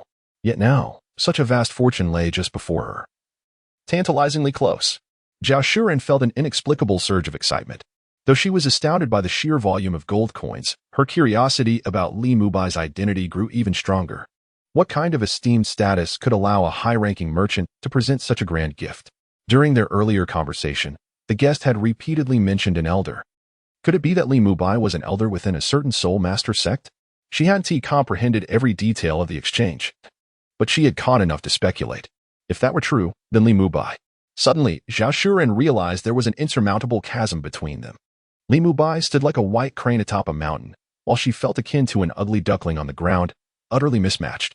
Li Mubai remained blissfully unaware of Zhao Shiruan's inner thoughts. At that moment, he had just finished the last meat bun on his plate and took a sip of the soy milk that Zhao Shiruan had prepared, which she had brought with her during her move. Wiping his greasy lips with a handkerchief, Li Mubai then inquired, "Sister, what treasures lie within the box?" As he spoke, he had already swept around the corner and arrived beside Zhao Shuran. Upon seeing the open chest, Li Mubai could not help but exclaim, "Wow!" Inside the chest lay a dazzling array of gold coins. The light streaming through the window illuminated the chest, enhancing its golden brilliance. Reminiscent of twinkling stars in the night sky, captivating all who beheld it. Truly, this renowned wealthy merchant was indeed affluent, casually offering a large chest filled with gold coins. Unlike myself, a mere pauper, I had thought that upon gaining strength, I would no longer be financially constrained, yet here I am, disillusioned. Sigh. Li Mubai sighed inwardly. However, the melancholic mood dissipated in an instant, swept away by the sight of a chest brimming with gold coins. Li Mubai's excitement reignited. He estimated that this chest must contain at least 10,000 gold coins. How should he utilize this fortune? Perhaps he could visit the Yuanyang River to enjoy the company of courtesans? As these thoughts crossed his mind, a smile involuntarily graced Li Mubai's face. "Brother Bai, shall we open the other chests?" Zhao Shuren's voice broke through, pulling Li Mubai back to reality. He glanced at the unopened large chest and nodded. His voice tinged with anticipation. "Yes, we must open them."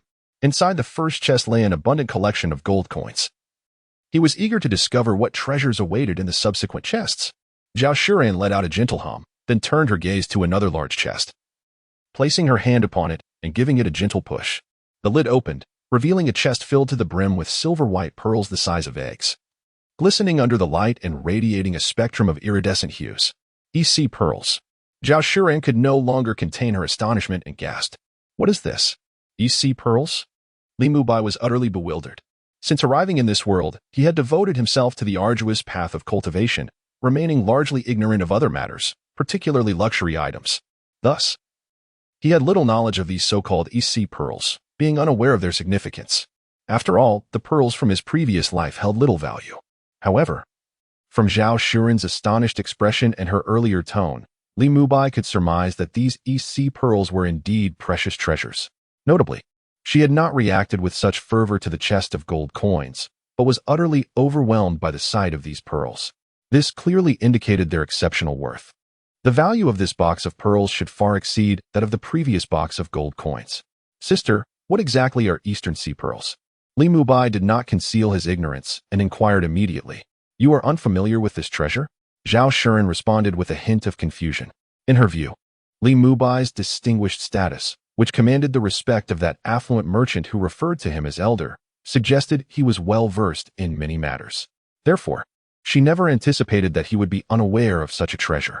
However, she held no disdain in her heart. Rather, she patiently and softly elucidated for Li Mubai. Eastern Sea pearls are harvested from the expansive waters of the Great Yellow Bay along the eastern coast of the Tiando Empire. This singular location produces pearls of unparalleled quality, size, and luster. Moreover, the value of these pearls transcends mere aesthetics. They possess medicinal properties as well. Many renowned healing elixirs and beauty products require them as a primary ingredient. Coupled with the limited yield from Great Yellow Bay, rarity enhances their worth. Consequently, a single pearl can equate to thousands of gold coins, and this valuation reflects prices from several years past. As time progresses, the output from this region is bound to diminish significantly. The value of this pearl has undoubtedly increased significantly.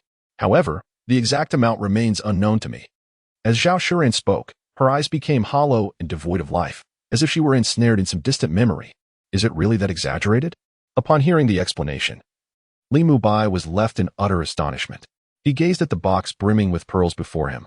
If what Zhao Shuren claimed were true, then the price of this box of pearls would be nothing short of astronomical. Once the thought arose, Li Mubai, who had been fixated on the chest of gold coins, immediately shifted his gaze, his eyes fixated on a pile of pearls within the chest. In a daze, the scene before him transformed dramatically, as if the entire world had begun to shower him with gold coins. Indeed, at this moment, the pearls in Li Mubai's eyes seemed to have morphed into a grand collection of gold coins. Could it be that I am, at this moment, considered part of the middle class? His eyes sparkled with brilliance. "Brother Mubai, what are you and mother doing?" A tender voice suddenly echoed from behind them, as little Ewer appeared at their side. Upon her arrival, her large eyes were immediately captivated by the silvery pearls lying in the chest, unable to tear her gaze away. It was evident that she was quite enamored with these shiny objects.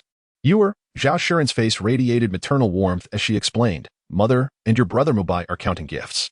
What is this, brother Mu Bai? Little Ewer extended her chubby hand, pointing at the silvery pearls in the chest, her eyes sparkling with delight. These are called Donghai pearls. Li Mubai replied, crouching down to affectionately ruffle Ewer's hair. He then retrieved a pearl from the chest and handed it to her. Ewer, you may play with this pearl. Really? Ewer beamed with joy, and upon receiving a gentle nod from Li Mubai, she eagerly took the pearl into her hands, examining it closely. You must not be rude. Quickly return the pearl to brother Mu Bai, Zhao Shuren exclaimed, her heart racing at the sight. The value of this pearl is exceedingly high. How could it be carelessly given to a child for amusement? Chided by her mother, the young girl's joy at receiving the treasure instantly vanished, replaced by a flicker of fear. Zhao Shuren rarely lost her temper, so upon hearing her voice, Xiaoya felt momentarily at a loss. Sister, there is no need for such severity. This pearl shall serve as a toy for Xiaoya. I have already taken her as my disciple, teaching her to read and recite classical texts. Am I not permitted to gift her a mere pearl? Let alone a pearl, if she desired stars from the heavens. I would find a way to pluck them and present them to her. Li Mubai waved his hand, interrupting Zhao Shuren, while looking at the little girl with tender affection. A warm smile gracing his face like a gentle spring breeze. Fear not, little one. This matter is for your brother to decide. You may play with the pearl. Your mother's words hold no weight here. Zhao Shuren opened her mouth, intending to voice a retort, but ultimately pressed her lips together in silence. Upon hearing Li Mubai's comforting words, the fear on Xiaoya's face dissipated. She turned to her mother and, upon noticing the earlier sternness replaced by a resigned expression, she cradled the pearl in her hands and burst into joyful laughter. In that moment, she resembled a child who had just received a new toy. Chapter 114. The Golden Crocodile's counsel. Brother Bai, do not spoil her too much. She may learn ill behavior. Observing the lively little girl bouncing nearby, her laughter echoing, Zhao Shuren chided him gently. It is nothing. Just once or twice, it matters not. Li Mubai redirected his gaze, glancing at the large wooden chest piled in the corner, then turned back to Zhao Shuren. I likely want to return home for lunch. Do not wait for me. I intend to visit the eastern side of Soul Master City. The eastern side of Soul Master City? Isn't that barren land and farmland? What is there to see? Zhao Shuren was quite familiar with the eastern side, having come from that direction. Aside from some farmland and small hills, the rest was merely overgrown wasteland, devoid of scenic beauty and with poor soil, essentially a place without merit. Thus, she felt a twinge of confusion. However, she refrained from voicing all her inquiries, choosing to keep her thoughts to herself. If the other party wished to share, they would do so in their own time. This is Zhao Shuren's code of conduct, thus. In response to Li Mubai's words, she merely nodded obediently. However, a moment later, her gaze fell upon several boxes and gift packages strewn across the floor, and she became acutely aware of a new concern. The boxes before her were of immeasurable value, carelessly left in the corner, which seemed rather inappropriate. Should a thief come, it would result in considerable loss. She understood that when those guests arrived earlier, they must have carried in these treasures, undoubtedly attracting the attention of many onlookers. Even if those individuals were not inclined towards thievery, what if they encountered a genuine thief? Upon seeing the abundance of gifts, it was certain that such a person would pay a visit. Were these boxes truly to remain here? Gazing at the shimmering gold coins and lustrous silver-white pearls, Zhao Shuren's tone carried a hint of apprehension. Li Mubai chuckled lightly, assuring her, it is perfectly fine to leave them here. After all, you and Xiaoqian are at home. What thief would dare to intrude? Even if a rogue were to appear, fear not, for Xiaoqian will handle the situation adeptly. Xiaoqian, being a high-level soul master, would find it effortless to deal with those who resorted to theft. However, Zhao Shuren was unaware of this. Hearing Li Mubai's reassurances, she interpreted them as a testament to his trust in her, which emboldened her to display these riches openly. Consequently, a surge of gratitude welled up within her heart, and she silently vowed not to disappoint Li Mubai. She would safeguard these valuables and ensure not a single coin went missing. Very well, I shall take my leave now, Li Mubai declared, making his way towards the entrance. As he pushed open the wooden door and leaped out, he stepped onto the bustling street. Good morning, young masterly, greeted many with cheerful smiles as he exited the house. These individuals, in their daily interactions, would extend their greetings. However, at this moment, the smiles adorning their faces were decidedly more pronounced, perhaps owing to the influence of the prosperous merchant, Li Fingheng. It is a natural instinct for people to pursue benefit and avoid harm. In response to their cheerful demeanor, Li Mubai reciprocated with gentle smiles. For it is far better to have an additional friend than to acquire another foe, is it not? Fortunately, these individuals remain oblivious to my true identity. Otherwise, I would undoubtedly be besieged by daily visits, rendering life quite unbearable. Li Mubai mused within himself. Before long, he discovered a quaint little shop where he procured writing materials including ink, paper, and brushes. These are essential items for drawing planning maps. Subsequently, Li Mubai found a carriage and, after informing the driver of his destination, took his seat, waiting in silence. After all, he resided in the western part of the city, a considerable distance from the eastern side of Wuhan City, requiring nearly an hour of walking. Such a long journey naturally necessitated the use of a carriage.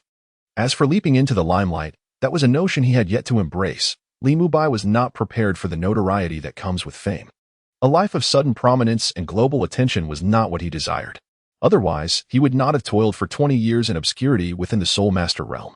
It was only upon becoming a titled Douluo and the newly appointed elder of the Wuhuan Temple after the Battle of the Twin Peaks that his name began to circulate and gain recognition in the Soul Master community. Nonetheless, his identity remained a mystery to many. During the Twin Peaks battle, he had altered his appearance. Indeed, he had made certain modifications to his visage. Those familiar with him still recognized him, while those unfamiliar might feel a strange sense of familiarity upon seeing his true form, but they would undoubtedly hesitate to connect the dots. Li Fingheng was a prime example. When he first encountered Li Mubai while purchasing a house, he felt waves of familiarity wash over him. Yet he could not recognize Li Mubai until he visited in person and finally discerned his true appearance. The carriage rattled along the cobbled streets, jostling Li Mubai and dispelling any inclination to doze off. With no other option, he sat by the window, lifting the coarse curtain to gaze outside at the bustling pedestrians and the vibrant energy of the vendors. The eastern part of Wuhan City, overall, was far more prosperous than the western area where Li Mubai lived. Even the houses lining the streets were resplendent and opulent. The throngs of people on the streets were not only numerous but also adorned in splendid attire, creating a stark contrast to the clothing of those in the west. Indeed, the eastern district was a flourishing locale. Should the wasteland on the eastern side of Wuhan City be developed into a new district, it would undoubtedly attract a multitude of residents, further invigorating the city's economy. Surely, this would lead to a raise for me. Li Mubai smiled at the thought. As time passed, the jolting carriage suddenly came to a halt. Esteemed guest, we have arrived at your destination, the driver announced softly as he lifted the curtain. Li Mubai nodded, bent slightly, and stepped out of the carriage. Once steady on his feet, he retrieved a silver coin. Esteemed guest, this is too large. I am unable to provide change, the driver replied. The coachman's grizzled goatee quivered slightly, his tone imbued with a hint of excitement. He had been in the profession for some time, occasionally encountering affluent patrons who, in the briefest of journeys, would toss down a considerable sum of money. A single silver coin was worth 100 copper coins. Yet, the fare for the journey from the western part of the city to the eastern wasteland amounted to merely 34 copper coins. The coachman's palpable excitement stemmed from his belief that Li Mubai was indeed a lavish spender, as such patrons typically did not concern themselves with trifling amounts of money. This is precisely why he claimed he had no change. As a mere carriage driver, could he truly be unable to find a single silver coin?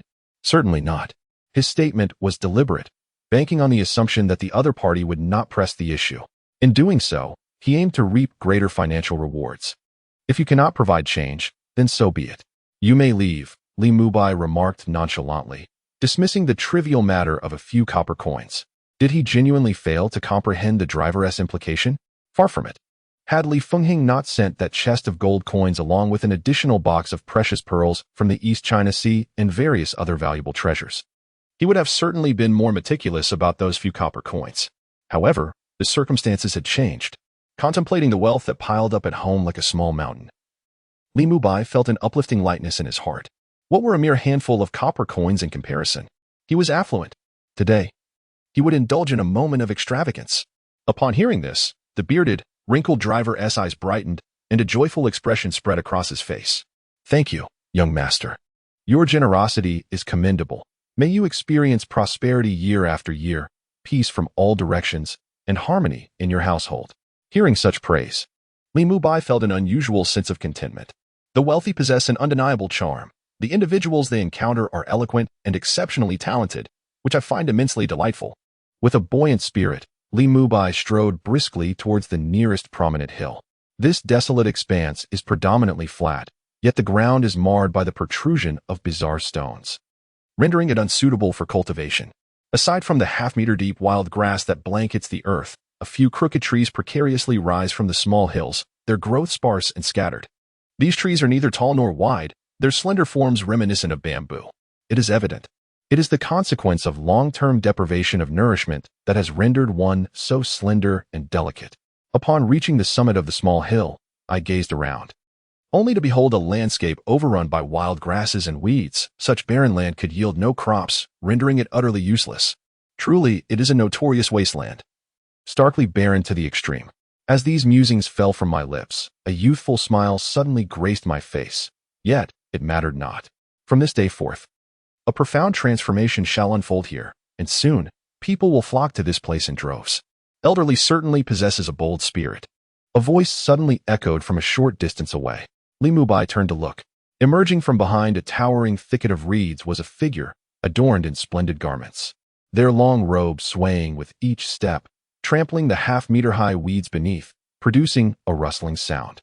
The newcomer, with hair as white as snow, bore a faint smile upon their face. It was none other than the revered genie. Why has this old man come here? Gazing at the golden crocodile that leapt towards him, Li Mubai was filled with perplexity. Elderly, I trust you are well, the golden crocodile said with a beaming smile. Taking a few steps closer to Li Mubai folded the blank piece of rice paper in his hand and turned to the golden crocodile, responding with a smile. I am quite well, though it seems you, golden crocodile, have aged a bit more. Li Mubai could not believe that the sudden appearance of the golden crocodile was mere coincidence. The latter was here with intent, having called out to him directly. What that intent was, however, remained a mystery. Indeed, one must sometimes come to terms with aging. Much like the river that flows toward the vast sea, filled with grand aspirations, yet meandering slowly and fraught with hardship. Upon finally reaching the estuary, one discovers that the fervor of youth has long since waned. Leaving only a gentle and tempered spirit, the golden crocodile remarked with a wistful expression. Surprised by the golden crocodile's lack of retort, Li Mubai raised an eyebrow. Why do you lament the course of your life? This is not your usual demeanor. He crumpled the rice paper in his grasp. Though he spoke, his gaze was not fixed on the golden crocodile, but rather surveying the desolate surroundings, as he plotted the most optimal development plan in his mind. Why does your speech carry such a hint of bitterness? The golden crocodile mused, slightly furrowing his brow. Are you still brooding over that previous incident? So you are aware that it was a misstep. I had thought you were oblivious. Li Mubai shot a sidelong glance at the golden crocodile, giving him an exaggerated roll of his eyes before returning his gaze to the landscape below. His mind was incessantly calculating. Before him, the barren land began to transform in Li Mubai's imagination. The wild grass vanished, replaced by towering skyscrapers and broad, generous avenues intertwining among the erect edifices. Within a short span of contemplation, the optimal blueprint for the new district vividly materialized in his mind. As Li Mubai pondered, the golden crocodile stood quietly behind him, refraining from interruption, sensing that Li Mubai was deep in thought. After some time, when Li Mubai finally spread the thick rice paper before him once more, the golden crocodile spoke. Elderly, do you perceive an opportunity for development here? Caught off guard, Li Mubai paused, staring at the golden crocodile with surprise. You know what I intend to do? Of course I do. The population in Wuhan City has surged recently. Such a prime opportunity cannot be overlooked. The only way to retain these newcomers is through the construction of a new district. The golden crocodile exuded an air of strategic mastery, as if he held sway over the unfolding events. You certainly have your ear to the ground regarding the news from the Hall of Offerings. Li Mubai scoffed lightly before commencing his design on a flat, protruding stone atop the mountain. This was only natural. Golden Crocodile nodded in affirmation of Li Mubai's remarks, then observed the young man's hand, which deftly wielded the brush across the rice paper. This desolate land, despite its level terrain, lacked rivers for transport. Should one rely on beasts of burden like oxen and horses as means of conveyance, the cost would undoubtedly skyrocket. Under such circumstances, the expenditure involved in constructing a new city would reach astronomical figures, not to mention the challenge of selling the properties for profit. It would be inconceivable for anyone to purchase the constructed houses. In that case, the expenses incurred by the Spirit Hall in building the new city would ultimately be in vain, leading to significant losses. Golden Crocodile continued to voice his insights, lost in thought. However, Li Mubai paid no heed to his words. Instead, he persistently transferred the vision in his mind onto the paper. After a considerable time, he finally completed his work. Gazing at the densely packed patterns on the rice paper, a faint smile graced his face. He rolled up the paper and tucked it away before turning to Golden Crocodile and playfully chiding him. Foolish one. Why insult me? Is my analysis erroneous? Young man, heed my counsel, or you shall find yourself regretting it later. Golden Crocodile frowned, yet he refrained from expressing anger outright. He held a deep admiration for this young man and wished to steer him clear of pitfalls. If this proposal were to gain approval from Bibi Dong, and the new city were constructed according to this plan, it would inevitably lead to financial ruin for the Spirit Hall. Li Mubai would surely face ostracism from other members of the worship hall, who would use this as a pretext to marginalize him further. This was not what he wished to behold. How foolish. Why must the Spirit Hall necessarily fund the construction of the new city? Li Mubai disregarded Jin Ao's counsel, instead turning back to mock him before descending the mountain alone. Chapter 115, The New City Planning Map. Bibi Dong was taken aback. What did this mean? Atop the mountain, Jin Ao was momentarily stunned, and as realization dawned upon him, he gazed down at Li Mubai. He could not comprehend Li Mubai's earlier remarks. What did he mean by insisting that the Spirit Hall's involvement was imperative? If the Spirit Hall did not partake in the new city's development, who else could possibly contribute? These lands rightfully belong to the Spirit Hall. Can anyone else presume to interfere? Or should we allow those merchants to venture forth and develop this new territory on their own? Absurd. How could this be possible? Those gentry and wealthy individuals are not fools. Why would they engage in such thankless endeavors if there were no profit to be gained? Reflect carefully on this. In the distance, the voices of youth resound once more. The voice jolted Jin E back to reality. He shook his head, dismissing all thoughts that lingered in his mind. The youth, inevitably brimming with pride, would learn the hard way by ignoring the wisdom of his elders. As he gazed at the retreating figure of the young man, Jin E chuckled lightly. He held little faith in Li Mubai's earlier assertions. The wasteland, once developed, would only incur losses for the Spirit Hall, and he would not allow such losses to befall them. It would suffice to leverage the financial authority of the offering hall to disrupt fiscal expenditures. It was hardly a monumental task. He would not permit Li Mubai to squander the Spirit Hall's resources over this matter, not even a fraction. Meanwhile, Li Mubai had leisurely descended the mountain. With a few agile leaps, he left the desolate outskirts and entered the city. The sun hung high in the sky, now drifting westward, the noon hour having passed. Upon arriving in the city, the first order of business for Li Mubai was to find a restaurant where he ordered an extravagant feast, laden with fine wines and sumptuous meats. In the past, he would not have dared to indulge in such lavishness, constrained by a meager stipend that barely allowed for occasional entertainment and enjoyment. But now, he relished the opportunity to feast to his heart's content, opting for the most expensive dishes without hesitation. When asked why, Li Mubai would simply declare, "I am not short of coin." Before long, his table was adorned with an array of delicacies, steamed, braised, stir-fried, boiled, and grilled, a banquet of culinary delights. As the dishes dwindled, Li Mubai seized his chopsticks and began to indulge. After a while, the once neatly arranged plates lay in disarray. The steamed mandarin fish was reduced to a mere skeleton, and the braised beef was left with only 2 potato chunks. "Waiter, the bill," Li Mubai called out, wiping the grease from his mouth with a napkin, his voice resonating with vigor. "Coming right up, esteemed guest," a bright voice responded. Shortly after, a figure clad in a short linen robe appeared in the hall, hastening toward Li Mubai with a spring in his step. It was the restaurant's attendant, responsible for various services within the establishment. "Sir, your total is," the attendant began, only to be abruptly interrupted by Li Mubai. "No need for change," he declared with grandiosity, retrieving a gleaming gold spirit coin from his pocket and placing it lightly on the table's edge. After settling the payment, Li Mubai stood and strode out. The bewildered attendant took a moment to comprehend. What did it mean? No need for change. How could one possibly order such a lavish spread with just a single gold coin? Is confidence in dining on the house now the norm? Upon regaining his senses, the young attendant swiftly seized the coins from the table and dashed after the retreating figure of Li Mubai, who was on the verge of exiting the door. As he pursued, he called out loudly, "Esteemed guest, please wait. Esteemed guest, do hold on." The surrounding patrons paused their meals, lifting their heads in curiosity, their expressions akin to those witnessing a spectacle. "Are they calling for me?" "Li Mubai, already at the threshold with one foot crossing the door. Heard the shouts from behind and, discerning the direction of the voice, turned in confusion. He soon spotted the young attendant hastening towards him.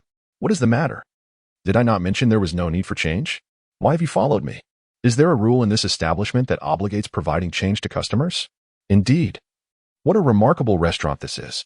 With this thought, a smile graced Li Mubai's face. However, at this moment, he was not in want of money. You. Just as Li Mubai intended to decline the offer of change, the attendant interjected, esteemed guest, this single gold coin is insufficient. What? Li Mubai, taken aback, was momentarily speechless. Insufficient? For what? Money? This is indeed a gold coin. How could it possibly be insufficient? Just now, the meal was delightful, particularly the ingredients, which were exceptionally fresh and fragrant, reminiscent of a first love, leaving an enduring aftertaste. Waiter, have you perhaps made a mistake? Li Mubai inquired. A hint of confusion in his voice. No mistake at all, esteemed guest. The single gold coin you provided is genuinely inadequate. If you have any doubts, here is the bill for your perusal, the young waiter replied, a look of distress on his face as he presented the account to Li Mubai. As Li Mubai examined the bill, the waiter continued to explain, Dear guest, the ingredients used in the dishes served earlier are quite valuable. I intended to caution you, but you insisted that money was no object and asked me to proceed. Who could have anticipated that you would ultimately provide just one gold coin? Our establishment is among the most reputable in Wuhan City, and our prices are understandably higher than those of other eateries. Given the preciousness of the ingredients, your meal has actually cost you a total of 15 gold coins. Upon hearing this, Li Mubai's brows furrowed involuntarily. He had briefly scanned the prices on the bill, and it was indeed as the waiter had claimed. The costs of the ingredients were exorbitant, significantly surpassing those of ordinary restaurants. Awkwardness enveloped him. Under the watchful eyes of the crowd, Li Mubai felt as if his feet had no place to land. Had he not been wearing a pair of cloud boots? The onlookers would have surely noticed his toes tightly clenched together. The embarrassment was palpable. He felt as though the soles of his shoes were about to wear thin. Li Mubai was engulfed in discomfort, especially under the scrutiny of the other patrons and the waiter's vigilant gaze, as if he were attempting to dine and dash. Eventually, he settled the bill and hurriedly exited, his steps quickening as he swiftly departed from that place of contention. At the Pope's palace. After leaving the eastern part of the city, Li Mubai made his way directly here. The earlier embarrassment was now buried deep within his heart. His sole purpose for arriving was to present the blueprint to Bibi Dong and allow her to determine the new city's planning. Though Bibi Dong had previously stated that the development of the new city would be entirely under his purview, Li Mubai believed that this matter was of considerable significance. Once the construction of the new city commenced, substantial cash flow would inevitably enter the Wuhan temple's accounts, which could provoke envy among certain individuals within the temple, particularly those in the offering hall. Should any of them interfere with the progress of the project, it could render prospective investors hesitant and indecisive. Thus, it was imperative to first report this matter to Bibi Dong and clarify the potential implications. Your Holiness, here is the blueprint for the new city. I kindly ask you to review it. Li Mubai had previously devoted himself to studying this field, and he had considerable experience in engineering. Making the drafting of blueprints a task he could easily master. However, the case was entirely different for Bibi Dong. When she rose and approached Li Mubai, taking the blueprint he handed her into her hands, she was instantly bewildered. The paper was filled with chaotic lines and a plethora of data parameters, rendering it utterly incomprehensible to her. Very well. I trust your capabilities, Bibi Dong remarked, feigning earnestness as she examined the blueprint for a moment before nodding in apparent satisfaction, as if she had truly grasped its content. Did she truly comprehend it? That seems improbable. When I initially delved into this subject, I invested a considerable amount of time. Perhaps I should put her knowledge to the test. Listening to the familiar voice echoing in her mind, Bibi Dong sensed trouble. To speak candidly, regarding the blueprint presented by Li Mubai, apart from understanding a few annotated patterns, she grasped nothing else. The multitude of lines dazzled her, leaving her utterly perplexed. Yet, in a bid to preserve her dignity, she feigned understanding and expressed her admiration for Li Mubai. Just when she thought the matter would conclude there, she could never have anticipated that Li Mubai was quite the earnest individual. Your Holiness, what are your thoughts on transforming this small hill into a park? Li Mubai inquired, pointing at a particular design on the blueprint with a single finger. Is this a small hill? Bibi Dong gazed over and furrowed her brow slightly. Had Li Mubai not mentioned it, she would have mistaken it for a mere blob in a painting. Furthermore, what is a park? Bibi Dong found herself somewhat perplexed. After pondering for a moment, she simply shook her head and said, I entrust this matter entirely to you. Such things, of course, require your own contemplation. This statement, uttered with a certain levity, deftly returned the inquiry to Li Mubai. Do you truly place such trust in me, Your Holiness? Are you not concerned that I might? A sly smile curled at the corners of Li Mubai's lips, the unspoken implications lingering in the air. Bibi Dong's laughter rang out unexpectedly. Li Mubai, have we not spent a considerable amount of time together? Surely, I am well acquainted with the nature of your character. You would not stoop to such depths. Her confidence was palpable. Yet, in the depths of her mind, a thought remained unvoiced. Even if you were capable of clandestine embezzlement, you could never evade my scrutiny. All your actions lie within my purview. Li Mubai, with a smile gracing his features, retorted, Does your holiness not realize that the heart is a labyrinth? Do you truly comprehend the essence of my character? If I were to exploit my position for personal gain, would you ever be the wiser? While I may be oblivious to others, I can assure you that I have insight into your every thought. Your inner voice has betrayed you. Bibi Dong's lips curled slightly, a gleam of satisfaction dancing across her face. However, these musings remained confined to her thoughts, for uttering them aloud would be utterly impossible, forever beyond her reach. Noticing Bibi Dong's silence, her smile lingering without further dialogue, Li Mubai lost the inclination to engage in a contest of wits. He had come with a purpose. Your Holiness, let me be succinct. My visit today is to offer you a glimpse into the forthcoming developments. The wealth to be garnered from the new city's development is poised to reach staggering heights. After a rough calculation, I estimate that this fortune could yield at least 6.5 million gold coins. What did you say? Bibi Dong gazed at Li Mubai in disbelief, exclaiming in shock. She began to question whether she had misheard. 6.5 million gold coins. What an outrageous figure. How could one possibly earn such a sum from developing a new city? Are you not the Pope? Why are you making such a fuss? It's merely 6.5 million gold coins. This amount only accounts for the sale of the land. Once the new city is established, there will be a substantial influx of tax revenue. In the future, this new city alone could contribute significantly to the finances of the Spirit Hall. Li Mubai felt somewhat speechless. Was it really such a big deal over 6 million gold soul coins? However, upon reflection, he suddenly realized that this few million gold soul coins was indeed quite a considerable sum. After all, his monthly salary was merely 7,000 gold soul coins. Do you have any idea how much revenue the Spirit Hall generates annually? Bibi Dong glared at Li Mubai, inquiring. Scratching his head, Li Mubai naively asked, How much could it possibly be?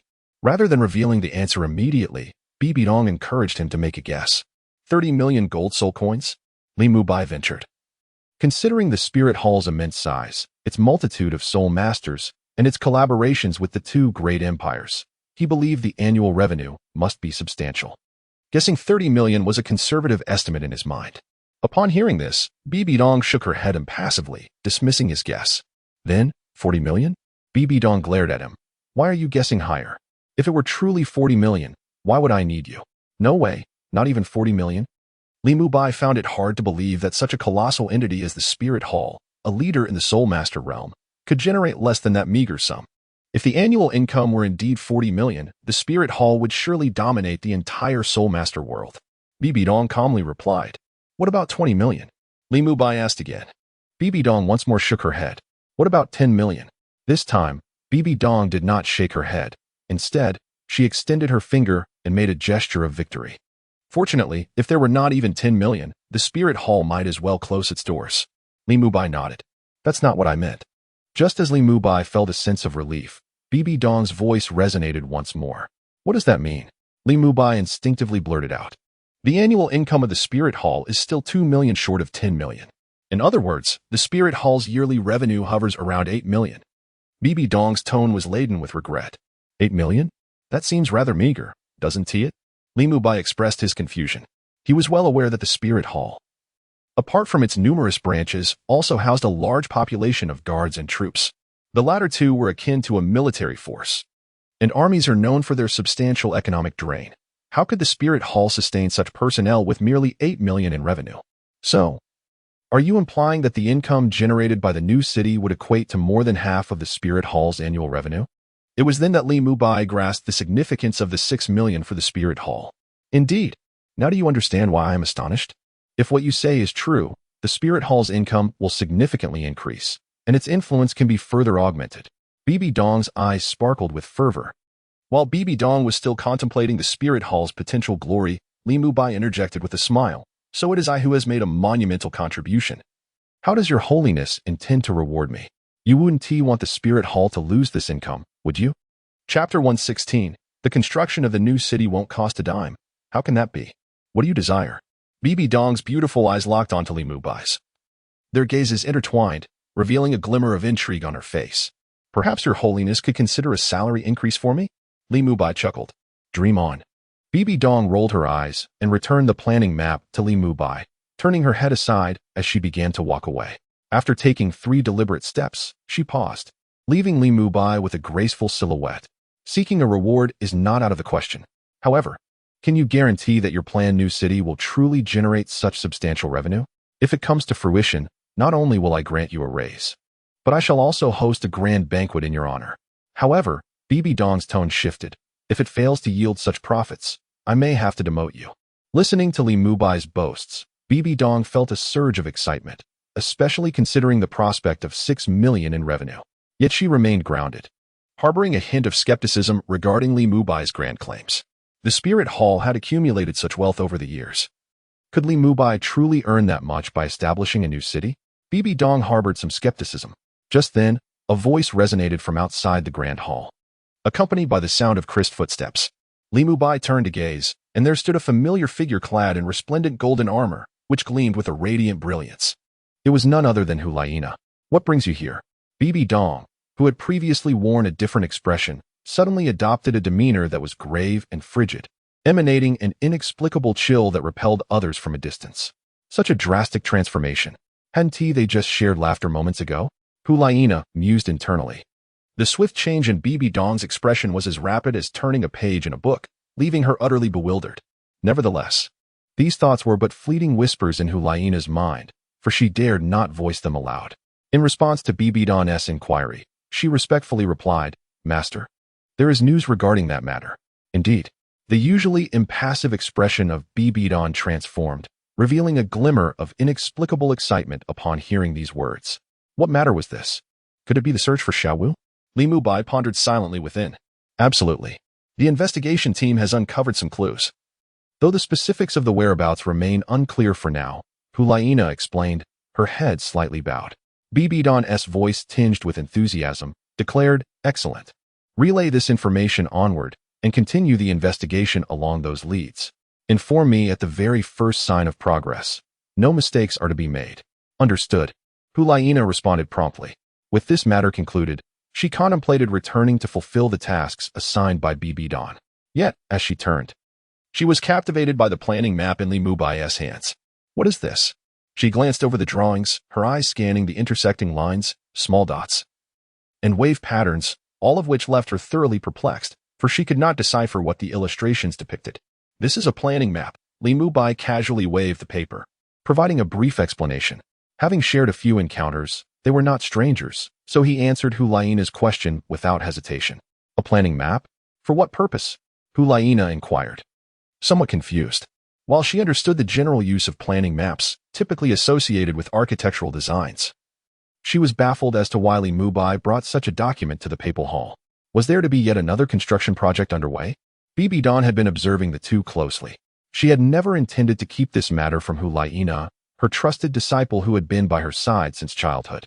Many matters required no secrecy, for she knew Hulaina's character and was willing to place her trust in this disciple. Thus, when Hulaina expressed her confusion, Bibi Dong spoke up to clarify, the map he holds pertains to the new district.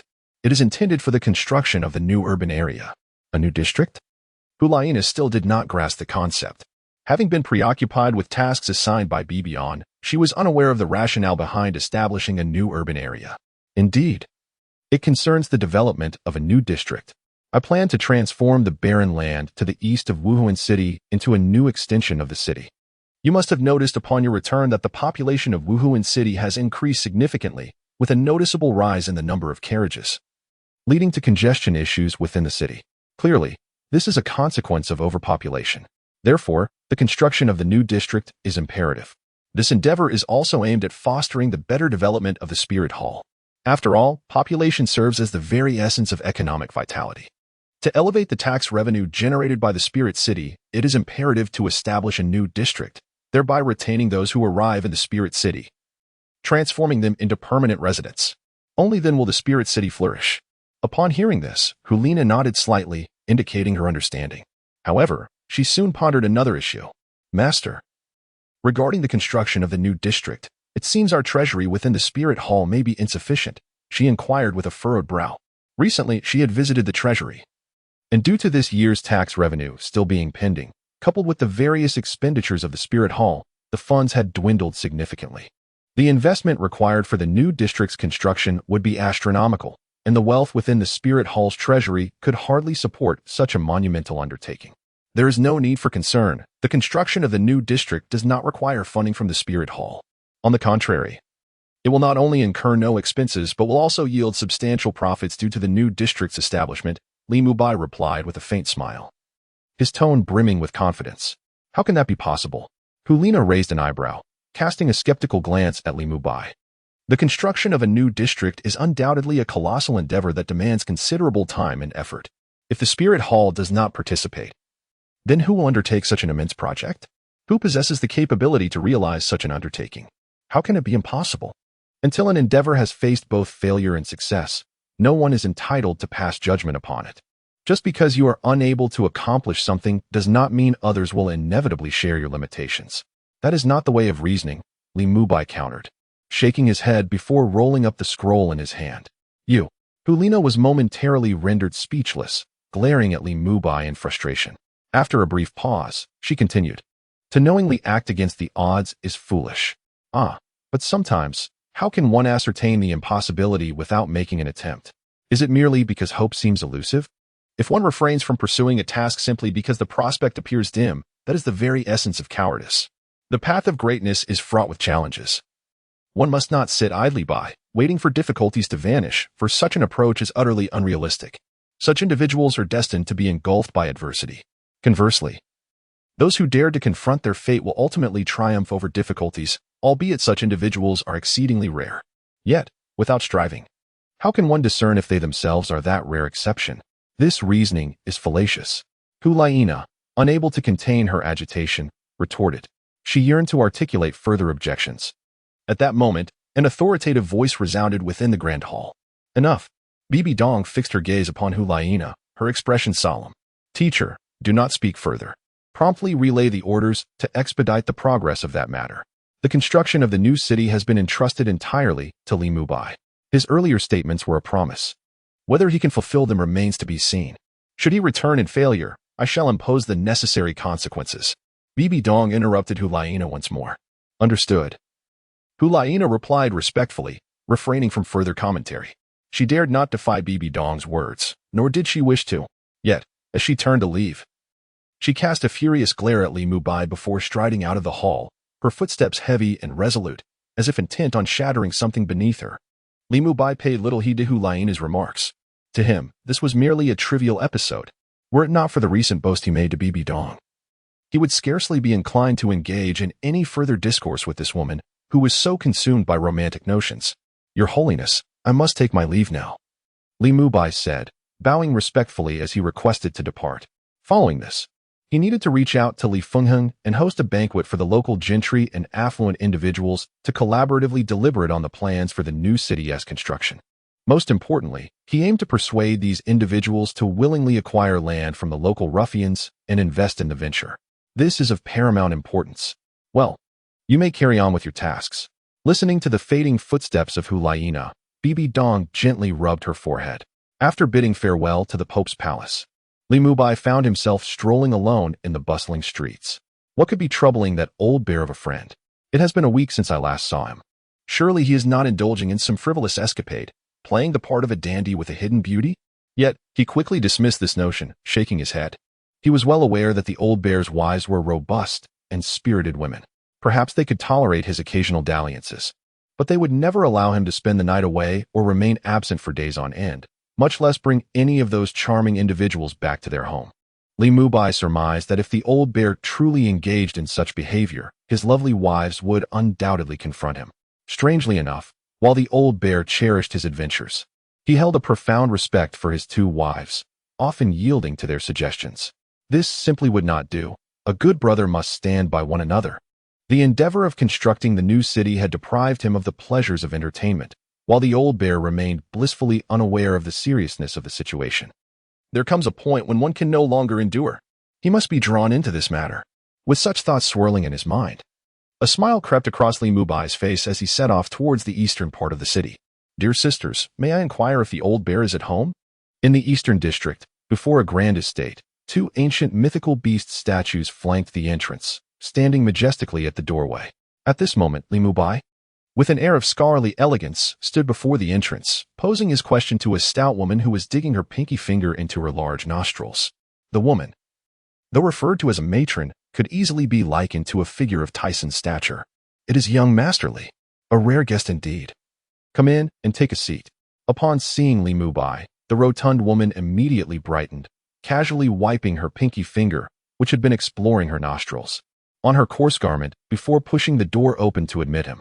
Perhaps it was due to old Xiong's recent gambling success that she exhibited such warmth. Li Mubai mused inwardly. Otherwise, what could account for her enthusiasm? As she escorted him into the hall, the plump woman remarked, Old Xiong has recently sustained an injury and is currently recuperating at home. Young Master Li, please make yourself comfortable while I prepare some tea. Injured? Just as he settled himself, Li Mubai sprang to his feet, astonished. The news of the magic bear's injury struck him as utterly incredible. It is important to note that the magic bear is a title Douluo of the esteemed 95th rank. This realm exerts a natural dominance over soul masters below the 95th level. In other words, the combat prowess of the demon bear should not be underestimated. It is virtually impervious to harm from ordinary individuals. Yet, paradoxically, such a formidable being has sustained injuries. Even Li Mubai finds this hard to believe. Indeed, you are unaware? The plump woman expresses her surprise. Logically, Li Mubai and her husband, both elders within the spirit hall, should be privy to such matters. It is possible that he was preoccupied with a mission these past few days, hence his ignorance. Li Mubai casually deflects. In truth, he has no such mission. He has merely been indulging in solitary cups of tea and wine, occasionally using spare change to assist wayward young women, utterly oblivious to the affairs of the spirit hall. Had he been informed, he would not have arrived today. Sister-in-law, where is old bear now? Li Mubai inquires urgently. Oh, he is still in bed. Do not fret. That fellow is tough as nails and will not perish from mere scrapes. It is nothing of consequence. Allow me to take you to him, the plump woman reassures, her tone dismissing her husband's worries. Before long, Li Mubai follows her into a spacious bedroom. My dear, this evening I crave roasted lamb kidneys. Prepared with ample chili powder for a delightful kick, the demon bear calls out from the bed, reclining comfortably at the sound of the commotion at the door. Eat. You wish to consume a head of cabbage. I see you are becoming increasingly incapable. Do you wish to partake of 3 lamb organs instead? The plump woman's booming voice fills the room, resonating so loudly that dust from the beams quivers and falls. My beloved, you are the best. Would you kindly go and procure 2 lamb kidneys? The man's coarse voice, at that moment, takes on a tone reminiscent of a delicate young girl. Li Mubai feels a shudder run down his spine, goosebumps erupting from head to toe, as an overwhelming urge to retch rises within him. What on earth is this bear? Li Mubai suppressed the urge to vomit as he gazed at the figure lying on the bed. I can't believe you, wanting to devour a sheep's kidney. Are you hoping to regain your strength and then go out to wreak havoc on those innocent maidens? Do not provoke me, or I shall drain every last drop from your kidneys. The plump woman took 2 steps forward and swiftly pulled aside the thin blanket covering the magical bear. Still sleeping? Young Master Li has arrived. The magical bear froze momentarily. What did you say? Old Li is here? Where? The plump woman pointed casually. The magical bear turned to look. And in the next instant, he was petrified in place. How did he end up in this room? Did he not just hear that coy voice? This is a disaster. My image is ruined. Chapter 117, The Council Discussion. Old Li, allow me to explain. Things are not as you perceive them. The magical bear sat up, a look of embarrassment crossing his face. Perhaps the earlier cooing sound had been overheard by Li Mubai, leaving him flustered and ashamed. Li Mubai merely smiled, casting a knowing glance. Witnessing this, the magical bear's expression soured. The young lad has truly fallen from grace, his tough guy persona utterly shattered, leaving no semblance of redemption. You all continue your conversation. I shall step out to procure some groceries. Young Master Li will dine here tonight before departing, the stout woman declared, offering no opportunity for Li Mubai to respond before striding away with an air of authority, leaving the room enveloped in silence. The bear-like figure seated on the bed shook his head, opting to dismiss the troubling thoughts and instead turned to Li Mubai, inquiring, "Old Li, what brings you here so unexpectedly?" Upon hearing this, Li Mubai chuckled and retorted, "Isn't it due to our prolonged separation? One might mistakenly think you were once again engaged in your clandestine escapades, playing the role of the phoenix soaring high. Not at all. After that last episode, all the earnings from your deposit were claimed by my wife. Now, I find myself utterly destitute, unable to partake in any games," the bear lamented. His shoulders slumping in resignation, a visible expression of defeat etched across his face. It becomes clear now, Li Mubai sensed something amiss with the bear's spouse, who had suddenly become unusually amiable. The revelation that the bear's hidden stash had been confiscated explained her jubilance, especially as she sought to procure delicacies for him. No wonder she greeted him with such warmth and joy. It must be that the bear had disclosed the origins of his newfound wealth. Otherwise, given their shared interests, it was unlikely she would have taken a liking to him. By the way, dear bear, with your robust and resilient form, how is it that you have sustained an injury? Your prowess is among the finest within the Elder Hall. What sort of adversary could possibly harm you? Observing the bear's exposed chest, which was wrapped in a bandage, Li Mubai felt a twinge of confusion. However, despite the injury and the bandage adorning his chest, the bear's flushed visage reassured Li Mubai. After all, mere moments ago, he had been clamoring for lamb kidneys, a sign that his condition was not dire. For someone truly wounded would hardly possess such vitality. Listening to Li Mubai's inquiry, the bear sighed mournfully, "Do not mention it. I cannot fathom what possessed the Pope to provoke the two ferocious beasts lurking within the forest. Well, here we are. I received a scratch.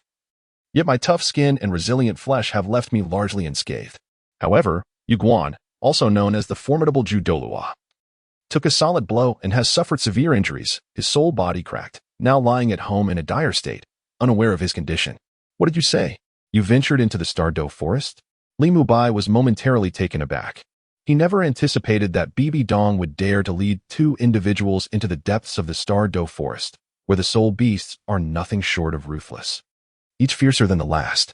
Indeed, those two soul beasts appeared to have consumed something extraordinary, as their combat prowess was astonishingly fierce. Even my soul body bore the brunt of a claw strike, leaving me with 3 deep gashes that exposed bone, the demon bear remarked, tearing away the bandages that wrapped around him, revealing 3 long, jagged wounds on his back, stretching from his right spine to the left lower rib. Though these wounds had already scabbed over, they still appeared horrifically grotesque. Li Mubai was left in disbelief. "Is this what you call a minor injury? The scar is sufficiently terrifying. Had it been on an ordinary person, they would have likely succumbed to inflammation and death by now. Yet, the demon bear refers to this as a minor injury, which truly astonishes Li Mubai. What else could this be but a grave wound? Look at me. Still lively and vibrant." The demon bear immediately rolled out of bed, striking a pose reminiscent of a fitness enthusiast, with his massive arms showcasing robust muscles and a well-toned, sun-kissed physique that belied any semblance of injury. However, in the next instant, the once stalwart demon bear's expression froze. What happened? Li Mubai felt a wave of bewilderment.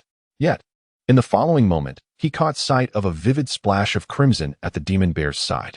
Bang! It burst open, feeling a warm liquid cascading down his back. The demon bear realized in an instant that his scabbed wound had ruptured due to the exertion of his muscles, having held his breath and flexed too forcefully, causing the still healing injury to split apart. "Perhaps it's for the best that you don't pursue this matter. Just stay home and recuperate," Li Mubai thought, shaking his head at the sight of the demon bear's blood gushing forth. He had initially intended to delegate some tasks to the old bear, as the construction of the new city demanded considerable effort, and he could not manage it all alone. "What tasks?" the demon bear inquired, oldly. "You can't be so ungracious. What good fortune could possibly exclude me?" Abruptly abandoning his previous task of bandaging his bleeding wound, the demon bear sidled up to Li Mubai with a somewhat mischievous expression. "Don't get the wrong idea. It's not the kind of good fortune you might envision. This is labor-intensive work, and I fear your delicate frame may not withstand it. Perhaps your wife could procure a few extra kidneys for you to fortify your strength," Li Mubai replied, casting a sidelong glance at him with a half-joking tone. "Oldly, how could you say such a thing? Do I look like a frail pup to you? I am a formidable man, indeed." The demon bear initially intended to puff up his chest again, but reconsidered upon recalling the blood still pouring from his back, opting instead to stand tall as if to pierce the heavens. Enough of that. I have heard from Miss Junqian that a formidable man can only last 5 minutes before becoming nothing at all, often leaving her in a state of disarray and leading to much complaint. Li Mubai rolled his eyes. Miss Junqian, the star performer of the Drunken Fragrance Pavilion, possessed a graceful and enchanting dance style, excelling in the arts of music, chess, calligraphy, and painting. With her stunning appearance and figure, she stood out as one of the finest in the entire industry. Thus, the Drunken Fragrance Pavilion naturally became the favored haunt of both Li Mubai and the old bear. Has she shared all this with you? The demon bear's previous bravado evaporated, akin to a deflated balloon, his confidence dissipating. All right, let us tend to your wound first, Li Mubai said, stepping forward. Lie down. Where should I lie down? The demon bear asked, bewildered. Of course on the bed.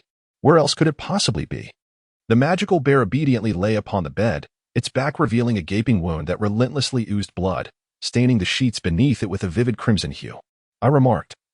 You truly bleed profusely. Do you not know how to seal your wound with soul power? Observing the incessant flow of blood from the injury, Li Mubai expressed his exasperation. The magical bear buried its head within the sheets, sheepishly replying, I forgot. Once the magical bear utilized its soul power to seal the wound, the once bleeding injury ceased to flow. This is the innate talent of a soul master, requiring no soul skills whatsoever. It is precisely for this reason that in this world, the status of soul masters is held in such high esteem, a reflection of the disparity in individual prowess. With a swift movement, Li Mubai found himself astride the waist of the demon bear, poised for a galloping charge. This action immediately provoked a series of exclamations from the demon bear. Oldly. What on earth are you doing? Surely you don't have some peculiar inclinations, do you? We are brothers, after all. Please, do not act recklessly. Strangely enough, amidst the seemingly vigilant warning, there was an unmistakable hint of eagerness in the bear's tone, causing Li Mubai to feel a wave of nausea. If you cannot articulate properly, it would be wise to remain silent. I am a true man. How could I possess any fondness for such inclinations?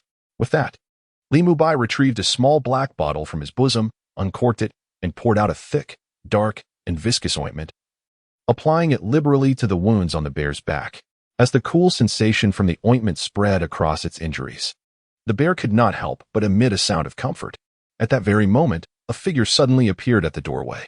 A plump woman stood there, her expression one of shock as she gazed at the two on the bed, her eyes filled with disbelief. With a thud, the vegetables she had been holding fell to the ground. The sound swiftly drew the attention of the two individuals on the bed. Wife, dear wife. The bewildered expression on the face of the magic bear indicated an immediate realization. He understood that there had been a misunderstanding. My wife, please don't misconstrue this. Laoli is merely applying medicine to me. The magic bear hastily struggled to rise, prompting Li Mubai to leap from the bed as well. He addressed the plump woman, saying, Sister-in-law, please don't overthink it. The situation is precisely as Old Bear described. The stars twinkled in the night sky, and a cool breeze wafted through the air. The flickering candlelight cast a dim glow. After several rounds of drinking, under the persistent inquiries of the magic bear, Li Mubai eventually divulged the details of the new city construction plan. What did you just say? How much can be earned from the new city construction? The magic bear, having just sipped his drink, immediately spewed it out. Li Mubai reacted swiftly, dodging the spray. But the two plump women sitting opposite the magic bear were not so fortunate, getting doused in the process. My wife, I absolutely did not mean to. The magic bear, realizing the situation, frantically tried to explain. The two women wiped their faces, now soaked in wine, and exchanged a knowing glance with Li Mubai before rising together and heading towards the bedroom. However, before departing, they cast the magic bear a fierce glare, their eyes seemingly conveying the message, you're in for it tonight. Old Bear, I advise you to consume more kidneys while you can. I truly fear you won't be able to endure tonight. Li Mubai caught the intensity of their gazes and, with a sympathetic expression, picked up his chopsticks, scooping several large pieces of kidney into the magic bear's bowl. Oldly, do I look like someone who fears his wife? Let us not discuss that for now. You just mentioned how much can be earned from the new city project? The magic bear pounded his chest. Li Mubai shot him a glance. Had it not been for the magic bear's earlier pleas for mercy, you might have believed this absurdity. Although exasperated, he still answered, the new city construction. Barring unforeseen circumstances, could yield 600,000 gold coins just from the land alone. Is that truly the case? The magic bear, clutching his chopsticks, sprang to his feet, his expression brimming with excitement. Li Mubai nodded nonchalantly. Boldly, how could I miss out on such a golden opportunity? You must allow me to partake in this venture. The magic bear accepted Li Mubai's words without a trace of doubt. The last time they gambled, he had approached it with skepticism, only to be astounded when Li Mubai emerged as the unexpected victor, leaving many in disbelief. Hence, after that incident, the magic bear now held unwavering faith in Li Mubai's words. Don't come so close. Li Mubai pushed back against the magic bear, whose face was nearly pressed against his. He continued, Aren't you injured? Such minor wounds are inconsequential. For the sake of the martial soul hall, I would brave fire and water. The magic bear declared with righteous fervor. Very well then, tomorrow morning, come to my place. I have matters to attend to tonight, so I must take my leave. After Li Mubai finished speaking, he rose directly and made his way towards the door. Before stepping outside, he cast a meaningful glance at the demon bear and then departed without hesitation. The next day at dawn, while Li Mubai was washing up, he heard a knock on the door. Upon opening it, a figure stood before him. It was the demon bear Douluo, albeit in a somewhat altered state today. His face, tinged with a hint of darkness, appeared greasy and devoid of vitality, with prominent dark circles that were quite striking and attention-grabbing. Without further contemplation, Li Mubai realized that the old bear had undoubtedly spent the previous night awake. Old bear, are you all right? Li Mubai teased, observing the demon bear's fatigued appearance. Of course. I'm fine. A real man cannot say otherwise. The demon bear replied, mustering a brave front. Very well, then come with me. Li Mubai nodded and stepped out resolutely. He was in search of an individual, one who could facilitate the smooth progress of the new city's construction and who could also bring significant benefits to the spirit hall. This person was none other than Li Fingheng. Li Shanghong, a leader in cross-border trade, had amassed an incredible fortune. Although his rise had been swift, the foundation he built was undeniably formidable. Moreover, given that he was a descendant of the Li family from the Tiando Empire, many merchants in the industry would extend him a modicum of respect. Only he could successfully summon those local gentry and wealthy merchants to join together in pursuit of a grand endeavor. Before a lavish mansion, Li Mubai conversed amicably with the guards at the gate. Soon enough, one of the guards dashed away. The estate sprawls extensively, with only an iron gate at its periphery obstructing the passage of Li Mubai and his companion. The true architectural marvel lies further within, where Li Mubai can merely glimpse the pinnacle of a tall structure. Before long, the silhouette of the guard vanished around a verdant corner. Shortly thereafter, the guard returned in haste, accompanied by a figure adorned in splendid attire, none other than Li Fingheng. Moments ago, Li Fingheng had been in contemplation at home, deliberating whether to once again visit Li Mubai. Just as he was instructing his subordinates to prepare gifts, a guard stationed at the outermost gate rushed in. Upon learning that the visitor was Li Mubai, an unexpected thrill surged within him. This revelation ignited a wave of excitement. The visit of an elder from the spirit hall was an honor of the highest order. Without the luxury of changing his attire, Li Fingheng hastened toward the estate's entrance. Quickly, open the door. Li Fingheng urged his subordinates with palpable eagerness. As the door swung open, he immediately stepped forward, a broad smile illuminating his face as he regarded Li Mubai with utmost respect, exclaiming, Elderly, I apologize for not welcoming you properly. Chapter 118, Gathering of Titans, and who might this be? Li Fingheng inquired, his gaze falling upon the imposing figure of the magic bear, his expression momentarily hesitant. Though his demeanor remained profoundly respectful, he understood that anyone accompanying Li Mubai was certainly not an ordinary individual, even if not a spirit master. This person must be someone of considerable repute, not to be underestimated. Oh, this esteemed individual is also an elder of the spirit hall, codenamed Magic Bear. You may refer to him as Old Bear, Li Mubai introduced with an air of nonchalance. Ah, esteemed Lord Magic Bear, Li Fingheng remarked, bowing slightly, his demeanor imbued with reverence. The title pleased the Magic Bear, who smiled broadly, saying, No need for such formality. Since you are a friend of Old Li, you are a friend of mine. Should you encounter any difficulties, feel free to seek my assistance. I shall not hesitate to help in any way I can. While maintaining a composed exterior, Li Fingheng's heart swelled with joy. Another title, Douluo offering goodwill, how extraordinarily rare. Moreover, the favor extended was not merely a gesture of kindness. It was a promise more precious than gold or jade. Such a commitment alone could cause many to flock in pursuit. And now such a promise was effortlessly obtained by him, akin to a fruit that falls from the tree without any labor. Although he felt an immense joy within, Li Fingheng did not forget that all of this was due to the merit of the esteemed Elder Tin before him. Without his intervention, how could he have had the opportunity to engage with this elder of the demon bear? All of this is owed to Elder Sure. Please, esteemed guests, step inside. Li Fingheng gracefully stepped aside, guiding the two individuals into the residence. Without hesitation, Li Mubai and his companion proceeded forward. Surrounding them was a lush expanse of greenery that obscured their view, and Li Fingheng frequently provided directions, for this garden-like area resembled a labyrinth, making it difficult to discern the path ahead and the correct route. Without guidance, one could easily find themselves lost in this maze-like garden. Under Li Fingheng's direction, they soon arrived at the garden's end, where a magnificent Western-style castle stood before them, constructed entirely of white quartz sand, gleaming in the sunlight with a divine and opulent sheen. "Esteemed guests, please enter," Li Fingheng said, taking the lead and standing at the castle's grand entrance, ushering Li Mubai and his companion inside. This place was truly extravagant. Upon entering the castle, the magical bear surveyed the surroundings, captivated by the paintings adorning the walls and the antiques displayed on the tables. Unable to contain a gasp of admiration, Li Mubai, too, was taken aback. Observing the array of dazzling treasures on the tables and the abstract paintings on the walls, he couldn't help but reflect on the seemingly unpretentious lifestyle of the wealthy. Ultimately, he realized that his perspective was rather limited. "Esteemed guests, please take a seat," Li Fingheng said as he led Li Mubai and his companion to the lounge area, instructing the household maids to serve tea and refreshments. It must be said, the maids were all graceful and shapely, with delicate figures and exquisite features, adorned in robes that elegantly split from the calf to the thigh, evoking a torrent of romantic thoughts. "Elderly, I had planned to visit you in a couple of days, but I am truly honored by your unexpected visit," Li Fingheng exclaimed cheerfully. Li Mubai, with a smile gracing his face, responded, "Oh, not at all.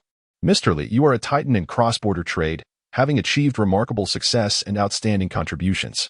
In many respects, we cannot compare to you." He proceeded directly to the crux of the matter, as he was not one to indulge in idle chatter, preferring to cut straight to the chase without any unnecessary delay. Li Fingheng promptly declared, "Are we to commence construction on the new district so soon? Rest assured, Elderly, I will undoubtedly contribute to this endeavor without hesitation. Should you require my assistance, do not hesitate to inform me." This was precisely the affirmation Li Mubai had awaited.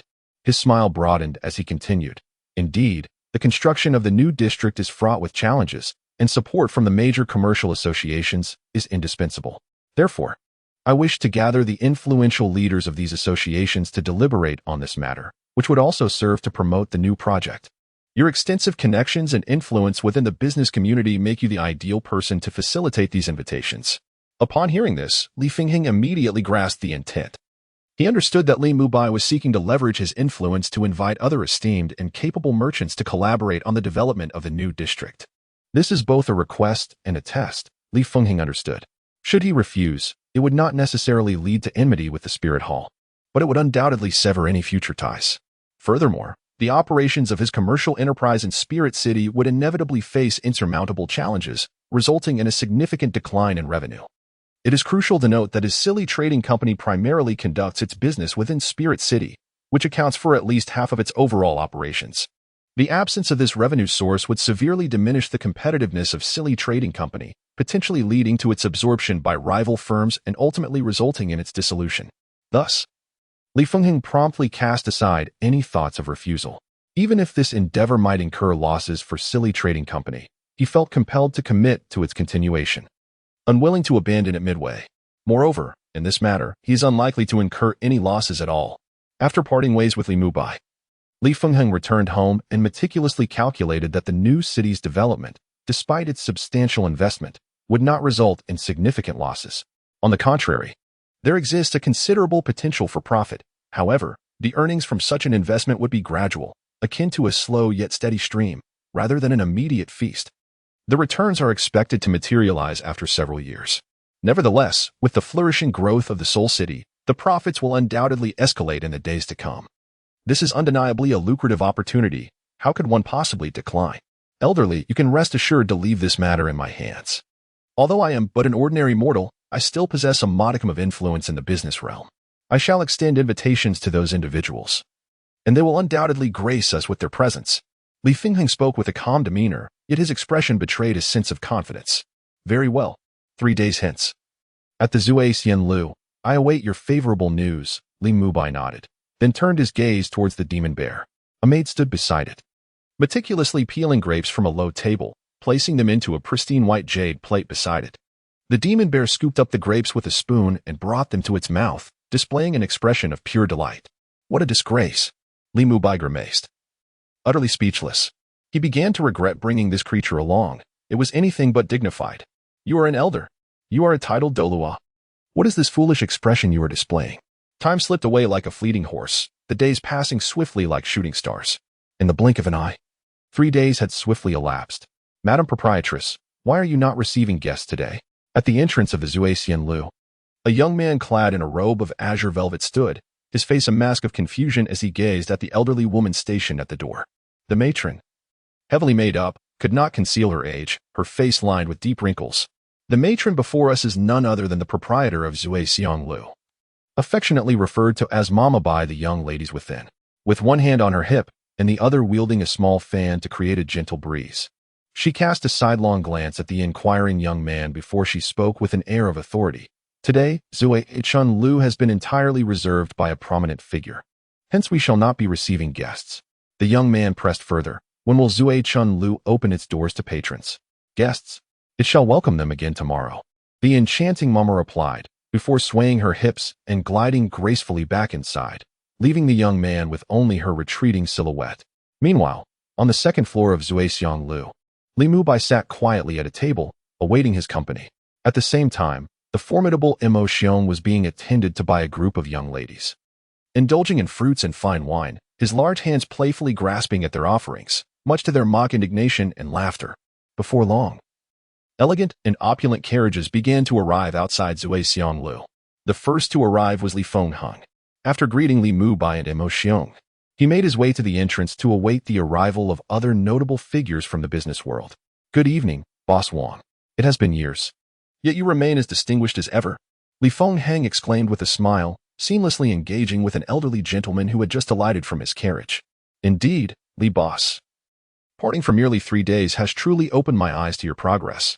Your surely commercial firm has surpassed my Wang family's endeavors by leaps and bounds. The elder Wang replied with a grin. The venerable elder, whose true name is Wang Fujian, serves as the patriarch of the Wang family, a prominent dynasty within the business realm, ranked among the elite titans of commerce. The family's stature and influence are on par with that of the Silly Trading Company, and in certain domains, the Wang family even surpasses it, undeniably establishing themselves as titans of the business world. After exchanging pleasantries, Li Fingheng graciously invited the elder inside. In the grand hall on the first floor, several expansive tables were set up, and the moment the elder stepped in, the matron of the Zhuai Lu deftly instructed her staff to serve tea and water. Boss Xiao, you remain as formidable as ever. Boss He, please come in. Boss Wang is also inside. Boss Zhou, it has been a long time. Please, step inside. As time passed, an array of luxurious carriages filled the exterior of the Zhuai Lu. The entrance was similarly crowded with numerous tall and robust men, alongside women exuding an aura of coldness. These individuals were trusted confidants cultivated by these business magnates, many of whom possessed formidable powers as soul masters. Once all were gathered, Li Fingheng exchanged a few light-hearted remarks with the assembled business magnates before ascending to the second floor to seek out Li Mubai. After his departure, the remaining guests in the hall began to converse. Boss Wang, do you have any inkling as to why Boss Li has summoned us all here? Inquired a portly middle-aged businessman. Wang Fujian slowly shook his head, responding, I am not entirely certain of his intentions. When he extended the invitation, I subtly inquired, but his answers were rather evasive and did not reveal his motives. The Wang family is not inclined to make enemies, which is why we accepted his invitation. Boss Zhou, you and Boss Li presumably have business dealings together, and your relationship is noteworthy. Do you know the purpose of this banquet? Seeing that Wang Fujian was unaware, the corpulent businessman turned to a lean, wiry middle-aged merchant for insight. Zhou Dahai, toying with the jade ring on his finger, lifted his gaze upon being addressed and replied in a neutral tone, Old Li did not disclose his intentions directly to me, so I am also uncertain. However, Zhou Dahai paused, a glimmer of insight flashing in his eyes as he continued, He did mention there is a lucrative opportunity at hand, and if seized properly, it could ensure the family's prosperity for centuries. A profitable opportunity? I find it hard to believe. If there were indeed a business prospect, Li Fingheng would undoubtedly wish to monopolize it entirely. Why would he allow us to partake?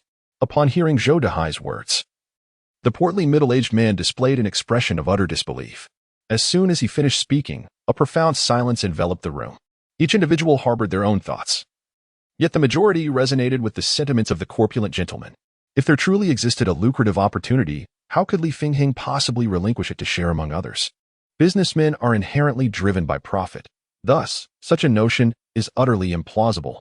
Meanwhile, having ascended to the second floor, Li Fingheng approached Li Mubai. Elderly, everyone has assembled. You may now descend. Li Mubai nodded, rising to direct his gaze toward the magic bear, who remained enraptured in a reverie of indulgence. Old bear, it's time to go. Huh, what? We're leaving? The magic bear hastily extricated himself from the throng of women, his deep brown face adorned with several traces of lipstick. After wiping his face clean, he noticed Li Mubai's darkening expression. Oh, right away. Realizing the situation, the magic bear summoned a young woman to bring a basin of clear water, promptly cleansing his visage. Satisfied at last, Li Mubai nodded approvingly as they followed Li Fingheng down to the first floor. The sound of crisp footsteps resonated from the staircase leading to the second floor. A group of merchants in the hall instinctively turned their gazes toward the source. As the figure of Li Fingheng emerged around the corner of the staircase, he cast a respectful glance back. This scene suddenly left the distinguished individuals in the hall in a state of astonishment. What manner of person could elicit such profound respect from Li Fingheng, the esteemed founder of the Li trading house? Each attendee engaged in silent speculation, their gazes unwaveringly fixed on the corner of the staircase, eager to discern the identity of the approaching figure. The sound of footsteps resonated through the space, akin to a hammer rhythmically striking the hearts of the onlookers, instilling a palpable sense of tension. As moments slipped away, the much-anticipated silhouette gradually emerged.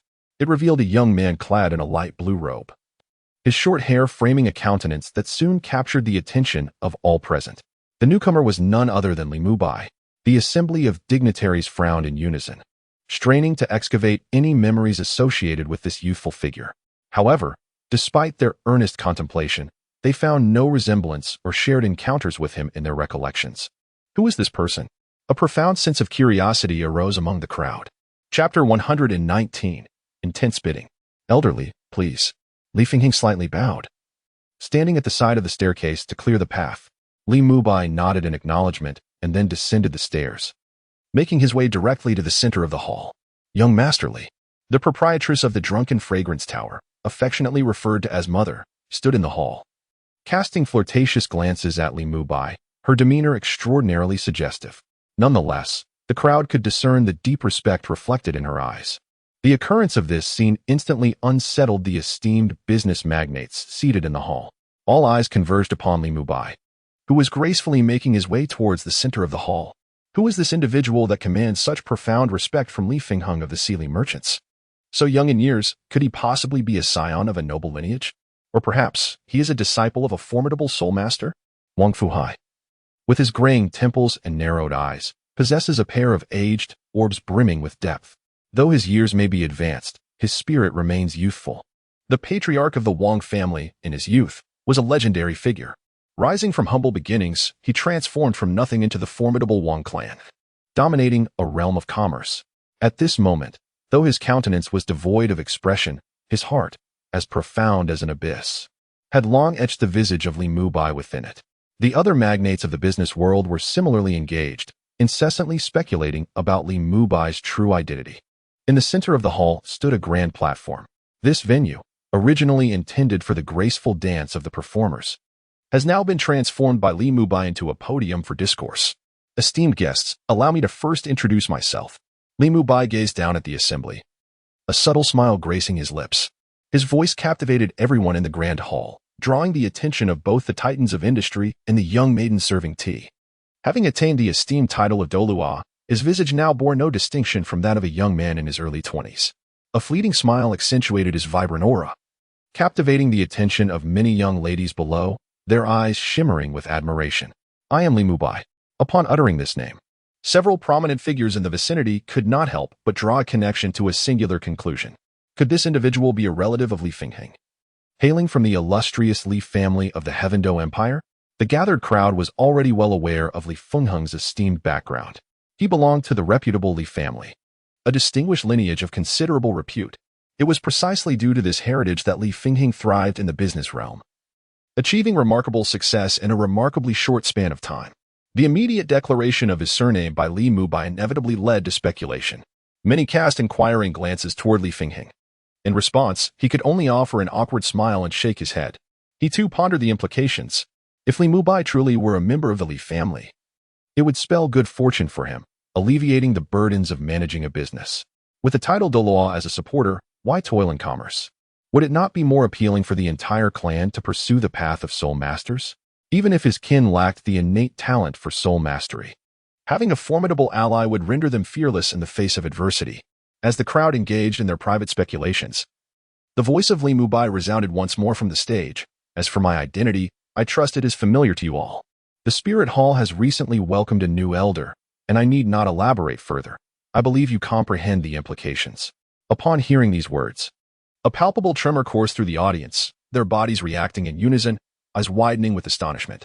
Fortunately, being seasoned individuals, they refrained from overt displays of shock, quickly regaining their composure, though their expressions subtly shifted. Beneath the surface, however, their hearts roiled like a tempestuous ocean, tumultuous waves rising within. This was particularly true for the previously portly middle-aged merchant, whose demeanor shifted noticeably. In that moment, he felt profound regret. Lamenting his earlier audacity to comment on the matter, having previously mocked it, he never anticipated that this issue would be raised by a title elder of the Spirit Hall. Had he known in advance, he would never have dared to utter such words, inadvertently offending someone of considerable stature. Is this not a case of pure resentment? Today, Mr. Li has summoned everyone for an important matter, or perhaps one that would benefit us all. Li Mubai gazed downwards, his smile unwavering. I kindly ask Elder Li to elucidate. In the audience, a merchant clad in a blue robe respectfully inquired. The crowd cast a glance and quickly recognized him as the head of the Zhao family. The Zhao family. This colossal entity hails from the Star Luo Empire, nearly monopolizing an entire industrial chain within its realm. Its foundation formidable and rivaling that of Li Fengheng's Sealy commerce. Li Mubai nodded thoughtfully, a serene smile gracing his lips as he articulated the plans for the new city's development to the gathered assembly. The audience listened intently, absorbing every detail. After a prolonged silence, Wang Fuhai, the patriarch of the Wang family, ventured to inquire, "So, does this mean that the construction of the new city requires our assistance?" "No," Li Mubai replied, shaking his head gently. "To be precise, it is not that your efforts are required, but rather that the development of the new city will bestow substantial benefits upon all." Li Mubai earnestly elucidated for the elder. This statement was directed not only at the head of the Wang family but also at all those present. Li Mubai understood that without the allure of profit, none of these individuals would contemplate investing in the new city. If they refrained from investing, how could he fulfill his promise to the Bibi Dong? His bravado had been proclaimed, and he needed to extract at least 600,000 gold coins from these individuals.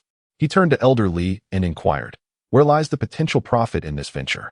The head of the Wang family did not lower his gaze simply because Li Mubai was an elder of the Spirit Hall. Rather, he approached the matter with careful consideration. If Li Mubai could not elucidate the intricacies of the situation, he would certainly not be easily swayed. Upon hearing this, Li Mubai smiled suddenly and shifted his gaze to Li Fengheng. "Mr. Li, I would appreciate it if you could elaborate on this matter for them." Li Fengheng had already desired to cultivate a favorable relationship with the Spirit Hall. Hearing Li Mubai's words filled him with joy. It was his moment to shine. If he managed this task well, he would undoubtedly secure his position within the Spirit Hall, potentially leveraging its influence to further expand the Li Trading Company. Such fortunate events he eagerly wished to see more of. Li Fengheng strode onto the stage with a light heart, brimming with enthusiasm as he began to elucidate the advantageous aspects of the new city investment to a gathering of prominent figures. His mind was clear, his speech coherent, and his logic impeccable. He swiftly concluded his presentation. Following this, the distinguished guests below began to pose various intricate questions. Although these inquiries appeared somewhat challenging to Li Mubai, under Li Fengheng's succinct responses, each question was deftly resolved, leaving the assembly of business magnates thoroughly satisfied. Li Mubai could not help but internally commend the professionalism, recognizing that such matters were best entrusted to capable experts. Do you have any further inquiries? Li Fengheng inquired warmly, gazing down at the assembly of business elites. In response to his question, the crowd shook their heads, indicating that they were largely satisfied. Very well. In that case, elderly, please take the lead, Li Fengheng said, turning toward the young figure standing at the edge of the stage. Thank you, Li Mubai nodded, casting a grateful glance at Li Fengheng. Not at all. It is my honor, Li Fengheng humbly replied before stepping down from the stage and casually selecting a seat close to it. Ladies and gentlemen, we shall now proceed to the land auction segment, Li Mubai announced with a beaming smile, his eyes resting on the figure of the bear elder. In the audience, feeling somewhat disinterested, the bear elder caught Li Mubai's signal from the corner of his eye, and with a swift leap, he bounded onto the stage to stand alongside Li Mubai. Esteemed guests, this is my good friend, who also happens to be an elder of the Spirit Hall. Codenamed Bear Elder, Li Mubai introduced. After the introduction, the Bear Elder grinned broadly and waved at the audience, greeting them. Hello everyone. I am Bear Elder, an elder of the hall. The construction plan for the new city is of great importance to His Holiness the Pope. Hence I have been dispatched to assist Oldly in this endeavor. I sincerely hope for the generous support of everyone present. Your unwavering backing would signify that you are indeed friends of Old Xiong. In the future, should any difficulties arise, as long as they do not contravene moral principles or the regulations of the Spirit Hall, I shall endeavor to assist you to the best of my abilities. Now, I have expressed my thoughts. Who is in favor and who is opposed? I kindly request your votes. The sudden and audacious proclamation rendered the murmuring crowd speechless. With the absence of discourse, I took it as a tacit agreement among all present. After a brief pause, witnessing the silence among the assembly, the magic bear nodded in satisfaction, the tension in his features dissipating, revealing a more amiable and genial demeanor. Subsequently, at a subtle gesture from Li Mubai, the magic bear retrieved a meticulously prepared, oversized city planning map from a spatial soul guide. The two of them held it at either end and unfurled the scroll. The vivid annotations delineated the land into numerous smaller parcels, each designated for auction. Once Li Mubai elucidated the map, he pointed to the largest section. This is the commercial district, encompassing 800 acres. Upon completion, the successful bidders will enjoy a 50-year usage right. The starting bid for this land is 1 million gold soul coins. As he spoke, he cast a glance toward the audience below. The crowd exchanged wary glances, each hesitating to take the initiative, seemingly awaiting one among them to make the first move. The singers, standing to the side, shuddered visibly at the announcement of the price. Li Fengheng, seated closest to the stage, couldn't help but chuckle inwardly at the palpable indecision that gripped the assembly. Despite the high starting price of this land and the necessity for personal investment in construction, the total expenditure required will amount to no less than 3 million. Nevertheless, it remains exceedingly worthwhile. Once this commercial street is completed and successfully leased, it is poised to generate an annual income of no less than 500,000. Furthermore, the usage rights extend for 50 years. This implies that the completed commercial street could potentially yield a total revenue of at least 25 million. This does not even take into account the increase in rent. Should the rising rental costs be factored in, the income would be simply unimaginable. Most importantly, after investing in this piece of land, one could also establish a certain connection with the Spirit Hall. Such a transaction is undeniably advantageous. Those who are short-sighted in their knowledge. No wonder I have risen to prominence in merely a few decades. Li Fengheng silently mocked the crowd in his heart. And then, in the hushed atmosphere, he spoke aloud. The silly commercial firm offers 1 million. His calm tone resonated through the silent hall, capturing the attention of numerous merchants. Upon seeing Li Fengheng extend his hand, raising a single finger, one might wonder, has Li Fengheng lost his mind? Whether this new city can indeed generate profit remains uncertain. Yet, he boldly ventures into such conspicuous investments. Is he not fearful of incurring losses? Or perhaps, he and these two elders from the Spirit Hall are in cahoots, deliberately orchestrating a scheme to deceive us? The head of the Wang family gazed thoughtfully, his eyes deep with contemplation. The other business magnates remained equally silent. They found Li Fengheng's actions perplexing, while simultaneously speculating whether this could be a trap set specifically to ensnare them, or perhaps merely a grand banquet of treachery. The crowd cast a profound glance at the demon bear. The dark-skinned man exuded an air reminiscent of a bandit, suggesting that unless they part with some money, the situation might not end favorably. However, at that moment, another voice suddenly rang out. Brotherly, although we have a partnership, my family, the Zhou clan, also desires a taste of such lucrative prospects. It was Zhou Dahai, the representative of the Zhou family, who spoke. He and Li Fengheng shared a collaborative relationship. No worries, Brother Zhou. In matters like this, the capable shall seize the opportunity. Our relationship will remain as it is, Li Fengheng replied with a smile. He had long anticipated this outcome. Zhou Dahai smiled faintly at the words, then turned his gaze toward Li Mubai on the stage and raised 2 fingers. Zhou family. 2 million. Upon hearing this, both the patriarch of the Wang family and the spokesperson of the Zhao family were taken aback.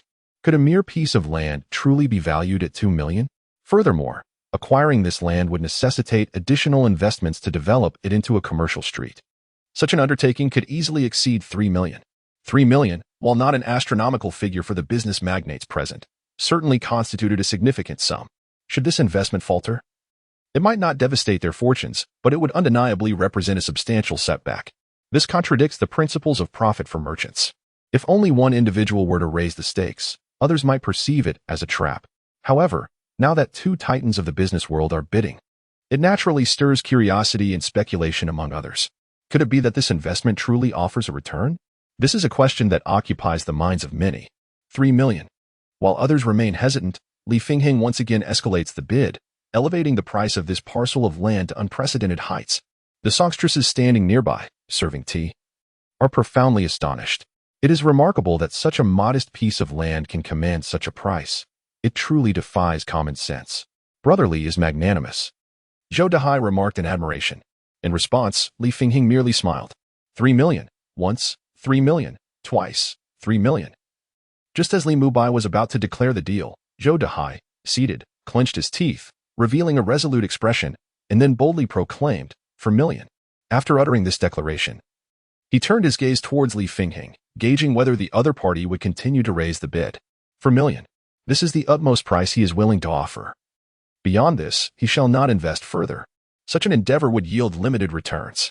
Since Brother Zhou is determined to acquire it, Li must reluctantly part with it for the greater good. Li Fengheng is benevolent, and he perceives that this is Zhou Dahai's limit, which is why he refrained from raising the bid. As for this piece of land, he does not genuinely desire it, for Li Mubai has already reserved a more lucrative parcel for him.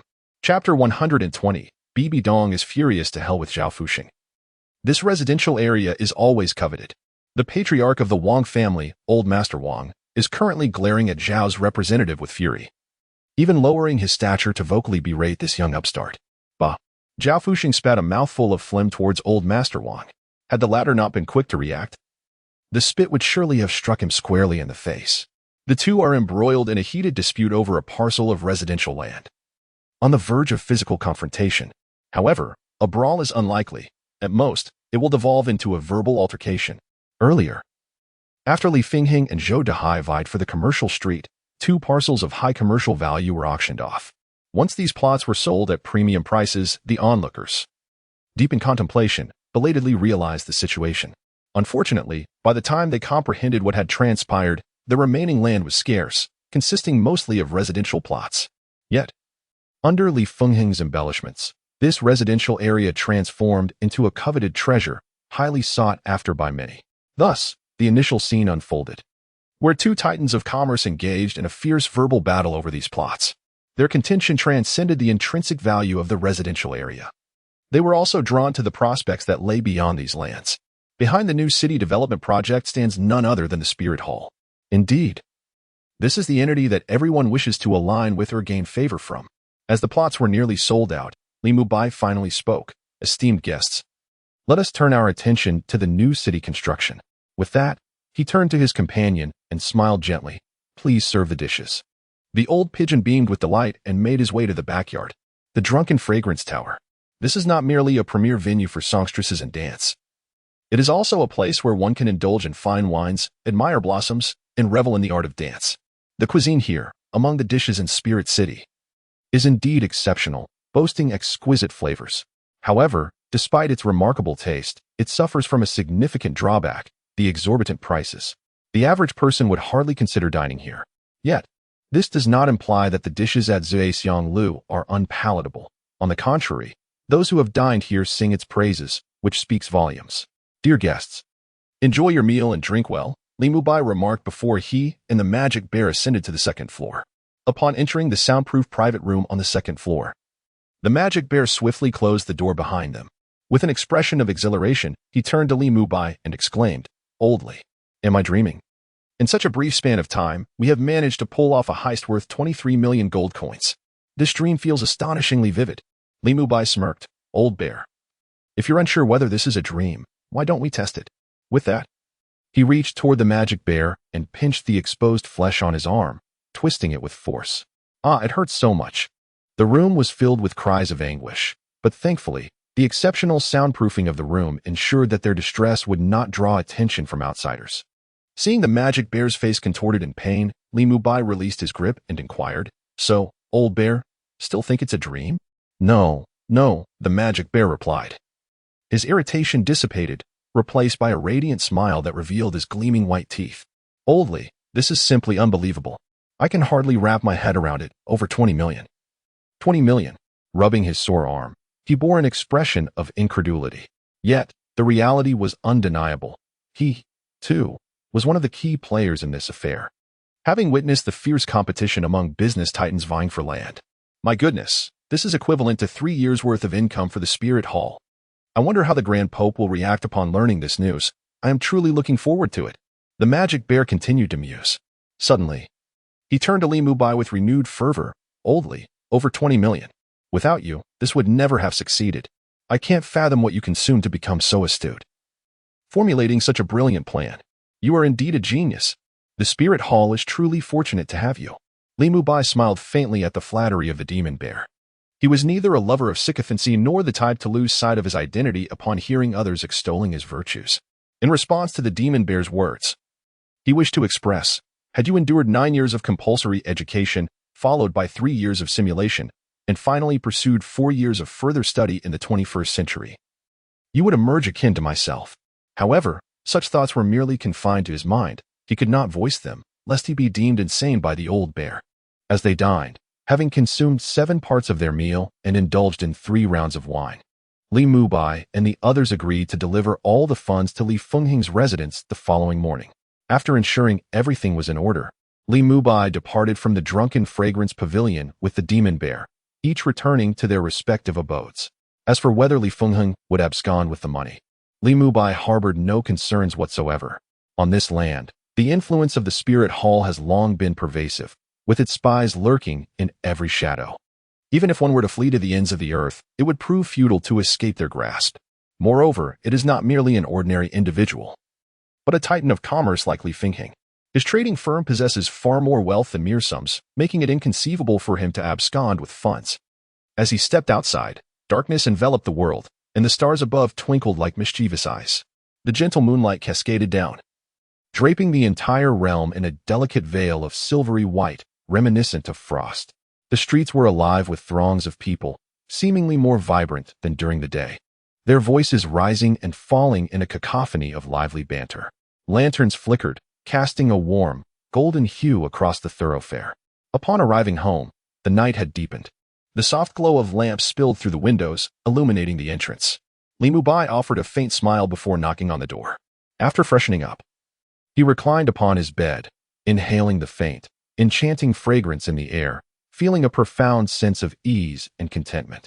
After a deep breath, Li Mubai began to reflect upon the events of the day. The outcome of the evening had indeed taken him by surprise. He had anticipated earning merely over 6 million. But to his astonishment, Li Fengheng had approached him that very night to discuss raising the price. Initially, he had thought this endeavor would not bear fruit. Little did he realize, he had underestimated the prowess of these merchants. The sum exceeded 2 million gold coins, far surpassing his expectations. In truth, the essence of Li Mubai's actions was simply to facilitate a smooth signing process. He recalled from the original narrative that the Spirit Hall would eventually be dismantled by an alliance led by Tang San. How could he possibly allow this to transpire? If the Spirit Hall were to be destroyed, and the Hall of the Pope ceased to exist, how could he continue to sign in and grow stronger? Li Mubai had envisioned utilizing his golden opportunity to ascend to divinity effortlessly, and he certainly could not let the actions of Tang San and his companions thwart this aspiration.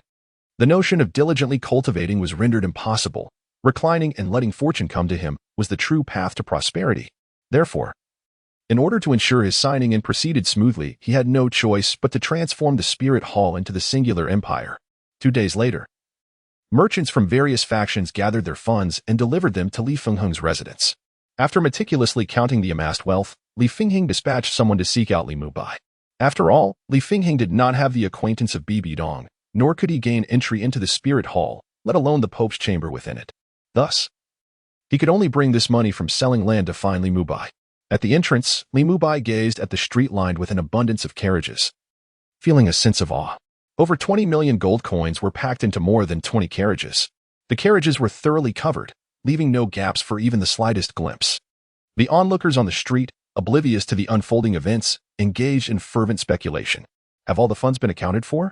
Despite harboring a modicum of trust in Li Fengheng, Li Mubai still inquired, recognizing the gravity of the situation.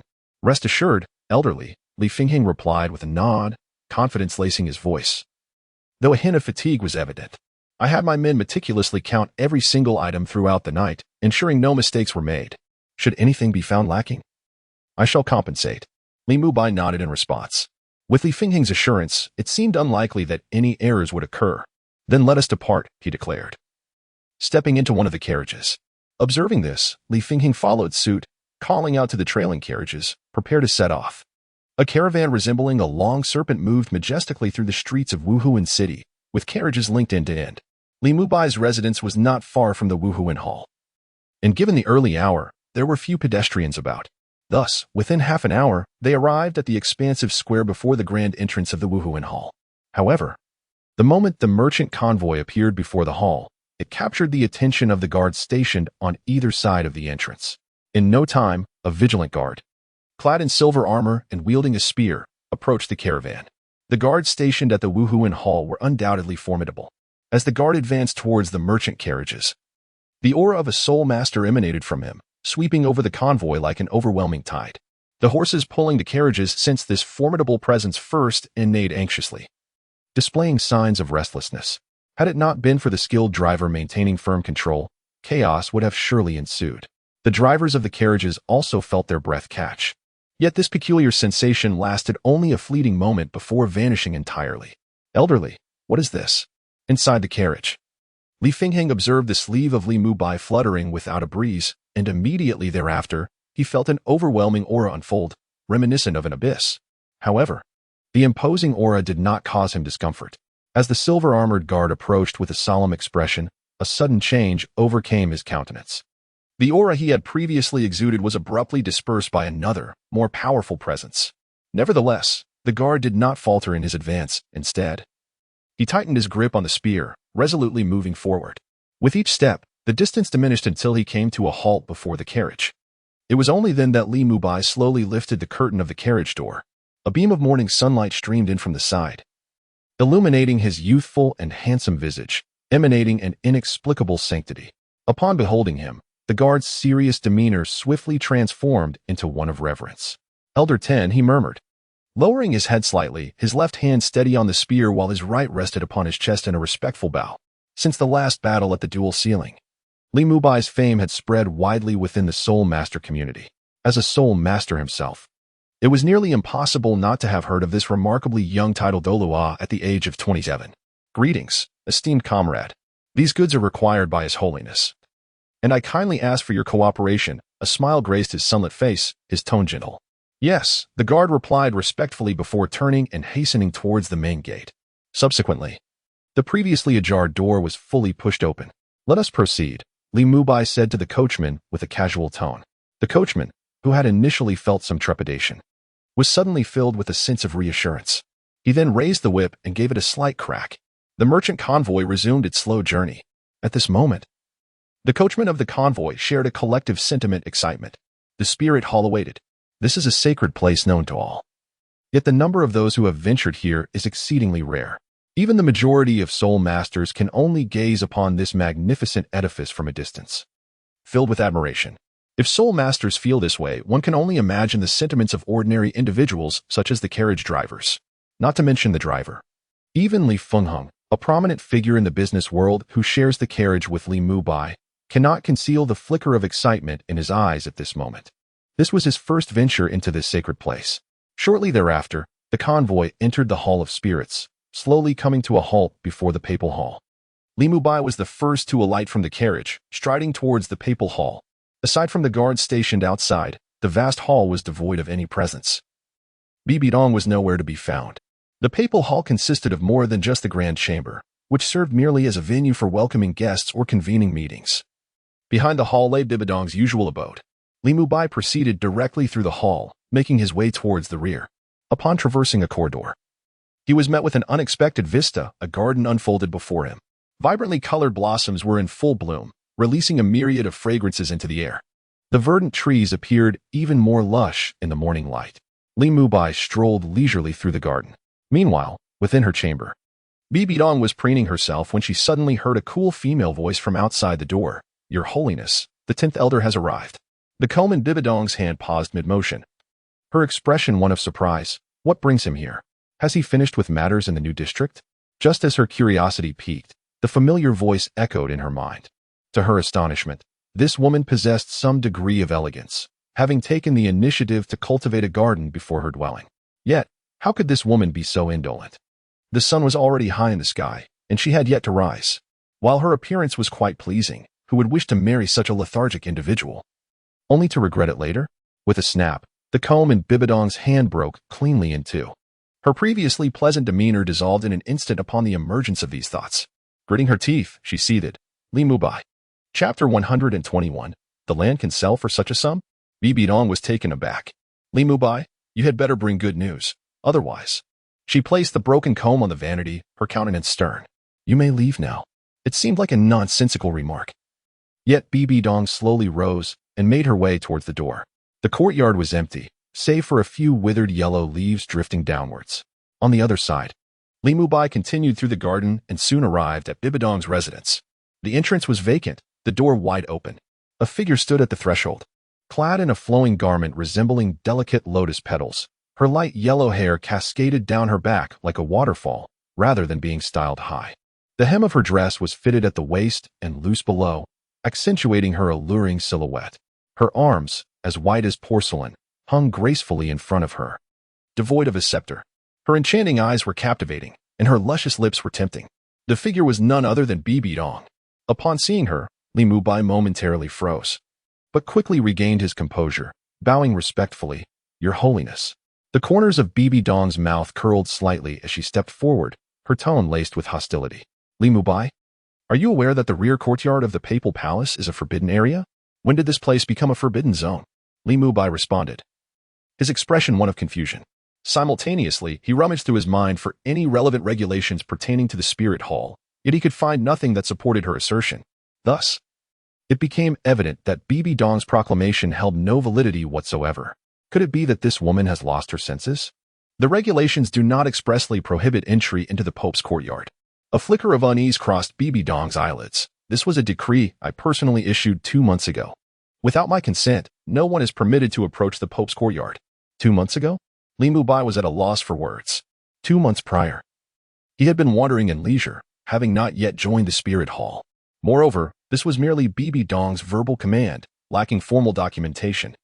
How was he to be aware of such matters? If this was merely a verbal decree, the consequences should not be too severe, he mused. Those who defy the command shall forfeit 3 months' salary. Hearing this mental echo, Bibi Dong's tone was laced with an eerie chill, her gaze fixed upon Li Mubai, brimming with anticipation for the unfolding drama. What? Li Mubai felt a jolt of apprehension. An unsettling feeling stirred within him. Losing 3 months' salary would render his future bleak, leaving him to subsist on the bitter winds of hardship. However, reflecting upon the large chest at home, Li Mubai suddenly felt a measure of calm wash over him. A hint of anxiety lingered, but it was scarcely substantial. You wish to penalize my salary? This insufferable woman is utterly unreasonable. Nonetheless, I am not afraid of your punishment. If it pleases you to impose it, then do as you will. The treasures in my home are far from mere decorations. This trifling salary? I hardly hold it in high regard. With a touch of arrogance, listening to this familiar retort, Bibi Dong felt a lump in her throat, rendered momentarily speechless.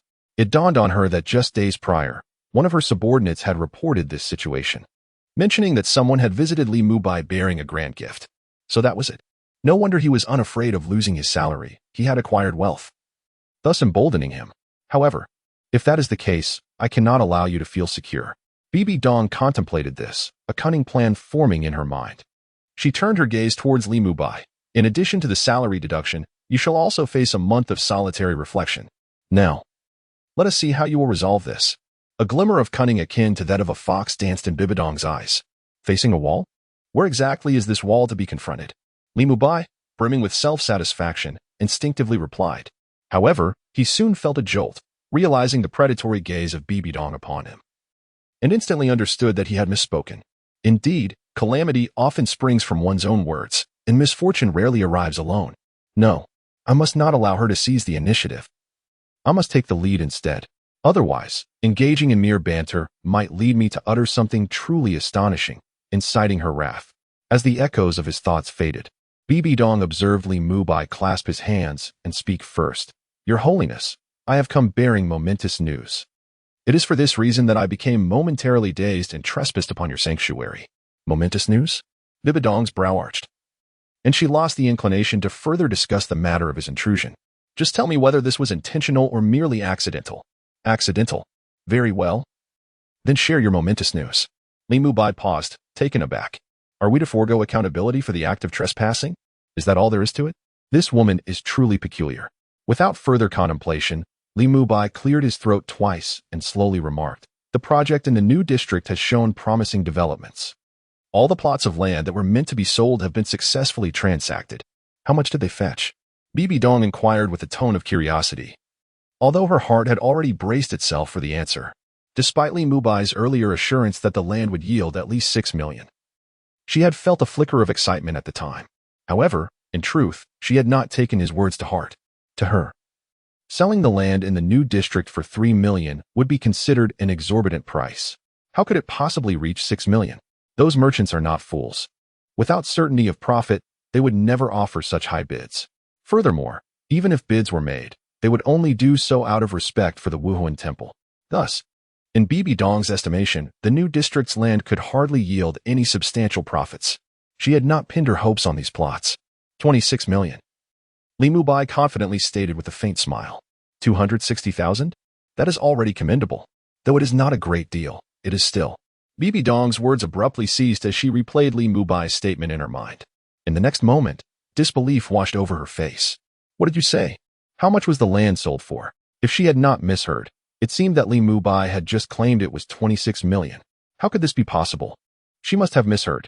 The mere appearance of this figure left Bibi Dong hesitant to contemplate further.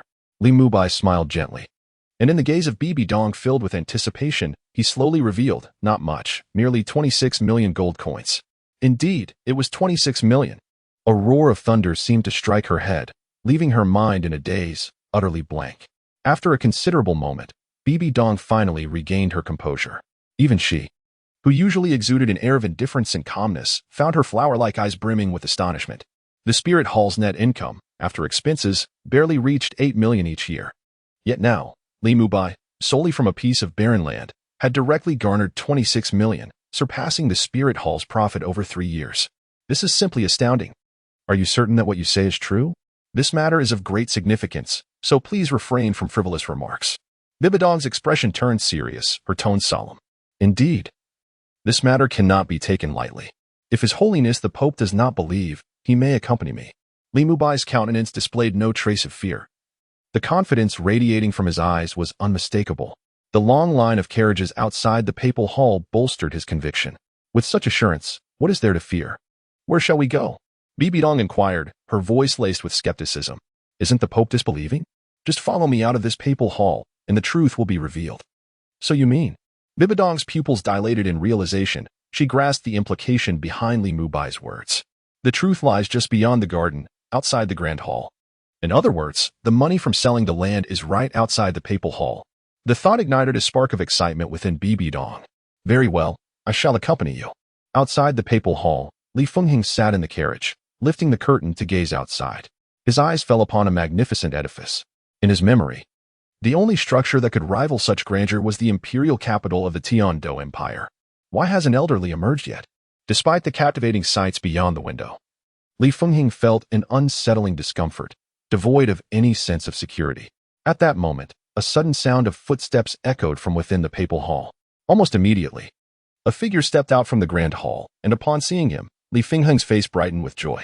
It was none other than Li Mubai. Before Li Fingheng could fully revel in his happiness, another set of footsteps followed, and soon, a graceful silhouette appeared behind Li Mubai. This silhouette is not unfamiliar to Li Fingheng. Not long ago, in the square outside the Spirit Hall, during the public execution of corrupt officials, this graceful figure made an appearance.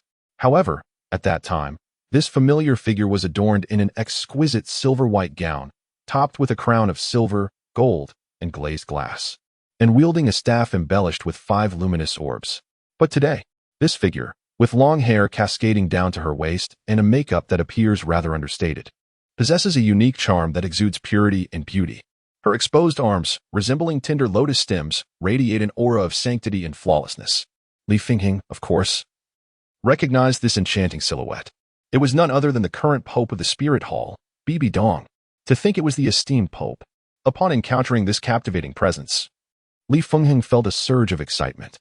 He had never anticipated that the promise made by Li Mubai to speak a few kind words on his behalf in front of Her Holiness would indeed come to fruition. Moreover, this is not merely a matter of flattering words. It directly beckons the other party, allowing them to behold his true visage. In truth, he was utterly oblivious to the fact that Li Mubai had completely forgotten about the flattery. It was merely that Bibi Dong did not believe he could amass over 20 million, prompting her to come forth and witness the reality for herself, resulting in Li Fingheng mistakenly believing that Li Mubai had spoken well of him in front of Bibi Dong. The convoy of horse-drawn carriages was, upon exiting the papal hall and catching sight of a lengthy procession of carriages, Bibi Dong's eyes sparkled with uncontainable excitement as she inquired of Li Mubai. Her tone bore a hint of skepticism, as she found it hard to believe. The notion that the land could fetch over 20 million was indeed something she could not fathom, even with her utmost imagination. Indeed, the treasures carried upon these carriages embodied the true worth of that land. Li Mubai offered a faint smile. He comprehended Bibi Dong's implication. Thus his response was not ambiguous, but rather candid. With the answer received, Bibi Dong could no longer maintain her composure, her expression betraying her delight. Dozens of carriages formed a long, unbroken line. This is indeed the finest answer. After all, how many gold coins are required to sustain dozens of carriages? Li Mubai, I must admit I underestimated you. I never anticipated that you would truly achieve this. The sheer quantity of gold coins has significantly surpassed my expectations. Your capabilities are indeed remarkable. From this moment forth, I acknowledge you. Bibi Dong's expression was one of joy. She gazed at Li Mubai, sparing no words of praise. Faced with such unexpected admiration, Li Mubai merely smiled, his heart fluttering with a hint of excitement, yet it did not disturb his tranquil demeanor. Your Holiness, you flatter me. After a polite gesture, Li Mubai strode directly to the forefront of the long line of carriages. Standing beside one, he spoke softly, Mr. Li, why not step out for a conversation? The carriage swayed slightly, and suddenly a familiar voice emerged from within. Li, elderly, can I really come out? Your Holiness is present, as a mere mortal, will my appearance. Fear not. Step out without worry. You are indeed a benefactor to me, Li Mubai. Who could harm you? Even if the Pope disapproves, with me here, you are safe. Li Mubai interrupted Li Fingheng's words directly. Inside the carriage, upon hearing Li Mubai's assurance, Li Fingheng's anxieties were instantly alleviated. He suppressed his excitement, striving to maintain a calm expression. After a deep breath, he finally summoned the courage to slowly extend a hand and lift the curtain. The bright sun, now unimpeded, poured into the carriage, illuminating Li Fingheng's face as he prepared to emerge. In that instant, the pure sunlight enveloped him, imparting a sense of warmth. Mr. Li, let us proceed. Observing the somewhat reserved Li Fingheng, Li Mubai glanced at Bibi Dong standing at the entrance of the grand hall and extended an invitation to Li Fingheng. Nodding in agreement, Li Fingheng followed Li Mubai towards the entrance of the hall. Since he had emerged, it was only proper to pay his respects to the Pope. Otherwise, if displeasure arose, he could not hold others accountable. It would be a failure on his part to observe proper etiquette. I am the merchant Li Fingheng, here to pay my respects to your Holiness. Upon reaching Bibi Dong, Li Fingheng immediately knelt, lowering his head and avoiding direct eye contact. He had long heard of Li Fingheng, the founder of the silly commercial firm, renowned as a business prodigy. Seeing him in person, it was indeed a remarkable sight. Please rise. At the Spirit Hall, we do not have the custom of kneeling. A standing salute will suffice. Bibi Dong smiled faintly. Before Li Fengheng could respond, he felt an invisible force materialize, lifting his kneeling knee. Li Mubai, standing nearby, smiled slightly. Indeed, the spirit hall did not impose the decree of kneeling in reverence. In comparison to the empire, Li Mubai felt that some practices of the spirit hall were more humane, including the provision of free spirit awakening for 6-year-old children. Although the spirit hall had its own ulterior motives, this expenditure was immensely significant, consuming a substantial portion of its budget.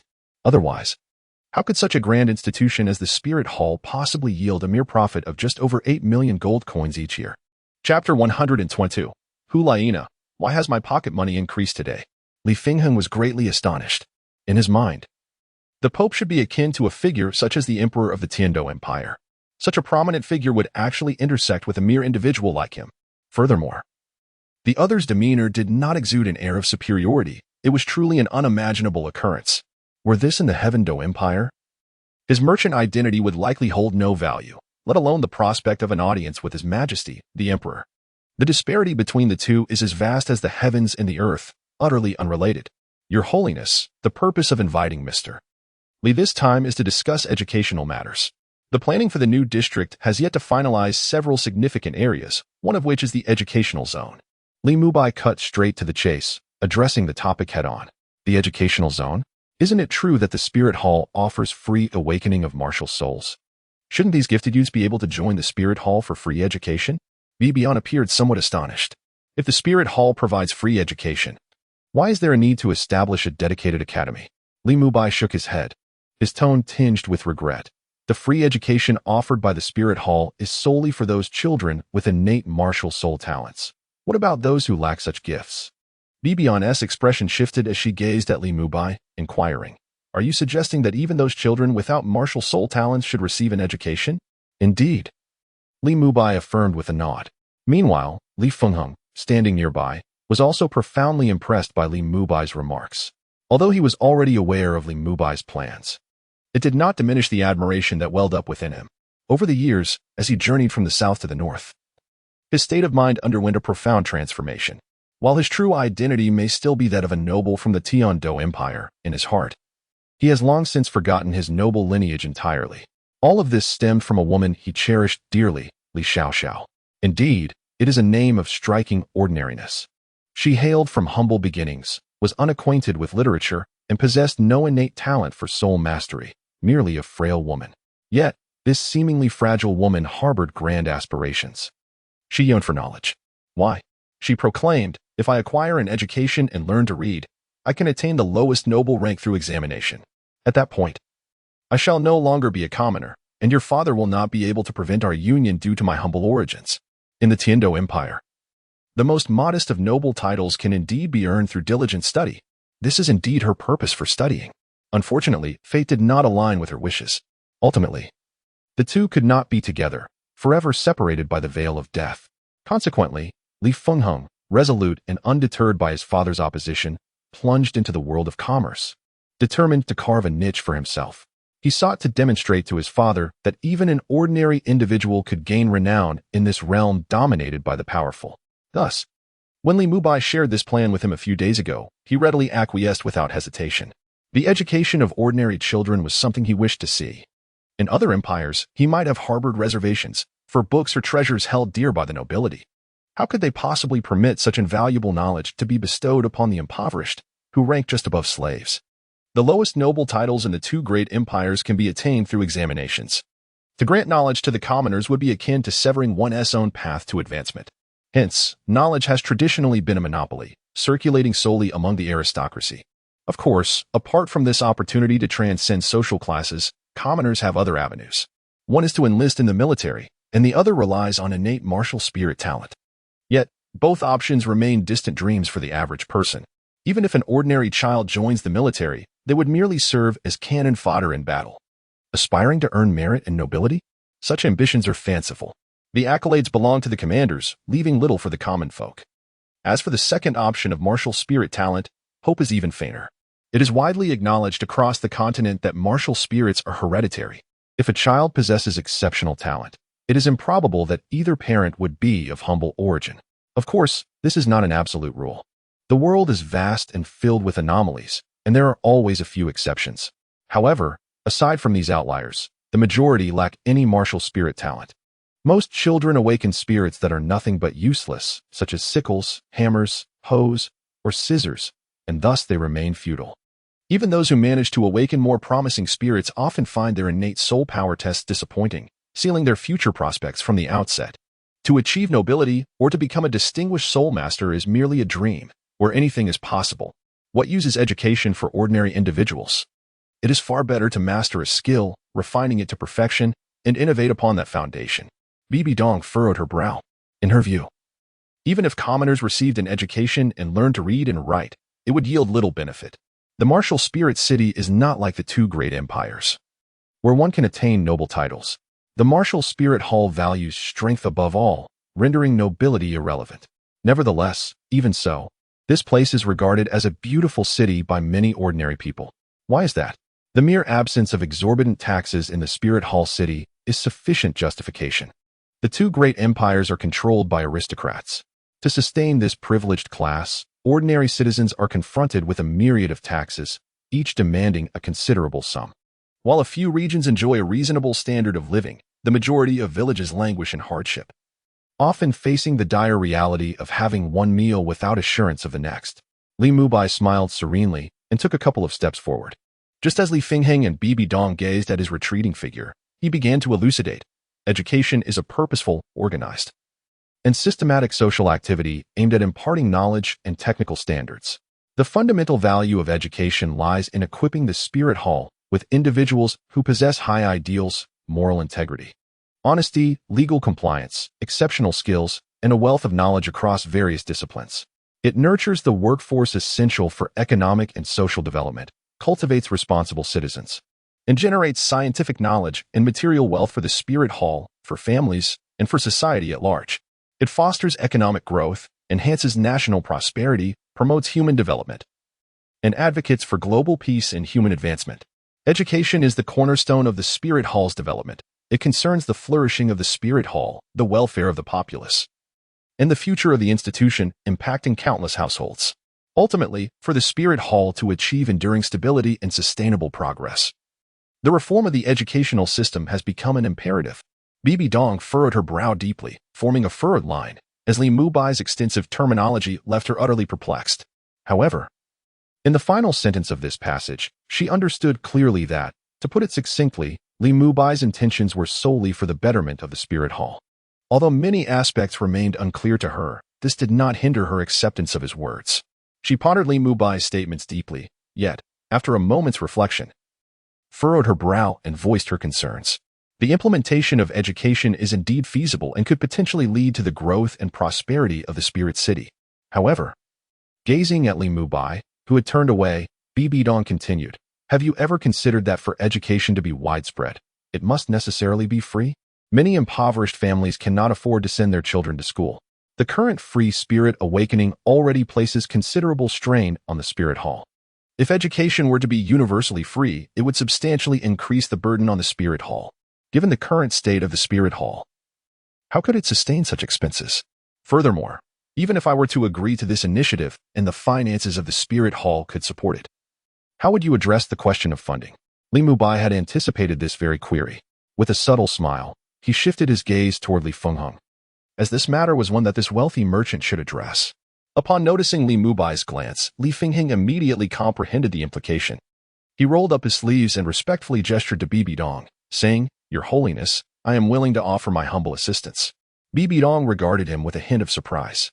She was already aware of Li Fingheng's identity. He was the youngest son of the Li family from the Tiando Empire, who had left home for a decade and struggled to achieve his current success. Bibi Dong held little regard for merchants. Yet she acknowledged that Li Fingheng was one of the more prominent businessmen in the spirit city, and thus, she had naturally come to understand his background. What astonished her was how someone from the Tiando Empire would dare to assist the spirit hall.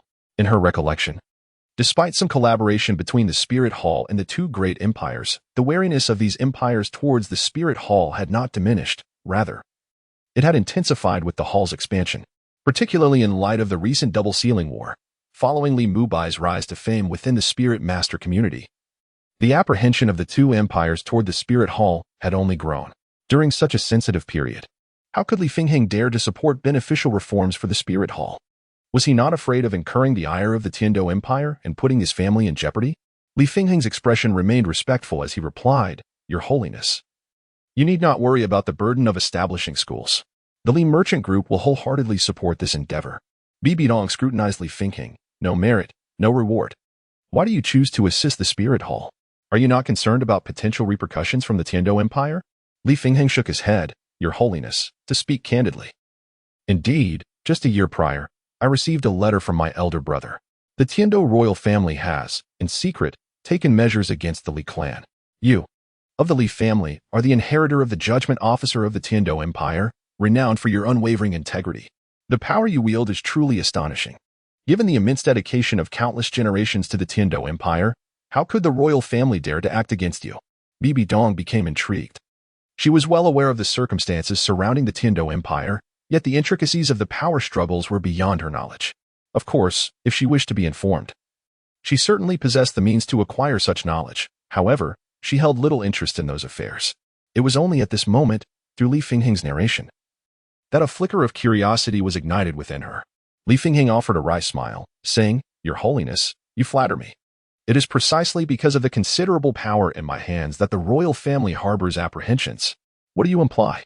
Upon hearing this, Bibi Dong began to grasp that Li Fingheng had more to convey. "Your Holiness possesses unparalleled talent, and I am certain you have already discerned my intentions." Li Fingheng, not wishing to conceal his thoughts, spoke candidly. "Indeed, I am laying the groundwork for the Li clan's future. Should the Li family find themselves inescapably cornered by the pressures of the Tiando royal family, I hope your Holiness will grant us refuge within Wuhuan City. If you alleviate the concerns of the Wuhuan Hall, then this matter is certainly acceptable." Without the slightest hesitation, Bibi Dong acquiesced. Even if the Li family were to feign surrender in a bid to gather intelligence on the Wuhuan Hall, what of it? With sufficient strength, they would fear no storm. This is the foundation of the Wuhuan Hall and her own assurance. Once the adversary entered Wuhuan City, they would be entirely within her grasp. A group of ordinary individuals, what is there to fear? Once again, on behalf of the Li family, I extend my gratitude to your Holiness. Li Fingheng bowed respectfully. With the discussions concluded, Bibi Dong instructed her subordinates to deposit all financial resources into the coffers of the Wuhuan Hall. Li Mubai subsequently accompanied Li Fingheng as they took their leave. Upon departing from the Wuhuan Hall, Li Mubai led Li Fingheng directly to the newly designated area for development. No, it could no longer be referred to as a barren land. As Li Mubai arrived, he beheld a group of individuals wielding shovels and hammers, industriously transforming the once desolate terrain. The weeds that had previously carpeted the ground had vanished, leaving only stark, peculiar rocks. These stones too were gradually yielding to the workers' relentless hammers. The construction of the new district was proceeding at a remarkable pace. Li Mubai approached a small hillock that jutted from the ground. This site was earmarked for the academy's establishment. He envisioned transforming this prominent hill and the surrounding expanse of 1,000 acres into the largest academy in the world. The instructors of this institution would not be sole masters, nor would they impart skills for combat. They would not teach methods for accelerating cultivation. This academy solely imparts knowledge of physics and chemistry, or perhaps the intricacies of compounds such as nitroglycerin and charcoal. Notably, the study of nitroglycerin and charcoal stands as a pivotal course within this institution. Its purpose is to unleash brilliant sparks that illuminate the world. The advent of gunpowder in this realm heralds a significant transformation in the very fabric of existence. This is the most direct means to enhance the overall strength of the Spirit Hall. After providing Li Fingheng with a detailed plan, Li Mubai departed without delay, leaving all subsequent matters in Li Fingheng's capable hands. Li Mubai's only responsibility was to periodically check on the progress of the project. Days swiftly passed, and now only 3 days remained until the Spirit Hall's monthly assembly. Today marked the day of salary distribution within the Spirit Hall. In a young woman's chamber, Hu Laina gazed at the items delivered by an arrival, her face etched with confusion. What is happening? Why is today's allowance several times more than usual? The coins within the bag emitted a crisp sound as Hu Laina weighed them in her hands. At this moment, she was utterly perplexed. Why had her allowance suddenly increased today? Was it not typically a meager sum? Could it be that her teacher had suddenly realized the previous amounts were insufficient, or perhaps, having noticed her recent diligence, decided to reward her with a larger sum? These notions were swiftly overturned by Hu Laina. The monthly allowance was nearly a fixed amount, and it was inconceivable that it would suddenly increase significantly. She had a profound understanding of her teacher's character. Suddenly, an idea sparked in Hu Laina's mind. Could it be that Elder Ten's chaotic project was genuinely profitable? Chapter 123, The Golden Crocodile. Where did the original wasteland go? Impossible. As she opened the bag and beheld its overflowing golden contents, Hu Laina's face was awash with skepticism. She could not bring herself to believe that the so-called new city plan could yield profits. After all, even her teacher doubted its viability. She had meticulously analyzed the scheme herself, concluding that it was not only unprofitable but would also offend many. Who would be foolish enough to buy land under such a dubious selling model? What defines a businessman?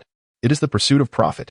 The new district project not only obscured any potential future gains but also required buyers to purchase land and, moreover, finance the construction of their own homes.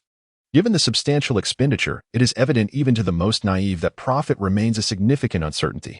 Would anyone truly gamble on such a tenuous opportunity? Even if the Spirit Hall were to leverage its influence to compel others into purchasing the land, such a tactic would be a fruitless endeavor. The repercussions of this incident would undoubtedly foster discontent towards the Spirit Hall, potentially leading to future obstructions in various matters. If the project proves unprofitable, how then has there been such a sudden increase in pocket money? Could it be that the Spirit Hall has found profitability in other ventures? With these doubts weighing on her mind, Hu Laina resolved to investigate further.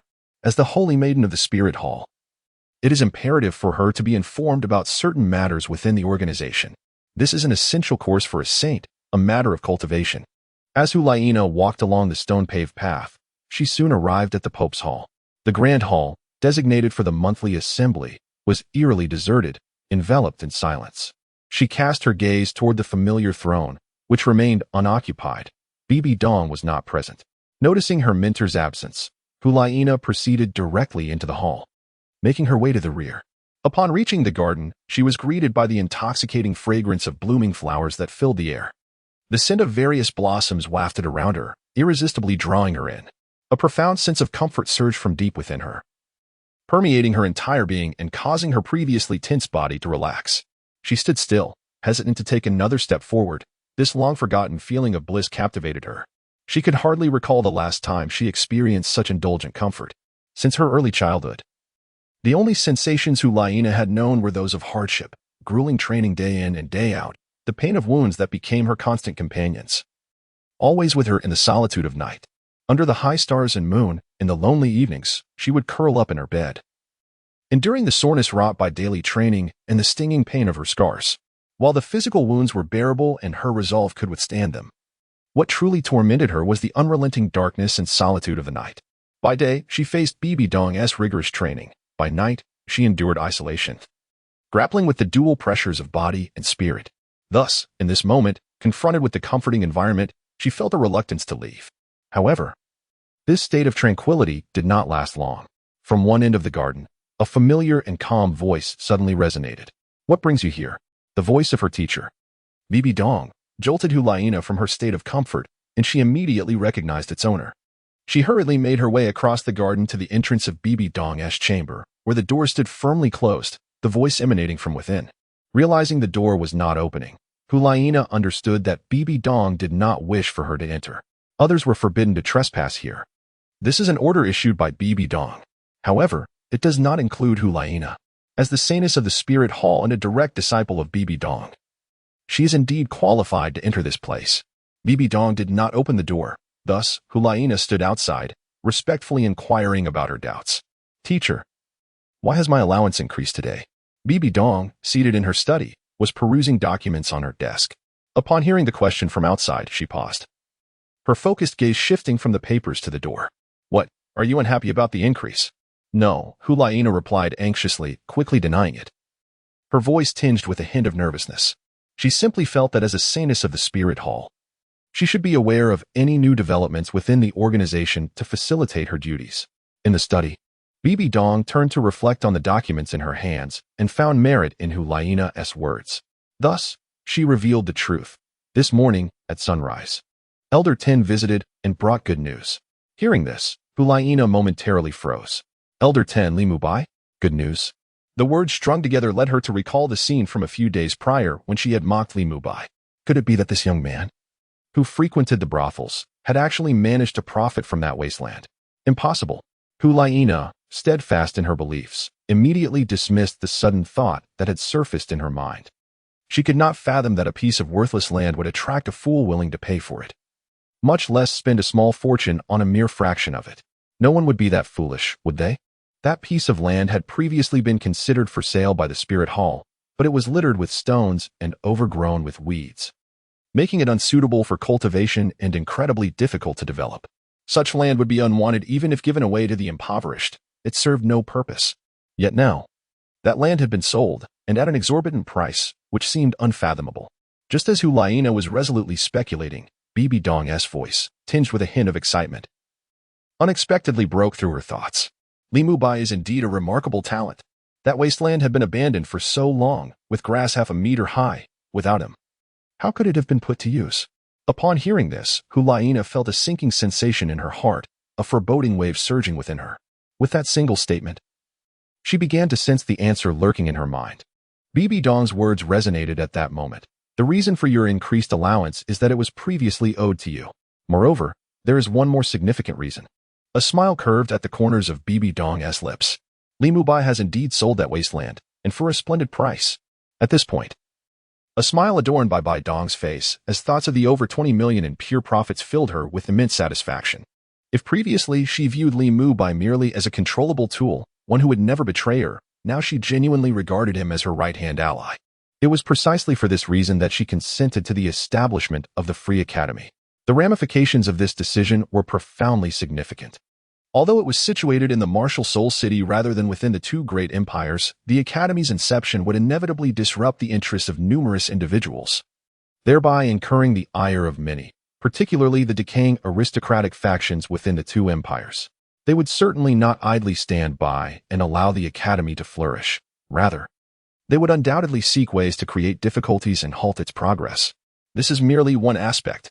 Bibi Dong understood that the two great empires refrained from the dissemination of culture solely to facilitate their dominion.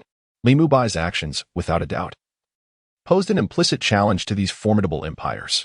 In due time, they would undoubtedly regard Li Mubai as a thorn in their side, yearning to flay his skin, consume his flesh, and drink his blood, seeking to eliminate him with utmost urgency. This has always been the modus operandi of the two great empires. For the sake of stabilizing their rule, what lengths would they not go to? Nonetheless, she took it upon herself to oversee the arrangements for Li Mubai's final affairs. Those who sought to sow discord and engage in underhanded schemes within the Spirit Soul City would find their efforts thwarted by her resolve. The grasp of the two great empires had yet to extend to the realm of Spirit Soul City, for she, Bibi Dong, stood as its formidable guardian, supported by the immense power of the Spirit Hall.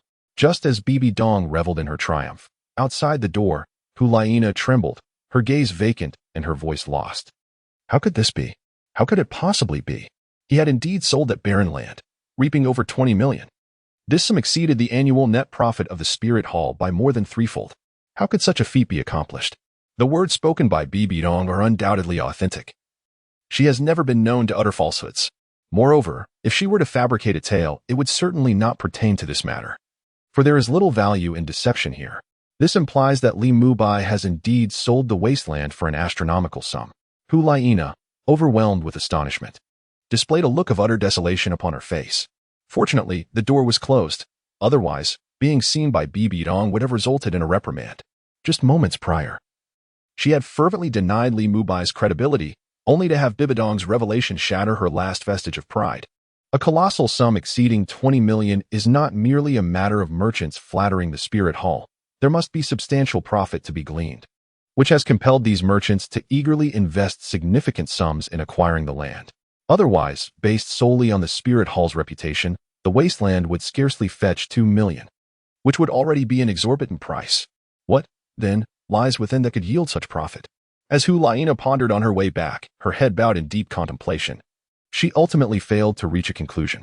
She had to concede that perhaps her perspective was too narrow, despite her efforts to think it through. She could not grasp the underlying truth. Even more perplexing was how that barren land could be valued at over 20 million. However, soon enough, her astonishment and doubts were cast aside.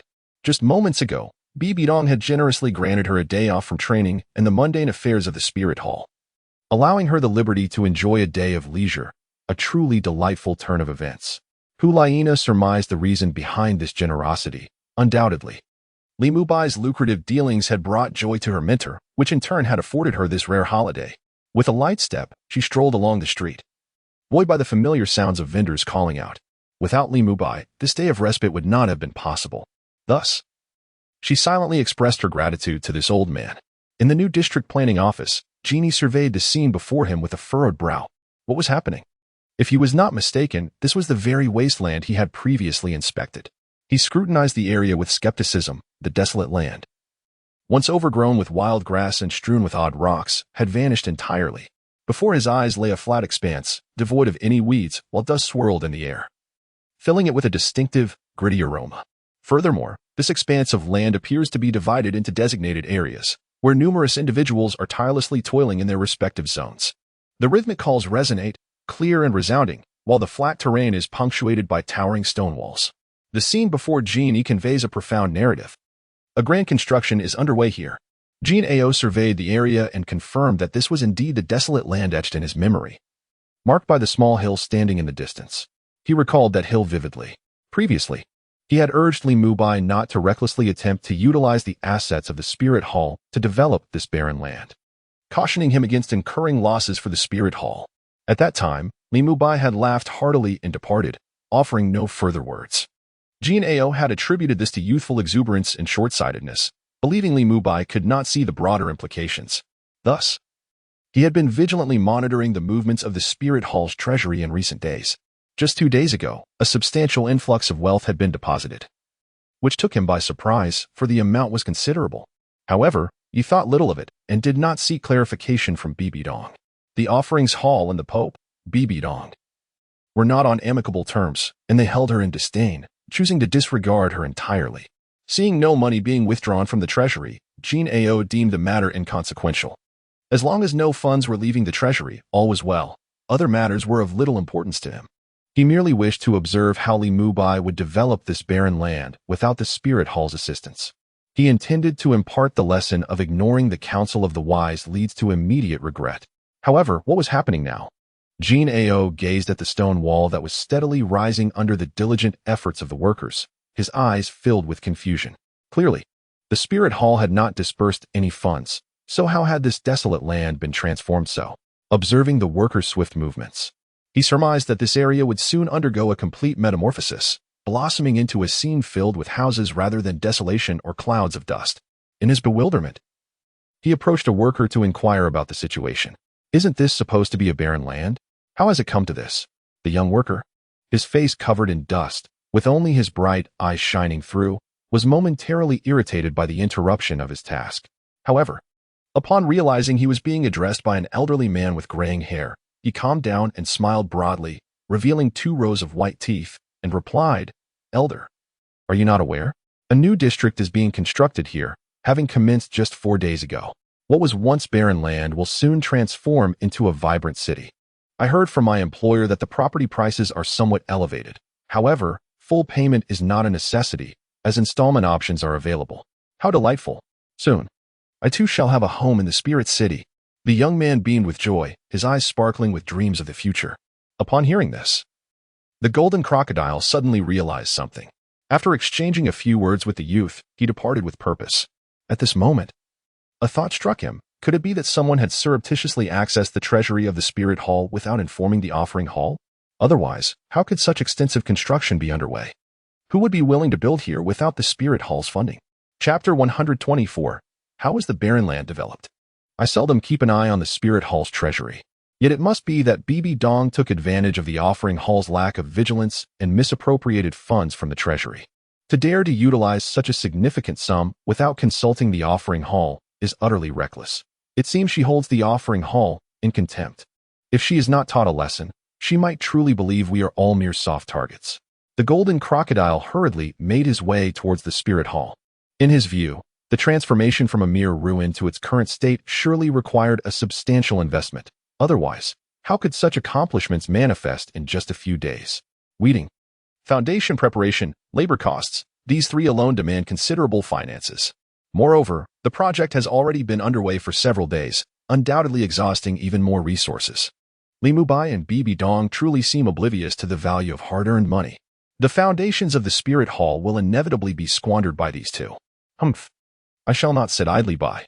If they wish to waste resources, they must first contend with me. The golden crocodile gritted his teeth, silently vowing. Upon returning to the stone-paved road, his pace quickened, displaying none of the frailty expected of his age, causing passers-by to glance in his direction.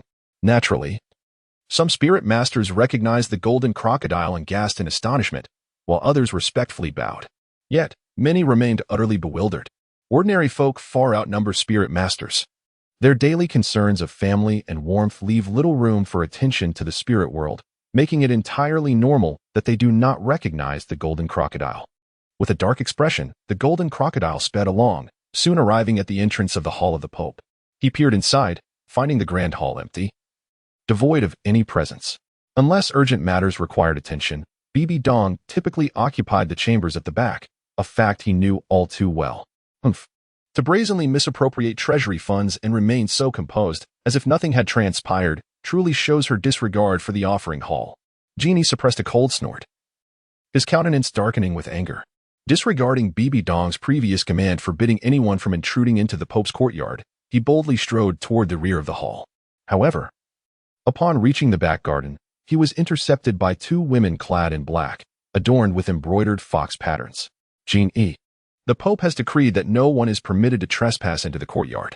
We kindly ask that you adhere to the Pope's edict. Should there be any matters of urgency, we will convey your message, one of the women stated. Genie scoffed derisively. The Pope's decree? Have you both forgotten your own identities, or perhaps mine? The spirit hall is not solely governed by one individual. Many matters cannot be resolved merely by the spoken word of a Pope. As he spoke, a fierce glint flashed in his eyes. In an instant, an overwhelming aura erupted from his being, crashing upon the two women like a surging tide, tormenting their very souls. Under the relentless pressure of this force, their bodies trembled violently, teetering on the brink of collapse. As the weight of his presence continued to bear down upon them, their knees gradually buckled. Despite their utmost efforts to resist this onslaught, just as they seemed poised to kneel before him, Genie suddenly emitted a cold snort, retracting his oppressive aura, transforming in an instant into an innocuous old man, devoid of any semblance of threat. The surrounding atmosphere returned to a state of serene tranquility. Birds chirped playfully as they perched upon the courtyard's beams. A gentle breeze swept through, and the two women felt their strength wane, as if they had just emerged from an arduous battle, utterly exhausted. Nevertheless, they exchanged a brief glance, and after a momentary exchange of unspoken understanding, one remained to block Genie's path, though her strength had vanished, while the other hurried across the garden toward the study, her steps unsteady yet urgent. Observing the retreating figure of the woman cloaked in black, Genie chose not to intervene, instead opting to bide his time. After all, Bibi Dong would undoubtedly come. He had no desire to provoke a dispute with this woman by forcing his way in. He recalled the admonition from Qin Douluo, unless it was of utmost importance. He must not interfere with Bibi Dong's affairs. That alone was enough to keep him obedient. In the study, Bibi Dong was engrossed in reading, poring over various pieces of information inscribed on rice paper. Occasionally, as she encountered something intriguing, a smile would grace her lips, while upon reading less favorable news, her brows would furrow, like willow branches swaying in the spring breeze, casting a solemn expression. Genie, the Pope's envoy, has arrived, came a hurried and fragmented voice, reminiscent of someone gasping for breath after a vigorous sprint. Bibi Dong furrowed her brow. She recognized the voice all too well. What puzzled her was the reason for Genie's visit. Hadn't those in the Hall of Offerings always looked down upon her, disinterested in any interaction? Why had he suddenly sought her out? A voice echoed, tinged with the unmistakable tone of someone who had just endured a fierce battle, clearly exhausted. What could have transpired? Had there been a confrontation with the golden crocodile? Setting aside the secret letter, Bibi Dong rose and slowly approached the door. With a creak, it swung open. At first glance, she beheld a slightly stooped figure clad in black. Her brows furrowed in immediate concern. What was amiss? The woman in black was struggling to regulate her breath, attempting to suppress its harshness. Yet Bibi Dong was no ordinary individual. She was a title de law. The slightest twitch of her ear allowed her to discern that the black-clad woman's breathing was not quite right. It's nothing. The golden crocodile is in the main hall heading towards the garden. Your Highness, you must hurry, the woman murmured, shaking her head slightly. Her uncovered eyes glanced towards her companion, revealing a hint of worry. The mention of the golden crocodile ignited a fierce glint in Bibi Dong's gaze. Despite the woman's brevity, Bibi Dong could infer the underlying significance from her demeanor. In a fit of anger, she flicked her sleeve and departed. Ah. The golden offering certainly exudes a grand presence. Just as the golden crocodile began to grow impatient, a cool, crisp voice unexpectedly pierced the air. He turned to locate the source and soon spotted a graceful figure emerging from around the corner of a nearby ornamental tree. It was Bibi Dong. Your Holiness. You have finally arrived, the golden crocodile remarked, a smile concealing malice, his tone devoid of any respect, laced instead with ridicule. At the previous month's assembly, he had feigned utmost deference, aware that Douluo was present, and all had been cautioned against any disrespect. He could surmise somewhat the thoughts of Douluo. This last meeting marked Douluo's inaugural participation in the monthly gatherings, coinciding with the arrival of a new figure at the Elder Hall. It was for this reason that Douluo, typically indifferent to worldly affairs, had first ventured into the Pope's palace. However, the exact reasons for the golden crocodile's subservience towards Bibi Dong during the assembly remained a mystery to him. Golden offering. Are you not aware that I previously declared that no one is permitted to intrude upon this garden without my express consent? Bibi Dong's face was stern as she approached, signaling for her two subordinates to depart. Once they had left, the golden crocodile chuckled and said, Your Holiness, please take a look. As he spoke, the golden crocodile lowered his gaze, directing it towards his own feet, then lifted his head to meet Bibi Dong's eyes, a triumphant smile spreading across his face. Have I stepped into this garden? He had long anticipated that Bibi Dong might seize upon this matter, thus he remained vigilant, deliberately refraining from stepping into the garden, instead positioning himself at the end of the walkway leading to it. In this manner, the opponent would find it difficult to grasp any incriminating evidence. As he had surmised, Bibi Dong indeed brought up the issue, yet her words landed with the softness of a fist striking cotton, surely a rather unsatisfactory experience. Bibi Dong had already prepared a plethora of remarks, none of which were particularly flattering. And now, these words were all trapped within her, leaving her with no outlet for her emotions, as anger surged within her, yet her expression remained unchanged, consistently indifferent and serene. There is no need for circumlocution. If there is something to discuss, then speak. If not, kindly take your leave. The flames of fury raged within her. Yet Bibi Dong's demeanor turned even colder by 3 degrees. Since His Holiness the Pope harbors such disdain towards me, I shall address matters directly. Genie did not wish to be verbose. His expression became serious, his gaze piercing as it bore down on Bibi Dong, his tone grave. May I inquire, Your Holiness? Did you unilaterally appropriate funds from the Spirit Hall treasury? If this is indeed your doing, might I suggest that such an action is rather disrespectful to our revered temple? Appropriating the treasury? Bibi Dong felt somewhat bewildered. When had she ever taken funds from the treasury? In this matter, not only did she refrain from any wrongdoing, but she also contributed over 20 million to the treasury, a sum that represents 3 years of profits for the Spirit Hall. Such an accomplishment begs the question. Even if there were to be an embezzlement, what would it matter? Immediately thereafter, she realized, could it be that Golden Crocodile was deliberately casting aspersions? Bibi Dong gazed intently into the aged yet piercing eyes of Golden Crocodile, hoping to discern some hint of his thoughts. Yet his profound gaze was impenetrable, offering no insight into his intentions. These ancient beings are indeed not to be underestimated, Bibi Dong mused inwardly.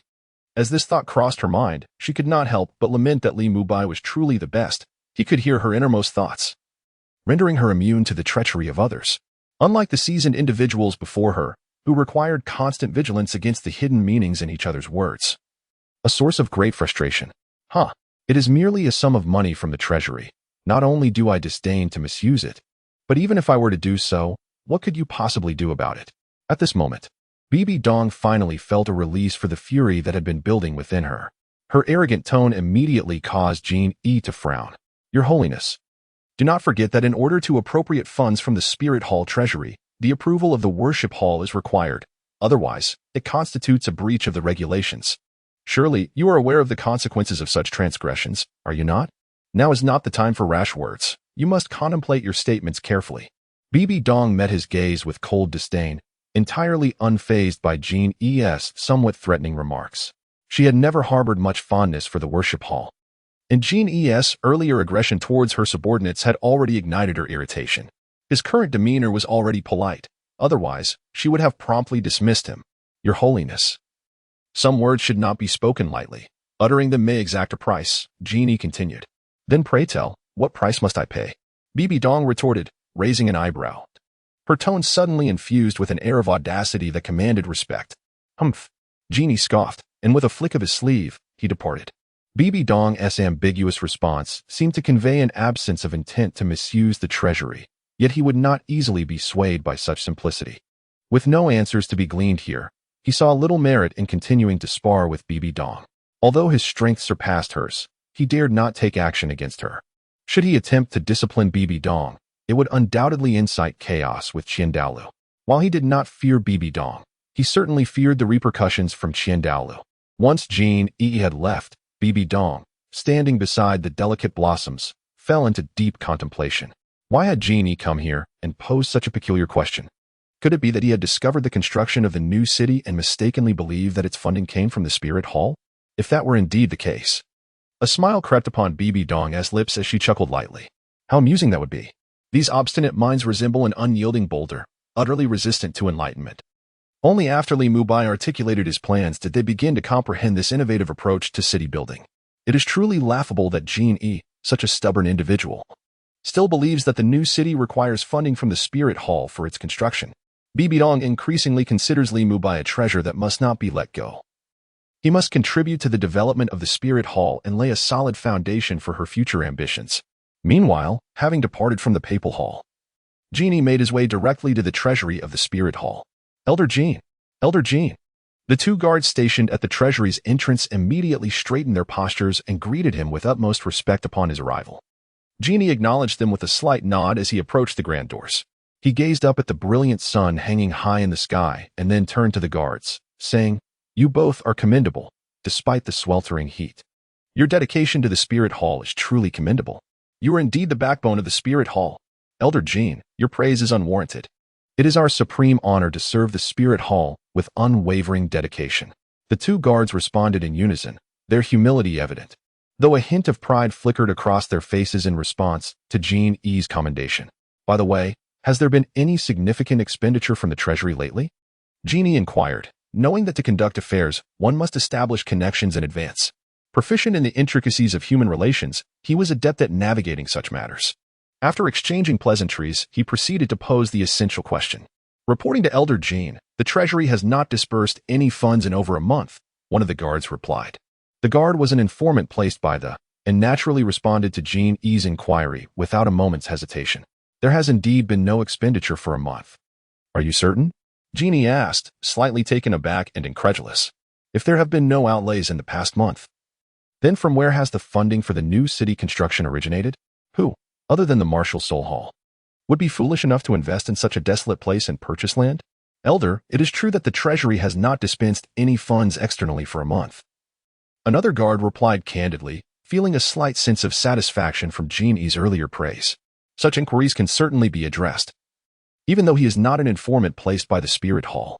Chapter 125, The Wasteland sold for over 20 million?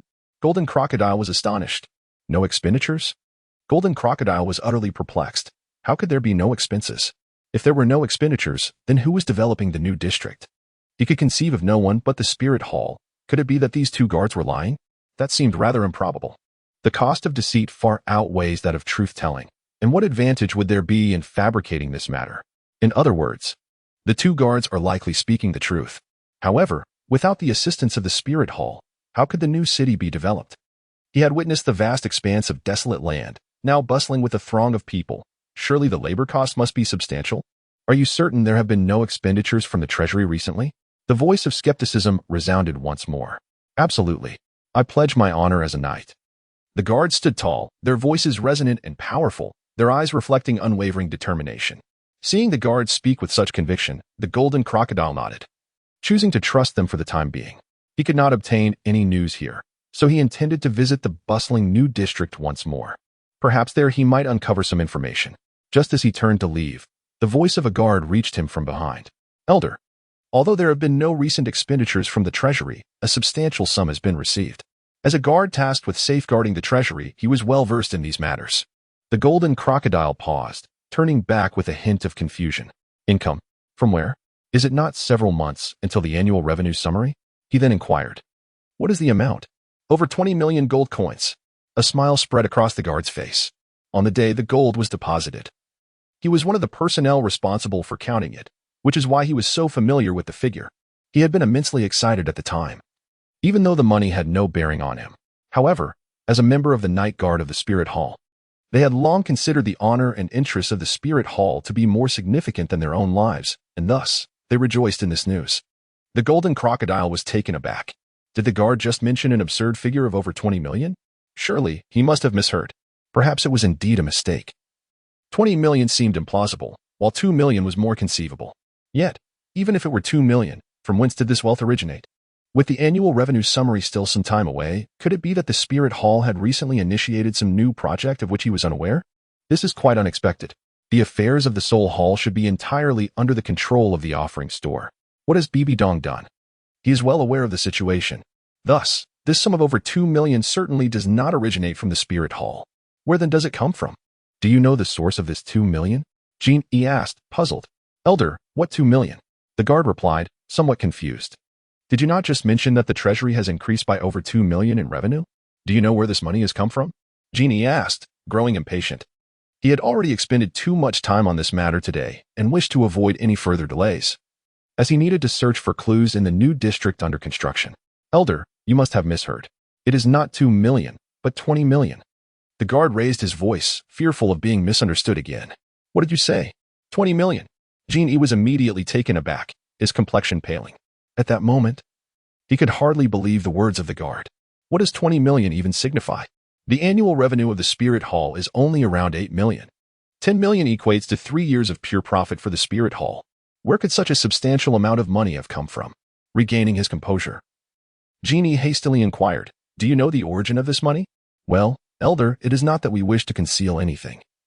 We simply do not know where this money has come from, one guard explained, a hint of anxiety in his voice. However, I believe I caught a glimpse of the 10th Elder at that time. Perhaps he may have some insight into this matter. Another guard recounted what he had witnessed that day. Li Mubai? Are you suggesting that this money was given by Li Mubai? Jean E frowned. How could Li Mubai possess such power to acquire over 20 million? Is it simply based on that desolate land development project? What profit could possibly arise from that wasteland? It is utterly worthless. Even if given to the common folk, they would not desire it. That piece of land, beneath its surface weeds, is nothing but hard stone half a foot down, unsuitable for farming or producing grain. What use is it? However, aside from this project, he could not conceive of any other means of generating profit. As it stands, it seems that Li Mubai is engaged solely in this endeavor, with no other pursuits to speak of. In other words, the wealth was derived from this desolate land. A sudden thought startled Jean Ao. I must investigate further. After exchanging a few polite remarks, Jean Ao departed from the Spirit Hall, making his way towards the barren expanse now known as the New City. The sun hung high in the sky, and the patient cicadas chirped incessantly, showing no signs of irritation. The pale yellow sunlight was so warm that few dared to wander the streets, fearing the heat and potential sunstroke, opting instead to seek refuge indoors to enjoy the coolness. It is the sweltering period of the dog days of summer.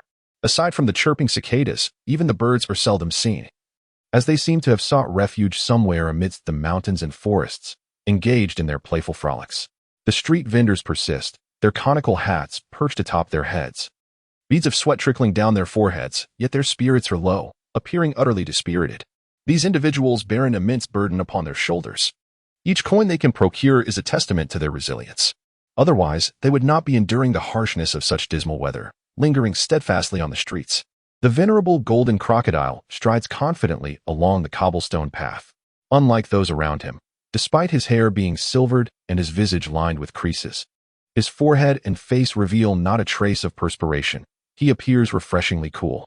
His eyes, though aged, glimmer with hidden brilliance, radiating vitality, starkly contrasting with the street vendors flanking him.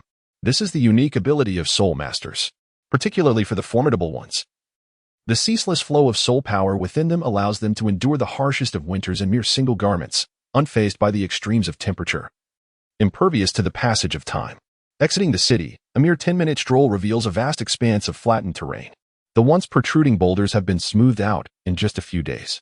Such remarkable efficiency relies entirely on ordinary individuals possessing martial souls, especially those associated with tools like hammers, axes, and pickaxes. Utilizing these is far more effective than mere instruments, their might surpassing that of typical implements. Coupled with the assistance of soul masters, the productivity has naturally surged. Should Li Mubai be present? He would undoubtedly exclaim in bewilderment. How can a project that should take half a year be completed in just a few days? I truly know nothing about construction. At this moment, the expansive worksite is devoid of any figures. The sun blazes overhead, and all have taken respite. However, not far from Genie's line of sight. A row of simple tents stands. It can be surmised that the workers are resting within, seeking refuge from the scorching sun. Beneath the sunlight, the beige tents are quite dazzling, their flaps thrown wide open, perhaps to alleviate the stifling heat. In the oppressive warmth, even the slightest breeze carries a hint of heat, gently stirring the tent flaps. Inside, several individuals lie in various positions. There are dozens of such tents, all filled with workers. With a light step, Genie swiftly approaches the nearest tent and enters. A wave of warmth immediately envelopes him, the air thick with heat, provoking his senses. Nonetheless, compared to being directly exposed to the blazing sun, finding shelter under a tent is undoubtedly a stroke of fortune. The ground is laid with several straw mats, where the workers sit or recline. Upon seeing this unfamiliar figure, they instantly become alert. Who are you? What brings you here? An elder candidly explains, aware that any trespasser might be met with dire consequences. You dared to breach the barrier outside. Your audacity is quite remarkable. The others within the tent rise, casting wary glances at Genie. Their wariness is understandable. Although they are working, they also bear the responsibility of guarding the building materials. Should any materials go missing, their wages would undoubtedly suffer. This task is indeed laborious. If building materials are lost, it would be a regrettable loss, for it is money earned through arduous labor and sweat, which is naturally cherished. In this light, it is understandable that the crowd's demeanor has soured. Misunderstanding, old man. I am here to escape the summer heat, Genie said with a smile. Escape the heat? Can one truly find respite here? Are you attempting to deceive us? The crowd's suspicion grew. Old man, are you not speaking truthfully? Do you think we are merely laborers with dull minds, easily duped? Their expressions turned ominous. Having navigated the vicissitudes of society for many years, they could discern the truth behind his words. The matter was grave, and caution was warranted. The words you speak. Old man, my garment alone is worth a month's wages for you. Would I forsake my principles to pilfer? Genie spread his arms wide, showcasing his splendid robe adorned with intricate patterns of auspicious beasts, all embroidered with silver thread, shimmering in the light. The crowd gazed on with envy, their suspicions of Genie dissipating. A wealthy individual would hardly resort to stealing building materials, for the loss of such fine attire would certainly outweigh any petty gain, particularly when construction materials are relatively inexpensive. After a brief exchange, the doubts regarding Genie were allayed. By the way, I recall this place was once a desolate wasteland. How has it come to be developed? Genie inquired curiously, having familiarized himself somewhat with the area. You are not aware? This is the site of the new city of Wuhuan City. This news has long circulated in the town. It is hardly a secret. You must be from afar, replied a sun-kissed man, shirtless, revealing robust arms and well-defined muscles. Indeed, Genie nodded. I am here to address some business matters. However, it has been several months since my last visit to Wuhuan City, and I am astonished by the changes. The others quickly concurred. Indeed, Wuhuan City has undergone significant transformations recently. The oppressive gangs that once ruled have vanished overnight, and now a new city is being constructed. Wuhuan City is thriving. Wuhuan City is commendable in many aspects, though the holidays have become somewhat expensive. Nevertheless, it is of little consequence. I have heard from the boss that there will soon be special policies to facilitate our home purchases. When that time comes, I shall certainly establish my residence in Wuhuan City. Indeed, the current Wuhuan City is splendid. There is no talk of slavery, nor such industries. It is a wonderful place. I have heard that these remarkable changes are all thanks to the newly arrived elders of the Wuhuan Temple. That elder is truly a benevolent person. Genie became intrigued. What do you mean by that? You do not know? The very land we are currently developing was sold to our boss by that elder. A whispered rumor circulated. On one occasion, in a state of inebriation, I overheard my employer mention that this parcel of land was far from inexpensive, demanding a sum of 2 million. The astonished Genie exclaimed, such a diminutive piece commands 2 million. Hush. Speak quietly, lest others overhear. The walls have ears. Indeed. There is no need for such alarm. Should our employer catch wind of this, we would surely face reprimand. As a fellow businessman, You ought to recognize that this constitutes a trade secret, not to be disclosed. Two individuals swiftly gestured for silence, fearful that the elder's words would be caught by unintended listeners. Jineo was utterly astounded. He could scarcely fathom that a seemingly worthless stretch of barren land, merely a fraction of the whole, could hold a value in the millions. This is merely a small parcel of land. He had previously observed vast stretches of barren terrain, all undergoing construction. How much would this cost? At least 10 million, I presume. What a barren land this is. In truth, it is a treasure. At this moment, Jin suddenly comprehended. He began to understand why the Spirit Hall's treasury could amass millions of gold coins daily. It was all due to the value of this vast expanse of seemingly desolate land. But how could this unproductive soil, devoid of crops and trees, be worth such a fortune?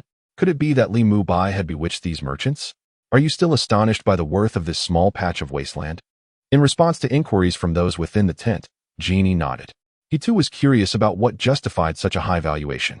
Land that previously no one wanted had suddenly become more precious than gold. What could explain this phenomenon? If he could unravel the mystery behind it. Could he not replicate this model? The young man with dark skin broke into a grin, revealing a set of gleaming white teeth, and then lowered his voice. Let me tell you, this little piece of land is part of a residential project, something like a commercial housing development, I believe. Each building here is 5 stories tall and can accommodate 15 households. The price for each unit is at least this much. As he spoke, the young man extended his hand, raising 5 fingers. 500 gold coins per unit? Gene ventured casually. The young man shook his head, dismissing this estimate. Could it be 5,000 per unit? Genie responded, his tone tinged with astonishment. The current average housing price in the Spirit Hall was around 3,000 to 4,000, which had surged recently, doubling or tripling in value. Yet, when he uttered the figure of 5,000, Gene could not help but feel a jolt of surprise. At 5,000 per unit, the price of a single building would approach 100,000 gold coins. He estimated that this area could potentially accommodate hundreds of houses. The young man shook his head once more, causing Genie to furrow his brow. Although this parcel of land was valued at 2 million, he still could not fathom a single unit priced at 50,000 gold coins. 50,000? Who could possibly afford that? Is this still a residence for people? Chapter 126. Daolu, Li Mubai is quite impressive. That night, the sky was adorned with countless stars, their brilliance illuminating the heavens. The city of Wuhuan was ablaze with lights, bustling with throngs of people on the streets. A gentle, pleasant breeze stirred, lifting skirts and igniting a flurry of fervent gazes. The sounds of vendors calling out and laughter rang out in a joyful chorus. In the offering hall, the candle flames on the pillars flickered, casting a warm, dim light that danced gracefully. The darkness within the grand hall was dispelled by the righteous glow. Daolu regarded Li Mubai as a true talent, unlike the spies sent by other sects or the royal family. In the vast hall, Genie stood, gazing at a figure before him, speaking with conviction. Have you conducted a thorough investigation? Daolu's voice resounded as he rose slowly from the meditation mat, turning to face Genie. I believe I am nearly certain. Li Mubai wields a weapon spirit, specifically a sword. However, his attacking style is rather unique, compared to the renowned sword Douluo. This young man's sword aura lacks a certain sharpness, yet possesses an ethereal quality. Particularly in his mental attacks, his techniques are nearly impossible to defend against. Moreover, given his youth, it is inconceivable that he is a spy for those factions. Bibi Dong holds him in high regard. She must understand this better than I do. Or else, she would not have placed such trust in Li Mubai. Jean, with a slight smile, deliberated deeply. Previously, why had he chosen to battle Li Mubai? As a well-established elder, engaging with a younger opponent would inevitably invite accusations of bullying. Yet, despite this, he disregarded his reputation and invited various sects from the Spirit Master community to witness the match. What was his intent? It was to ascertain the true capabilities of Li Mubai. Ultimately, after finding nothing amiss, he even set aside his pride, publicly conceding and admitting his defeat, an act of apology towards Li Mubai. Could it be that a peak Douluo, renowned for his prowess, truly feared a mere youth? Impossible. Even if Li Mubai possessed a lethal technique targeting the mind, how could he be a match for Genie? As the saying goes, experience brings wisdom. Surely, after living for over a century, he would not be so naive as to lack any defenses? This is utterly impossible. He was acutely aware of his weaknesses in mental fortitude and had long prepared defensive treasures that matched his limitations. During their last confrontation, It was not that he was incapable of resisting being drawn into the illusion by Li Mubai. Rather, it was a deliberate choice to immerse himself in the fray. Ultimately, it was merely a matter of the offering hall, stemming from a lack of trust in this esteemed elder. Qiandaolu pondered for a moment before speaking slowly. Merely these considerations are insufficient.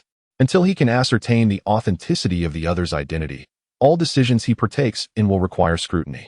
Li Mubai is someone he holds in high regard. After all, the latter is remarkably young.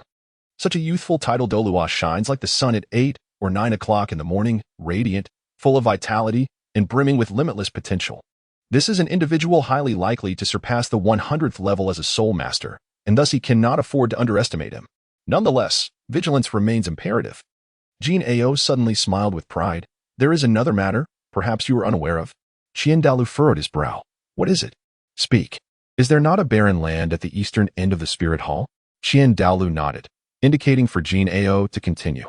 That barren land has now been designated for a new urban project, currently undergoing extensive development. At the pace of construction there, in less than 3 months, you shall witness the emergence of a new city. Qiandaolu expressed mild surprise. The construction of a new city would undoubtedly require significant investment from the spirit hall. Yet, he was not privy to this information. This implied that Bibi Dong had accessed the treasury without consulting him. Contemplating this, a grave expression settled upon Qiandaolu's countenance. His concern was not solely due to Bibi Dong's unilateral decision, but rather because he discerned the underlying implications of her actions, a desperate desire to extricate herself from his control. Are you now pondering why you were kept in the dark about such matters? Jin Ao leisurely paced within the hall, his demeanor relaxed. Although he held a degree of reverence for Qiandaolu, his status and age surpassed those of Qiandaolu.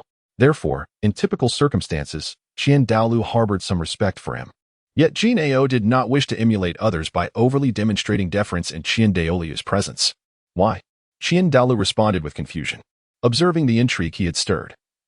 Jin Ao grinned. In fact, the construction of the new district did not utilize any funds from the treasury. The Spirit Hall did not invest in this project. Did not invest? Then who is constructing the new city? That barren land holds no value to others. Aside from the Spirit Hall, who would purchase such a wasteland?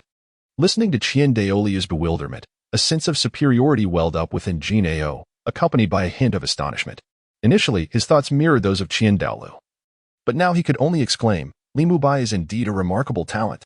A wasteland fetching over 20 million in sky-high prices. What else could one call such a person?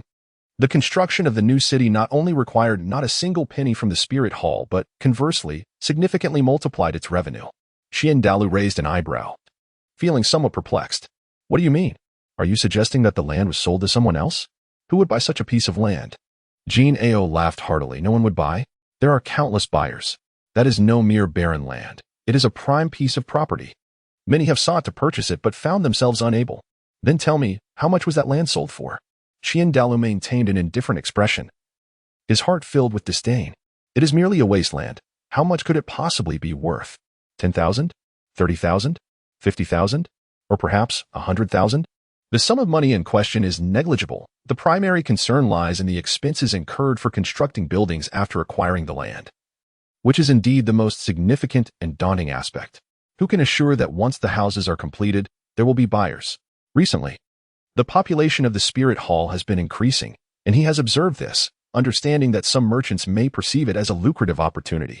Yet, investing such a substantial amount without any certainty of returns is hardly enticing. Who would willingly undertake such a risk? Essentially, no one would, particularly not merchants. Thus, that piece of land would hardly fetch a considerable price, and he held no expectations in his heart. That parcel of land, astonishingly, was sold for 26 million. The tone of the Golden Crocodile suddenly intensified. What? Over 20 million? Qiandaolu looked up in astonishment, his gaze fixed on the Golden Crocodile. Are you joking? He regarded this as a mere jest from the Golden Crocodile, unworthy of earnest consideration. How could a barren piece of land possibly sell for 26 million? What concept is this? It is equivalent to 3 years of pure profit for the Spirit Hall. To think that such a substantial sum could be earned from a mere worthless piece of land is nothing short of a fantasy, utterly implausible. Which merchant would be so foolish? Observing the astonished expression on Qiandaolu's face, Genie immediately burst into laughter. Initially, I too found it hard to believe. However, later on, I ventured into the treasury to investigate the situation. The over 20 million is certainly no jest. Li Mubai indeed possesses considerable prowess. If he were an undercover agent, would he engage in such actions? I believe not. To augment the enemy's strength while diminishing one's own morale seems inconceivable. This is not the endeavor of an undercover agent. I observe that he holds a genuine regard for the spirit hall. The dim light flickers uncertainly, casting shadows that dance in and out of view. Within the solemn silence of the grand hall, a trace of chill lingers. Only the composed voice of the Golden Crocodile resonates, reverberating throughout the chamber. He continues with unrelenting fervor. His first act upon arriving here was to participate in the conference, where he proposed commendable suggestions. His second act involved instituting fundamental reforms within the spirit city, dismantling the gang's control over daily life, and establishing a street affairs office, thereby earning widespread acclaim within the city. Moreover, he founded a dedicated sanitation department to address environmental hygiene. Previously, apart from a few notable gangs that maintained the streets well, the areas governed by other gangs were simply appalling. Numerous individuals relieved themselves indiscriminately, and after each late night, the following morning would reveal an abundance of indescribable refuse, accompanied by an unbearable stench. The ground was a chaotic mess, littered with scattered trash, rendering the streets a veritable morass of filth. However, ever since the establishment of the sanitation department, such scenes have become increasingly rare. Furthermore, these positions are specifically designated for hiring individuals of a certain age who struggle to find employment and support themselves, thereby averting numerous tragedies. The instances of starvation have significantly diminished. In the past, it was not uncommon for individuals to perish from hunger every few days, which was considered fortunate. Especially with the onset of winter, have you ever counted how many souls succumbed to the cold in the Soul City? In response to Genie's inquiry, Douluo remained silent, having never concerned himself with such matters. These matters scarcely concern him. He remains unaffected by them. As the Grand Elder of the Hall of Spirits, he wields immense power and possesses formidable strength. His sole focus lies in the enhancement of his own abilities. Even the governance of the Spirit Hall holds little intrigue for him.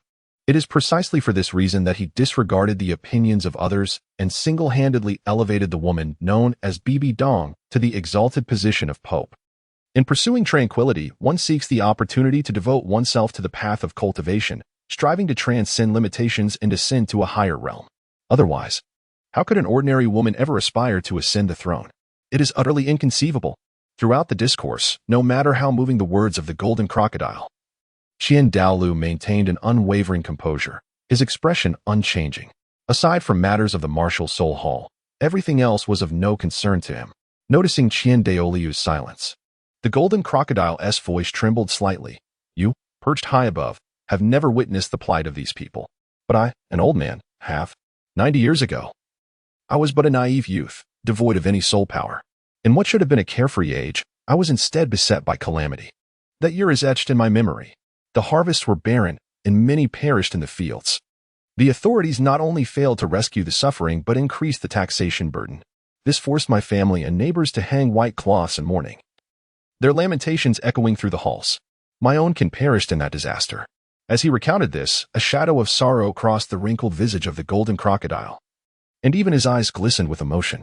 He felt the figure of Douluo before him blur momentarily. What a wretched world we live in. What a disdainful nobility. Should ordinary lives be treated with such disregard? A life reduced to mere insignificance. The Golden Crocodile's tone grew fervent. Yet, after this surge of emotion, his expression fell into despair once more. From that day forth, I resolved to strive with all my might. My talents were not extraordinary, far from the prodigiously Mu Bai. Thus, I could only toil ceaselessly to survive. There was a time when, in pursuit of breaking through the 30th level, lacking connections and influence, I plunged alone into the Stardow forest. It was there that I nearly met my end at the jaws of a soul beast. Fortunately, I was saved by a village girl. As he spoke of her, a flicker of nostalgia and guilt appeared in the Golden Crocodile's eyes. Her name was Bai Xiao Xiao. At 16, she was true to her name, a petite girl, not conventionally beautiful, certainly not a paragon of grace. During my recovery at her home, she would chatter incessantly in my ear, like a sparrow, never allowing me a moment of peace. She often remarked that I was far too tall, like a pillar of the house. It is said that familiarity breeds affection, and I was no exception. But back then, how could I have understood such feelings? I felt an immense joy in her company. However, due to a bottleneck in my cultivation, I I ventured once more into the starry forest in pursuit of a breakthrough. I made a solemn promise to her that upon my return, I would marry her and urged her to wait for me. Alas, fate did not align with my desires. During that fateful expedition, I encountered an unforeseen mishap, leading to 2 months of wandering and turmoil. 2 months may not seem extensive, yet for me, it felt as if an eternity had passed. Upon my return home, I discovered that everything had changed. Just 3 days prior to my arrival, she had been abducted by ruffians. Later, the villagers found her in a forsaken well, a victim of unspeakable indignities, who chose to end her life. Jean Ao lamented. If only I had returned 3 days earlier, such a tragedy could have been averted. She often likened me to a pillar of the house. Yet this singular pillar failed to protect her. With gritted teeth, Jean Ao's gaze darkened. Fueled by a fierce hatred, those scoundrels and the desolate noble forces behind them shall meet their demise by my hand. I will reduce them to ashes to quell the rage within my heart. Suddenly, Jean Ao's expression transformed, filled with unwavering determination. From that day forth, I vowed to devote myself to my training. I have always believed that the deaths of my loved ones stemmed from my own inadequacies, my lack of strength and diligence. Subsequently, I joined the martial soul hall. Decades slipped by in a fleeting moment. Qian Daolu remained silent, simply listening intently. Jean raised his gaze towards Qian Daolu and expressed, I find this world rather unappealing, yet I am at a loss as to how to effect change. I hold a favorable view of Li Mubai's actions, regardless of whether he is an undercover agent. Thus far, nothing he has done has been detrimental to the advancement of the Spirit Hall. Moreover, even if he were indeed an infiltrator, what of it? I admire him greatly. I shall endeavor to support and collaborate with him in his future endeavors. If I cannot alter this world, then let him be the one to transform it. As his words echoed, the hall fell into a profound silence. A refreshing night breeze swept in through the entrance, tousling Qian Daolu's flowing black and white locks like cascading waterfalls. After a prolonged silence, he turned away and resumed his seated position on the mat. Observing this, Jean chose not to linger further and departed with a wave of his sleeve. Just as he was about to exit the grand hall, a voice broke the stillness. Li Mubai is indeed remarkable. Days passed. The cheerful chirping of morning birds joyfully roused Li Mubai from his slumber. After rising and preparing himself, he left his quarters. Today marked a special occasion, the day of the monthly assembly. Chapter 127, the second sign-in. The Spirit Hall convenes its monthly assembly within the Papal Hall. While the Offering Hall typically remains uninvolved, only a select few from the Elder Hall attend. Occasionally, some archbishops or the captains of the guard knighthood make an appearance, serving as a reward for these individuals. After all, an audience with the Pope is a cherished aspiration for many, regarded as a great honor. As he strolled towards the entrance of the Spirit Hall, a voice called out from behind, "Old Li, you're up so early today. Aren't you going to turn back for a glance at your lovely wife?" The voice boomed with a hearty, rugged bravado. Li Mubai immediately recognized the speaker, the demon bear. "What with those dark circles under your eyes? Have you been at odds with your sister-in-law?" Li Mubai turned and smiled, jesting. "Ah, let us not discuss it. They say that at 30, one is as fierce as a wolf, and at 40, as formidable as a tiger. That saying holds true. Last night, I felt as if my back might snap." Li Mubai stood there as the demon bear approached with a sigh. "This cursed assembly occurs at the same time each month. Yet I find myself toiling in the fields every night before it. It nearly wears me out." The bear spirit languidly grasped Li Mubai's shoulder, exuding an aura of lethargy. Fatigue evident in his eyes, and he began to voice his grievances. Within the Papal Hall, a meticulously crafted and opulent figure awaited at the elevated position. Inside the Grand Hall, Li Mubai remained at the rear of the assembly, positioned 10th, the last in order, as was customary. Nevertheless, today, his placement was relatively forward, for none of the other attendees had arrived. Among the 9 elders present in the hall, their expressions ranged from reverent to disdainful, from haughty to serene. The primary discussions of today's assembly would revolve around 2 significant matters. Bibi Dong's cold voice echoed through the hall, crisp and with a hint of melodiousness. Yet Li Mubai found himself disinterested, his mind devoid of peculiar thoughts. With attendance confirmed, what offerings might the system bestow this time? This was the sole thought occupying his mind, filled with anticipation. A slight thrill coursed through him, only to be quickly subdued. "System, sign in," he silently recited. In an instant, a virtual light screen, visible only to him, erupted with a blinding brilliance. "Congratulations on obtaining the soul guidance device. Sumi Jie, congratulations on acquiring a 10,000-year soul ring. X1, congratulations on receiving a cultivation enhancement card. X1, congratulations on completing your first official sign-in. System loading. 135. Li Mubai's eyelids fluttered as he gazed at the 3 items displayed on the screen, his heart racing with excitement. He focused his consciousness towards the first item. Soon, a prompt appeared before him. Sumi Jie, a space-type soul guidance device. Level: spiritual, capable of growth. Function: contains a universe capable of storing inanimate objects with limitless space. As the master's strength increases, the space will expand accordingly. To his astonishment, it was a space-type soul guidance device. Li Mubai was overwhelmed with exhilaration. He has long coveted this item, yet has been unable to attain it. This is solely due to the extreme rarity of spatial soul guiding devices, which are exceedingly difficult to fabricate. The materials required for the creation of such soul-guiding instruments are now seldom seen, occurring only once in a century. The scarcity of raw materials has resulted in a limited quantity of these treasures, causing their prices to soar exponentially. As a result, at present, the average person is simply unable to afford them or even access the sources from which they originate. This is merely the most rudimentary type of spatial soul guide. Soul guides are categorized into inferior, medium, and superior grades. As for any further classifications, he is uncertain. In his previous life, he would never have devoted time to understanding such matters, his thoughts entirely consumed by his cultivation, leaving him no opportunity to ponder further. However, a product of the system is undoubtedly extraordinary. He can almost deduce that this so-called spiritual grade must surpass the ordinary classifications. The spatial capabilities are limitless, adapting to the strength of its wielder. In other words, it grows stronger in the presence of the powerful and weaker when confronted with the feeble. Such a remarkable ability is not something an ordinary spatial soul guide could possess. It is likely that even Bibi Dong would be unaware of the true grade of this item. Should this object be released, it is likely to incite a tempestuous upheaval within the realm of soul masters. Spatial soul guiding devices are already rare curiosities across the continent. The average individual possesses not but inferior spatial soul guiding instruments, which scarcely qualify as true artifacts. Their capacity is limited to a mere half square meter, extending to a maximum of 3 square meters. Those of slightly higher status utilize low-grade spatial soul guiding devices, akin to the one wielded by the demon bear. This particular device encompasses a space ranging from approximately 10 to 30 square meters. When the demon bear revealed this item, it evoked profound envy in Li Mubai. The demon bear even insisted on gifting it to him, but he declined.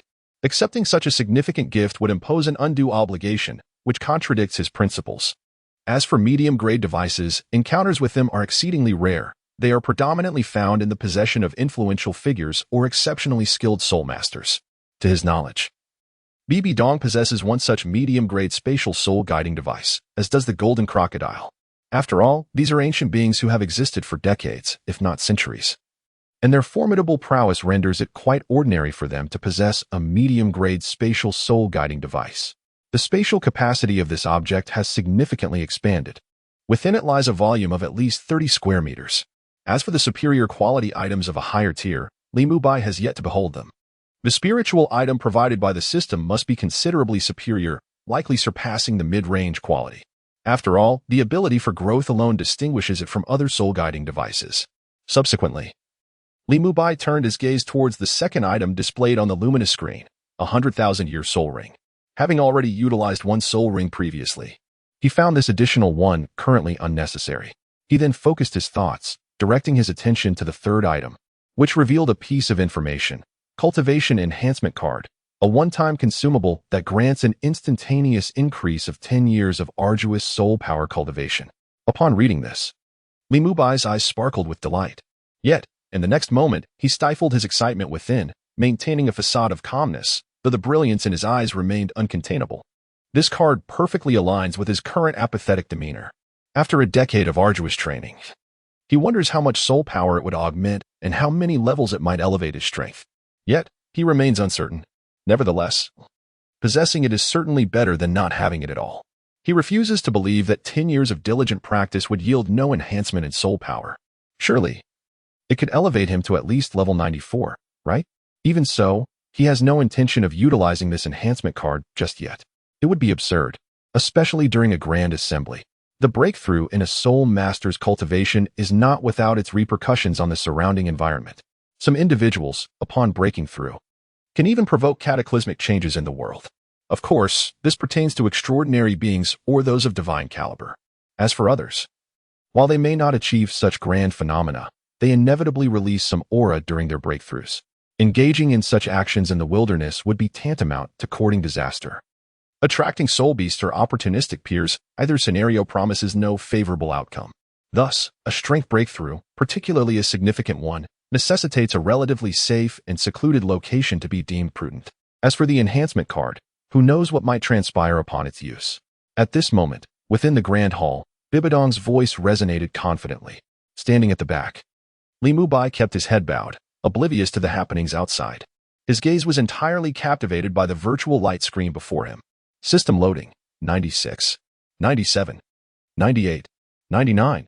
Li Mubai focused intently, his breath growing heavier with anticipation. Finally, 100 system loading complete. With a sudden jolt, the virtual light screen trembled violently. Li Mubai felt a brief blur before the image transformed dramatically. The virtual display returned to normal, yet it had changed from before. Now divided into 4 primary sections: system space, personal panel, check-in, and random tasks. Has an additional random task been introduced? Is this the official system? He concentrated his spirit and opened the system interface. Upon entering, 3 items appeared on the luminous screen, precisely those he had previously acquired during check-in, now quietly displayed before him. He then accessed his personal panel. Li Mubai talent, innate full soul power martial spirit, weapon martial spirit, sword level, 93, title Douluo, soul rings, yellow, yellow, purple, purple, black, black, black, black. Red soul bones, right arm soul bone, 10,000 years, soul skills, blade draw slash, sword control technique, gale sword intent, clarity of sword heart, frozen abyss, resolute sword intent, Zhuangzhou's dream of butterflies, unity of self and object items, Shumi mustard seed, spiritual quality, 100,000 year soul ring, ancient flood dragon, cultivation enhancement card, 10-year edition, bloodline, divine power, evaluation, and his personal information unfurled in meticulous detail on the luminous screen. As he observed, Li Mubai found it quite satisfactory, the information rich and comprehensive. However, he paused slightly upon seeing the bloodline. What could this bloodline signify? Could it be akin to the lineage of angels, or the martial spirit inheritance of the 7 treasures glazed tile school? This aspect is devoid of substance. In other words, he is an individual lacking any ancestral lineage. This matter left him somewhat perplexed, yet he did not dwell on it further. Ultimately, pondering proved futile. Where could he possibly employ this so-called bloodline? The heavens offered no entrance, and the earth presented no seams. He found himself utterly at a loss, and could only choose to disregard it for the time being. His gaze descended, and there he beheld the section on divine abilities. This object is utterly devoid of meaning. What manner of thing is this? Divine powers? Could it be that such so-called divine abilities exist in this world? Are they not merely the fusion of spirit rings and the utilization of spirit techniques? However, he soon realized that this line of thought was erroneous. Although he himself lacked divine powers, the innate talents possessed by those spirit beasts were precisely what one could consider divine abilities. In other words, only spirit beasts are endowed with such powers. Yet, why has the system presented this item? Is it possible that one could acquire divine abilities through signing in? Li Mubai was suddenly taken aback. He found himself startled by this very notion. The strength of a spirit master derives from the various spirit techniques brought forth by the spirit rings and their martial souls. However, while martial souls and spirit techniques empower the spirit master, they also impose limitations. For the potential a spirit master can unleash is confined to the limits of their martial soul. But if he were to obtain divine powers, it would signify that he would no longer be constrained by his own martial soul. His abilities would become diverse and unpredictable, rendering him a formidable opponent. The true power of this divine ability remains unknown for the time being. However, Li Mubai harbors a premonition. The fact that the system designates it as the last suggests it possesses extraordinary qualities. Subsequently, he glanced downward once more. To his dismay, he found himself confronted with the 2 highly derogatory terms. His complexion twitched as he inwardly raged. Although he may not be the pinnacle of mastery, he certainly does not belong to the ranks of mediocrity. After all, his formidable level of 93 soul power is entirely genuine, without a trace of falsehood. It is the fruit of decades of arduous cultivation, How could he possibly be deemed insignificant? If he were truly insignificant, what of the ordinary people? Would they not be mere ephemeral beings, rendered inconsequential? Nevertheless, no matter how vehemently he protested, the system remained unyielding. Resignation washed over him. He could not afford to let his temper flare. He turned his gaze toward the final segment, the random task. Focusing his thoughts, he clicked on it. Before him lay a blank expanse. Nothing was present, perhaps due to it not being officially activated yet. As the name implies, a random task should entail the issuance of tasks and the acquisition of rewards. This concept was familiar to him, for he had often encountered such narratives in his past life. Upon reaching this realization, Li Mubai silently recited in his mind, causing the luminous screen to recede. The resonating voice within the grand hall surged like a tidal wave, enveloping his ears. This time, I wish to commend a particular individual. As Bibi Dong's words echoed, her gaze lifted slightly, her eyes shining brightly as if a beacon, fixating on the crowd until it settled upon a rather unassuming figure at the back. The elders within the hall followed her gaze, turning their attention accordingly. It was only after Li Mubai detached himself from the virtual panel that he regained his senses. Upon raising his head, he found the entire assembly of individuals staring intently at him. He felt a wave of confusion wash over him. Why is everyone looking at me? Just then, he noticed Bibi Dong seated regally upon the throne, a playful smile gracing her features. This woman does not seem to be a good person. The upward curve of her lips, could it be she has yet another devious scheme in mind? There are always insidious individuals seeking to undermine me. Just as Li Mubai remained on guard, Bibi Dong's voice suddenly resonated. Indeed, this person is the 10th elder. Upon hearing this, the expressions of the other elders subtly shifted. It was the first time they had witnessed Bibi Dong commend someone. Furthermore, Li Mubai had only been a member of the Spirit Hall for a mere 3 months. Yet he had already garnered Bibi Dong's praise. What does this signify? It is an unspoken understanding among the crowd, who are fully aware. Only the magical bear, with a cheerful demeanor, sincerely feels joy for Li Mubai. This is his brother. Bibi Dong smiled, her pearly teeth parting slightly. The 10th elder has joined the Spirit Hall for a brief time, yet his achievements are remarkable. Upon hearing this, the assembly of elders could not help but express their confusion. What accomplishments could he possibly have, of which they were unaware? Moreover, what significant feats could a newcomer, freshly inducted into the Spirit Hall, achieve? Many elders began to speculate that Bibi Dong's behavior might be an intentional declaration that henceforth, Li Mubai would serve as her representative. This possibility took root in the minds of the elders.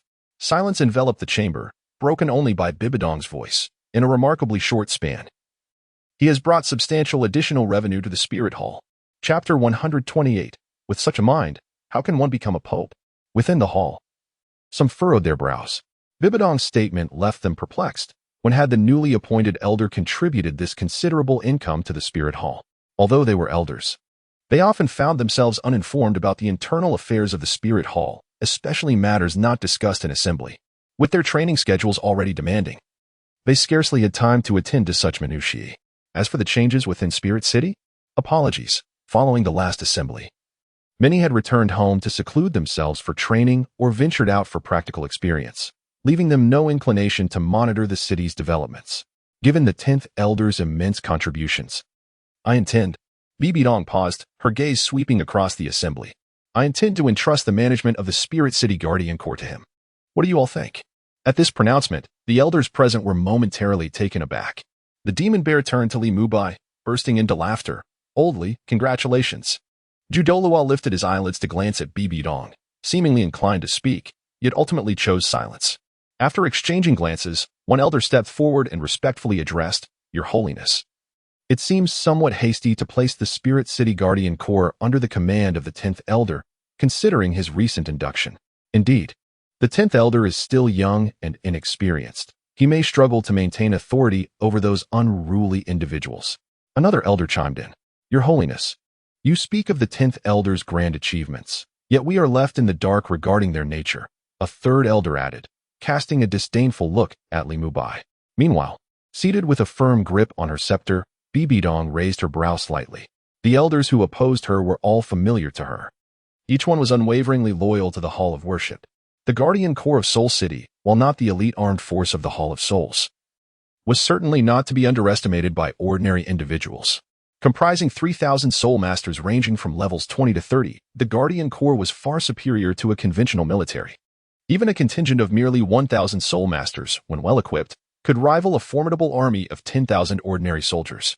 Moreover, the Guardian Corps of Soul City boasted a formidable strength of 3,000. This has become a formidable force. Originally, the Guardian Corps of the Soul Master City was managed by the 8th Elder, Tang Hao. However, with Tang Hao's departure, the position of the commander of the Guardian Corps has remained vacant, with no one stepping in to fill the role. The reason for this vacancy in the Guardian Corps is not only due to opposition from other elders, but also because Bibi Dong lacks a trusted elder. The Demon Bear and the Chrysanthemum Douluo. These two individuals truly possess remarkable qualities. However, in the eyes of Bibi Dong, the Magic Bear is straightforward and candid, yet lacks the capability to lead an army. As for the Chrysanthemum Douluo, her temperament is excessively shadowy, rendering her ill-suited to lead the guard. Only Li Mubai has captured her affections. He is neither enamored with power nor a mere sycophant of the court, and he harbors no ulterior motives. Crucially, she possesses the ability to heed his innermost thoughts. All that lies within his heart resonates in her ears, and his contemplations rest firmly within her grasp. Where in this vast world can one find such an individual? This is undoubtedly the perfect candidate for the Guardian Corps. As for accomplishments, Bibi Dong coldly scoffed inwardly. The individuals from the Hall of Offerings seem to linger like restless spirits. No matter what action she undertakes, they're always there to voice their objections. Can mere words truly impede her? 5 days prior, the new city project was officially initiated. Bibi Dong remarked leisurely. The elders opposing her below felt an ominous shift. They were well aware of the construction taking place in the eastern wasteland of the Spirit Hall. After all, the endeavor had garnered considerable attention, making it nearly impossible to remain uninformed. Upon hearing Bibi Dong's words, the elders quickly grasped the implication. The new city project was likely proposed by Li Mubai. Could this truly be considered an achievement? It neither yielded profit nor contributed to the development of the Spirit Hall. What constitutes a true achievement? As I ponder this, one of the trio who previously opposed, the Serpent Spear Douluo, once again speaks. Your Holiness the Pope. Merely proposing a plan does not amount to an accomplishment. Indeed, if this plan were to yield benefits for the Spirit Hall, it might be deemed worthy. However, the crux lies in the fact that this initiative has yet to bring any advantage to the Spirit Hall, thus it cannot be considered a merit. The Porcupine Douluo concurs, for he believes that the construction of the new city must be financed by the Spirit Hall, given that the land to the east is nothing but an unexploited wasteland. Such a piece of land would not entice anyone to purchase it. Therefore, only the Spirit Hall would invest in its development, even if this plan were not proposed. The development of a new city is an inevitable course of action. Moreover, whether this project can be profitable is another matter entirely. Upon hearing this, Bibi Dong's lips curled slightly in amusement. Had the three elders presented different justifications, she would have been at a loss for a plausible excuse to deflect them. Who could have anticipated that these three would be so obstinate? Little did they realize that a piece of land they deemed worthless had, in fact, fetched a price equivalent to the profits of the Spirit Hall for 3 years. This matter has not been widely publicized by Bibi Dong. Consequently, although a few are privy to the details, the number is limited. The trio opposing her clearly remains unaware of the situation at hand. Although the 10th Elder has only recently joined the Spirit Hall, he has devoted himself wholeheartedly to its cause. Bibi Dong spoke earnestly, while Li Mubai below appeared utterly bewildered.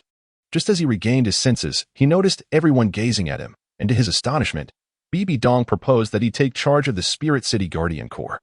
What is this? I have no desire to manage any Guardian Corps. I long to be at ease. I merely wish to idle away my time. Patiently awaiting each opportunity to sign in, he lamented inwardly. However, these thoughts were imperceptible to Bibi Dong, as all information pertaining to the system was automatically shielded.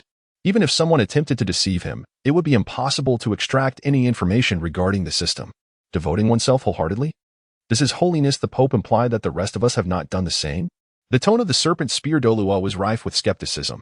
Upon uttering these words, he discreetly surveyed his surroundings, gauging the reactions of the other elders. Indeed, they too were observing Bibi Dong from their seats, their eyes glistening with intrigue. Noticing the crowd's response, Bibi Dong realized that her previous statement had been somewhat ill-considered. Now, having been caught in a verbal trap by the Serpent Spear, she found herself at a loss. She was unsure how to amend her words, as any misstep could potentially displease the other elders. thereby diminishing the number of those willing to serve her in the future. Conversely, to deny it would hinder Li Mubai's ability to effectively lead the Guardian Corps. This is a predicament fraught with difficulty. Just as she began to feel somewhat troubled, that familiar voice resonated once more in her ears. Goodness, this fellow is truly insidious. This single statement bound all the elders together, rendering Bibi Dong speechless. Indeed, as the serpent spear Douluo, such cunning is not something ordinary individuals can rival. Bibi Dong felt a profound sense of agreement with this sentiment. At this moment, she was utterly at a loss for words.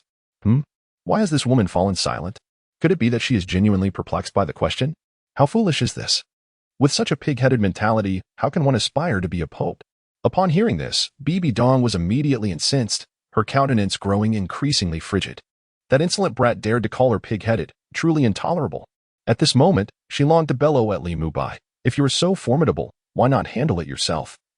Instead of pretending, her expression darkened considerably, her gaze icy as it fixated on the serpent spear, sending shivers down her spine. Surely, that woman wouldn't dare to strike him, would she? Yet, the moment she recalled the elders of the worship hall standing behind her, a flicker of concern vanished from her eyes. With support at her back, what was there to fear? She could confront him without hesitation. Unbeknownst to her, Bibi Dong's fury was not solely ignited by his words. While his speech left her momentarily speechless, it was the final insult of pig-headed that truly unraveled her. In her wrath, she found it increasingly difficult to conjure a rational response. Yet now, the assembly of elders in the grand hall awaited her reply, their eyes fixed upon her. Just as she felt utterly at a loss. Why is this woman still silent? It's truly bewildering. Can't she see that everyone is waiting? With such a foolish ally, can I still remain at ease? I am utterly exasperated. If it were me, I would have first reassured the elders before articulating achievements to counter the words of the snake spear. Such a straightforward issue. How could this woman be so lost in her own thoughts? Listening to this inner voice, a spark ignited in Bibi Dong's mind. Indeed, how could she have overlooked such a simple question? Is it true that the one embroiled in a situation is blind to the truth, while the observer sees clearly? Without further contemplation, Bibi Dong fixed a cold gaze upon the snake spear and proceeded to resolve the conflict with the snake spear using Li Mubai's method, rendering it inconsequential. Subsequently, amid the astonished gaze of the snake spear, she continued, "Do you not wish to know Li Mubai's accomplishments? He has brought the spirit hall a net profit over 3 years. Is that not sufficient?" Upon hearing this, she regarded the snake spear with seriousness. 3 years of net income? Bibi Dong's words momentarily stunned the snake spear. The annual revenue of the spirit hall is approximately 7 to 8 million over 3 years. That should amount to around 24 million, an astonishing figure indeed. How could the entire spirit hall, with an annual income of merely 8 million, be capable of generating such wealth solely due to Li Mubai? Is it merely because of the new city development? That is preposterous. The snake spear chuckled inwardly. Dismissing this notion, a parcel of wasteland cannot possibly yield profit. Even if it could, substantial earnings would only be realized post-construction. As for the present, it is utterly impossible. In his view, Bibi Dong's statement may not have been entirely deceitful. Perhaps some profit was indeed made, but certainly not to such an extent. This implies that Bibi Dong's words must contain an element of exaggeration. With this thought, the snake spear couldn't help but smirk inwardly. A mere statement without evidence cannot force me to retreat. Your Excellency, the Pope, without tangible proof, how can you expect us to be convinced? The snake spear wore a cold smile. He was betting that Li Mubai could not earn such an amount. Even if the latter truly could, it would not incur any loss on his part. At most, Li Mubai would ascend to the position of the leader of the guard, which would have little impact on him. As for how Bibi Dong views him, that is of little consequence. After all, he stands behind the worship hall, a robust tree far mightier than Bibi Dong's own.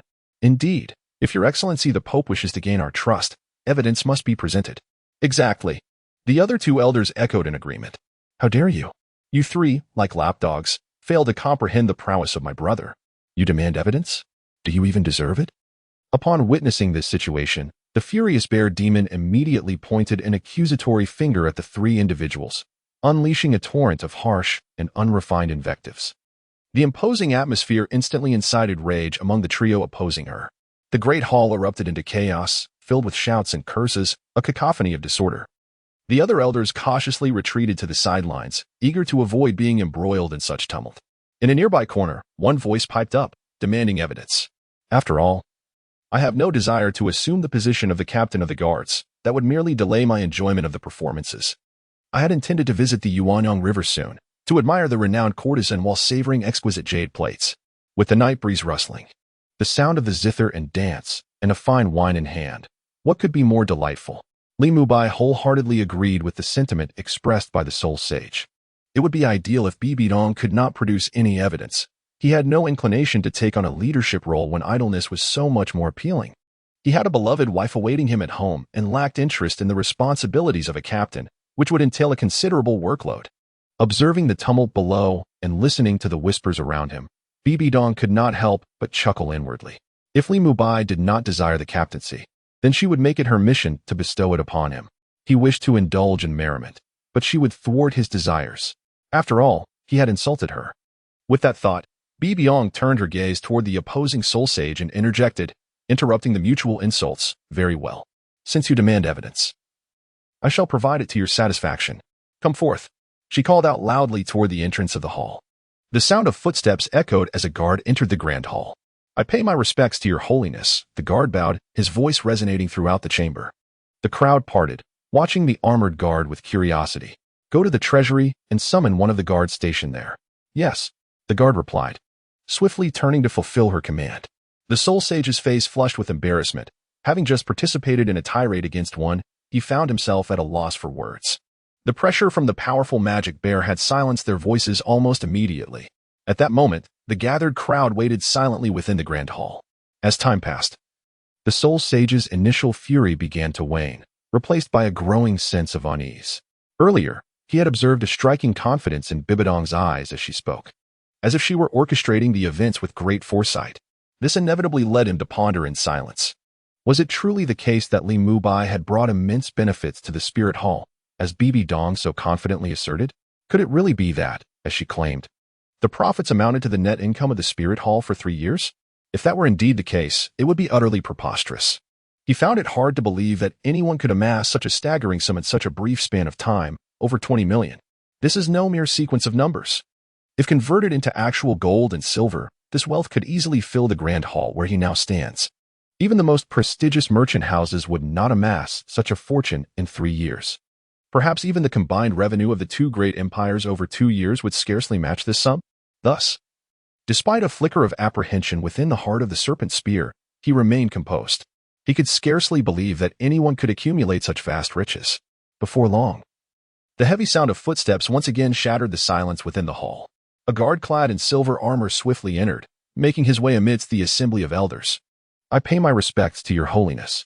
Chapter 129, Captain of the Guard? I have no desire for that title. Do you not require evidence? Bibi Dong cast a sharp glance at the trio led by the serpent spear Douluo, then turned her attention to the guard standing at the center below. Please, recount the recent expenditures of the spirit hall. Yes, the guard replied, beginning to deliver a detailed report. The guard was well known among those present, as he had long been stationed at the treasury of the spirit hall. Over time, his familiar visage had become a common sight for all. Familiarity, however, does not equate to intimacy. The name of the guard remains unknown to all. A mere guard does not warrant an inquiry from a titled Douluo regarding his identity, and thus, neither party exhibits much urgency. Recently, the expenditures of the spirit hall amounted to 560,000 gold soul coins. The guard spoke with unwavering composure. Most people concurred with this statement, for not long ago, the salaries for the month had been dispersed, and this expenditure was indeed justified. Historically, around this time, expenses would typically hover around 500,000. However, a small faction of dissenters, including the trio known as the Serpent Spear, furrowed their brows in skepticism. Logically speaking, the expenditures of this month have significantly increased. In Chimiao's mind, the construction of the new city project is undoubtedly funded by the Spirit Hall, thus incurring substantial expenses. However, the payments remain unchanged compared to before, which indicates that the Spirit Hall has indeed not participated in the construction of the new city. Similarly, this implies that the construction of the new city has indeed generated revenue for the Spirit Hall. However, the exact amount of this income remains to be investigated. Shima is skeptical that a single new city could yield such an astonishing sum of over 20 million. This is utterly impossible. The entire Spirit City cannot generate such an amount of wealth each year, let alone a new city that is somewhat smaller than Spirit City. If money were so easily acquired, the Spirit Hall would have long since dominated the world. With this thought, his heart steadied once more, and he cast a disdainful glance at Bibi Dong before fixing his gaze directly on the guard. He was eager to discern what kind of reasoning the guard would offer. In truth, regardless of the guard's explanations, he would remain skeptical. He surmised that Bibi Dong must have divulged the matter beforehand and coordinated her story with the guard. Consequently, the guard's words were inherently untrustworthy. Over the past month, the revenue had reached an astonishing 26 million. Even though the guard was already aware of this, when he articulated this figure, a hint of excitement was inevitable. An income exceeding 20 million in a single instance was unprecedented, even after years of safeguarding the treasury. This was the first time he had witnessed such a substantial sum all at once. Crucially, he had also personally participated in the counting of the coins. Now, merely reflecting on it, his emotions surged. The newly appointed elder, who has amassed such wealth in a brief span, fills him with profound admiration. How is this possible? Could such an achievement qualify him for the position of the guard captain? As soon as the guard's words fell, Bibi Dong shifted her gaze to Shimiao, questioning him. With a mischievous smile, Shimiao retorted, "Your Holiness, mere words hold no weight. Earning over 20 million in just a few days? I have yet to encounter such a remarkable individual. If you wish for us to be convinced, you must present substantive evidence. Otherwise, this would merely be a verbal accolade. And if that suffices, what authority do your words possess? Please do not leave us feeling disheartened." Once again, he repeated this argument. Yet Bibi Dong found herself at a loss for a rebuttal. She longed to reprimand Shimiao, but doing so would only expose her own insecurities. Thus, scolding was out of the question. The simplest course of action would be to produce evidence. However, where would such evidence come from? The last time Li Mubai acquired a substantial sum, she had neglected to record it due to personal interests. In essence, she could not provide any concrete proof to substantiate Li Mubai's claims of wealth. If she were to go to the treasury and meticulously count the excess funds, her failure to register these assets would inevitably come to light, leading to yet another dispute with the elderly members of the worship hall. But if she refrained from this course of action, she would remain unable to silence Shimiao. A headache ensued, and she could not devise a solution. At this moment, Juliana, standing beside Bibi Dong, could no longer contain herself and immediately defended Bibi Dong, saying, "Is such evidence not sufficient? Just because you have not encountered such a person does not mean they do not exist." Her motivation for aiding Li Mubai stemmed from her disdain for Shimiao's challenge to her mentor and her gratitude for Li Mubai's arrival, which had significantly increased her pocket money. She had felt immense joy during their outing in the city.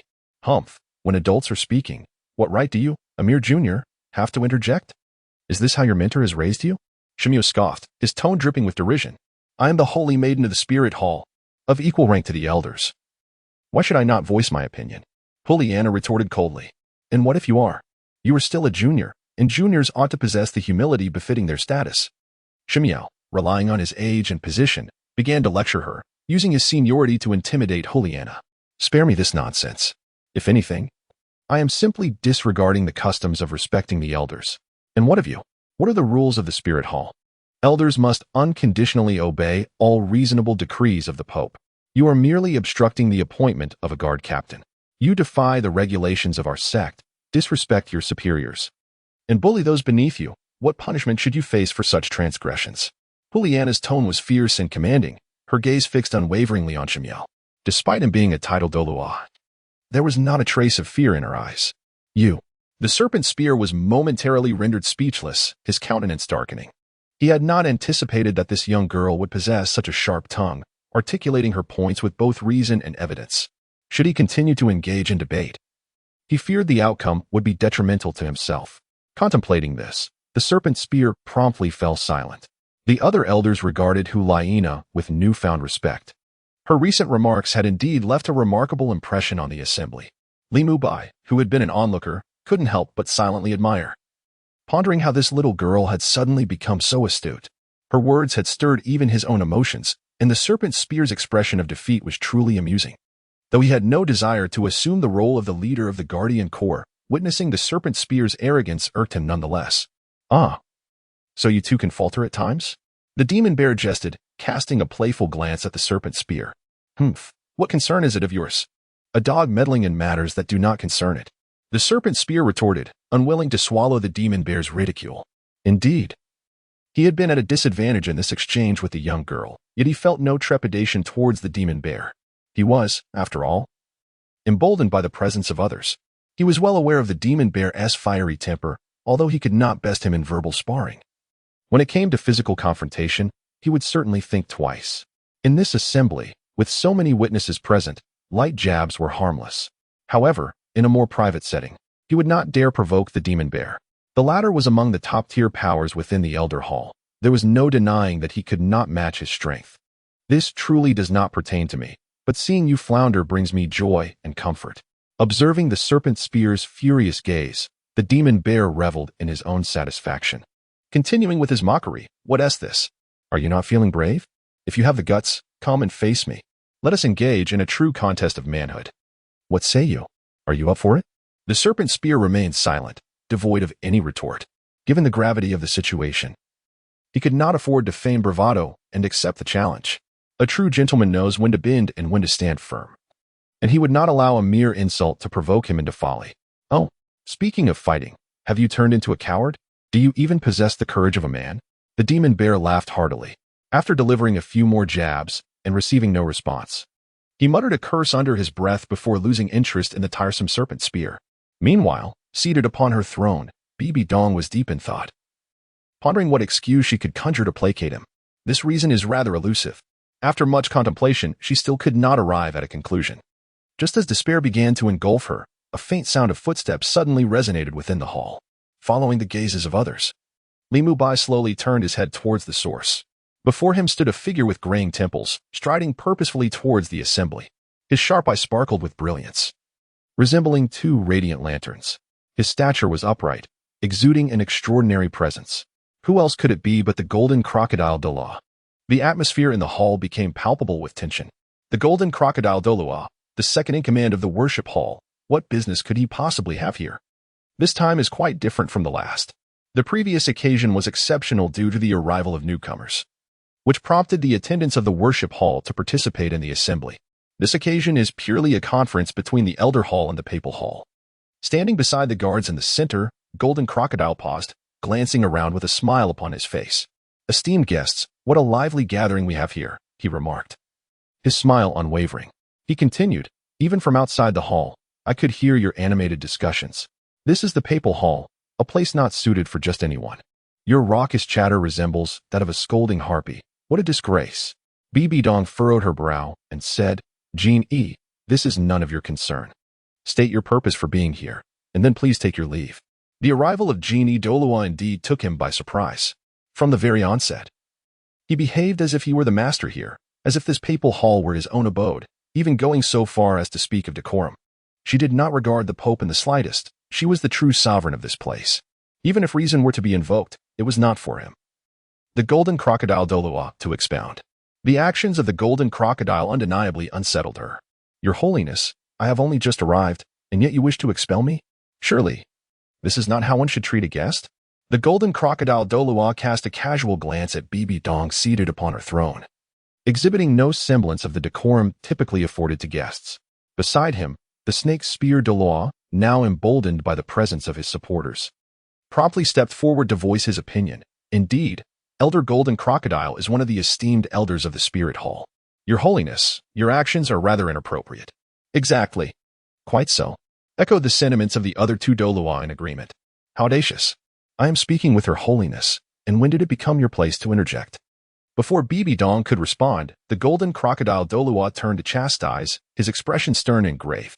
In his heart, Li Mubai could not help but exclaim in disbelief.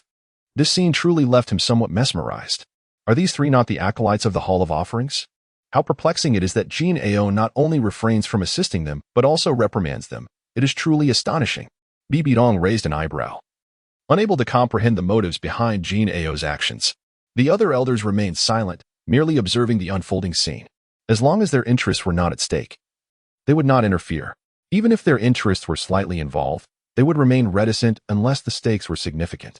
After all, the individual before them was the second in command of the Hall of Offerings. Who would dare to offend him lightly?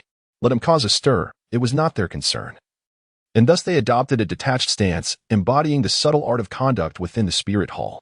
The observing elders evidently grasped this principle well. Do you wish to know the achievements of the 10th elder? Very well. I shall enlighten you, Jean Ao declared. His words left Shimio feeling quite aggrieved. He was merely defending Jin Ao. Why then was he receiving a reprimand? The two elders who had echoed his sentiments also felt unjustly treated, their confusion palpable. Why was this happening? If you could generate 3 years' worth of profit for the Spirit Hall, then serving as the leader of the guard would indeed be justified. But what tangible accomplishments have you brought to the Spirit Hall? None. How then do you dare to counter elderly regarding the leader of the guard? Jin Ao's words left Shimiao momentarily stunned. However, he quickly regained his composure. Just moments ago, it seemed that Jin Ao had mentioned something about 3 years' profits. Shimiao's mind raced back. If you can bring 3 years of profit to the Spirit Hall, then serving as the leader of the guard would be truly warranted. Suddenly, the phrase resonated in his mind. 3 years of profit. Is this not a jest? A tempest of emotion surged within Snake Spear Douluo, leaving him utterly astonished. Were this statement to be uttered by another, he might find it hard to believe. This statement, rather ironically, emanated from the lips of the Golden Crocodile's devotee. It is no longer within his discretion to disbelieve. The Golden Crocodile, a venerable figure without any branches, speaks with an authority that renders his words beyond reproach. There is no need for him to fabricate lies. The identity of the other party is sufficient to elucidate everything. Could it be this Li Mubai, capable of generating 3 years' worth of profits in such a brief span? How utterly preposterous. She turned to gaze at Li Mubai, who stood at the back, her expression a tapestry of astonishment. The profit amassed by the Martial Soul Hall over 3 years. What a staggering concept. That amounts to over 20 million. Even the combined annual revenue of the Tiando and Star Luo empires does not reach such heights. What right does a merely by have to accumulate such wealth? Simply because of that barren piece of land. On what grounds? At this moment, Bibi Dong too found herself perplexed. Why would the Golden Crocodile of the Offering Hall seek to defend her? Could it be that Li Mubai has also been swayed by them? As this thought crossed her mind, a heavy sensation enveloped her heart.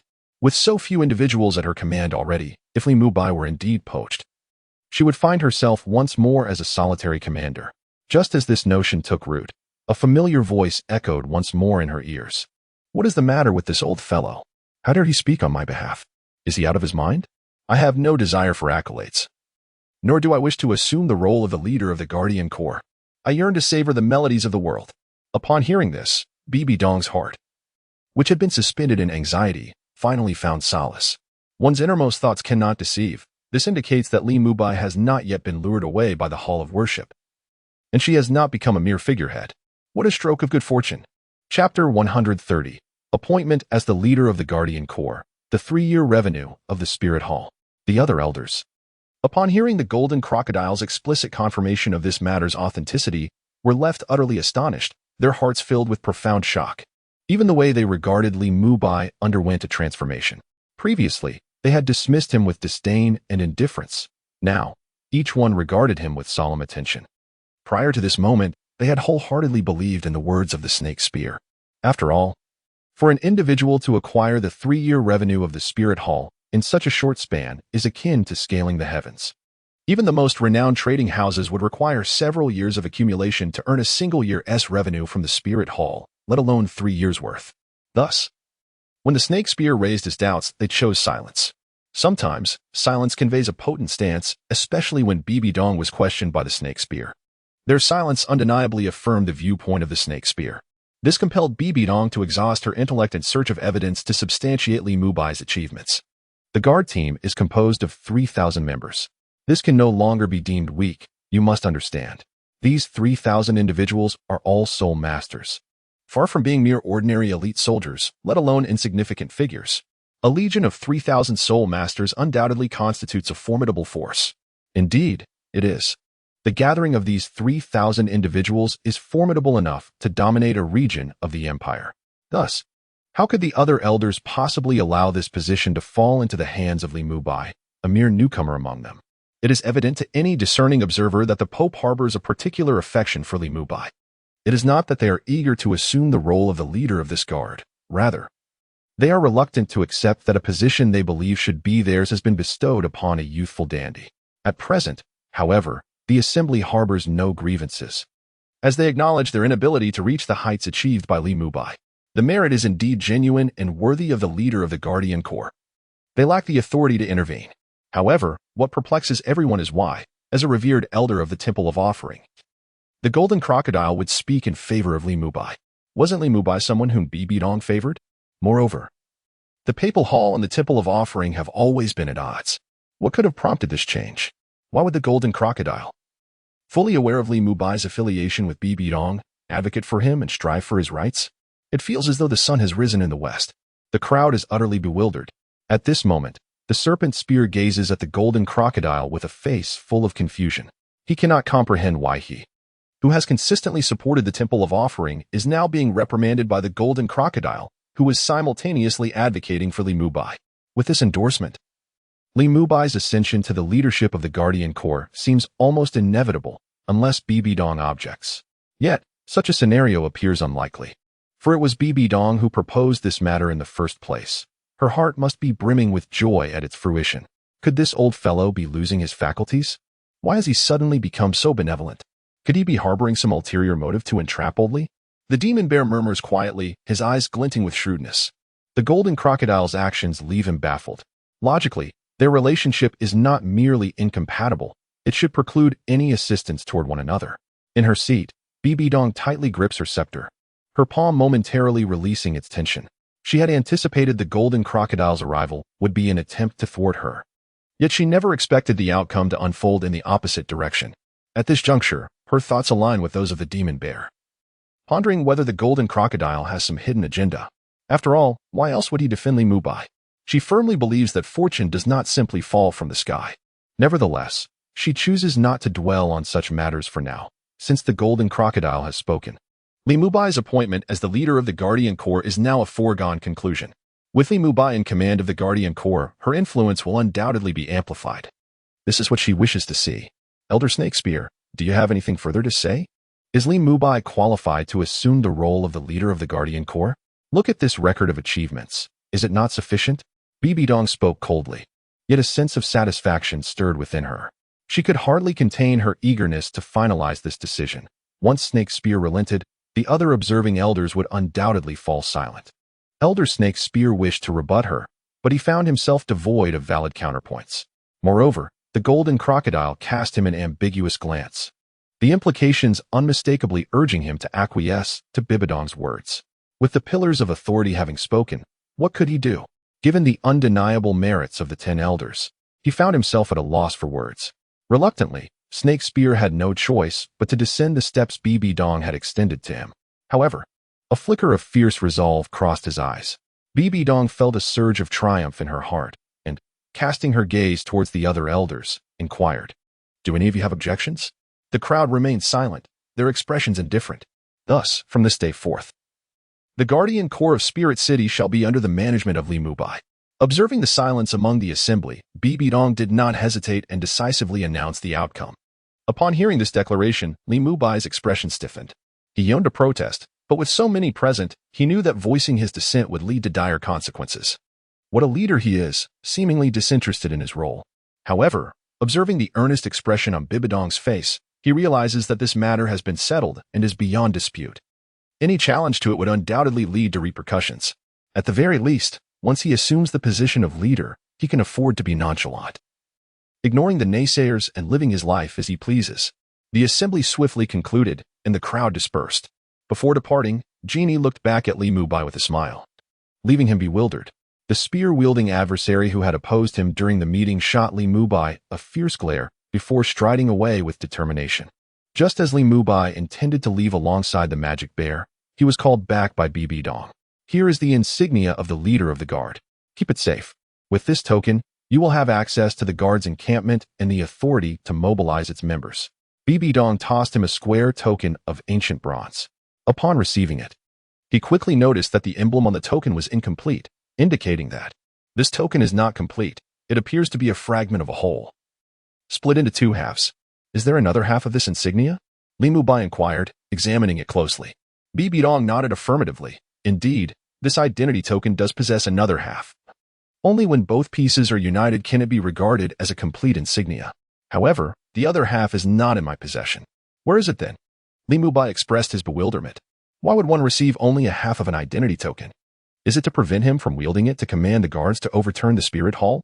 In the offering hall, Bibi Dong replied nonchalantly. Li Mubai scoffed. What purpose does this serve? With only half, does that not imply a limitation on authority? Isn't it the same as having nothing at all? Old Li, do not underestimate this fragment of a token. Although it is merely half, it is the upper half. The magic bear remarked enviously as he glanced at the token in Li Mubai's hand. His words left Li Mubai momentarily stunned. The upper half? What does that signify? Is there a distinction between the upper and lower halves, and what is the function of this upper portion? He was genuinely unfamiliar with such matters. After all, he had arrived as an elder in the Elder Hall, and had not delved deeply into the workings of the lower departments of the Spirit Hall. Ultimately, knowing so much seemed of little consequence. He had no intention of making a name for himself within the Spirit Hall. With his basic needs met, he found contentment in listening to music and enjoying a warm bed at night, a life that was both rare and desirable. He felt immensely satisfied, with no peculiar ambition stirring within him at that moment. As the saying goes, those who are content are perpetually joyful. This encapsulates his way of life. The upper half of the token permits the mobilization of the Guard Corps, and the authority to command the Guard Corps is inherently contained within this upper segment. The lower half of the token, currently held by the Hall of Offerings, serves merely as a precautionary measure, lacking any power to mobilize the Guard Corps. The patient explanation provided by the demon bear illuminated the matter. I see, Li Mubai nodded, grasping the concept immediately. The lower half of the token in the Hall of Offerings likely serves only one function: to restrict the Guard Corps from acting against the Hall of Spirits.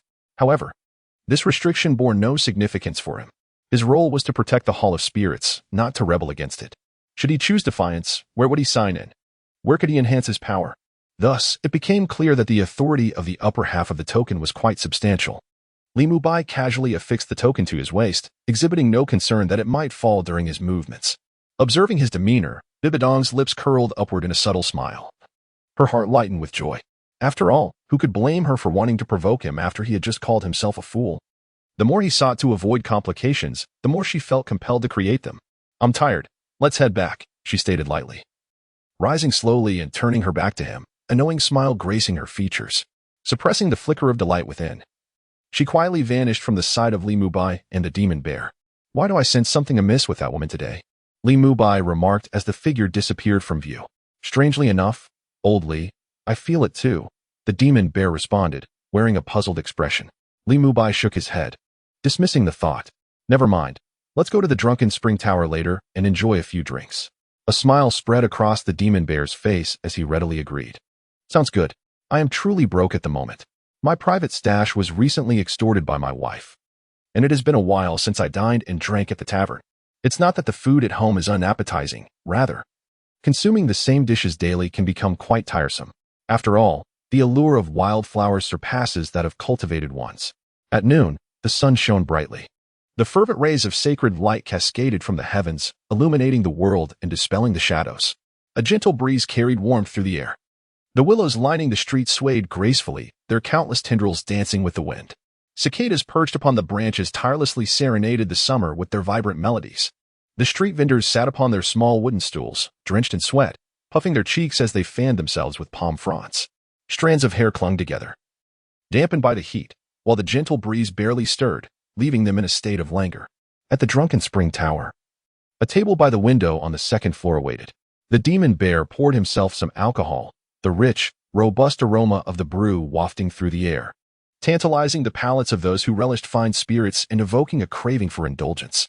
Old Li, you truly excel. Just over 2 months since arriving at the Hall of Spirits, and you've already amassed 3,000 elite troops. Congratulations. The demon bear wore a broad smile as he raised his wine glass towards Li Mubai, the overflowing liquid trickling down the cup's rim and pooling onto the table. This gathering is quite acceptable, Li Mubai sighed deeply, a look of melancholy gracing his face as he too lifted his glass. The 2 cups clinked together with a crisp sound. He downed the fiery liquid in one go, feeling it roll down his throat and settle warmly in his belly, leaving a lingering aftertaste. As soon as he set down his glass, the demon bear promptly refilled it. The glass is too small. It simply does not suffice. Old Li, why not start with 4 jars of wine? He declared, expressing his thoughts without reservation. Drinking glass after glass felt utterly flavorless to him. Very well, Li Mubai responded. Not rejecting the suggestion, he immediately summoned the waiter to bring more wine. A few bottles were hardly worth mentioning, particularly considering his newfound wealth. Had Li Fenghing not presented him with gifts, he would scarcely dare to indulge in such excess. It is well known that the fine wines of the Drunken Spring Tower do not come cheap. when the waiter returned with 3 jars of wine. The demon bear swiftly moved his glass aside, casually lifting one of the jars and drinking greedily from it. After a considerable time, he finally set the jar down, exclaiming, "Refreshing." His face lit up with delight as he realized he had consumed more than half of the jar in a single breath. Indeed, even the 3 jars were hardly sufficient for him alone. "By the way, old demon, do you know the location of the Guardian Core Station?" Li Mubai inquired after taking a sip and sampling a dish. Although he wished to relax as the newly appointed leader, he felt the need to familiarize himself with the situation first. The demon bear, vigorously gnawing on a large drumstick, swallowed his mouthful before replying, "I know. The Guardian Core Station is located just south of the Martial Soul City, outside the city itself. I will take you there shortly to get acquainted." Sensing Li Mubai's intent to ask for his assistance, he quickly assured him. After taking another couple of swigs of wine, he suddenly added, "But old Li, you must prepare yourself mentally." Li Mubai looked puzzled. Prepare for what? Naturally, for the Guardian Core. The newly appointed leader is none other than Tang Hao. His relationship with the members of the Guardian Core is quite extraordinary. When Tang Hao left the Martial Soul Hall, those members wished to follow him but were turned away. Tang Hao departed the Martial Soul Hall alone. Are you implying? Li Mubai furrowed his brow. You must be ready. Those individuals may not heed your commands. The demon bear said, his expression turning serious. Tang Hao has been gone for several years now. How can those individuals remain so unwaveringly loyal? Li Mubai questioned. Upon hearing this, the magic bear grinned and replied, Who knows? From what I understand, the reason for the vacancy in the leadership of the Guard Brigade over the years is likely due to this very circumstance. I merely wish to caution you. When we arrive, do not let your temper flare. Li Mubai nodded in comprehension. Before long, the two had swiftly finished their meal. And under the guidance of the magic bear, they set off towards the southern part of the city. Chapter 131. Perhaps you should examine this item before proceeding. Upon leaving the urban area, not far away, a broad road paved with gravel revealed a circular fortress-like structure. The fortress, gleaming in white, was strikingly visible. It was evident that it was constructed from high-quality quartz stone, which had retained its luster over the years, likely enhanced by protective formations. At its center stood a towering spire, presumably for surveillance purposes. Yet, there were no guards stationed atop the spire, scanning the surroundings. Before long, the two stood before the fortress's entrance. The tall courtyard walls obstructed their view, concealing the true nature of the establishment. The grand door showed no signs of a sentinel. Through the slightly ajar door, glimpses of the interior could be discerned. The magic bear glanced at the door, painted of vivid crimson, and remarked, Here we are. This is the garrison of the Guard Brigade. There is not even anyone to open the door. They seem rather complacent. With a smile directed at Li Mubai, he continued. Li Mubai's expression remained calm, understanding the implication of the magic bear's words. These seasoned rascals of the Guard Brigade would likely not be easily swayed, and he might even encounter resistance. Let us proceed inside and ascertain the situation, he suggested lightly, taking the lead towards the entrance. Though the door was merely slightly ajar, the gap was insufficient for an adult to pass through. Li Mubai extended his fair hand to the door, applying gentle pressure. With a creaking sound, the crimson door slowly swung open, revealing a vibrant scene within. The interior space was expansive, adorned with brilliant white clouds overhead and a radiant sun casting its fervent light. The fortress was so vast that trees and blooming flowers thrived within, creating a lively atmosphere.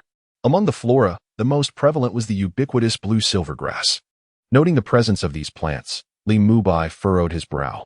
In any other location, he might not have been surprised to encounter blue silver grass, yet here, it was distinctly unusual. Here lies the residence of the Guardian Corps. The former commander was Tang Hao. The blue silver grass carries a deeper significance. What strikes him as even more peculiar is that, in this sunlit weather, the vast fortress is utterly deserted. Not even a single sentinel stands guard atop the towering walls surrounding it. Are the hearts of these individuals truly so small? They seem utterly dismissive of the thieves. If at this moment the two were to take something from here, it is likely that the members of the guard would remain completely oblivious to the identity of the perpetrators. Let us proceed forward. The residential area lies ahead. The magical bear is relatively familiar with this place, and noticing the absence of onlookers, it promptly ventures onward. The two navigate past the blooming flora and soon arrive at a training ground. The stone slabs beneath their feet are covered in moss. On either side of the square arena, weapon racks are positioned. The shelves bore no weapons, and even the shelves themselves were in a state of decay, thoroughly worn and steeped in the passage of time. Was there truly no one to maintain this place? The ground was even home to moss, a sign of neglect. And what of the weapon racks? How long had they gone unkempt? Surely, with even a modicum of care every now and then, such a state could have been avoided. Li Mubai found himself at a loss for words. The magic bear, however, wore a grin, as if he had grown accustomed to such scenes. Oldly. Now is not the time for astonishment. I reckon when you witness the antics of those old rascals, then you shall truly be infuriated. The bear's words served as a reminder to Li Mubai, who steeled himself internally, preparing not to be taken aback by whatever he might encounter next.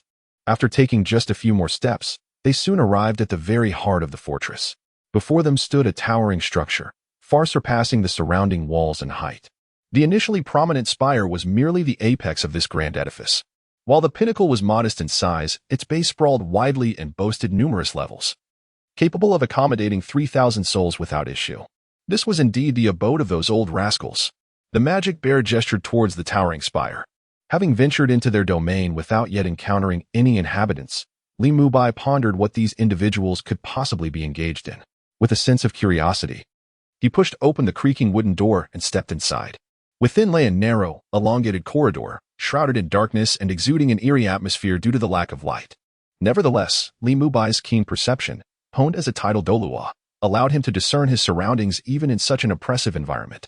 Flanking the corridor were an array of splendid rooms. The doors of the rooms swung open and closed. As he stepped inside, a cacophony of sounds enveloped him. Brother. How splendid. Sixes.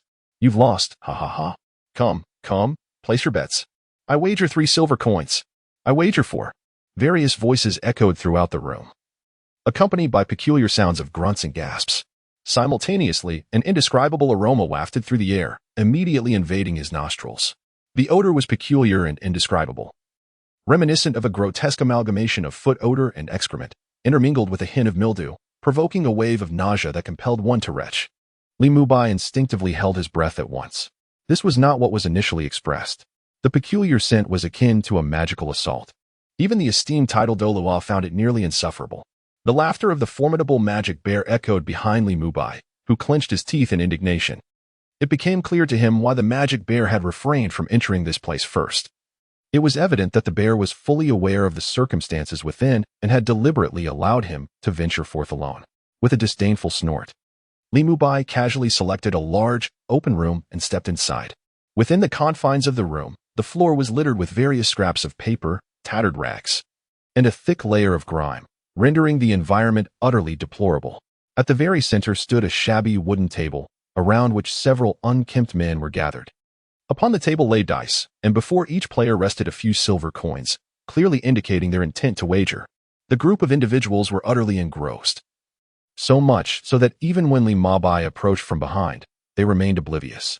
Come on, hurry up. What on earth are you dawdling about? Don't linger. Just get on with it. Several scruffy men fixated their gaze on the overturned black bowl on the table, their eyes ablaze with anticipation as they urged one another on. Enough noise. What are you all clamoring about? I'll reveal it right away. One of the men pressed his hand against the bottom of the inverted bowl and swiftly lifted it. 2 dice were unveiled, one showing a 3, the other a 6. Oh no, a total of 9. Damn it, I've lost 3 silver coins again. Why couldn't there have been just one more point? What terrible luck. Mine. All mine. It truly is 9. Thank the heavens.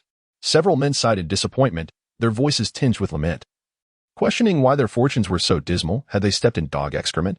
Yet one man burst into hearty laughter, his smile stretching from ear to ear. Regardless, he hastily gathered all the silver coins staked on the table into his embrace. Quickly, let us not waste any time. Let us continue, called one of them. This time, I'm betting on 10 points, 3 silver coins.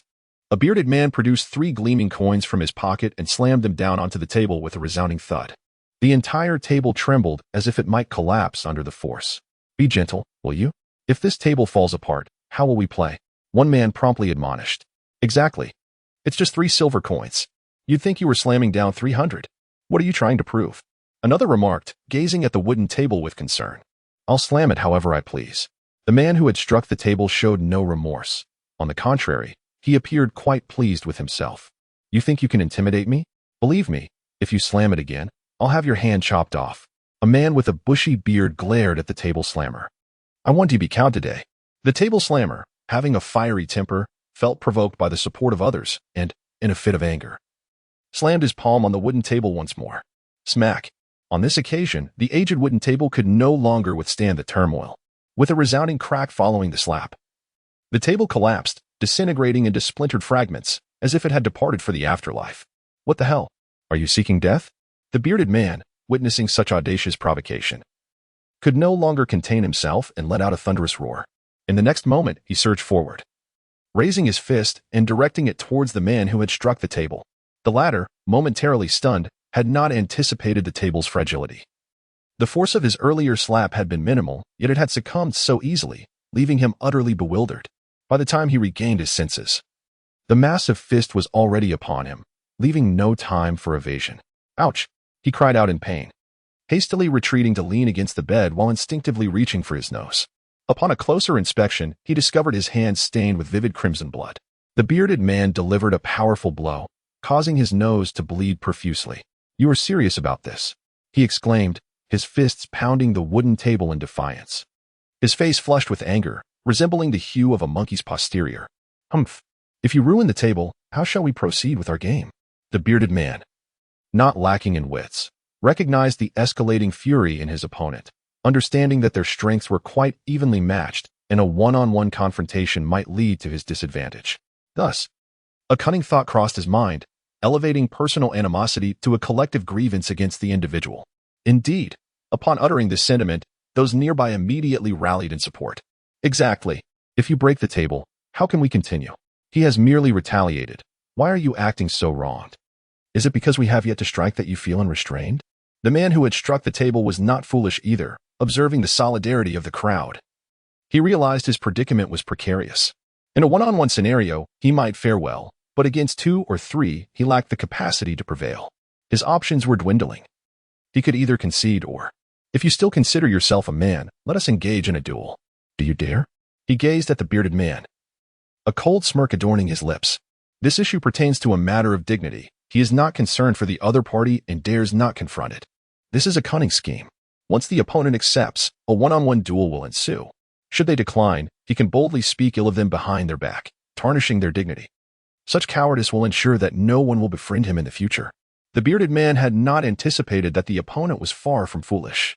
He was destined to accept the proposal. After all, where would he place his pride? How could he not dare? "Just wait and see how I will make you beg for mercy." The bearded man readily agreed without hesitation. "Excellent. Splendid. This is the essence of manhood. I applaud you. Teach this fellow a good lesson." The crowd applauded in support of the bearded man, as they deliberated on heading to his spacious area outside for proper practice. They suddenly noticed a young man of distinguished appearance and handsome features, smiling at them. The group exchanged glances, shaking their heads in unison. After confirming they did not recognize this young man, the bearded man stepped forward. "Who are you? Why are you in our guards' camp? Do you know this is a forbidden area, and commoners are not allowed entry? Violators face severe consequences." Li Mubai remained silent, merely smiling. This reaction immediately aroused the dissatisfaction of the man who slammed the table. In his fury, he was troubled by the lack of an outlet for his anger, and Li Mubai's appearance provided him with the perfect opportunity for venting. However, he was not foolish. Understanding that if Li was an ordinary person, he would not have gone unnoticed, he pondered for a moment before speaking. "Young man, do you understand where you are? This is the base of the Guardian Core beneath the Spirit Hall. You still have time to withdraw. If you leave 30 gold coins, we can let bygones be bygones." As if nothing ever happened. His implication was clear. He intended to take advantage of the situation. Aware that Li Mubai might not be an ordinary individual, he refrained from being excessively aggressive and instead invoked the formidable presence of the Spirit Hall. Li Mubai scrutinized the table-slamming man, then chuckled lightly. "It seems you are not entirely foolish. You understand that this place is governed by the Spirit Hall, yet you dare to demand 30 gold coins? What do you mean by that, young man? I must inform you that the crime of trespassing into forbidden grounds is not trivial, even if you possess formidable strength. Can you surpass the elders of the Spirit Hall? Let me tell you, those who act with resolve are the true heroes. Do not refuse a toast and instead face punishment." The man's eyes gleamed menacingly as he spoke with a fierce tone. "I am not afraid of the elders of the Spirit Hall. I have no intention of giving you those 30 gold coins. What can you do about it?" Li Mubai remained unperturbed by the man's fierce demeanor, his tone remarkably calm and detached, scarcely even glancing at him, clearly not regarding him as a threat. "Bold of you. How dare you insult the elders of the Spirit Hall? Today, you must be apprehended and taken to the Spirit Hall to face the elders." The man bellowed. He then turned to his companions, urging, "If we do not act now, when will we? Do you wish to bear the blame as well?" Upon hearing this, the others reluctantly began to encircle Li Mubai. Observing their movements, Li Mubai merely smiled faintly. "I suggest you reconsider." The man, quick to act, caught the half of the identity badge that was thrown at him. He sneered repeatedly, assuming that this badge was some sort of hidden weapon, having failed to ambush. He seized it in his grasp. At that moment, he felt a tinge of satisfaction, thinking that the opponent's strength was not so formidable after all, as even he could catch what was thrown. This indicated a lack of prowess.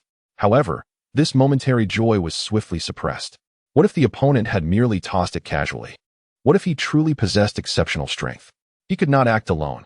If a confrontation were to ensue, it must be a collective effort. Misfortune should not befall him alone. To dare to act here was indeed audacious. He thought to himself, "You must be tired of living. Your actions have infringed upon the regulations of the Spirit Hall. Regardless of your identity, there is no escape for you today." The man who slammed the table raised his voice suddenly and then glanced around. What are we waiting for if not to take action now? Although he had just experienced a disagreement with the crowd, he was ultimately a member of the guard. With outsiders present, they must unite as one. The expressions of those around turned menacing, their gazes fixed intently on Li Mubai, akin to hunters sizing up their prey. Several men rolled up their sleeves, revealing their robust and muscular arms. They cracked their knuckles and advanced together. Li Mubai suddenly chuckled softly. The bearded man furrowed his brow, displaying a sense of vigilance. Why the laughter? Could it be that the opponent has some hidden trick up their sleeve? The moment this thought emerged, the bearded man immediately affirmed the hypothesis. If it were not so, the opponent would have long since fled. The fact that the adversary stands firm against their multiple assaults indicates a considerable degree of confidence. Nevertheless, they remained resolute in their determination to subdue the opponent. Retreat was not an option, even in the face of defeat. This was due to the fact that they were within the stronghold of the Guard Brigade. Any outsider who dares to intrude upon this territory shall be apprehended without exception. This was the ironclad rule set by Tang Hao. Even in the absence of the other party, they adhered to this principle with unwavering conviction, as if it were etched into their very bones. Despite the myriad speculations swirling in their minds, they continued to advance, exerting pressure step by step. Did they not pause to consider what lay within their grasp? Li Mubai's laughter abruptly ceased as he fixed his gaze upon the man who was pounding the table. The identity token remained firmly in the man's hand. Upon hearing Li Mubai's words, the table-thumping man was momentarily taken aback, his advancing foot halting in mid-motion. What did this mean? He stared at Li Mubai's smiling countenance, bewildered. Was the other simply attempting to buy time in hopes of escaping? It was implausible. If he wished to depart, he should have seized the opportunity presented to him. Was the object in his hand not some concealed weapon?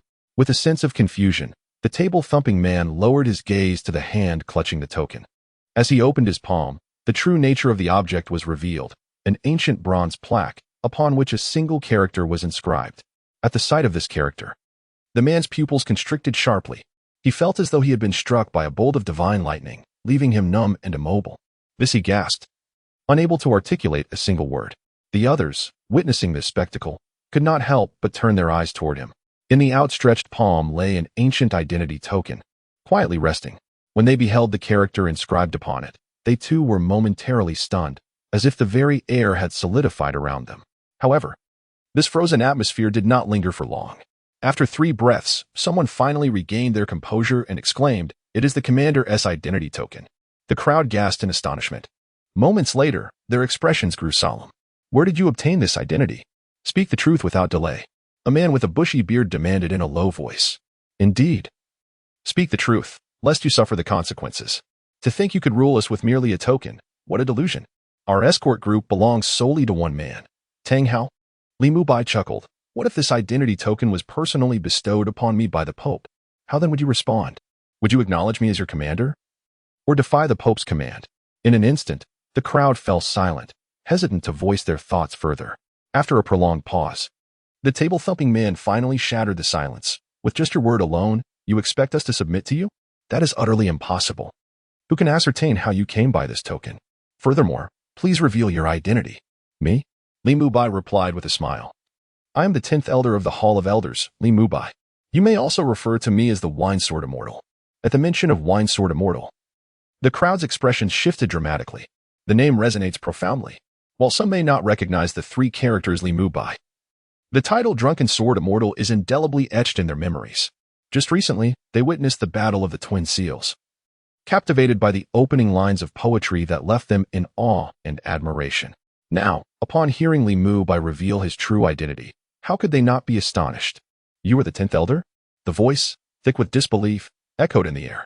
At that moment, an overwhelming aura of indifference surged forth, filling the small room with an immense pressure. The spectators felt as though they were adrift in a boundless ocean, acutely aware of their insignificance, as if they might be engulfed by the surging waves at any instant. In mere moments, beads of sweat began to form on their foreheads, and their bodies trembled uncontrollably, their bones creaking under the weight, as if burdened by an insurmountable load. "How about this? Is the evidence sufficient?" As he reigned in the oppressive aura, Li Mubai wore a benign expression. Yet, the onlookers could no longer underestimate this young man before them.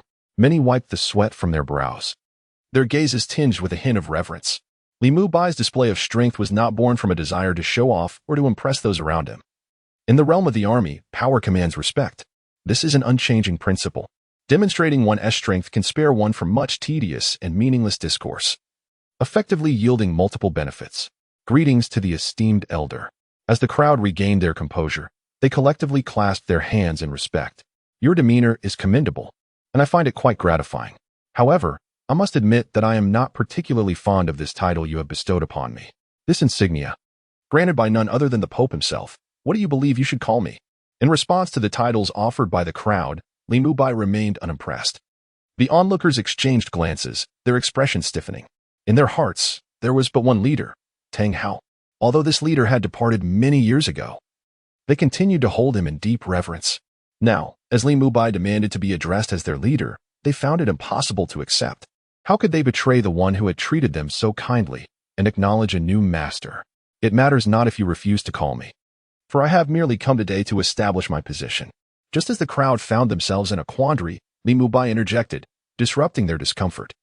Before they could utter a word, he cast a disdainful glance at them and continued, "Look at your own appearance, scruffy beards, faces glistening with oil, hair that could be pressed for grease, disheveled attire, and breath reeking of alcohol. Is this how a guard brigade should present itself?" With a scoff, Li Mubai remarked, "Quite frankly, that with such filth, akin to the muck in a stinking gutter, I would not even accept you as a gift."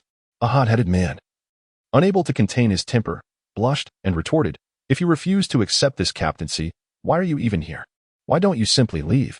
Li Mubai erupted into laughter, then abruptly ceased, locking his gaze upon him. "Do you think I desire to be here? Were it not for the incessant entreaties of Bibi Dong, would I ever venture to this godforsaken place, this fetid pit?" His ungracious words caused several to feel the veins in their foreheads throb. Li Mubai had likened their abode to a latrine.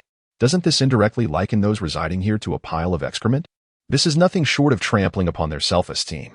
As he spoke, Li Mubai's gaze swept across the room, laden with palpable disdain. How could he prevent their anger? "You." The bearded man pointed at Li Mubai, rendered speechless by his fury. The others felt the urge to speak as well, yet found themselves at a loss for words, unable to refute Li Mubai's assertions. Their room was among the better ones. There were others with far worse sanitation, and there were even instances of inebriated individuals treating the dormitory as a lavatory, resolving their needs right there. Thus, the unpleasant odor permeating the building was hardly surprising. However, having spent considerable time there, they had grown somewhat accustomed to it. Ultimately, what could they do if they could not endure it? Could they summon someone to clean the place? It was commendable enough to merely tend to their own affairs, let alone concern themselves with others. Notify everyone, assemble at the training ground. Were it not for the Pope, I would not waste my time with this rabble. Once I complete my task, you may do as you please, Li Mubai declared, leaving no room for retorts before striding out of the dormitory. "Old Li, why are you out so soon?" questioned the magic bear, perplexed. He had anticipated that Li Mubai would remain inside for some time, aware of the troublesome nature of the individuals within. Perhaps coercion through strength would compel them to comply temporarily, but their hearts would never yield. "You cunning old demon. How dare you deceive me? You didn't warn me about the stench inside." Li Mubai feigned anger, approaching the magic bear as if to strike him. "Haha. Wasn't he it just to help you acclimatize?" The magic bear laughed heartily upon realizing Li Mubai's predicament. "Forget about your so-called acclimatization," Li Mubai retorted, utterly speechless. The foul odor lingered in his memory, truly a unique blend of fragrances. The amalgamation of scents was so repugnant that even a deity would surely regurgitate 3 liters of water upon entering. By the way, how did those rascals respond? Do they acknowledge you as their leader? The magic bear inquired, voicing his most pressing concern. Upon hearing this, Li Mubai shook his head. They may still harbor some hope regarding Tang Hao. Hope? The magic bear responded with surprise, then chuckled. Tang Hao is indeed formidable. Yet the spirit hall has severed ties with him, leaving no possibility for reconciliation. The magic bear was somewhat aware of the events from that time. He had not participated in the hunt, as he and Tang Hao were not close friends, but merely acquaintances. The spirit hall had murdered Tang Hao's wife. Could anyone expect him to endure that? This is no longer a trivial matter.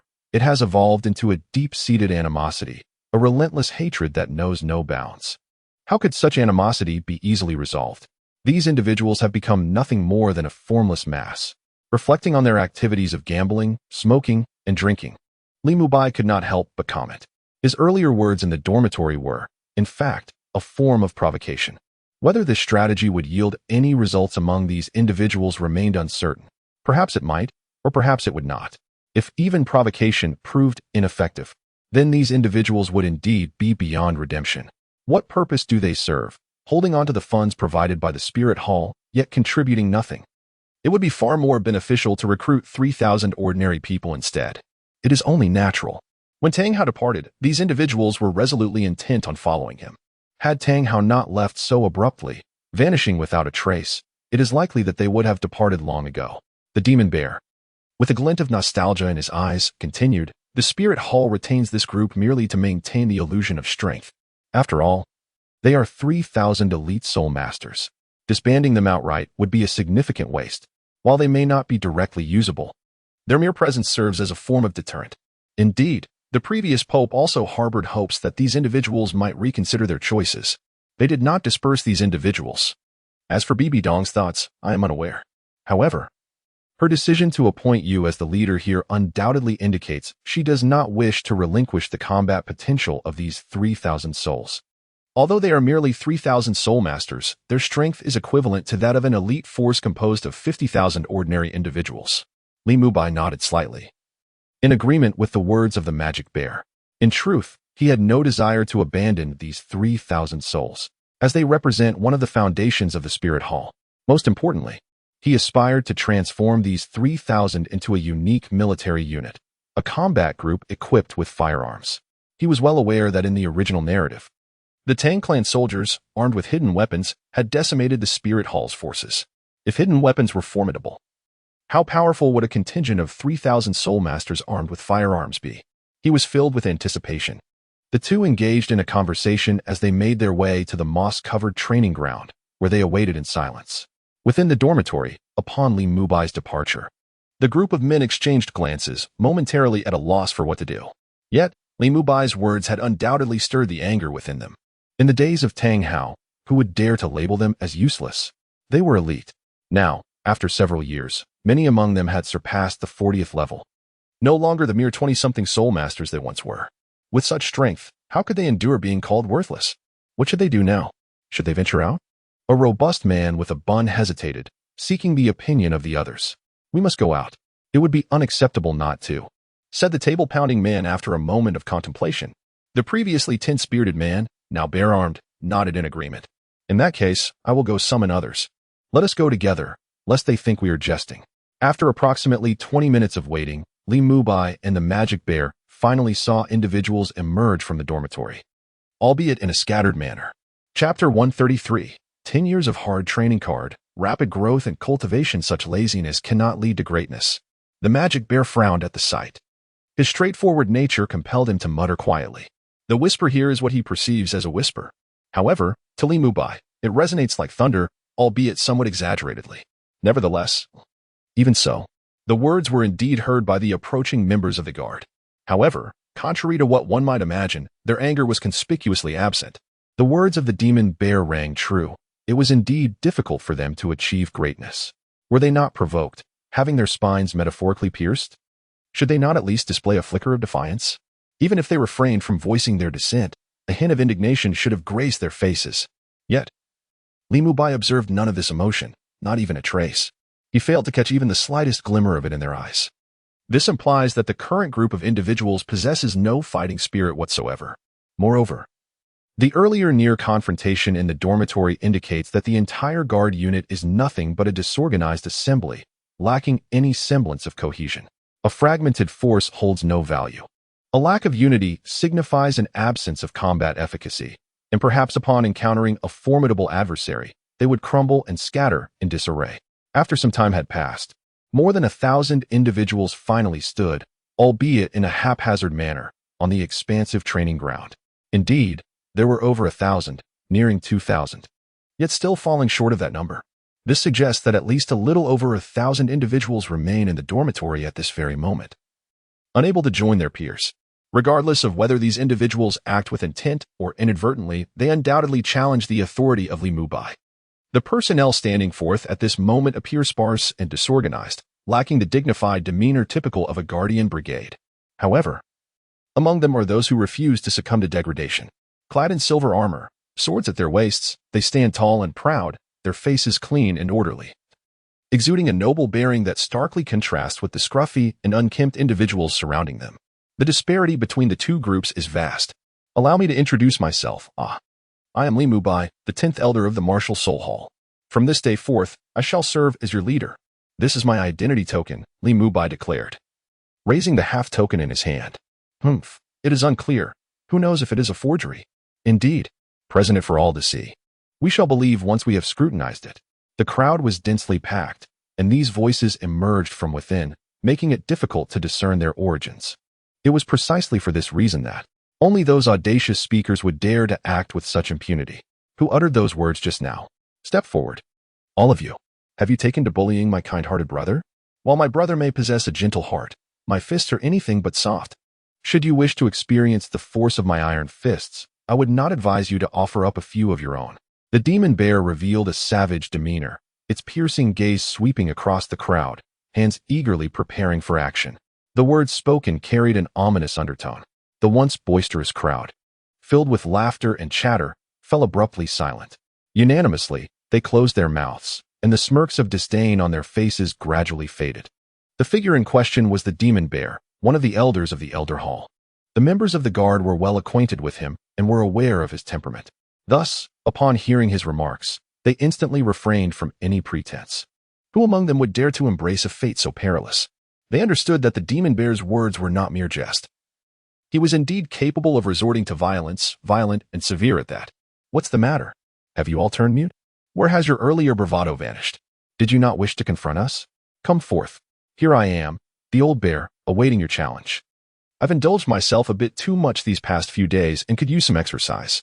To the onlookers, the demon bear displayed a fearsome, grotesque grin. Merely this expression was enough to instill a sense of dread and foreboding within them. Old demon, do not frighten them too much. I was under the impression that the former elder had trained them into formidable warriors. It appears they are merely a bunch of softies, living off a hollow reputation. Seeing them falter, one must wonder if that elder was of any merit at all. Just be careful not to scare them into a state of utter panic. Li Mubai provocatively remarked, employing a tactic of provocation. This tactic proves quite effective. Upon hearing Li Mubai's scathing remarks, the members of the guard team could no longer contain their emotions. Who dares to label us as weaklings? We are anything but. Our leader is not worthless. He is a formidable force. We shall not permit you to insult him. Even if it means risking our lives today, we will not allow you to belittle us. It is better to die than to endure dishonor. The crowd was stirred with fervor, and some individuals even exhibited a flush of indignation on their faces. This is an outburst of anger. It is infuriating. If Li Mubai had merely insulted them, perhaps they would not have been so enraged. Yet, his words not only disparaged them, but also tarnished the esteem they held for their revered leader. The members of this group could hardly contain themselves, immediately revealing their vulnerabilities. Observing this, Li Mubai couldn't help but chuckle inwardly. It seemed that these individuals still held the potential for refinement. Had they remained indifferent after such a statement, he would have been at a loss as to how to compel their submission. Fortunately, they had not yet succumbed to complete apathy. As long as they were not numb, there remained hope. Are you not worthless? Are you not trash? If you wish to earn the respect of others, take a good look at yourselves. Examine the state in which you exist, neither fully human nor entirely specter. What is this, if not a mere trifle? What else could this be but trash? Is your intention not to invite disdain? Am I mistaken? Li Mubai spoke with piercing words, his eyes radiating contempt. To alter this group, there exists but one method, the art of provocation. Indeed, as expected, upon hearing Li Mubai's remarks, the crowd fell utterly speechless. Many began to scrutinize themselves, yearning to cast off the labels of garbage and uselessness. If you wish to shed such a stigma, then summon your courage and determination. Otherwise, your former leader will forever bear this invisible disgrace due to you. Surely, you do not desire such a fate for him, do you? 3 days hence, I shall return. At that time, we shall see what manner of creatures you have become. Li Mubai flashed a smile, and without allowing the crowd a moment to respond, he strode away from the training ground toward the fortress gates. The bear demon, witnessing this, hastened to follow. Old Li, was that just now a provocation? Upon exiting the fortress, the bear demon finally inquired. Yes, indeed. For that group, there exists no other method. Only through provocation can they rekindle their understanding of self-respect. Once they grasp the essence of dignity, they will reclaim the glory they have carelessly discarded. With glory restored, they shall strive relentlessly for the sake of that radiant aura. Li Mubai affirmed, nodding in agreement. Impressive, the bear demon exclaimed, giving a thumbs up in admiration. The two soon parted ways, each heading home. Brother Bai, you're back. The door was opened by Zhao Shuran, a smile gracing her face. Dressed in a beige long gown, her already fair skin appeared even more radiant. The gown's front was accentuated by her ample curves, as if striving to break free from the constraints of the pale sky above. Her voluptuous form exuded an enchanting fragrance. Li Mubai nodded, yet the beauty before him failed to captivate his attention. His thoughts were solely consumed by the cultivation avatar card resting within the confines of the system space. Thus, after a brief nod, he did not linger in his gaze but bypassed Zhao Shuran, making his way to the study. The study was typically unoccupied, providing a tranquil atmosphere. Once inside, he closed the door firmly behind him. Seated in a chair, Li Mubai held a black card in his hands, examining it intently. This is the card of 10 years of cultivation bestowed by the system. Its use can elevate one's arduous practice by a decade. Li Mubai felt a surge of curiosity. The card, held delicately in his hand, bore no weight, as light as a feather. It exuded no mystical aura, appearing merely as an ordinary card, seemingly devoid of any significant purpose. Yet, Li Mubai dared not underestimate it. After all, products of the system are invariably of exceptional quality. The previous 10,000-year soul ring was a testament to that. Its caliber was outstanding, and its power, extraordinary. If it claimed to confer 10 years, then it assuredly did, neither a day more nor a day less. System, activate the cultivation card, Li Mubai silently intoned.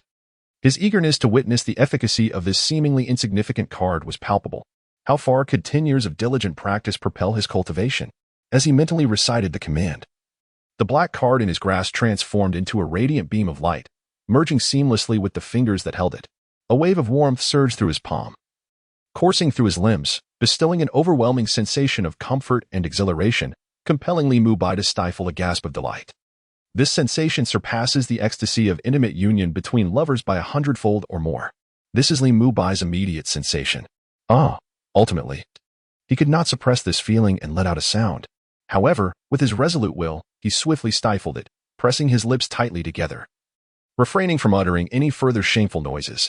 Meanwhile, Zhao Shuran, who was about to inquire if Li Mubai desired some fresh fruit, found her delicate hand poised to knock on the door, suddenly suspended in midair. Indeed, it was a remarkable coincidence. The soundproofing of the study was rather inadequate, and Zhao Shuran had overheard the unrestrained exclamation that Li Mubai had just emitted.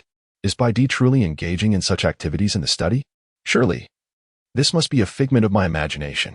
How could the refined Bai Di, as elegant as jade, be concealed in his chamber, producing such sounds? It is utterly inconceivable that he would engage in such unsavory behavior. Zhao Shuran pondered silently. With that thought, she lowered her hand, which was poised to knock, and stealthily departed from the study's entrance.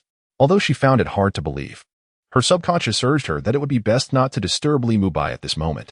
If the situation were as she feared, it would lead to mutual embarrassment. Lost in contemplation, Zhao Shuran felt her cheeks flush with warmth. Mother, are you unwell? Just a moment. I shall fetch Mubai to attend to you. Brother Mubai is remarkably skilled at treating ailments. The last time I was ill with a runny nose, he was the one who restored me to health. Little Yuer, clutching a pen, turned to her mother. Observing the latter's reddened face, she assumed her mother had caught a cold, as such symptoms were familiar to her. Having experienced frequent fevers in her childhood, she recalled how her own face would often turn rosy and hot when unwell. As she spoke, the little girl set down her pen, leaped from her stool, and hurried towards the study. Wait, mother is fine. Do not disturb Brother Mu Bai.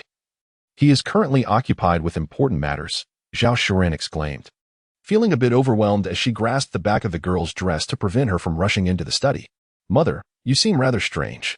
Your face is red now, just as it was last night. Is this not a sign of illness? The innocent words of the child laid bare her observations and doubts. The beautiful woman felt a sudden flutter of anxiety at the girl's remarks. What else did you observe last night? Do you wish to know, mother? If you keep teasing me, I shall retaliate. Ah, please spare me, my dear. I shall listen. Zhao Shuren suddenly recalled something significant. In the living room, she hurriedly led the little girl to the bedroom and closed the door. Having completed these actions, she then fixed a stern gaze upon the child. The little one seemed genuinely frightened, feigning a pat on her smooth chest. Mother, she said, it was so dark at night that I could hardly see anything. However, I did hear you calling for me in the night.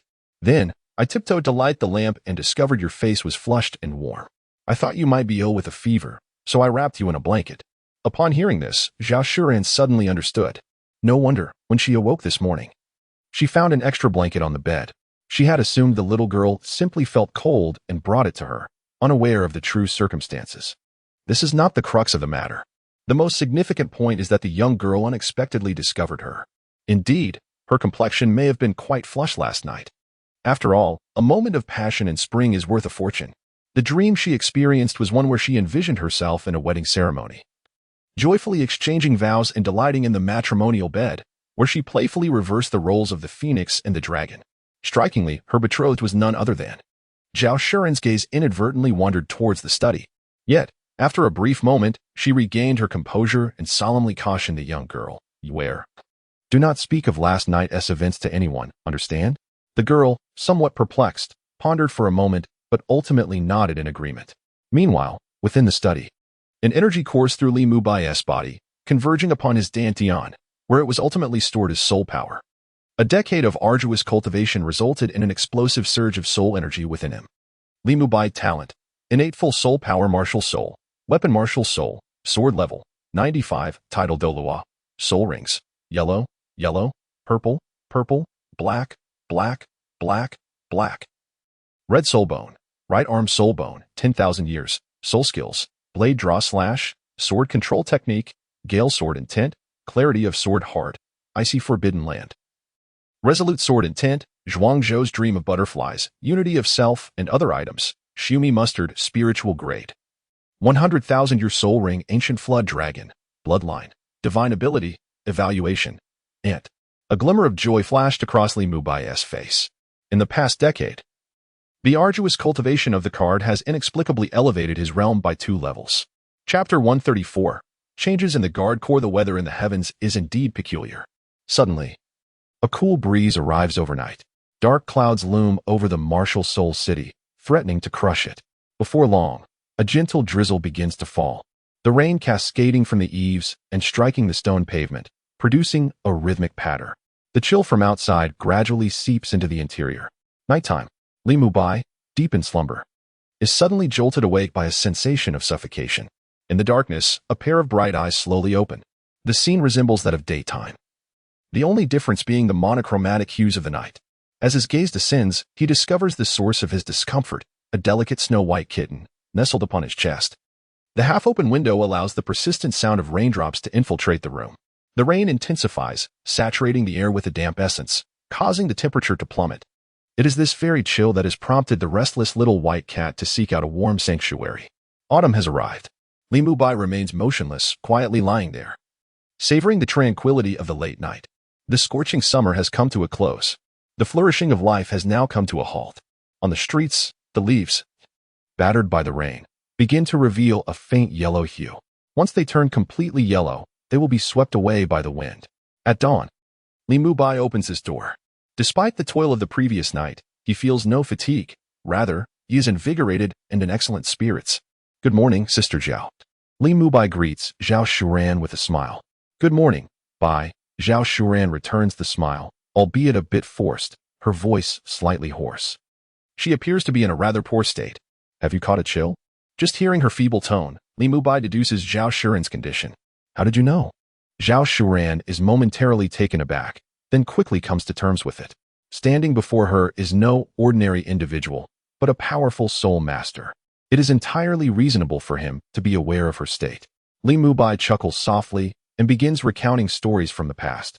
20 years ago, he was but a frail child, without a martial soul, pitifully weak and emaciated. Whenever the weather shifted, his frail body would succumb to malevolent forces, resulting in illness. He is quite familiar with the experience of a simple chill, having endured numerous bouts of sickness in those days. Dear sister, why don't you lie on the sofa? I'll help you with some healing. Li Mubai spoke gently. Zhao Shuren hesitated for a moment, but ultimately nodded in agreement. If her condition worsened, she would inevitably need medication. The required medicines might be few, yet their costs were exorbitant. Every bit saved counted. Moreover, the last time her palm was scalded by hot water, she lay quietly on the 2-meter-long sofa, her milky white figure resting there. The undulating contours of her body and her long, voluptuous legs were enough to stir one's blood. Zhao Shuren's delicate hands clenched tightly into fists, reflecting her inner anxiety and tension. Sister Zhao, just lie down, Li Mubai instructed. The treatment needs to start from your back. Oh. Zhao Shuren came to her senses and obediently positioned herself on the sofa.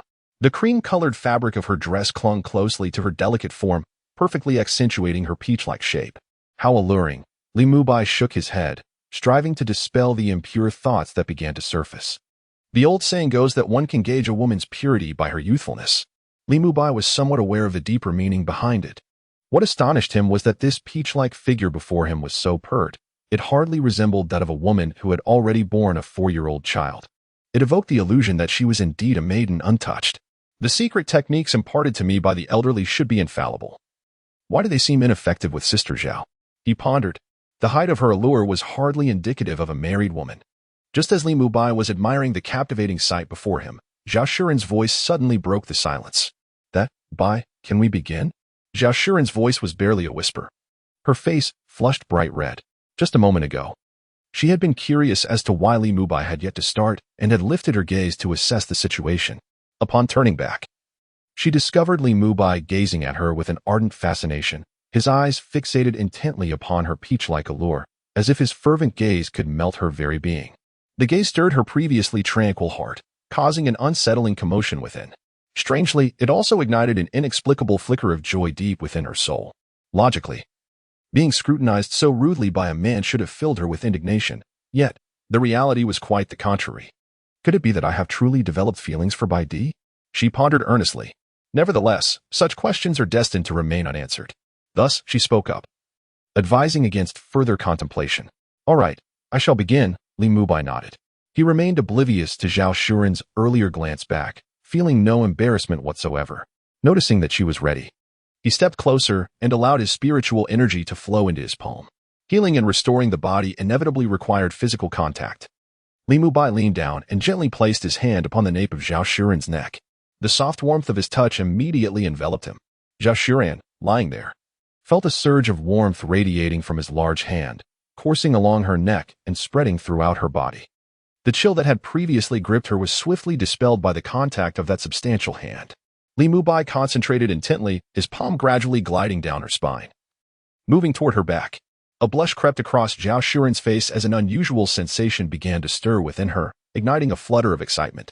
The enchantingly powerful hand continuously emitted waves of warmth, tantalizing her skin. She found herself at a loss for words to articulate this feeling. If compelled to choose one, it would be comfort. She could scarcely suppress the urge to vocalize her pleasure. Even the air around them seemed to warm in response to his touch. Li Mubai's hand descended slowly, traversing her neck and back, until it soon reached her alluring waist. Zhao Shuren bit down hard, desperately trying to stifle any sound. Yet the sensations at her waist intensified with each passing moment. This place appears to be quite sensitive. The stimulation brought by the large hands extends from the neck to the back. Here, 500 words are omitted. It is understood. Shortly after, Zhao Jie, it is done. I have utilized my spiritual energy to adjust your condition. How do you feel now? Li Mubai withdrew his hand, straightened his posture, and stretched a bit. The prolonged bending had caused him some discomfort, yet the process was undeniably pleasurable. Especially that peach, which was quite enticing. Very, very good, Zhao Shuren replied, her tone laced with a hint of allure, imbued with the essence of spring. Having just completed the adjustment, she felt a delightful numbness enveloping her entire body, rendering her eyelids too heavy to lift. In that case, you should rest for a while. With that, he walked towards the door and pushed it open. The street outside was sparsely populated. It is still early morning, and with the chill from last night's rain, this hour is exceptionally conducive to slumber. However, the street vendors have already set up along both sides of the road. Wisps of smoke begin to rise, enveloping and lingering above the Seoul city. Casually selecting a breakfast shop, Li Mubai packed several portions of morning fare and returned home. Zhao Shirang remained on the sofa, though now she lay down.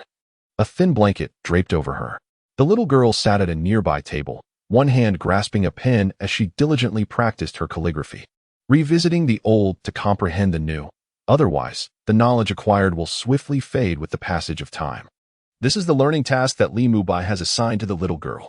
Each day, she is to transcribe an article and submit it to him for review in the evening. Apart from this, she is free to play and manage her own time. Brother Mubai, the little girl called out softly, wary of disturbing her mother's rest.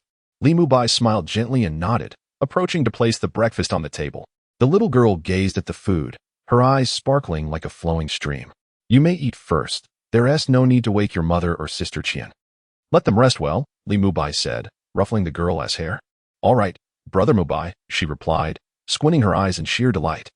As Li Mubai withdrew his hand and prepared to leave, the little girl suddenly turned back and called him, her bright eyes shimmering with innocence.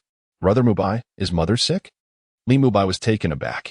Did the little girl know about his recent treatment of Zhao Shuran? If so, did she witness his actions? Realizing this, he quickly clarified. Little one, it's not as you think. I was merely treating your mother. It was unavoidable. The little girl looked perplexed. What are you talking about, Brother Mubai? She could not comprehend his words. Li Mubai blinked in surprise, staring at her. Aren't you referring to this matter? What matter? She asked. I meant just now. Mother fell asleep, murmuring something about no. I thought she was unwell. Brother Mubai, you are a soul master and quite skilled at healing. You healed my ailment. So I hoped you could check if mother is indeed sick. The little girl blinked innocently, her large eyes clear and unwavering as she met Li Mubai's gaze. Betraying no hint of deceit, he realized he had misunderstood her. However, hadn't he just treated Zhao Shuran? Why was she murmuring again, and what did no mean? On the sofa, the beautiful woman stirred slightly at the mention of her daughter's words, her closed eyelashes fluttering and her breath quickening. Yet, shortly after, she returned to normal. What nonsense is this child spouting? How embarrassing, Zhao Shuren thought to herself. In truth, she had awakened when Li Mubai entered the room. However, recalling the rather unconventional method he used to treat her, she feigned sleep to avoid any awkwardness. Little did she know, her beloved daughter had unwittingly become an informant, revealing her murmurs from sleep to Li Mubai without reservation. This is truly a predicament. Should she awaken at this moment, she would likely feel so embarrassed that she might wish to vanish into the earth. The best course of action is to feign sleep. She has resolved that once Li Mubai departs, she will thoroughly admonish the little one. How can one speak so freely? You are indeed your mother's precious daughter. Brother Mubai, please assist where, the little girl implored, grasping Li Mubai's hand and shaking it fervently, her eyes brimming with anticipation. Very well, I shall take a look. Li Mubai relented, nodding in agreement. Soon after, they approached the sofa.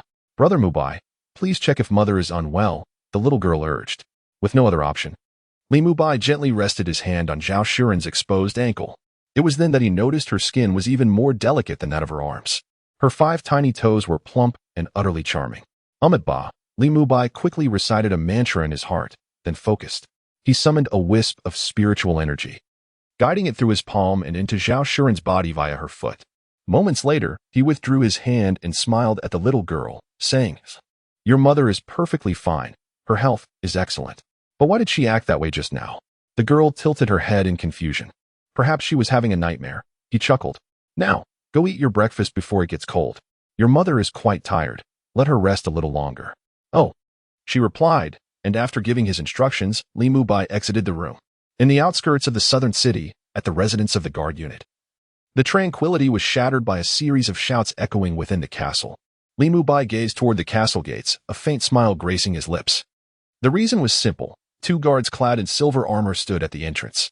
They wore no helmets, their golden hair cascading freely. Yet it did not obscure their resolute faces. The once unkempt visage appeared clean and refreshed, and their eyes shone with a fierce brilliance. Even atop the high platform stood a figure in silver-white armor, which radiated a brilliant sheen, even against the backdrop of overcast skies. Li Mubai understood that the words he had spoken that day had borne fruit. Approaching directly, the two guards, though reluctant, eventually spoke, Tenjiang Lao. They addressed him as the commander, indicating that he had not yet fully tamed this group of guards. Aware of Li Mubai's identity, they did not impede his progress. He smoothly passed through the gates, and shortly thereafter, he witnessed a group of individuals engaged in rigorous training on the expansive grounds, wielding swords and spears, practicing their moves with precision.